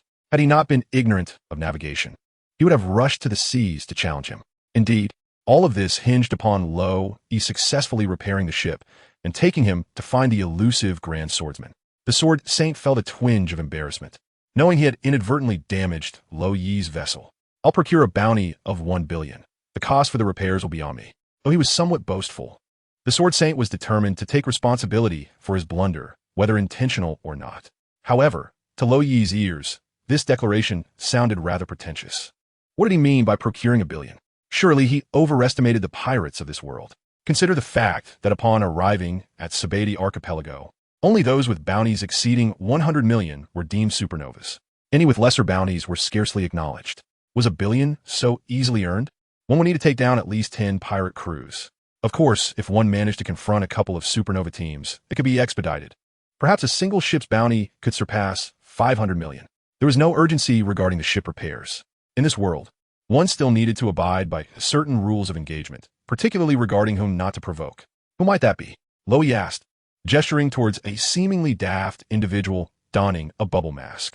Why must we avoid him? Primarily because it could impact my business dealings. Let us seek refuge in the nearby alley, he replied.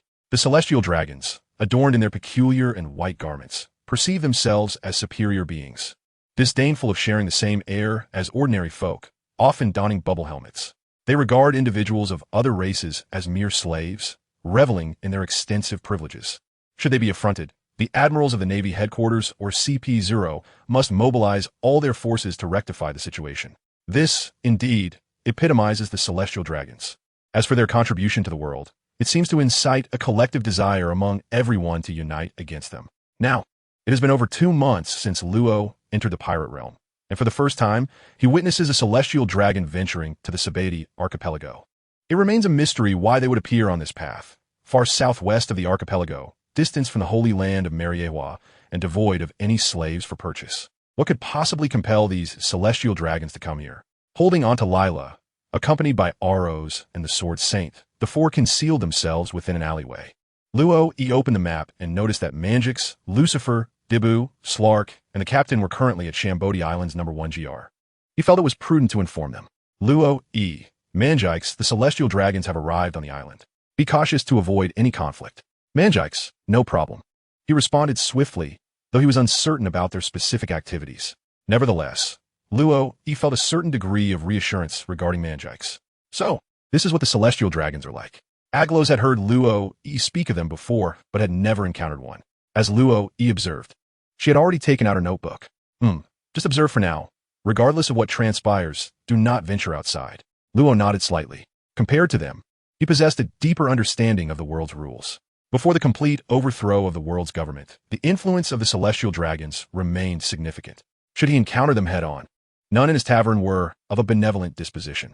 To kneel before a celestial dragon, it was likely that he would promptly transform that celestial dragon into a mere worm. Subsequently, a clash between the pirate tavern and the Navy admiral ensued, with the admiral employing a strategy reminiscent of the heroic tales of old, as one by one, the patrons of the tavern brought him to his knees. Fueled by their discontent towards the Navy and the world, the patrons united to assault the holy land of Mariewa. Wielding the Ahalim staff, Manjik split into three, taking the forms of earth, storm, and flame, dismantling half of the palaces of Mariewa. With a mere gesture, Kunka summoned ghostly ships that obliterated the remaining half of the Holy Land. The ominous father of doom pointed directly at the grand boss of the celestial dragons, Lord Im, leading to his downfall. The Sword Saint unleashed an invincible slash, engaging the 5 elders in a fierce confrontation. Agloros's curse of winter compelled 4 of the 5 elders to weep as they inadvertently struck down their own comrade. Slark activated his invisibility, weaving through the crowd with impunity, capturing one celestial dragon after another. Meanwhile, the Earth Digger, bearing 4 shovels, diligently followed behind to collect the spoils. Lo, accompanied by Lila, joyfully cracked sunflower seeds and sipped cola while exclaiming 666. It certainly felt exhilarating. However, Lo, he was a man of caution. In the face of uncertainty regarding his capabilities, he would refrain from reckless actions. After all, the world government wielded more than just the 3 admirals. Moreover, the celestial dragons had CP0 at their disposal. Reputed to possess strength rivaling that of the Navy's admirals, hailed as the ultimate shield of the celestial dragons, a top-tier powerhouse in the world. When it came to a confrontation, the outcome was far from guaranteed. Thus, prudence was paramount. On the street, 2 rows of residents from the Sabeti archipelago knelt in unison, along with a number of tourists and pirates. Though unaware of the reason for the celestial dragon's presence, everyone dutifully lowered their heads, bowing in respect, wary of attracting unwanted attention. In the center of the thoroughfare stood a bare-chested figure, a specially designed seat affixed to his back. Clad in sunglasses and wielding a cane, he bore light brown hair and a beard that overshadowed his face, adorned with 2 small, protruding black mustaches above his upper lip. Following closely behind were 4 bodyguards dressed in black, sporting sunglasses and exuding an air of indifference, their demeanor unmistakably subservient. Trailing behind them were several alluring women, their figures accentuated by revealing attire, adorned with collars linked to iron chains, exuding a captivating yet disheartening charm. Lastly, a contingent of soldiers clad in the armor of the Holy Land followed, mere background characters that the original author had deemed unnecessary to detail further. This celestial dragon was known as Saint Roseward. As a member of the world's aristocracy, it was entirely customary for him to occasionally stroll through their private gardens. His singular passion lay in the collection of pirate captains as slaves. Luo Yi's impressions of him are limited to 2 instances. One occurred during the original narrative of the celestial dragon incident, when Usopp inadvertently knocked him unconscious with a sudden fall. The other transpired a decade later, at the World Conference, where he was seen renting Bartholomew Kuma as a slave. The entire street remained eerily quiet, devoid of its former vibrancy, as every passerby bowed their heads, afraid to utter a single word. No one knew if a mere sound might provoke a fatal gunshot from a celestial dragon, nor could they foresee whether they might catch the gaze of one and be whisked away to the Holy Land as a lady or a concubine. Many matters remained shrouded in ambiguity. Suddenly, the stillness of the street was shattered by the sharp crack of gunfire. Suddenly, their gazes shifted. Who dares to kneel in my path? Do you expect my servants to circumvent you? A chilling voice resonated, even as Rosward Saint had yet to lower his cane, the tip still emitting wisps of smoke, subtly revealing that his staff was, in fact, a firearm. One of the lackeys promptly stepped forward, striding past the celestial dragon, and delivered a kick to the cowering civilian in the middle of the road, sending him tumbling into a nearby alley, where he rolled several times before vanishing from view. Wretched commoner. The lackey lightly dusted off his polished shoes, uttering a contemptuous remark. The onlookers dared not voice their anger. They were acutely aware that disrespecting the celestial dragons bore consequences they could not afford. These lowly citizens, utterly ignorant of the most basic decorum, deserved their fate. Beneath his sunglasses, although Rosward Saint's eyes remained concealed, his displeasure was palpable from his unsavory expression. Indeed, they are but commoners. We shall clear the path forthwith. Rest assured. The lackey assumed a dutiful steward's demeanor, bowing respectfully to Rosward Saint before 4 of his companions advanced to clear the way. Their conduct was exceedingly crude, yet, mercifully, no lives were lost. How audacious they are! As the procession of celestial dragons gradually receded, Aloes couldn't help but murmur her sentiments, though it would have been preferable had she paused her writing. Yet, they are merely a collection of refuse. Luo nodded slightly. A world governed by filth? Intriguing. The Sword Saint held his sword with a calm demeanor. Luo, my brother, I now understand that we have a revolutionary army. Lila clutched Luo Yi's hand tightly, her eyes ablaze as she gazed at the celestial dragons. Rest assured, their days of prosperity are numbered. Luo lightly patted Lila's hand and said with a smile, 120. Fosha Island. Huh? When the celestial dragon's entourage passed by, Luo, accompanied by a few others, returned to the tavern and was met with the sight of a certain individual standing at the entrance. A wave of exasperation rushed through him, leaving him unsure whether to express it or to keep it to himself.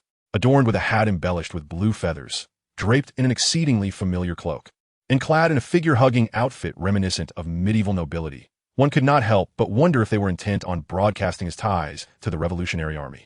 Luo immediately contemplated sending the individual to the naval base, proclaiming that he had apprehended a revolutionary soldier.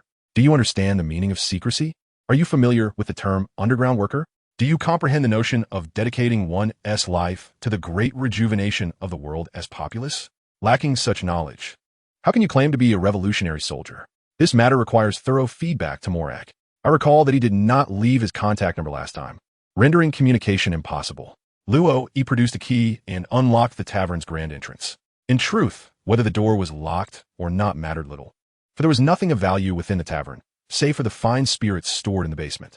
However, with the presence of a system and the rejuvenating spring water established in this locale, Luo and his companions harbored no concerns regarding potential theft. They had already conducted experiments, and the teleportation scrolls proved effective.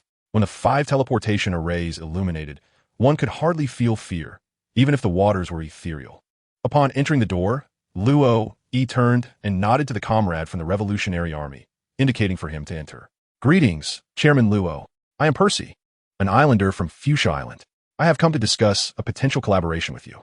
As Luo was setting the tables and arranging the goblets, he cast a sidelong glance at him. Percy, I dare say you are not a distant relative of the Weasley family, are you? Moreover, my good fellow, if we were to discuss a partnership, might I kindly request a smile? I see you're a guest. Please hold for a moment. I have been away for several days and need to tidy up a bit. Very well, no problem at all. Luo prepared a stool for him at the bar, poured a glass of beer, and began to wipe down the tables and chairs in the tavern with cloth. After about half an hour of this simple cleaning, Luo joined him behind the bar, just as Oliver rushed in, panting. Moments ago, someone from the Merchant Guild had reported to him about the damage to their ship, which required repairs. Upon receiving the news, Luo had instructed him to come immediately. After all, their guild possessed only a single vessel. The ship that initially set sail for the Kingdom of Gosa had already been sold by Oliver, yielding an extra 2 million belly. Coupled with the funds acquired from Luo, it allowed for the purchase of their current ship, a vessel capable of carrying at least 1,000 barrels of wine, manned by a crew of over 100. The cost of repairs would undoubtedly be a staggering figure, likely consuming the profits earned in Longgong City, perhaps even necessitating a financial loss. It would be disingenuous to claim it did not cause him distress. Yet there was little choice. After all, he was the president. Securing the order from Longgong City, even the beverages were supplied by the tavern. These were vital tools for Oliver in establishing connections. As for Fort Shade Island, upon hearing the self-introduction of that revolutionary comrade, Oliver's expression shifted to one of surprise. What was the significance of this island? Luo handed a mug of ale to Oliver, while also offering a cup to the Sword Saint, who sat nearby polishing his katana. He served a glass of milk to both Lila and Aloa. 5 years prior, Fisher Tiger had ascended to the sacred land of Mariewa, liberating all slaves. However, 2 years ago, he fell victim to an ambush by the Navy on Fosha Island. succumbing to excessive blood loss due to his refusal to accept a transfusion from a human. Reflecting on this event, Oliver felt a pang of nostalgia. As a resident of the Sabeti archipelago, he and his peers possessed a deeper understanding of the celestial dragons than most. Why is Tiger regarded as a hero? Is it merely for freeing slaves? No, it is because everyone knows the celestial dragons are far from virtuous, which is why he is celebrated as a hero.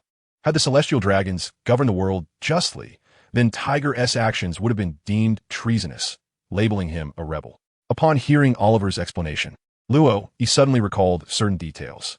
However, the fact that Tiger had perished due to his own refusal of human blood was known only to members of the former Sun Pirates. Lifting the bottle, Luo refilled the already empty cup of the Sword Saint, teasing him. When did you drink this? You should take off your mask. Need a straw? Percy cautiously raised his hand and interjected. Indeed, the people from my hometown were so terrified of fishmen that they secretly informed the Navy. At that time, he had long been following Dragon in his quest for justice. This time, it was not an official command from above, but rather a suggestion to engage with a newly established trading company in hopes of improving the lives of those back home. Naturally, Percy, who was already lurking in the Sabeti archipelago, thought of his impoverished hometown and approached them with a spirit of experimentation. It's all right. The relationship between humans and fishmen has always been thus. It is the world that is at fault. Luo spoke up to offer a word of comfort. What collaboration do you wish to discuss during your visit?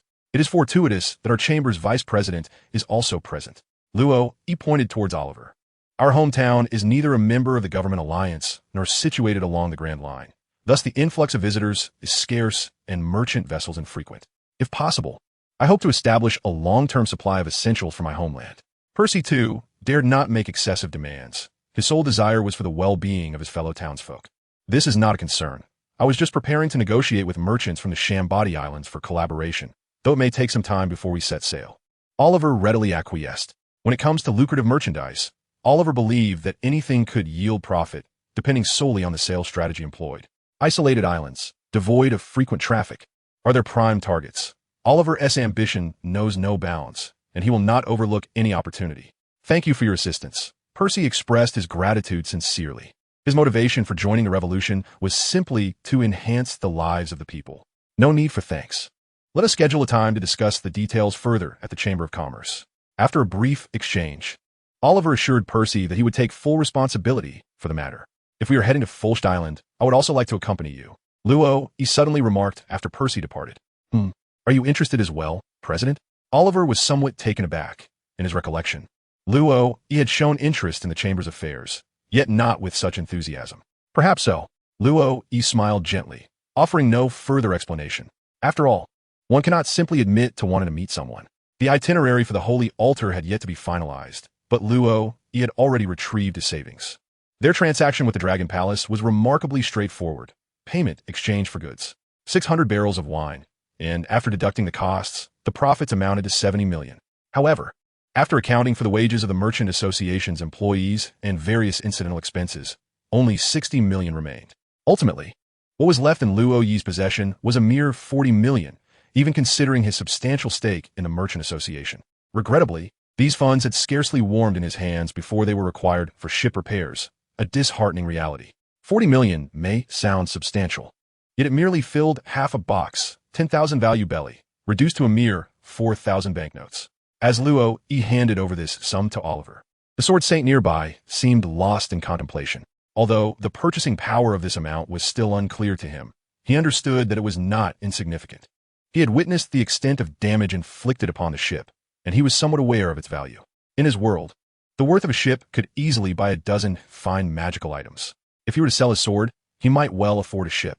I shall take a stroll, mused the Sword Saint, who, with no challengers in sight, found himself seated in the tavern. Unlike Lila and Alua, who retreated to their chambers for meditation when idle, he resolved to keep some money on hand, just in case. As Luo observed the Sword Saint preparing to depart, he retrieved a drawer from beneath the bar.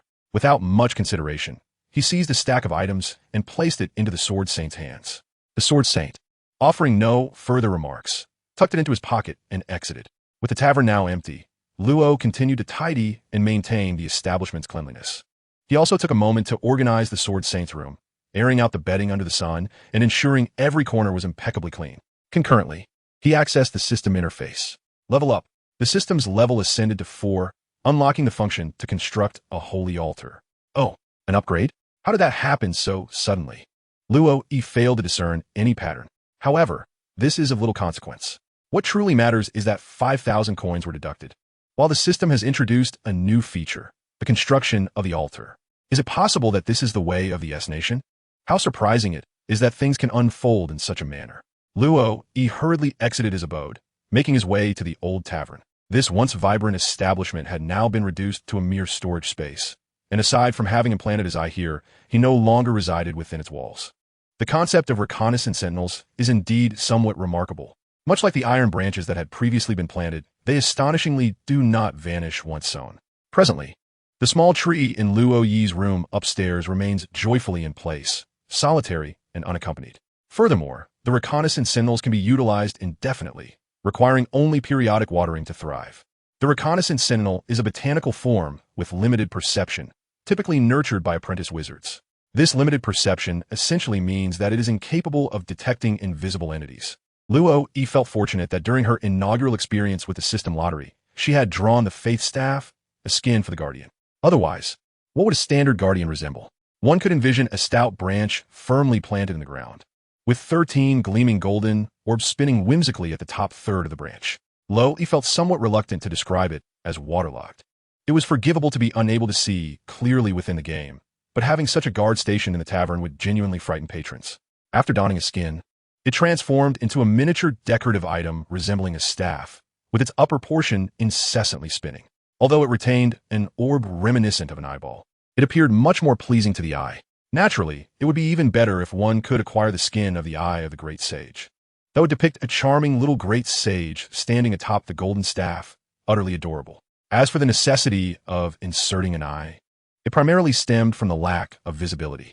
The map mirrored the game experience. Unless allies were present or there were friendly structures, one would have no line of sight. Aside from the areas one had traversed, everything else remained shrouded in darkness. Reflecting on predecessors who had traversed with the system, they not only possessed a comprehensive map of the entire world, but also detailed information indicating the presence of individuals, treasures, and hidden passages. All of this was meticulously inscribed upon their maps. Yet, what of one's own map? Aside from locating teammates and utilizing teleportation, what purpose did it serve? For reasons unknown, a surge of resentment welled within Luo Yi as he arrived at the old tavern. He cleared a corner on the first floor, tidying up the area and spritzing a touch of the perfume left by his mother. Luo Yi activated the system interface. Upon entering the shop, he discovered not only the 2 spinning wheels for single and 10 draws, but also an additional button resembling a hammer, inscribed with the word build. Unlike the previous 2 options, this build feature did not display any monetary amount beneath it. However, upon clicking it, a list emerged, with the term altar prominently featured at the top. Even more striking was the number that followed, 1,000. Is it truly so exorbitant?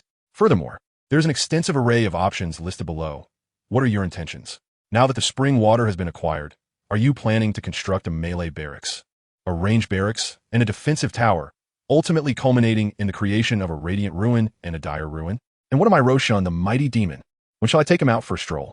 Luo Yi was exceedingly eager to voice her grievances regarding her system, yet she found herself at a loss as to where to commence. The cost was indeed rather steep, yet she still possessed 100 coins, leaving her with a remainder of 100 after her expenditures. Upon making her selection, a diminutive altar materialized in her hands. In essence, it was a stone pillar entwined with a vine, its center hollowed out to form a bowl-like structure, gently emanating a soft luminescence. A crimson projection manifested before Luo Yi, depicting the altar's appearance post-construction. With a mere rotation of her hand, she could adjust its orientation, though such an action seemed unnecessary. Luo Yi positioned the altar with its hewn side facing outward, directly establishing it in this very spot. As the altar descended, it emitted no sound, as if it had always belonged here. Luo Yi gazed contentedly at the altar, casting a fleeting glance at the map. A circular icon representing the altar has appeared. Luo Yi felt a profound sense of satisfaction. However, as he shifted the system interface to the altar, his demeanor swiftly soured. Beneath the inscription of blessing, not activated, he noted the activation cost of 100 knife coins. What a predicament! Do you truly comprehend how few I have left? Moreover, isn't this supposed to be usable once the time has arrived? Why then does activation necessitate knife coins? Is it that one must activate it prior to usage? or can it only be utilized post-activation? Luo E, with a grim expression, invested his last 100 coin into it. The blessing activated, generating an aura that enhanced the life and mana regeneration of nearby allies. Cooldown time, 119, 59, 57. A 5-day cooldown? Is it truly this relentless? He gazed at the system, where the construction of the altar could still proceed. As Luo E pondered, he mused that as long as he possessed wealth, would he ever need to embark on a boat again after landing on every island across the globe? The construction of the altar for mixed doubles could merely be considered a minor episode. For Luo E, the altar's function was simply to serve as a point for flight. The abundance of teleportation scrolls he currently held was sufficient for him to traverse the world at his leisure. Ever since the system advanced to level 3, each series of 10 consecutive draws reliably yielded a teleportation scroll. Luo E currently possesses an accumulation of over 500 teleportation scrolls, sufficient to exchange for a complete set of divine attire within the game. Within the system interface, she selected the teleportation scrolls and clicked on the spring of the new tavern on the map. A radiant white circle illuminated beneath her feet, followed by a swirling blue luminescence that enveloped her entirely. 1 second elapsed. 2 seconds elapsed. 3 seconds elapsed. Yet the teleportation persisted. Why has the teleportation not yet occurred? Luo cast a fleeting glance at the map. Beside the spring, a small green that had appeared, indicating that someone else was also teleporting. According to the characteristics of the teleportation scroll, when multiple individuals simultaneously teleport to the same location, the first person takes 3 seconds, with each subsequent individual's time increasing by 1 second in the order of their arrival. 4 seconds elapsed, and another presence appeared on the map. 5 seconds passed, then 6, followed by 7. Manjikes and the others had all returned home, while Luo remained, awaiting the 8th second. At last, a blue light surged up from beneath Luo's feet, whisking him away at great speed from his original position. Luo instinctively closed his eyes, only to open them again immediately. The scene before him had transformed entirely. He found himself in the basement of a new tavern, which could also be deemed a storeroom. Aside from a corner where spring water was placed, the rest of the space was filled with barrels of wine, meticulously arranged on the shelves. In the passageway between the shelves, 5 individuals were gazing intently at him. How did you arrive back here?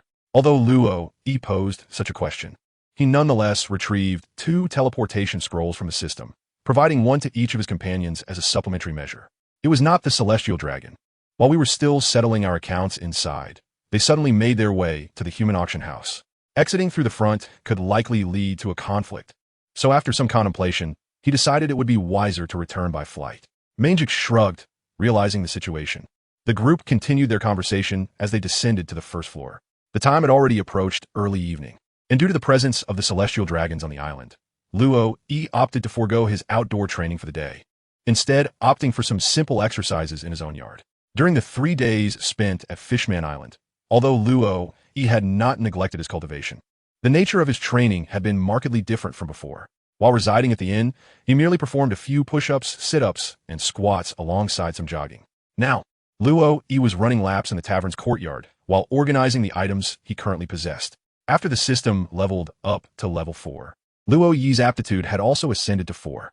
Perhaps due to this enhancement in his abilities, he felt that certain aspects of drunken boxing, which had previously eluded his understanding, were becoming clearer. Remarkably, these insights were precisely those points that Manjix had discussed with him before, yet they had not seemed particularly significant at the time. Could it be that the adage, a master opens the door, but the cultivation is up to the individual holds true? Much like in mathematics, where some achieve full marks merely by reading the book, while others may struggle for 3 years with exercises yet still fail, it seems to be a similar principle. Moreover, during his previous meditations, the elusive sensation of qi that he had been unable to perceive now appeared somewhat clearer. While exercising, Luo E could distinctly feel a faint current of energy coursing through his body. Whether this was true qi or domineering energy remained uncertain. The tavern's courtyard was spacious. Aside from Luo Yi's training, Dibu and Si La Ku were exchanging moves, while Manjix and Kunka engaged in conversation about matters unknown. Lucifer sat quietly nearby, listening to their discourse. Suddenly, the tavern's door swung open. When Luo E had stepped out earlier, he had not locked it, but merely left it ajar. Now returning was the Sword Saint. You have returned. Although Luo E was still doing push-ups, he greeted the Sword Saint upon his entrance. His time away had not been lengthy, yet it had nearly spanned 2 hours. Luo Yi's gaze shifted to the box in the hands of the Sword Saint. Moments ago, someone had claimed a bounty of 110 million on himself, and I exchanged his head for riches. Placing the box before Luo Yi, the Sword Saint remarked nonchalantly. However, you are truly putting on airs. Even Admiral Kazuru does not behave in such a manner. When he encounters a supernova, he merely exclaims how formidable it is before sending them flying with a swift kick. But what exactly is your process? Luo, he found himself at a loss for words. After all, he was merely slaying pirates. It was a task that needed to be done. Fortunately, the heroes he had summoned were not only capable of sustaining themselves, but could also provide him with a bit of pocket money. This, indeed, was the greatest assistance the system had afforded him. Of course, this did not apply to Lila. One couldn't help but wonder why he had summoned such a petite version of Lila rather than the mature, frost-wielding woman she had become. He had never been fond of childhood sweethearts. The waiting was rather intolerable. The Sword Saint, having set aside his money, settled cross-legged beside Lucifer, seemingly lost in meditation, or perhaps observing something beyond. After a day of fundamental physical training, Luo Yi encountered the personal guidance of Manjikes, who proceeded to employ his drunken boxing techniques to thoroughly demonstrate his prowess. Witnessing Manjikes execute a drunken step, striking Luo Yi with a force that sent him staggering 3 paces back, followed by a series of intricate kicks that left Luo Yi utterly off balance, was a sight to behold. The final move, the Immortal's Toast, effectively immobilized Luo Yi. Those present observed that Manjikes had indeed held back. Yet Luo Yi still struggled to withstand any of the attacks. This was to be expected. After all, Luo Yi had only recently begun his training. The fact that he managed to endure for a time against Manjikes, who was utilizing merely 10% of his strength, was a testament to the assistance of the Book of Knowledge. Thus, it is clear that investing in one's education is paramount. "You are not adept in martial arts," remarked the Sword Saint, offering his critique of Luo Yi's training after the day's session. "Is that so? I had merely assumed it was due to my lack of comprehension." Luo Yi scratched his head and glanced at Manjikes, noticing that the latter seemed reticent. Only then did he respond, "Would you like to practice swordsmanship with me?" The Sword Saint brandished the katana in his hand, and Luo Yi could not fathom why. Much like the world of pirates, one could wield a blade while simultaneously claiming to be a swordsman, a master swordsman, or a sword saint. Nevertheless, Luo Yi nodded enthusiastically, akin to a chick pecking at grains. It was no jest. The sword aura emanating from the Sword Saint upon his entrance was undeniably formidable, and it was likely that the Navy would soon come knocking on their door to demand reparations for damages to public property. Upon seeing Luo Yi's willingness to learn, the Sword Saint rose to his feet. At that moment, Luo Yi began to regret his decision, as he found himself evolving from solo combatant into a mixed doubles match. After 7 days of this intense training, he could only think, all right then. Luo Yi profoundly recognized the immense benefits that the combination of martial arts and swordsmanship brought to both physical and mental well-being. Were it not for the continuous offerings from the Tree of Sacrifice, Luo Yi surmised that he would have to greet his guests daily with bruises and contusions. Ha! Did I not tell you, dear manager, that moderation is essential in youth? Just look at you. Not only do your hands tremble, but now your legs have grown weak as well. Do you truly believe that today's entire expenditure will be covered by Master Abbot? Luo cast a glance at Abbot. The last time he trembled, Abbot had teased him about it. Now, it was his legs that shook, a result of doubling his training regimen. To his surprise, the manager shared his sense of humor, something old Lei had not disclosed to him, much to his amusement. Just yesterday, he witnessed the manager taking a beating. Were they perhaps the manager's mentors? Their strikes were indeed fierce. The wooden sword that struck the manager had actually been purchased from him. So, how does it feel to wield it, dear manager? Luo Yi has now discovered a rather grave issue. The tavern's business, thriving due to its exquisite beverages and delectable dishes, has attracted an influx of patrons. However, the majority of these guests seem only inclined to tease him, treating the diligent servers, Lila and Dibu, with utmost respect. What is the meaning of this? They too are integral members of the tavern.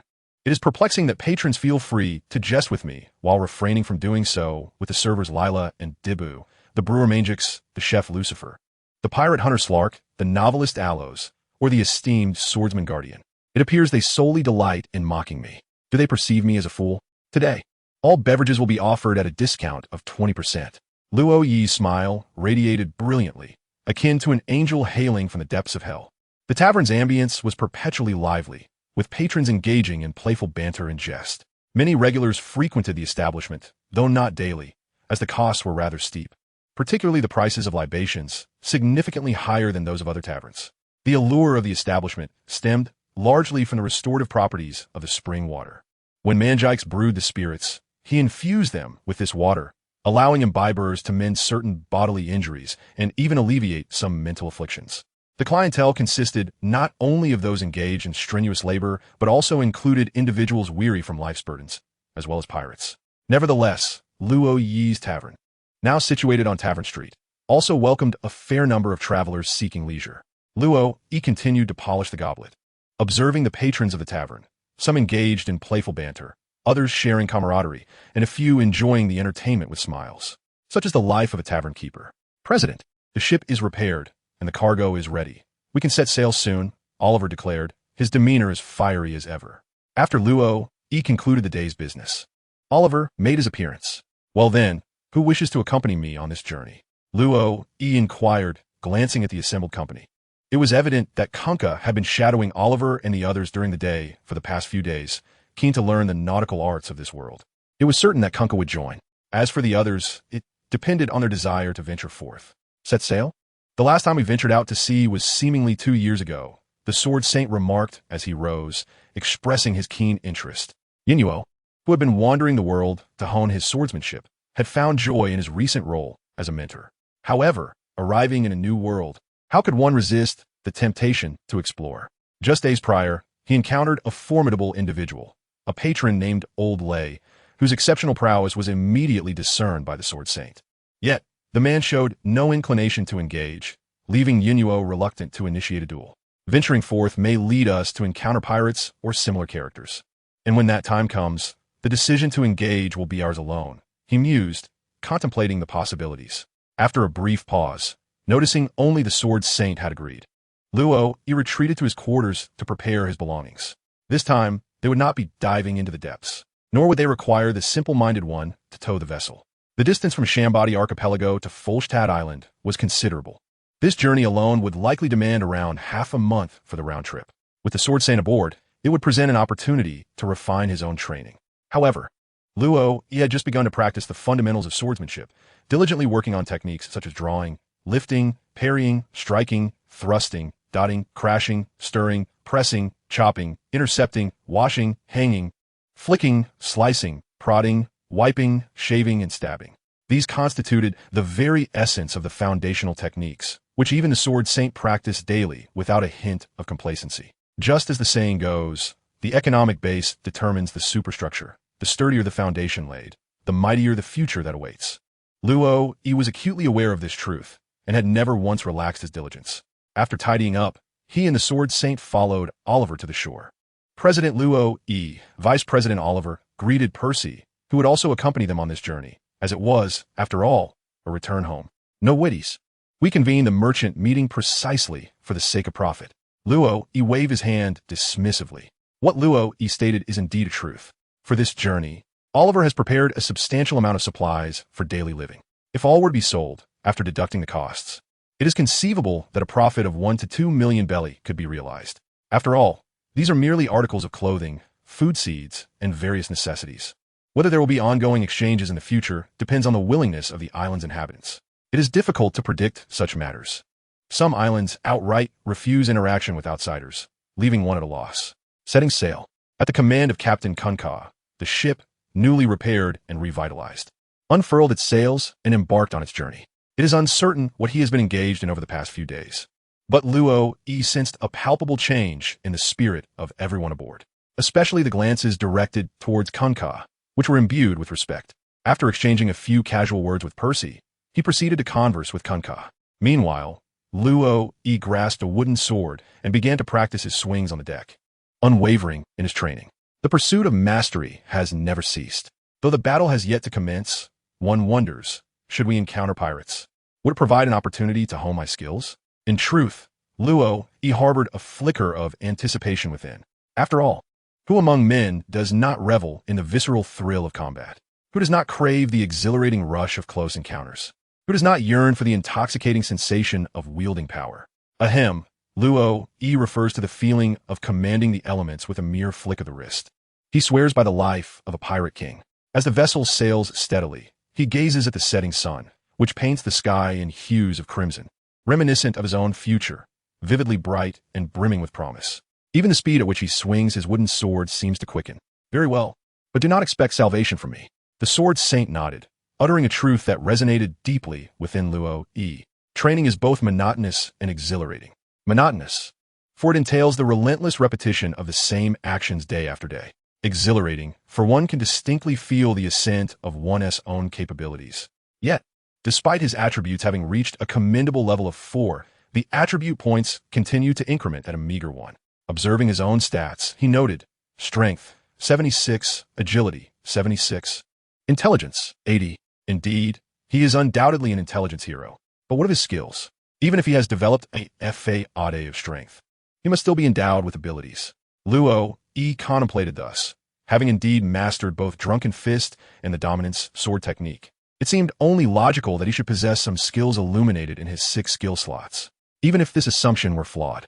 The warm current he felt within during his recent meditations could surely be considered genuine energy. Yet, to his dismay, all the skill slots remained conspicuously blank. How infuriating! What, then, was the significance of his attributes?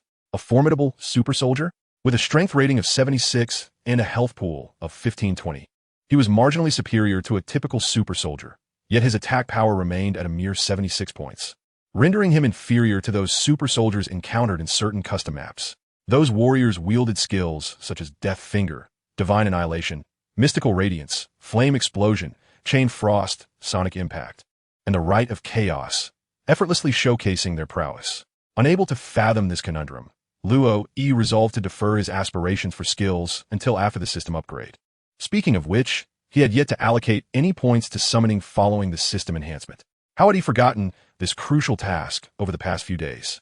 It was the fault of the sacred altar, demanding a staggering 11 million berries, a price that weighed heavily on his heart. As per tradition, the first lottery following a system upgrade invariably yielded a hero. This time should prove no exception.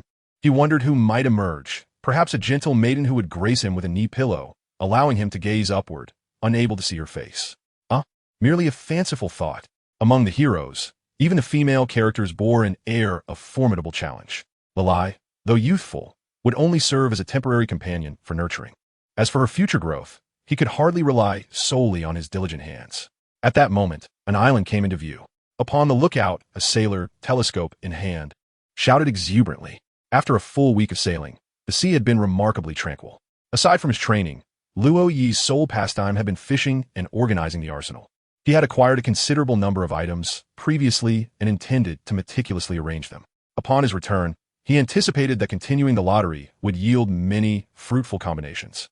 Luo gazed at a heap of small items piled in the corner, contemplating whether to utilize them to equip a team. After all, helmets, armor, shields, broadswords, greatswords, and spears were all present, encompassing both weaponry and protective gear. There was even a formidable club, one that could inflict a staggering 800 damage in a single blow, no less. Luo Yi suddenly found himself reminiscing about the days when 5 messengers, armed with 5 formidable weapons, would obliterate their opponents with cunning maneuvers. Although such prowess has waned since transitioning to Dota 2, in the realm of Dota 1, one felt almost ashamed to declare oneself a player if one did not engage in audacious tactics. Just listen to the banter from foreign friends during their matches in international servers. We have 2 Chinese. It seems they felt assured of victory. However, their opponents retorted, "We are all Chinese." How exhilarating that must have been. It was akin to a team fight where one would boast, "We have 2 warlords," only for the response to be, "We are a team of 5 emperors." Amidst these fanciful musings, Fulshart Island came into view, clearly within the range of the naked eye, less than 10 nautical miles away. In under half an hour, guided by Percy, they made landfall, reportedly at the closest port to the village. It was hardly more than a hamlet, devoid of bustling activity. Indeed, it was an island rarely frequented by visitors. The port appeared desolate. Aside from a dilapidated jetty, not a soul could be seen. "Please, follow this way," Percy instructed, being the first to leap from the vessel. Oliver had several crew members lift 2 crates of goods, trailing behind Luo Yi and the Sword Saint. These crates contained samples. Only if the other party expressed interest would they unload the entire cargo from the ship. Kunka chose to remain with the others to guard the ship, unwilling to leave it unprotected until a formidable escort was officially assigned. Luo Yi and the others remained silent.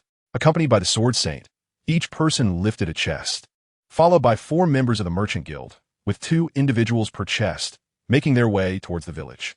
They traversed a straight path that cut through a desolate expanse littered with towering cacti, ultimately arriving at the village. The conditions here seem unfit for cultivation, do they not? Indeed, yet this is our homeland. Regardless of the adverse environment, we must find ways to develop it. The fresh water on the island may be scarce. Perhaps the other side of the island is more favorable. The entire island is similar. Our primary water source relies on these cacti. Luo, Yi, and Percy engaged in a casual conversation, with Percy secretly admiring Luo Yi's remarkable strength. Carrying a heavy load for such an extended period without so much as a gasp was indeed no ordinary feat, Mina-san. I have returned, he announced. The village lacked walls or fences. There were no perilous beasts on the island to warrant such precautions. However, due to the open surroundings, the villagers had spotted Luo Yi and his companions from a distance, and early on, some had gathered at the entrance to welcome them. So, Percy is back, they murmured. That rascal left without a word for years, yet he knows to return. I shall break his legs, one villager jested. Arthur, spare us your foolishness and wipe those tears away, another chided. Is that his companion? Someone questioned, observing the unfamiliar face. Whoever it may be, they're guests brought by Percy. The last time a group welcomed someone back was for Crawler's return. This time, it was merely a child from the village. And all that filled their hearts was joy. Father, esteemed village chief, I have returned, Percy proclaimed. It is well that you have come back, the chief replied. Allow me to introduce them. They are from the Dota Merchants Guild. I persuaded them to visit our island, and they bring essential goods. Percy eagerly introduced Luo, Yi, and the others. This return was motivated by personal reasons and bore no relation to the revolutionary forces. Yet, when Percy turned around, he noticed that Luo Yi was no longer at his side. Following the gaze of the gathering crowd, Percy saw Luo Yi crouched before a little girl. With a head of orange hair and dressed in a bright yellow dress, she appeared to be an exceptionally charming child.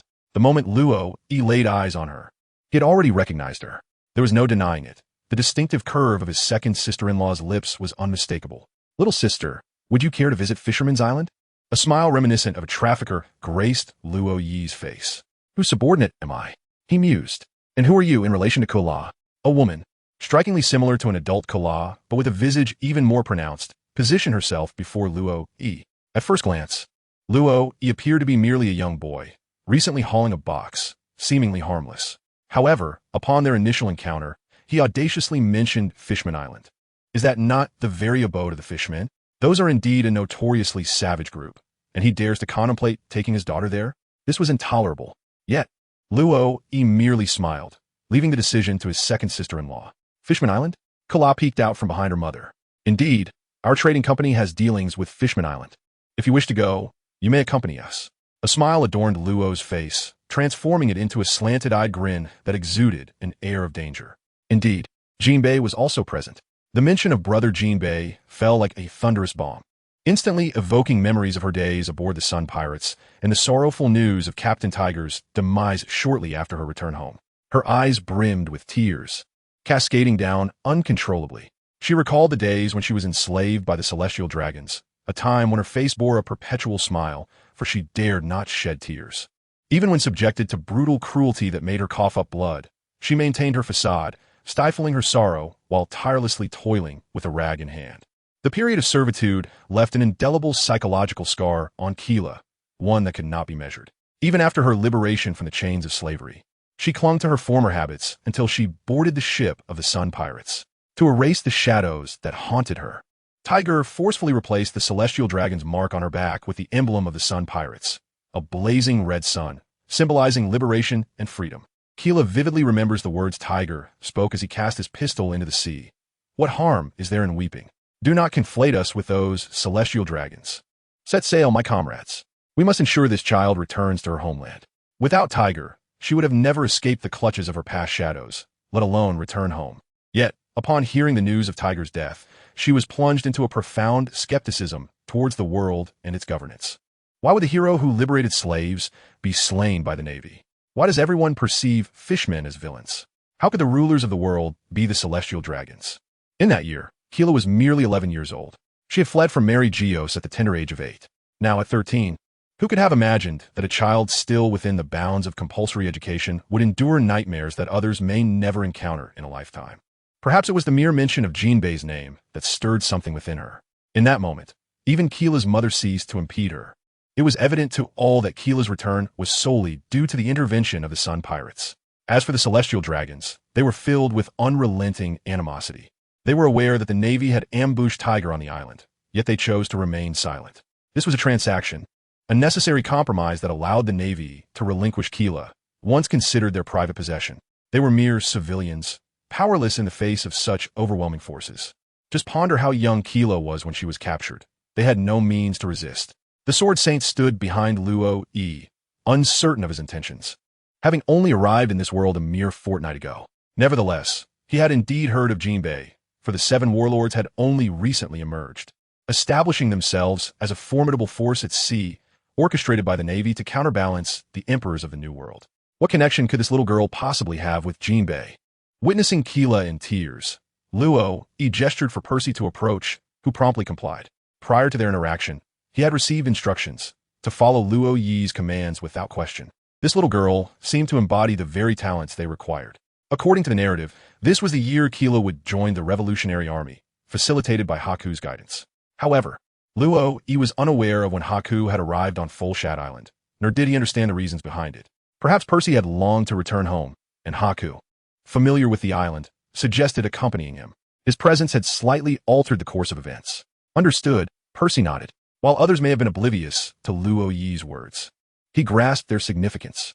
This little girl appeared to share their ideals. So what do you say? Shall we take a stroll around Fishman Island?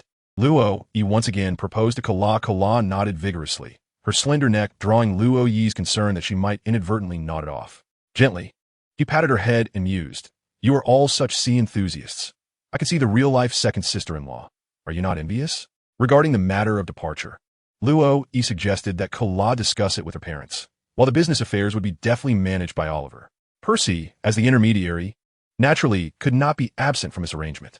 Thus, only Luo Yi and the Sword Saint wandered idly outside the village. As they lightly tapped a massive cactus, a dull sound resonated from within, as if it were filled with moisture. It must have absorbed water from the depths of the earth. After delicately slicing a fissure, a crystalline liquid oozed forth. Upon tasting it, he found it sweet and refreshing, a stark contrast to the desolation surrounding them. Indeed, this world is wondrous, harboring such unique flora.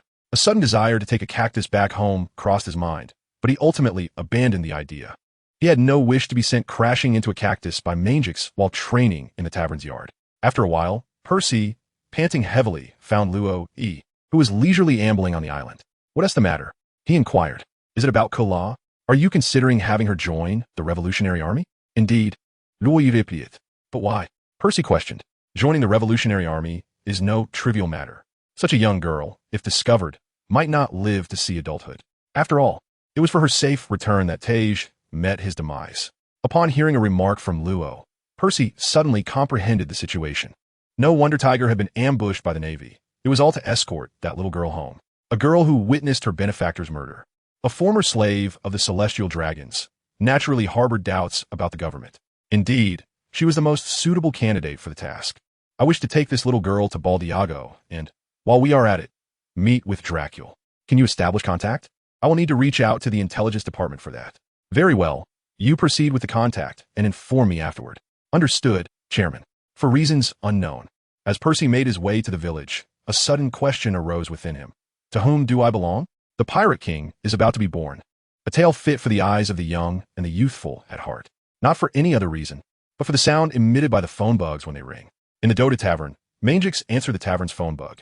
Moshi Moshi, Manager Luo, this is Shanks. Luo is currently unavailable. I'm Mangix. Oh, Mr. Mangix, our previous stock of wine has been depleted. Could you kindly arrange for a delivery? Is it possible to send it to the New World? Certainly. We have recently introduced new beverages at the tavern, where Mangix and Shanks are presenting these delightful offerings. As for pricing, it is certainly negotiable. Regarding the delivery to the New World, Shanks mentioned that they could easily arrive from Fishman Island, where ships would be ready to assist. Additionally, they would provide a permanent log pose for Luffy and his crew, who would then bear the responsibility of transporting the beverages to the designated locations. As for the potential attention from the Navy, Shanks is not one to fear such matters. Besides the Mera Nomi, their ship possesses the formidable Ashi Nomi. While conversing with Shanks, Luffy opened the system to discuss this development with his crew.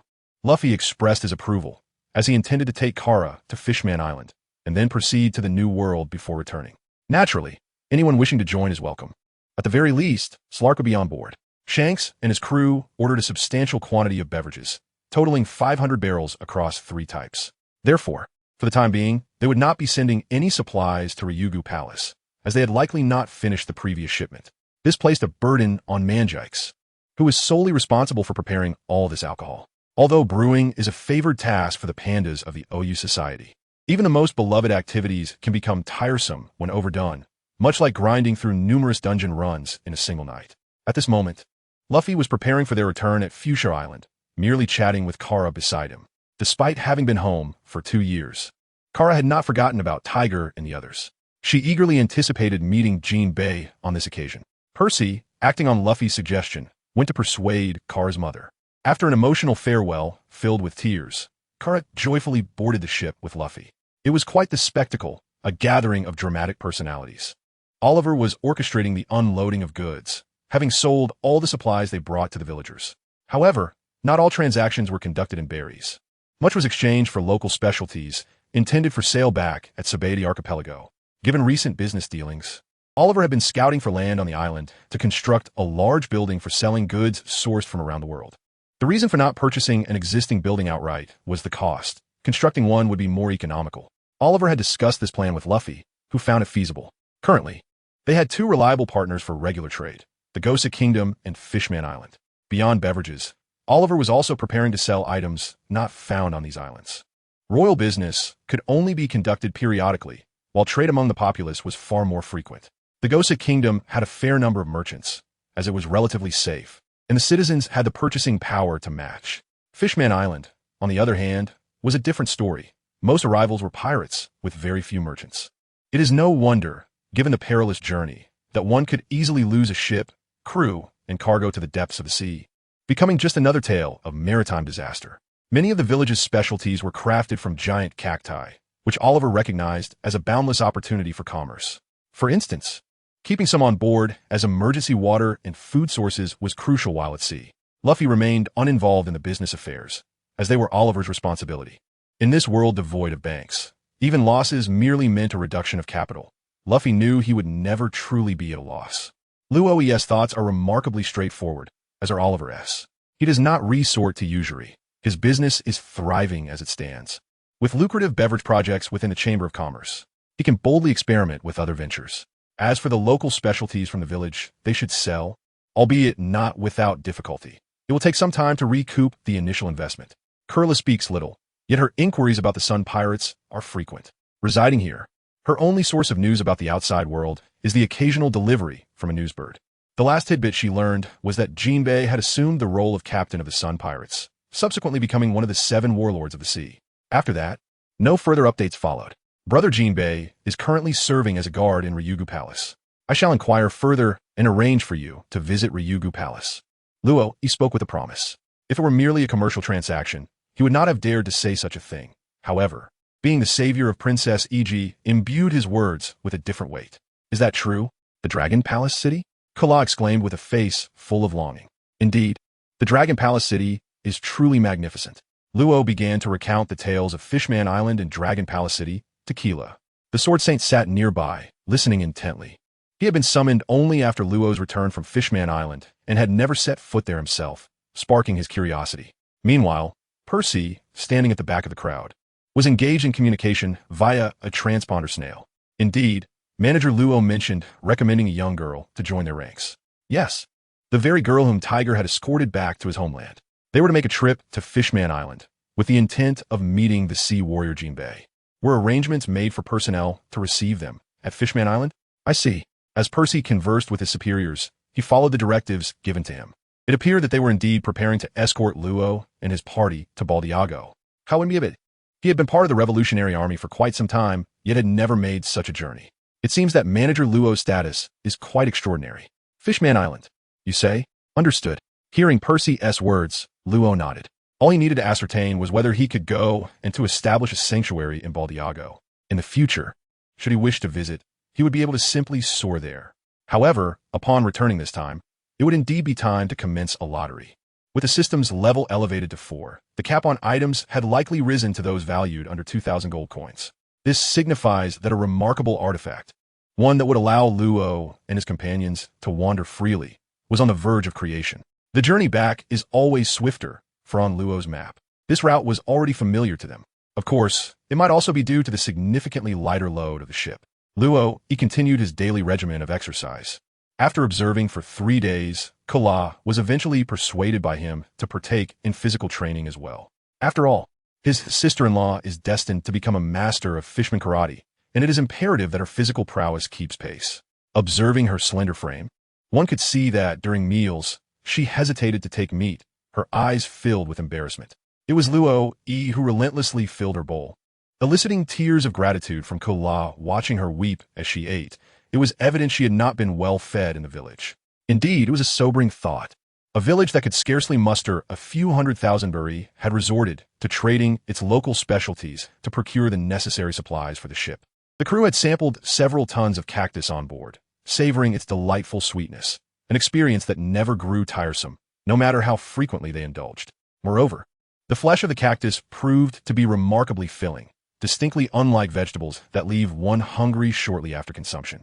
During his training breaks, Luo occasionally indulges in the succulent flesh of cacti to satiate his hunger and quench his thirst. As for the notion that this sustenance is merely a commodity, he finds it amusing. After all, the organization encourages communal dining, leaving little room for refusal.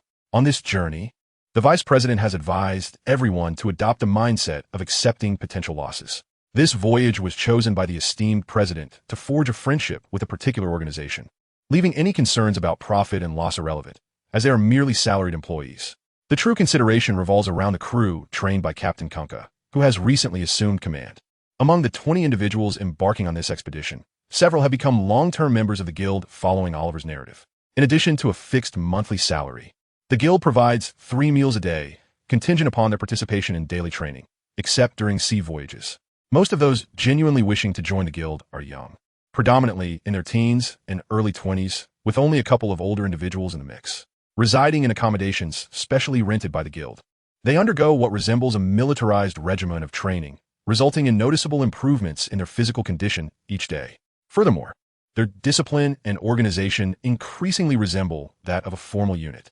Although their numbers are still few, over time, these individuals are destined to become the backbone of the guild.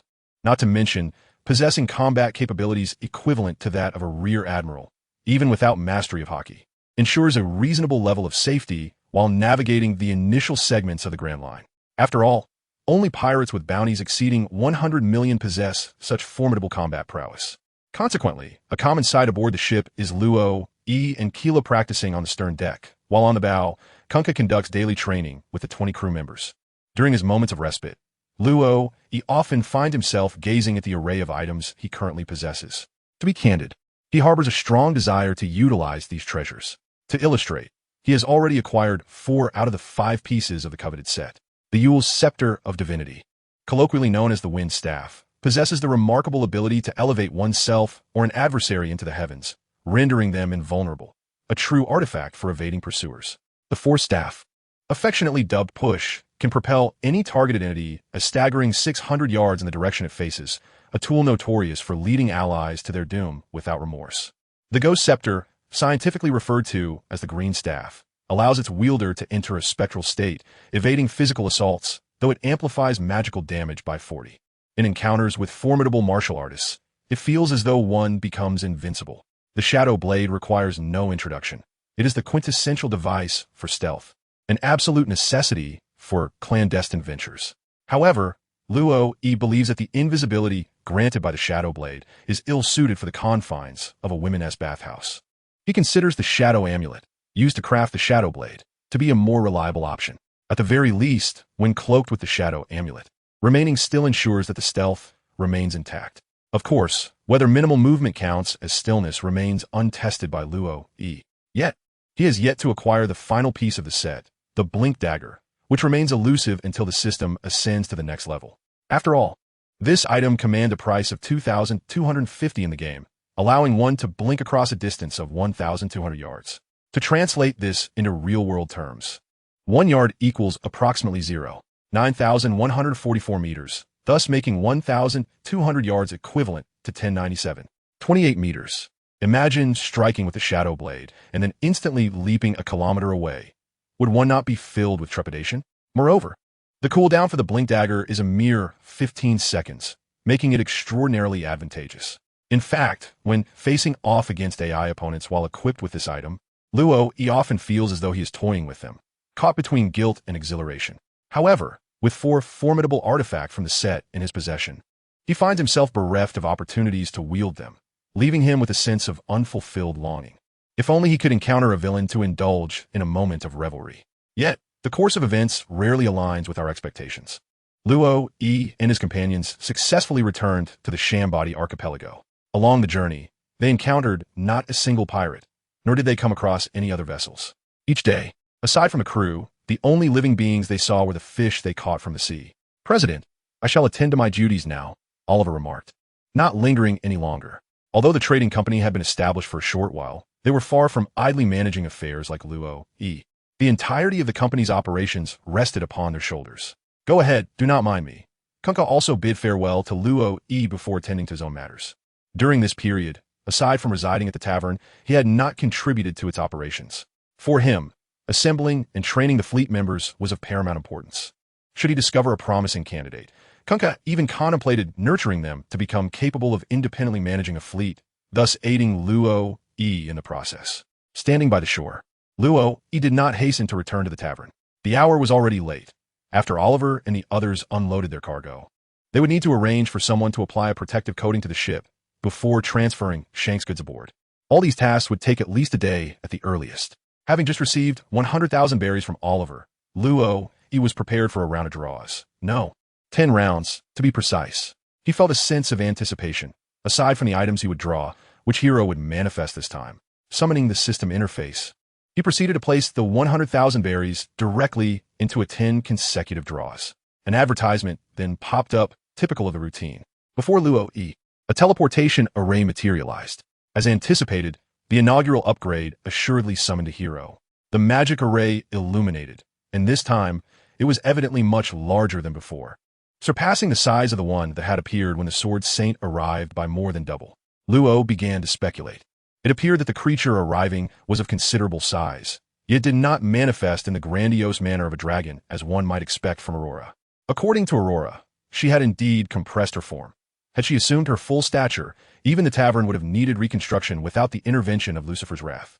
As the radiance of the magical array intensified, a flurry of thoughts raced through Luo's mind. Such a large entity could be an alchemist, perhaps a tidal being, or even a great tree. Could it be a diminutive creature? No. If it were indeed small, wouldn't it bring forth an entire mountain? It was quite plausible that it could be the blue fatty or the mighty bull. There was also the possibility of a spider. However, Luo's apprehensions were soon alleviated as the brilliance of the teleportation array gradually faded away. Luo consistently shielded his face with his hands, bewildered by the arrival of this individual. No, it was not merely one, but rather a group of them. There was Squee, pushing a cart, Sprin, wielding a cannon at the front, and Spin, confined within a barrel strapped to Squee's back. This was utterly absurd. Why must it be the demolition experts? Why them? Of all people? To be candid, among all the heroes, Luo harbored the least desire to entertain engineers. One might presume that these 3, dubbed engineers, merely engaged in the operations, design, management, and evaluation of engineering systems. Such assumptions would be misguided. Their full title is Demolition Engineers, previously known as Goblin Engineers. Wherever they tread, chaos and explosions follow. In the tales of adventure that circulate in Minor S Bay, no figure bears more infamy than the Demolition Engineer. Subsequently, Minor S Bay vanished from the world, alongside the Crane Port and Hunter Town. In fact, a cursory examination of the history of demolition engineers reveals a troubling pattern. Wherever they appear, towns soon cease to exist. Consider their profile. Perhaps we should simply send them straight to Mariewa? Luo pondered to himself. Squee, which team excels in trap detonation? Splug, the explosives have been successfully installed. Spurn, I can see nothing at all. This is hopeless. 3 maniacs are approaching. Wait, what did Splug just say? Luo recollected that the engineer's landmine was invisible. No, there seemed to be a hint of green, but we are allies. Boom. Before he could react, an explosion swept towards him. The Sword Saint, standing behind, immediately retreated with Ko'urla in his arms, leaving Luo Yi unattended. In that fleeting moment, Luo Yi retrieved the previously prepared holy staff of Yule from his arsenal. He directed it towards himself and activated its power. As the scorching waves of the explosion surged towards him, a small tornado formed beneath Luo Yi's feet, enveloping him and lifting him skyward. The heat was palpable, and debris propelled by the blast invaded his vision, yet all were kept at bay by the whirlwind. The gust lasted for 2.5 seconds, which Luo Yi found quite intolerable. Imagine being hurled several meters into the air in a mere 2.5 seconds, spiraling wildly in a dizzying ascent. Fortunately, he did not have to perform a backflip. As for the descent, it was far from gentle. He plummeted directly from the heights. Luo Yi suddenly felt that the heroes within the game were remarkably formidable. After spinning through the skies for what felt like an eternity, they could still sprint at full speed, effortlessly choosing to run in straight lines or curves without a moment's hesitation. It was only due to his recent inhuman training that he could land steadily in a spiral manner from such a height, although his head did feel somewhat dizzy. Feeling the warmth of the ground beneath his feet, he looked upon the trio of engineers who had already succumbed to unconsciousness, their bodies marked with wounds. Very well. You are indeed impressive. You arrive and immediately engage in demolition. He stepped forward to relieve them of their equipment entirely. Luo Yi has come to a realization. These three individuals are not merely fond of mischief. Rather, they seem to lack any semblance of intellect. An explosion occurs, and there they are, standing beside a barrel of explosives, nonchalantly triggering it themselves. How audacious! Although it was merely a fleeting glimpse, Luo Yi distinctly observed that verdant barrel of explosives. It is evident that this is indeed their remote control bomb. The question remains, from where did they procure such an enormous barrel? Surely it cannot fit within a small cart. Nevertheless, it is best to inquire about this once they awaken. Kella, still in shock, gazed at the unfolding scene. For her, today's events have truly shattered her understanding of reality. A person appeared out of thin air, followed by a sudden explosion. Although she was safeguarded by the Sword Saint and emerged unscathed, the fear still lingered. Fortunately, Kella is not unfamiliar with the tumult of the world. She has witnessed the detonation of a collar around someone's neck, so this is hardly a cause for excessive alarm. After a brief moment of trepidation, she regained her composure. She observed the Sword Saint carrying one individual, while Luo Yi effortlessly hoisted both Skew and Splin, leading them towards the tavern. Thankfully, the explosion's radius did not truly extend to 400 yards. Otherwise, they would have needed to change vessels once more. However, upon returning, they may need to prepare for compensation. Previously, when Mangix and Lucifer sparred in the lawless zone, the Navy turned a blind eye. Yet now, their docking location is within a jurisdiction governed by law. The Navy cannot afford to ignore this situation any longer. Even if fines are not imposed, a routine morning visit is inevitable. Upon returning to the tavern, Luo Yi first administered rudimentary bandaging to the three before unceremoniously tossing them into their designated room, a chamber reeking of gunpowder. Who might that be? The tavern's patrons had gathered, and even Kunka returned to inquire about the explosion. Upon seeing Luo Yi, Mangix was the first to speak. The plump one is named Skew. The one adorned with a helmet is Splin, and the youngest is Spewin, an engineer responsible for devising safe detonation methods for the underground mines. It turns out they are the culprits behind the destruction of the lifting port, Hunter Town, and Miner S Bay. Mangix astutely revealed their identities. It seems they possess a modicum of notoriety. And what this young girl? Mangix gestured towards Kella, who was seated with Lalela and Mari, enjoying tea. She is the bridge between humans and fishfolk. A mysterious smile graced Luo Yi's face. In that moment, he felt as though he were a prophet. After acquiring the answers, everyone returned to their own affairs, leaving Luo Yi standing alone, awkwardly grinning. Familiar faces. Did you comprehend? Luo Yi gazed with a touch of exasperation at the raucous goblin trio within the confines of the room. In response to his words, the three nodded in unison. Presently, Luo Yi was contemplating where to send these three individuals, for they could not possibly remain in the tavern. The potential for catastrophe was too great. Should they inadvertently conduct an explosive experiment within the establishment, it could result in astronomical losses. Moreover, who could say whether they might fall victim to other heroes in the process? You have my assurance, they declared, that until you find a suitable location for our explosive experiments, we shall not detonate any bombs. Squay, the eldest and most sensible among the trio, promptly reassured the others following Luo Yi's statement. Their previous misadventure had nearly cost them their lives when they obliterated their homeland, narrowly escaping the wrath of their neighbors thanks to the sudden emergence of Luo Yi's contract. Meanwhile, The perpetually slow spun had only just managed to set a landmine to frighten off the villagers after their teleportation, inadvertently triggering the explosion. Listening to the trio's animated explanations, Luo, he felt an overwhelming headache coming on. It appeared that these three, whether in the realm of gaming or in reality, were anything but a source of comfort. Even the simple task of procuring gemstones and defusing mines was enough to give him a lengthy headache. It can be said that engineers are a highly contentious class within the game. Should they perform poorly, they frustrate their teammates. Yet should they excel, they equally vex both opponents and allies alike. Is it not a source of irritation? Now, Luo, mused, these three were not devoid of intelligence. They seemed capable of comprehending architectural blueprints, construction plans, and design schematics. In other words, they were individuals of singular focus, heedless of the world beyond, wholly intent on their explosive ambitions. Truly, they epitomized the phrase, with 6 ears, they hear nothing of the world outside, their hearts solely set on demolishing cities. As Luo observed the trio busily tinkering with various items in the room, he noted their evident satisfaction with the surroundings. Assured that they could recuperate here, he descended the stairs. Fortunately, apart from a small box of matches, he had not prepared anything explosive in the room. Had they managed to concoct a bomb from such simple means, they would undoubtedly be hailed as geniuses, albeit of a rather peculiar sort. While Luo engaged in conversation with the goblin trio, Oliver had already prepared the cargo for their voyage to Fishman Island. Upon returning to the Sabati archipelago, Oliver, in his capacity as vice president, communicated with the red-haired pirates, informing them that the trading company had expanded its offerings, inquiring whether they might be interested. Their response was a resounding yes. Thus, alongside the beverages, they naturally included some essential supplies. After all, pirates require sustenance, laundry services, dental care, and, of course, a little prince. Accompanying them to Fishman Island were not only Captain Kunka, but also the Sword Saint, Slark, and Lucifer. The Sword Saint, having never visited Fishman Island, expressed a keen curiosity. As for Lucifer, he intended to indulge in the local cuisine. Given the abundance of pirates on Fishman Island, he reasoned that food would be plentiful, and the likelihood of encountering a naval spy was minimal. The reason for not dining at Sabati was merely a matter of taste. Lucifer was quite discerning when it came to food. With Kurla in tow and the simple-minded one at the helm, the group set forth towards Fishman Island.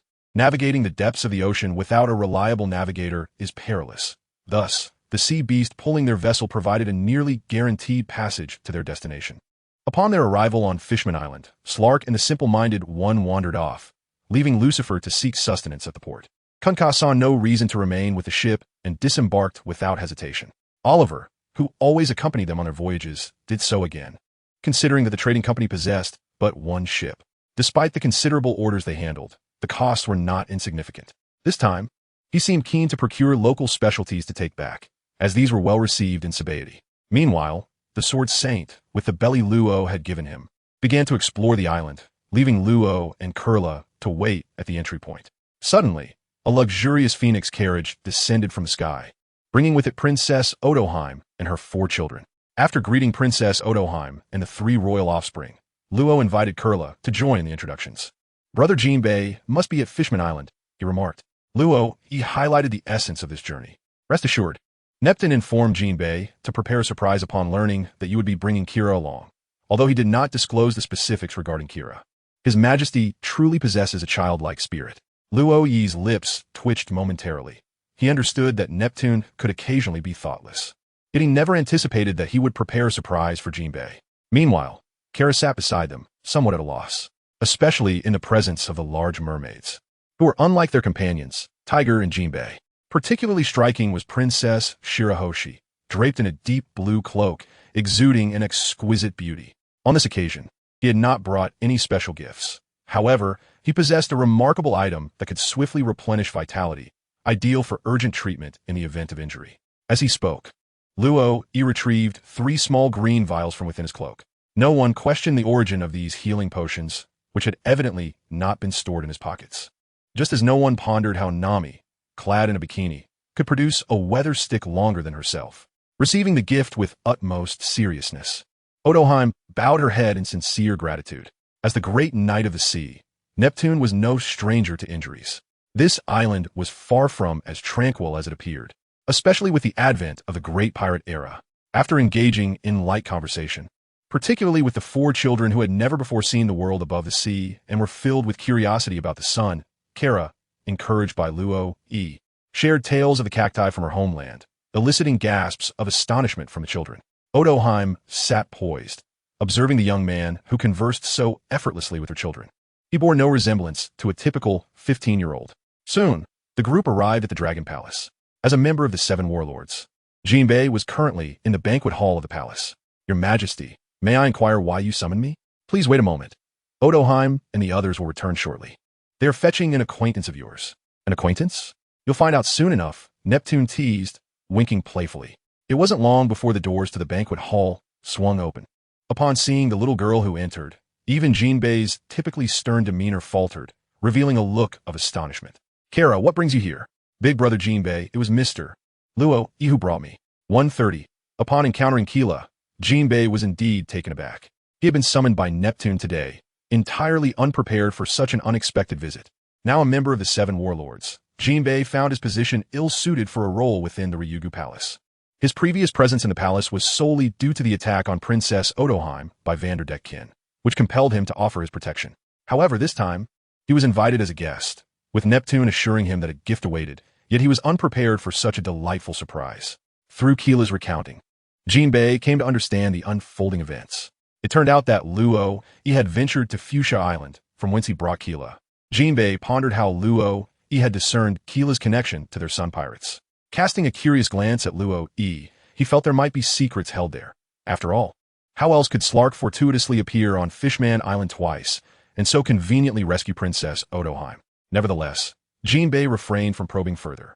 Given the current circumstances, it was evident that Luo E harbored good intentions. As they enjoyed the banquet at the Ryugu Palace, Jinbei observed Keela engaging in conversation with genuine warmth. A stark contrast to her earlier demeanor. Luo E simply smiled, choosing to remain silent. Some individuals exhibit a particular ease in the presence of acquaintances, yet become notably reserved when confronted by strangers. While Keela did not exhibit such extremes, she was noticeably more restrained around Luo E and his companions. However, in Jinbei's company, she transformed into a long-lost friend, akin to a daughter reuniting with her father. Had Neptune not been present, Keela might have even perched herself upon Jinbei's shoulder. The banquet concluded amidst the lively exchange of laughter and conversation shared between Keela, Jinbei, Luo E, and the four children.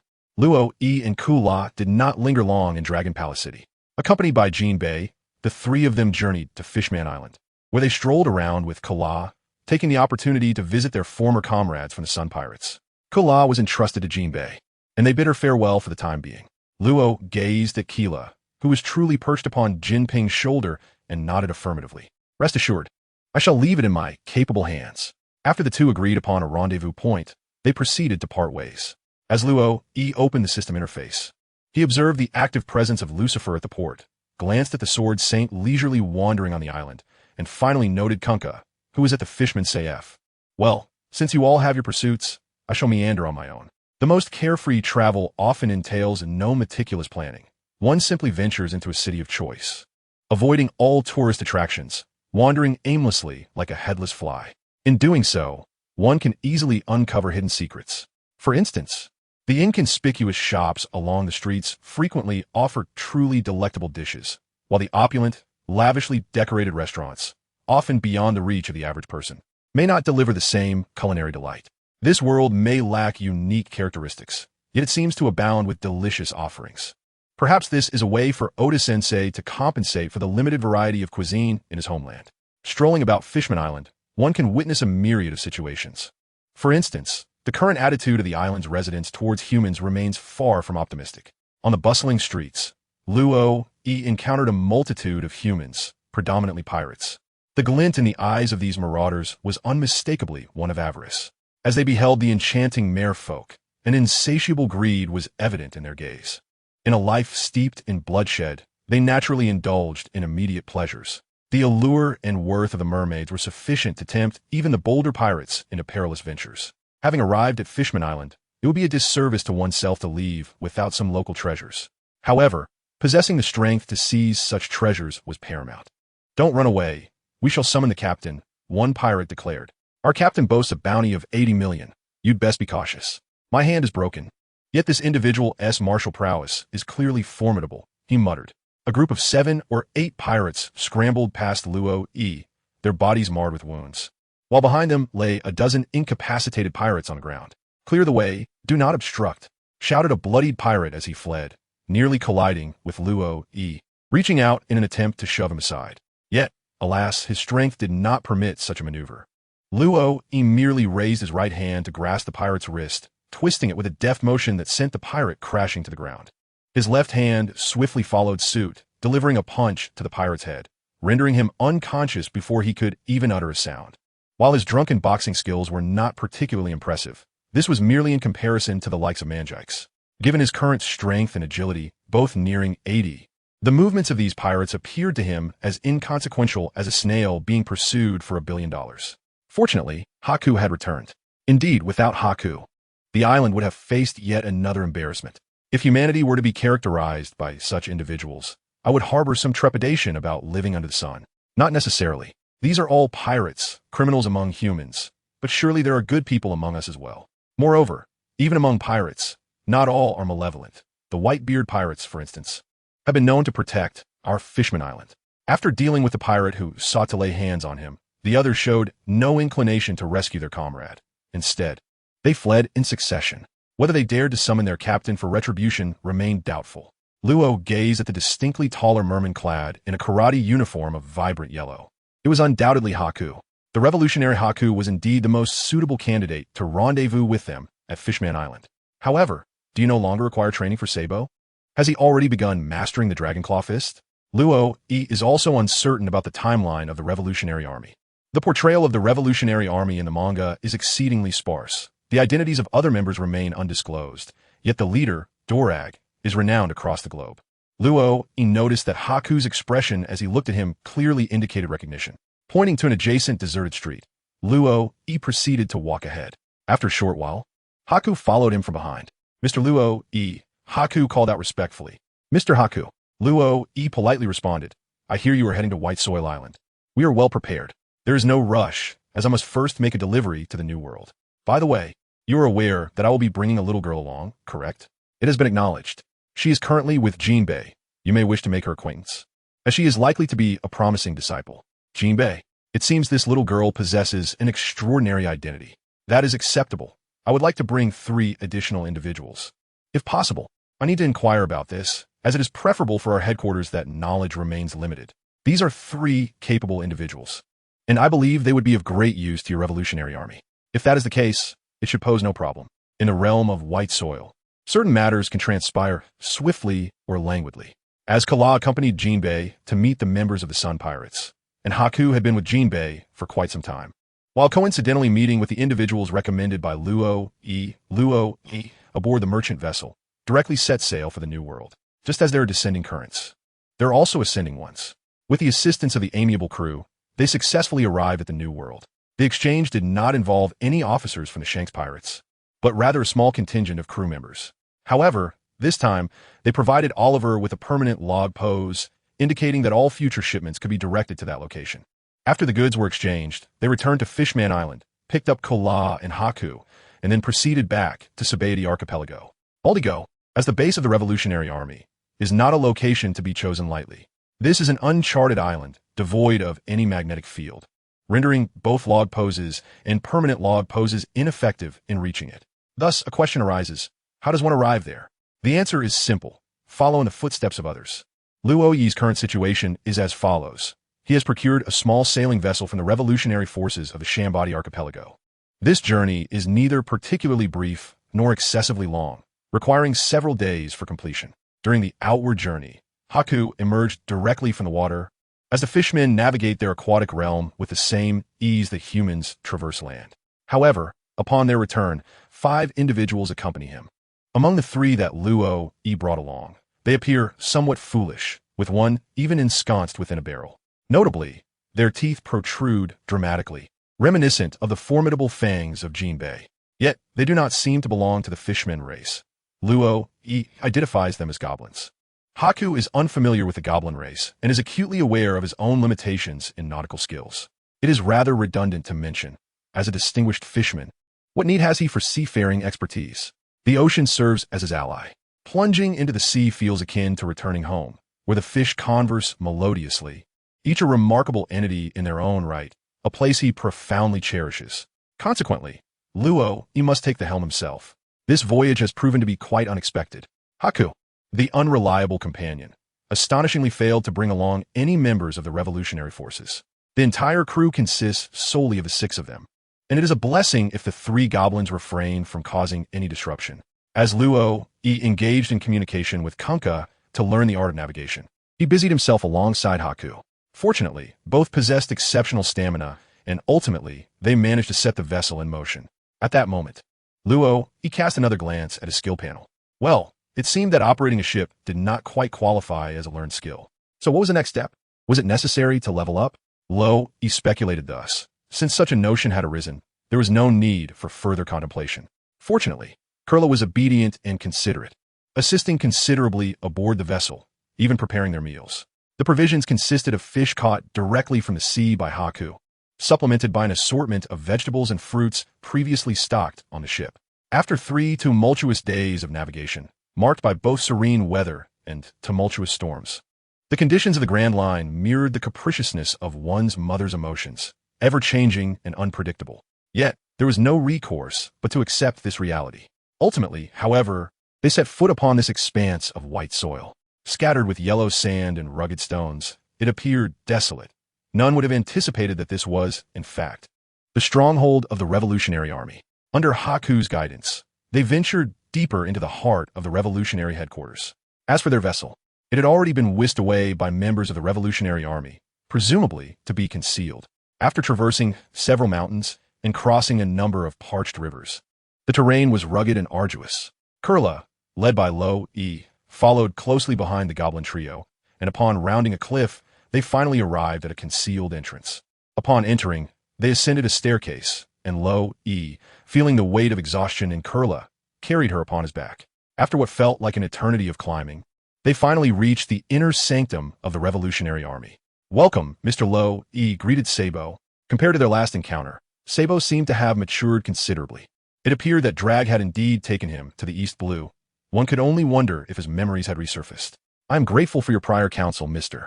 Lo E," he said, removing his hat and bowing deeply, his words imbued with heartfelt gratitude. "There is no need for thanks. This is merely a facet of your own past." Luo E gently set Kara down and smiled at Sabo, remarking, "To be honest, I feel as if I've aged considerably, despite the fact that my body is merely 15 years old. Why does everyone insist on addressing me as sir? Please follow me." It must be said that Sabo's every gesture exuded an air of noble etiquette, creating a sense of comfort without any hint of distaste.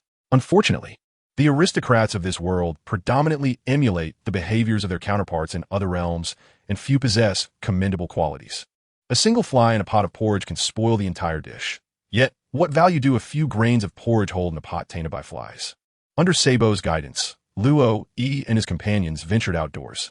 Indeed, it was the wind-blown platform of Drago.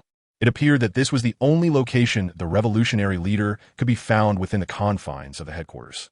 Luo E couldn't help but ponder how one would react upon discovering that one's disciple and son were sworn brothers. Would one prefer to be addressed as teacher or father? Nevertheless, he decided to dismiss the thought. "Welcome to this place, Mr. Luo E," Drago said, turning to Luo E as he arrived at the pinnacle of the tower, where the wind was blowing. "You and your disciple share the same manner of speaking." Luo E curled his lip, unable to suppress a remark. "Is this the little girl that Tiger sent back to her hometown all those years ago?" Dorag, seemingly oblivious to Luo Yi's words, glanced down at Kala. "Indeed, I see that Sabo has been quite lonely here. Having a companion would be beneficial." With that, Luo E gently nudged Kala closer to Sabo.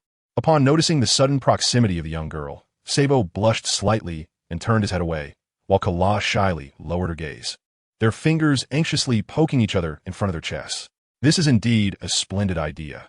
Our cause requires considerable time to flourish, and I believe she will grow to be a significant asset to our revolutionary army." "Absolutely." Luo raised his thumb. "This will be your future fishman's karate trainer." Moreover, how did Sabo evaluate Carla? "Is there anything in this world that you cannot handle? Do you see? This is love. The position of the second sister-in-law is truly well-deserved." Now, these 3 individuals are Squee, Sprin, and Spurn. They excel in demolition, and I believe the Revolutionary Army could greatly benefit from such talents. Demolition? Indeed, the bombs they previously developed have obliterated their hometown. Dragon, I wish for them to leave. What would be the most appropriate way to express this? The trio of engineers was ultimately escorted away by Dragon's men. The Revolutionary Army acknowledges this as an undeniable fact. If the abilities of these three diminutive individuals are indeed as Luo has described, particularly in the realm of demolition, they could potentially produce a considerable amount of weaponry for the Revolutionary Army. To be candid, the Revolutionary Army aspires to resist the government and overthrow this dark world. Yet they lack sufficient weaponry. Part of their arsenal is self-manufactured, while the remainder is procured from the underworld. Frankly, it is quite exhilarating. Acquiring weapons from them to strike back, isn't that thrilling? Such actions are not uncommon for the Revolutionary Army. If you're purchasing arms, I might as well place a large order and, upon delivery, simply seize them without payment. After all, you're not exactly virtuous people, so there's no moral burden. However, some exceptionally powerful weapons are simply unattainable. At most, they can acquire firearms and ammunition, cannons, and the like.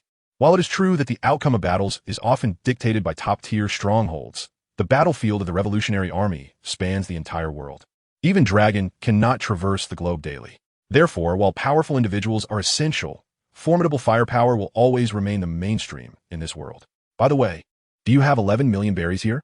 After resolving the matters concerning Carla and the engineers, Luo directly inquired about money from Dragon. Dragon looked at Luo with curiosity. The Revolutionary Army certainly possesses 11 million berries. That is mere pocket change. If they cannot muster such resources, how can they even contemplate overthrowing the government? However, why would Luo request money from him? Dragon promptly instructed Sabo to retrieve the funds, eager to discover Luo's true intentions. Additionally, please find a more spacious room. I am preparing to create something. The Holy Altar is a product of a systems upgrade. Luo intends to construct a sanctuary for the Revolutionary Army, enabling direct travel in the future. Initially, he planned to have the Revolutionary Army finance the creation of this altar. However, he will not disclose their intentions to Dorag and the others before the construction begins. In truth, the protective effects of a sanctuary do not necessitate a cooling period of 5 days. Upon discovering that the output of the spring would increase following the upgrade of his system, Luo realized that the spring water could only be consumed on site. To package it for transport, a magical bottle was required. The altar's ability to restore health and magic was attributed to its activation, which established a connection to the spring water, thus bestowing a restorative aura through its power. Activating the sanctuary was a straightforward task. Merely a gentle touch upon the altar sufficed. Under Dorag's guidance, they arrived at an unoccupied chamber. This space was originally intended for dormitory purposes. However, it remained underutilized at present. Should we clear out the furniture entirely? Yes, let us remove everything and leave the room completely vacant. As the room was being emptied, Sabo approached, carrying a box. In the presence of Dolag, Luo effortlessly rendered an entire crate of Bailey into nothingness. Subsequently, amidst the awe-inspiring expressions of Dolag and his companions, he conjured forth a magnificent altar. Upon placing his hand upon the altar and expending another $100 coins to activate the blessing, Sabo gazed into Luo Yi's eyes, which began to emanate a radiant golden light in the shape of a cross, reminiscent of the laser beams emitted by Kizaru. The sudden emergence of a stone could be perceived as a manifestation of Luo Yi's devil fruit powers, for in this world, the abilities granted by such fruits are extraordinarily diverse. However, as the stone began to glow, it became evident that it was far from ordinary. This altar, once filled with the spring water, allows one to simply touch it when injured, triggering the altar to generate a restorative halo from the spring water, enabling healing in the vicinity. It is worth noting that this can only be utilized once every 5 days, so do refrain from engaging with it frivolously. Luo emphasized that, upon recognizing the efficacy of the altar, even Dolag could not help but take it seriously. This is indeed a remarkable treasure. Although its use is limited to the vicinity, the ability to swiftly heal injuries is of paramount importance for individuals engaged in their line of work.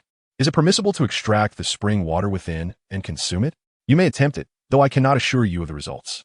Luo had never experienced the effects, primarily due to not sustaining any injuries requiring the altar's healing.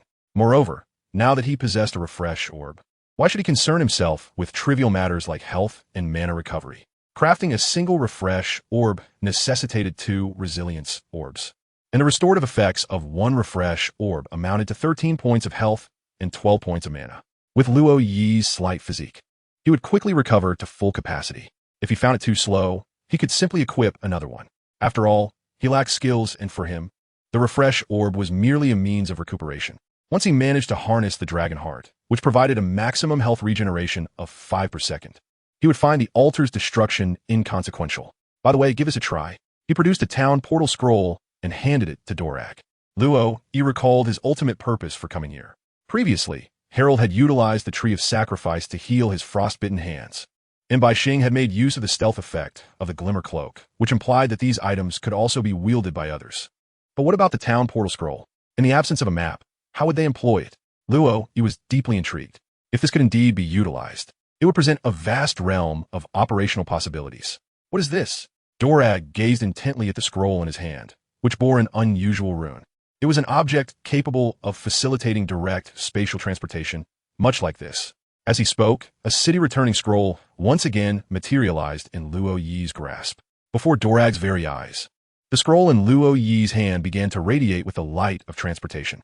In the room, a teleportation symbol manifested upon Luo Yi's form, while simultaneously, a landing teleportation array appeared on the opposite side. With a swift motion, Luo Yi vanished from his original position, reappearing at the location illuminated by the teleportation array. Regardless of the destination, possessing the scroll allowed one to move directly to the vicinity of the altar.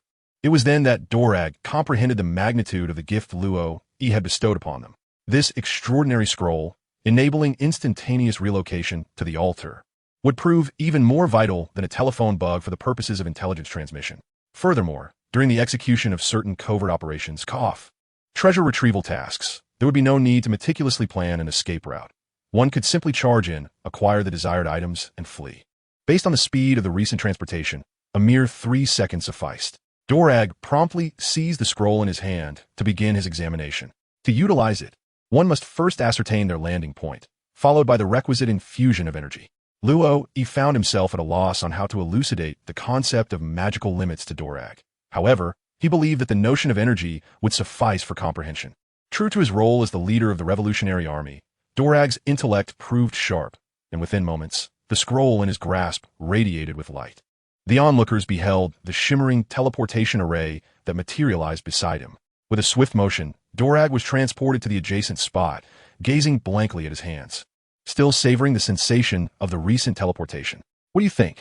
He mused, astonished to discover that the scroll required the expenditure of haki for its activation.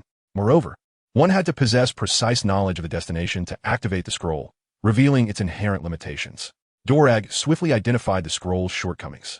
If this were the case, an individual unfamiliar with the sanctum would be utterly incapable of using the scroll to arrive at this location. Merely hearing a description would not suffice to conjure an accurate image of the landing point. His ability to utilize the scroll was not merely due to having seen the room before, but rather because he was aware of Baldigo's position within the Grand Line, enabling him to ascertain the room's location. The Sabati Archipelago also houses a sanctum, making future visits considerably more convenient. Luo nodded slightly. As long as it is usable. How many of these scrolls do you possess? Dolag was particularly interested in this. If possible, he wished to provide some crucial revolutionaries with scrolls. It depends on how many you desire. Each scroll costs 200,000 berries. Let us start with 1,000. Am I selling them too cheaply? No, trust me. You are already selling them at a considerable price. 133, totaling 200 million in hand. 1,000 return scrolls signifies that Luo would need at least 1,000 attempts at a tenfold draw. Each tenfold draw only requires 100,000 berries. Luo would naturally refrain from divulging such matters. Selling a single return scroll is sufficient to sustain his business for 20 draws. How could he possibly resist? 1,000 return scrolls hold a value of 200 million berries, while his actual expenditure amounts to a mere 10 million. That is a staggering 20-fold profit. If there were a profit margin of 10, capital would be assuredly utilized everywhere. With 20, it would become vibrant. With 50, it would take risks. For 100, it would dare to trample upon all earthly laws. And with profits exceeding 300, capital would commit any crime, even face the gallows. Suddenly, he realized that perhaps he need not open a tavern or a trading company at all. Relying solely on the reward from his draws, he could amass wealth. However, he had always cherished these items, never considering selling them, which explained his lack of such income. Yet soon, Luo relinquished this notion. Without the strength of Mangix, even the simple act of selling could become a formidable challenge. 200 million berries lay before him. He opened the chest, recharged, closed the chest, and bid farewell. In the face of Dolag's pained expression, Luo Yi canceled the effect of his boots. Travel boots, wings for the feet, ascending to the heavens and delving into the earth. This is the introduction. The effects of these boots not only enhance movement speed by 32, but also allow the use of an active skill, teleport. Teleport enables one to transport to a nearby allied structure or non-heroic unit. If the target of the teleportation perishes, the action will be interrupted. After use, the cooldown of the return scroll increases by 10 seconds. These boots are colloquially known as flying boots. In Dota 2, travel boots can be further upgraded by purchasing scrolls, transforming into the greater flying boots, which augment movement speed by 35 and allow teleportation to allied hero units. The pair adorning Luo Yi's feet is none other than the famed flying shoes. Whenever he desires, he can effortlessly ascend to the side of any hero he has summoned. These shoes, aside from significantly enhancing movement speed, play a crucial role in swiftly entering the battlefield and adeptly maneuvering along the lanes. Relying solely on town portal scrolls, especially when his own defensive towers have been dismantled, makes it exceedingly challenging to rapidly push lanes or provide support in combat. Of course, this does not apply to seers, who possess their own innate teleportation abilities. Just a jest. Noticing Dorag's somewhat unfriendly gaze, Luo Yi began to retrieve a town portal scroll from his pocket. At this juncture, it has lost much of its utility for him, if one were to argue its relevance. It might serve in those moments of urgency when he must traverse quickly during the cooldown of his flying shoes. The concept of cooldowns applies equally in this realm. After interrupting flight, his shoes enter a 45-second cooldown, while the town portal scroll experiences a 10-second cooldown.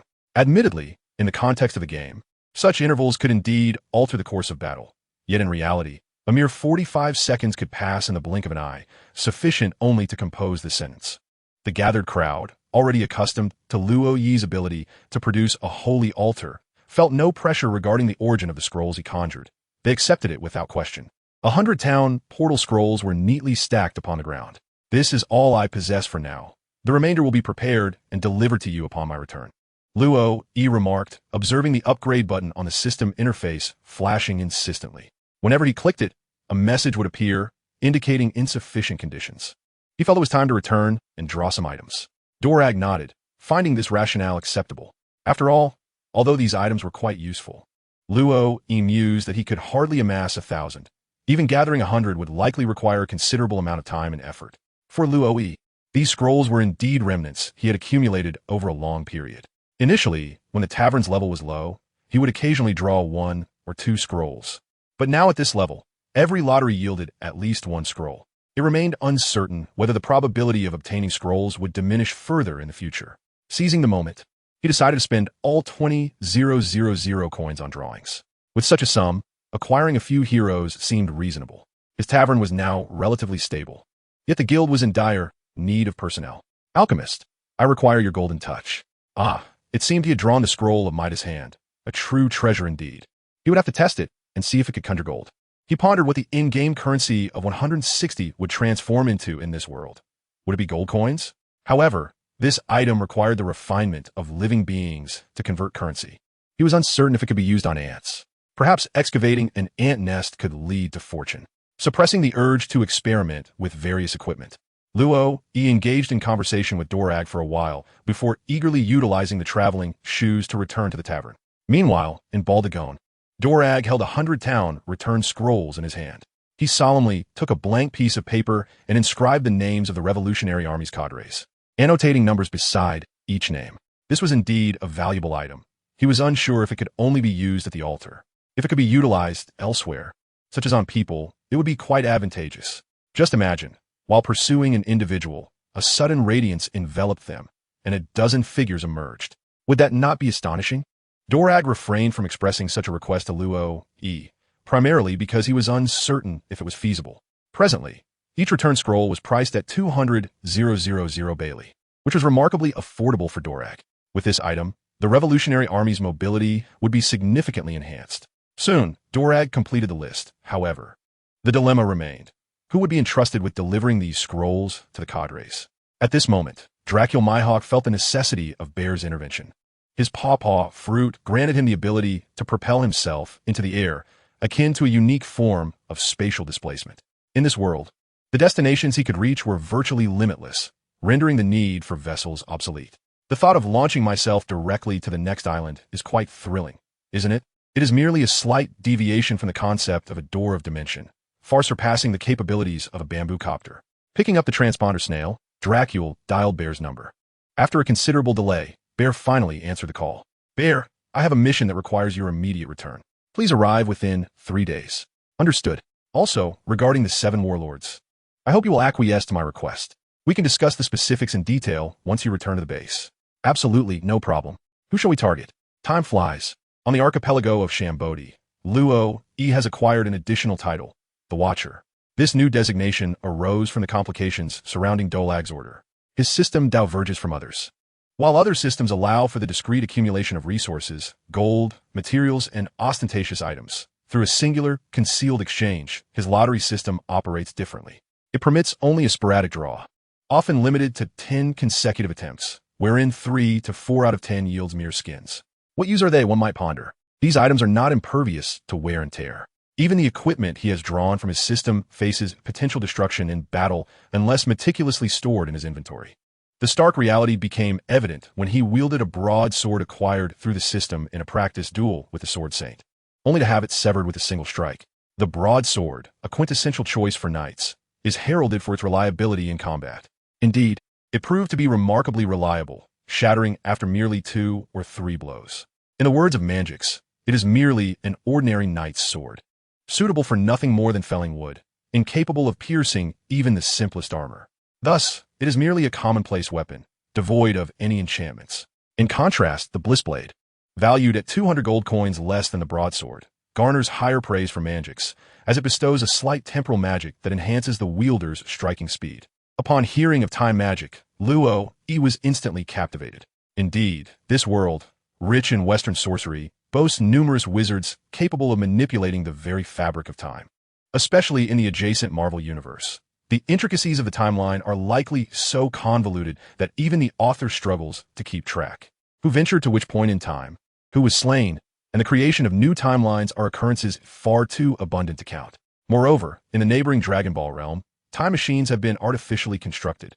If one cannot defeat an opponent, it is of little concern. One can simply travel back to the past to train with a father or uncle for a time and return to confront them anew. What Luo E found most wasteful was that individual wielding a life remote control. Had this been filmed in Neon Country, it would likely only be accessible through online downloads. Of course, the Blade of Joy is, after all, of a lower caliber. In terms of hardness and power, it scarcely compares to a broadsword. Yet, as Mangix noted, truly formidable equipment possesses a certain degree of magical essence, with some even linked to deities. If it were merely equipment, that would be one matter, but the reason Luo E earned the title of Watcher is due to the unpredictability of his system. He remains unaware that his single lottery draw might summon a new hero, nor does he know who it will be. Take a glance at the 8 individuals in the tavern. From Lila to the engineer, there are only 3 humans among them. The rest are not human, but merely humanoid beings. They are talking pandas, skeletons clad in full armor, an unknown race of earth dwellers, winter dragons, fishmen, and goblins. Truly, a plethora of beings. The system's extraction process, with each 10 draws requiring 1 to watch the spinning wheel for its endless rotation, takes a full 20 seconds, even if one does not observe the results. In a minute, one can only perform 3 draws. Luo E spent an hour each day by the seaside engaging in a lottery, expending merely 1,800 coins. Although it appears to be a modest sum, the daily accumulation of additional items, aside from skins, necessitates considerable organization. Fortunately, the armory imposes no limits on packages, though one must invest coins to unlock additional slots, such as the frustrating requirement of 1 coin for a single item slot. Otherwise, with his 20,000 coins, he would have to expend a staggering 10,000 just to expand his inventory. For a full 10 days, Luo E remained by the coast, immersed in the lottery. Meanwhile, the islanders began to take notice of Luo E's situation. The tavern, already renowned in the Shambodi archipelago, buzzed with patrons indulging in exquisite food and drink. Most notably, powerful figures emerged one after another within the tavern. While their origins remained a mystery, individuals such as Mangix, Lucifer, and Al-Lual had already demonstrated their formidable prowess on the island. Digua, a staff member of the tavern, had intervened on several occasions to discipline unruly patrons. Additionally, The merman Slark and the swordsman Yunio showcased their skills against the pirates of the Shambadi archipelago. Rumors even circulated that Li Lai had once dealt with a pirate boasting a bounty in the tens of millions. The tragic fate of Luo Yi's parents, lost to a maritime disaster, became common knowledge, leading those aware of him to empathize with his daily vigils by the shore. Such is the nature of longing. These revelations were unearthed by well-meaning individuals or journalists. At this point, Luo Yi feels indifferent. In the past, it was due to a lack of strength. Who could have anticipated that the summoned heroes would be increasingly formidable? Moreover, his own abilities have been on a rise, subtly approaching those of Li Lai. Contemplating this, Luo Yi feels a pang of discomfort. Li Lai is merely 8 years old, soon to turn 9, and despite his diligent efforts over the past several months, he finds himself only close to catching up with her. Furthermore, since the emergence of ALOC, Li Lai's pace of advancement seems to have accelerated even more. Luo Yi is currently exerting himself in relentless pursuit. He has come to realize that while spending money can enhance his strength, the improvements are rather minimal. Each time the system upgrades, his attributes are elevated, yet a growth of 4 in all properties seems like a mere glitch within the confines of the game. However, in the realm of reality, it appears insufficient. Additionally, his physical conditioning has not been advancing at the pace it once did, prompting Luo Yi to turn his focus towards honing his skills. Mere brute strength is inadequate. Lacking even the slightest proficiency would render him no different from a hero who levels up without allocating points. Fortunately, his armory is stocked with an array of equipment, ensuring he does not become a blank slate upon donning them. Should he aspire to be a mage, he envisions wielding the red staff, green staff, blue staff, black emperor staff, force staff, and meteor hammer. If he desires to be a warrior, he considers the Nightshade Scattering, Dark Destruction Crystal Sword, Echoing Blade, and Thunder God S Hammer. As an assassin, the Hidden Blade beckons. His arsenal combined with his inventory resembles a glitch. Items retrieved from the armory can be accessed without the 6-second cooldown that applies to inventory items, which are distinctly different. Items in the inventory remain in a non-active state, with cooldown times twice that of the main inventory, and transferring items from the inventory to the main inventory necessitates a 6-second wait before use. However, items drawn from the armory can be deployed instantly, with cooldowns calculated based on the main inventory. Of course, the same item shares a cooldown period, a limitation Luo Yi cannot circumvent. Otherwise, possessing multiple pairs of arcane shoes would mean infinite mana. Today marks the 11th day Luo Yi has spent by the seaside. With 2,000 gold coins still in hand, he intends to exhaust them before returning. Over the past few days, he has even developed dark circles under his eyes, primarily from organizing the equipment in his armory and, in the process, outfitting Manjix and the others with new gear. For instance, each individual requires a pair of boots of speed alongside a myriad of miscellaneous equipment, which is not a simple task. Yet, what troubles Luo Yi the most is the 20,000 gold coins. Once he has spent it all, we're the new heroes. This represents a staggering 200 million belly. You might think earning it is easy, but establishing a merchant guild or tavern demands investment. Luo Yi felt as though he might be losing his sanity. He was utterly oblivious to the conditions for upgrading, yet he was certain they were tied to monetary expenditure. Could it be that he was truly unable to conduct business in a legitimate manner? Question: what is the fastest way to earn money in the pirate world? Answer: robbery. Of course. Soga, that makes sense. Seated by the seaside, resting his chin on his right hand, Luo Yi let out a deep sigh. But who should he rob? Upon returning to the tavern, Luo Yi greeted everyone. Apocalypse Dad, here as today as fair. Luo Yi handed the bubble balloon to Lucifer. After receiving it and examining it with keen interest, Lucifer nodded in satisfaction, murmuring, quite good. He then turned and made his way to the kitchen to prepare dinner for the evening. In truth, he wished to commend Luo Yi for the increasingly high quality of the ingredients she had chosen. However, being somewhat inarticulate, he could only muster a simple praise. Understanding him well, Luo Yi felt a surge of joy at his words. This was a validation of her efforts. Well then, Manjix says I have an idea. No, you do not wish to. Luo Yi sat opposite Manjix and spoke directly, only to be unexpectedly interrupted by him. What you ought to do now is to seize the moment, channel the true energy within you, and take your practice seriously. Refrain from letting your mind wander aimlessly. He admonished, his tone imbued with a sense of exasperation for wasted potential. Luo Yi is also aware of what Manjix has articulated. During this period, he has gradually begun to sense the flow of true energy within him. Particularly when utilizing certain artifacts, he has become increasingly attuned to the consumption of this energy, as exemplified by the previously employed flying shoes. Moreover, the enhancement of his intellect has correspondingly elevated the upper limit of his true energy. However, his predominant dilemma now lies not in the quantity of true energy he possesses, but rather in its application. I believe that if you were to strike me a few more times, I might just master it. Luo spoke with remarkable seriousness, prompting Manjix, who was preoccupied with his precious gourd, to cast a fleeting glance in his direction before choosing not to elaborate further. His words held a kernel of truth. Through relentless practice in combat, Luo gradually mastered the erratic flow of his vital energy, striving to endure fewer toxic strikes. The reason he continued to study vital energy, even after training with the Sword Saint, was primarily due to its unparalleled versatility. Indeed, even the Sword Saint's sword techniques could be unleashed through the manipulation of vital energy. I suggest you meditate with Lila during your free time. You have nearly grasped the theoretical knowledge of magic, and I can see that your mental fortitude has already reached a foundational level. It appears your innate talent has significantly improved, and you may very well be capable of controlling the magical elements of this realm, interjected Alois unexpectedly. Meanwhile, Lila, sitting close to Luo, widened her sparkling eyes, filled with anticipation as she gazed at him. All right then, he conceded.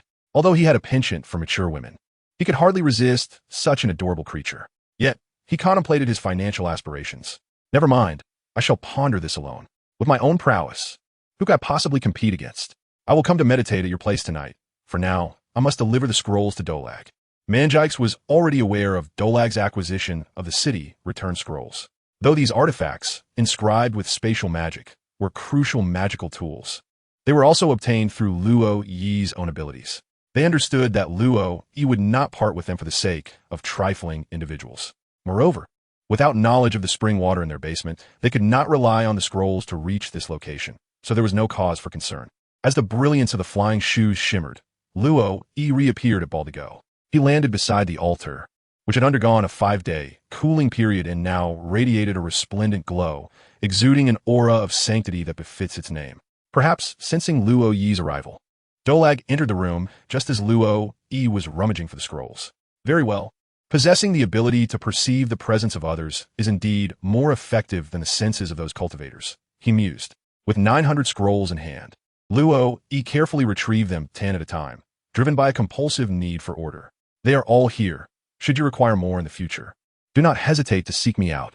Luo Yi clapped his hands, signaling that the goods had arrived.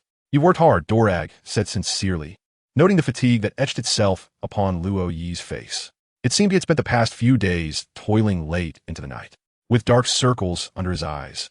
Luo Yi increasingly resembled Manjix, indeed burning the midnight oil, albeit merely organizing the armory rather than engaging in the dire endeavors Dorag had envisioned. So, is there any way to earn quick money? As Luo pondered, since the likes of Munchix had ceased to heed him, and he was obliged to wait for his shoes to cool, he thought it better to engage in conversation here. However, he noticed the expression on Drago's face, which seemed to convey a sentiment akin to, I see you are lost in thought. It was true. Had he been aware, he would have long since dominated the world through capital. He mused, what if I were to seize the heavenly gold from the skies? Would that not be swift? Upon observing the shift in Drago's expression, it transformed from one of skepticism to one of admiration, as if to say, you are indeed a genius. For reasons unknown, Luo felt as though he had opened a portal to a new realm for Drago. The heavenly gold was not something to be seized. Perhaps due to the gravity of the matter, Drago finally responded to Luo's musings. Should the celestial dragons fail to receive this year's heavenly gold, their fury would not only be directed at the thieves, but would also adversely affect the nations required to pay tribute. The immense sums of heavenly gold were, year after year, only cobbled together through the oppression of the populace. The celestial dragons cared little for their suffering. All they desired was the gold itself. Drago quickly recognized the seriousness of the situation and interjected to halt Luo's thoughts. Rest assured, I was merely contemplating. Luo, he shook his head. Such matters could only be resolved by rallying all the patrons of the tavern to act in unison, thereby discreetly eliminating the foes before the escort tasked with transporting the heavenly gold could report back. Otherwise, one would have to resort to tactics akin to Doflamingo seizing the heavenly gold outright, and subsequently negotiating with the government. However, Doflamingo himself was a celestial dragon, making it difficult for the government to send forces against him. My situation, however, is different. When the three admirals converge, perhaps I could experiment with a combination of the bloodthirsty Great Root Meteor Hammer providing covert assistance to Manjikes and the others as they unleash their attacks. Regrettably, given the current circumstances, I would need the system to level up twice more before I could procure the Sheepblade. If only I possessed the Sheepblade, I would have nothing to fear. No matter how skilled one is, the Sheepblade is a formidable threat. This is not mere exaggeration. By the way, I have these items on hand. Would you consider purchasing a few more? As he spoke, Luo retrieved the tree sacrifice, healing ointment, and purification potion from his pocket, explaining their effects one by one. Dolag, a man of resolve, promptly summoned Sabo, making a small incision on his arm. Then, under Sabo's accusatory gaze, he placed the tree's sacrifice into his mouth. Indeed, witnessing the rapid healing of Sabo's wound, Dolag's brow furrowed even further. He then picked up a bottle of purification potion, feeling the haki within him gradually restoring over nearly a minute before it dissipated. Excellent items. Just like the previous scrolls, each priced at 200,000 berries. I shall procure 1,000 of both the tree's sacrifice and healing ointment, while 100 bottles of the purification potion will suffice. Though I have yet to test the healing ointment, Dolag has faith in Luo's judgment. As for the limited need for purification potions, is no jest. Only a handful can wield haki, and the occasions that truly necessitate the use of purification potions are rather scarce. Luo remarked that if one consumes a beverage while being struck, the effects would immediately dissipate. Therefore, it is customary to indulge during the brief intermissions of battle, a scenario that rarely occurs. Upon hearing that Dorag had placed such a substantial order, a radiant smile graced Luo Yi's face. You see, there is no swifter means of acquiring wealth than through commerce. The chives must be harvested in successive waves. 136. Mastery of True Qi. Luo has now attained wealth. As for Bailey, how should he spend it? Since he no longer needs to toil for a living, he can simply invest it all. An item worth 10,000 has been acquired for 200,000. This is nothing short of exorbitant profit. Furthermore, what is more crucial is that consumables are no longer of necessity for him. Why resort to consuming drugs bit by bit when a resilient ball can suffice? $42,000 coins. Luo feels exceedingly affluent at present, to the extent that he even contemplates erecting numerous altars on the islands of Shambordi. Of course, it is merely a fleeting thought. There is no actual necessity for such an endeavor. Luo calculated that the trio of engineers shared a common inventory, mirroring the dynamics within the game. It is only when the three unite that they truly embody the essence of engineers. Thus, Luo merely allocated a single slot for them and carelessly tossed a blood crystal into it, opting to disregard further involvement. The presence of health and mana potions sufficed. With additional items, it seemed likely that even before Blackbeard could launch an assault, Baldigo would be in imminent peril of being sunk. Having scarcely spent 2 minutes in this location, Luo had already heard the sound of 2 explosions from outside. Without uttering a word to inquire about the engineer situation, Luo soared away on his flying shoes. It is only sensible. What if Dolag had requested him to escort someone away? He certainly could not afford to provide him with any opportunities. Upon returning to the tavern, Luo continued to await the commencement of dinner. One could say that his 3 daily meals had become his sole respite. The tavern operates for merely 3 hours each day, and Luo starts his mornings with rigorous physical training. After finishing breakfast and allowing time for digestion, he engages in meditation to cultivate his vital energy. During the tavern's operating hours, as the proprietor, he must be present. In the afternoon, he undergoes another round of physical training and practical exercises. The 2 hours before and after dinner serve as his leisure time, during which he must also venture into the streets to procure ingredients, a period he utilizes for his lottery endeavors. After dinner, once everyone has completed their ablutions, Luo joins Lila in the room of Alrose to study the arcane arts. Although he lacks magical power, it is well understood that sorcerers begin their studies from nothing. The essence lies predominantly in one's mental fortitude. Currently, Luo's mental acuity is not particularly high, unlike Lila, who possesses innate magical abilities. Thus, he can only commence with theoretical knowledge. Once he manages to grasp a magical element and acquire some elementary spellcasting, he may then be regarded as a mage. Ultimately, through extensive study and further advancement, he could aspire to become a sorcerer. However, unless Luo exhibits remarkable talent, he may never reach the esteemed rank of a magic master. Nonetheless, this is of little concern. His vital energy is nearing completion, and pursuing the path of a martial monk holds its own merit. The versatility of his vital energy could even be employed as a form of magic. Following his studies, Luo retreats to his room for meditation. He has now become adept at this practice, allowing him not only to clear his mind, but also to learn how to wield his mental power. During this period, perhaps due to the effects of meditation, his perception of danger has sharpened, and he continues to improve through daily encounters. Observing Luo Yi's diminishing vulnerability, Manjix and the Sword Saint display expressions of satisfaction, subsequently increasing the speed and force of their strikes. Seated at the dining table, Luo Yi activated his interface. Excluding the engineer, there are currently 8 heroes. The 4th item slot costs 400 knife coins per individual, totaling 3,200, open. The 5th item slot requires 500 knife coins per individual, summing to 4,000, open. The 6th item slot necessitates 600 knife coins per individual, amounting to 4,800, open. After these openings, Luo Yi finds himself with 30,000 knife coins, a gratifying sum. As for the remaining 3 item slots, he noted that 700 coins are required to open the next one, which would amount to a total of 19,200. While it is feasible to open, it is unnecessary. Once all 6 item slots are filled, he can equip them accordingly. However, he has yet to acquire some equipment, compelling them to use minor items as a temporary measure. Once the system undergoes another upgrade, he will be able to obtain more items and subsequently exchange them. Most importantly, Luo Yi has already provided each individual with a pair of flying shoes, except for the engineer. This was no oversight, but a deliberate choice. Returning to the tavern? Do not even entertain the thought.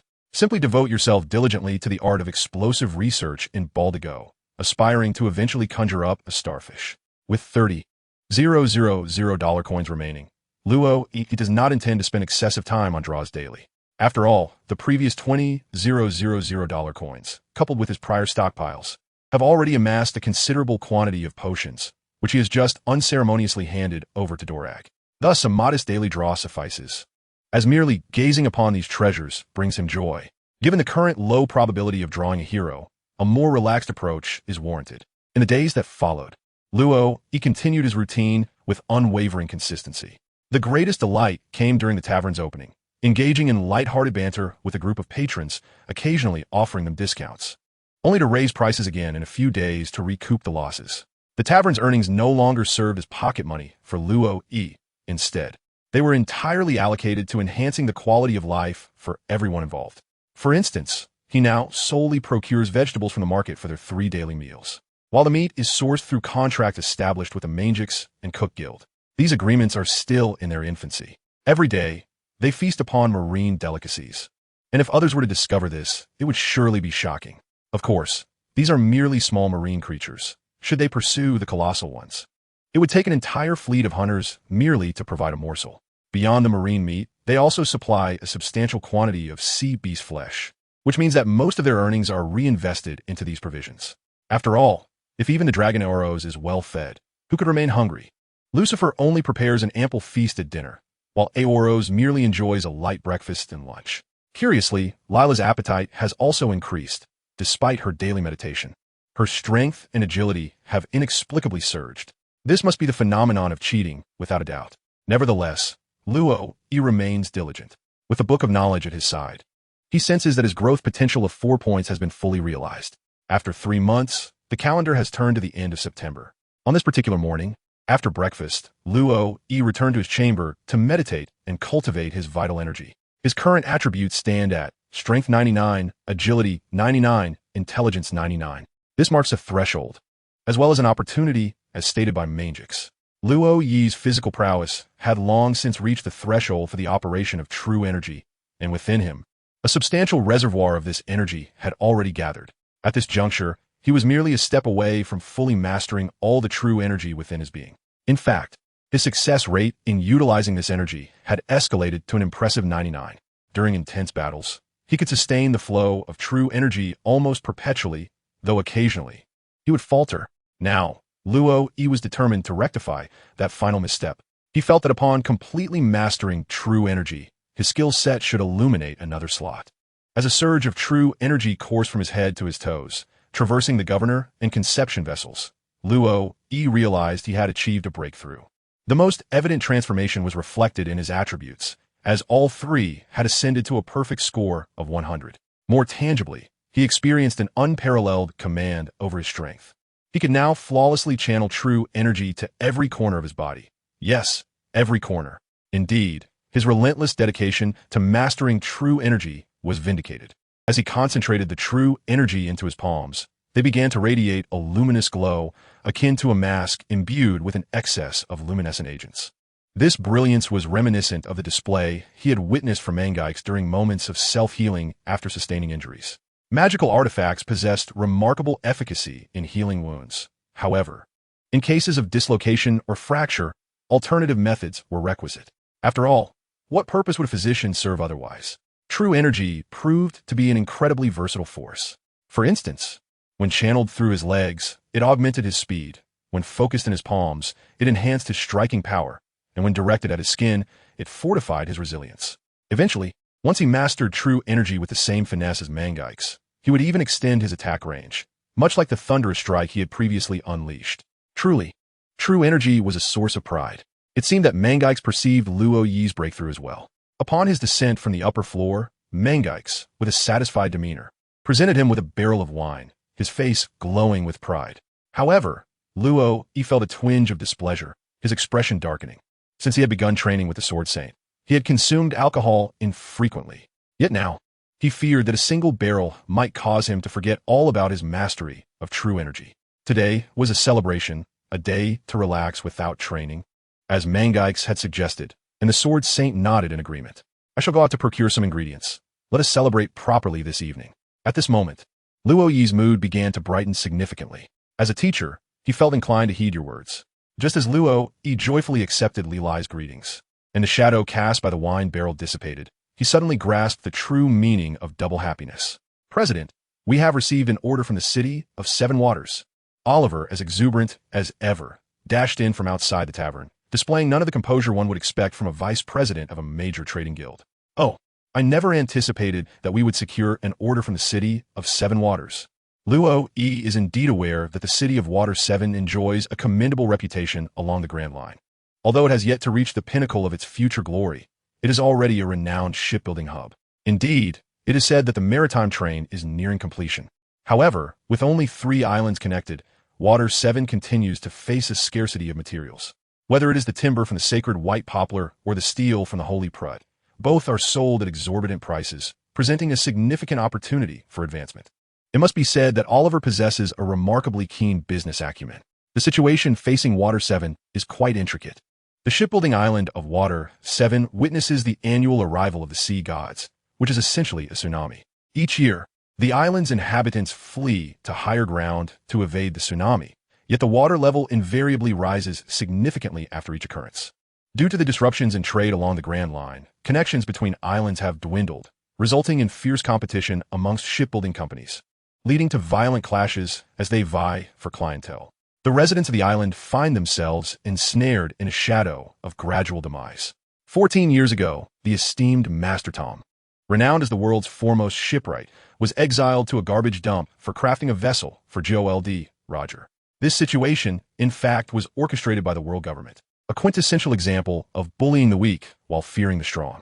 When Roger sailed the seas without oars, relying solely on the waves, they did not dare to act against Tom. However, once Roger surrendered and was executed in Lowtown, the world government commenced a widespread hunt for anyone associated with him. What crime had Tom committed? Merely building a ship. The vessel he constructed fortuitously fell into the hands of the Pirate King. Subsequently, the world government apprehended Tom, accusing him of enabling Roger's ascension to Pirate King. Ah, if you were so formidable, why not judge the vast ocean itself? Without the sea, there would be no Pirate King. At that juncture, they ought to drain the ocean, leaving not even a single pirate ship, let alone any pirates without the sea. The reason Tom survived 14 years ago was due to his awareness of the plight of Water 7. During his trial on Judicial Island, he explained the design and concept of the sea train to the presiding judge. Although the judge may not have been entirely lucid, he possessed enough understanding to grasp the public sentiment. The operation of the sea train would indeed benefit the populace. Therefore, he declared that should Tom successfully construct the sea train, he would absolve him of the charge of aiding the Pirate King. Yet, amidst this, the current head of CP5, a certain incompetent named something akin to a fool, the son of the perpetrator responsible for the destruction of O'Hara, received orders to seize the blueprints for the Pluton. In pursuit of the blueprints, this fool framed Mr. Tom, attributing to him the fault of attacking the judicial ship. Ultimately, to save his 2 disciples, Mr. Tom leveraged his contributions to the sea train to offset the charge of assaulting the judicial ship, only to be sentenced to death on Judicial Island for his alleged role in aiding the Pirate King. This information is known to Law. It can be said that at the onset of the Fishman Island arc, Law's recollection of the narrative was quite vivid. However, upon entering the New World, the storyline became exceedingly compact, with a plethora of characters emerging, often several within a single episode. The names, already difficult to remember, became a blur, and Law found himself forgetting who was who. As for the characters from the Big Mom Pirates, he can now only recall Katakuri. Who was it from Water 7 that placed the order for us? Luo, accompanied by Oliver, ventured out to procure groceries while engaging in a conversation regarding recent orders. 2 shipbuilding companies had placed orders with us, acquiring some shipbuilding materials along with various daily necessities. Oliver commenced a detailed exposition of this particular order. Over the past 3 months, Oliver has adeptly managed the business association, successfully completing several orders, which has resulted in an increase in staff. Additionally, we have acquired another vessel, reflecting an astonishing rate of growth. The key factor in this success lies in the presence of Captain Kunka, whose leadership alleviates any concerns regarding safety during voyages, allowing for unrestrained endeavors. What of Tom's shipbuilding company? Luo Yite briefly mentioned a certain location. Is the president referring to the creators of the maritime train? Their company continues to manufacture maritime trains, yet they are, in truth, in dire financial straits, and naturally, they would not seek to engage in business with them. Oliver elucidated that merchants are indifferent to whether one is undertaking significant endeavors. If one cannot present funds, it is merely a free ride. They convene trade associations and would not proactively offer themselves for exploitation. Prepare few gifts, for I too shall visit the city of 7 waters and pay a visit to Mr. Tom. Luo issued a brief command, "No problem, President." That evening, a small banquet was held at the Dota Tavern to celebrate Luo Yi's breakthrough in his cultivation and to encourage the members of the guild. Everyone from the Dota Guild was summoned for this occasion. The guild had now expanded to over 200 members, with more than 150 of them being crew members from the ship. The remaining 50 were other personnel within the guild. The guild had begun to take shape. Aside from Luo Yi, the president, there was a finance department led by Oliver's father, Cecil, a membership department headed by Oliver's wife, Maggie, and a secretarial department overseen by Oliver's mother, Naomi. Moreover, there were various members brought in later by Oliver, responsible for procurement, publicity, external relations, quality inspection, and warehouse management. Within the guild, many were aware of their president, Luo Yi, who dedicated his days to training on the island and even opened a tavern on the street that operated on a limited schedule. However, for most, it was their first time meeting him. For a full 3 months, Luo Yi had not accompanied Oliver on any sea voyages nor visited the guild, completely immersed in his training and the study of the system. Having been unable to summon any heroes, Luo Yi reserved the remaining 20,000 gold coins, suspecting that something might be amiss. Perhaps, with the recent addition of a function to construct altars, he ought to build several altars to increase the likelihood of summoning heroes. Alternatively, it could be that there was a cap on the number of heroes that could be summoned, and certain conditions needed to be met to unlock further opportunities. Regardless, these were merely his conjectures, and the practical implementation would present its own challenges. In his quest to understand the system, Luo even considered whether his lack of synthesized equipment was a factor, and he frantically combined various pieces of equipment before spinning the wheel again. Yet still, no new heroes appeared. Nevertheless, he felt content with the current situation, hesitant to wish for more. Luo was acutely aware of his own tendency to be easily satisfied. At the banquet that day, in the spirit of celebration and camaraderie with his subordinates, he even summoned the vital energy within him to attempt the 6 meridians sword technique, hoping to expel the alcohol from his system. The outcome was, as one might imagine, rather unfortunate. With a throbbing headache, he sipped on his kanji, while Lila, ever considerate, stood behind him, channeling a touch of frost magic to gently massage his temples, alleviating his discomfort. At that moment, however, Manjix unexpectedly had other plans. A new training session, perhaps? With a hint of perplexity, Luo picked up the paper handed to him by Manjix, a recipe, specifically the original formula for the ale sold at the tavern. Upon scrutinizing it closely, he felt a surge of awakening within his spirit. At last, he could delve into these teachings. Did this imply that upon mastering them, he would uncover the true essence of the Aoyu Society's cultivation methods? Now that he possessed the ability to harness his internal energy, brewing would merely be an exercise in the adept application of this energy. Manjix seemed oblivious to the shift in Luo Yi's emotions and proceeded to speak directly. Sitting up straight, Luo attentively absorbed Mankix's explanations. Though the process of brewing ale appeared straightforward, having observed Mankix's method before, which included washing the barley, boiling it, allowing it to cool, crushing the yeast, mixing it with the barley, covering it with persimmon leaves, and sealing it for 24 hours, each step, seemingly simple, was intricately tied to the manipulation of internal energy. After having breakfast, Luo felt no inclination for rest and promptly accompanied Mankix to the underground cellar. Commencing with the initial step of cleansing, he focused his energy into his palms. Following Mankix's instructions, he plunged his hands into the water tank, beginning to wash and stir the barley. Luo's movements were deliberate, yet it mattered not. Learning is a journey. The paramount concern lies not in hastening results, but in avoiding mistakes. Mastery is achieved through persistent practice. Observing Luo diligently adhering to his prescribed steps brought immense satisfaction to Manjikes. Although his innate talent may not be the highest, and he tended to murmur incessantly, since the inception of Luo's training, he had never uttered a single complaint nor halted his practice due to physical discomfort. It can be said that while today's accomplishments are undeniably linked to the Book of Knowledge, they are fundamentally the fruit of Luo's own relentless efforts. After dedicating a full 2 hours, as Luo sealed the final barrel of ale, he exhaled deeply, having committed no errors throughout the entire process. Luo felt he had performed admirably. Just look at the appreciative gaze from Manjikes. It serves as encouragement. However, Luo also comprehended the daily hardships faced by Manjikes. The tavern's order volume is, in fact, substantial. Later, when Oliver ventured out to seek orders himself, he found that there were hardly any. Their primary sales focus remains on the 2 beverage suppliers from the Kingdom of Gosa and the Dragon Palace City. This is where their commerce truly thrives. In the span of 2 hours, Luo managed to prepare only 100 barrels of ale, and after accounting for the tavern's daily sales, the quantity was indeed minimal. As expected, the revenue from the catering sector is significantly high. As long as the products sell, the quantity increases and so too does the income. Today's performance was satisfactory. Henceforth, the brewing of ale will be entrusted to you, and once you have mastered it, I shall teach you other skills. This was Manjike's assessment. Luo stretched his shins, feeling more fatigued than usual after meditating. Given his current condition, he was ill-equipped to sustain such a considerable workload. The preparation of 100 barrels of barley wine had already drained his vital energy while boiling the barley. Nevertheless, he remained an extraordinary individual. With a single blood essence stone and 5 refresh balls, his recovery rate was astonishingly rapid, far beyond what Luo could fathom.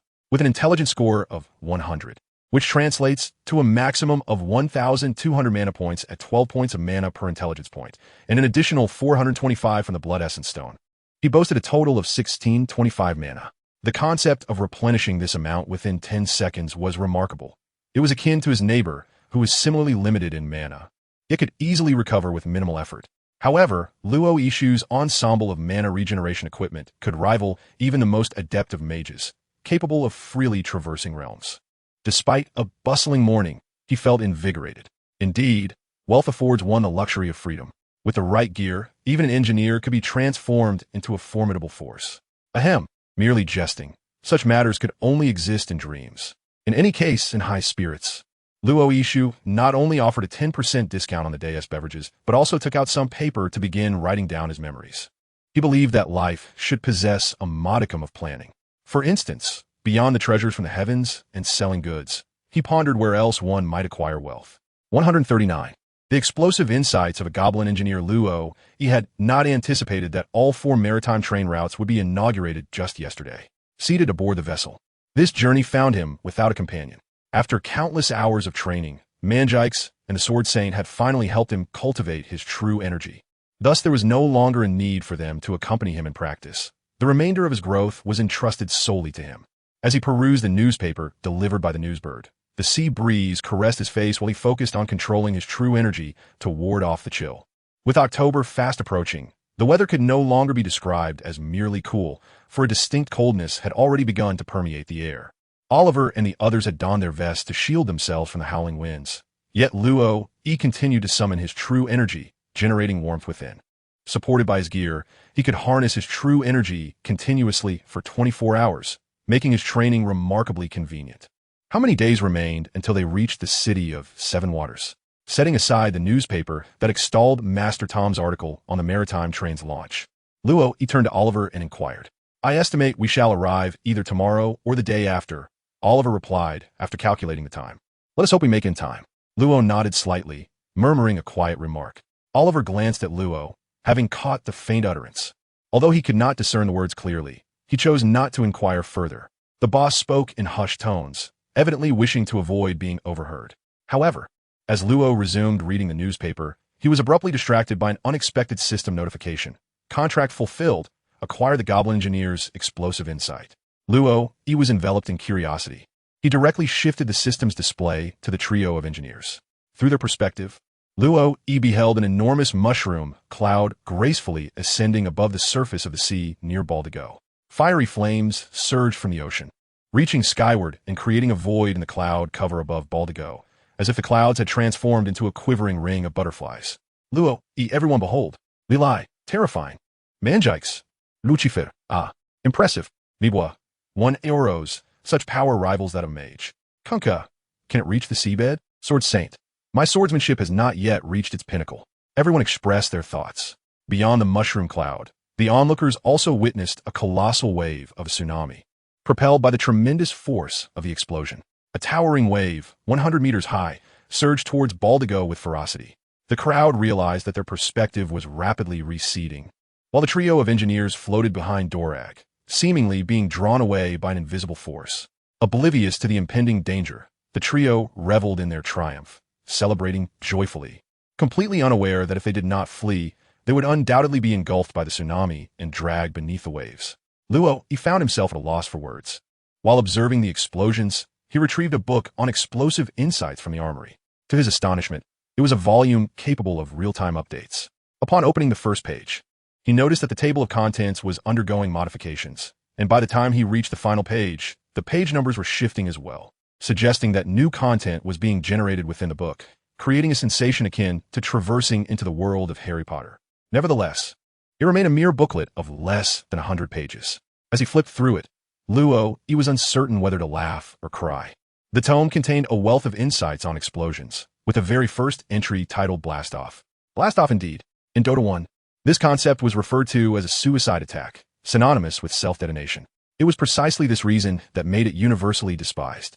Charging in with a self-destruct move, though immensely powerful in eliminating 2 enemy heroes, resulted in his own demise as well, with the bounty for the slain heroes being claimed by the enemy, leaving his teammates to merely bask in a couple of assists if they were fortunate enough. Thus, what transpires when the economy becomes concentrated in the hands of a hero who is neither a proper support, nor a legitimate control, nor a core? Regardless of the outcome of the match, one would inevitably face criticism. It was not only the opponents who berated him, even his teammates joined in the scorn, yet they were powerless to alter the course of events, leading to a situation where he was reported by 9 players in the end. Luo, he gazes at the contents of this first page, utterly at a loss for words. This is an exceedingly potent explosive. However, it possesses a notable flaw: its velocity. The explosion results from the amalgamation of 2 distinct materials, which upon contact detonate instantaneously. To achieve their mixture, manual intervention is required. During their combat, the trio of engineers operates with clear delineation of roles. Squire manages the cart, Splin wields the cannon, and Spin assembles the bombs.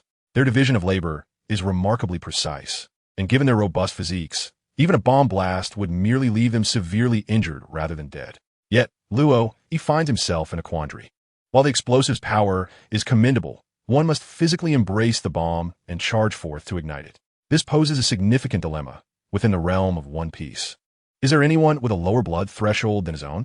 It seems not. The individuals therein are all fearsome, and aside from those who have met their demise at the hands of Oda, reducing their blood limits to 1, everyone else appears to boast a threshold of 99,999 or more. The ones who perish are mere minions, while the formidable remain unscathed. This ability holds little practicality. Speaking of which, since remote-controlled explosives are at one's disposal, why not devise a remote mechanism to place the 2 materials within the same container?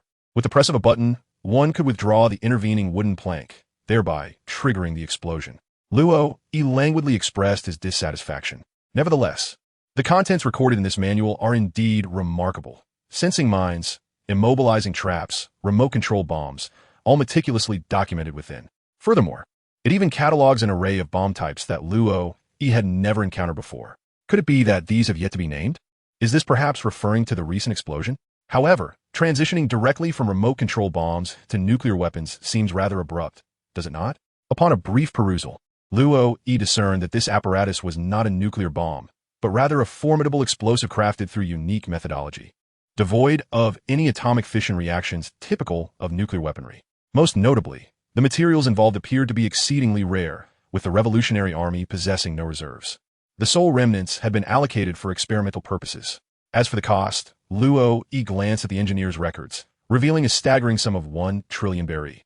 In the early hours on the Isle of Abandoned Ships, Luo Yi and his companions finally arrived at the City of Water, Shimizu. Oliver, accompanied by members of the Trading Guild, proceeded to negotiate the transfer of goods with representatives from 2 shipbuilding companies. Meanwhile, Luo Yi pushed a small cart laden with his provisions of alcoholic beverages, cola, and various foods, meandering alone through the streets of Shimizu. This city, a waterborne marvel, drew inspiration from the illustrious Venice. However, at that moment, it bore little resemblance to the grandeur of its counterpart, instead exuding a sense of desolation and stagnation. Prior to the establishment of maritime railways, the island suffered from a scarcity of resources, necessitating the import of shipbuilding materials. Yet, with the dawn of the Great Pirate Era, even venturing out to sea became an act of trepidation. This predicament had persisted since 14 years prior, and within a mere 2 years, the City of Water began to languish, plagued by fears of submersion and a populace gripped by despair. 4 years ago, however, the inaugural maritime railway line was inaugurated. Departing from this beleaguered city, carrying once hopeless souls aboard the Smoking Tom, as it commenced its voyage across the sea. In the subsequent 4 years, the Tom Shipbuilding Company completed 3 additional lines, connecting St. Bayong, Pucci, St. Prut, and Judicial Island with the City of Water. This remarkable feat was the brainchild of Master Tom and his 2 apprentices, Ace Buggy and Carter Frankie.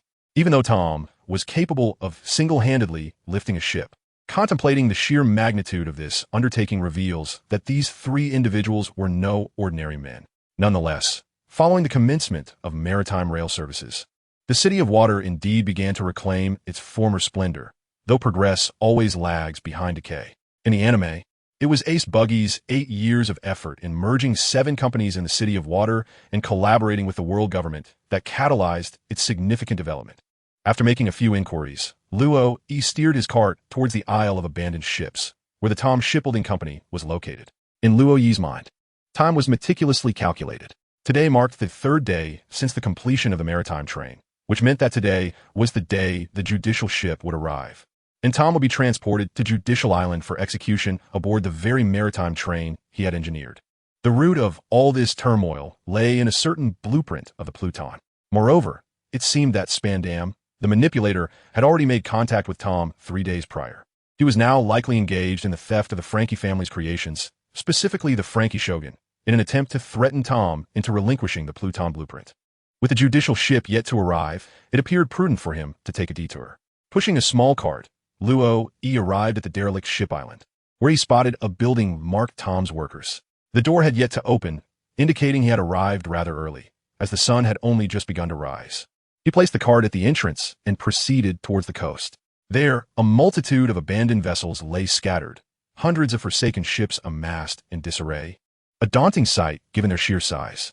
Among these vessels, several smaller boats stood out conspicuously, lined up in an orderly fashion, each bearing a numerical designation.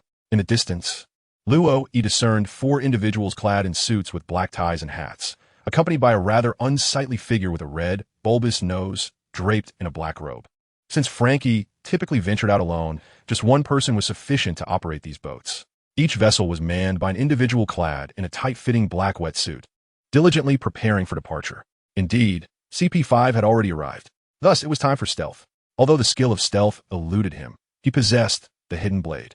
Equipping his flying shoes, the scattered night swords, wind staff, and spirit altar, Luo Yi's speed surged to its utmost limit, akin to reaching a maximum of 550 in a game. However, in this world, there was no such thing as maximum speed. After all, the esteemed Kizaru was a user of the Pika Pika no Mi, capable of moving at the speed of light, the fastest man in the pirate world, with only the Goro Goro no Mi possibly able to keep pace with him. In the span of 14 seconds, under the veil of invisibility, Luo Yi traversed several hundred meters, finding refuge atop the nearest derelict ship without detection. He then silently swapped items in his inventory, exchanging the spirit altar for an ether lens and the war drum for a hammer radiating blue light. Damn, at Tom's workshop! How dare they toss me out of that decrepit building, dousing me in paint and sending me into the water, injuring my chin. Spandam seethed, standing alongside his four subordinates, all dressed in white suits with their hands casually tucked into their pockets, seemingly poised for a photograph, while he gingerly touched his still aching chin. Yet, none of this mattered. Once the judicial ship arrived in Water 7, the fleet constructed by Frankie would bombard it, sinking the vessel before reclaiming it, thus sealing their success. At that point, Tom's workshop would have no recourse, and once branded as criminals, he could search them without hesitation. The Pluton blueprint would soon be within his grasp, a legendary ancient weapon capable of obliterating an island with a single shot. Spandam had invested considerable effort to uncover this intelligence, and the mere thought of acquiring the blueprint elicited an uncontrollable laugh from him. Ha ha! Spandam indeed. Laughing excessively, Spandam dislocated his jaw. Amidst a flurry of chaos, one of his subordinates, who had rushed to capture the moment, hastily reset Spandam's jaw. Hurry up! The judicial ship is almost here. At that moment, Spandam directed all his frustrations towards Tom's workshop. Had they cooperated with the investigation, he would have long secured the blueprints of Pluton. At that time, the accolades would have illuminated his future, potentially granting him even greater power than that of his father in CP9. With this thought, Spandam patiently awaited his subordinates to execute their tasks. However, the course of events often takes an unexpected turn. Commander, it seems there is something in the sky. One of the subordinates in a white suit suddenly pointed upwards. Confused, Spandam lifted his gaze. They beheld a meteor hammer. Hey, I want to go out. Wait a moment. Frankie, put your pants on. As Frankie opened the door, he spotted a small cart at the entrance, and behind him, Kokoro, who had chased after him in her swim trunks, also noticed it. Wow, soda, hamburgers, fries. Look at all this food. Frankie opened the cart to reveal neatly prepared meals, still warm to the touch. Knowing today is the day of the verdict, could this be a gift from the townsfolk? It's possible. Let us bring the cart inside. I'll go wake Mr. Tom and Espegu. Today is truly a splendid day, Kokoro exclaimed. Once a mermaid, she had journeyed from Fishman Island to Water 7 out of admiration for Mr. Tom, and now served as the secretary of Tom's workshop. However, mermaids transform into humans upon reaching the age of 30, and Kokoro, already over 60, had undergone this change. Initially, she had intended for Frankie to go buy some items to celebrate Mr. Tom's acquittal, but now it seemed unnecessary. Furthermore, aside from the soda, hamburgers, and fries, the rest of the cart's contents appeared rather expensive. The amount she had given Frankie barely sufficed to purchase half of it. Yet, as Frankie attempted to wheel the cart into the house, he noticed Kokoro gazing towards the coast. ISNT, that where we build our ships. What could that be? Frankie gasped, his jaw nearly dislocating in shock at the sight. On the shores of Scrap Island, Luo, he concealed himself atop a decrepit ship, endowed with the effects of stealth, evading detection. The intelligence agents of CP5, lacking the formidable prowess of CP9 or the terrifying capabilities of CP0, were none the wiser. Ethereal Lens. This gift was adorned with the last incantation uttered by a dying mage, bestowed upon his frail son. Passive. Ethereal Focus. The casting range of directional skills and items is increased by 250. This was one of the pieces of equipment Luo had equipped. Although he lacked skills, it mattered not. Equipping items with skills was akin to possessing skills themselves. To unleash an area of effect attack from such a distance, the selection of suitable equipment was limited to but one. Meteor Hammer, a war hammer imbued with magical properties. Forged from metal excavated from the ruins of a village ravaged by a meteor shower. Active. Meteor Hammer, upon casting. It summons a meteor that strikes enemies within a 315 radius, inflicting 2.0 seconds of stun and impact damage. It deals continuous damage to enemy units and structures for a duration of 6 seconds. The damage dealt by the Meteor Hammer is, in truth, rather minimal. However, this is merely a numerical representation within the game, which does not capture the complexity of reality. High above, a celestial body gradually becomes visible to all. The incantation duration spans 2.5 seconds, a lengthy casting time in the realm of gaming, which contributes to the Meteor Hammer's relative obscurity. Even some support characters might forego its selection. To an outsider, it appears as though a colossal blue stone has suddenly manifested in the sky, seemingly on the verge of unleashing something formidable. Yet for those directly involved, namely the members of CP5, fleeing is the sole appropriate course of action. As the Meteor Hammer is invoked, a blue magical circle illuminates the area where the meteor is destined to strike, marking its attack radius. The so-called 315 range is, in reality, rather limited, encompassing only 3 small vessels. Frankie constructs small ships, and when aligned together, the collective span of these 3 vessels does not exceed 10 meters. Nevertheless, the mere sight of this phenomenon exudes an unmistakable sense of peril. Uncertain if this is a manifestation of a devil fruit's power, all present, upon witnessing the ominous situation above and the magical circle beneath their feet, instinctively begin to flee. Individuals clad in black, form-fitting diving suits leap from their ships, while Spandam, standing on the shore, turns and bolts, albeit not as swiftly as his 4 subordinates. The 5-second casting time is indeed brief.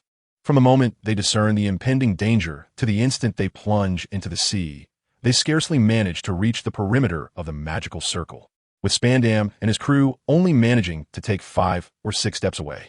The spell's incantation lasts for 5 seconds, while the meteor's descent takes a mere 0.5 seconds, culminating in a total of 3 seconds. The massive blue meteor plummets from the heavens, mercilessly crashing down upon the 3 small vessels. Its velocity generates an overwhelming shockwave, rendering the destruction of the ships nearly imperceptible. All that can be seen is the colossal tidal wave and sandstorm it creates, along with the ensuing chaos and the subtle tremors felt beneath. Being situated along the coastline, where the waters are shallow, even the shattered harpoons and cannonballs are propelled towards the nearby vessels, subjecting them to the same onslaught. Boom, boom, boom. The small warships, initially prepared to bombard the judicial vessels, were loaded with munitions, and when a single cannonball struck and detonated, it triggered a chain reaction. From the moment the meteor struck until the complete obliteration of the ships, less than 10 seconds elapsed. Once the tumult subsided, Spandam, having been knocked to the ground by the shockwave, clumsily rose to his feet, gazing at the meteor, partially exposed and still emanating a brilliant blue glow, alongside the nearly destroyed remnants of the vessels, only 1 or 2 of which appeared salvageable. He forgot to spit out the sand in his mouth. What on earth just transpired?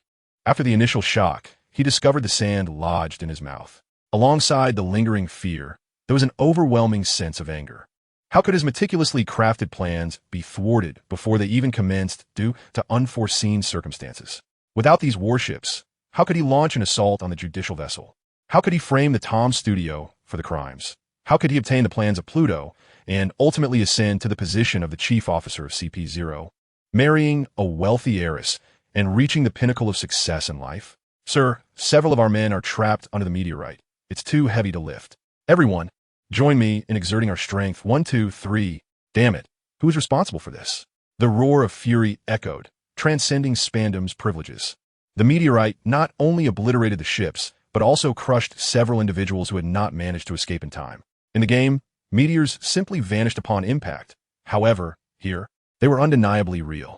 Luo E, hidden behind the wreckage, contemplated whether he could investigate the meteorite for any extractable metals. If it possessed the properties detailed in the description, it could pave yet another path to wealth. More crucially, the power of the meteor hammer was indeed formidable. A furious roar erupted from behind Spandam. As Luo E turned his head, he beheld a figure with blue hair, clad in a vest and swim trunks, swiftly charging toward Spandam, accompanied by a furious roar. His fist made intimate contact with Spandam's chin. Witnessing this scene, Luo Yi's heart sank. It was a disaster. He had forgotten about this reckless shark. Tom's workshop had been apprehended. Recently awakened by Kokoro, Tom and Frankie found themselves escorted by several individuals in white suits, charged with assaulting the commander of the world government's intelligence organization, Cipher Pole Number 5. They were taken to the port, awaiting the arrival of a judicial vessel. How could this happen? Surely the merits of the sea train should have been enough to secure their acquittal. Damn it, Frankie must have fallen into the government's trap. As they made their way to the port, with Frankie's loud protests echoing, Aspiku had already grasped the unfolding situation. Frankie's warship had been destroyed, and in a fit of rage, he had unleashed a brutal assault on Spandam, whose jaw was now severely dislocated, rendering him nearly incoherent. This served as irrefutable evidence. The crux of the matter was that Frankie claimed his attack was provoked by the meteorite that had obliterated his ship. Insanity. If there were evidence proving that Spandam had sabotaged his warship, perhaps there might still be a chance for exoneration, provided the judge deemed their actions as private conduct, devoid of official implications. Yet, that was no longer an option. In that moment, Aspiku, with his hands shackled behind his back, felt a strong urge to kick Frankie. Amidst the crowd, Luo, he held his head in frustration. Had he known better, he would have infiltrated their residence to deliver a decisive blow to Frankie, incapacitating him before binding him. However, due to his impulsive decision, he had failed to consider all angles. He had only thought of Spandam's theft of the warship to attack the judicial vessel, not anticipating that an enraged Frankie would act so recklessly upon witnessing his ship's destruction. Watching the ensuing chaos, he almost felt tempted to pull out some snacks and enjoy the spectacle. Yet, the enjoyment of the moment was one thing. The impending consequences were another.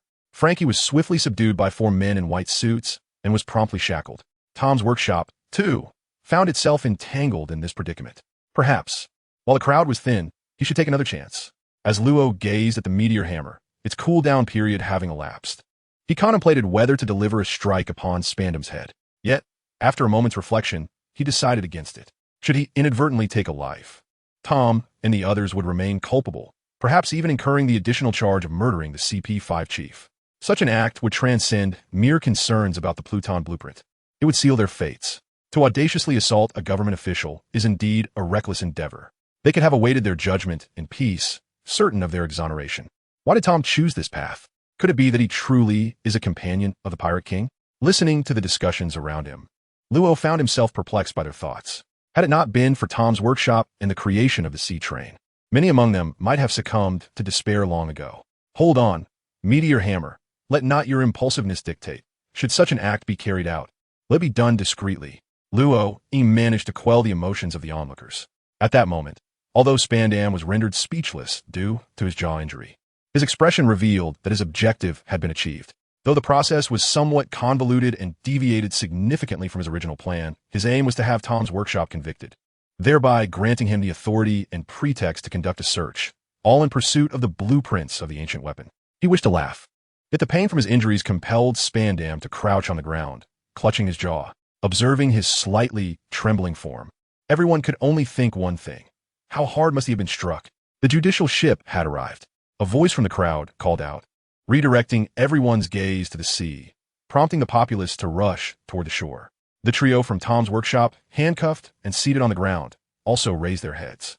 Perhaps due to the futility of their previous cries, Frankie was unusually silent. "Hey, Frankie, did you see Spandam destroy your warship by the shore?" At that moment, Aspicu quietly inquired. "Ah, yes," Frankie replied, momentarily taken aback before nodding vigorously. "But why are these government officials present on the deserted shipwreck island? And so close to your warship?" Aspicu believed he had grasped the crux of the matter. "How would I know? I only witnessed my warship being obliterated by an enormous blue meteorite, and Spandam just happened to be there," Frankie huffed, frustrated that his mind was consumed with shipbuilding and weapon crafting, leaving no room for such speculations. "Is it possible that Spandam intended to steal your warship and attack the judicial ship?" Aspicu's tone grew increasingly assertive. "Attack the judicial ship? He is the commander of CP5. How could he possibly assault the judicial ship?" Frankie was baffled. "No, if your warship attacked the judicial ship, then the assailants would be from Tom's workshop, and Spandam's true objective is the blueprints." In that moment, Aspicu had discerned Spandam's intentions with clarity.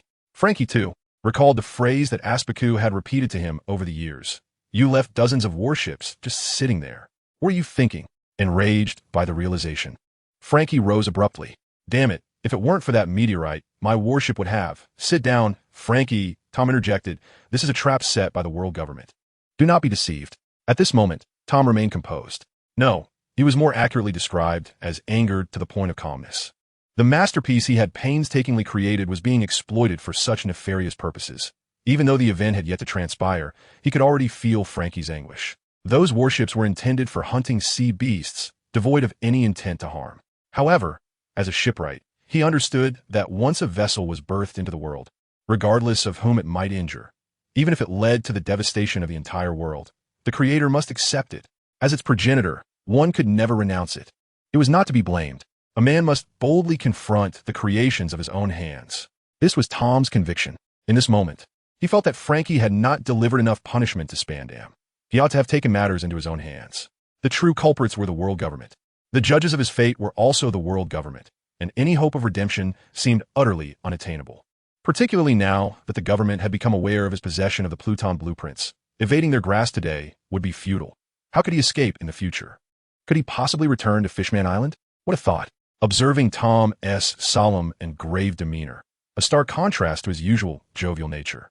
Frankie surprisingly refrained from retorting and quietly took a seat. Meanwhile, standing aside, Luo was inspecting his arsenal. If, as in the original narrative, Tom were to be transported to Eni's lobby by the sea train, would he need to intervene and rescue him? The challenge lay in how to effectuate the rescue without revealing himself. At that moment, his eyes lit up upon spotting a particular piece of equipment in the armory. This was it. After the judicial ship docked, Tom and his companions were brought aboard. The so-called judicial ship served as a mobile court, housing a vast courtroom where island residents gathered to observe. In this moment, what they yearned to learn was not the good news of Tom's release, but rather the reasons behind their assault on the commander of CP5. As Luo observed, the populace of the pirate world was exceedingly gullible. He could not fathom why they placed such unwavering trust in the world's government. Perhaps their intense disdain for pirates led them to believe that the government, in its quest for justice, was indeed worthy of their faith. The courtroom soon filled to capacity. Yet Luo did not push forward, preoccupied with pondering the viability of his strategy. The task of rescuing someone was undoubtedly fraught with challenges, which could be categorized into two levels of difficulty: the simple, requiring the salvation of a single individual, and the difficult, necessitating the rescue of three. However, judging by Tom's character and the sight of Spandam, whose entire face was swathed in bandages and whose arms were suspended in a sling before the court, it seemed he would make the appropriate choice. With the judicial ship still present, there was no need for them to board the sea train to reach Justice Island. This implied that Frankie would not be struck by the sea train, and thus the future Iron Man Frankie would remain unscathed. Standing at the rear of the courtroom, Luo narrowed his eyes slightly, uncertain whether Frankie would surge forward to deliver a sound thrashing to Spandam. In the original narrative, Tom had sacrificed his own acquittal to ensure the safety of his two apprentices. Yet, following Tom's downfall, Frankie had once again attacked Spandam, thereby branding himself a criminal. Ultimately, in an effort to thwart the sea train that sought to take Tom away, Frankie sustained severe injuries. Fortunately, he utilized the abundant steel from a nearby derelict ship to transform himself into a cyborg fueled by cola. Wait a moment. Does this imply that Frankie has already mastered the art of converting human bodies into machinery? What a predicament for Dr. Vegapunk, who is 5 centuries ahead of current technology. Nevertheless, it appears that the weaponry documents left behind by a young Vegapunk ultimately facilitated the transformation of Frankie 2 years hence. As for the present, who cares about the future shipwright of the Pirate King? That is a matter for another time. For now, let us listen to the impending verdict. Mr. Tom, regarding the sea train, I can only describe it as nothing short of miracle. Its impact on the development of Water 7 will be profoundly significant. Therefore, today, we could easily absolve you of the charges of constructing ships for the Pirate King. The speaker was an elderly judge, his beard streaked with gray. But why then? Have you committed such a crime? The judge's face was devoid of expression, yet his tone bore an air of regret. How absurd.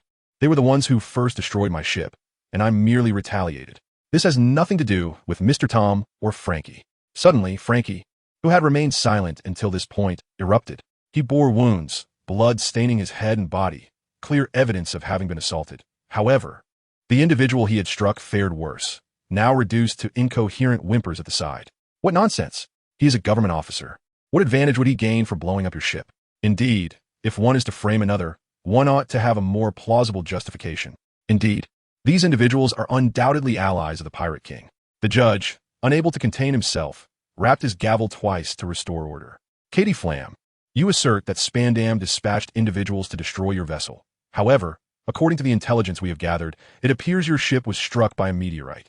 It is evident that the judge is well versed in the circumstances surrounding the trial to occupy his esteemed position. A meteorite? Was it that very moment when the meteorite struck? It truly landed on the island of abandoned ships, causing tremors that even reached Water 7. Indeed, I was quite taken aback just moments ago. A meteorite? What meteorite? The gavel fell once more, silencing the crowd. Katie Flam, do you have anything further to add? The judge inquired again. Even if it were a meteorite that struck, why was Spandam present by the shore? It is because of him that the meteorite fell. Luo silently nodded in the background. It must be said that Frankie possesses a remarkable logic. However, his reasoning is indeed accurate. Were it not for Spandam, I would not have resorted to unleashing the meteorites. Oh wait, is it possible to approach it this way? Luo suddenly came to the realization that Frankie was indeed speaking the truth. Positioned by the door, he swiftly exited just as the judge began to speak. Frankie, such an absurd rationale cannot be accepted. What on earth has happened? A meteorite. is a meteorite. A tremendous force emanated from the right side of the ship, causing the judge, who had been seated in the highest position, to roll out due to the ship's tilt, finally coming to a halt upon colliding with the wall. The entire courtroom descended into chaos, with numerous individuals tumbling from their seats, while the spectators who could only stand were thrown against the left wall of the ship. Outside the courtroom, a Navy soldier, clinging to the railing, shouted the cause of the commotion. In truth, his announcement was unnecessary. The cries of meteorite echoed from outside, and everyone had already grasped the situation. Reports indicated that a meteorite, glowing with a blue luminescence, had fallen beside the judicial vessel. Although it stirred the waves, no one was injured. A Navy soldier rushed in, saluted, and reported to the shaken judge, who had just taken a seat, still nursing a bump on his head. A meteorite glowing with blue light? Is that not the same as the one that fell on the island of the damned? Could it be that Admiral Spandam? At that moment, everyone recalled the inconspicuous so-called admiral. They unearthed Spandam from the pile of collapsed chairs, only to have his chin strike several chairs in the process. Enough, he cannot even utter a sound now. Spandam was promptly taken to the rear for medical attention. See, it is precisely because Spandam was aboard that the meteorite fell. Throw him overboard, lest the next incident results in the judicial ship being breached. Once all the chairs and personnel were settled, Frankie declared triumphantly. The judge, who had intended to refute this ludicrous theory, found himself at a loss for words. Could it truly be because of Spandam? For reasons unknown, despite the absurdity of a rationale, a subconscious sense of logic seemed to resonate among them. Outside, a similarly flustered Luo suppressed a chuckle, although it bore no real consequence.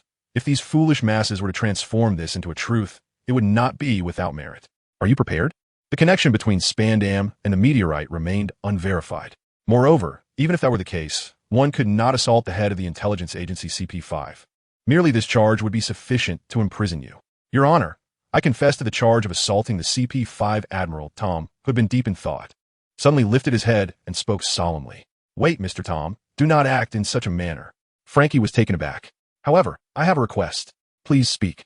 You mentioned that the merits of constructing the sea train could absolve one of a crime, and I hope it can mitigate today's offense. Tom's words rendered everyone silent. All held their breath, fixated on the judge, eager to discern his ruling. The judge gazed into Tom's eyes, and after a prolonged silence, finally spoke. Just as you wish, it merely returns to the circumstances of 14 years ago. You shall still face the death penalty for aiding the Pirate King in his shipbuilding endeavors. Well, that is preferable. This statement was murmured by Tom, yet his next declaration was made with a firm chest. I am immensely proud of having once assisted Roger. Tom's proclamation incited fury among the crowd. His audacity was staggering. How could he take pride in having aided the Pirate King? Traitor, ruthless fishman. A cacophony of insults erupted, and the courtroom descended into chaos once more.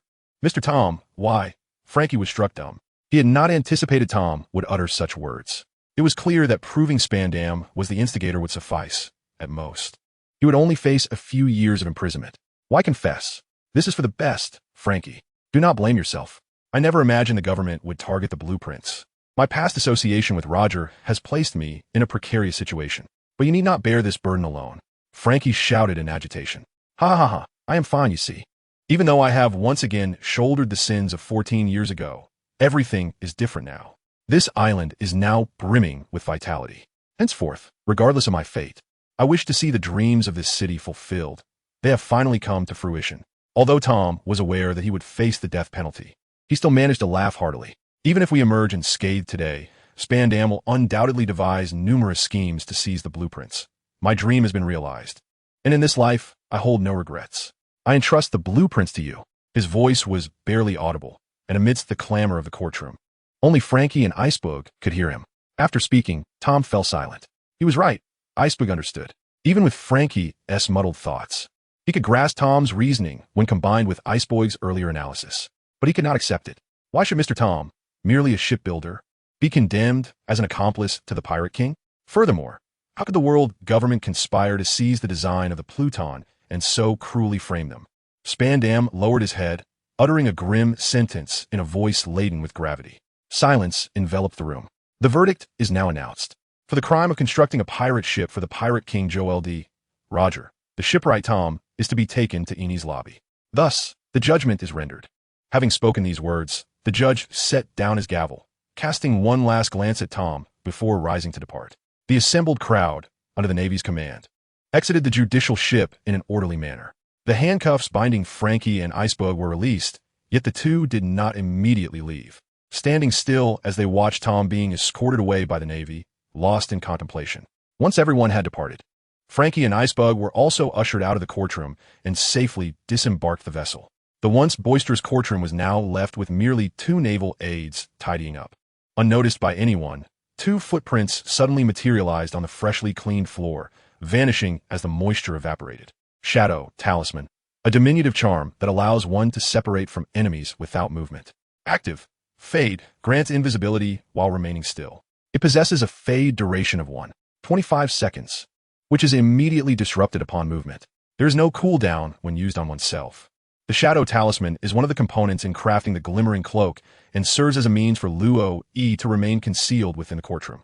It was only after everyone had departed that Luo E switched to the Hidden Blade, slipping through the rear of the courtroom, the very path from which Tom had been taken. The skill of the Hidden Blade, named Shadow Step, mirrors that of bounty hunters. However, the invisibility duration for the Hidden Blade is brief, lasting only 14 seconds.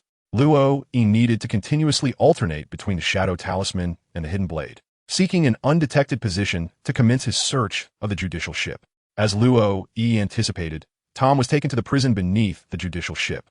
The prison was modest, consisting of only a few cells, yet it was heavily guarded, with Tom being the sole inmate. At that moment, Tom, who had initially been shackled with his hands behind his back, now had his hands restrained in front of him, the chains binding both his hands and feet, making movement rather cumbersome.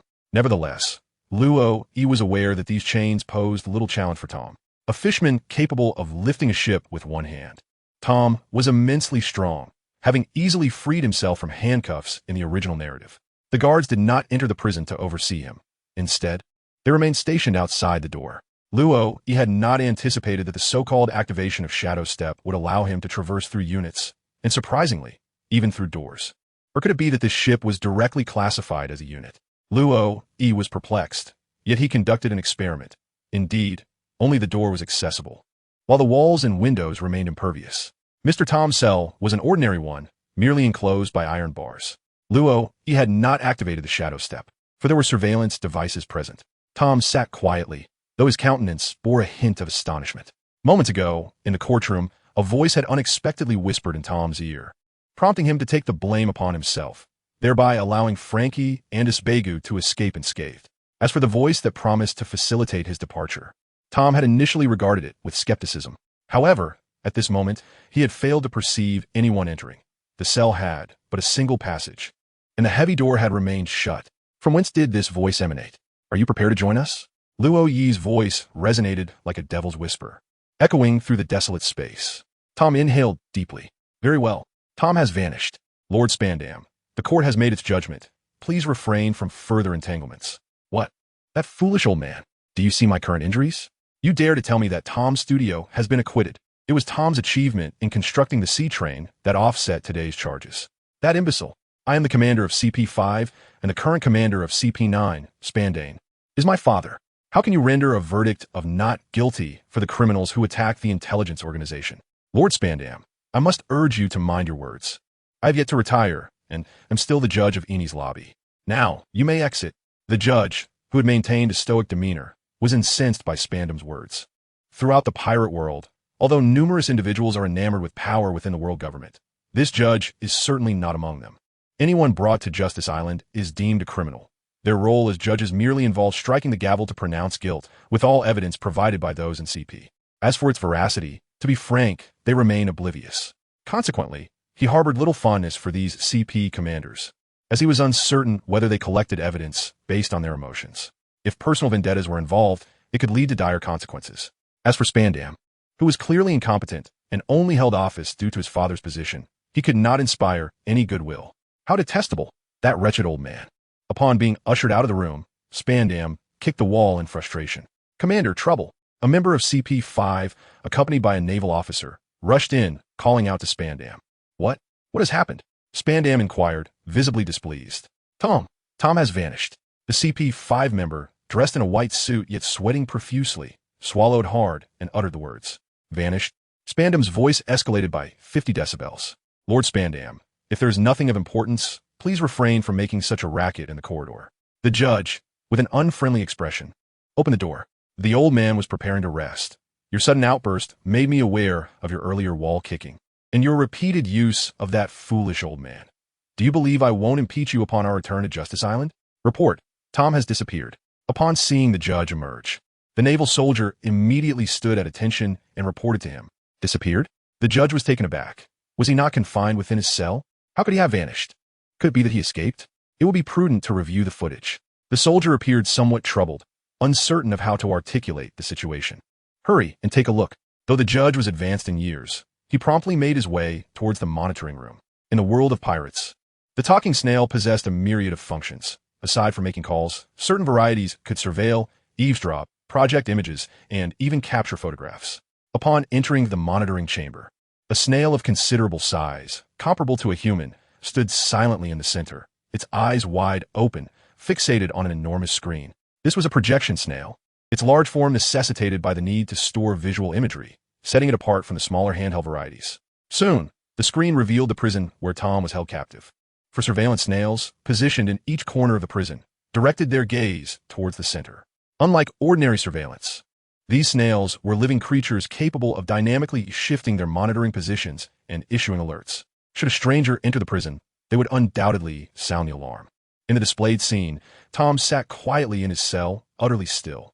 However, before long, he suddenly lifted his head, and his lips moved as if engaged in conversation. Then, the footage unexpectedly revealed the presence of 4 humanoid beings. They were indeed humanoid in form. The 2 on the left bore red skin, donned yellow tunics, wielded axes and shields, and sported imposing devilish horns, towering at least 2 meters tall.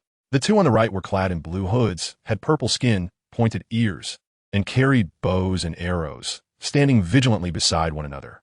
At the center of these 4 beings stood a figure draped in a green hood, wearing a mask reminiscent of a deceased vampire. It was evident that these were no ordinary entities. They were demons, unmistakably demons. The sudden appearance of these 5 beings even startled Tom, whose expression betrayed his astonishment. The emergence of the humanoid figures triggered an alarm in the monitoring room, prompting immediate action from the Navy personnel, who swiftly mobilized to encircle the entire prison. As the footage continued, the bewildered Tom seemed to shift from shock to a peculiar sense of relief. A violet light illuminated beneath his feet, and in an instant, his colossal form vanished without so much as opening the cell door. With wide eyes, the observers scrutinized the prison, yet found no possible exit through which a living person could escape. The cell door remained intact, the walls unscathed. There was no trace of how he had disappeared. At that moment, the Navy soldiers outside the prison had just finished assembling, taking less than a minute. The prison door was forcefully kicked open, and a battalion of Navy soldiers surged into the relatively cramped space, forming ranks with a dozen rifles aimed at the 4 sudden demons. However, as the demons turned to face the Navy, bearing their fangs in a sinister smile, they too vanished into thin air, along with the masked figure in the center, leaving the bewildered yet vigilant Navy personnel on high alert. The demons had undoubtedly taken Tom away. No one knows how to explain the sudden disappearance of Tom. The 5 demons that appeared seemingly came specifically to take him away. Just moments before, there was no one around. Yet Tom spoke a few words to the air. Could they not be demons? Might he be a user of a devil fruit? It is not impossible. But what sort of power could summon demons? Is it conceivable that Tom sold his soul to the demons? It is indeed plausible, especially considering he was the shipwright who aided the Pirate King. Despite having witnessed the event more than once, the soldiers' discussions never ceased. Spandam stood foolishly, gazing at the spot where Tom had vanished. Unwilling to accept the supernatural, he pushed aside others and personally rushed into the prison, meticulously searching every corner. In the end, there were still no results. Nothing was discovered. Damn it, who could have done this? A bounty notice? Who was being pursued? Shadow talismans, hidden blades, city return scrolls. How did Luo manage to enter? And how did he and Tom manage to leave? Due to the previous experiments in Dragon Palace City and the analyses conducted by Dorag, Luo understood that utilizing his items required the consumption of the inherent domineering energy within these individuals. Every person possesses such energy. The only question lies in whether it can be activated and wielded. Tom also harbored this energy within him, although he could not actively summon it. With the aid of equipment, he could manage to activate it, albeit with difficulty. Perhaps it was because Tom had verbally pledged allegiance to his side, even while cloaked. The two could still perceive each other's indistinct forms. Observing a mere boy of 15 or 16, Tom's expression was one of intrigue, yet in pursuit of their escape. He refrained from erupting into raucous laughter. After several exchanges of the hidden blade and shadow amulet, they sought refuge in an unoccupied room. Luo produced a return scroll, encouraging Tom to give it a try. If it proved futile, they would resort to the waterways. However, it became evident that the ability to use the return scroll was not limited to merely altars and springs. The so-called allied structures appeared to vary from person to person. Before taking flight, Tom expressed his gratitude to Luo, indicating that he would await him on Fishman Island. Fishman Island. He found himself compelled to make yet another journey. Unfolding his flying shoes, Luo soared back to the tavern.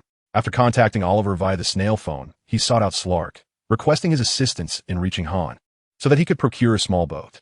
After coding it, Han would transport both him and Slark directly to Fishman Island. Upon arriving on Fishman Island aboard that small vessel, Luo immediately began inquiring about Tom's residence. Little did he know the impact of a small boat moored beside a row of pirate ships. The next day, he even spotted his little boat featured in the newspaper, with a headline exclaiming, "Astonishing! A leaf-like boat crosses the sea, delving into the 10,000-meter deep Fishman Island," accompanied by a photograph. Of course, such notoriety was inconsequential. The crux of the matter was that Luo failed to gather any information about Tom on the island, meaning he had lost contact with him. What the predicament? Tom had departed Fishman Island many years prior. How could he possibly locate him now? Yet, he had indeed mentioned flying to Fishman Island. To utilize the return scroll without a map, one must possess a vivid mental image of the destination to activate its landing point. This implies that Tom must have recalled a specific structure on Fishman Island to make his way there directly. Thus, how was he to search now? He was uncertain who on Fishman Island might know Tom. Should he seek the assistance of Madame Sharif for a prophecy? As fate would have it, Luffy found himself aboard the fish bus, venturing towards a location on Fishman Island that he had previously overlooked, the Forest of the Sea. The only connection he recalled to Tom, the world-renowned shipwright and scholar of the Forest of the Sea, was his brother Dan. If he could locate Dan, surely he could uncover Tom's whereabouts as well. Yet, it soon became apparent that Luffy had overestimated the situation. Upon his arrival at the Forest of the Sea, he was greeted by the resounding laughter of Tom. Ha ha! It was unmistakably Tom. Following the sound, Luffy ventured deeper into the forest, and before long, he beheld Tom alongside his brother. Tom wore a dark hat, sported thick-rimmed glasses and earrings, his hair was lush, and his angular face was complemented by a slightly hooked nose and a bearded chin. His arms and shirt bore the patterns of seaweed. Tom belonged to the species of horned fishmen, while his brother was an eastern wolf fishman. One was a fishman, the other a merfolk. They bore no resemblance, yet they were indeed brothers. "Ha, I made it through," Dan teased with a smile. "You still managed to laugh, brother." His joy at seeing Tom unharmed was palpable. Indeed, the one who saved me mentioned something of great significance, which made me reluctant to leave this world. Luffy mused. I must extend my heartfelt gratitude to him when I next encounter him. He gifted me a wondrous scroll that transported me back to Fishman Island from the sea. It has been decades since my last visit. Though you did not return, your name resonates even on Fishman Island, Dan remarked, shaking his head in resignation. He understood that Tom was indifferent to such accolades, yet the title of the world's greatest shipwright and father of the sea train was likely known to all. However, these two artifacts are indeed remarkable. Tom interjected, gesturing to a small amulet hanging from his neck and a deep blue sword that seemed ill-suited for his stature. Fastened at his waist, it can render one invisible and allow passage through walls and crowds. What kind of power is this? That is magic, Luffy replied, interjecting with a smile directed at Tom. Mr. Tom, ha ha ha, I didn't expect you to find me so swiftly. Merely a coincidence. Lo, he shook his head, for he could not reveal that he was aware of your brother conducting research here. Thank you for rescuing my elder brother. My name is Dan. I am Loe, the proprietor of the Dota Tavern in the Shambody Archipelago. Luo nodded amicably towards Dan. Mr. Tom, we shall linger on Fishman Island for no more than a day before departing. Haha, no problem at all. I shall take my leave now and return to seek you out at this same hour tomorrow. With that, Luo took his leave. He now had 3 tasks to accomplish. Firstly, he needed to locate Mrs. Shaley to inquire whether he might borrow a space to install the altar. Otherwise, he would have to seek out Neptune. Secondly, he intended to procure several large sheets of paper on the island for use when he returned to fetch Tom the following day. Lastly, he planned to make a trip to Baldigo to ensure they were prepared to warmly welcome the world's premier shipwright into the Revolutionary Army. One of the conditions previously agreed upon with Tom was for him to join the Revolutionary Army. A shipbuilder is indeed a valuable asset, The Revolutionary Army's need for vessels and communication devices likely rivals that of the Navy. Now, having provided them with an expert in demolition who has evidently excelled, completing contracts in a mere few months, it seems they remain engaged within the Revolutionary Army, diligently researching even more potent explosives. Truly, they live up to their title as bomb experts. The atmosphere on the ship of justice was tumultuous, despite the ease experienced by Luo E. The entire vessel had been sealed off, with naval soldiers scouring every inch, conducting numerous searches, even uncovering 3 pairs of women's undergarments. Yet not a trace of Tom could be found. The irony lay in the fact that there were no women aboard. Damn it! Immediately issue a wanted notice. We must capture Tom, Spandam bellowed, his hands slamming against the table. A wanted notice? For whom? Tom is already dead, taken by the Grim Reaper, the judge replied, his expression impassive as he regarded Spandam with unwavering resolve. He had long discerned Spandam's ulterior motives against Tom. Ultimately, the wanted notice for Tom was never released. How could it be? The entire populace of Water 7 had witnessed Tom's departure. How could they issue a notice claiming he had fled? This matter transcended the Navy. It was a question of the dignity of the world government, coupled with the judge's deliberate cover-up and a profound mistrust of Spandam. The final declaration was made. Tom had accepted a sentence and was to be executed according to the law, due to his remarkable feat with the sea train. The execution would be conducted discreetly, with only a brief mention in the news. Spandam was infuriated. After all, Tom had not been apprehended by CP5, but was taken by the forces of Judicial Island. Had a wanted notice been issued, he could have conducted a thorough search at Tom's residence. However, that was not an option. As members of the establishment, they could not publicly assert that Tom had not died, but had merely vanished, for that would invite the wrath of Judicial Island. And what fate awaited those who incurred the ire of Judicial Island? This is a court directly established by the government, while the organization I belong to is a clandestine espionage agency operating beneath Judicial Island. In other words, this judge is essentially my direct superior, holding a position identical to that of my father. However, there's not just one judge on Judicial Island. Offending one would be tantamount to offending many, thereby jeopardizing my career prospects. Although Spandam appears rather foolish, and indeed is so, he understands that actions affecting one's career must be avoided. Ultimately, he can only swallow his pride and seek alternative solutions.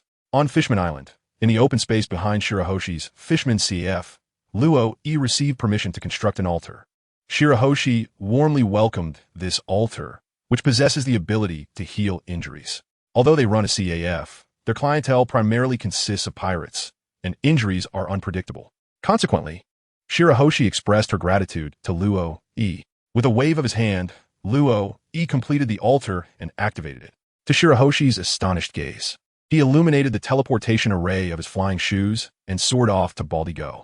After all, with the altar positioned there, his comings and goings would inevitably be noticed. Concealment was futile. Upon arriving at Baldigo, he found that Drago was surprisingly absent. It was unclear whether he had gone off to deliver a speech or was merely wandering about. Nevertheless, Luo E sought out the future second-in-command of the Revolutionary Army, the former master of Sabo, Dr. Haku. Could you accompany me to Fishman Island?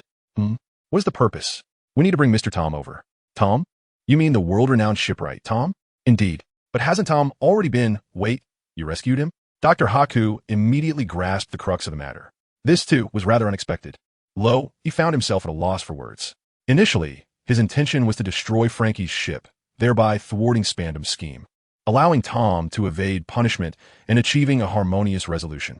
However, he had failed to adequately consider Frankie's actions, resulting in Tom still facing accusations.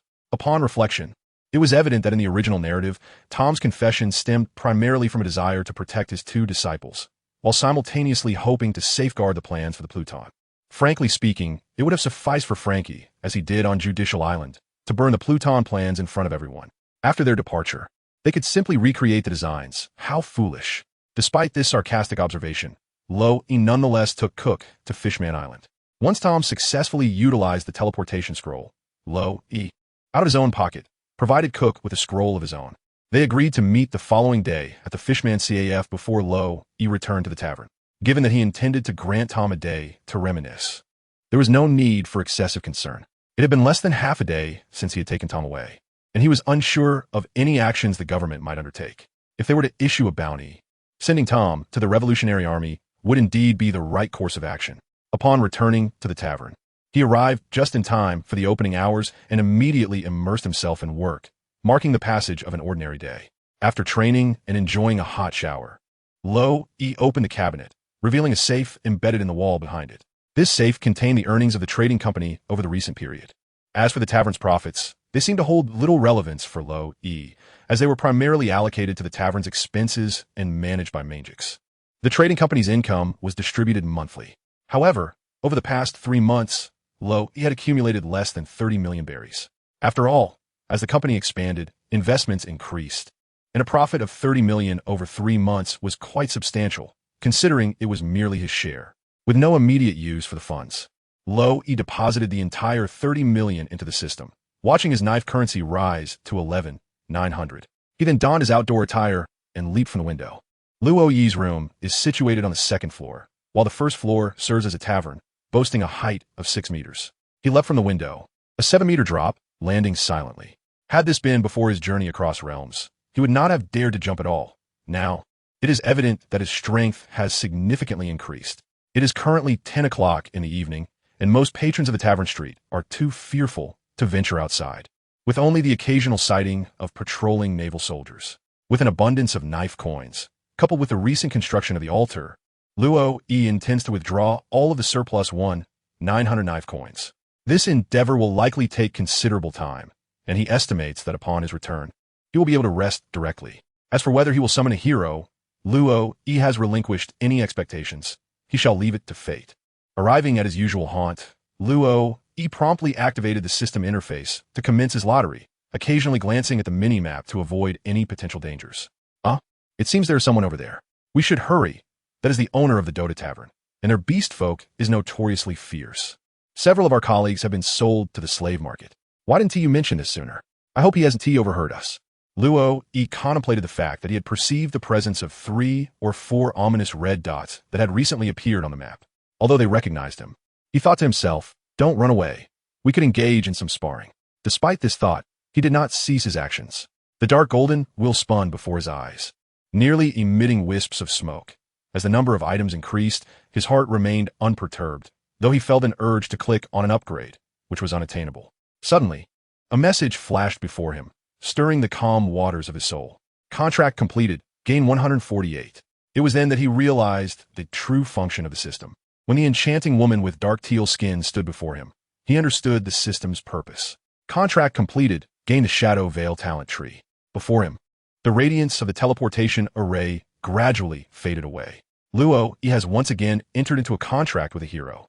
This time, it marks the first occasion in which he completed the contract during its inception. I have yet to do anything.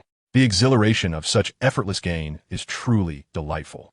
Without haste to discover what treasures he has acquired, the Veil of Shadows, Luo-E possesses only a fleeting recollection of it.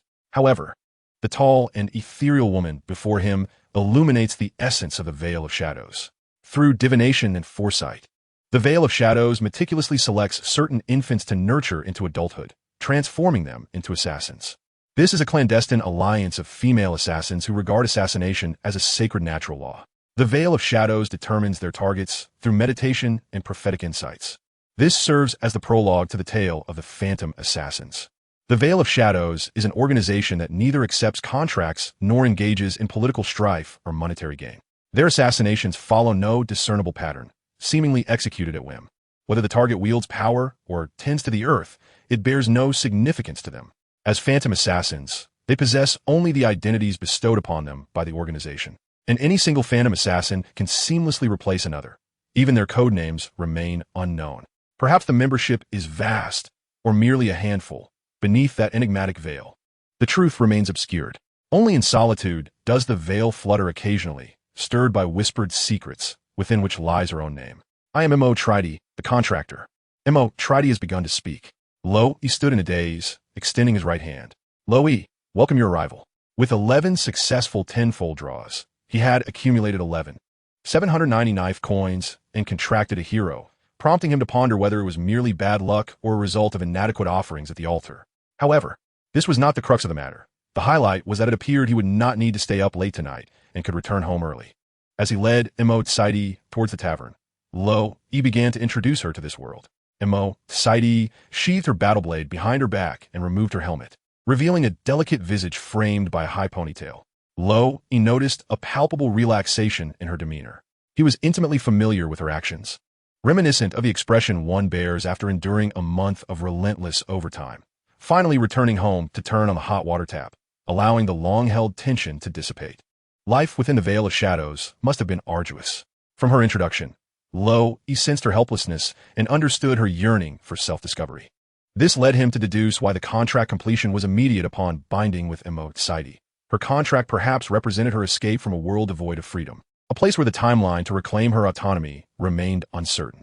With the system interface still active, Loe took the opportunity to instruct Saidi on its usage and expended 1,000 knife coins to unlock 4 item slots for her, providing her with an upgraded pair of travel boots designed for swift movement alongside allies. Upon their return to the tavern, Loe's introduction to this world remained rather rudimentary. Nevertheless, Saidi had gleaned a modicum of knowledge, ensuring she was not entirely oblivious to her surroundings. During their conversation, Loe found her to be exceptionally quiet, responding mainly with subtle affirmations, as if entrenched in a habit formed during her time in the Veil of Shadows. "This is your room. If it does not meet your expectations, we can redecorate." He guided Saidi to the room he had prepared, which featured a somewhat dim decor. "It's fine. I quite like it," she replied, stepping inside and surveying her surroundings with a gentle sway of her hips. "I'll fetch you a clean blanket. We can purchase other necessities in the morning." Satisfied with her response, Lo nodded and retrieved a freshly laundered set of bedding from Lilac's room, informing her of the arrival of an older sister. "I'll help my brother with the pillows." The weather was pleasantly cool as Luo clutched a thick quilt, followed closely by somewhat excited Lilai, making their way towards Chatty's room. Unbeknownst to Lilai, Luo was even more exhilarated than she was, to the extent that he found himself undisturbed by the alluring curves Chatty unconsciously displayed while surveying the room. "Ah, Lilai, this is indeed Chatty." The door was ajar, and Luo had not anticipated that. On her way back, Chatty had removed her helmet, shedding her shoulder armor, cloak, belt, and shoes, even letting her hair down. The shoulder guards that connected to the chest piece of her armor had been discarded, leaving Chatty clad only in a fitted undergarment and snug leather trousers. To be frank, Luo preferred the features and physique of individuals from the East. While Chatty possessed an admirable figure, her facial features leaned towards those of Western descent, which did not particularly appeal to him, not to mention her skin tone. "Sister, you are so beautiful." Lilai, with remarkable awareness, took the bedding from Luo's hands and began to assist Chatty in making the bed. "Thank you. You are quite lovely as well." Observing Lilai's golden hair and blue eyes, along with her diligent demeanor, Chatty bent down and joined Lilai in adjusting the sheets, tucking them snugly over the mattress. As the two worked swiftly, exchanging compliments, they seemed to grow more familiar with each other. Upon witnessing this, Luo uttered a couple of phrases before swiftly exiting the room. He hurried back to his own chamber, his anticipation mounting as he gazed at the luminous glow emanating from the system interface. On the status panel, the leftmost section displayed his avatar, while the central portion showcased the talent tree and skill bar. At that moment, the circular icon representing the talent tree illuminated. Previously, he had been unable even to click on it, as if the user interface had been created while the back-end programmers had been dismissed. However, it appeared that they had finally been reinstated, bestowing upon him the long-awaited functionality. With a gentle tap, Luo found himself increasingly exhilarated. It turned out that this was how the system was meant to be utilized. Within the game, upon accessing the talent tree, branches would be selected according to 1S level, typically limited to the left and right sides. Luo's current talent tree indeed branches out on both sides. However, akin to the game mechanics, one can only select from the talent tree at levels 10, 15, 20, and 25, offering a mere 8 distinct options.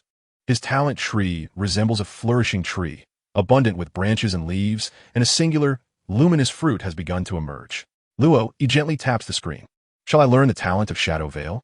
Is it 149? Obstruction Dagger? Yes. Activate it. Of course, it must be activated. Without activation, what purpose does this function serve?" To activate the Shadow Veil talent tree, a cost of 10,000 coins is required. Lo, in a moment of whimsy, has bestowed upon himself a new moniker, which seems far more impressive with the addition of AD in the middle. How excessive! To his dismay, prior to activation, the price was not displayed. If one were to find themselves lacking the requisite currency, would it simply indicate activation failure? What a frustrating system. What is the customer service number? I must lodge a complaint. Clutching his heart in trepidation, Luo Yi, with a grim countenance, reluctantly opened the talent tree. The Shadow Veil talent tree. With a mere click from Luo Yi, a small screen materialized.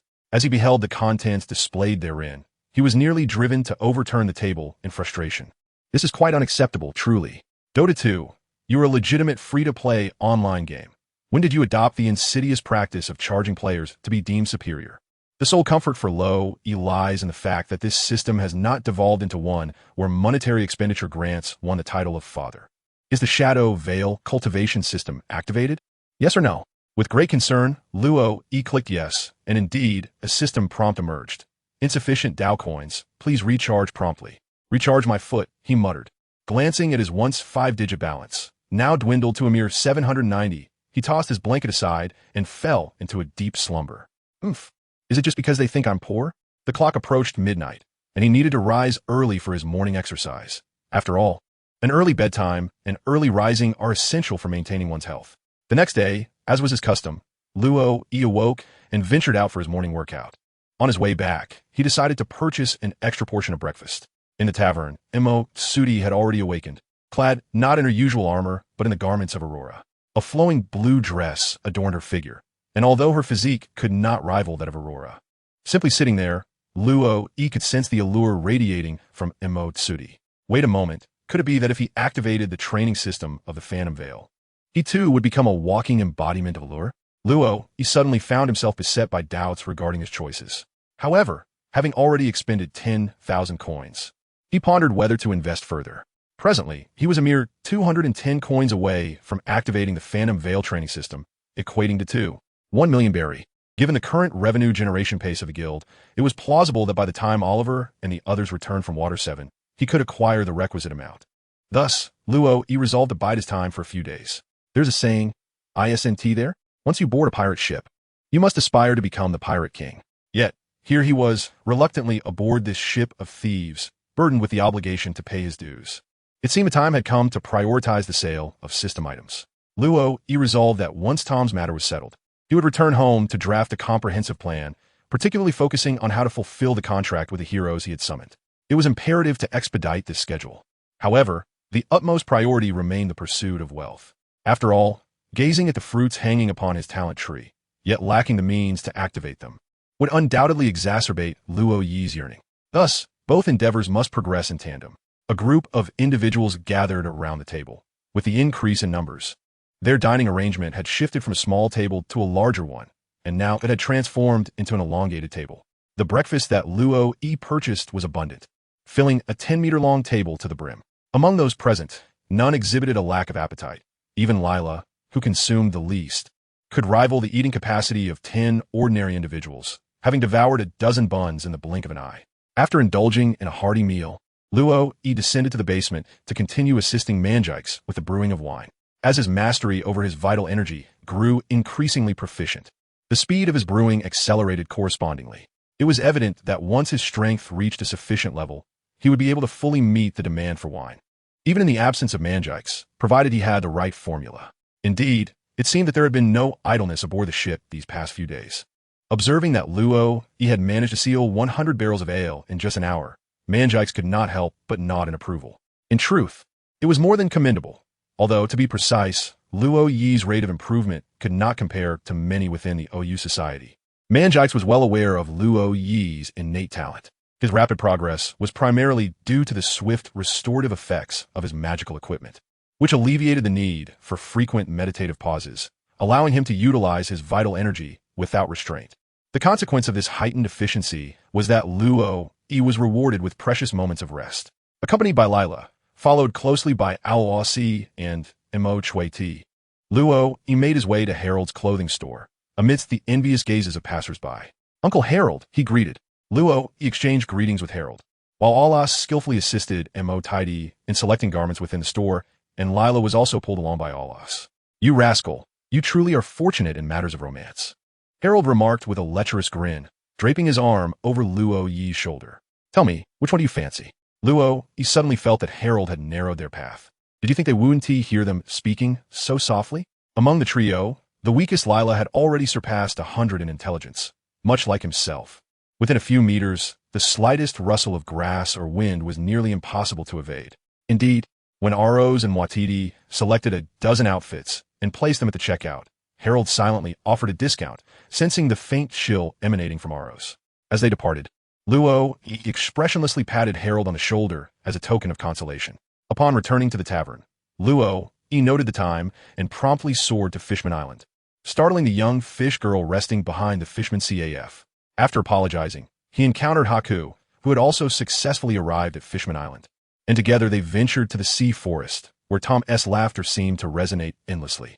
Even after a whole day had passed, he appeared to have an inexhaustible conversation with Dan. However, he could no longer remain there.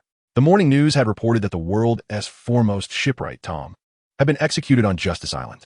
Should he be discovered still roaming Fishman Island, it could spell disaster for his hometown. Tom was, of course, aware of this matter. After expressing his gratitude once more to Luo, he and Haku swam directly out from the seabed. Two fishmen. Did they really need a boat? After concluding their business, Luo first called Oliver and then headed to the trading company to collect 1 million berries, which he directly deposited into the system, opting to activate the Phantom Veil cultivation system. Upon activation, a branch illuminated on the small talent tree, and Luo found a new skill residing in his mind. Though it didn't appear in the skill bar, he instinctively understood how to wield it. The skill, Obstructing Dagger, was the first learned by members of the Phantom Veil. Being struck meant that another attack was imminent. Obstructing Dagger. Throw a dagger at an enemy unit, slowing their movement speed and inflicting physical damage. Calculated as 65 plus 2540 to 5570 of the Phantom Assassin's attack damage, while inheriting the effects of items and skills. This was the data for this skill within the game.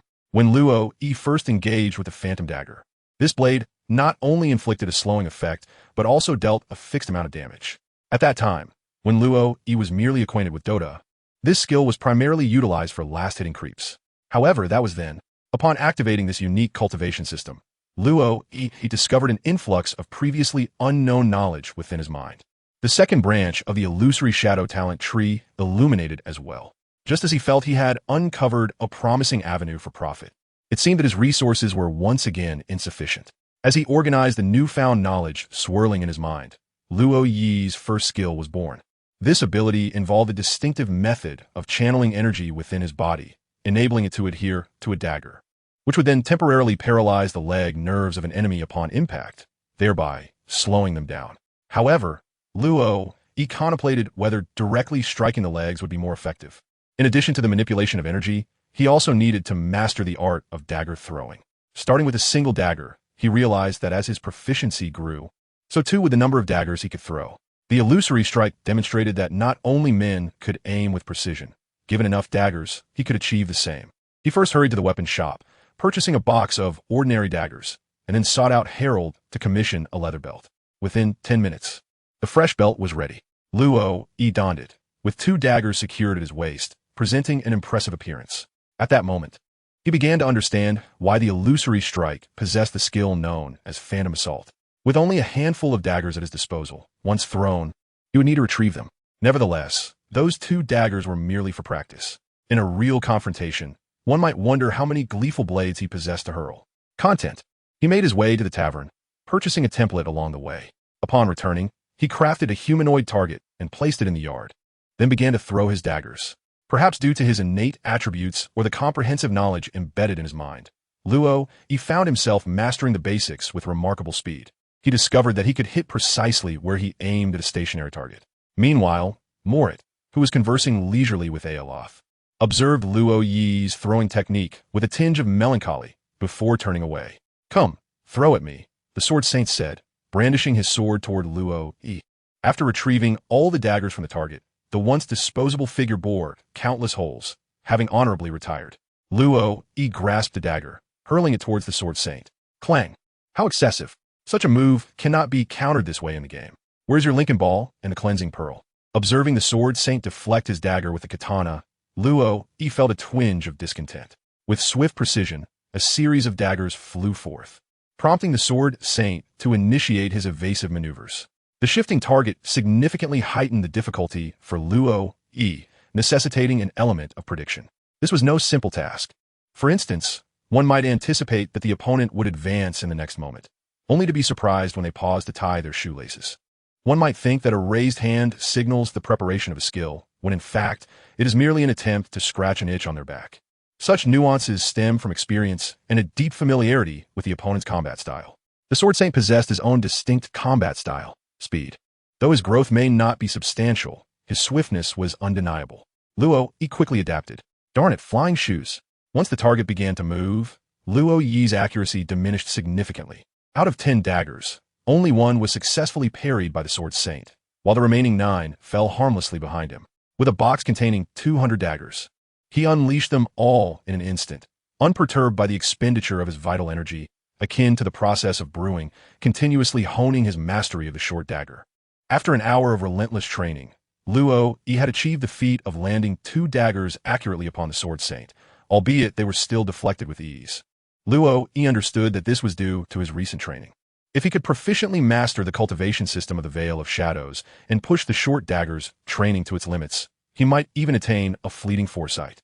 Naturally, such mastery would require extensive practice. Moreover, based on the Sword Saint's final assessment of Luo Yi's performance, he recognized the deficiencies in his current abilities. You must venture into real combat. Only through experiencing the true essence of life and death can you grasp the profound truths of the sword path. Much like in drunken boxing, the Sword Saint added in conclusion. Luo Yi nodded thoughtfully. Thus, as the day's business came to a close, after a series of rigorous training sessions, the night finally arrived. Luo Yi meticulously organized the equipment adorning his person. The traveler's shoes, the wandering knight, the blade of oblivion, the thunder god's hammer, the silver moon crystal, and the bloodthorn, 6 items in total. Surely, such a modest assembly is not excessive for an expedition. The traveler's shoes enhance mobility, while the wandering knight bestows a commendable augmentation of strength and agility, providing a comprehensive uplift. The blade of oblivion offers armor penetration and boosts attack power, whereas the thunder hammer and silver moon crystal contribute to increased attack speed and nocturnal visibility. The bloodthorn grants magical regeneration, heightened attack speed, attack power, and critical strike potential, coupled with the silver moon crystal already consumed by Luo Yi. These attributes should suffice to confront a bounty on a pirate crew that does not exceed 100 million. Luo Yi quietly tidied up and retrieved a crystal sword from the armory, swinging it a couple of times. To his surprise, it felt quite comfortable in his hands. During this time, his extensive training in swordsmanship under the Sword Saint had greatly enhanced his abilities. After returning the crystal sword to the armory, Luo Yi set out at 9 o'clock in the evening. Seeking out a pirate crew was a rather straightforward endeavor. One merely needed to head to the harbor where the pirates docked. As long as one created a ruckus aboard their ship, there was no doubt they would hastily return. Among pirates, camaraderie was non-existent. If all rival pirates were to perish, one would effortlessly ascend to the title of Pirate King. Such a simple truth was known to all. Thus, Luo Yi chose a solitary pirate ship. The Hornby pirate crew had a total bounty of 170 million, with Captain Hornby valued at 80 million berries. First Mate Kirk at 50 million berries, and the combatants Rupert, Pence, and Burns at 18 million, 14 million, and 8 million berries, respectively. Luo Yi retrieved a wanted notice from his small backpack. Having temporarily set aside his recent entrance into the New World, he had taken the time to peruse the latest wanted posters, which detailed pirates likely to arrive at the Chambord Archipelago. Among them, the Hornby pirate crew was notorious for their pillaging and brutality, committing every conceivable atrocity. Consequently, their bounty was substantial, though their combat prowess was perhaps not formidable enough to warrant a reward exceeding 100 million. This presented a prime opportunity for Luo Yi to make his mark. Glancing at the 2 daggers strapped to his waist, along with the short dagger he was currently mastering, he fervently wished that his future title would not be that of a dagger-wielding assassin. Captain, the Chambord Archipelago is truly a paradise. It's astonishing that the Navy is stationed here, yet can't manage the lawless territories. It's a veritable haven for criminals. Those human traffickers are quite amusing. They even dare to attempt capturing the captain, who boasts a bounty of 80 million. After all, he is destined to be the future pirate king. Ha ha ha. I find the population auction house fascinating. With just a handful of individuals, they exchange for 7 million berries. The slave I just acquired is remarkably obedient. Ha ha ha. Amidst the Hornby pirate crew, Luo Yi stealthily infiltrated their ranks, utilizing his concealed blade in conjunction with the shadow amulet. He now crouched atop the roof outside the cabin, quietly eavesdropping on their conversation. Luo Yi was aware that he currently faced 2 choices. One option was to rely on his concealed blade and stealthily eliminate the patrolling guards outside. The other was to confront them head-on. It seemed that engaging directly was not entirely out of the question. Based on the assessment provided by Mangekeks, he generally possessed the capability to overpower any pirate with a bounty less than 100 million. Furthermore, after gaining complete mastery over his true energy, Luo could discern the strength of his adversaries through this energy. In his perception, there was no one aboard this vessel stronger than him. The individual with the greatest energy within them was only at about 80% of his own capacity. If one were to assign a numerical value to their attributes, it would likely approximate around 100 points. The remaining individuals, on the other hand, probably had attribute points closer to 50. Having gathered sufficient intelligence regarding the enemy, Luo weighed his options and decided that a direct confrontation was the most prudent course of action. He took a step forward, relinquishing the concealment provided by the Shadow Talisman. Luo appeared abruptly before the two patrolling pirates, holding a crystal sword. "Good evening," he greeted with an air of nonchalance. "Good evening indeed," one pirate responded, momentarily taken aback by the unexpected encounter. However, the other pirate quickly regained his composure, raising his long knife. In an instant, a flash of crimson light flickered, and Luo executed a swift motion to sheath his sword, now standing behind the two pirates. Behind him, two brilliant arcs of color erupted from their necks, staining the ground a deep crimson. It is a well-known fact that blood is black. Luo shook his head and leaped directly from the rooftop, showing no intention of concealing himself. However, due to the swiftness of his movement and the overwhelming noise within the room, the commotion outside went unnoticed. With a resounding crash, he kicked open the door, plunging the raucous cabin into an abrupt silence. What do pirates typically engage in aboard their vessel? Aside from hosting banquets, there seemed to be no other endeavors. At present, it appeared to be a modest gathering, with merely 5 individuals present, all of whom were notorious members of the Hornby pirate crew, while the remaining crew members indulged in merriment, either feasting or drinking, oblivious to the unfolding events. Who dares? Hornby and the others cast aside their goblets and swiftly rose to their feet. Without waiting for Luo to utter a word, Rupert, Pence, and Burns seized their nearby sabers and charged at him. With a flurry of slashes and strikes, 3 blades approached Luo from different angles, and had he been an ordinary person, he would have likely succumbed to their assault. Yet in Luo's eyes, these 3 swords were no more threatening than the wooden swords wielded by a master swordsman during practice. With a few deft steps, Luo evaded the attacks, his crystal sword gliding effortlessly from his grasp. The vivid red crystal, forged into a blade, danced through the air as though engaged in a graceful ballet, appearing as a singular strike, yet embodying the essence of countless blows, elusive and intangible. "Get back!" Hornby shouted the moment he witnessed Luo's counterattack. But it was futile. While he might have managed to react with some effort, Rupert, Pence, and Burns, despite their formidable prowess among ordinary folk, were reduced to mere novices in the presence of Luo. As Luo positioned himself behind them, the 3 men gazed in disbelief at their shattered blades, touched their throats, and succumbed to the inevitable, collapsing helplessly to the ground. Luo would never utter such words as to harm one's vital points. This is a battle of life and death. Would one still reserve some strength for a final desperate struggle? The commotion within the cabin had already drawn the attention of the entire pirate crew. Outside the door, dozens of pirates crowded together, casting wary glances at the 3 subordinates who lay at Luo's feet, too intimidated to enter. "Who are you?" At this moment, Horn did not dare to underestimate Luo. The swift dispatch of his 3 subordinates indicated that he would need to join forces with Kirk if he hoped to stand a chance against him. Recently short on funds. "I shall borrow your heads for a time." Luo casually dug at his ear and remarked, "Pressure? There is no pressure." He glanced at the opponents he usually practiced with. By virtue of his inherent attributes, he was marginally taller than Hornby, coupled with his impressive equipment. What Luo lacked was experience in life and death combat. He twirled his crystalline sword with elegance, then propelled himself forward, charging directly at Hornby, that insufferable pirate hunter. Raising his long knife, Hornby brought it crashing down, only for it to collide with Luo's sword. This time, Luo failed to sever his adversary's weapon, as the quality of Hornby's blade was evidently superior to that of ordinary knives. Kirk, standing nearby, was not idle.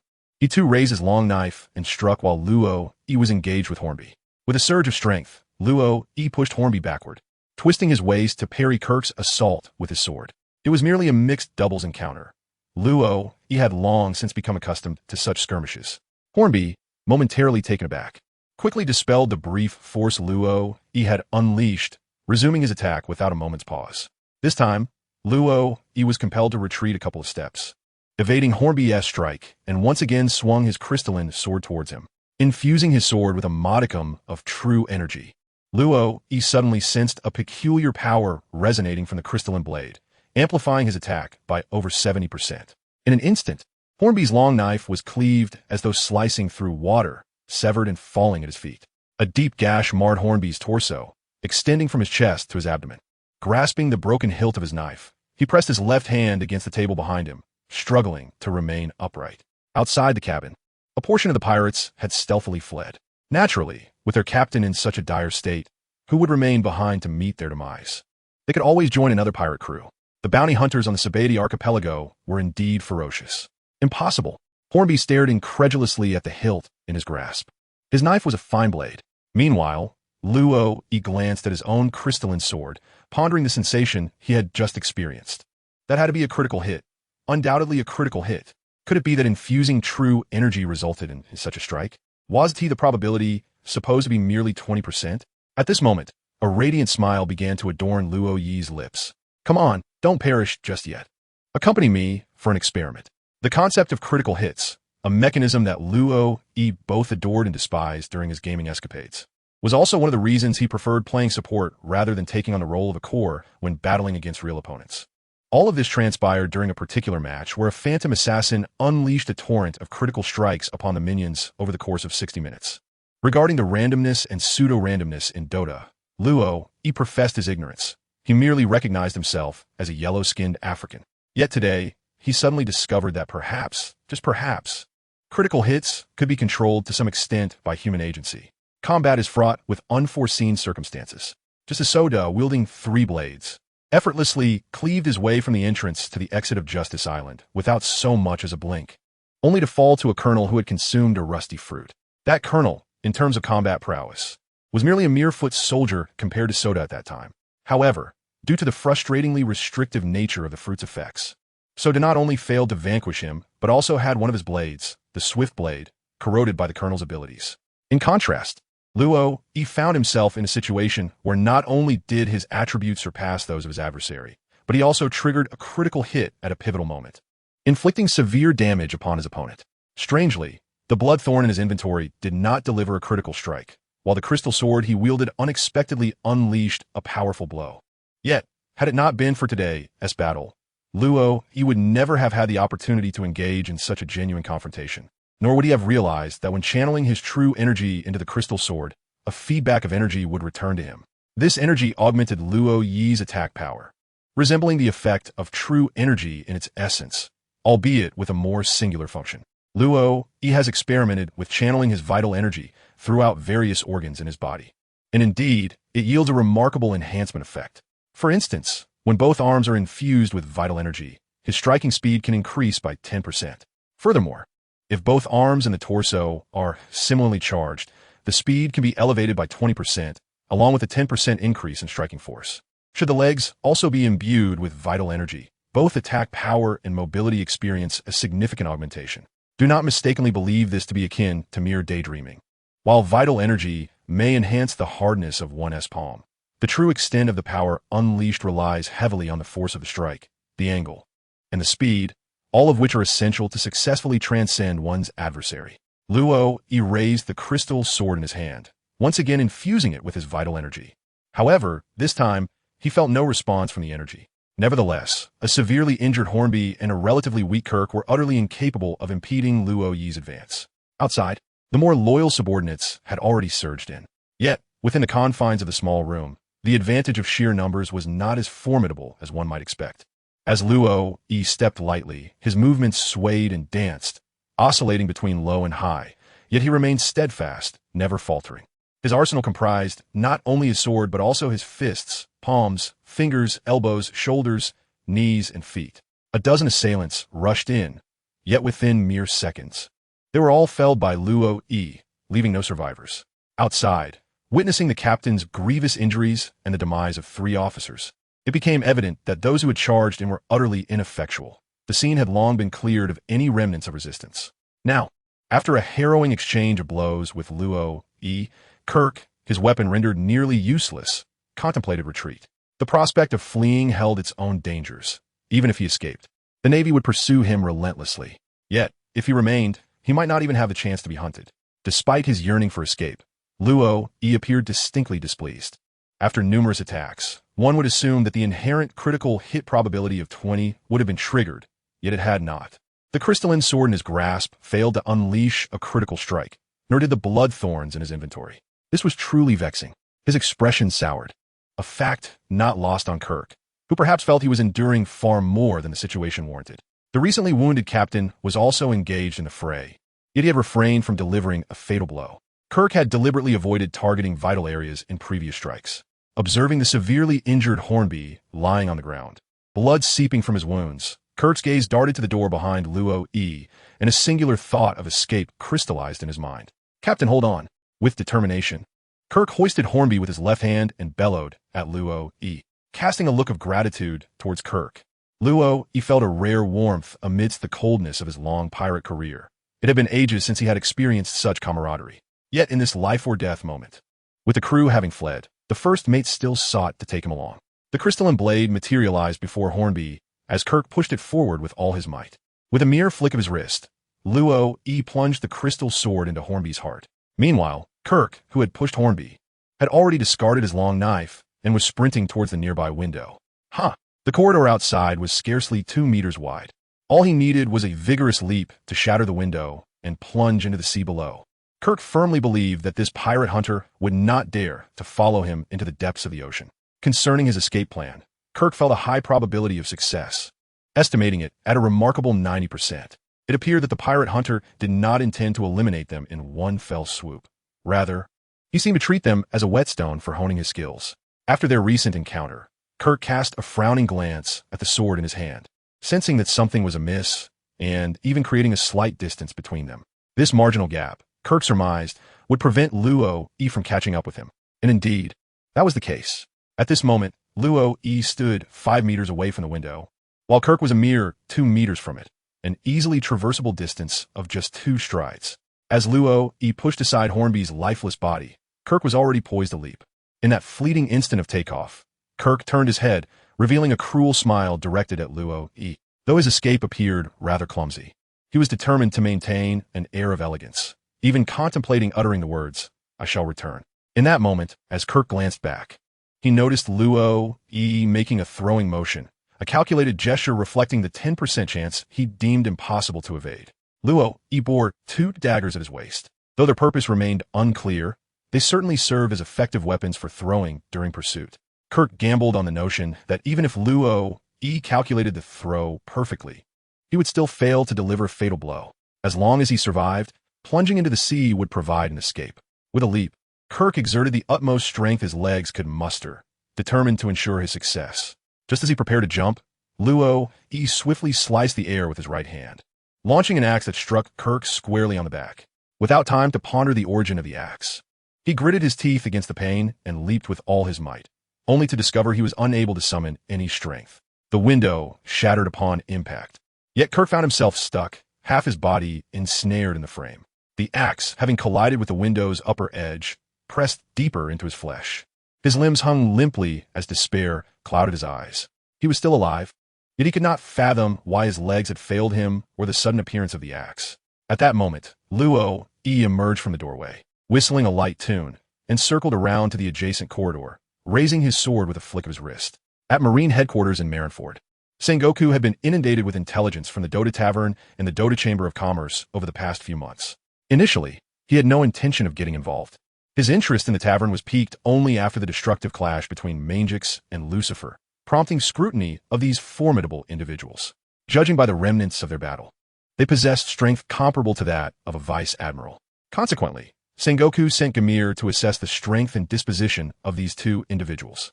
Given that their clashes occurred in an illicit zone while the tavern operated within a legal one, Sengoku hoped they bore no criminal intentions. Otherwise, the Navy would gain 2 additional adversaries.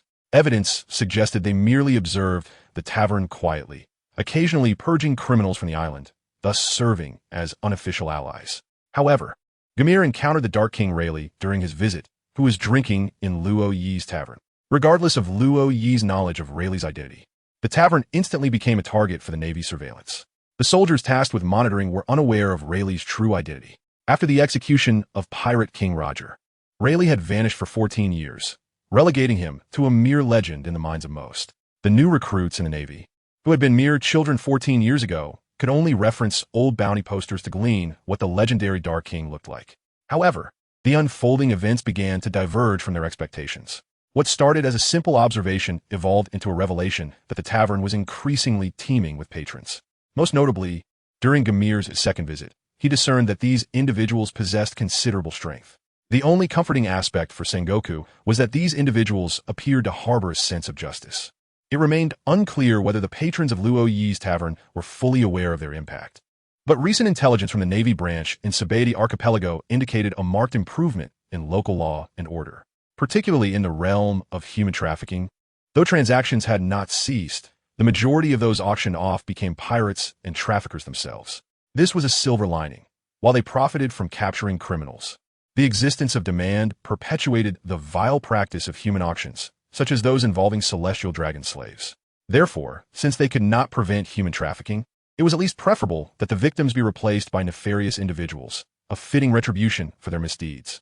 Nonetheless, the intelligence received today led Sengoku to feel he had underestimated the young scamp named Luo Yi.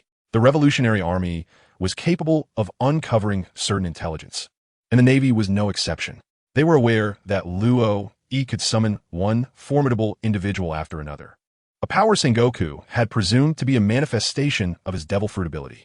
They speculated it might be a capacity to summon allies from a considerable distance, as the individuals in the tavern were not documented in Navy records and likely hailed from the New World.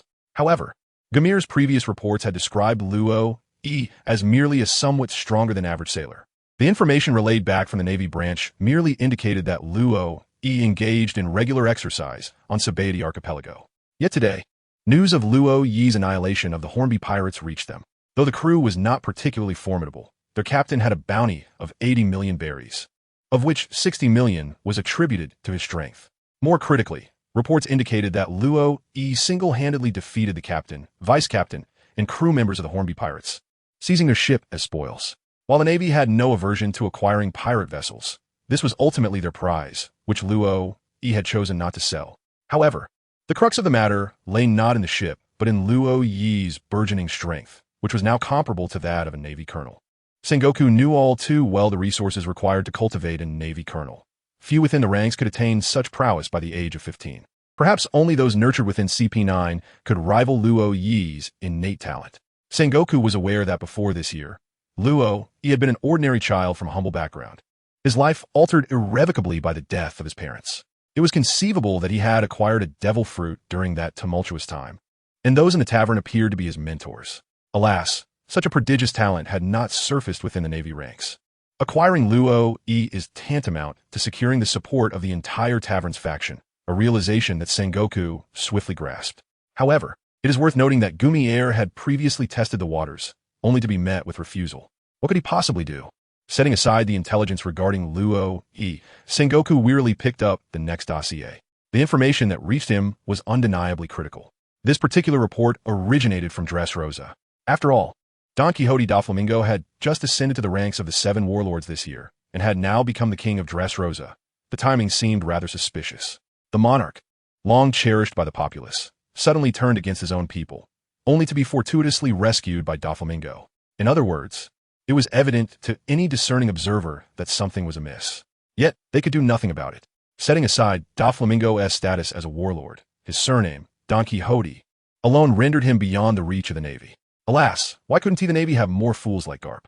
Sengoku, I entered and immediately heard you speaking ill of me. How many times have I told you to knock before entering? Garp interrupted. Huh? You want me to knock just to prevent you from bad-mouthing me? He added, I brought my precious tea leaves and some senbei.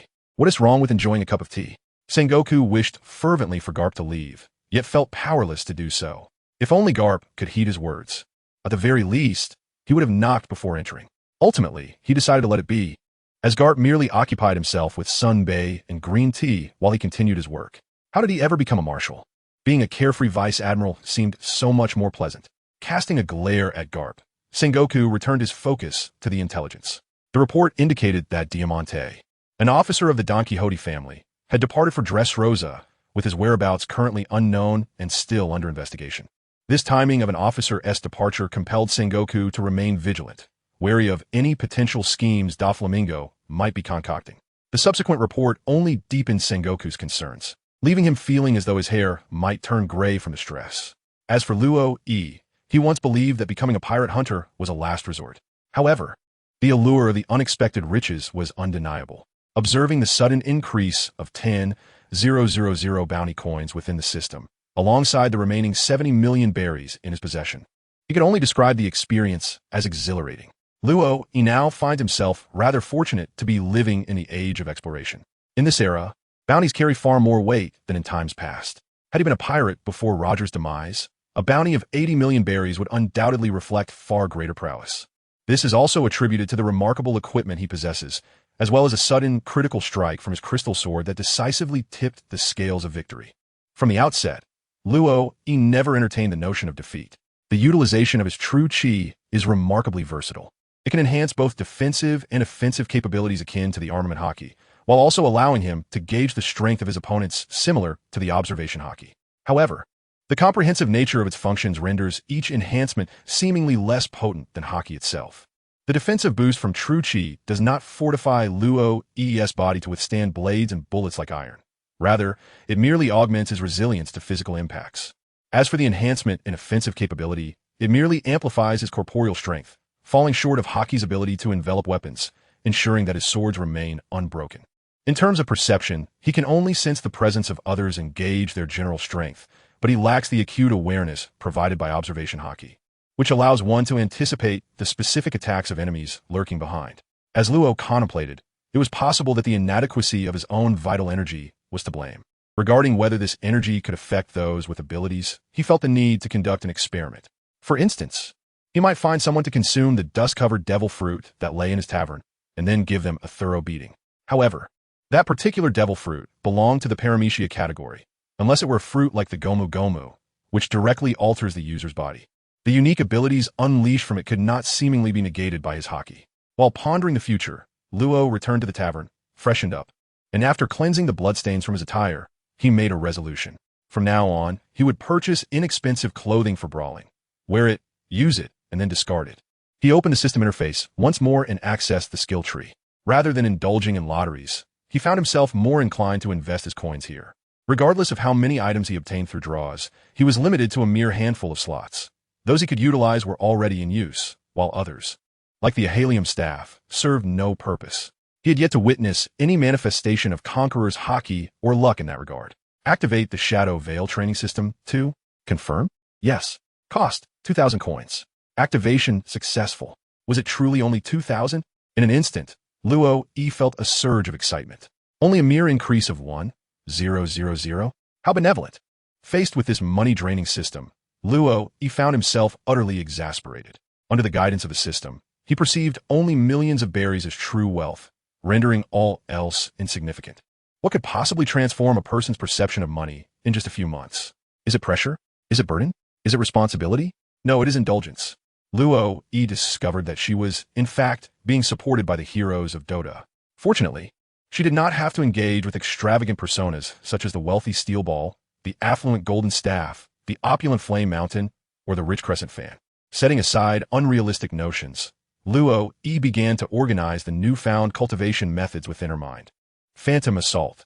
The silken veil of Mortreaty was the last sight of her ill-fated target. This skill allows her to blink to the side of an ally or an enemy. If it is an enemy unit, she gains an increase in attack speed when striking that target. This represents the second skill available for her cultivation. Similar to the Stifling Dagger, this is a unique utilization of energy, enabling instantaneous movement over a short distance to the vicinity of her opponent. It can be regarded as a spatial application, where she harnesses the energy within her body to transcend all obstacles between herself and her target, instantaneously transporting herself beside either an enemy or an ally. With 8,000 gold coins remaining, Luo Yi refrained from hastily unlocking further skills. Although she yearned to master all abilities of Phantom Strike in one go, she understood the importance of a methodical approach to learning. Only by firmly grasping the foundational knowledge could she comprehend the subsequent complexities. It was certainly not due to the overwhelming influx of information requiring time for assimilation. but rather because her head felt slightly painful and swollen. Reclining on her bed with her eyes closed, Luo Yi began to consolidate the cultivation details of Phantom Assault. Firstly, it is not an easy skill to master. Unlike the Stifling Dagger, Phantom Assault is one of the more challenging skills within the realm of Phantom Weaving. Among the multitude of heroes in Dota, few possess the ability to teleport. Phantom Strike, Blink Strike, Anti-Mage, and Queen of Pain. With only 4 teleporting heroes among more than 100, it is evident just how difficult this skill truly is. After an entire night of study, Luo Yi emerged the next morning, his eyes framed by 2 prominent dark circles, still perplexed by the intricacies of his cultivation. Although the concepts were etched in his mind, knowledge sometimes behaves like a mathematical formula. Despite its presence in one's thoughts, one may still falter when confronted with an exam. In that moment, Luo Yi began to question the validity of his own talent. If one wishes to master the Phantom Assault, it is advisable to first grasp the essence of shadows. Upon returning to the tavern with breakfast in hand, Luo Yi was met by Mo Chuan Ti, who, cradling a bowl of porridge, gazed at him and, after a considerable pause, uttered this remark. Have I confused the order? Luo Yi could not comprehend why Mo Chudit would utter such words. As a member of the Phantom Veil, how could she possibly be oblivious to the skills she was cultivating? Luo Yi felt as though the system was playing tricks on him. Wasn't the learning sequence supposed to follow the order of the talent tree's activation? Yet, activating skills required expenditure, as did the learning process. Once inside, there was no escape. This seemed akin to a pyramid scheme. With a fierce bite into the chunk of meat in his hand, Luo Yi opened the system interface. Phantom Veil Cultivation System Level 3. Activate? Yes. Cost: 3,000 blade coins. Activation successful. Phantom Form. Prolonged meditation enables members of the Phantom Veil to cautiously foresee the approach of enemies. The skills of the Phantom Assassin enhance their ability to evade enemy attacks. It allows for the active casting of a spell that obscures one's form, rendering them invisible to enemy heroes in the vicinity. This effect stacks non-linearly with other evasion effects. This time, his mind did not absorb a wealth of knowledge. The Soul Edition was a new meditation technique. Unlike the seated meditation of true energy, this was the fundamental practice for cultivating the skills of the Phantom Veil. The energy derived from this meditation proved far superior to the effects achieved with true energy when wielding a short dagger.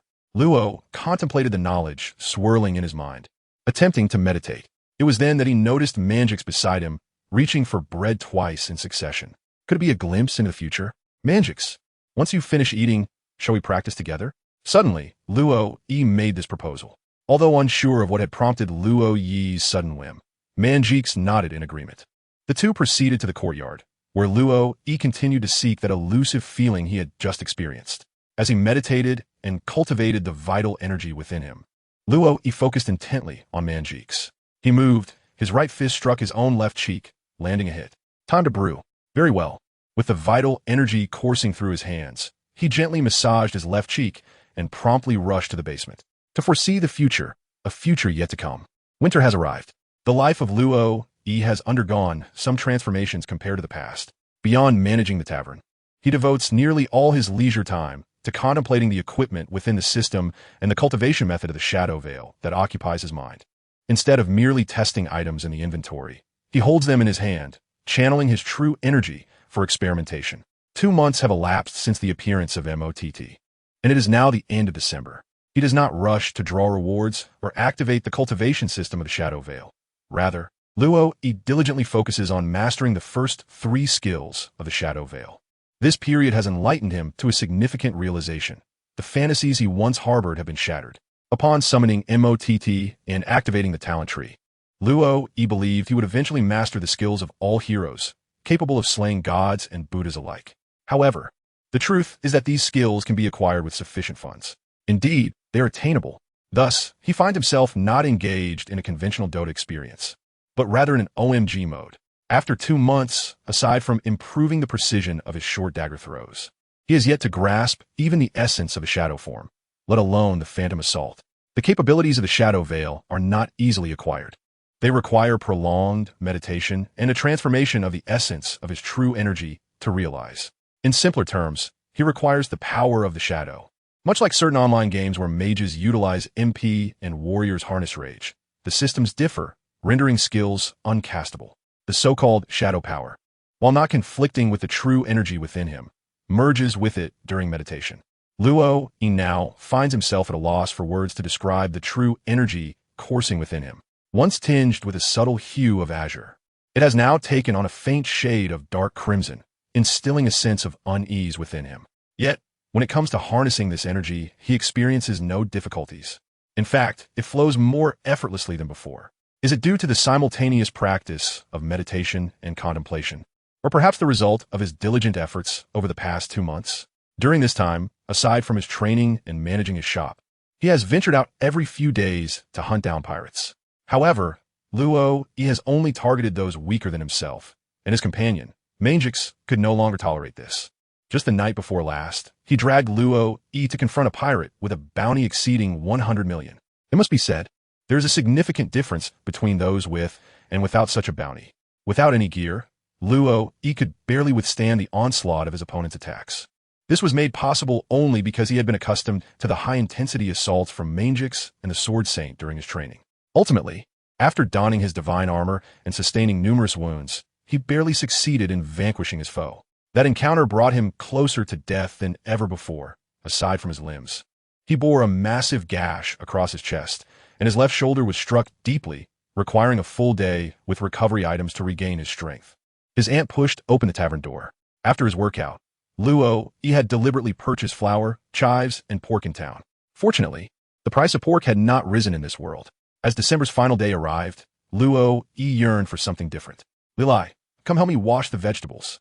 Upon entering the kitchen with Luo Yi, Lilai beheld at least 50 pounds of chives and silently retrieved a ziyuan. As her mental energy unfurled, it was as if an invisible hand commanded the chives to soar into the air while she leaped into the water basin, allowing them to rub against each other, cleansing away the remnants of soil. This was one of the training methods devised by Aoluo Si for Lilai, controlling objects with mental energy, a practice that proved effective, particularly for intricate tasks. The reason for wielding the ziyuan was a result of Luo Yi's recent studies. After all, a staff is a staff. With the aid of the ziyuan's power, Lilai could exercise greater precision in controlling her mental energy. I will knead the dough. Kneading dough is not unfamiliar to Luo Yi. After all, he had engaged in such activities during his childhood. Now, living alone, he occasionally craves a sumptuous meal of dumplings. He often resorts to purchasing dumpling wrappers when he seeks convenience. With flour, fresh water, and egg liquid at hand, Luo Yi deftly channels his inner energy, swiftly amalgamating the ingredients into a cohesive mass. After enveloping it in cling film, he patiently awaits the fermentation process while promptly preparing the next batch of dumpling skins. Meanwhile, Lucifer, wielding dual knives, slightly gathers his breath as his hands transform into a blur of motion. The rhythmic sound of the cleaver striking the pork evokes, in Luo Yi, a sensation akin to traversing into a culinary masterpiece, largely due to the rapidity with which the meat filling is produced. Lucifer's control over his strength is remarkably precise. Each slice reduces the meat to fragments without damaging the cutting board beneath. It seems that the patrons visiting the tavern have diminished in number lately. Mangix also assists with the dough, his rotund figure in motion as he speaks. With the new year approaching, it is only natural for the clientele to decrease significantly. Luo Yi casually replies, of course, it may also be related to that peculiar customer who frequents our establishment. Initially, Mangix intended to add further commentary to Luo Yi's first statement, but upon hearing the latter, he realized that Luo Yi had indeed discerned something noteworthy. Is it the individual wearing a fringed hat, sporting 2 lines on his face, and donning a red cloak, reminiscent of a tribal figure? Lilai inquired curiously. That is indeed him, a cadre from the Don Quixote family. I've forgotten his name, but earlier this year, following Don Quixote da Flamingo's ascension to the Shichibukai, his bounty notice was rescinded as well. Luo began to speak of the identity of that individual. For over a fortnight, this person had frequented his tavern, indulging in copious amounts of alcohol each day, often becoming thoroughly intoxicated. Although the spirits offered at the tavern were indeed of commendable quality, and with Luo's recent involvement in the brewing process, the sales had significantly increased. The fact that this patron consumed several barrels daily left quite an impression. Da Flamingo intends to take action against you?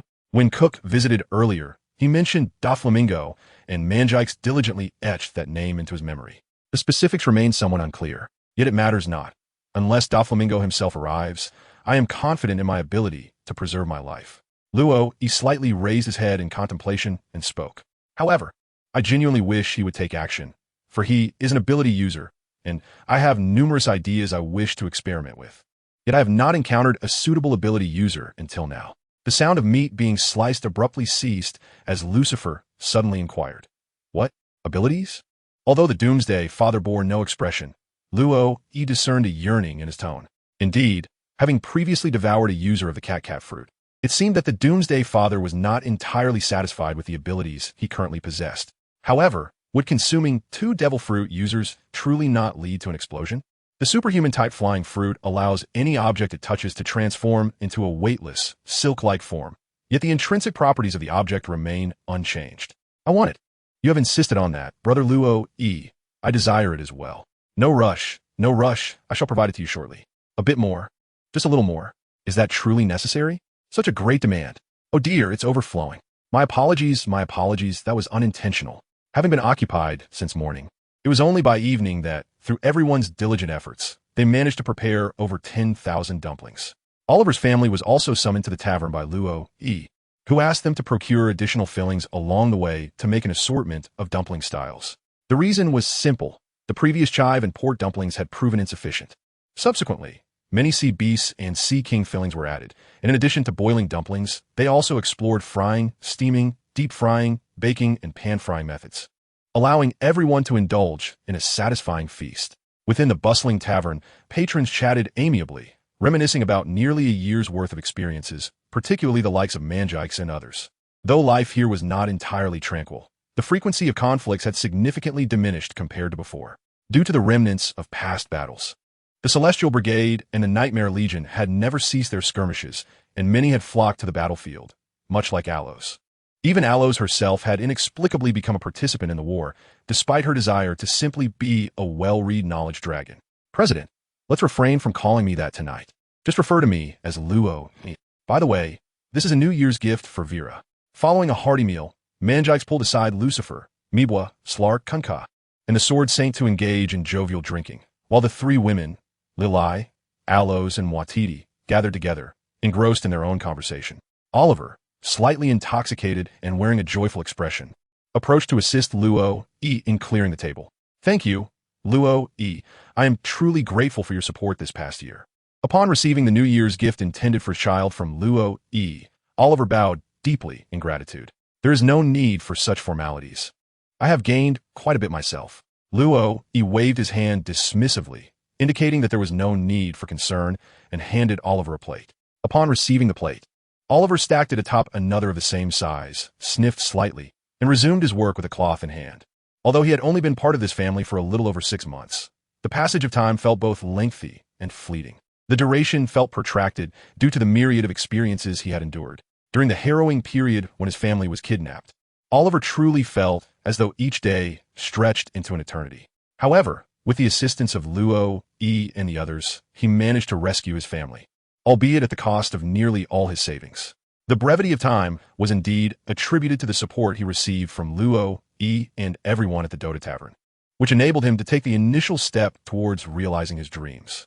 Recently, having just become a father, he lamented the lack of time to spend with his child due to work commitments.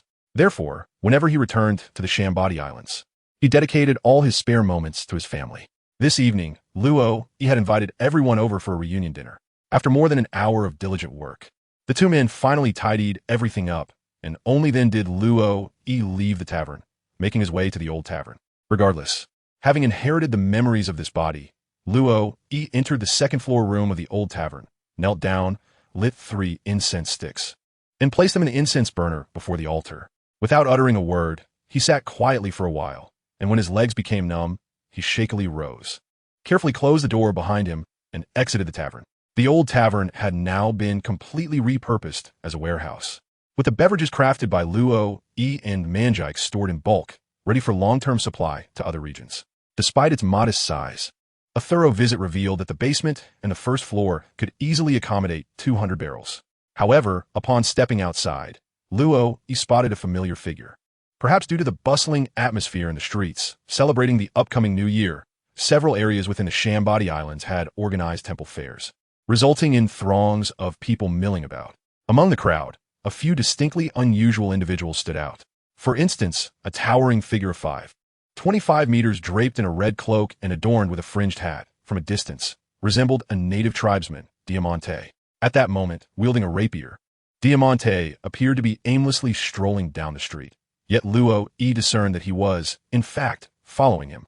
Through the sensitivity of his chi, he perceived that the power residing within Diamante was significantly greater than his own, likely on par with that of a geomancer. This assessment was based solely on the aura he sensed. If one were to factor in the abilities bestowed by the devil fruit, it was conceivable that Mi Bo would not be a match for him. Ah, my esteemed guest, what a surprise it is to encounter you here.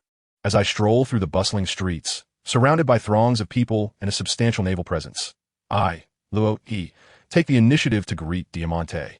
Ah, you are the esteemed manager, Luo. Diamante expresses his surprise at my approach.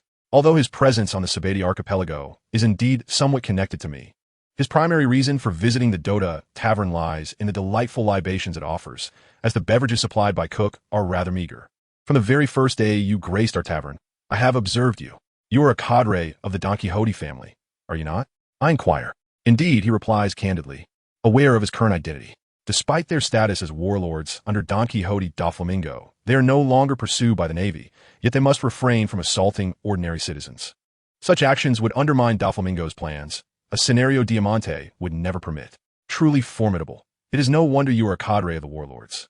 Da Flamingo must owe his ascension to such heights in part to your assistance. I commend him. You flatter me. It is Da Flamingo's own strength and the support of other family cadres that has brought us thus far, a testament to his charismatic leadership, he humbly responds. Nay, it is due to your own capabilities, I insist. Enough of such praise. Do not portray me as a hero of the family, he retorts. You are indeed the hero of the Don Quixote family, I assert. Please, spare me such declarations. Very well, I shall refrain from further comments. Since you insist, I shall concede. Indeed, I am a hero of the Don Quixote family. This peculiar demeanor is rather unsettling. As the New Year's Eve approaches, and with you away from your family, would you care to join us in celebrating at our tavern, given your frequent visits over the past month? I must apologize for such an invitation, he responds. Nonsense. We will be delighted to have you, I reassure him. Oh no, you are far too gracious. But it is my genuine desire to extend this invitation. Please, do not make it seem as though you are exceptionally sought after. In that case, I shall invite others instead. Since you insist, I shall concede. Indeed, I am quite popular. Finally, under the weight of my compliments, Diamante arrives at the Dota Tavern, only to sense a dissonance within himself. This was not his intended purpose for being here. For the sake of the family's grand ambitions, should he not be scouting for promising newcomers on the Sabeti archipelago, seeking to expand the influence of the Don Quixote family? Yet, why does he find himself holding glass? As for why this matter is somewhat related to the Dota Tavern, it is now widely known among the inhabitants of the Sabeti archipelago and those who monitor the situation here that this Dota Tavern primarily operates the Dota Trade Association, with a secondary venture as a pirate hunter, all while managing the tavern itself. Over the past 6 months, the influx of new pirates to the New World has significantly diminished, primarily because many meet their demise upon reaching the Sabeti archipelago. Though some may believe that their inability to reach the New World stems from their own inadequacies, it is essential to consider that such matters are not always so straightforward. Do you understand why the Grand Line is divided into the first half, Paradise, and the latter half, the New World? It is due to the exceedingly fierce competition that characterizes the New World. Even the formidable Don Quixote da Flamingo, despite his immense strength, possesses limitations. The New World is home to 3 sea emperors, and in recent months, an exceptionally powerful pirate crew has emerged, wreaking havoc and seemingly intent on dismantling the balance of power among the 3 emperors. Consequently, even the Don Quixote family must seek to incorporate fresh blood to augment their strength. Clink, clink, clink, indeed his armor. At the tavern table, Diamante savored his drink, while Lilith approached from behind and gently tapped the cloak draped over him, which was truly as sturdy as steel. What are you doing, little girl? Diamante inquired, somewhat puzzled by Lilith's antics. Oh, I was just concerned that Uncle Lucifer might have trouble digesting it later, she replied. Digesting it? Diamante was momentarily baffled by her words. But the slight inebriation he felt began to evaporate instantly. Malice. In an instant, Diamante sensed it. He swiftly reached for his sword and immediately activated his abilities. Activated his abilities. His abilities. My abilities? Oh, it truly works. Standing beside him, Luo suddenly uttered those words. Even without the powers of a devil fruit, my swordsmanship remains formidable, leaving only the hilt in my grasp. The sword sank beside him slowly, sheathed his katana behind his back. Diamante swallowed hard, acutely aware of the formidable strength possessed by those in the tavern, despite his own dual haki not yet reaching mastery. However, whether or not one possessed observation haki seemed irrelevant at such a moment, especially since he could not muster his haki's power. Before him sat the Fur tribe, alongside a man clad in crimson armor to his left, and a masked figure on his right who had just sheathed his blade, while a bearded man behind him was gradually transforming his sword into a brilliant blue light. Above all, the inability to harness the powers of the devil fruit, despite knowing how to invoke them, was far more tormenting than being shackled by sea prism stone. Otherwise, if he could merely deploy the military flag, transforming the surrounding environment into a lighter, cloth-like state, his chances of escape would surely increase. When the 4 shovels struck his face from all directions, Diamante's sword, poised for a strike, halted abruptly in midair. Although the shovels wielded considerable force, the feathered hat atop his head was not merely composed of feathers. It had been shaped through the powers of the float fruit into a steel helmet. Yet, had the situation been that simple, he would not have felt so beleaguered. Lucifer silently lowered his raised right hand. Beneath Diamante's feet, a red pentagram materialized, as if flames had ignited upon him. Lucifer unleashed his ultimate move, the Apocalypse. Not only could it seal skills, but it could also imprison items alongside them. However, in the realm of reality, it seemed incapable of restoring any items affected by the powers of the devil fruit to their original state. Nonetheless, the flames that scorched both body and soul rendered it impossible for Diamante to escape as he might in a game, bolstered by his skills. At that moment, merely managing to stand, Diamante felt he had reached his limit. "It's the first time I've seen you consume cooked food," observed Mangix as he regarded Diamante's condition with astonishment. "In the past, did you not simply swallow it whole?" "He is special." Lucifer nodded in affirmation. "Special?" Diamante, struggling to maintain his composure, retorted, "I am a member of the Don Quixote family. Are you not concerned about our young master's retribution for your actions against me? Brother, such words should be spoken before the battle commences." He leisurely made a remark. It was hardly the moment for jest. In the game, one could take on 5 opponents, but now, a total of 11 were encircling Diamante. No, to be precise, with Debu being 4, that would amount to 13. How pitiful. Not much time had elapsed. Ziyuan's magic suppression lasted 5 seconds, while Lucifer's Armageddon skill extended for 16. However, he surmised that their use of skills now would differ from their in-game counterparts. Without a word, Lucifer once again raised his right hand. With that gesture, Diamante vanished. Standing nearby, he maintained a calm demeanor, yet he felt a twinge of dissatisfaction. Why was that? When I played Armageddon before, I could only devour wild creatures. I too wished to consume heroes, to feast upon Roshan. Lucifer closed his eyes, seemingly savoring the power he had just absorbed. He silently activated the system interface and gazed at Lucifer's panel. As anticipated, the previous 2 skills had been replaced. This time, the skills displayed on the panel were somewhat different from before. Flag Bearer. This ability allows one to transform any touched object into a weightless, silk-like form, though the material of the object remains unchanged. Observation Haki. This skill enables one to profoundly sense the aura of others. Once this power is enhanced, it allows the user to extract the position, number, and impending actions of enemies beyond their line of sight. Setting aside the first skill, the latter raises concerns. After all, it is rather enviable that one can utilize a skill painstakingly acquired by another. Lucifer closed his eyes to process this information, while everyone else busied themselves with their own affairs. Strangely enough, even Lilith seemed unfazed by the notion of him devouring others.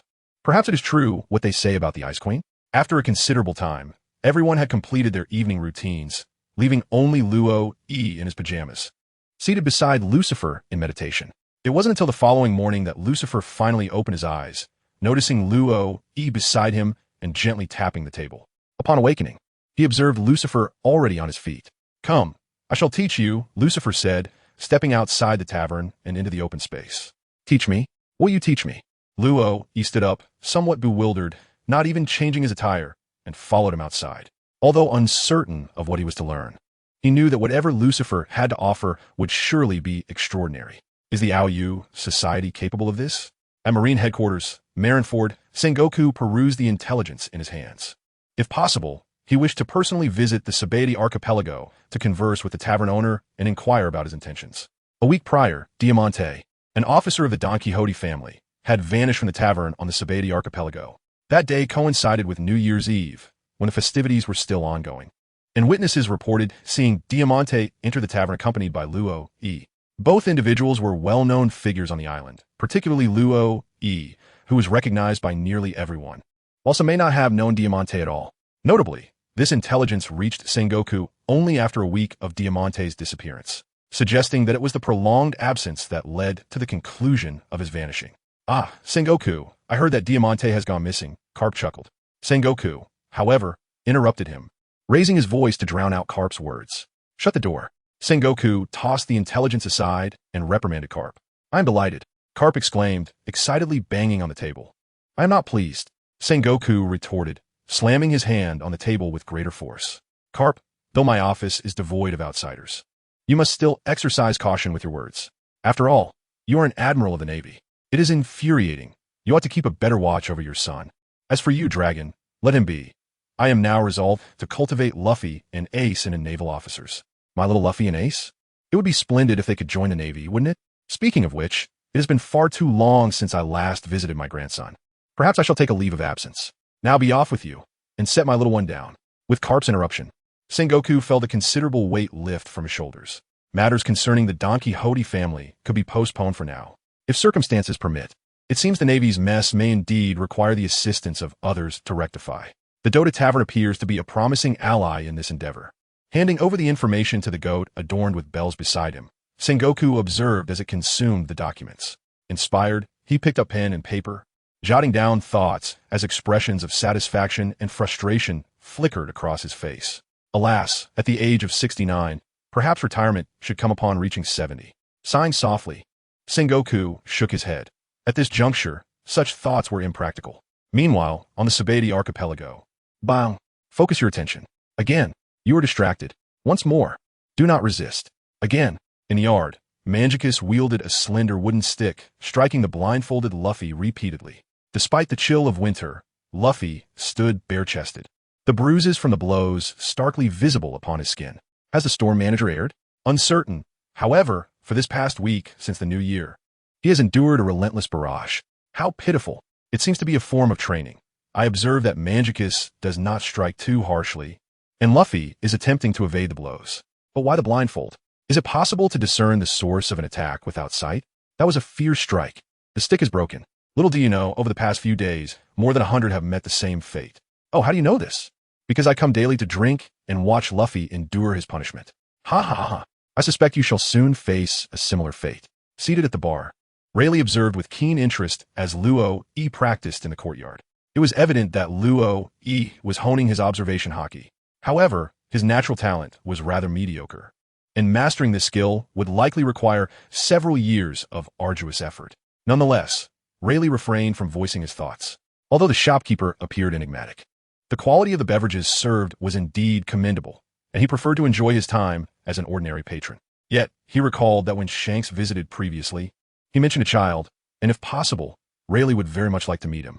Ah, the shopkeeper is quite impressive. He managed to evade 3 consecutive attacks, truly remarkable. Alas, he was struck again. This training seems quite beneficial. Perhaps it would be wise to attempt it upon our return. Time and again, Luo E faced blows. At first, he tried to harness his chi to sense the direction of incoming attacks, but to no avail. For a full week, except during meals and baths, he was not permitted to remove the blindfold. He understood that Lucifer was instructing him in the ways of observation haki.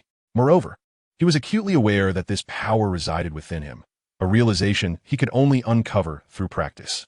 At times, an epiphany would strike Luo E, allowing him to perceive the source of an opponent's attack.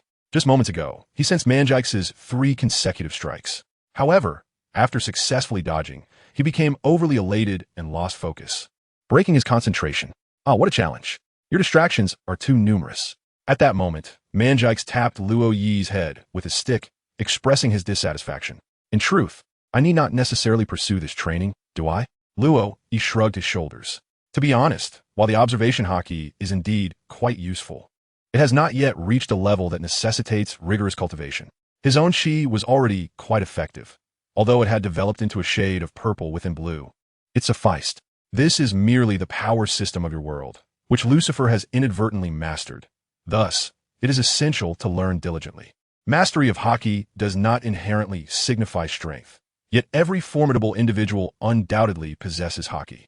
I recall that these words were spoken by you yourself, remarked Mangix with a hint of frustration. What should I do if I instinctively mobilize my chi? Upon hearing Luo Yi's statement, Mangix found it rather reasonable. Transitioning from one power system to another can indeed be rather arduous, akin to altering a long-held habit. Such transformations are seldom effortless. In fact, as you progress in your cultivation, I can sense a latent power within you growing stronger, though you have never consciously harnessed it. That power must be hockey. Given this, I shall first teach you another skill: how to control your chi. Oh, what skill is that? He removed the eye mask, squinting slightly as he adjusted to the brightness of the outside world, yet feeling a spark of excitement. Acupoint ceiling. Acupoint ceiling? Wait, does the Aoyu Society practice this? Luo Yi, what are you writing? I'm writing a diary. Why keep a diary? Keeping a diary helps us document our lives, refine our writing skills, reflect on ourselves, gain a deeper understanding of life, and cultivate willpower. Oh, I see. Understanding is good. It seems that Luo Yi has a poor memory. Being poked at the sore spot by Lila, Luo Yi felt rather disheartened. His memory was indeed lacking, which is precisely why he needed to write things down. During this period, aside from cultivating observation hockey, Luo Yi had also captured numerous pirates. After deducting the occasional lottery draws, he had saved up $50,000 and planned to take the time to draw properly. Recently, he had discovered something intriguing. The system's lottery panel could actually be bypassed. By concentrating his thoughts, he could accelerate the rotation of the wheel, allowing him to draw once every 2 seconds, significantly enhancing efficiency. TCH, what a trash manufacturer with subpar products. Not only was there no manual, but they also failed to include a button to skip this process, wasting so much of his time on the spinning wheel. Nevertheless, the probability of drawing a hero remained exceedingly low. Luo Yi now finds himself in doubt, pondering whether he truly needs to erect a sacred altar to summon a hero. While this thought lingers in his mind, it remains merely a conjecture. In games of chance, it is common knowledge to amass a substantial reserve of resources for a single grand draw. Indeed, some individuals firmly believe in the miracles that a solitary draw can yield. However, regardless of the reasons behind it, Luo Yi feels compelled to devise a strategy for accumulating wealth. Although his current supply of coins appears significantly greater than before, the reality is rather deceiving. If, after the next upgrade, new structures are introduced that necessitate an even greater expenditure of coins for construction, what then? Or perhaps one has drawn a certain hero and acquired their talent tree. For instance, the stealth of the Templar, the blade shadow of Riku, the shadow step of Bounty Hunter, and the bone shadow step of Clinker. With such abilities, one could freely venture into the ladies' bathhouse, or capture pirates. In the world of One Piece, the allure of the bathhouse pales in comparison to the swift profits of pirate hunting. Therefore, Luo began to compile a list of affluent individuals from memory, seeking opportunities to borrow some funds. Presently, the wealthiest among them is undoubtedly the Celestial Dragon. If one could devise a way to evade the observation hockey, infiltrating Mariawa to seize the heavenly gold within would be a tempting prospect. After all, one could simply don flying shoes and escape unscathed. I, Luo, in my state of financial deprivation, am not troubled. For the act of robbing a celestial dragon requires but a single opportunity. Beyond the celestial dragons, the next name on Luo's list is the Golden Emperor, Tesoro. However, Tesoro's potential lies in the future. At present, he has only recently consumed the gold fruit and aspires to develop a dark empire. A venture that will undoubtedly take many years. For now, he remains an obscure figure. Apart from these two options, other wealthy individuals come to mind, such as Don Quixote da Flamingo, who has inexplicably stirred trouble for me, as well as the vast riches once found on Gaia Island, now in the Sky Island, and the Germa 66 of the North Sea, each representing a considerable fortune. In addition to gold and belly, I am aware of a pirate alliance in the New World known as the Silver Pirates, led by a figure named Bairu. This name is quite exhilarating, as he possesses the powers of the magma fruit, enabling him to consume ores and extract metals at will from his abdomen. Thus, the Silver Pirates primarily sustain themselves through the sale of silver. However, the alliance refrains from plundering merchants, targeting only fellow pirates. Bairu, in his quest to maintain control over his subordinates, has instilled in them the notion of dreams, convincing them that with unity, even the 4 emperors can be defeated, aiming to reach the pinnacle of the pirate era. Since they operate in the New World, Luo believes they merit inclusion on his list. With plans to seize some silver during a raid and wait for more to be produced, repeating this cycle indefinitely. There are also two simpler methods of earning wealth. One involves a mercenary company akin to Germa 66, profiting from war, a venture Luo is less inclined to pursue. The other is commerce. Just as his beverages serve as a stepping stone for Oliver, the world of One Piece is rich with myriad specialties, confined to specific islands rather than in circulation. For example, the unique products of Fishman Island, where mermaids and fishmen fetch particularly high prices, are quite lucrative. What Luo contemplated was not these trivialities, but rather a singular individual. In this world, the devil fruits are diverse and peculiar, and there exists one fruit of boundless potential that has been squandered by a certain person. As the adage goes, there are no worthless devil fruits, only ineffective users of such powers. Among the myriad of fruits, the shadow fruit, the glutton fruit, the transparent fruit, and the gate fruit have been deemed by netizens as possessing infinite potential.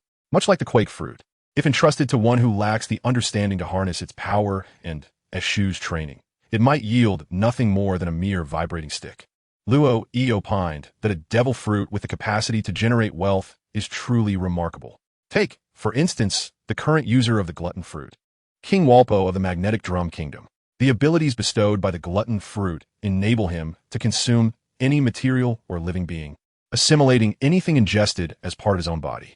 He can also fuse the consumed entities, regurgitating them as transformed versions of their former selves, and even devour his own body to alter his skeletal structure. While Walpo may not fully exploit this capability, one certainty remains. The metals he ingests and subsequently expels are transmuted into a rare alloy, allowing him to ascend to the status of a multimillionaire.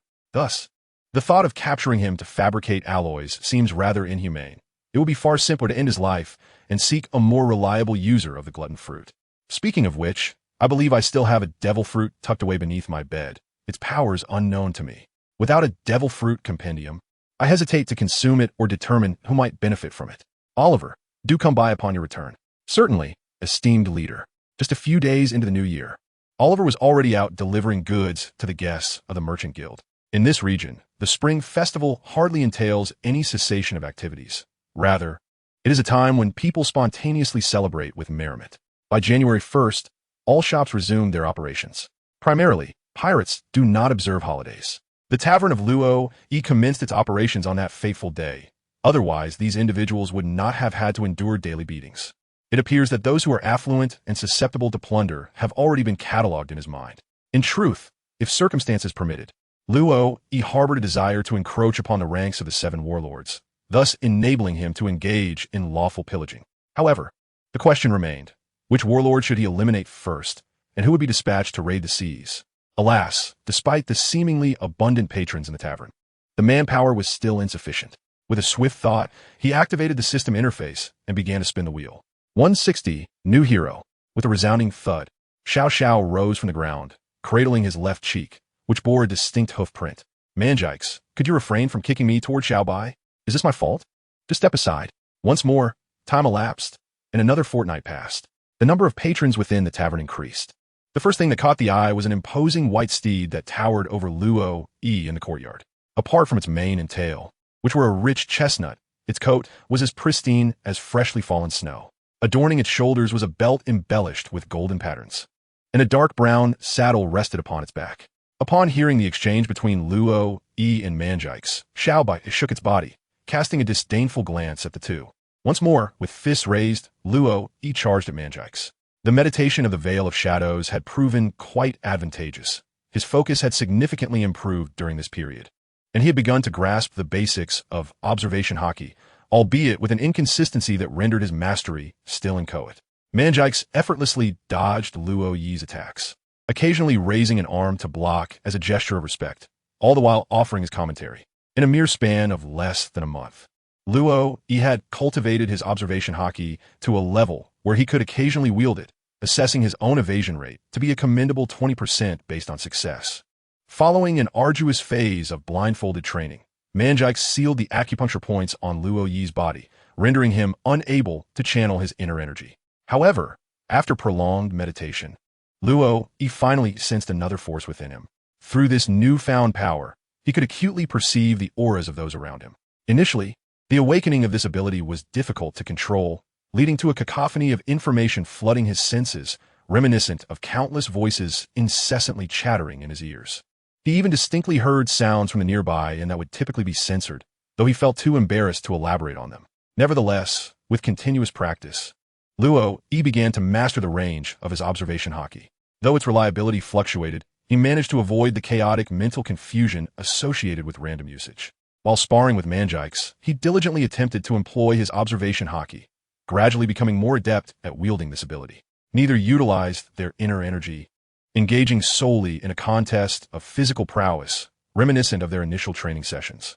At the entrance of the tavern sat an elderly gentleman clad in a flowing white robe, sporting a long beard reminiscent of Gandalf, leisurely sipping tea as if he were an ancient relic of time. His name was Izalo, and accompanying him was a white steed named Xiao Bai, summoned alongside him. In addition to this, he bore another title, the Guardian of Light. Initially, when Luo Yi summoned him, he felt a twinge of trepidation. One of the 4 fundamental laws of the Mad Moon was embodied in Izalo. Besides him, there were also the Chaos Knight, Ao, and the Enigma. The reason Izalo acquiesced to Luo Yi's contract was his desire to escape the pursuit of the Chaos Knight. Exhaustion had taken its toll on him. Though he could not perish, the chaos entity relentlessly followed him across dimensions, intent on extinguishing every source of light in existence. Izalo himself was a being of light, hailing from the world of origins, where he transcended as an intangible force until he gained consciousness, defying the initial covenant and departing from his birthplace. Due to the variance in the world's energies, he found his powers diminished in the realm of One Piece, yet it mattered not, for his wisdom was the most precious treasure, albeit still unmanifested. As for the sensation of nurturing a layabout, every day I merely sip on some tea leaves. And what sensations could possibly arise from that? Besides the summoning of Gaffialo, for other individuals were also called forth. Ever since the acceleration of the 10 consecutive draws was introduced, Luo Yi no longer harbored disdain for the spinning wheel. Unexpectedly, perhaps due to fulfilling some hidden criteria, he managed to summon 5 individuals with less than 20,000 knife coins. Moreover, Luo Yi gritted his teeth and expended 2,400 knife coins to unlock the inventory of everyone except the engineer, leaving him powerless against the remaining 3 package slots. This maneuver left him with just over 10,000 knife coins in his possession. The newcomers have all settled into their taverns, providing Luo Yi with a tangible opportunity to implement his previously devised plan. Regarding the new arrivals, he had little to say. They were all formidable figures. As he heard the creaking of the door opening, he realized it was time to apply some oil. The open door captured the attention of all. Yet outside lay nothing but emptiness. Gradually, the door closed again, evoking a scene reminiscent of a horror film. However, while outsiders perceived this unsettling tableau, Luo Yi and his companions beheld a translucent blue figure entering, clutching a suitcase. Gaffialo poured a cup of tea and set it on a small table nearby. "You've worked hard," he remarked. Li Yuan lifted the teacup and drained it in one go, shaking his head in silence as he ventured into the tavern, placing the suitcase on the table before retreating to his room. His words seemed few. After all, one must allow the newcomer some time to adjust emotionally. Transitioning from the second prince to an assassin, with one's entire family gone, inevitably induces a sense of loss. That makes sense. Let us proceed. Just as they were about to continue, the tavern's door swung open once more. Entering was a dwarf, of similar height to Lila, yet sporting a beard akin to Gaffialo's. He wore goggles atop his head, wielding a wooden spear in his right hand and a box in his left. Who would have thought someone could evade my sniper's eye? This is indeed a disgrace, he lamented. Cater the Eagle, I was his name, yet his temper was rather volatile, a stark contrast to his moniker. Is he truly that formidable? No wonder that lad's bounty exceeds 100 million. His skills are indeed impressive. When I fired, he suddenly dodged, Cater mused, setting down the money box and gently stroking his sniper rifle. This world is rife with strong individuals, and those who arrive on the island are merely newcomers. When shall we venture into the new world? I find myself quite intrigued by it. Ah, as expected of a gunslinger, speaking of exploring the new world, someone teased. Perhaps in due time. I believe Shanks will soon be reaching out to me for another order of wine. Before Luo Yi could finish his words, he was abruptly interrupted by a series of urgent knocks on the door. Luo Yi, the manager, you must come quickly. That green-skinned giant from your tavern is fighting with the Navy. I shall be there immediately. As he hurried away, he urged, hurry, keep a close watch on him. In the vibrant archipelago of Shambadi, at location 66, a leviathan stood towering at over 5 meters, its green skin glistening ominously. With its right hand clutching a rusted anchor and its left grasping a dead fish, It bore a fierce expression, its face naturally adorned in shades of green. Before this formidable creature stood Major General Catalu. The Leviathan let out a thunderous roar, swinging the anchor with ferocity. It was evident that the anchor had been pried from a ship, still attached to a short length of chain. As the anchor swept through the air, the ground around the Leviathan was left in utter disarray. Witnessing this display of destruction, Catalu swallowed hard, muttering, "I told you I am not a kunkah." How terrifying these creatures dwelling in the depths of the sea are, especially those residing in the Dota Tavern. Truly monstrous. Catalu's right hand, which held his sword, trembled with trepidation. Were it not for the years of training that had enabled him to master the hockey of armament, he would have undoubtedly succumbed in the very first encounter. The strength of the creature before him was astonishing, reminiscent of the giant kin, and its towering height suggested a lineage steeped in giant blood.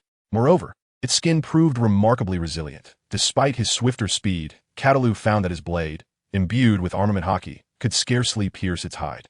Nonetheless, in an effort to quell the Leviathan's rampage, Catalu exerted himself to engage in a fierce struggle for over 10 minutes, a confrontation that could have graced an anime episode. Before Luo, E, and the others finally arrived, albeit belatedly. "Leviathan, cease this at once," called out Kunkah. Witnessing the frenzied state of the Leviathan as it swung its anchor directly toward Catalu's head. Having just endured a blow, Catalu was still struggling to regain his composure. Luo, E was still some distance away from Leviathan. However, even if he stood directly before it, he could not escape its onslaught. His own strength, having been honed over time, barely reached 123 points, while the power of the tide soared to 267 points. Coupled with that colossal anchor, it seemed capable of driving him into the very ground. Fortunately, the agility of the tide was not particularly high, even falling short of Luo Yi's by 3 points. Within his inventory, the force staff illuminated, directing its energy towards Leviathan, propelling it forward. As Leviathan charged, its belly collided squarely with Catalu's face, sending him hurtling away. At that moment, the anchor fell, crashing to the earth and fracturing the ground beneath, causing resin to splatter everywhere. Catalu rolled twice on the ground before halting himself with his long knife, promptly rising to his feet. The impact inflicted considerable damage upon him. It was a small price to pay compared to the potential devastation of having that anchor land on his head. Light injuries versus a grave fate. Everyone knew which option to choose.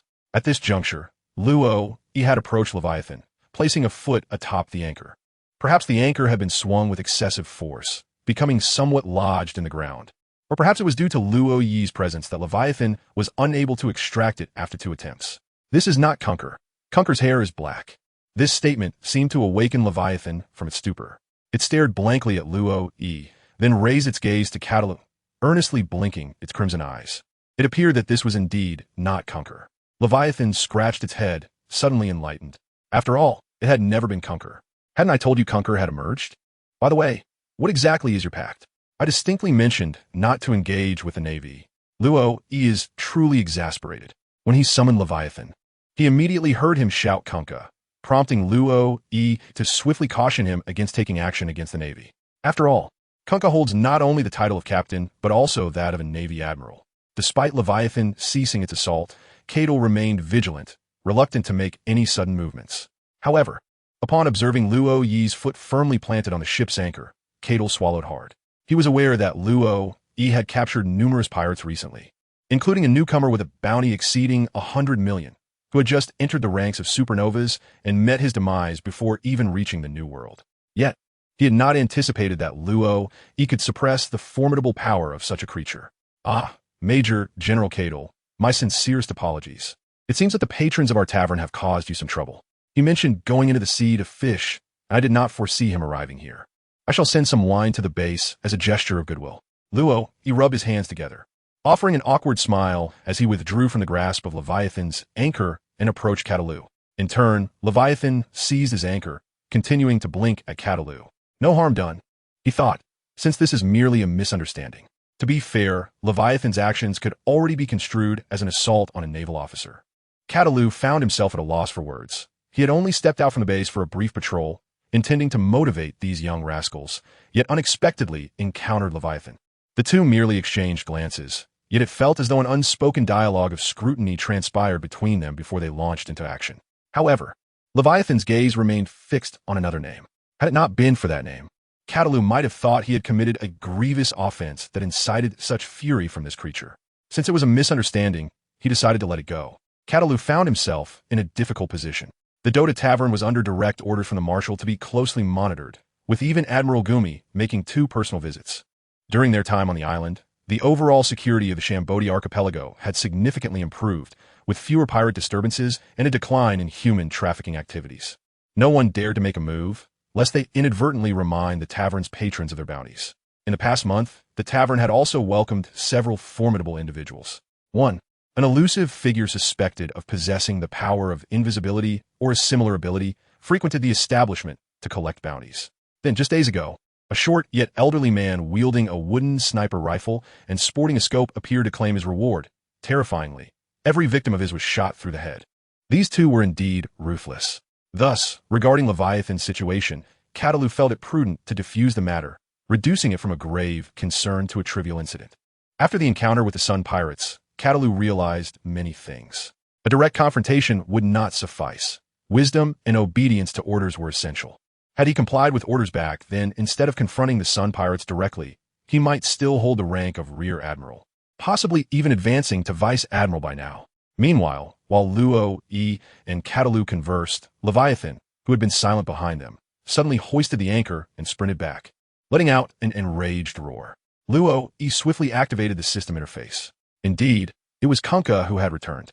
I must hurry back. I am uncertain of what may transpire. Yet with so many patrons in the tavern, it should be relatively uneventful, one would hope. Should Leviathan dare to cause a ruckus within the tavern, I would truly need to reconsider whether to bestow upon him the blink dagger in his current predicament. I shall take my leave now, Major General Catalu. Make haste and keep a vigilant watch over him. Catalu expressed his genuine reluctance to engage in combat with beings beyond humanity.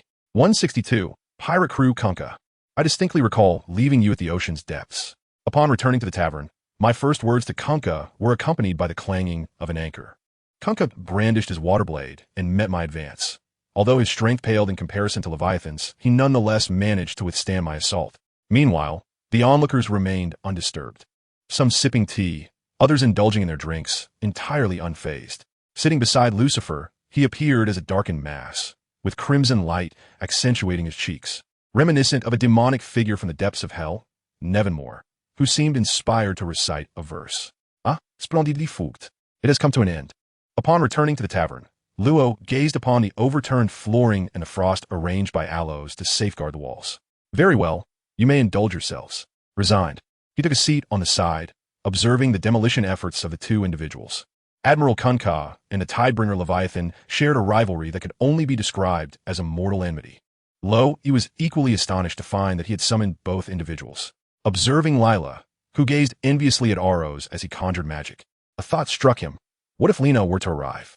The Shambodi archipelago might very well transform into an island of ice and fire, reminiscent of Punk Hazard. Upon further reflection, it became clear that there were indeed numerous heroes who harbored mutual disdain. His current plan seemed prudent, casting them into the sea, allowing them to resolve their disputes elsewhere, thus sparing himself from their conflicts. The skirmish did not endure for long. Whether it was due to the nature of their contract or their mutual restraint, neither party unleashed their full powers, resulting in a mere exchange of blows before it concluded. Round to the sun, Tidal Hunter. Meet your demise in a mire, Kunkka. The confrontation devolved into mere verbal sparring. Lucifer quietly set about preparing dinner, while Lila and the Earth Diviner assisted in arranging the tableware. At the dining table, one remarked, given your limited tolerance, perhaps you ought to abstain from drinking. I am the Tidal Hunter. Such libations are as inconsequential to me as water, retorted Manjix, unable to contain himself, as he produced a bottle of the potent triple-distilled liquor he had crafted over time. I'm not drunk. Pass me my blade, for I shall slay this fellow. Ugh, this spirit is more distasteful than Kunkka's footwear. Lo, he couldn't help but feel exasperated. It seems that peace is a fleeting notion. Nevertheless, the intellect of Leviathan appears to be quite formidable. One wonders how it previously caused chaos within the Navy. However, that is of little consequence now. Their current ambition is to conquer the 7 warlords, and once they secure the first half of the Grand Line, they may turn their attention to matters concerning the New World. Is this arrogance? Indeed, it is nothing short of audacious. Luo Yi felt no fear. As the number of summoned heroes increased, his power would naturally grow stronger.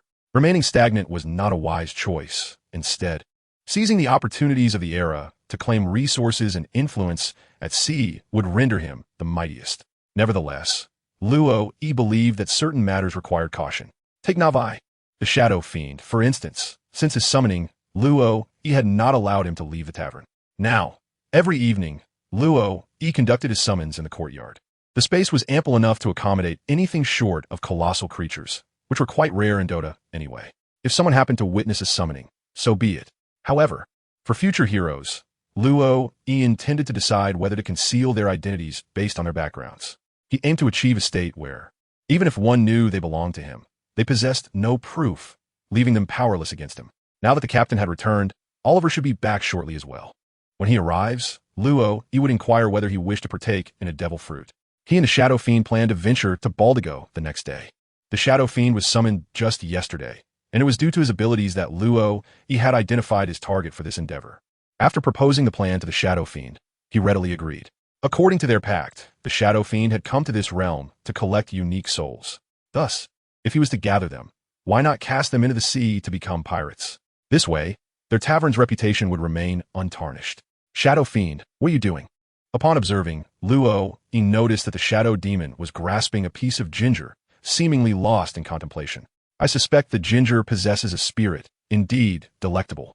The Shadow Demon promptly tossed the entire piece of ginger into its mouth and chewed, causing Luo Yi to involuntarily twitch the corner of his mouth.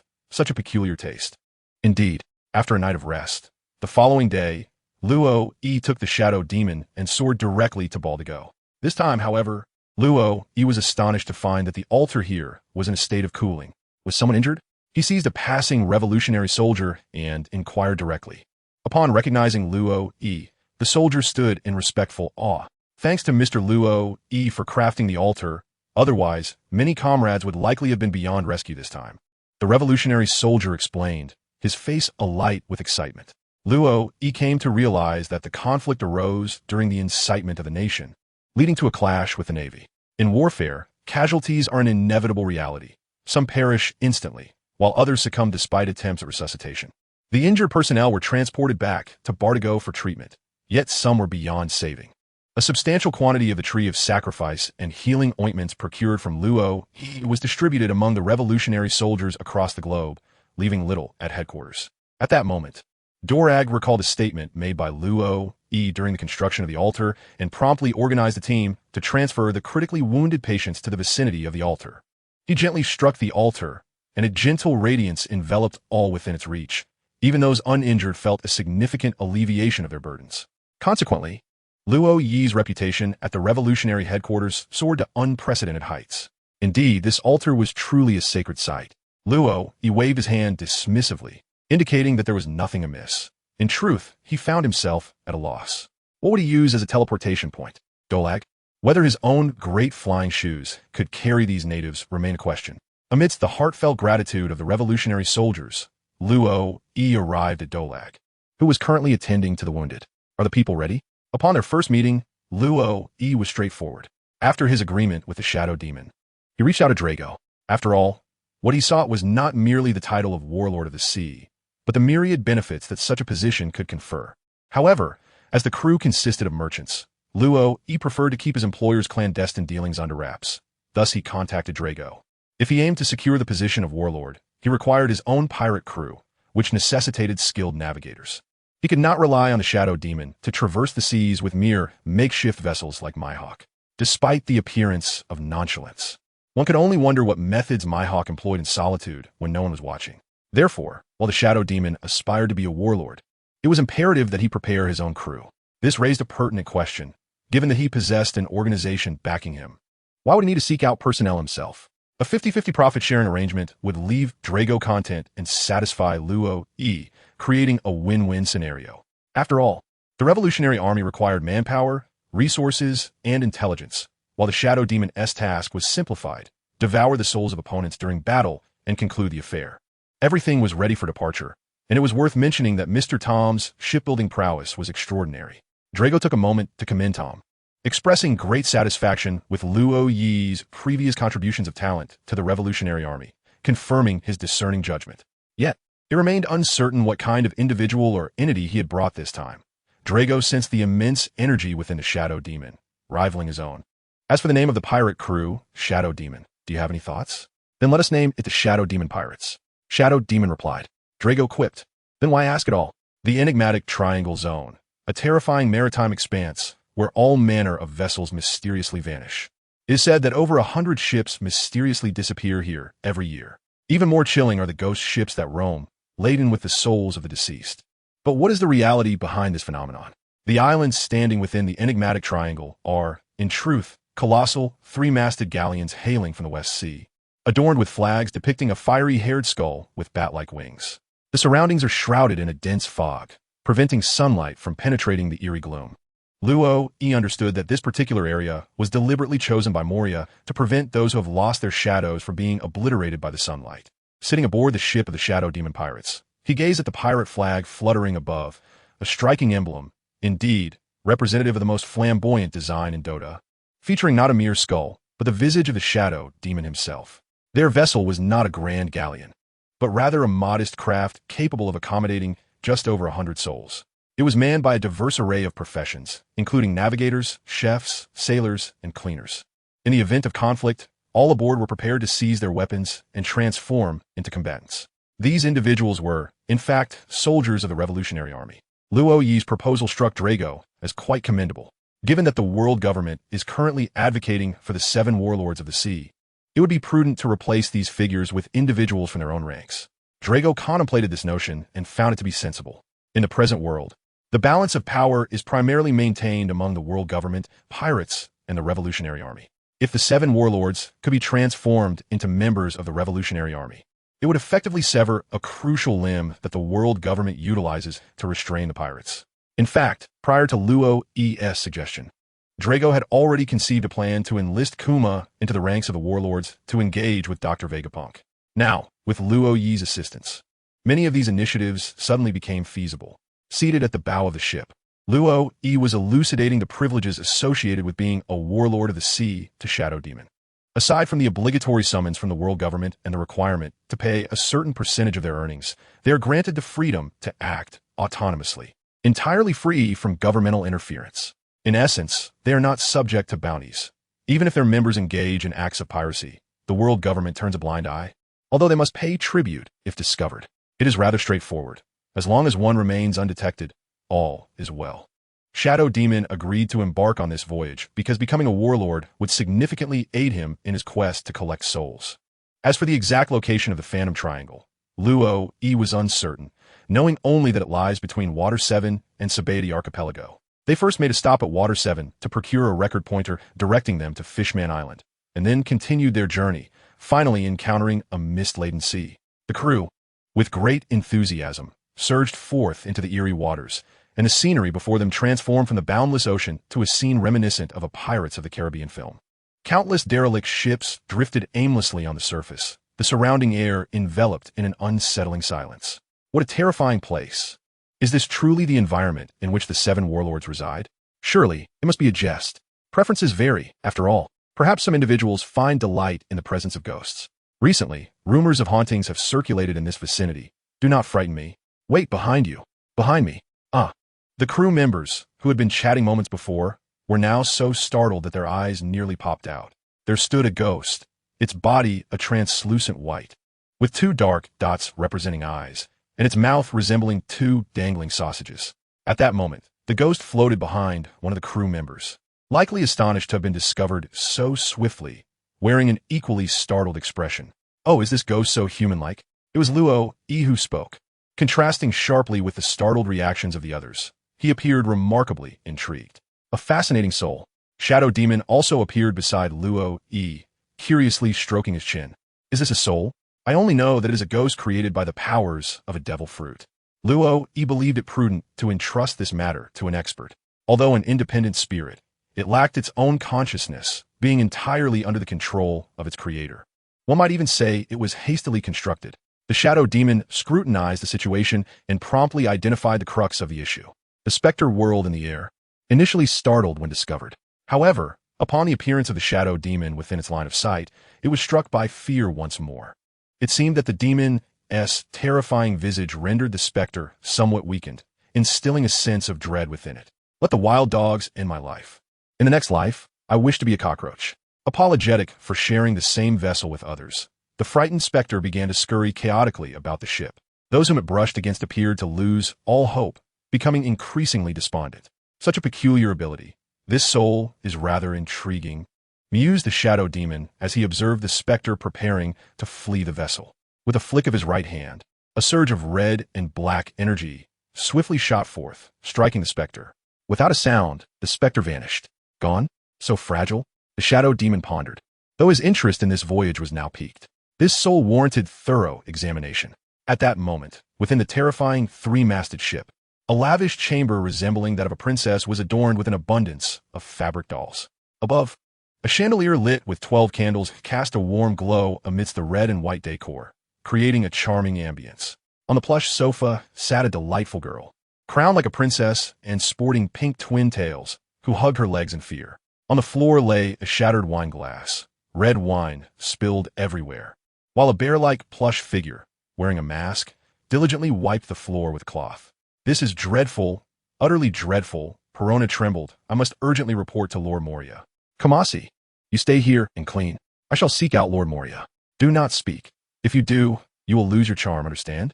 Upon finishing her words, a figure identical to Perona suddenly emerged from her body, while her original form slumped on the sofa, seemingly devoid of all strength. This spectral doppelganger possessed the ability to detach from the corporeal form, embodying a conscious spirit capable of soaring through the air, traversing walls, and altering its size at will. Perona, though reluctant to depart, found her legs trembling from the unfathomable sights she had just witnessed. While the specter could serve as a means of surveillance, the emotions it experienced were inevitably reflected back upon her original self. Lord Moria, we are in peril, she exclaimed anxiously, soaring through the wall and ascending rapidly. The magical triangle zone sprawled extensively, shrouded in thick fog that severely limited visibility. Surrounding them were numerous derelict ships adrift in the waves.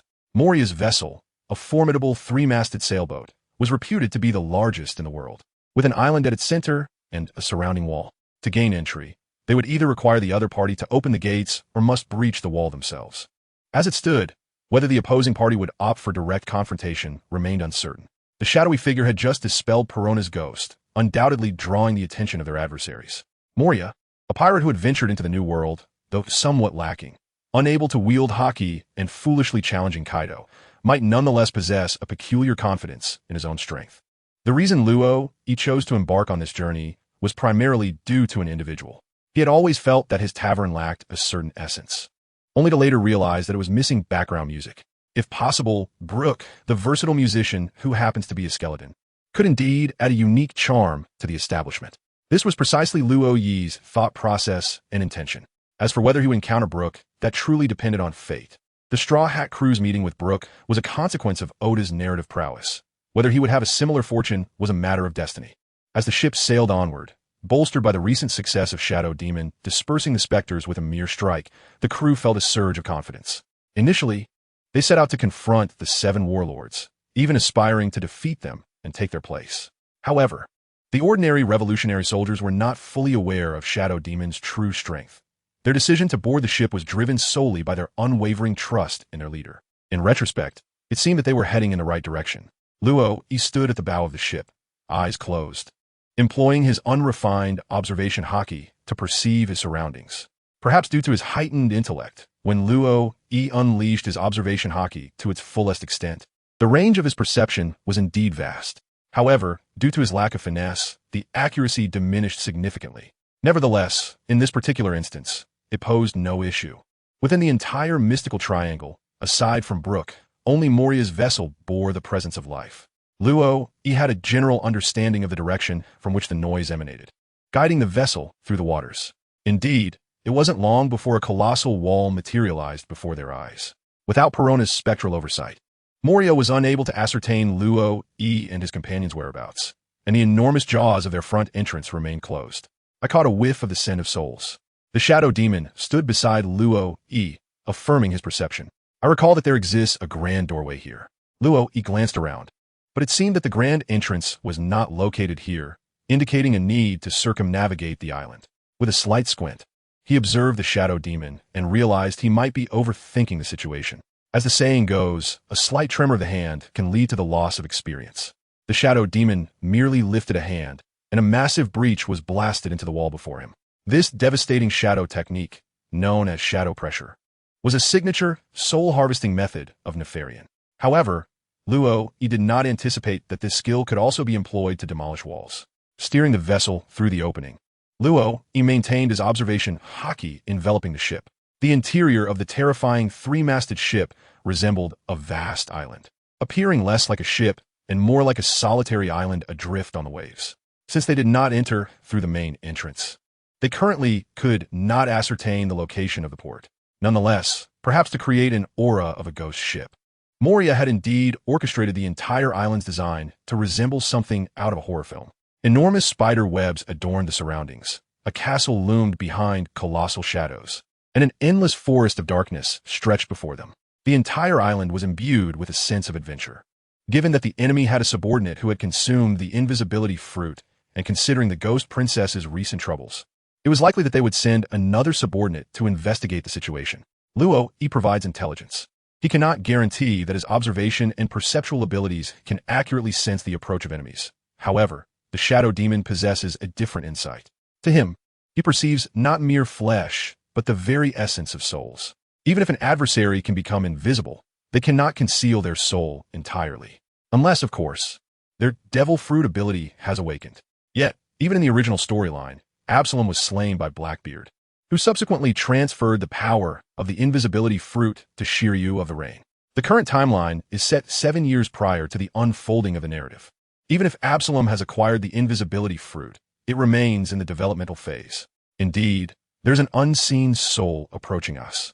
The shadow demon nodded, casting his gaze upon the desolate surface of the sea. As Luo followed the gaze of the shadow demon, he concentrated his observation haki, and amidst the subtlety, he seemed to sense something indeed. Absalom, who was rowing the small boat, remained oblivious to these occurrences. At this moment, his physical form had yet to undergo any modifications. He was merely stronger than an average person. As he rowed the boat out, he had to exert considerable effort to maintain his fruit ability, rendering both himself and the small vessel invisible.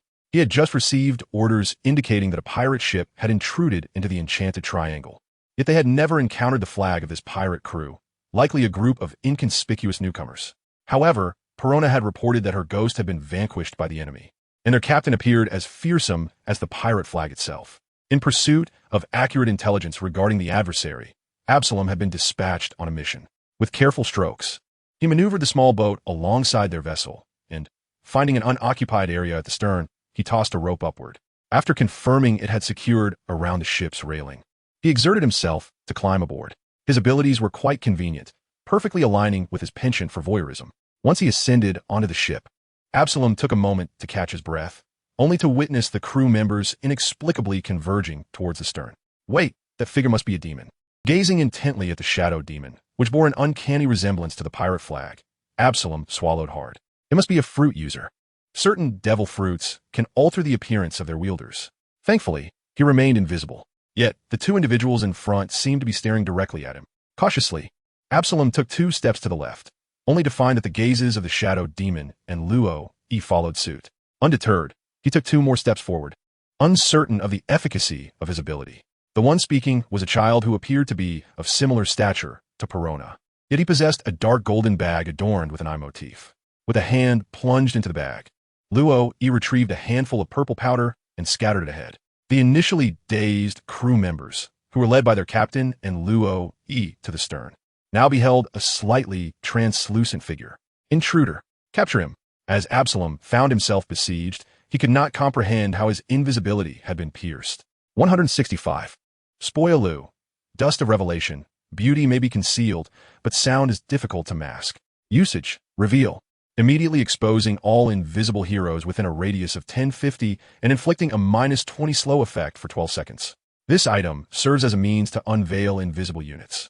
In the early stages, the True Sight gem, priced at 900 gold coins, can be deemed a luxury. Conversely, the Dust of Appearance, available for a mere 180 gold coins, stands as the sole apparatus to counter stealthy heroes. It is imperative to recognize that eliminating an opposing hero capable of invisibility yields rewards far exceeding 180 gold coins. It not only allows for the suppression of adversaries, but also grants a bounty for the kill, while the opponent incurs a death penalty. In summary, procuring this item presents no disadvantages. The reason Luo Yi did not directly utilize the powder in the prop bar was primarily to experiment with its effects by extracting it directly. It is quite absurd. Who among the sane would scatter powder in a single sweep over a 360 radius of 50 yards?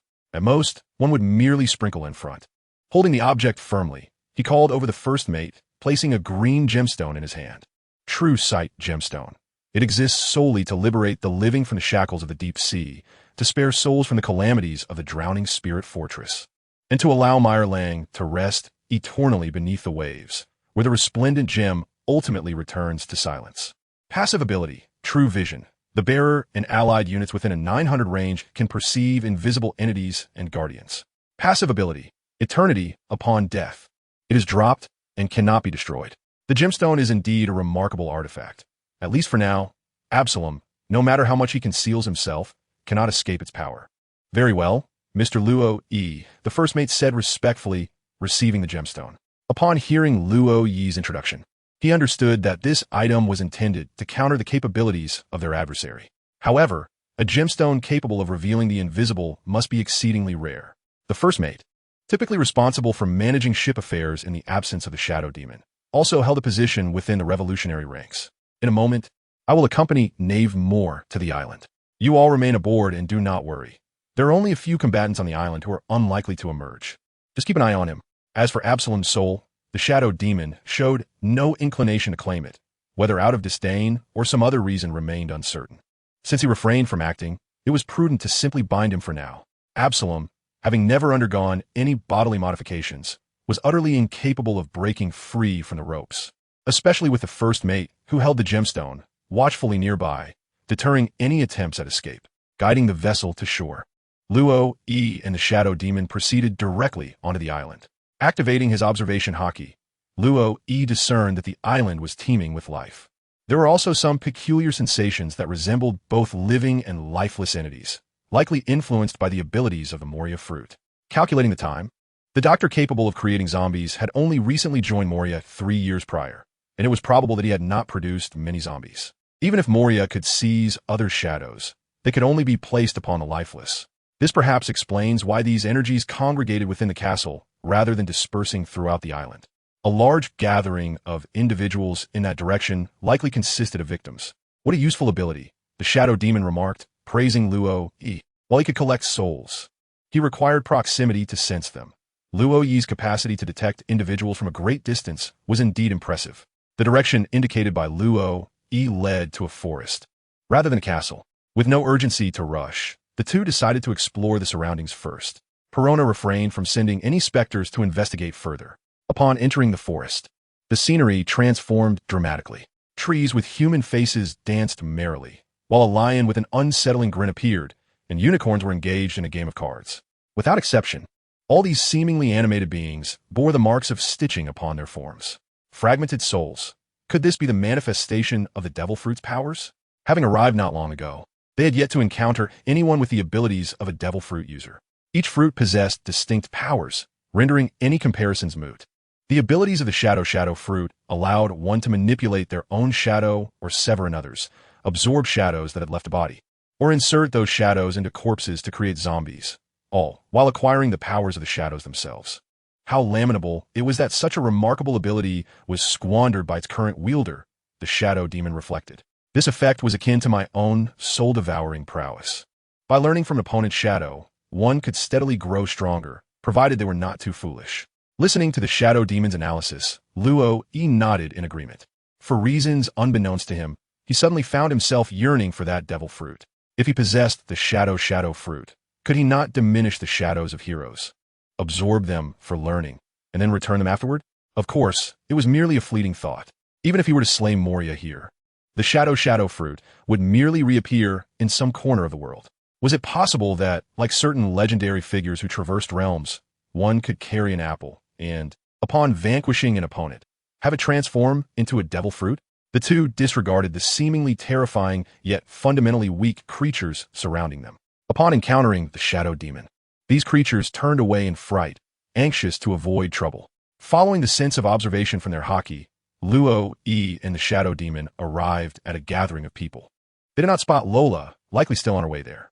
However, Luo, Yi did catch sight of a familiar figure from his memories, a man resembling a zombie, carrying a lantern, who appeared before them. "Hey, you two, wait a moment," exclaimed Spoil. "Luo, Yi, what is it, zombie?" Spiro: "No, I'm an elderly man gravely injured." Luo, Yi, "It does not appear so." Shadow demon: "This individual's soul is but a mere fragment, devoid of a shadow. They must be a victim." Luo, Yi, "Your perception of people is remarkably accurate." Sporo immediately knelt down. "You all appear formidable. I sincerely hope you can assist me in eliminating a vile individual. There are countless victims, and we have come in search of Belial." Luo, Yi interrupted him without hesitation. "Do you realize that this is Belial's territory?" Sporo was momentarily taken aback. Luo nodded affirmatively. "Of course, starting tomorrow, the position of the 7 warlords shall belong to our shadow demon pirate crew." While speaking, Luo gestured towards the figure standing beside him. Shadow demon: "Are you all pirates as well?" "Well, it seems that only pirate crews venture here. However, as long as we can reclaim the shadows, I shall reward you in any manner you desire." Spoyu's head struck the ground heavily, his body trembling, appearing to be on the verge of collapse. Yet, Luo was aware that even 7 years hence, when the narrative commenced, Spoyu would still be alive. Given this, let's first pay a visit to the victims. Once you become a warlord, these individuals may serve as your subordinates. Shadow demon contemplated, stroking his chin. That is a possibility. Under Spoyu's guidance, Luo and Shadow Demon made their way to the Victim Association, of which Spoyu was the president. Within this assembly, there were pirates, merchants, naval officers, and ordinary citizens alike. However, Luo discerned no glimmers of hope in the gazes of those present. Naval officers? As he listened to Spoyu's introduction, Luo seized upon a crucial point. Indeed, many naval officers have had their shadows taken by Moria. Are there any officers of the rank of captain or higher among them? There is indeed a Major Cleister. I will summon him. Although Spoyu was uncertain of Luo's intentions in meeting a naval officer, he promptly began calling for him. From the throng, Major Cleister emerged, clad in a tattered naval uniform, his face gaunt and haggard, resembling a mere specter. "Major Cleister? That would be me. May I inquire who you are?" "I am a merchant seeking to engage in a transaction with you." "A transaction? We intend to bring down Moria, and we hope that afterward, Major Cleister might assist us with the necessary endorsement. We seek the position of the 7 warlords." Luo wasted no time in getting to the point. Crest hesitated for a moment. His presence here was, after all, tied to the so-called 7 warlords. To his surprise, these two were indeed here for the position of the 7 warlords. "Merchants? Rest assured, Hatue, we are not like Moria. We merely seek the position of the 7 warlords. Whether you choose to assist us is inconsequential, as we must ultimately make our way to the Navy headquarters regardless." Upon hearing Luo Yi's words, Crest grasped the situation. Setting aside the question of whether they could defeat Moria, if they were indeed able to vanquish him and present his lifeless body at the Navy headquarters, they could claim the title of the 7 warlords. As a mere major, his role as an introducer was essentially just to facilitate entry. Under such circumstances, one must yield. Ultimately, Crest acquiesced. "Very well, let us proceed. Uncle Spoilu, could you gather the Victims Association? If anyone is willing to join us, we would not turn them away." Luo, Yi, and the Shadow Demon departed, not because they were in dire need of these individuals, but rather because certain matters were best left to those authentic pirates, as the Revolutionary Army found themselves constrained. Moreover, the inhabitants of this place were not solely pirates. They comprised a diverse array of individuals from various professions. Moria, in his quest to seize shadows, had never been discerning in his choice of victims. As long as the corpses of the zombies possessed sufficient strength, it was merely a matter of inserting a compatible shadow to forge a formidable legion. Approaching the castle from the island's flank, the two men paid no heed to the terrain.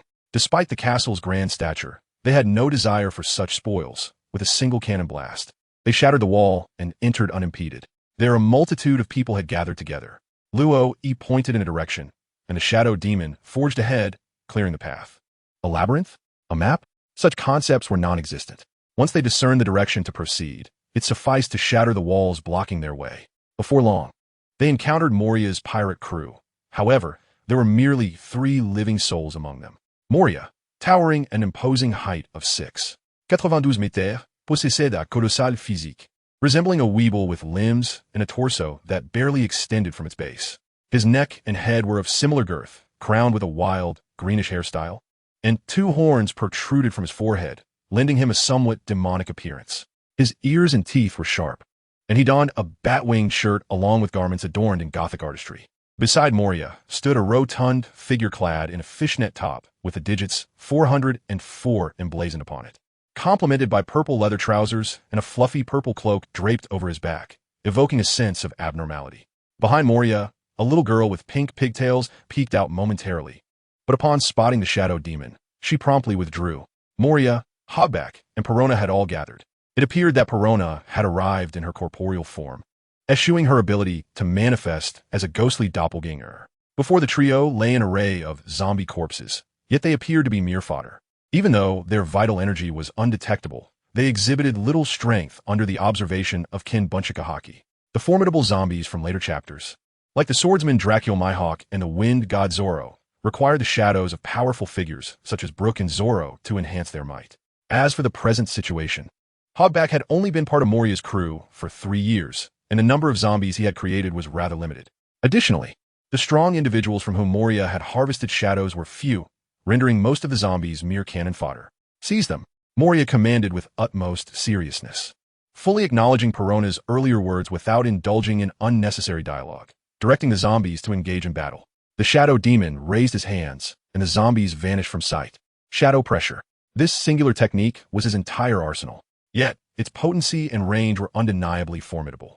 At least, that was Luo Yi's perspective. Standing behind the shadow demon, Luo Yi beheld the shadow pressure, which dispersed more widely than a shotgun blast, manifesting before him. He found himself compelled to inquire, "What about your wind-up? What about your follow-through?" Even Luo Yi, who was quite familiar with the shadow demon, was taken aback, let alone Moria and the others. Without the presence of zombies, Hogback was merely a lackluster warrior, and upon witnessing the shadow demon's prowess, Perona was so terrified that tears streamed down her face, her legs trembling, causing her to collapse onto the ground. Only Moria managed to maintain a semblance of composure. He had faced Kaido before. Although he was unable to prevail, he was nonetheless a seasoned individual. This kind of attack is beyond my capacity to withstand. As he observed the shadows scattering away, disintegrating due to the loss of their physical forms, Moria found himself deprived of the opportunity to summon the shadow assembling technique to absorb the shadows and enhance his combat prowess. Perhaps the girl behind should be spared. The specter we just witnessed was indeed her ability. At that moment, Luo Yi addressed the shadow demon, saying, "Even without perceiving your soul, I can discern the lasciviousness within it. Abandon your corporeal form, and I can fulfill your desires." To which the demon replied, "Is it customary for demons to deceive others? My desire is that both my soul and body remain my own." The shadow demon harbored no intention of tempting Luo Yi into surrendering her soul, for a covenant existed between them. Nevertheless, he was able to fulfill Luo Yi's request. Despite the uniquely exquisite essence of the girl's soul, the figure before him, resembling a roly-poly toy, appeared far more delectable. With his right hand raised, crimson-black energy coalesced within his grasp. The shadow demon's presence was nothing short of that of a dark sovereign descending upon the realm.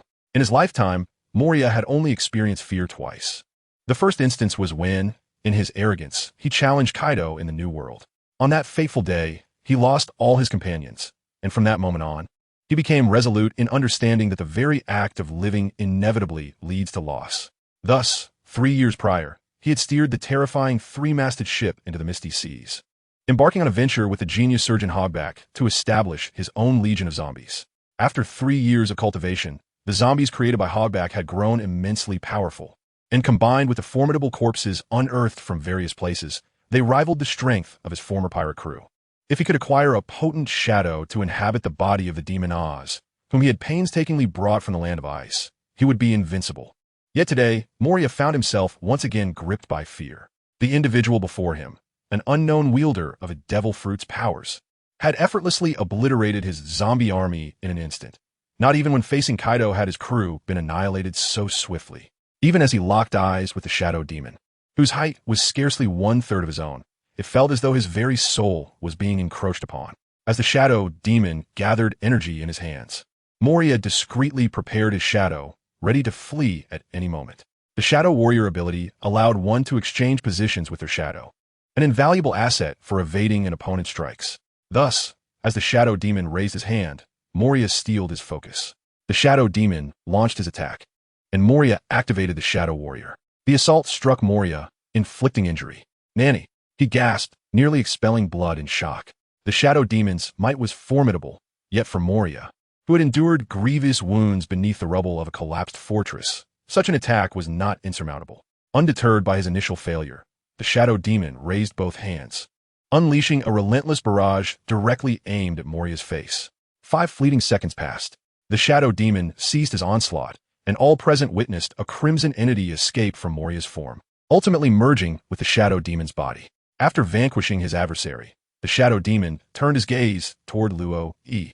He had the ability to exchange positions with shadows, and he noted that her shadow had vanished, suggesting she was likely to flee. With a gesture of resignation, Luo Yi, accompanied by Xin, silenced Moria, while the Shadow Demon nodded in agreement, acknowledging that assistance might not be a detriment. Paralyzed by fear, Perona and Hogback, who cowered behind the rubble, could only stare in astonishment at the unfolding scene. They remained oblivious to the nature of the crimson entity, yet it was evident that Moria had met his demise. Through the entrance from which Luo Yi and the others had emerged, the outside world was clearly visible. The multitude of black objects swirling in the air were the shadows reclaimed by Moria's shadow fruit, now liberated from his control as they returned to their rightful places. Such a colossal corpse would necessitate extraction. Had they foreseen this, they would have brought additional companions along. As Luo gazed upon Moria, whose chest had been grievously punctured and who had completely lost the spark of life, he couldn't help but utter a lament. The group of individuals was drawing near. All they needed to do was wait a moment longer. The Shadow Demon also expressed his reluctance to carry the corpse, as he preferred souls over the fleeting warmth of the living. Perhaps the Ghost Princess over there might consider joining us? Once the shadows returned, the Victims Association would undoubtedly become aware of Moria's demise and would rush over to ascertain the situation. Luo's thoughts then turned to Perona. May I leave? Upon hearing Luo call her, Perona was on the verge of tears. In her eyes, the formidable Moria had not even managed to retaliate. Certainly, but where can you possibly go? Luo Yi sincerely nodded, yet to Perona's ears, it sounded like a threat. The underlying implication was clear. If you dare to leave, I shall ensure your demise. As for the esteemed Dr. Hogback, if it would not be too much to ask, I would appreciate your soul as well. Luo Yi had no intention of sparing Hogback, who was notorious for creating zombies and desecrating the dead. The Shadow Demon did not hesitate, promptly claiming Hogback's soul. Witnessing the downfall of yet another companion, and with Absalom, who had ventured forth to investigate, failing to return, Perona completely relinquished her will to resist. Sitting beside Moria's lifeless body, her expression vacant, these two individuals were indeed formidable, having ingeniously combined medical expertise with the powers of a devil fruit to indirectly summon the undead, though their approach was severely limited, as it hinged on the survival of the Shadow Master. At that moment, the Shadow Demon, having absorbed the memories of the two, suddenly spoke up in praise. It was at this moment that Luo Yi recalled that the Shadow Demon had emerged from the abyss. What dwells within the abyss? Demons, fiends, malevolent spirits, skeletons, phantoms, and the restless dead. It is likely that for the Shadow Demon, arriving here felt akin to returning home. Soon, members of the Victims Association began to gather. The return of the Shadow signified the defeat of Moria, and without hesitation, these individuals rushed over. Upon witnessing the breached walls of the castle, they strode inside, and upon seeing Moria's lifeless body, tears of elation streamed down their faces. 3 years had passed. From tomorrow onward, they would be free to bask in the sunlight. When the shadow was taken, those who lost their shadows would vanish from this world under the sun's rays. Captain, my esteemed captain, after the celebrations, a group knelt before the Shadow Demon and Luo Yi, pledging their loyalty. However, not everyone followed suit. The majority were pirates, while a few Navy officers stood aside, choosing not to betray their organization. Let us lift Moria's body. We are prepared to depart. Although the Shadow Demon conversed freely when in company, it was imperative to maintain his stature at this moment. Luo Yi took the lead in guiding the proceedings, reserving the explanatory role for his first mate in the future. Indeed, the underlings were dutiful, particularly when hoisting Moria's remains. They showed no compassion and even contemplated delivering a final blow to desecrate the corpse. Perona, under Luo Yi's gentle gaze, stifled her tears and silently followed at his side. By the coastline, the members of the Shadow Demon pirate crew remained vigilant, having witnessed the recent flight of the shadow. Though they suspected Moria's defeat, they did not relax their guard. Now, with Moria's body in view and the shadow demon and Luo leading a girl ahead, it was clear they had achieved victory.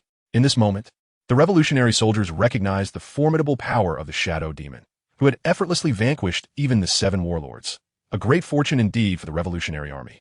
Do you possess the strength to summon phantoms? I wish for you to locate an individual. Locate someone? Perona gazed at Luo in confusion. Yes. Seek out an animated skeleton. In the midst of the tumultuous waves, I, a humble tavern keeper, find myself navigating the complexities of fate. Under the same roof, one must inevitably bow their head. Perona, witnessing Luo's earnestness, ultimately decides to aid him by dispatching her specters to scour the surroundings. Yet, beneath her brave facade lies a flicker of trepidation. Despite her role as the commander of both animal zombies and terrifying specters aboard the fearsome 3-masted ship, and being a user of the ghost fruit's powers, she cannot entirely suppress her fear upon hearing the songs of animated skeletons. Were it not for Luo's explanation that these were the abilities of a devil fruit wielder, she would have vehemently avoided the search. Upon locating the target, at the bow of the ship, despite the preparations of desserts and beverages by Luo, Perona found herself uneasy beside him. Once they identified the individual, she promptly indicated their location. The ship immediately altered its course, propelling forward in accordance with Perona's guidance. Meanwhile, trailing behind them was a larger vessel belonging to the Victims Association. Luo refrained from allowing all of them aboard his ship, primarily due to spatial constraints. Fortunately, in this enchanted triangle, the living remained still, while the vessels were plentiful. Soon, a few individuals who had set out in smaller boats returned aboard a ship even more substantial than that of the Shadow Demon Pirates. Although it appeared somewhat weathered, it was seaworthy. Following the specters that soared ahead, the 2 vessels swiftly approached the pirate ship of the Rumbar Pirates. From a distance, the unmistakable sound of jovial humming reached their ears. Mr. Luo, could this truly be a living being? Surely, it cannot be a spirit, inquired one. Fear not, Mr. Tot, Luo, reassured him. Luo, offered little explanation. Did he really need to inform you that it was a certain Eiichiro Oda who revealed this to him? The ship of the Rumbar Pirates was immense, nearly twice the size of Luo's vessel. As the ship approached, the source of the sound became apparent. At the railing of the pirate ship stood a figure clad in a suit, sporting an extravagant afro, gently humming while holding a steaming cup of red tea. Bing sake, would you care to sample some? I happen to have my own brewed ale here. Would you like to try it? Standing at the edge of the ship, Luo raised a cup of ale and waved at Brooke. In that case, I shall not be polite. With that, Brooke graciously tipped his hat and leapt across. The gap between the 2 ships was approximately 10 meters, deliberately maintained for safety. Yet, Brooke executed his jump with remarkable ease. His movements are so sprightly. Indeed, he appears quite formidable. No wonder Mr. Luo sought him out. Well, he is merely a skeleton, so naturally he is light. True enough, the crew members murmured amongst themselves. Upon witnessing a skeleton leap before them, even those accustomed to the wonders of the Grand Line felt a mix of curiosity and trepidation. Ahoy there. My apologies. Greetings, everyone, I am Brooke. You startle me. It has been decades since I encountered a living soul. The ships I have encountered here are all ghost ships. It is truly terrifying. Gazing at an entire crew of living beings, Brooke could not help but express his astonishment. Goodness, this lady is truly beautiful. Upon seeing a fair maiden, my eyes nearly fall out, though, as a skeleton, I no longer possess eyes. Upon seeing Perona, Brooke immediately became animated, laughing heartily before pausing momentarily to add, might I have the pleasure of admiring your undergarments? Perona raised her hand, unleashing a negative ghost. In my next life, I wish to be a pair of underpants. As a negative ghost passed through him, Brooke collapsed to the ground, succumbing to a state of negativity. Shadow Demon observed intently, displaying considerable curiosity regarding Perona's abilities. Luo was uncertain about the purpose behind his collection of shadows, especially since V had yet to finalize their arrangements. However, the Shadow Demon was intrigued by how this ethereal being, endowed with unique abilities, managed to accomplish such feats, truly a subject worthy of exploration. After a considerable interval, Brooke finally rose from the ground, while Perona sat beside Luo, indulging in her ale with great gulps, seemingly intent on inebriating herself. It was rather alarming. Reflecting on his recent predicament, Brooke felt a lingering sense of dread, despite the absence of a heartbeat. Perhaps a drink of ale will help ease my nerves. With that, Luo poured a glass for Brooke. During this excursion, Luo, he had not ceased his cultivation of genuine energy, and the ship was well stocked with ample ale, serving as a gift for the Shadow Demon pirate crew. After years of isolation from the living, Brooke was indeed exhilarated and immediately entered into a chattering mode. But Luo, he had no intention of listening for too long. "Brooke, if you don't mind, my tavern is indeed in need of a musician." Luo, he extended an invitation. "Ah, certainly." Faced with Luo Yi's proposition, Brooke did not hesitate for a moment and readily agreed. With Brooke's consent, Luo, he felt he had exhausted all his desires in this maritime expanse, and promptly commanded Tot to turn the ship around, following the guidance of the recorded compass towards the Sabeti archipelago. "Thank you very much, Mr. Luo." As the pirate ship sailed out of the enigmatic Bermuda Triangle, Brooke expressed his gratitude with utmost politeness. 40 years prior, their Rumbar pirates had encountered adversaries in the mystical triangle and suffered an assault from toxic weaponry. With their ship's doctor deceased, the crew, including Brooke, had held a grand concert on board before meeting their demise. Tragically, Brooke was the last to perish during that final performance, grappling with the solitude and fear of watching his comrades fall one by one. Endowed with the powers derived from consuming the Revive fruit, his soul ventured forth from the underworld only to become ensnared in the thick fog of the Bermuda Triangle for an entire year, ultimately finding his body transformed into a skeleton, albeit with his iconic fro remaining intact. Henceforth, he was condemned to exist as a skeletal figure aboard the ship, having laid to rest the skulls of his fallen comrades, spending the subsequent 40 years in solitude. His sole reason for enduring was his desire to escape the Bermuda Triangle and reunite with the last surviving member of the Rumbar pirates to fulfill their promise. Yet, the limitations of one's strength became evident. Brooke could not ascertain the vessel's course nor steer the ship, merely drifting along with the currents. Particularly in recent years, a dreadful man had arrived in the Bermuda Triangle, resembling the corpse at the ship's stern. Was that not Moria's body? Brooke was nearly petrified, despite lacking eyeballs. "Mr.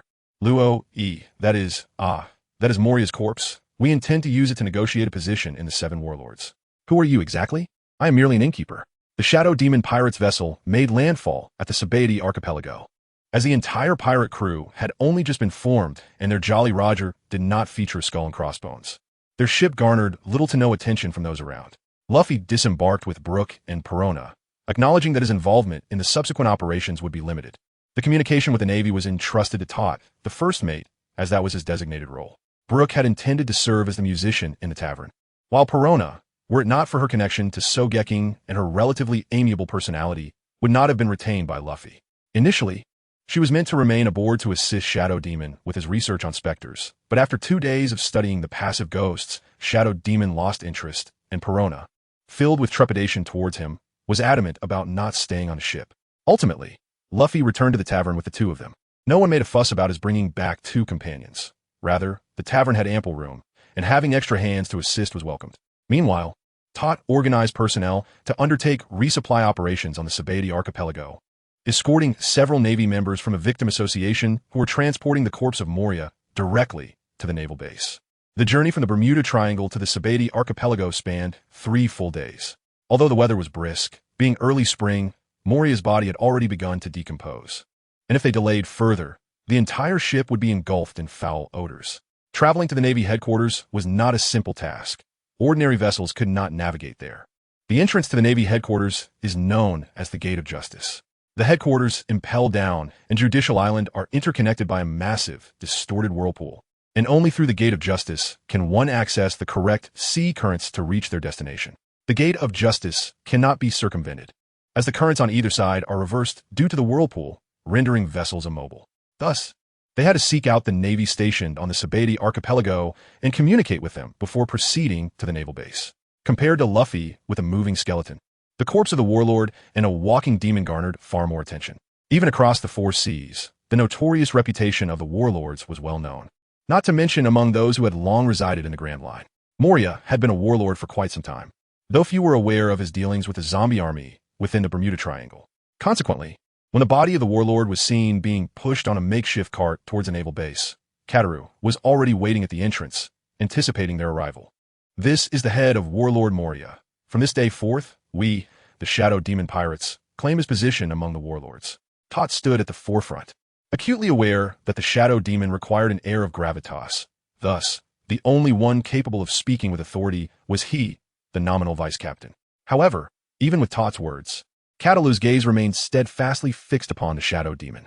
Pushing a cart bearing Moria's lifeless body, adorned with a small pirate flag, Catalu's eyes were drawn to the image upon it, a likeness to the shadow demon himself. His right hand tightly gripped the hilt of the sword at his waist, a meager source of reassurance in this unsettling moment. This matter necessitates communication with headquarters, Catalu mused, though he would certainly not acquiesce easily. Yet, he instructed someone to verify the identities of Crest and his associates. There was no provision made for receiving the shadow demon and his entourage, and Catalu had personally confirmed Moria's demise. It was indeed Moria. In front of the shadow demon and his companions, he seized the transponder snail and contacted the Navy headquarters. He understood that even if he remained silent today, by tomorrow the entire world would be aware of this incident. Journalists were likely already en route to capture images of Moria. At the Navy headquarters, Sengoku was buried in paperwork when he received an urgent dispatch from the intelligence department, which only exacerbated his headache. No, at 70 years of age, I must devise a strategy for a swift retirement, he thought. However, the assassination of a warlord, followed by the arrival of an individual demanding the position while bearing the warlord's corpse, was clearly a calculated move. Who could this person be? Judging by the photograph, he appeared to be a demon emerging from the depths of hell, presumably a user of a devil fruit, hence his grotesque appearance. Sengoku, himself a user of the Zoan-type human-human fruit, Buddha form, surmised that this individual must also possess a mythical Zoan fruit. The capability to slay a warlord indicated that he was indeed a formidable opponent, yet why had he not been heard of before? Nevertheless, the pressing concern was that the self-proclaimed shadow demon was already at the gates of the Navy base, demanding the position of warlord. Not only was there a vacancy among the warlords, but to maintain a semblance of balance, Sengoku felt compelled to acquiesce. After signing the documents, Sengoku picked up the transponder snail and engaged in conversation with Rear Admiral Catalu. The admiral agreed, and by tomorrow's newspapers, the announcement of the new warlord would be made public. Catalu was taken aback when he received a direct call from Warring States. After listening to the instructions, he gazed at Shadow Demon in silence for a moment before speaking. Shadow Demon nodded and turned to leave, with Tao Te following closely behind. Watching Shadow Demon's retreating figure, Catalu found himself puzzled by his own emotions, perhaps realizing that he was truly too weak. He ordered his subordinates to freeze Moria's corpse and send it to the Navy headquarters for proper handling. Gripping the hilt of his sword tightly, Catalu made his way to the training grounds, determined to train vigorously. The next day, the world was in an uproar. The reputation of the seven warlords was well known to all, and aside from fools like Luffy, everyone understood the immense power they wielded. It could be said that the seven warlords had the capability to soothe even the cries of children at night. The world's greatest swordsman, Dracula Mihawk, the Pirate Empress, Boa Hancock, the Night Demon, Don Quixote da Flamingo, the Fishman, Jinbe, the Sand Crocodile, Sir Crocodile, and the deceased Moria, along with the tyrant Bartholomew Kuma, who was rumored to have received an invitation to join the seven warlords, were all renowned figures of strength across the seas. However, today marked a significant shift in the seven warlords' ranks. This was monumental news, and no newspaper would let this opportunity pass by. The visage of Shadow Demon and the circumstances of Moria's demise dominated the front pages of major publications, making it known to all that a new seven warlord had emerged, with a visage akin to that of a demon, Shadow Demon Nevermore. Although the reshuffling of the seven warlords caused quite a stir, it did not significantly impact the daily lives of the people. Taverns continued to operate as usual, and Luo carried on with his training as before. The arrival of Brook, far from frightening anyone, actually brought more business to the tavern. A moving, multi-talented, singing skeleton became a remarkable attraction on Sabaody Archipelago. Consequently, Luo raised the prices of drinks at the tavern, yet could not deter the patrons' enthusiasm. As the most expensive tavern on the island, the daily income of Dota Tavern was almost enviable, even causing Luo to feel a twinge of jealousy, particularly since the profits were not for his own use. Although the tavern was his, and he brewed some of the drinks himself, the income was not his to claim. Now, Luo could only rely on the earnings from the trading company and the occasional hunting trips to make ends meet. On the third day after Brook's arrival at the tavern, an unexpected guest appeared. It was a flamingo adorned in pointed shoes and three-quarter pants, a professional pirate. Don Quixote da Flamingo. With Diamante missing and aware of his whereabouts, da Flamingo naturally set out to search for him. Despite his unruly demeanor, brutal nature, and cold-heartedness, da Flamingo possessed a regal presence. To him, the members of the Don Quixote family were akin to kin, and after he had killed his father, he encountered Torbol, Pica Diamante, and Virgo, who bestowed upon him the power of the string fruit and crowned him as their king. Thus, Doflamingo was deeply concerned about Diamante's disappearance. He was aware of Diamante's formidable strength. A mere ordinary pirate would not stand a chance against him. As for Sabeti Archipelago, he had not been oblivious to the intelligence reports. The Navy was no concern for him, especially now that he held the identity of a Seven Warlord. And those so-called supernovas were merely a group of overconfident individuals of mediocre strength, yet to grasp the harsh realities of the world. The only source of worry for him was the individuals within Dota Tavern. According to reports, the patrons of this tavern were quite strong and often engaged in bounty hunting. However, Diamante had spent a considerable amount of time on Sabeti Archipelago and frequented Dota Tavern daily without incident, as noted in the reports. It was perplexing how he could suddenly vanish from the tavern. Feeling uneasy, Doflamingo decided to personally visit Dota Tavern once affairs in his homeland had settled. Hands tucked into his pockets, a villainous smile playing on his lips, he walked with an air of indifference, donning sunglasses that obscured his eyes. As he pushed open the door, the once boisterous tavern fell silent. The patrons, pirates, travelers, merchants, and workers alike, were all stunned at the sight of a Seven Warlord entering their midst. In the first half of the Grand Line, the Seven Warlords represented the pinnacle of power and were the fastest route to fame. Within the tavern, only the sound of Brooks' piano reverberated, as the musician would not cease his melodies for any new arrivals, especially since the tavern owner had not instructed him to stop. Ignoring the gazes upon him, Doflamingo approached the bar, towering over a seated patron with an imposing presence. "Please have a seat." The man immediately rose to his feet, fully aware of Doflamingo's intentions. He casually wiped the chair, wearing an obsequious expression. As he polished the glass that Lila had gifted him, Luo cast a glance at Doflamingo, pondering whether he could disregard his parasitic strings while engaging in conversation. "What would you like to drink?" Luo gently set down his cup and carefully placed it into the soft brocade box he had specially purchased for storage. He then lifted his gaze to Doflamingo and inquired, "A mug of ale?" Glancing at the menu behind Luo, Doflamingo inwardly cursed the merchant's cunningness before ordering the cheapest option. "Please." After pouring a cup of ale, he slid it across the table to Doflamingo. "A fine brew, truly worthy of its limited distribution to our nation." Doflamingo raised the glass and downed it in one gulp, finding it superior to the ale sent to their palace by cook. Indeed, a glance at the patrons standing nearby, indulging in their drinks, attested to the thriving nature of their business. Luo raised his head with pride. "So what if it's just a flamingo?" In the tavern, patrons would teach you a lesson in no time.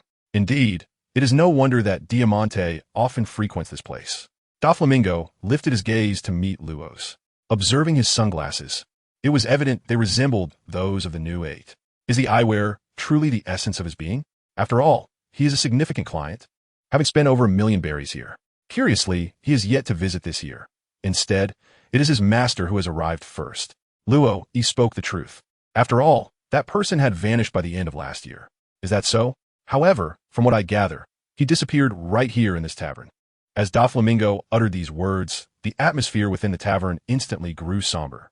In a previously tranquil establishment, some patrons had already risen from their seats, particularly those near the entrance, who appeared ready to flee. "Doflamingo, your words carry weight. It seems as though my tavern is also engaged in the nefarious business of human trafficking. Just look, my guests are on the verge of being frightened away by your remarks." Luo Yi's hands rested on the table, while Manjikes, sitting nearby, slowly propped himself up. Lucifer, emerging from the kitchen, cast a gaze toward Doflamingo that suddenly bore an air of insatiable greed. Luo discerned that Lucifer was once again famished. It appeared that the essence of this powerful being possessed quite a delectable flavor. Meanwhile, Hoa stood resolutely before Lalai, exuding an air of confidence, while Dibu remained utterly unfazed. "Esteemed guest, your drink has been entirely consumed. Shall I fetch you another?" "I apologize for the trouble. No need for such formalities. The price is a mere 3,000 berries." How exorbitant! Under the perceptive gaze of observation hockey, Doflamingo was acutely aware of the happenings within the tavern. Yet, he exhibited no sign of the anxiety one might expect when infiltrating a formidable stronghold. I have merely come to inquire about the fate of my family."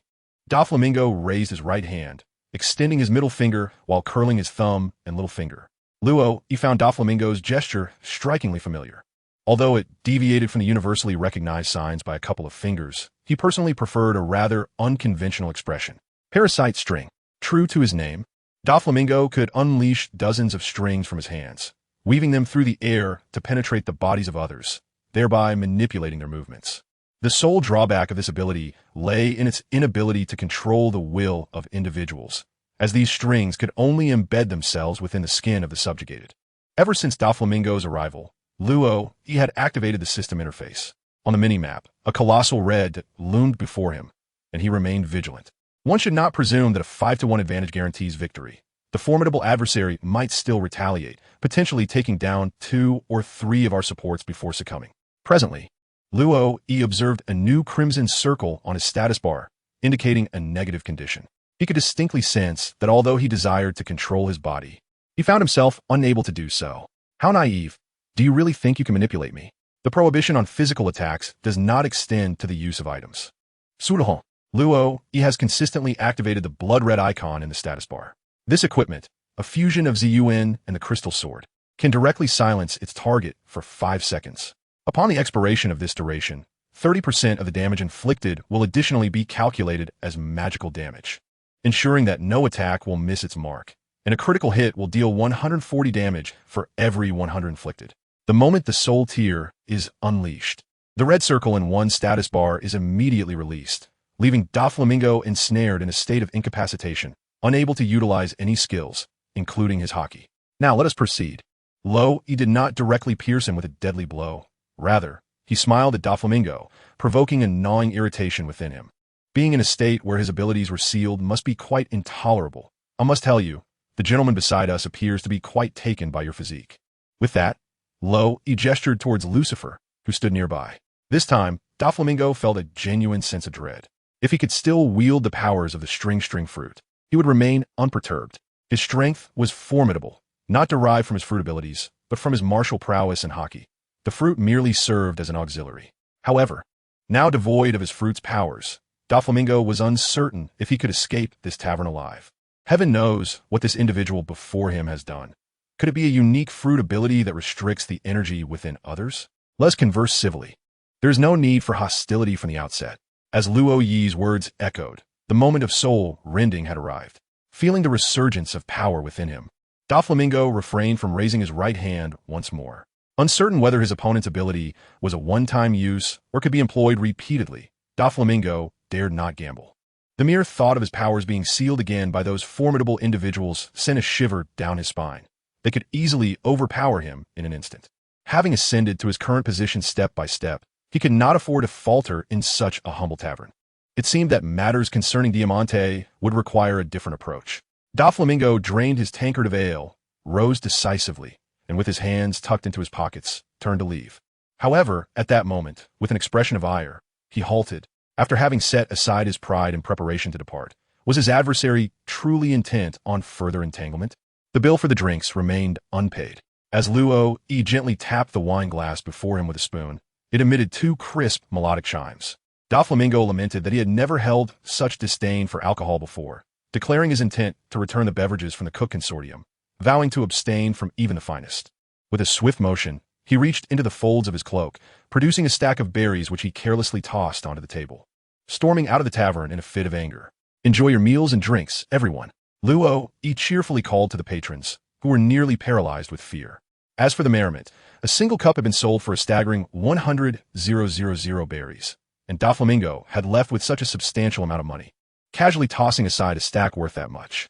Feigning power, relying on the might of others, Manjikes aptly described Luo with 2 idioms. The strength of my allies is indeed my own strength. Luo pursed his lips and promptly tucked away the 100,000 berries he had earned as pocket money, determined not to let Manjikes lay claim to it. The tavern's business continued, yet the patrons seemed disinterested in savoring the delicacies and fine wines. They hastily consumed their meals, leaving in a flurry without even finishing their drinks, which baffled the newcomers. What was amiss? At this hour, one would typically find the tavern bustling with patrons. Yet today it was eerily vacant.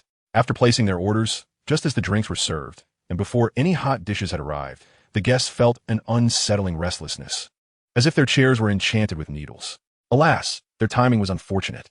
But the later arrivals had already caught wind of the news. The infamous Don Quixote Doflamingo had met with defeat at the Dota Tavern. How absurd. They recognized the tavern's prowess, but had it ascended to a level where even the 7 warlords could be humbled? This left them pondering how they would jest with the tavern owner in the future or coax him into offering them a discount. Perhaps such attempts would result in a broken bone.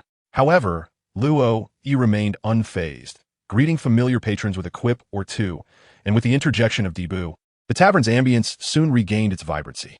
The music shifted to guitar, fitting for the lively atmosphere that a piano could not sustain. The day's business concluded amidst a cacophony of laughter and merriment. Luo engaged in his daily exercises while casually spinning a wheel in the courtyard. Recently, he had captured another pirate crew, amassing over 100 million berries, surely a fortune to save for the new year. Yet, Luo was taken aback when he unexpectedly drew a hero once more, and to his astonishment, the upgrade button on the system interface became available following the hero's appearance. The system met the conditions for an upgrade. Would he proceed? Yes. A brand new expansion was in the works. Curious, he noted that this upgrade differed from the previous ones. Typically, such notifications would appear immediately, but now he was left waiting without any indication of duration. Even if they did not disclose the download speed or how long the new content would take to prepare, a remaining time estimate would have been appreciated.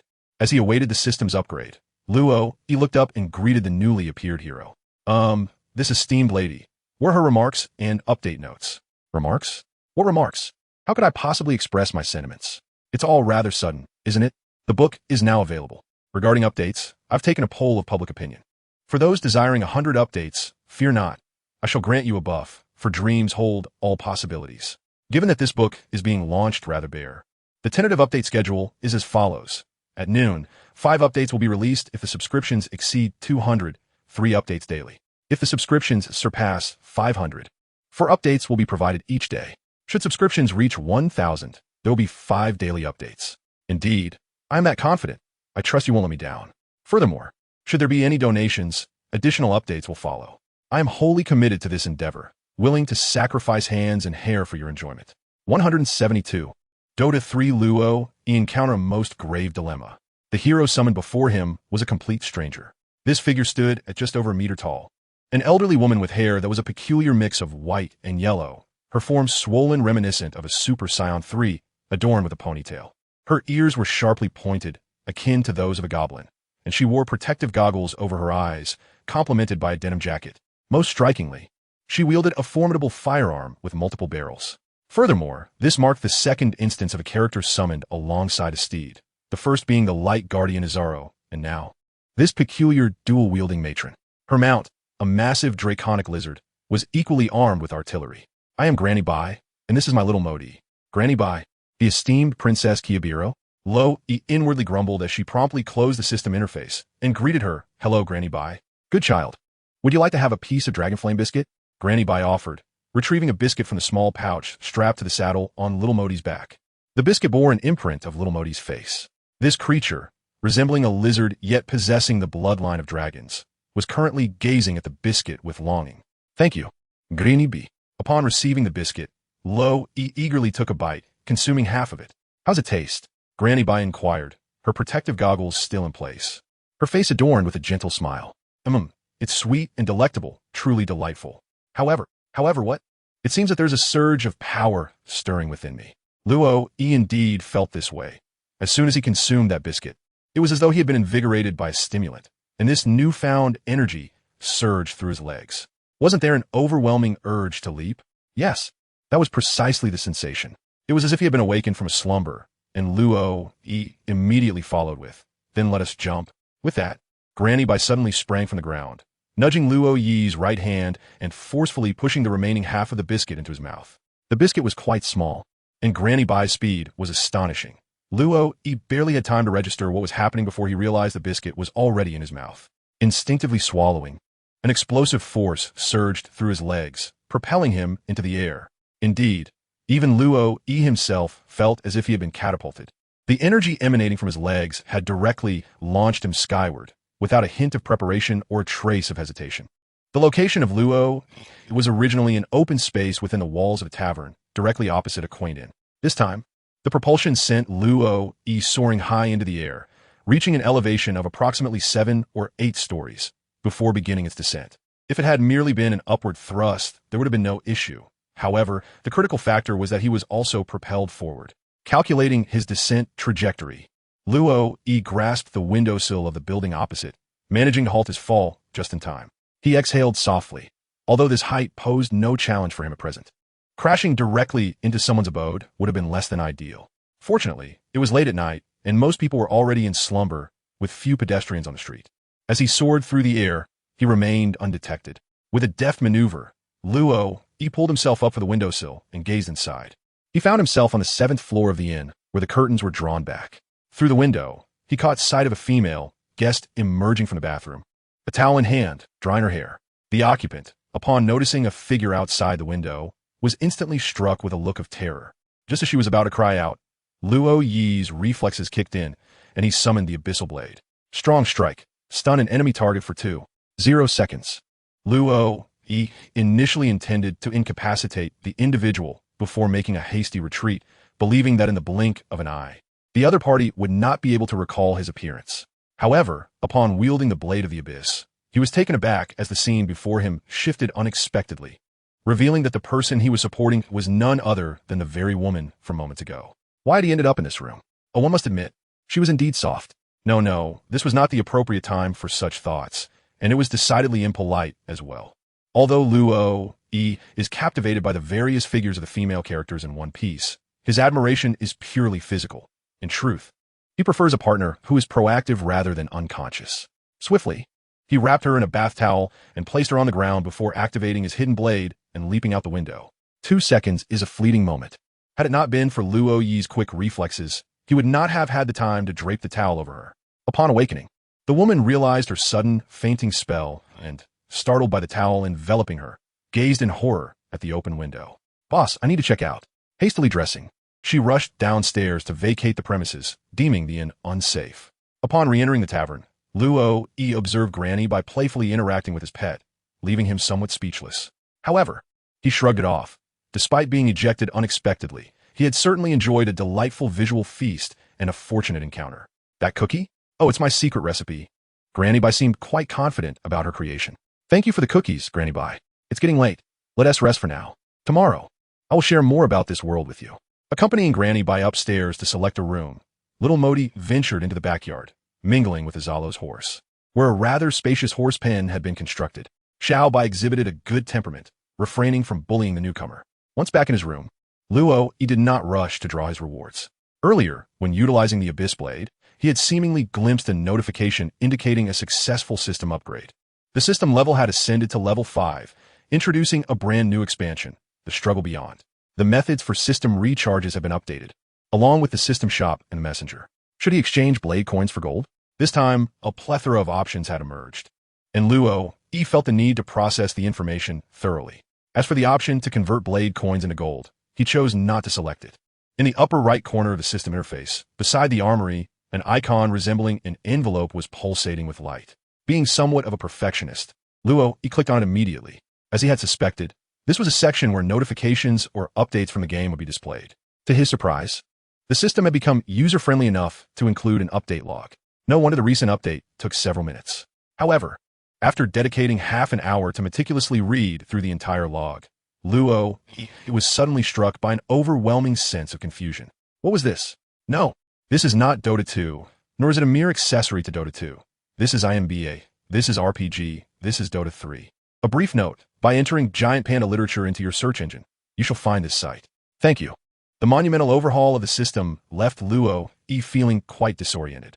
He recalled that with every significant update to Dota, it took him a considerable amount of time to acclimate, much like when every hero received an upgrade to their Aghanim Scepter effect, which often led to his untimely demise due to unfamiliarity with certain heroes' abilities. Following this latest modification, a singular thought plagued Luo Yi's mind. Could it be that the courier is truly the protagonist, while I am merely a tool? Upon reviewing the update details, Luo Yi's focus shifted entirely to the courier. To his astonishment, the once unassuming pony had sprouted wings.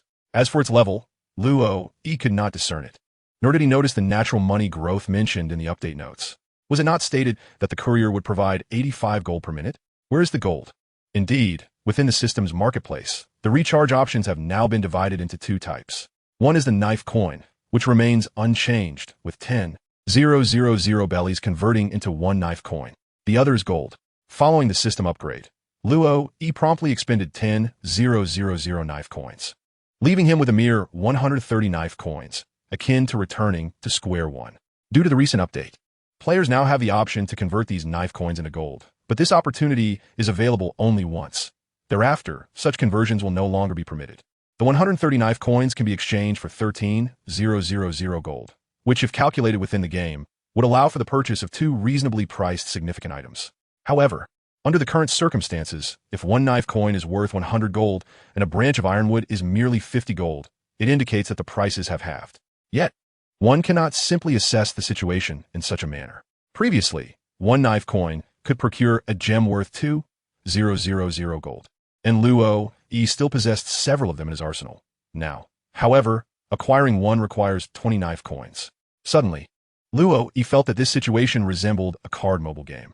Initially, there were only 10 consecutive draws, but later, a shop was opened, allowing for designated purchases. However, the cost per item was undoubtedly higher than that of a lottery draw, primarily because one could acquire precisely what they needed. Yet, did Luo truly require anything? No. He had already obtained everything available, except for items that the system had yet to unveil. His equipment was already complete, including that of Lila and the others, who had also filled their 6 equipment slots. Consequently, the cost for any newly emerging heroes had significantly increased. Additionally, the wares available in the shop left Luo feeling somewhat dissatisfied. The system had reached level 5, and the marketplace had undergone a revamp. Yet the items for sale remained limited. All items valued at over 2,500 gold coins were currently unavailable for purchase. Their images appeared in black and white, making one wonder if they were meant for some sacrificial purpose. Furthermore, in addition to basic and upgrade items, the shop now featured a display of neutral creature drop items. Yes, merely a display. The equipment showcase stirred intense envy in Luo, yet he had no idea where to procure these items. The updated content referred to wild drops. But where was he supposed to hunt? Where was the dog-headed family? He was eager to eliminate them all at once. The content of the gold coin shop consisted solely of this, while the remaining functionalities of the system continued to rely on knife coins. The lottery wheel of the system had been abolished, replaced by a shop offering various skins for sale. Thus, his system was aptly named Accessories too. Within it, a single set of skins cost over 1,000 knife coins. While they were sold as complete sets, had they been sold individually, Luo felt he might have immediately sought out the uninstallation option. However, amidst the marketplace, there was one item that truly pleased Luo, the contract scroll, which allowed one to randomly sign a contract with Hero. Priced at 10,000 knife coins, this item was the highlight of the recent update for Luo. Luo swore that he would rather pay double the price for an item than gamble on a mere 99 chance of obtaining it. It is well known that the probability of success is fundamentally binary. Either one succeeds or one does not. Reflect on the vast sums of Bailey he has expended in pursuit of heroes, although he has indeed acquired many treasures during his endeavors. Certain matters cannot simply be quantified in such a manner. Luo has come to understand that he can only evolve the system when the number of heroes he summons reaches a certain threshold. At level 0, he summoned a Lila, allowing for an immediate upgrade. Upon reaching level 1, he summoned both Mangix and Lucifer, leading to another system upgrade. As he progressed from level 2 to level 3, he summoned 2 heroes. From level 3 to level 4, he summoned 4. And from level 4 to level 5, he summoned 8. It is clear to Luo that to elevate the system level further, he must summon 16 heroes. The quicker he ascends in system levels, the greater the benefits he will reap, primarily enhanced cultivation potential and the ability to unlock higher-tier equipment. According to the system's nature, once he reaches level 8, he will be able to purchase the Relics of the Saints. At that point, Luo will demonstrate to everyone what it means to be a berserker wielding the 6 holy swords. For now, he is quite pleased with the modifications made to certain equipment, such as the Abyss Blade. After the recent update, the Abyss Blade inexplicably gained a blink assault effect, stunning opponents while allowing him to instantly blink beside them, complemented by 5 berserker axes. Choosing to convert all remaining knife coins into gold, Luo began his shopping spree. Demon Blade, one of the ancient weapons forged by the demon blacksmith Abusidian. It killed its creator upon its first test. Price, 2,200 damage, 42 ultimate magic sphere, a mysterious sphere containing the essence of life. Price, 2,150 all attributes, 10 blink dagger, a dagger used by the legendary assassins of this continent, known for their swiftness. Price, 2250 active. Blink teleport to a location up to 1,200 units away. Cannot be used for 3.0 seconds upon receiving damage from enemy heroes or Roshan. Cooldown. 15. These three pieces of equipment had long been desired by Luo E, but he was unable to acquire them due to insufficient system levels. As of today, he has successfully gathered the 5-piece set of the Wavebreaker. He only needs the system to rise another 2 levels to purchase the Eagle Song Bow and upgrade the Green Staff to the Ethereal Blade, at which point he will truly soar. However, purchasing one of each item cost Luo E 6,600 gold, leaving him with merely 6,400 gold. He decided to hold on to it for now, as acquiring just one of the Demon Blade and Ultimate Magic Sphere would not suffice. Both are crucial items suitable for any hero. At present, with one Demon Blade in hand, Luo E is contemplating whether to forge it into the Golden Staff, the Deadless, or the Berserker Axe. A small tip: enter Giant Panda literature into the search engine to find our site. Thank you. That evening, Luo E did not dwell on what equipment to synthesize. Why do people experience worry and suffer from choice paralysis? It is simply due to financial constraints. Tomorrow, he plans to venture forth and defeat a few pirate crews, earning a hefty sum of 18 million berries, which would allow him to purchase several items. At that point, it wouldn't be a matter of whether to choose the Berserker Axe. It would be a question of how many to acquire. In any case, all he needs to do now is place a Berserker Axe, a Dismal Blade, a Deadless, an Abyss Blade, a Silver Moon Crystal, and a pair of Boots of Speed in his inventory, and he will be ready to cleave through his foes. In fact, Luo E had previously contemplated a choice between the Berserker Axe and the Thunderhammer. However, after merely a second of consideration, he dismissed the Thunderhammer. While its effects are indeed remarkable, boosting attack power, increasing attack speed, and even having a chance to unleash Chain Lightning, the very nature of chance led Luo E to forego the Thunderhammer. As a melee hero, he preferred the Berserker Axe, which allows for splatter damage. Why gamble on probability when he could ensure damage through the splatter effect? The electric damage simply does not compare to the splatter. Thus, having synthesized 2 pieces of equipment and retained 1 ultimate magic sphere, Luo E contentedly tucked himself in for the night. Without a care in the world, everything seemed to flow smoothly. If any troubles were to arise, he would leave them for tomorrow's self to resolve. Alas, what a predicament. The following morning, Luo let out a resigned sigh. The troubles had indeed arrived. Luo E discovered that he had risen to prominence. The newspaper arrived unusually early today, and as he went for his morning jog, he stumbled upon a copy discarded at the entrance of their tavern. The front page prominently featured a disgruntled Don Quixote Doflamingo exiting the tavern. Notably, the tavern sign occupied nearly 1/3 of the photograph, captured from an exceptionally clever angle. As for the headline, it read, "Shock. The 7 warlords face defeat. Unbelievably. Tomorrow, I shall report to the shock department at a certain C." The content of the article was even more outrageous. It was unclear who penned it, but Luo E now harbored suspicions that a regular patron from the press had been mingling within the tavern. The article provided a remarkably detailed account, extolling the tavern's beverages and culinary offerings, while also delving into its history, including the tale of its destruction and subsequent reconstruction. However, the audacity of this newspaper was quite remarkable. While reporting on the 7 warlords is indeed significant news, not every warlord is fair game for such coverage, particularly Doflamingo.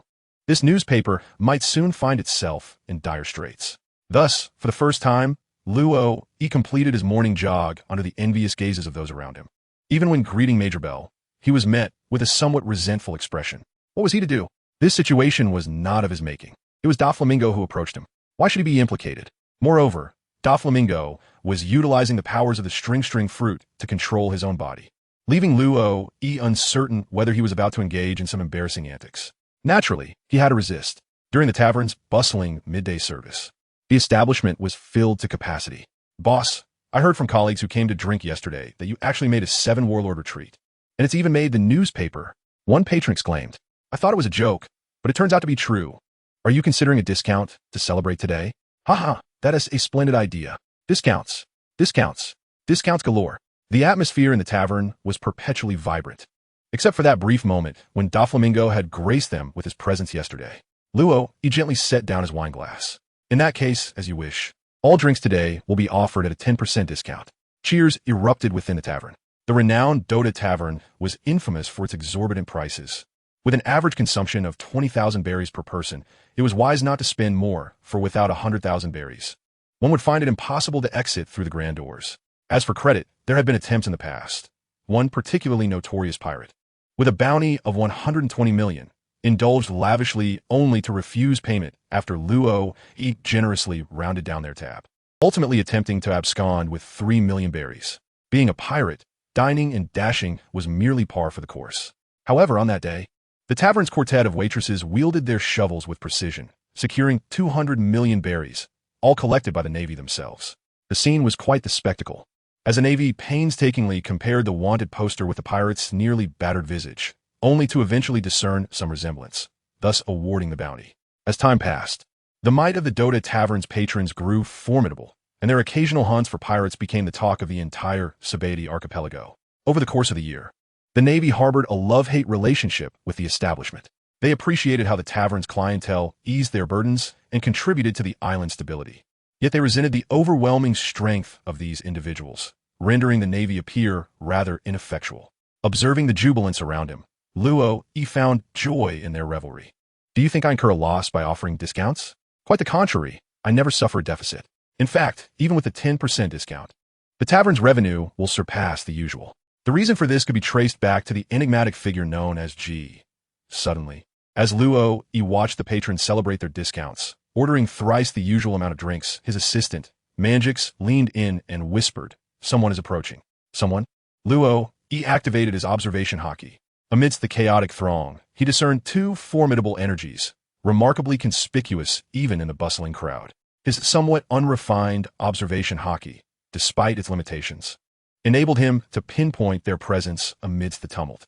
Who has arrived? Even Manjix had specifically noted that this individual must possess formidable strength, perhaps even surpassing opponents that Manjix himself lacks confidence against. Manjix's prowess is comparable to that of a vice admiral. Even Lucifer, who had been busy in the kitchen, emerged from within. Despite the multitude summoned by Luo, only a handful in the tavern were capable of combat.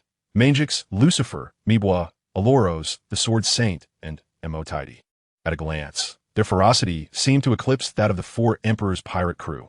Inci typically roamed outside, only returning occasionally at night, while Huixiang accompanied the captain at sea, and Chao Ci followed suit, possibly engaging in daily skirmishes with the captain. Guang Fa was leisurely sipping tea and enjoying cookies with a newly arrived Granny Bai, seated in the tavern's courtyard, resembling a couple savoring their twilight years. Soon, a surge of energy approached. At the entrance, a canine head peeked in. Laughter erupted, a distinctive, boisterous sound that Luo recognized without needing to step outside. "Ah, good afternoon, Aji-chan, Basin. Major Carp, you hardly appear older than I." "Really? Is that so, Bogart?"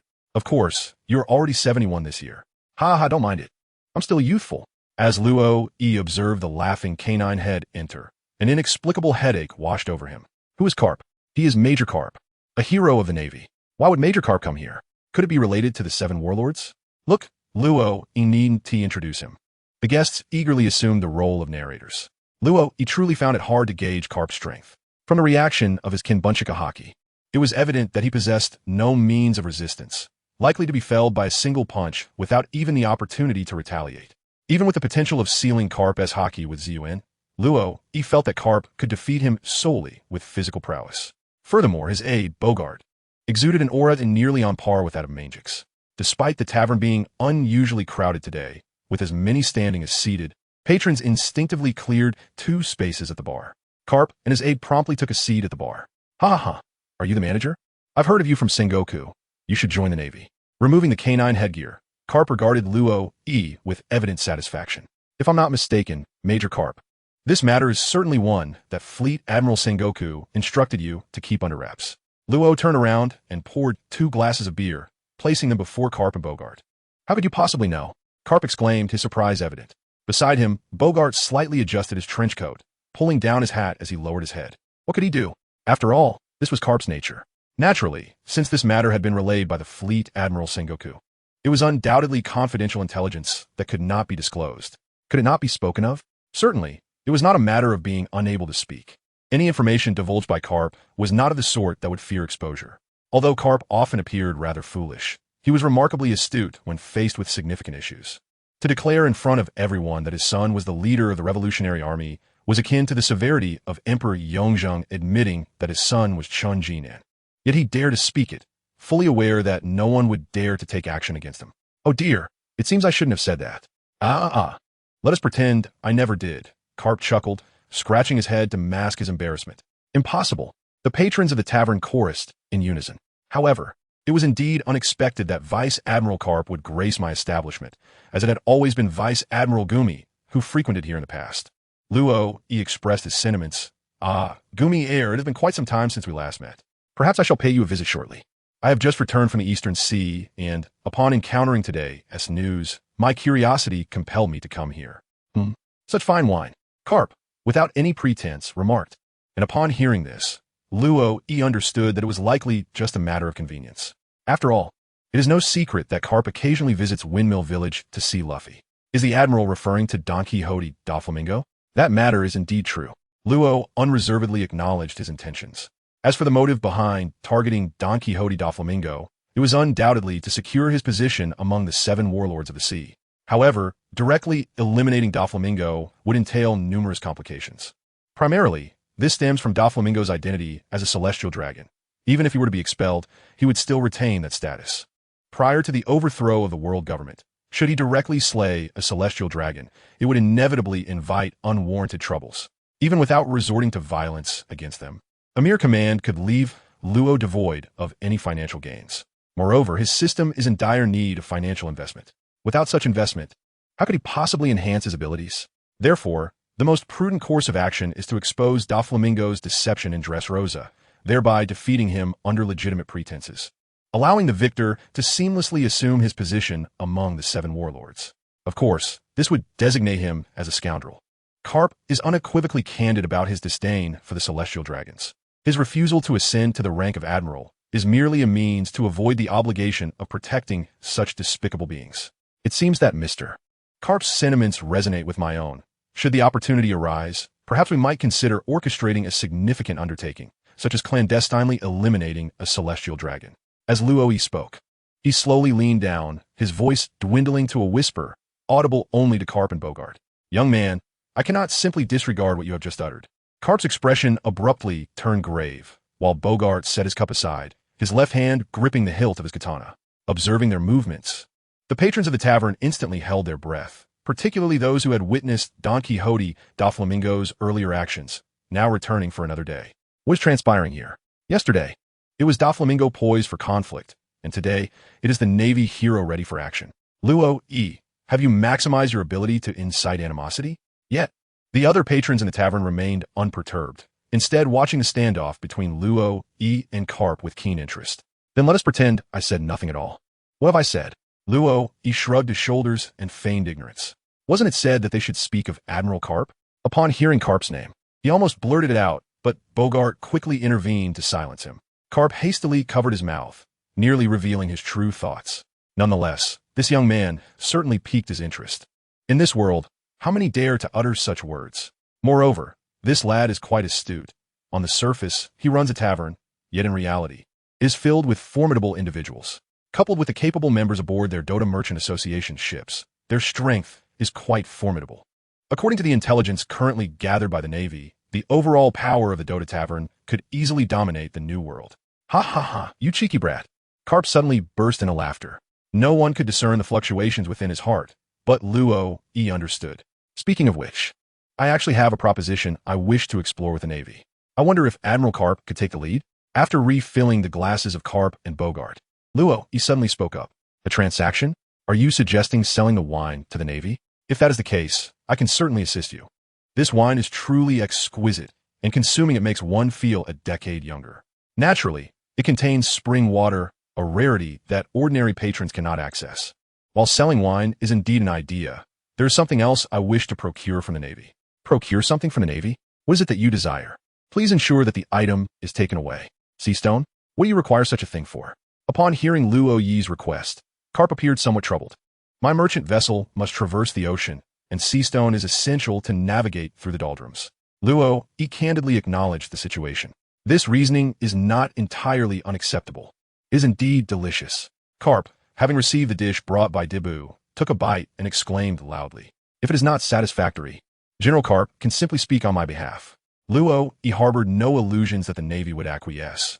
He simply had no alternative recourse. Should the Navy prove unyielding, He would have to devise a means to journey to Wayno country himself. What then is sea prism stone? It is a rare mineral, akin to a crystallization of the ocean, composed of elements similar to those of the sea, effectively manifesting as a solid form of the ocean itself. Its efficacy surpasses that of seawater, while the latter merely drains the strength of those with abilities, leaving some unable to exert their powers after contact. The former not only saps their vigor, but also renders them utterly incapable of utilizing their abilities. The naval vessels navigate the four seas and the Grand Line by embedding sea prism stone in the hulls of their ships, allowing the Sea Kings to perceive the Navy's vessels as part of the ocean, albeit they cannot remain stationary indefinitely. As for the necessity to procure it from the Navy, it is merely a quest for legitimacy. Although sea prism stone is nearly monopolized by the Navy, the Revolutionary Army possesses some as well. Otherwise, how could their ships traverse the Grand Line? Surely, they cannot rely solely on the bluster of Monkey D. Dragon. The sea stone that Luo E requires is not in great abundance. All he needs is a single vessel capable of traversing the oceans.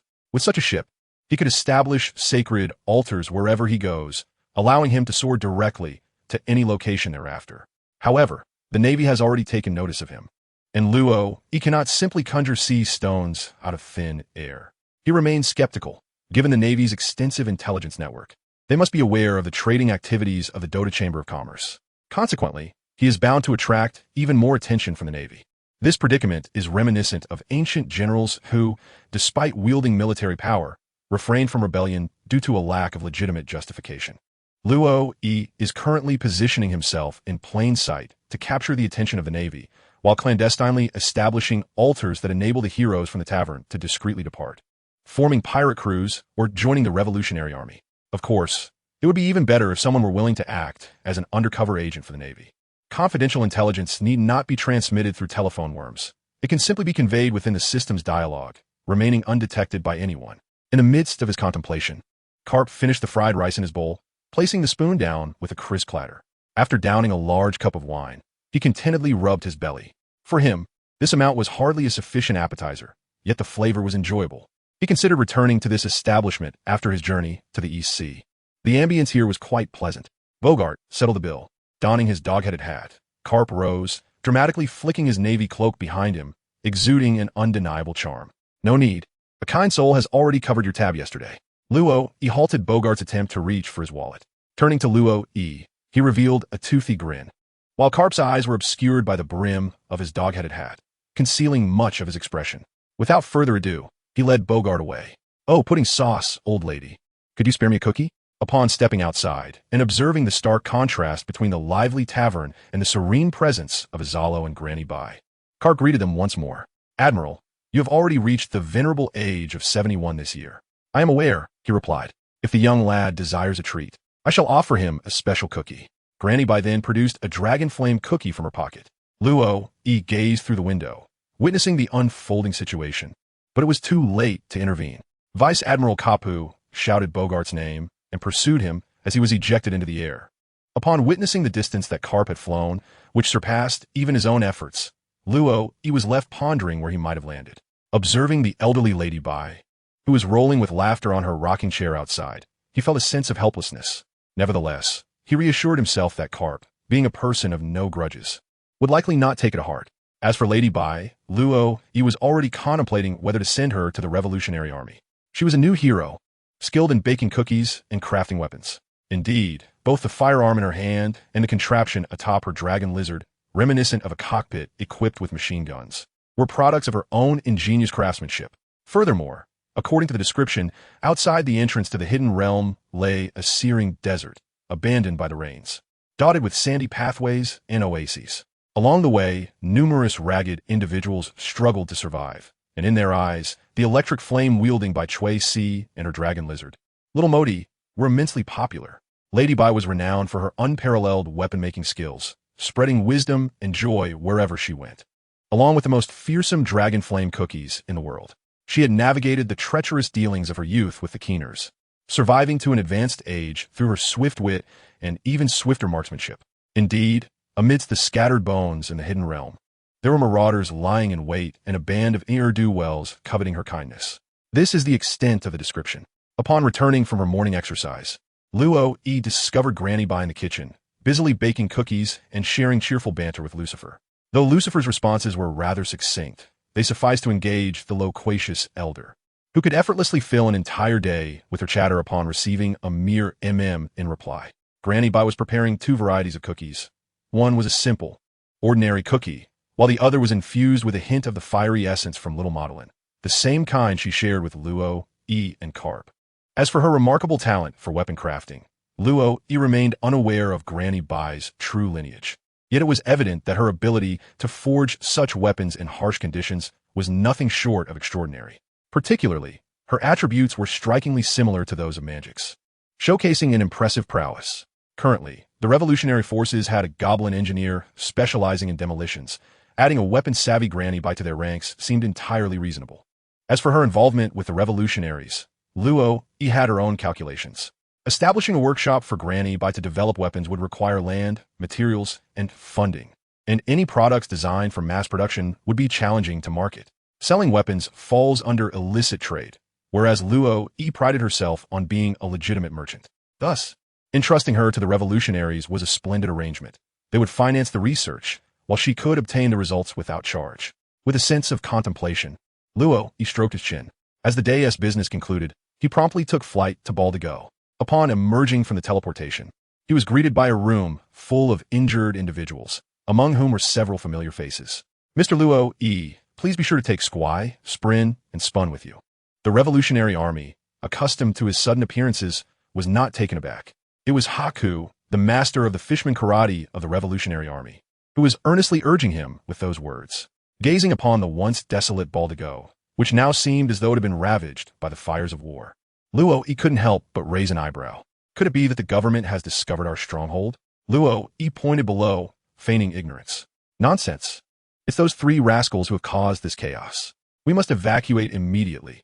If we delay any longer, this island will surely sink. With a bandage wrapped around his head and one arm suspended, it was uncertain whether he bore further injuries beneath his clothing. Yet, Haku's recuperative abilities were evidently more robust than those of humans. While the others lay incapacitated, he alone could accompany Luo, E to the rooftop to survey the dire situation below. Truth be told, it was indeed a tragic sight. Luo, E felt a twinge of embarrassment.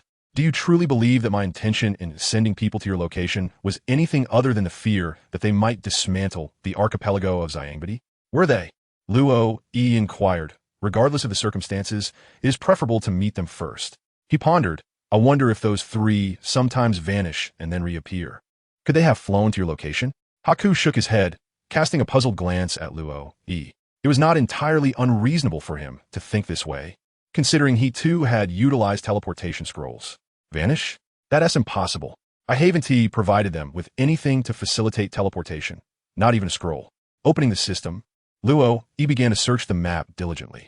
Indeed, after scouring the entirety of Baldigo, he found no trace of the engineer and his companions.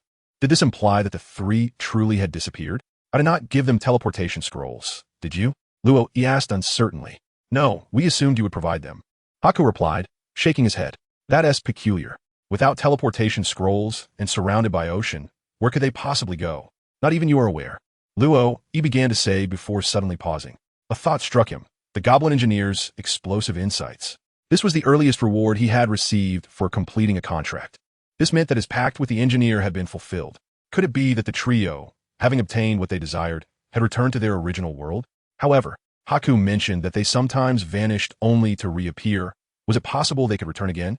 The next time they appear, please contact me immediately, Luo, E stated. With no leads to pursue, he was at a loss. Very well, Haku said, his gaze betraying an unsettling doubt. Do you not trust me?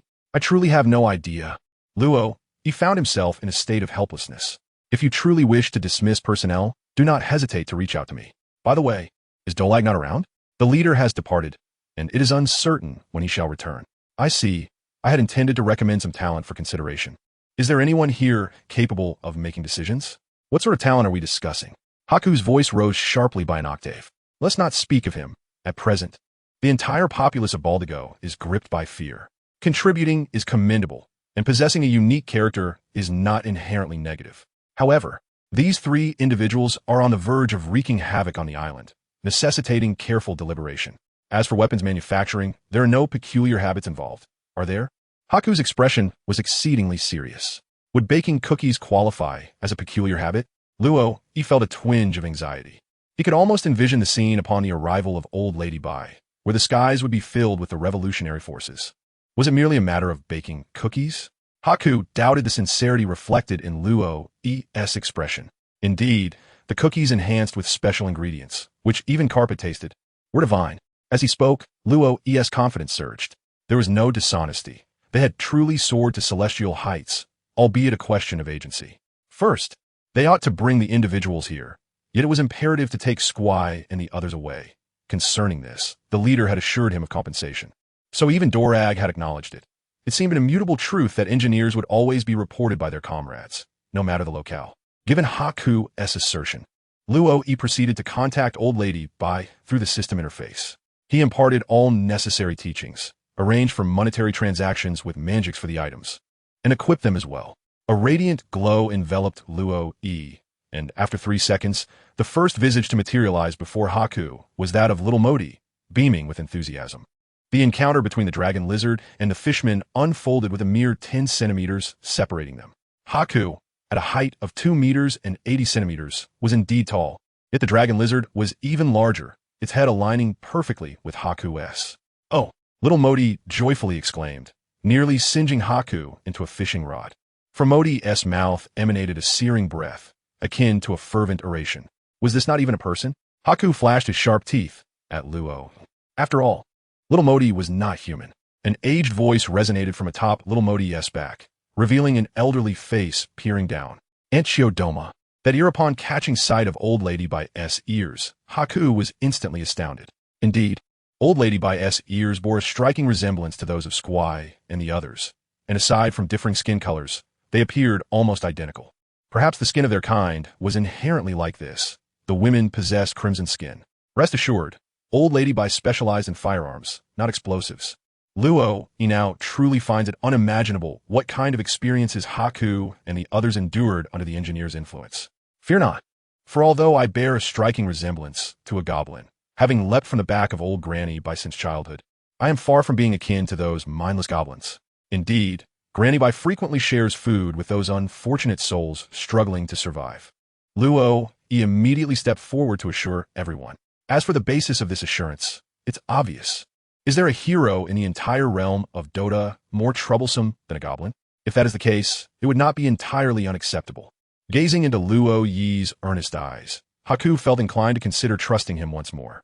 Mr. Luo, Brother Luo, just as Haku attempted to embrace this notion, 2 voices suddenly echoed from afar. Luo turned around and saw Sabo and Keela. "It is you two. How have you been lately?" Luo greeted and inquired about recent happenings. "I am currently studying the art of fishman karate with my master. Compared to before, Kala has become significantly more generous." Joyfully grasping Luo's hand and saying, "Is that so? Since you have come, allow me to present you with a few gifts." With that, Luo opened the armory and retrieved 2 strength bracers and a resilience orb, placing them into Ku's hands. "You may carry this resilience orb at all times, especially during training, while these bracers can be donned during combat." Luo did not elaborate on the efficacy of the 2 items. However, it won't be long before the revolutionary forces inevitably come seeking them. At that moment, a handsome profit awaits. How delightful. "Thank you, Brother Luo. No need for gratitude. Sabo's weapon is a pipe, correct? Once you grow stronger, I shall gift you a sturdy staff."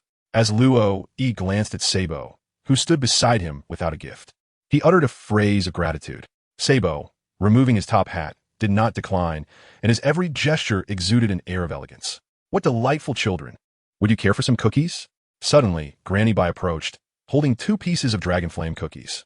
Haku's eyes sparkled with delight.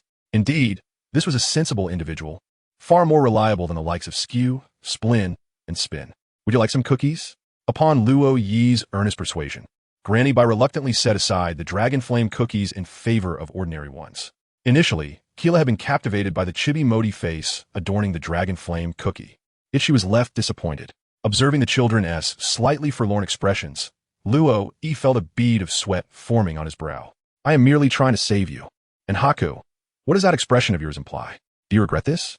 Eventually, Granny Bai was permitted to stay, a decision reached after consultations between her and Luo. He did not pry into the details of her contract, but if possible, he would devote himself to assisting them in fulfilling it. So far, whether it be the so-called explosive insights or the talent tree, they undeniably serve to enhance one's capabilities.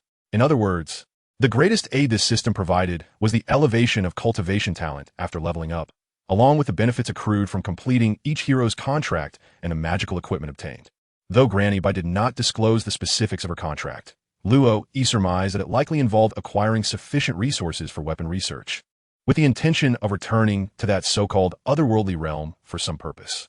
Haku escorted Granny to their revolutionary army's laboratory, while the large figure of Modi remained outside, unable to enter due to his size. "Mr. Luo, might I spar with you?" After Haku departed, Sabo unexpectedly posed this question to Luo. "Oh, are you certain?" Upon hearing Sabo's words, Luo found himself intrigued by this young genius. After all, he had recently joined the Revolutionary Army and had already surpassed Haku, earning the favor of Dracul Mihawk, the brother of the protagonist, Luffy. Sabo apologized quickly. Before Sabo could respond, Kila rushed forward, roughly tugging at Sabo's face. His expression was one of sincere regret, while Luo watched with keen interest. Sister-in-law truly lives up to her reputation. She has managed to win him over in less than a year. Fear not, it is merely a sparring session. Gently patting Kila's head, he saved Sabo's visage from further distress. He certainly did not possess the powers of the gum-gum fruit, nor did he understand how Sabo's face could stretch so unnaturally. Was it due to loose skin? "Modi, could you give us a lift?" Luo turned to Xiao Modi and spoke. Upon hearing Luo Yi's words, Xiao Modi bent down, allowing the three of them to climb onto his back. The seat was rather cramped, even somewhat diminutive, designed to accommodate only the petite frame of old Granny Bai. However, as it was an open top, devoid of doors save for a singular seat in the middle, the trio found themselves comfortably positioned without any sense of crowding. Luo sat in the center, with Sabo and Kula each grasping one of his arms. Once they were ready, little Modi leaped off the mountaintop. As he felt the exhilarating sensation of free fall induced by gravitational acceleration, Luo remarked that this was his first experience of such a daring plunge, and without any safety measures to boot. Compared to the calm demeanor of Luo and Sabo, Kala was so frightened that she let out a scream. Although she had mentally prepared herself beforehand, she was merely a novice in the art of fishman karate, and from such a height. Tears had already begun to well in her eyes. Bang! As Luo lifted Kira with his right arm, he executed a graceful descent just before touching the ground, providing her with a modicum of cushioning. Yet, despite the majority of the impact being absorbed by the petite Modi, along with Luo's assistance, Kira still felt as though her insides were churning, threatening to expel her lunch. However, from the resilient orb that Kira had recently threaded and adorned as a necklace, a gentle energy emanated from her chest, swiftly alleviating her internal turmoil. What is this? Initially perceived as merely an aesthetic accessory, it revealed its astonishing capabilities. Kira was aware that Luo had supplied the revolutionary forces with items that could expedite healing, yet she remained oblivious to the existence of such miraculous tools that functioned without ingestion. Observing the gradual return of color to Kira's face, Luo gently placed her upon Modi's back before leaping down to stand before Sabo, who wielded the broken water pipe. Come fort. Standing with his hands behind his back, Luo did not even assume a stance, yet Sabo remained cautious, refraining from hastily launching an attack. Presently, Sabo had not yet mastered the dual-colored hockey. While the observation hockey primarily hinges on innate talent, some individuals are naturally endowed with the ability to awaken higher levels of this power, enabling them to influence others' emotions and perceive their innermost thoughts. The armament hockey necessitates years of relentless training for mastery. This endeavor demands not only talent, but also the passage of time. Sabo did not linger for long. He swiftly swung the pipe towards Luo in an offensive maneuver. The sweeping strike aimed directly at Luo Yi's head, its velocity so great that it sliced through the air with a resounding whoosh. However, Luo seemed to anticipate this assault, elegantly leaning back to evade Sabo's strike with ease. Despite the attack missing its mark, Sabo pressed on, utilizing the momentum from his initial sweep to leap gracefully and execute a spinning kick aimed at Luo Yi's chest. Yet, with his body inclined backward, Luo retreated a step and deftly sidestepped once more, successfully avoiding Sabo's onslaught. Throughout this brief exchange, Luo did not find it entirely effortless. His ability to evade was increasingly attributed to his growing proficiency in observation hockey. Moreover, He could not help but admire Sabo's prowess. At merely 13 years of age, Sabo's speed and strength were rapidly nearing his own level. If endowed with a couple of agility-enhancing items, Luo surmised he might struggle to match Sabo's swiftness.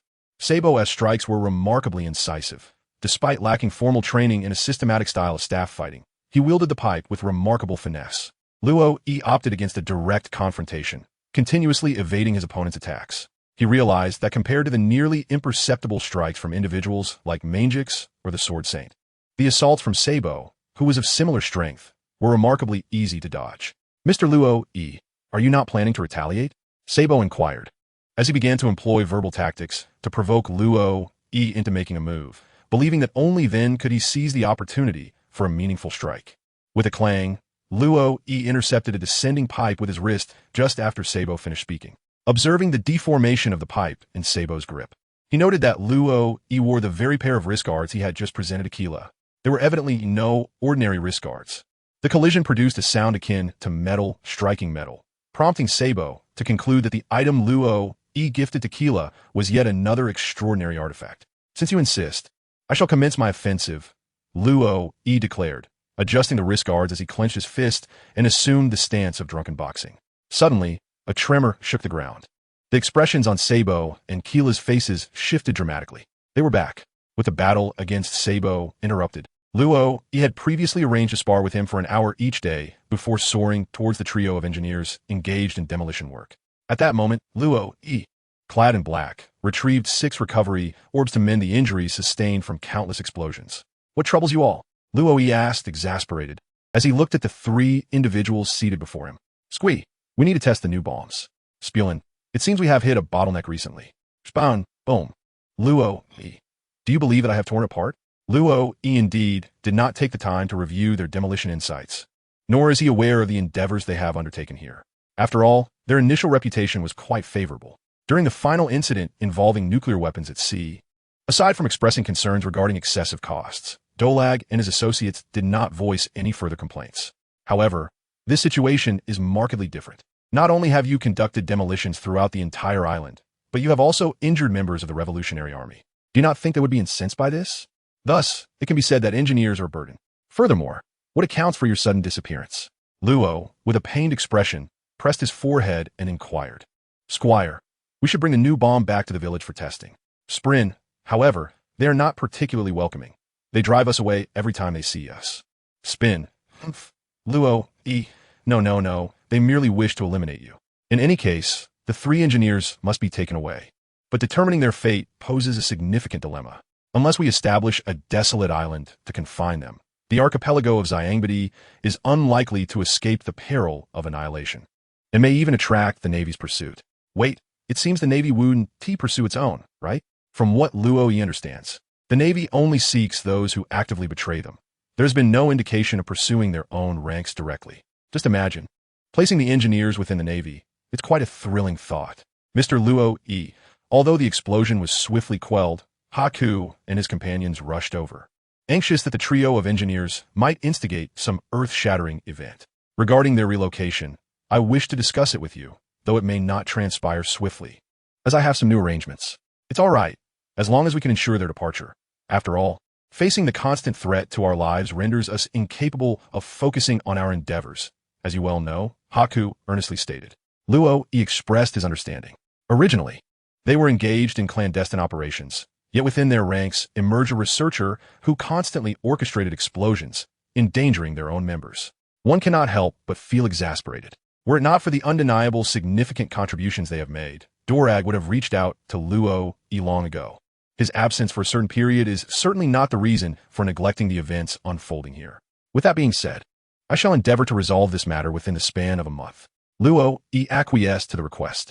Regarding this matter, he could revisit the naval base on the Shambadi archipelago. Over time, he had established a degree of familiarity with the Navy personnel there and was confident that recommending a few distinctive talents would pose no significant challenge. As for the 3 of you, refrain from detonating explosives in Baldigo for the time being. If you must, return to your hometown. Otherwise, I shall have the revolutionary forces suspend your research funding.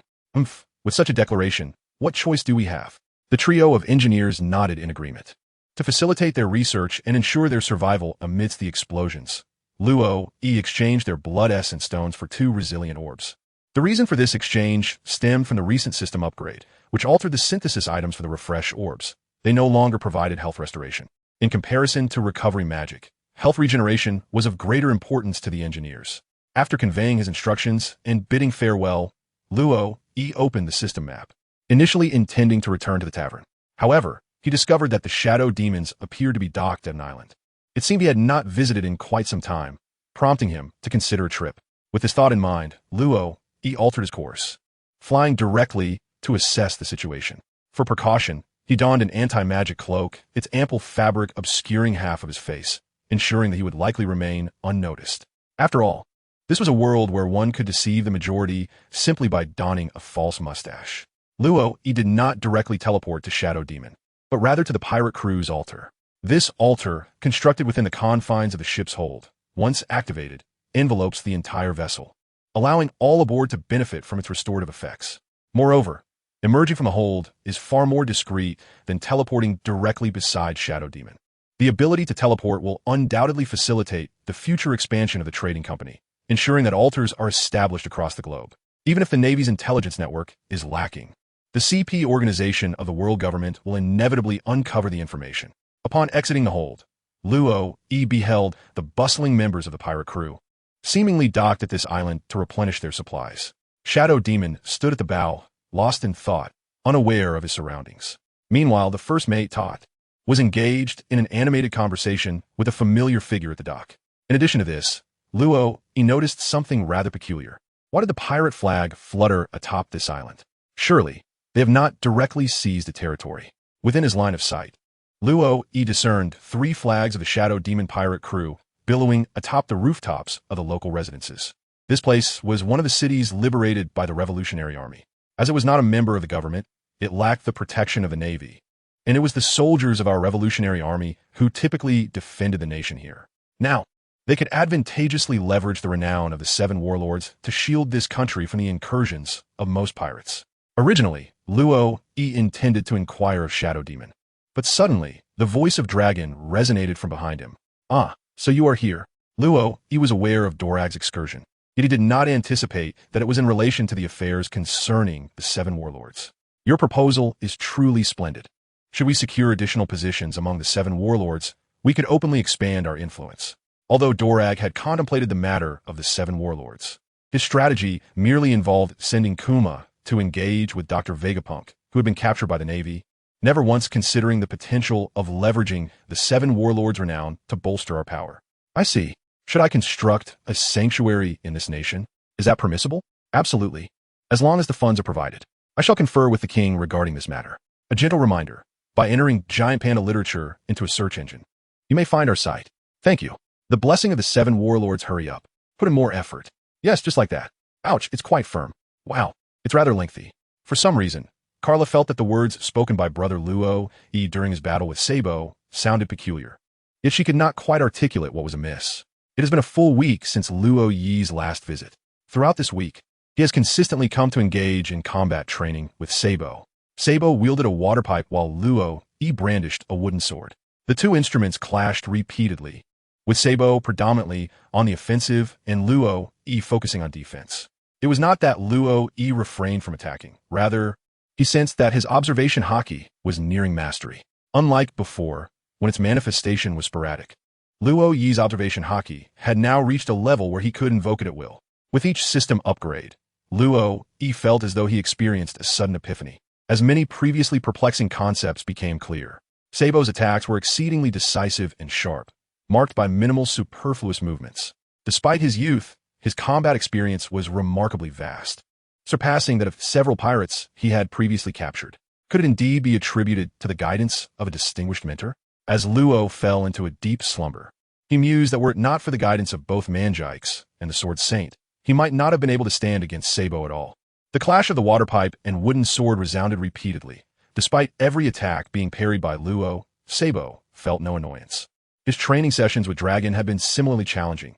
No matter how hard he strove, he could never land an effective blow on Dragon, often left bewildered as to the origin of his opponent's strikes. Although Luo's movements did not seem particularly swift to Sabo, he found himself rarely able to evade the assaults launched by Luo. A peculiar sensation washed over him, as if it were not Luo's wooden sword striking him, but rather he himself was colliding with the direction in which Luo wielded his weapon. He understood that this was the manifestation of observation haki. Dragon had previously spoken of haki, yet Sabo had yet to grasp its true essence. The battle raged on, and around Sabo's neck hung a resilient sphere. A gift from Luo. With this artifact, both his injuries and stamina recovered at an accelerated pace.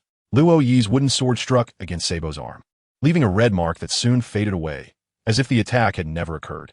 Disturbing. Lo Yi silently cursed. The characters in One Piece share a common trait. They possess formidable resilience and defense. Typically, those destined to perish exist merely to pave the way for others or for greater causes, like Roger Ace, Whitebeard, Kuna, and Princess Otoheim, among others. Apart from these figures, it is rare to witness many prominent individuals meet their demise. With a swift motion, he positioned his wooden sword to block Sabo's pipe, continuing his assault by turning and launching a punch. Sabo's right hand, resembling a dragon's claw with his index and middle fingers extended, and the ring and little fingers merged, aimed directly at Lo Yi's lower back. How audacious! Such a direct attack on a man's vital region is nothing short of a critical strike. Their punches collided. An ordinary blow from Lo Yi met Sabo's dragon claw, causing both to stagger back a few steps. In terms of strength, Lo Yi was only slightly superior to Sabo, who had honed his skills from a young age in the forest, making him far from an average 13-year-old. Undeterred by the failed strike, Sabo pressed his attack once more. Although his observation haki was formidable, he was confident in his strength. Even if his opponent perceived the source of his attack, evasion was improbable. This principle was exemplified by Luffy on Amazon Lily, demonstrating that while all martial arts may have their weaknesses, swiftness remains unparalleled. Sabo must have concealed this technique. Shaking his right hand, he felt the sharp sting of 3 clear claw marks. Although Sabo had yet to master armament haki, the dragon claw technique's potency was only partially realized. Nevertheless, it was undeniably a powerful strike. It was evident that Sabo's previous attack with the pipe was merely a feint, with the dragon claw being the true offensive maneuver. Had it been otherwise, he wouldn't have even managed to injure Lo Yi. While Sabo possessed attacking power, his speed lagged behind Lo Yi's ability to anticipate his moves. Particularly in recent days, Lo Yi seemed to have mastered observation haki with increasing proficiency, making mistakes increasingly rare. Even without haki, Lo Yi could rely on his own energy, allowing him to sense incoming attacks. As his energy flowed, his wounds healed rapidly. Though he berated Sabo as a freak, Lo Yi's innate recovery ability was astonishing. Even without relying on external equipment, their sparring continued, each exerting their full strength with each strike. Though termed a spar, it also served as a means of cultivation. An hour swiftly passed. Despite the assistance of a resilient ball for recovery, the prolonged hour of intense combat, especially while primarily on the defensive, significantly drained Sabo's stamina. Luo Yi, too, finds himself in a challenging position. The distinction between possessing skills and lacking them is indeed profound. Sabo's Dragon Claw Fist, likely a testament to the true teachings of Dorag, exhibits formidable strength in both grip and impact. If the assaults remain relentless, he may not even have a moment to recuperate from his injuries. When the two finally settled on a stone to rest, Luo Yi fared relatively well. Having sustained minimal attacks, his only afflictions were shattered wooden sword and bruised, swollen fists. In stark contrast, Sabo's attire was reduced to tattered rags, and his water pipe was rendered useless. Subsequently, both resorted to hand-to-hand combat, a routine that had become customary over the past week. Kula adeptly approached with clothing to outfit Sabo, while Luo Yi opened his system panel to assess his attributes. Engaging in sparring with an equally matched opponent had surprisingly fostered a rapid growth in his abilities. Over the past few days, all his attributes had risen by 5 points. Yet, today's system panel presented an anomaly unlike any he had encountered before. As Luo Yi beheld his skill bar illuminate, he took a deep breath, striving to suppress the exhilaration bubbling within him, lest he burst into laughter. He had arrived, bringing with him newfound abilities. The observation haki, the latent power inherent in all living beings, enabling one to keenly sense the aura of others, discern the positions and numbers of enemies beyond the line of sight, as well as predict their forthcoming actions. However, that was not the focal point. What truly captivated Luo Yi was the bright yellow frame encasing this ability within the skill bar, adorned with a prominent plus sign, akin to an unadorned 404, drawing his attention irresistibly. In this world, there has never been a remedy for regret. As Luo, he lost consciousness. This phrase echoed relentlessly in his mind. Upon awakening, he found himself lying in a revolutionary hospital, with Carla beside him peeling an apple, while Sabo engaged in conversation with Dragon. You are awake. As Luo, he remained with his eyes still closed. Dorag was already aware that he had awakened. Wait, let me gather my thoughts.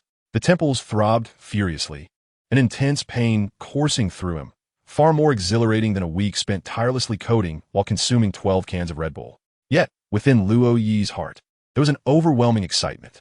The sensation he had just experienced was far more potent than his clumsy grasp of Kenbunchika haki. It was akin to the moment in the original narrative when Kobe awakened his Kenbunchika haki after the War of the Best, entirely overwhelmed by the cacophony of sounds surrounding him. However, Luo Yi's situation was even more severe. He could hear not only the conversations of those around him, but also the rustling of the air, the swirling dust of Baldir, the scraping of chairs as they were moved, the incessant buzzing of phone bugs, and the gentle bubbling of small fish in the ocean. To his astonishment, he had awakened Kenbunchiko haki. Luo Yi's talent was truly extraordinary. This was what Mr. Dorag had referred to as the awakening of Kenbunchiko haki, who would have anticipated it to be so formidable that even Luo Yi had fainted from the surge. Is brother Luo Yi all right? I have peeled some apples. I wonder if you would like to eat them? These are the thoughts echoing in Luo Yi's mind. The skill of Kenbunchika haki appeared in his skill menu, accompanied by yellow dots indicating the possibility of upgrades. Should he allocate points? How many should he choose? In any case, Luo Yi focused his intentions and began to click fervently on the yellow dots. Add. Subsequently, he lost track of how many points he had added, overwhelmed by an influx of information that caused him to faint. The system interface did not display his current level of Kenbunchika haki, nor did it provide a detailed introduction to its effects. Hearing thoughts? Conveying intentions? Long-distance locking? Foreseeing the future? Was it because ENT pressed the Alt key? Despite his internal complaints, Luo Yi attempted to retract all the Kenbunchika haki he had released, just as he had mastered before. Before long, the sounds in his mind began to dwindle, and Luo Yi finally managed to gain control over the Kenbunchika haki. For the time being, he would need to diligently practice to master it completely. What an astonishing talent he possessed. Dorag, witnessing Luo Yi's gradual recovery, could not help but exclaim in admiration. Indeed, what an incredible sensation it was. Luo Yi offered a wry smile and replied, Luo Yi, have an apple. Kala cautiously extended an apple from the side. Thank you, Kala. I happen to be quite hungry. With that, Luo Yi smiled at Kala while taking the apple. The absence of distracting noise was indeed much more pleasant. Luo Yi has been unconscious for an entire day. I shall fetch some food immediately, Kala declared, dashing out without a backward glance. Have I truly been in a state of unconsciousness for so long? Taking a bite of the apple, Luo Yi glanced at the system interface, noting the time was 4 p.m. During this period, Mr. Mangikes had visited once, and upon learning that Luo Yi had fallen unconscious due to awakening his observation haki, he had taken his leave. This was what Sabo had conveyed. Luo nodded slightly, acknowledging the kindness shown in gifting him a pair of flying shoes. Rest well, was all that Dolage said before rising to depart. Sabo, sitting obediently nearby, seemed to have taken on the responsibility of caring for him alongside Kira during his day-long slumber. It was a pity that they were merely children. It would have been preferable to have a nurse in attendance, much like the 4 ship doctors aboard Whitebeard's vessel. Before long, Kira burst through the door, cradling a meal box nearly as tall as herself, which she clattered onto the table beside him. A small table was set up on the bed, and she deftly arranged the dishes and food. Sabo, having often been hospitalized due to training, was accustomed to such care. Hey, upon noticing Luo's inquisitive gaze, Kira seemed to intuit his unspoken question and promptly began to explain. With no hesitation, Luo picked up his utensils and dug into the meal.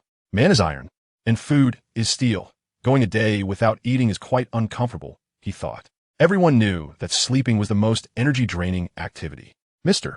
Mangikes had mentioned that once Luo woke, he would need to return, as the Navy had arrived. Observing Luo swiftly consuming the food on the table, Sabo suddenly spoke up. Oh, I didn't expect it to be so soon.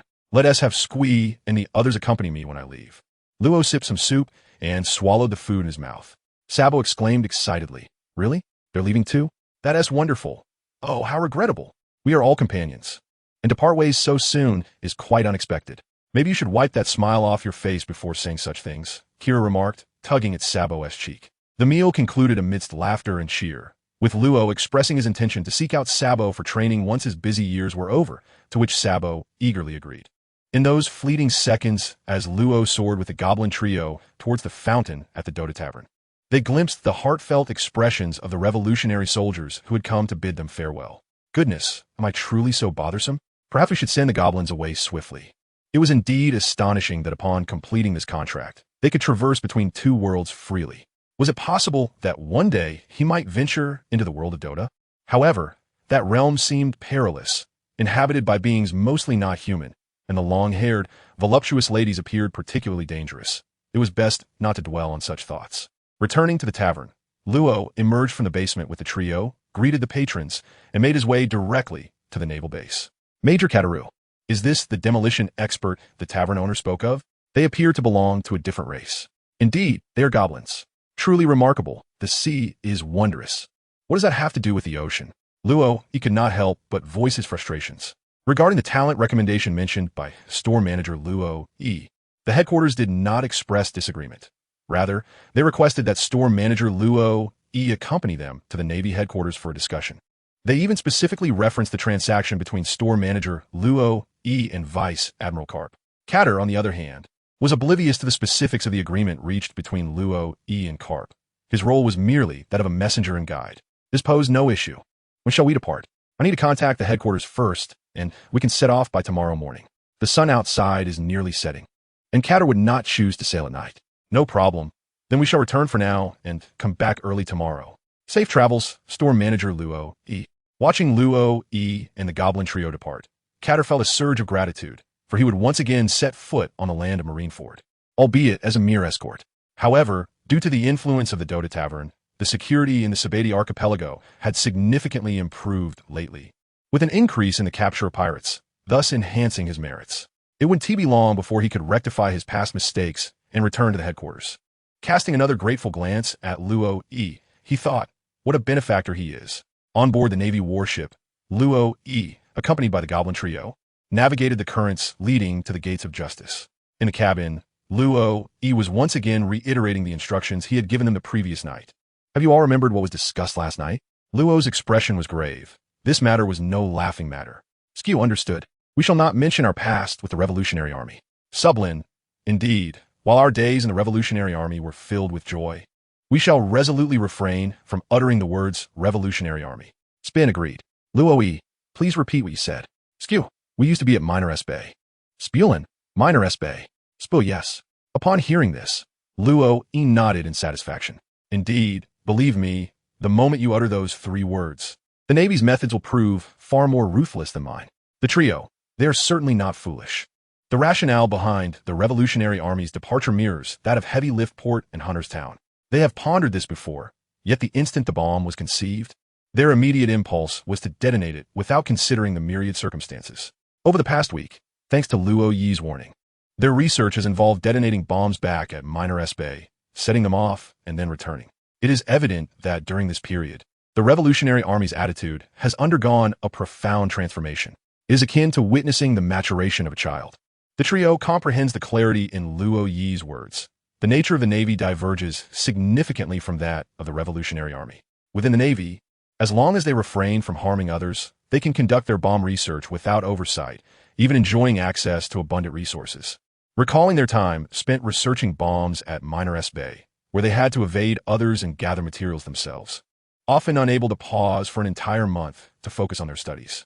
However, with Luo Yi's assistance, they can now devote themselves entirely to explosive research. Given this opportunity, what harm is there in exercising a little patience? After countless reminders and exhortations, the trio finally began to mature at this moment. One cannot deny that capital is indeed a formidable adversary, capable of transforming the once thoughtless trio into engineers who understand the intricacies of interpersonal relationships. Almost there.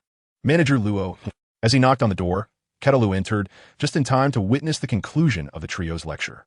My apologies, Major General Ketalu. These 3 are rather inexperienced. I must provide them with further instructions to prevent any complications from arising. Luo Yi spoke earnestly. Manager Luo E, you are too modest. I observe that the 3 of them are quite vivacious. Ketalu, however, found nothing unpleasant about the trio. After all, this was merely the beginning of their acquaintance. and the three appeared somewhat foolish, resembling rather unattractive children due to their stature. I suspect that once they truly come into their own, you may not wish to remain at the Navy headquarters. Haha, Manager Luo E, is it a jest? No. If you were aware that they have already obliterated 3 towns in their pursuit of research on explosives, you would recognize it as fact. Wait a moment. What are you saying? The polite smile on Catalu's face abruptly froze. In that instant, he seemed to foresee the end of his career. Was there a possibility that he would be assigned to the weakest East Blue as a mere base commander? Troubled, Catalu remained lost in thought even after arriving at the port of Marineford, only to be startled once more by someone at the dock. Ha ha, kid, you finally made it. I've been waiting here for ages. Vice Admiral Karp greeted him personally. Catalu muttered like a zombie. Mr. Karp, you weren't dismissed by Admiral Sengoku, were you? Observing the remnants of snacks at the corners of Karp's mouth, Luo E candidly exposed his misdeeds. Oh, how did you know? Never mind. Here's a sweet donut for you, along with Granny B's Dragon Flame cookies. Luo disregarded Karp's interrogative remark, and in full view of everyone, commenced his act of bribery. Indeed, you are quite to my taste. Abandon the tavern and join the Navy, he suggested with a grin. Karp readily accepted the donut, while he cast not even a glance at the Dragon Flame biscuit. The previous leap had landed him directly in someone else's abode, and assisting in the repair of the roof had consumed a considerable portion of his time. Upon observing that Karp was disinclined to take the Dragon Flame biscuit, Luo promptly stowed it away for himself. Alas, what a splendid item this is. Consuming it not only allows for an immediate leap, but also inflicts impact damage and causes disorientation upon landing, with a considerable area of effect. Moreover, perhaps due to a unique processing method or the exceptional quality of its ingredients, this biscuit astonishingly possesses healing properties, restoring injuries instantaneously. Under Karp's guidance, Catalu and his companions deemed it unnecessary to venture further and instead proceeded directly to the resting area to report in. Luo tiraillet colossity beside Karp. While Skew pushed a small cart, seated in front was Sublin, and behind him was a large barrel containing Subin. Despite the vast expanse of the naval base, Karp led them directly to Sengoku's office. To him, there was little distinction between visiting Sengoku's office and his lounge. Without even knocking, Karp boldly swung open the grand door of the Admiral. Anticipating Karp's brash entrance, Sengoku refrained from reprimanding him, and instead turned to regard the woman seated nearby. With her hair graying and tied back in a ponytail, adorned with 2 aquamarine earrings, she was Vice Admiral Tsuru, the chief strategist of the Navy headquarters. Luo E was taken aback, never expecting that these 3 contemporaries would simultaneously grant him an audience. Had his status risen to such heights? He had long wished to meet Mr. Luo E, and today, that aspiration was finally realized. The first to speak was Sengoku, whose demeanor was markedly more formal compared to the casual attitude of Karp. I have been acquainted with the illustrious name of Admiral Sengoku since my childhood. Luo E responded with politeness. He had been watching One Piece for 20 years, more so than his own existence in this world, having grown up with it. Indeed, it was quite different from what Garp had described, as he was a remarkably courteous child. As he spoke, Sengoku shot a glance at Garp, who was rummaging through boxes in search of snacks, reminding him to be mindful of their guest. I hear you intend to recommend research-oriented talents to the Navy? Tsuru, seated nearby, suddenly interjected. Research-oriented talents certainly existed within the Navy, yet each was of paramount importance. They required trust or, at the very least, control, ensuring that no individuals of dubious origin could infiltrate their ranks, lest they seek to pilfer Navy secrets. Could you perhaps showcase the technologies you have mastered? Sengoku continued in agreement with Tsuru. Here? That may not be appropriate. Luo E replied while restraining the eager engineers who were on the verge of retrieving their explosives. You're right. Let us proceed to the seaside. I recall they are demolition engineers. Sengoku nodded, pulling along the empty-handed Garp. The 3 of them led Luo E and the others to the sandy beach, where the engineers could present their research findings. During a moment that Luo E found hard to watch, the beach of the Navy headquarters trembled, and amidst the blaring alarms of an enemy attack, it acquired a new moniker, Crescent Bay. A series of seemingly modest explosives had created a vast circular clearing, with an influx of seawater filling the void, resembling a new crescent moon. What remarkable talent indeed, Sengoku mused, observing the exuberant gestures of the engineers. Yet, a singular question lingered in his mind. Was it truly wise to allow them to join the Navy? After Sengoku intervened to halt the alarm's commotion, Luo E and the others were escorted back to Sengoku's office. The power of the explosives was indeed formidable. However, if they could not provide adequate explanations, It would be reckless to permit them entry into the Navy. Sengoku's words were quite reasonable, and Luo Yi understood, while the trio of engineers stood quietly, not daring to utter a word, their eyes anxiously fixed on him. Luo Yi did not conceal anything, recounting the incidents involving the trio's explosive experiments, the destruction of 3 towns, and the ridicule they faced from the villagers who pursued them. Observing the trio's expressions of guilt and regret, Sengoku and Tsuru were discerning the veracity of their claims. Miner Bay, Craneport, and Hunter Town were places they had never encountered, and they had no prior knowledge of the goblin race. However, this was to be expected if the Navy were aware of every location in this world. The manga would be titled king of the Navy. Within the New World, the Navy's influence is virtually non-existent, limited to apprehending pirates outside the territories of the 4 emperors. Therefore, Luo Yi's statements required verification. Nevertheless, Sengoku and Tsuru, being astute individuals, quickly discerned the trio's naivety, which was coupled with a tendency to conceal something. Should Admiral Sengoku permit their enlistment in the Navy, I would urge them to exercise restraint. However, it is likely that the Navy possesses dedicated experimental facilities, ensuring no harm comes to anyone. Luo Yi articulated his greatest concern. The trio immediately nodded in agreement, revealing their docile nature, reminiscent of the pets in a pet shop. Let's keep them for now, but there will be a probationary period. If it doesn't work out, we shall return them. Sengoku and Crane exchanged a glance, both comprehending the unspoken agreement, and nodded in assent. Skew, splendid brother. Spulin, wonderful brother. Spulin, boom. Luo Yi, please stop. Upon witnessing the trio's intention to deploy a landmine in celebration, Luo Yi swiftly restrained them. In that moment, even Karp felt that permitting this trio to join the Navy could inflict severe financial repercussions on the naval budget. Furthermore, there was another matter he wished to discuss with Mr. Luo Yi. Apart from addressing Karp, Sengoku had maintained a stoic expression. Please, Marshal, proceed. Previously, I heard from Karp that you seek sea prism stone. Indeed, my trading company aims to expand. Our business cannot be confined to the Grand Line, as the 4 seas present a vast market. This is undoubtedly true. However, the sea prism stone is exceedingly scarce. Even the reserves within the Navy are limited, making it challenging for us to sell it to you readily. Nonsense. You possess so much sea prism stone that you utilize it for prisons, handcuffs, bullets, and mechanical arms. Yet you claim there is a shortage? Nevertheless, there exists a possibility that, due to Wano being occupied by Kaido, the Navy now lacks a supply of sea prism stone, resulting in a diminishing stock. I have several intriguing items. Should the Marshal find them suitable, I could offer them in exchange for sea prism stone. Sengoku's reluctance to sell to him does not indicate an outright refusal. Rather, it is an attempt to inflate the price. However, Luo Yi believes that the magical artifacts in his possession could serve as a viable means of barter, though he wonders if Vegapunk would be able to conduct research on them. It is said that the pinnacle of science culminates in metaphysics, is it not?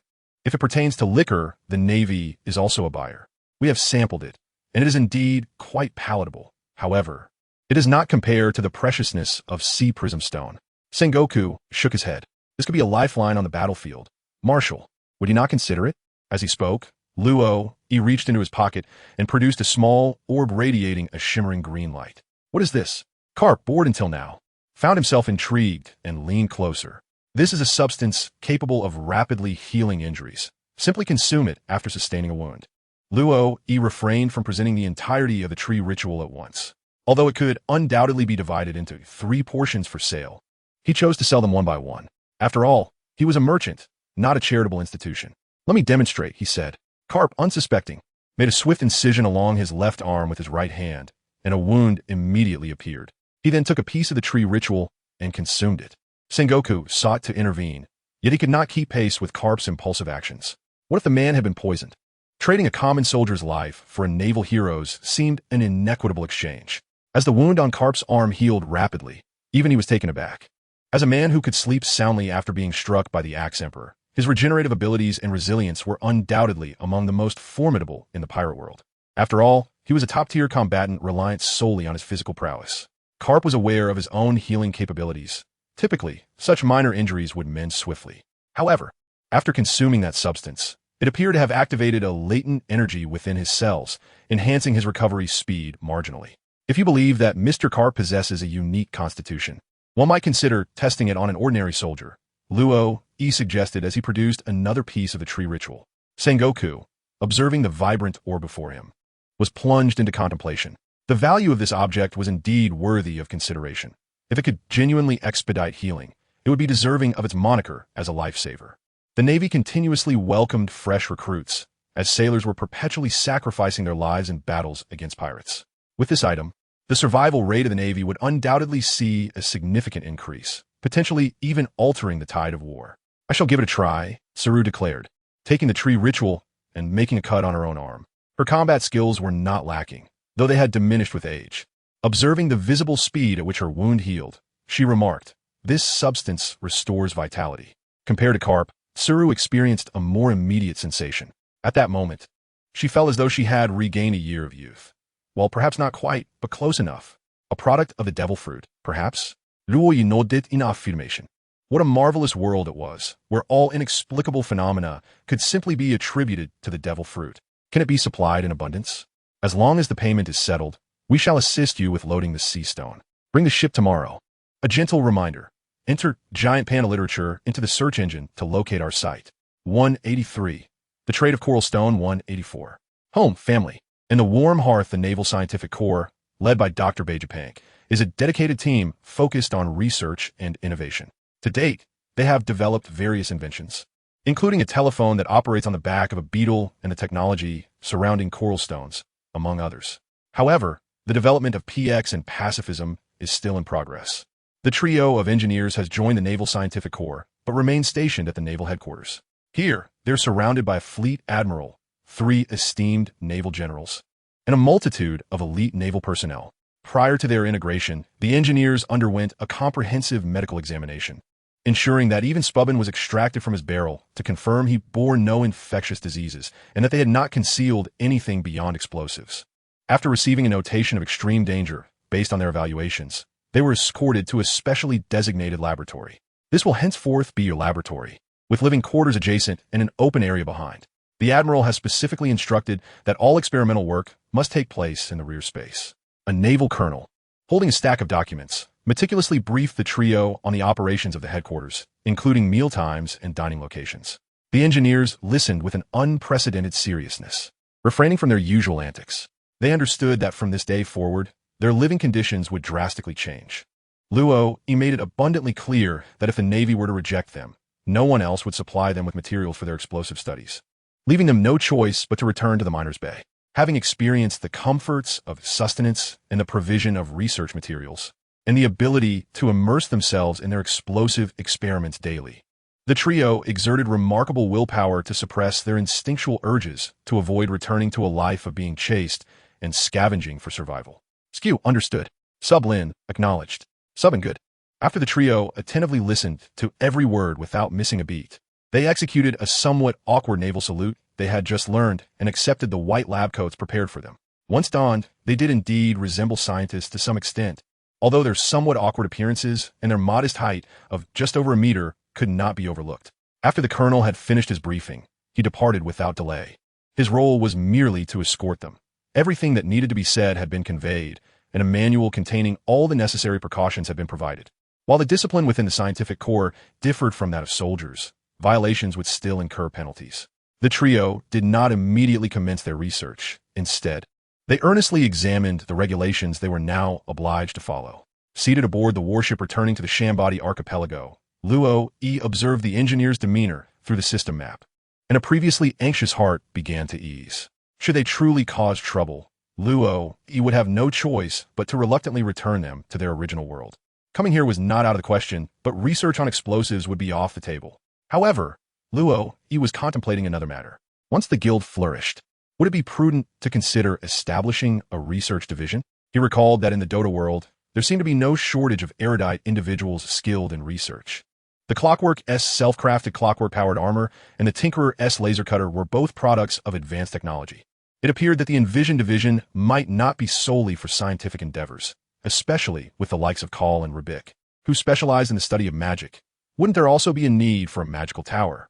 Suddenly, Luo realized that he might need to amass a considerable fortune, with the intention of acquiring a vast expanse of land on the Shambadi archipelago. However, he reconsidered the necessity of purchasing. After all, the establishment next to their tavern, known as 2029, was a lawless zone. What does a lawless zone entail? As long as one possesses sufficient strength, one could reign supreme without fear of interference. Silently reshaping his nascent plans, Luo Yi resolved to make his mark on the island. As for offending anyone, the majority of the nefarious individuals on the Shambadi archipelago were originally under the command of Don Quixote Doflamingo. If he had already crossed Doflamingo, what was there to fear in dealing with his subordinates? With such thoughts, a smile unconsciously graced Luo Yi's face.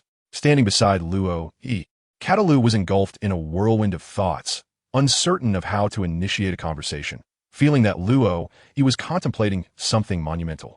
In truth, earlier that morning, while waiting at the Navy headquarters, the sound of the enemy attack alarm had filled Catalu with despair, leaving him with a singular thought: to eliminate the 4 individuals he had brought along to prove his innocence. Commander, I was deceived as well. After all, having blown up half a beach, it was only natural for Catalu to harbor such thoughts. The tremor from the explosion had caused the entire Marineford to shake for a prolonged period, as if it had struck a sensitive nerve, leaving the aftermath unsettled. Of course, Catalu could not find solace either. Knowing that the trio of engineers were responsible for the destruction of 3 cities, he began to worry about his career, and the explosion at Marineford only intensified his concerns. This incident marked the first explosion in the history of the Navy headquarters established at Marineford, and it was prompted by his adherence to Luo Yi's suggestion to recommend talent. In that moment, Catalu wished he could instantly commit seppuku. Fortunately, the situation was resolved impeccably. The engineers remained with the Navy's scientific unit and were currently conducting research at the headquarters. If they passed the trust assessment, they would officially join the Navy's scientific division. Furthermore, Catalu's talent recommendation received verbal commendation from Sengoku. Although no news of promotion was disclosed, Catalu sensed the trust of being entrusted with significant responsibilities through Sengoku's gaze. Due to time constraints, they dined on the ship, watching in astonishment as Luo Yi consumed meals fit for hundreds. Catalu suddenly realized that his lack of strength might stem from his meager intake. As Luo Yi disembarked and returned to the base, Catalu immediately reached out to his friend at the Navy headquarters, still harboring a sense of unease. Convinced that matters were far from simple. Moshi, Catalu? Yes. What is the situation at headquarters? Has anything occurred? As soon as the call was connected, Catalu anxiously inquired, only to be met with a thunderous roar from the other end. If it pertains to Skewy and his 2 companions, I trust you have already heard. This marks the 3rd occurrence within an hour. After disconnecting the call, Catalu leaned back in his chair, his gaze vacant, contemplating the future. The prospect of retirement seemed rather appealing. Life with a warm hearth, surrounded by family, suddenly filled him with a sense of anticipation. For an entire week, Catalu awaited news of his retirement. Judging by the frequency of 3 explosions in 1 hour, it seemed that within 2 or 3 days, the naval headquarters would be submerged beneath the waves. However, that was not the case. The experimental site for the trio of engineers appeared to have been specially treated. It neither caused tremors on the island nor inflicted significant damage, merely emitting sounds that deprived Sengoku of sleep for 3 consecutive nights, ultimately leading to a decree prohibiting experiments after 8 p.m. Yet, while the anticipated retirement notice did not arrive, another commendation did.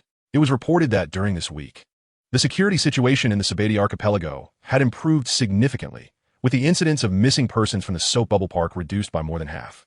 Catalu was aware of the underlying reasons. During the nights, the manager of the Dota Tavern transformed into an agent of justice, donning neither cape nor mask, but wielding a crimson crystal sword, traversing the islands of GR 2029. Each foray was accompanied by the chilling sounds of brutal cries that sent shivers down the spines of those outside. What precisely transpired remained a mystery, as anything could occur in lawless territories. As the Navy, tasked with maintaining order in the Sabati archipelago, sought to uncover the events in these areas, they discovered something astonishing. Were they constructing buildings? Upon hearing this report, Catalu found it hard to believe. Indeed, the human traffickers of the entire GR 2029 had been gathered together, diligently erecting 2 massive structures, currently laying their foundations. Once again, his subordinate reported the situation. After hanging up the phone, Catalu rubbed his aching head in frustration. As the commander of a naval base on an island, especially one of great significance, he was acutely aware of the weight of his responsibilities. Initially, due to the affairs involving the fishmen pirates, he had experienced a subtle decline in his status, resigning himself to the belief that he would spend his entire life on this island. Yet, Catalu did not surrender to despair. He recognized the abundance of pirates in the Sabati archipelago and resolved to earn more military resources. diligently honing his skills in hopes of one day ascending to the rank of Rear Admiral. In his unwavering commitment to uphold justice, Catalu devoted his entire being to this cause. Approaching the age of 40, he remained unmarried and childless. Over the years, he worked meticulously, avoiding even the slightest misstep, and under his stewardship, the Sabaody archipelago had indeed improved significantly. However, the emergence of the Dota Tavern within his jurisdiction introduced individuals beyond his control, a reality that would evoke sorrow in anyone. Yet, Catalu quickly came to terms with this new development. Mr. Luo is certainly no ordinary individual. Why should one concern themselves with so much? Simply focus on oneself. As for his actions, I choose to remain indifferent. Let those who wish to meddle do so. On the 23rd, a motley crew, bruised and battered, is fervently engaged in their tasks. My dear friend, do you suppose that in our current state, we might fall victim to Don Quixote Doflamingo? Fear not, for not long ago, Doflamingo faced a setback at the Dota Tavern, and he is unlikely to return in the near future. But what of the long term? Are you prepared to meet your demise at Doflamingo's hands after an extended period? Or would you prefer to be slain by that impudent red blade brat in the days to come? I suppose I shall opt for a longer existence. Let us diligently labor. There are countless formidable individuals within the Dota Tavern, and they should offer us protection when the time comes. At least I hope so. You must assure me that your words ring true. Erecting buildings is indeed essential. It is common knowledge that possessing real estate guarantees one will never face starvation. Take, for instance, that uncle selling inexpensive skewers on the street, contentedly collecting rents from 7 buildings. Luo, he also yearned to engage in activities that would bring him joy. As for the means of achieving happiness, for men, it inevitably revolves around wealth and beauty, or rather, career and love. The motivation behind choosing an illicit territory was, of course, to minimize costs. By instilling fear in the local populace, he could ascend to the position of leader, dictating the rules of this outlawed region. Although his Dota Tavern seemed to be expanding considerably, in the grand scheme of the Pirate King-S world, it was merely a modest trading company, conducting business with a handful of islands and barely ensuring a profit. Often, the delivery of goods to an island would necessitate a pause of 2 to 3 months. Oliver, stymied by his lack of ideas for expanding his business, was oblivious to the significant gift that Luo had stealthily provided him, the technology of sea stone. The 3 vessels of the Dota Trading Company had been equipped with sea stone, and with some modifications, they could traverse the doldrums and expand their trade across the seas. Commerce on the open seas was undoubtedly more lucrative than on the Grand Line, where any item from the Grand Line, once brought to the 4 seas, would be considered a precious treasure. After the installation of sea stone, Oliver was eager to set sail, yet he found himself waiting for a full 7 days. Although he spent this time at home with his wife and children, he could barely contain his restless excitement. Following the installation of sea stone, the ships returned for modifications. Since their passage lay through the doldrums, relying solely on sails was insufficient. They needed additional mechanisms for navigation, such as spiral paddles extending from the sides of the vessels, which could be operated by foot to propel them forward swiftly.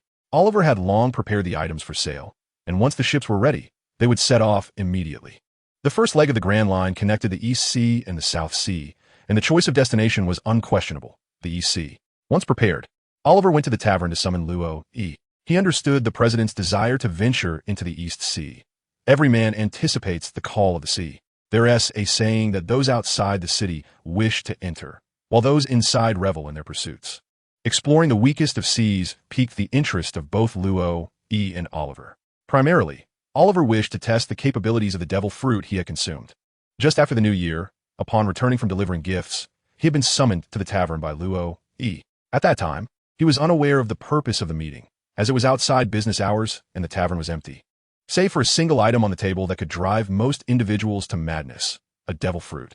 This fruit, which had fetched a base price of 100 million berries at auction, was shrouded in mystery regarding its powers. If one possessed a compendium of devil fruits, they could discern the abilities contained within. Without hesitation, Oliver consumed the fruit, acquiring the powers of a paramecia-type devil fruit. The width of the doldrums was not extensive. Within just 2 hours, and with crew members rotating shifts, they safely arrived in the East Sea. Compared to the Grand Line, the weather in the East Sea was remarkably gentle. If one were to dissect the Grand Line, they would find it filled with dark and sinister elements, whereas the 4 seas resembled a gentle maiden, kind, understanding, and skillful in her ways. The 3 vessels represented the current state of the Dota Tavern, and with a maximum capacity they could manage. The number of ships did not ease the trading burdens. Rather, It allowed for the transportation of larger quantities of goods at once. The decision not to separate was also due to the scarcity of capable navigators.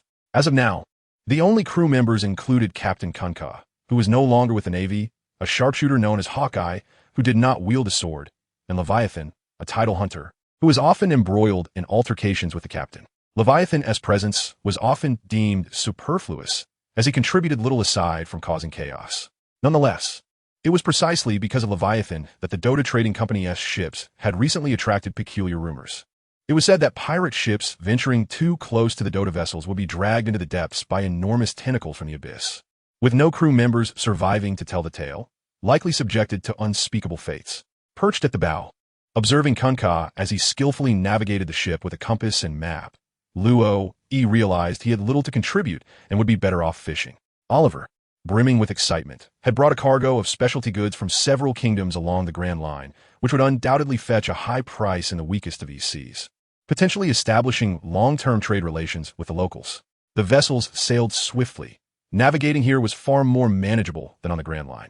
They would not encounter sudden storms or hail that could sink ships within a mere 20 nautical miles. "President, what brings you here this time?"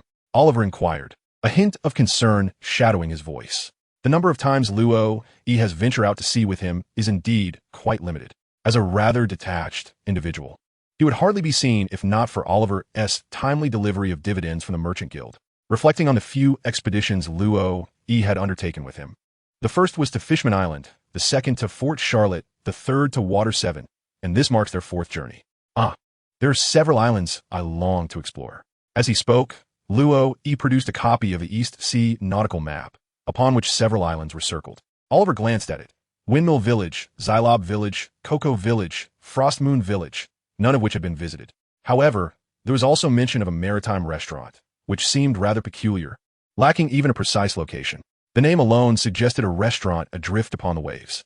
Though bewildered by this, Luo held the position of guild leader, and the Merchant Guild was indeed under his authority. Coupled with the technology of the Sea Tower Stone, Oliver had no grounds to refuse. Within half a day of sailing, they arrived at their first destination, Goth Island.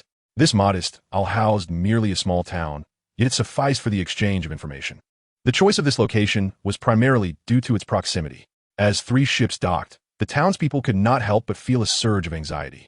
The EC Navy was largely comprised of inept individuals, engaging in mere theatrics with pirates, showing little regard for local law and order.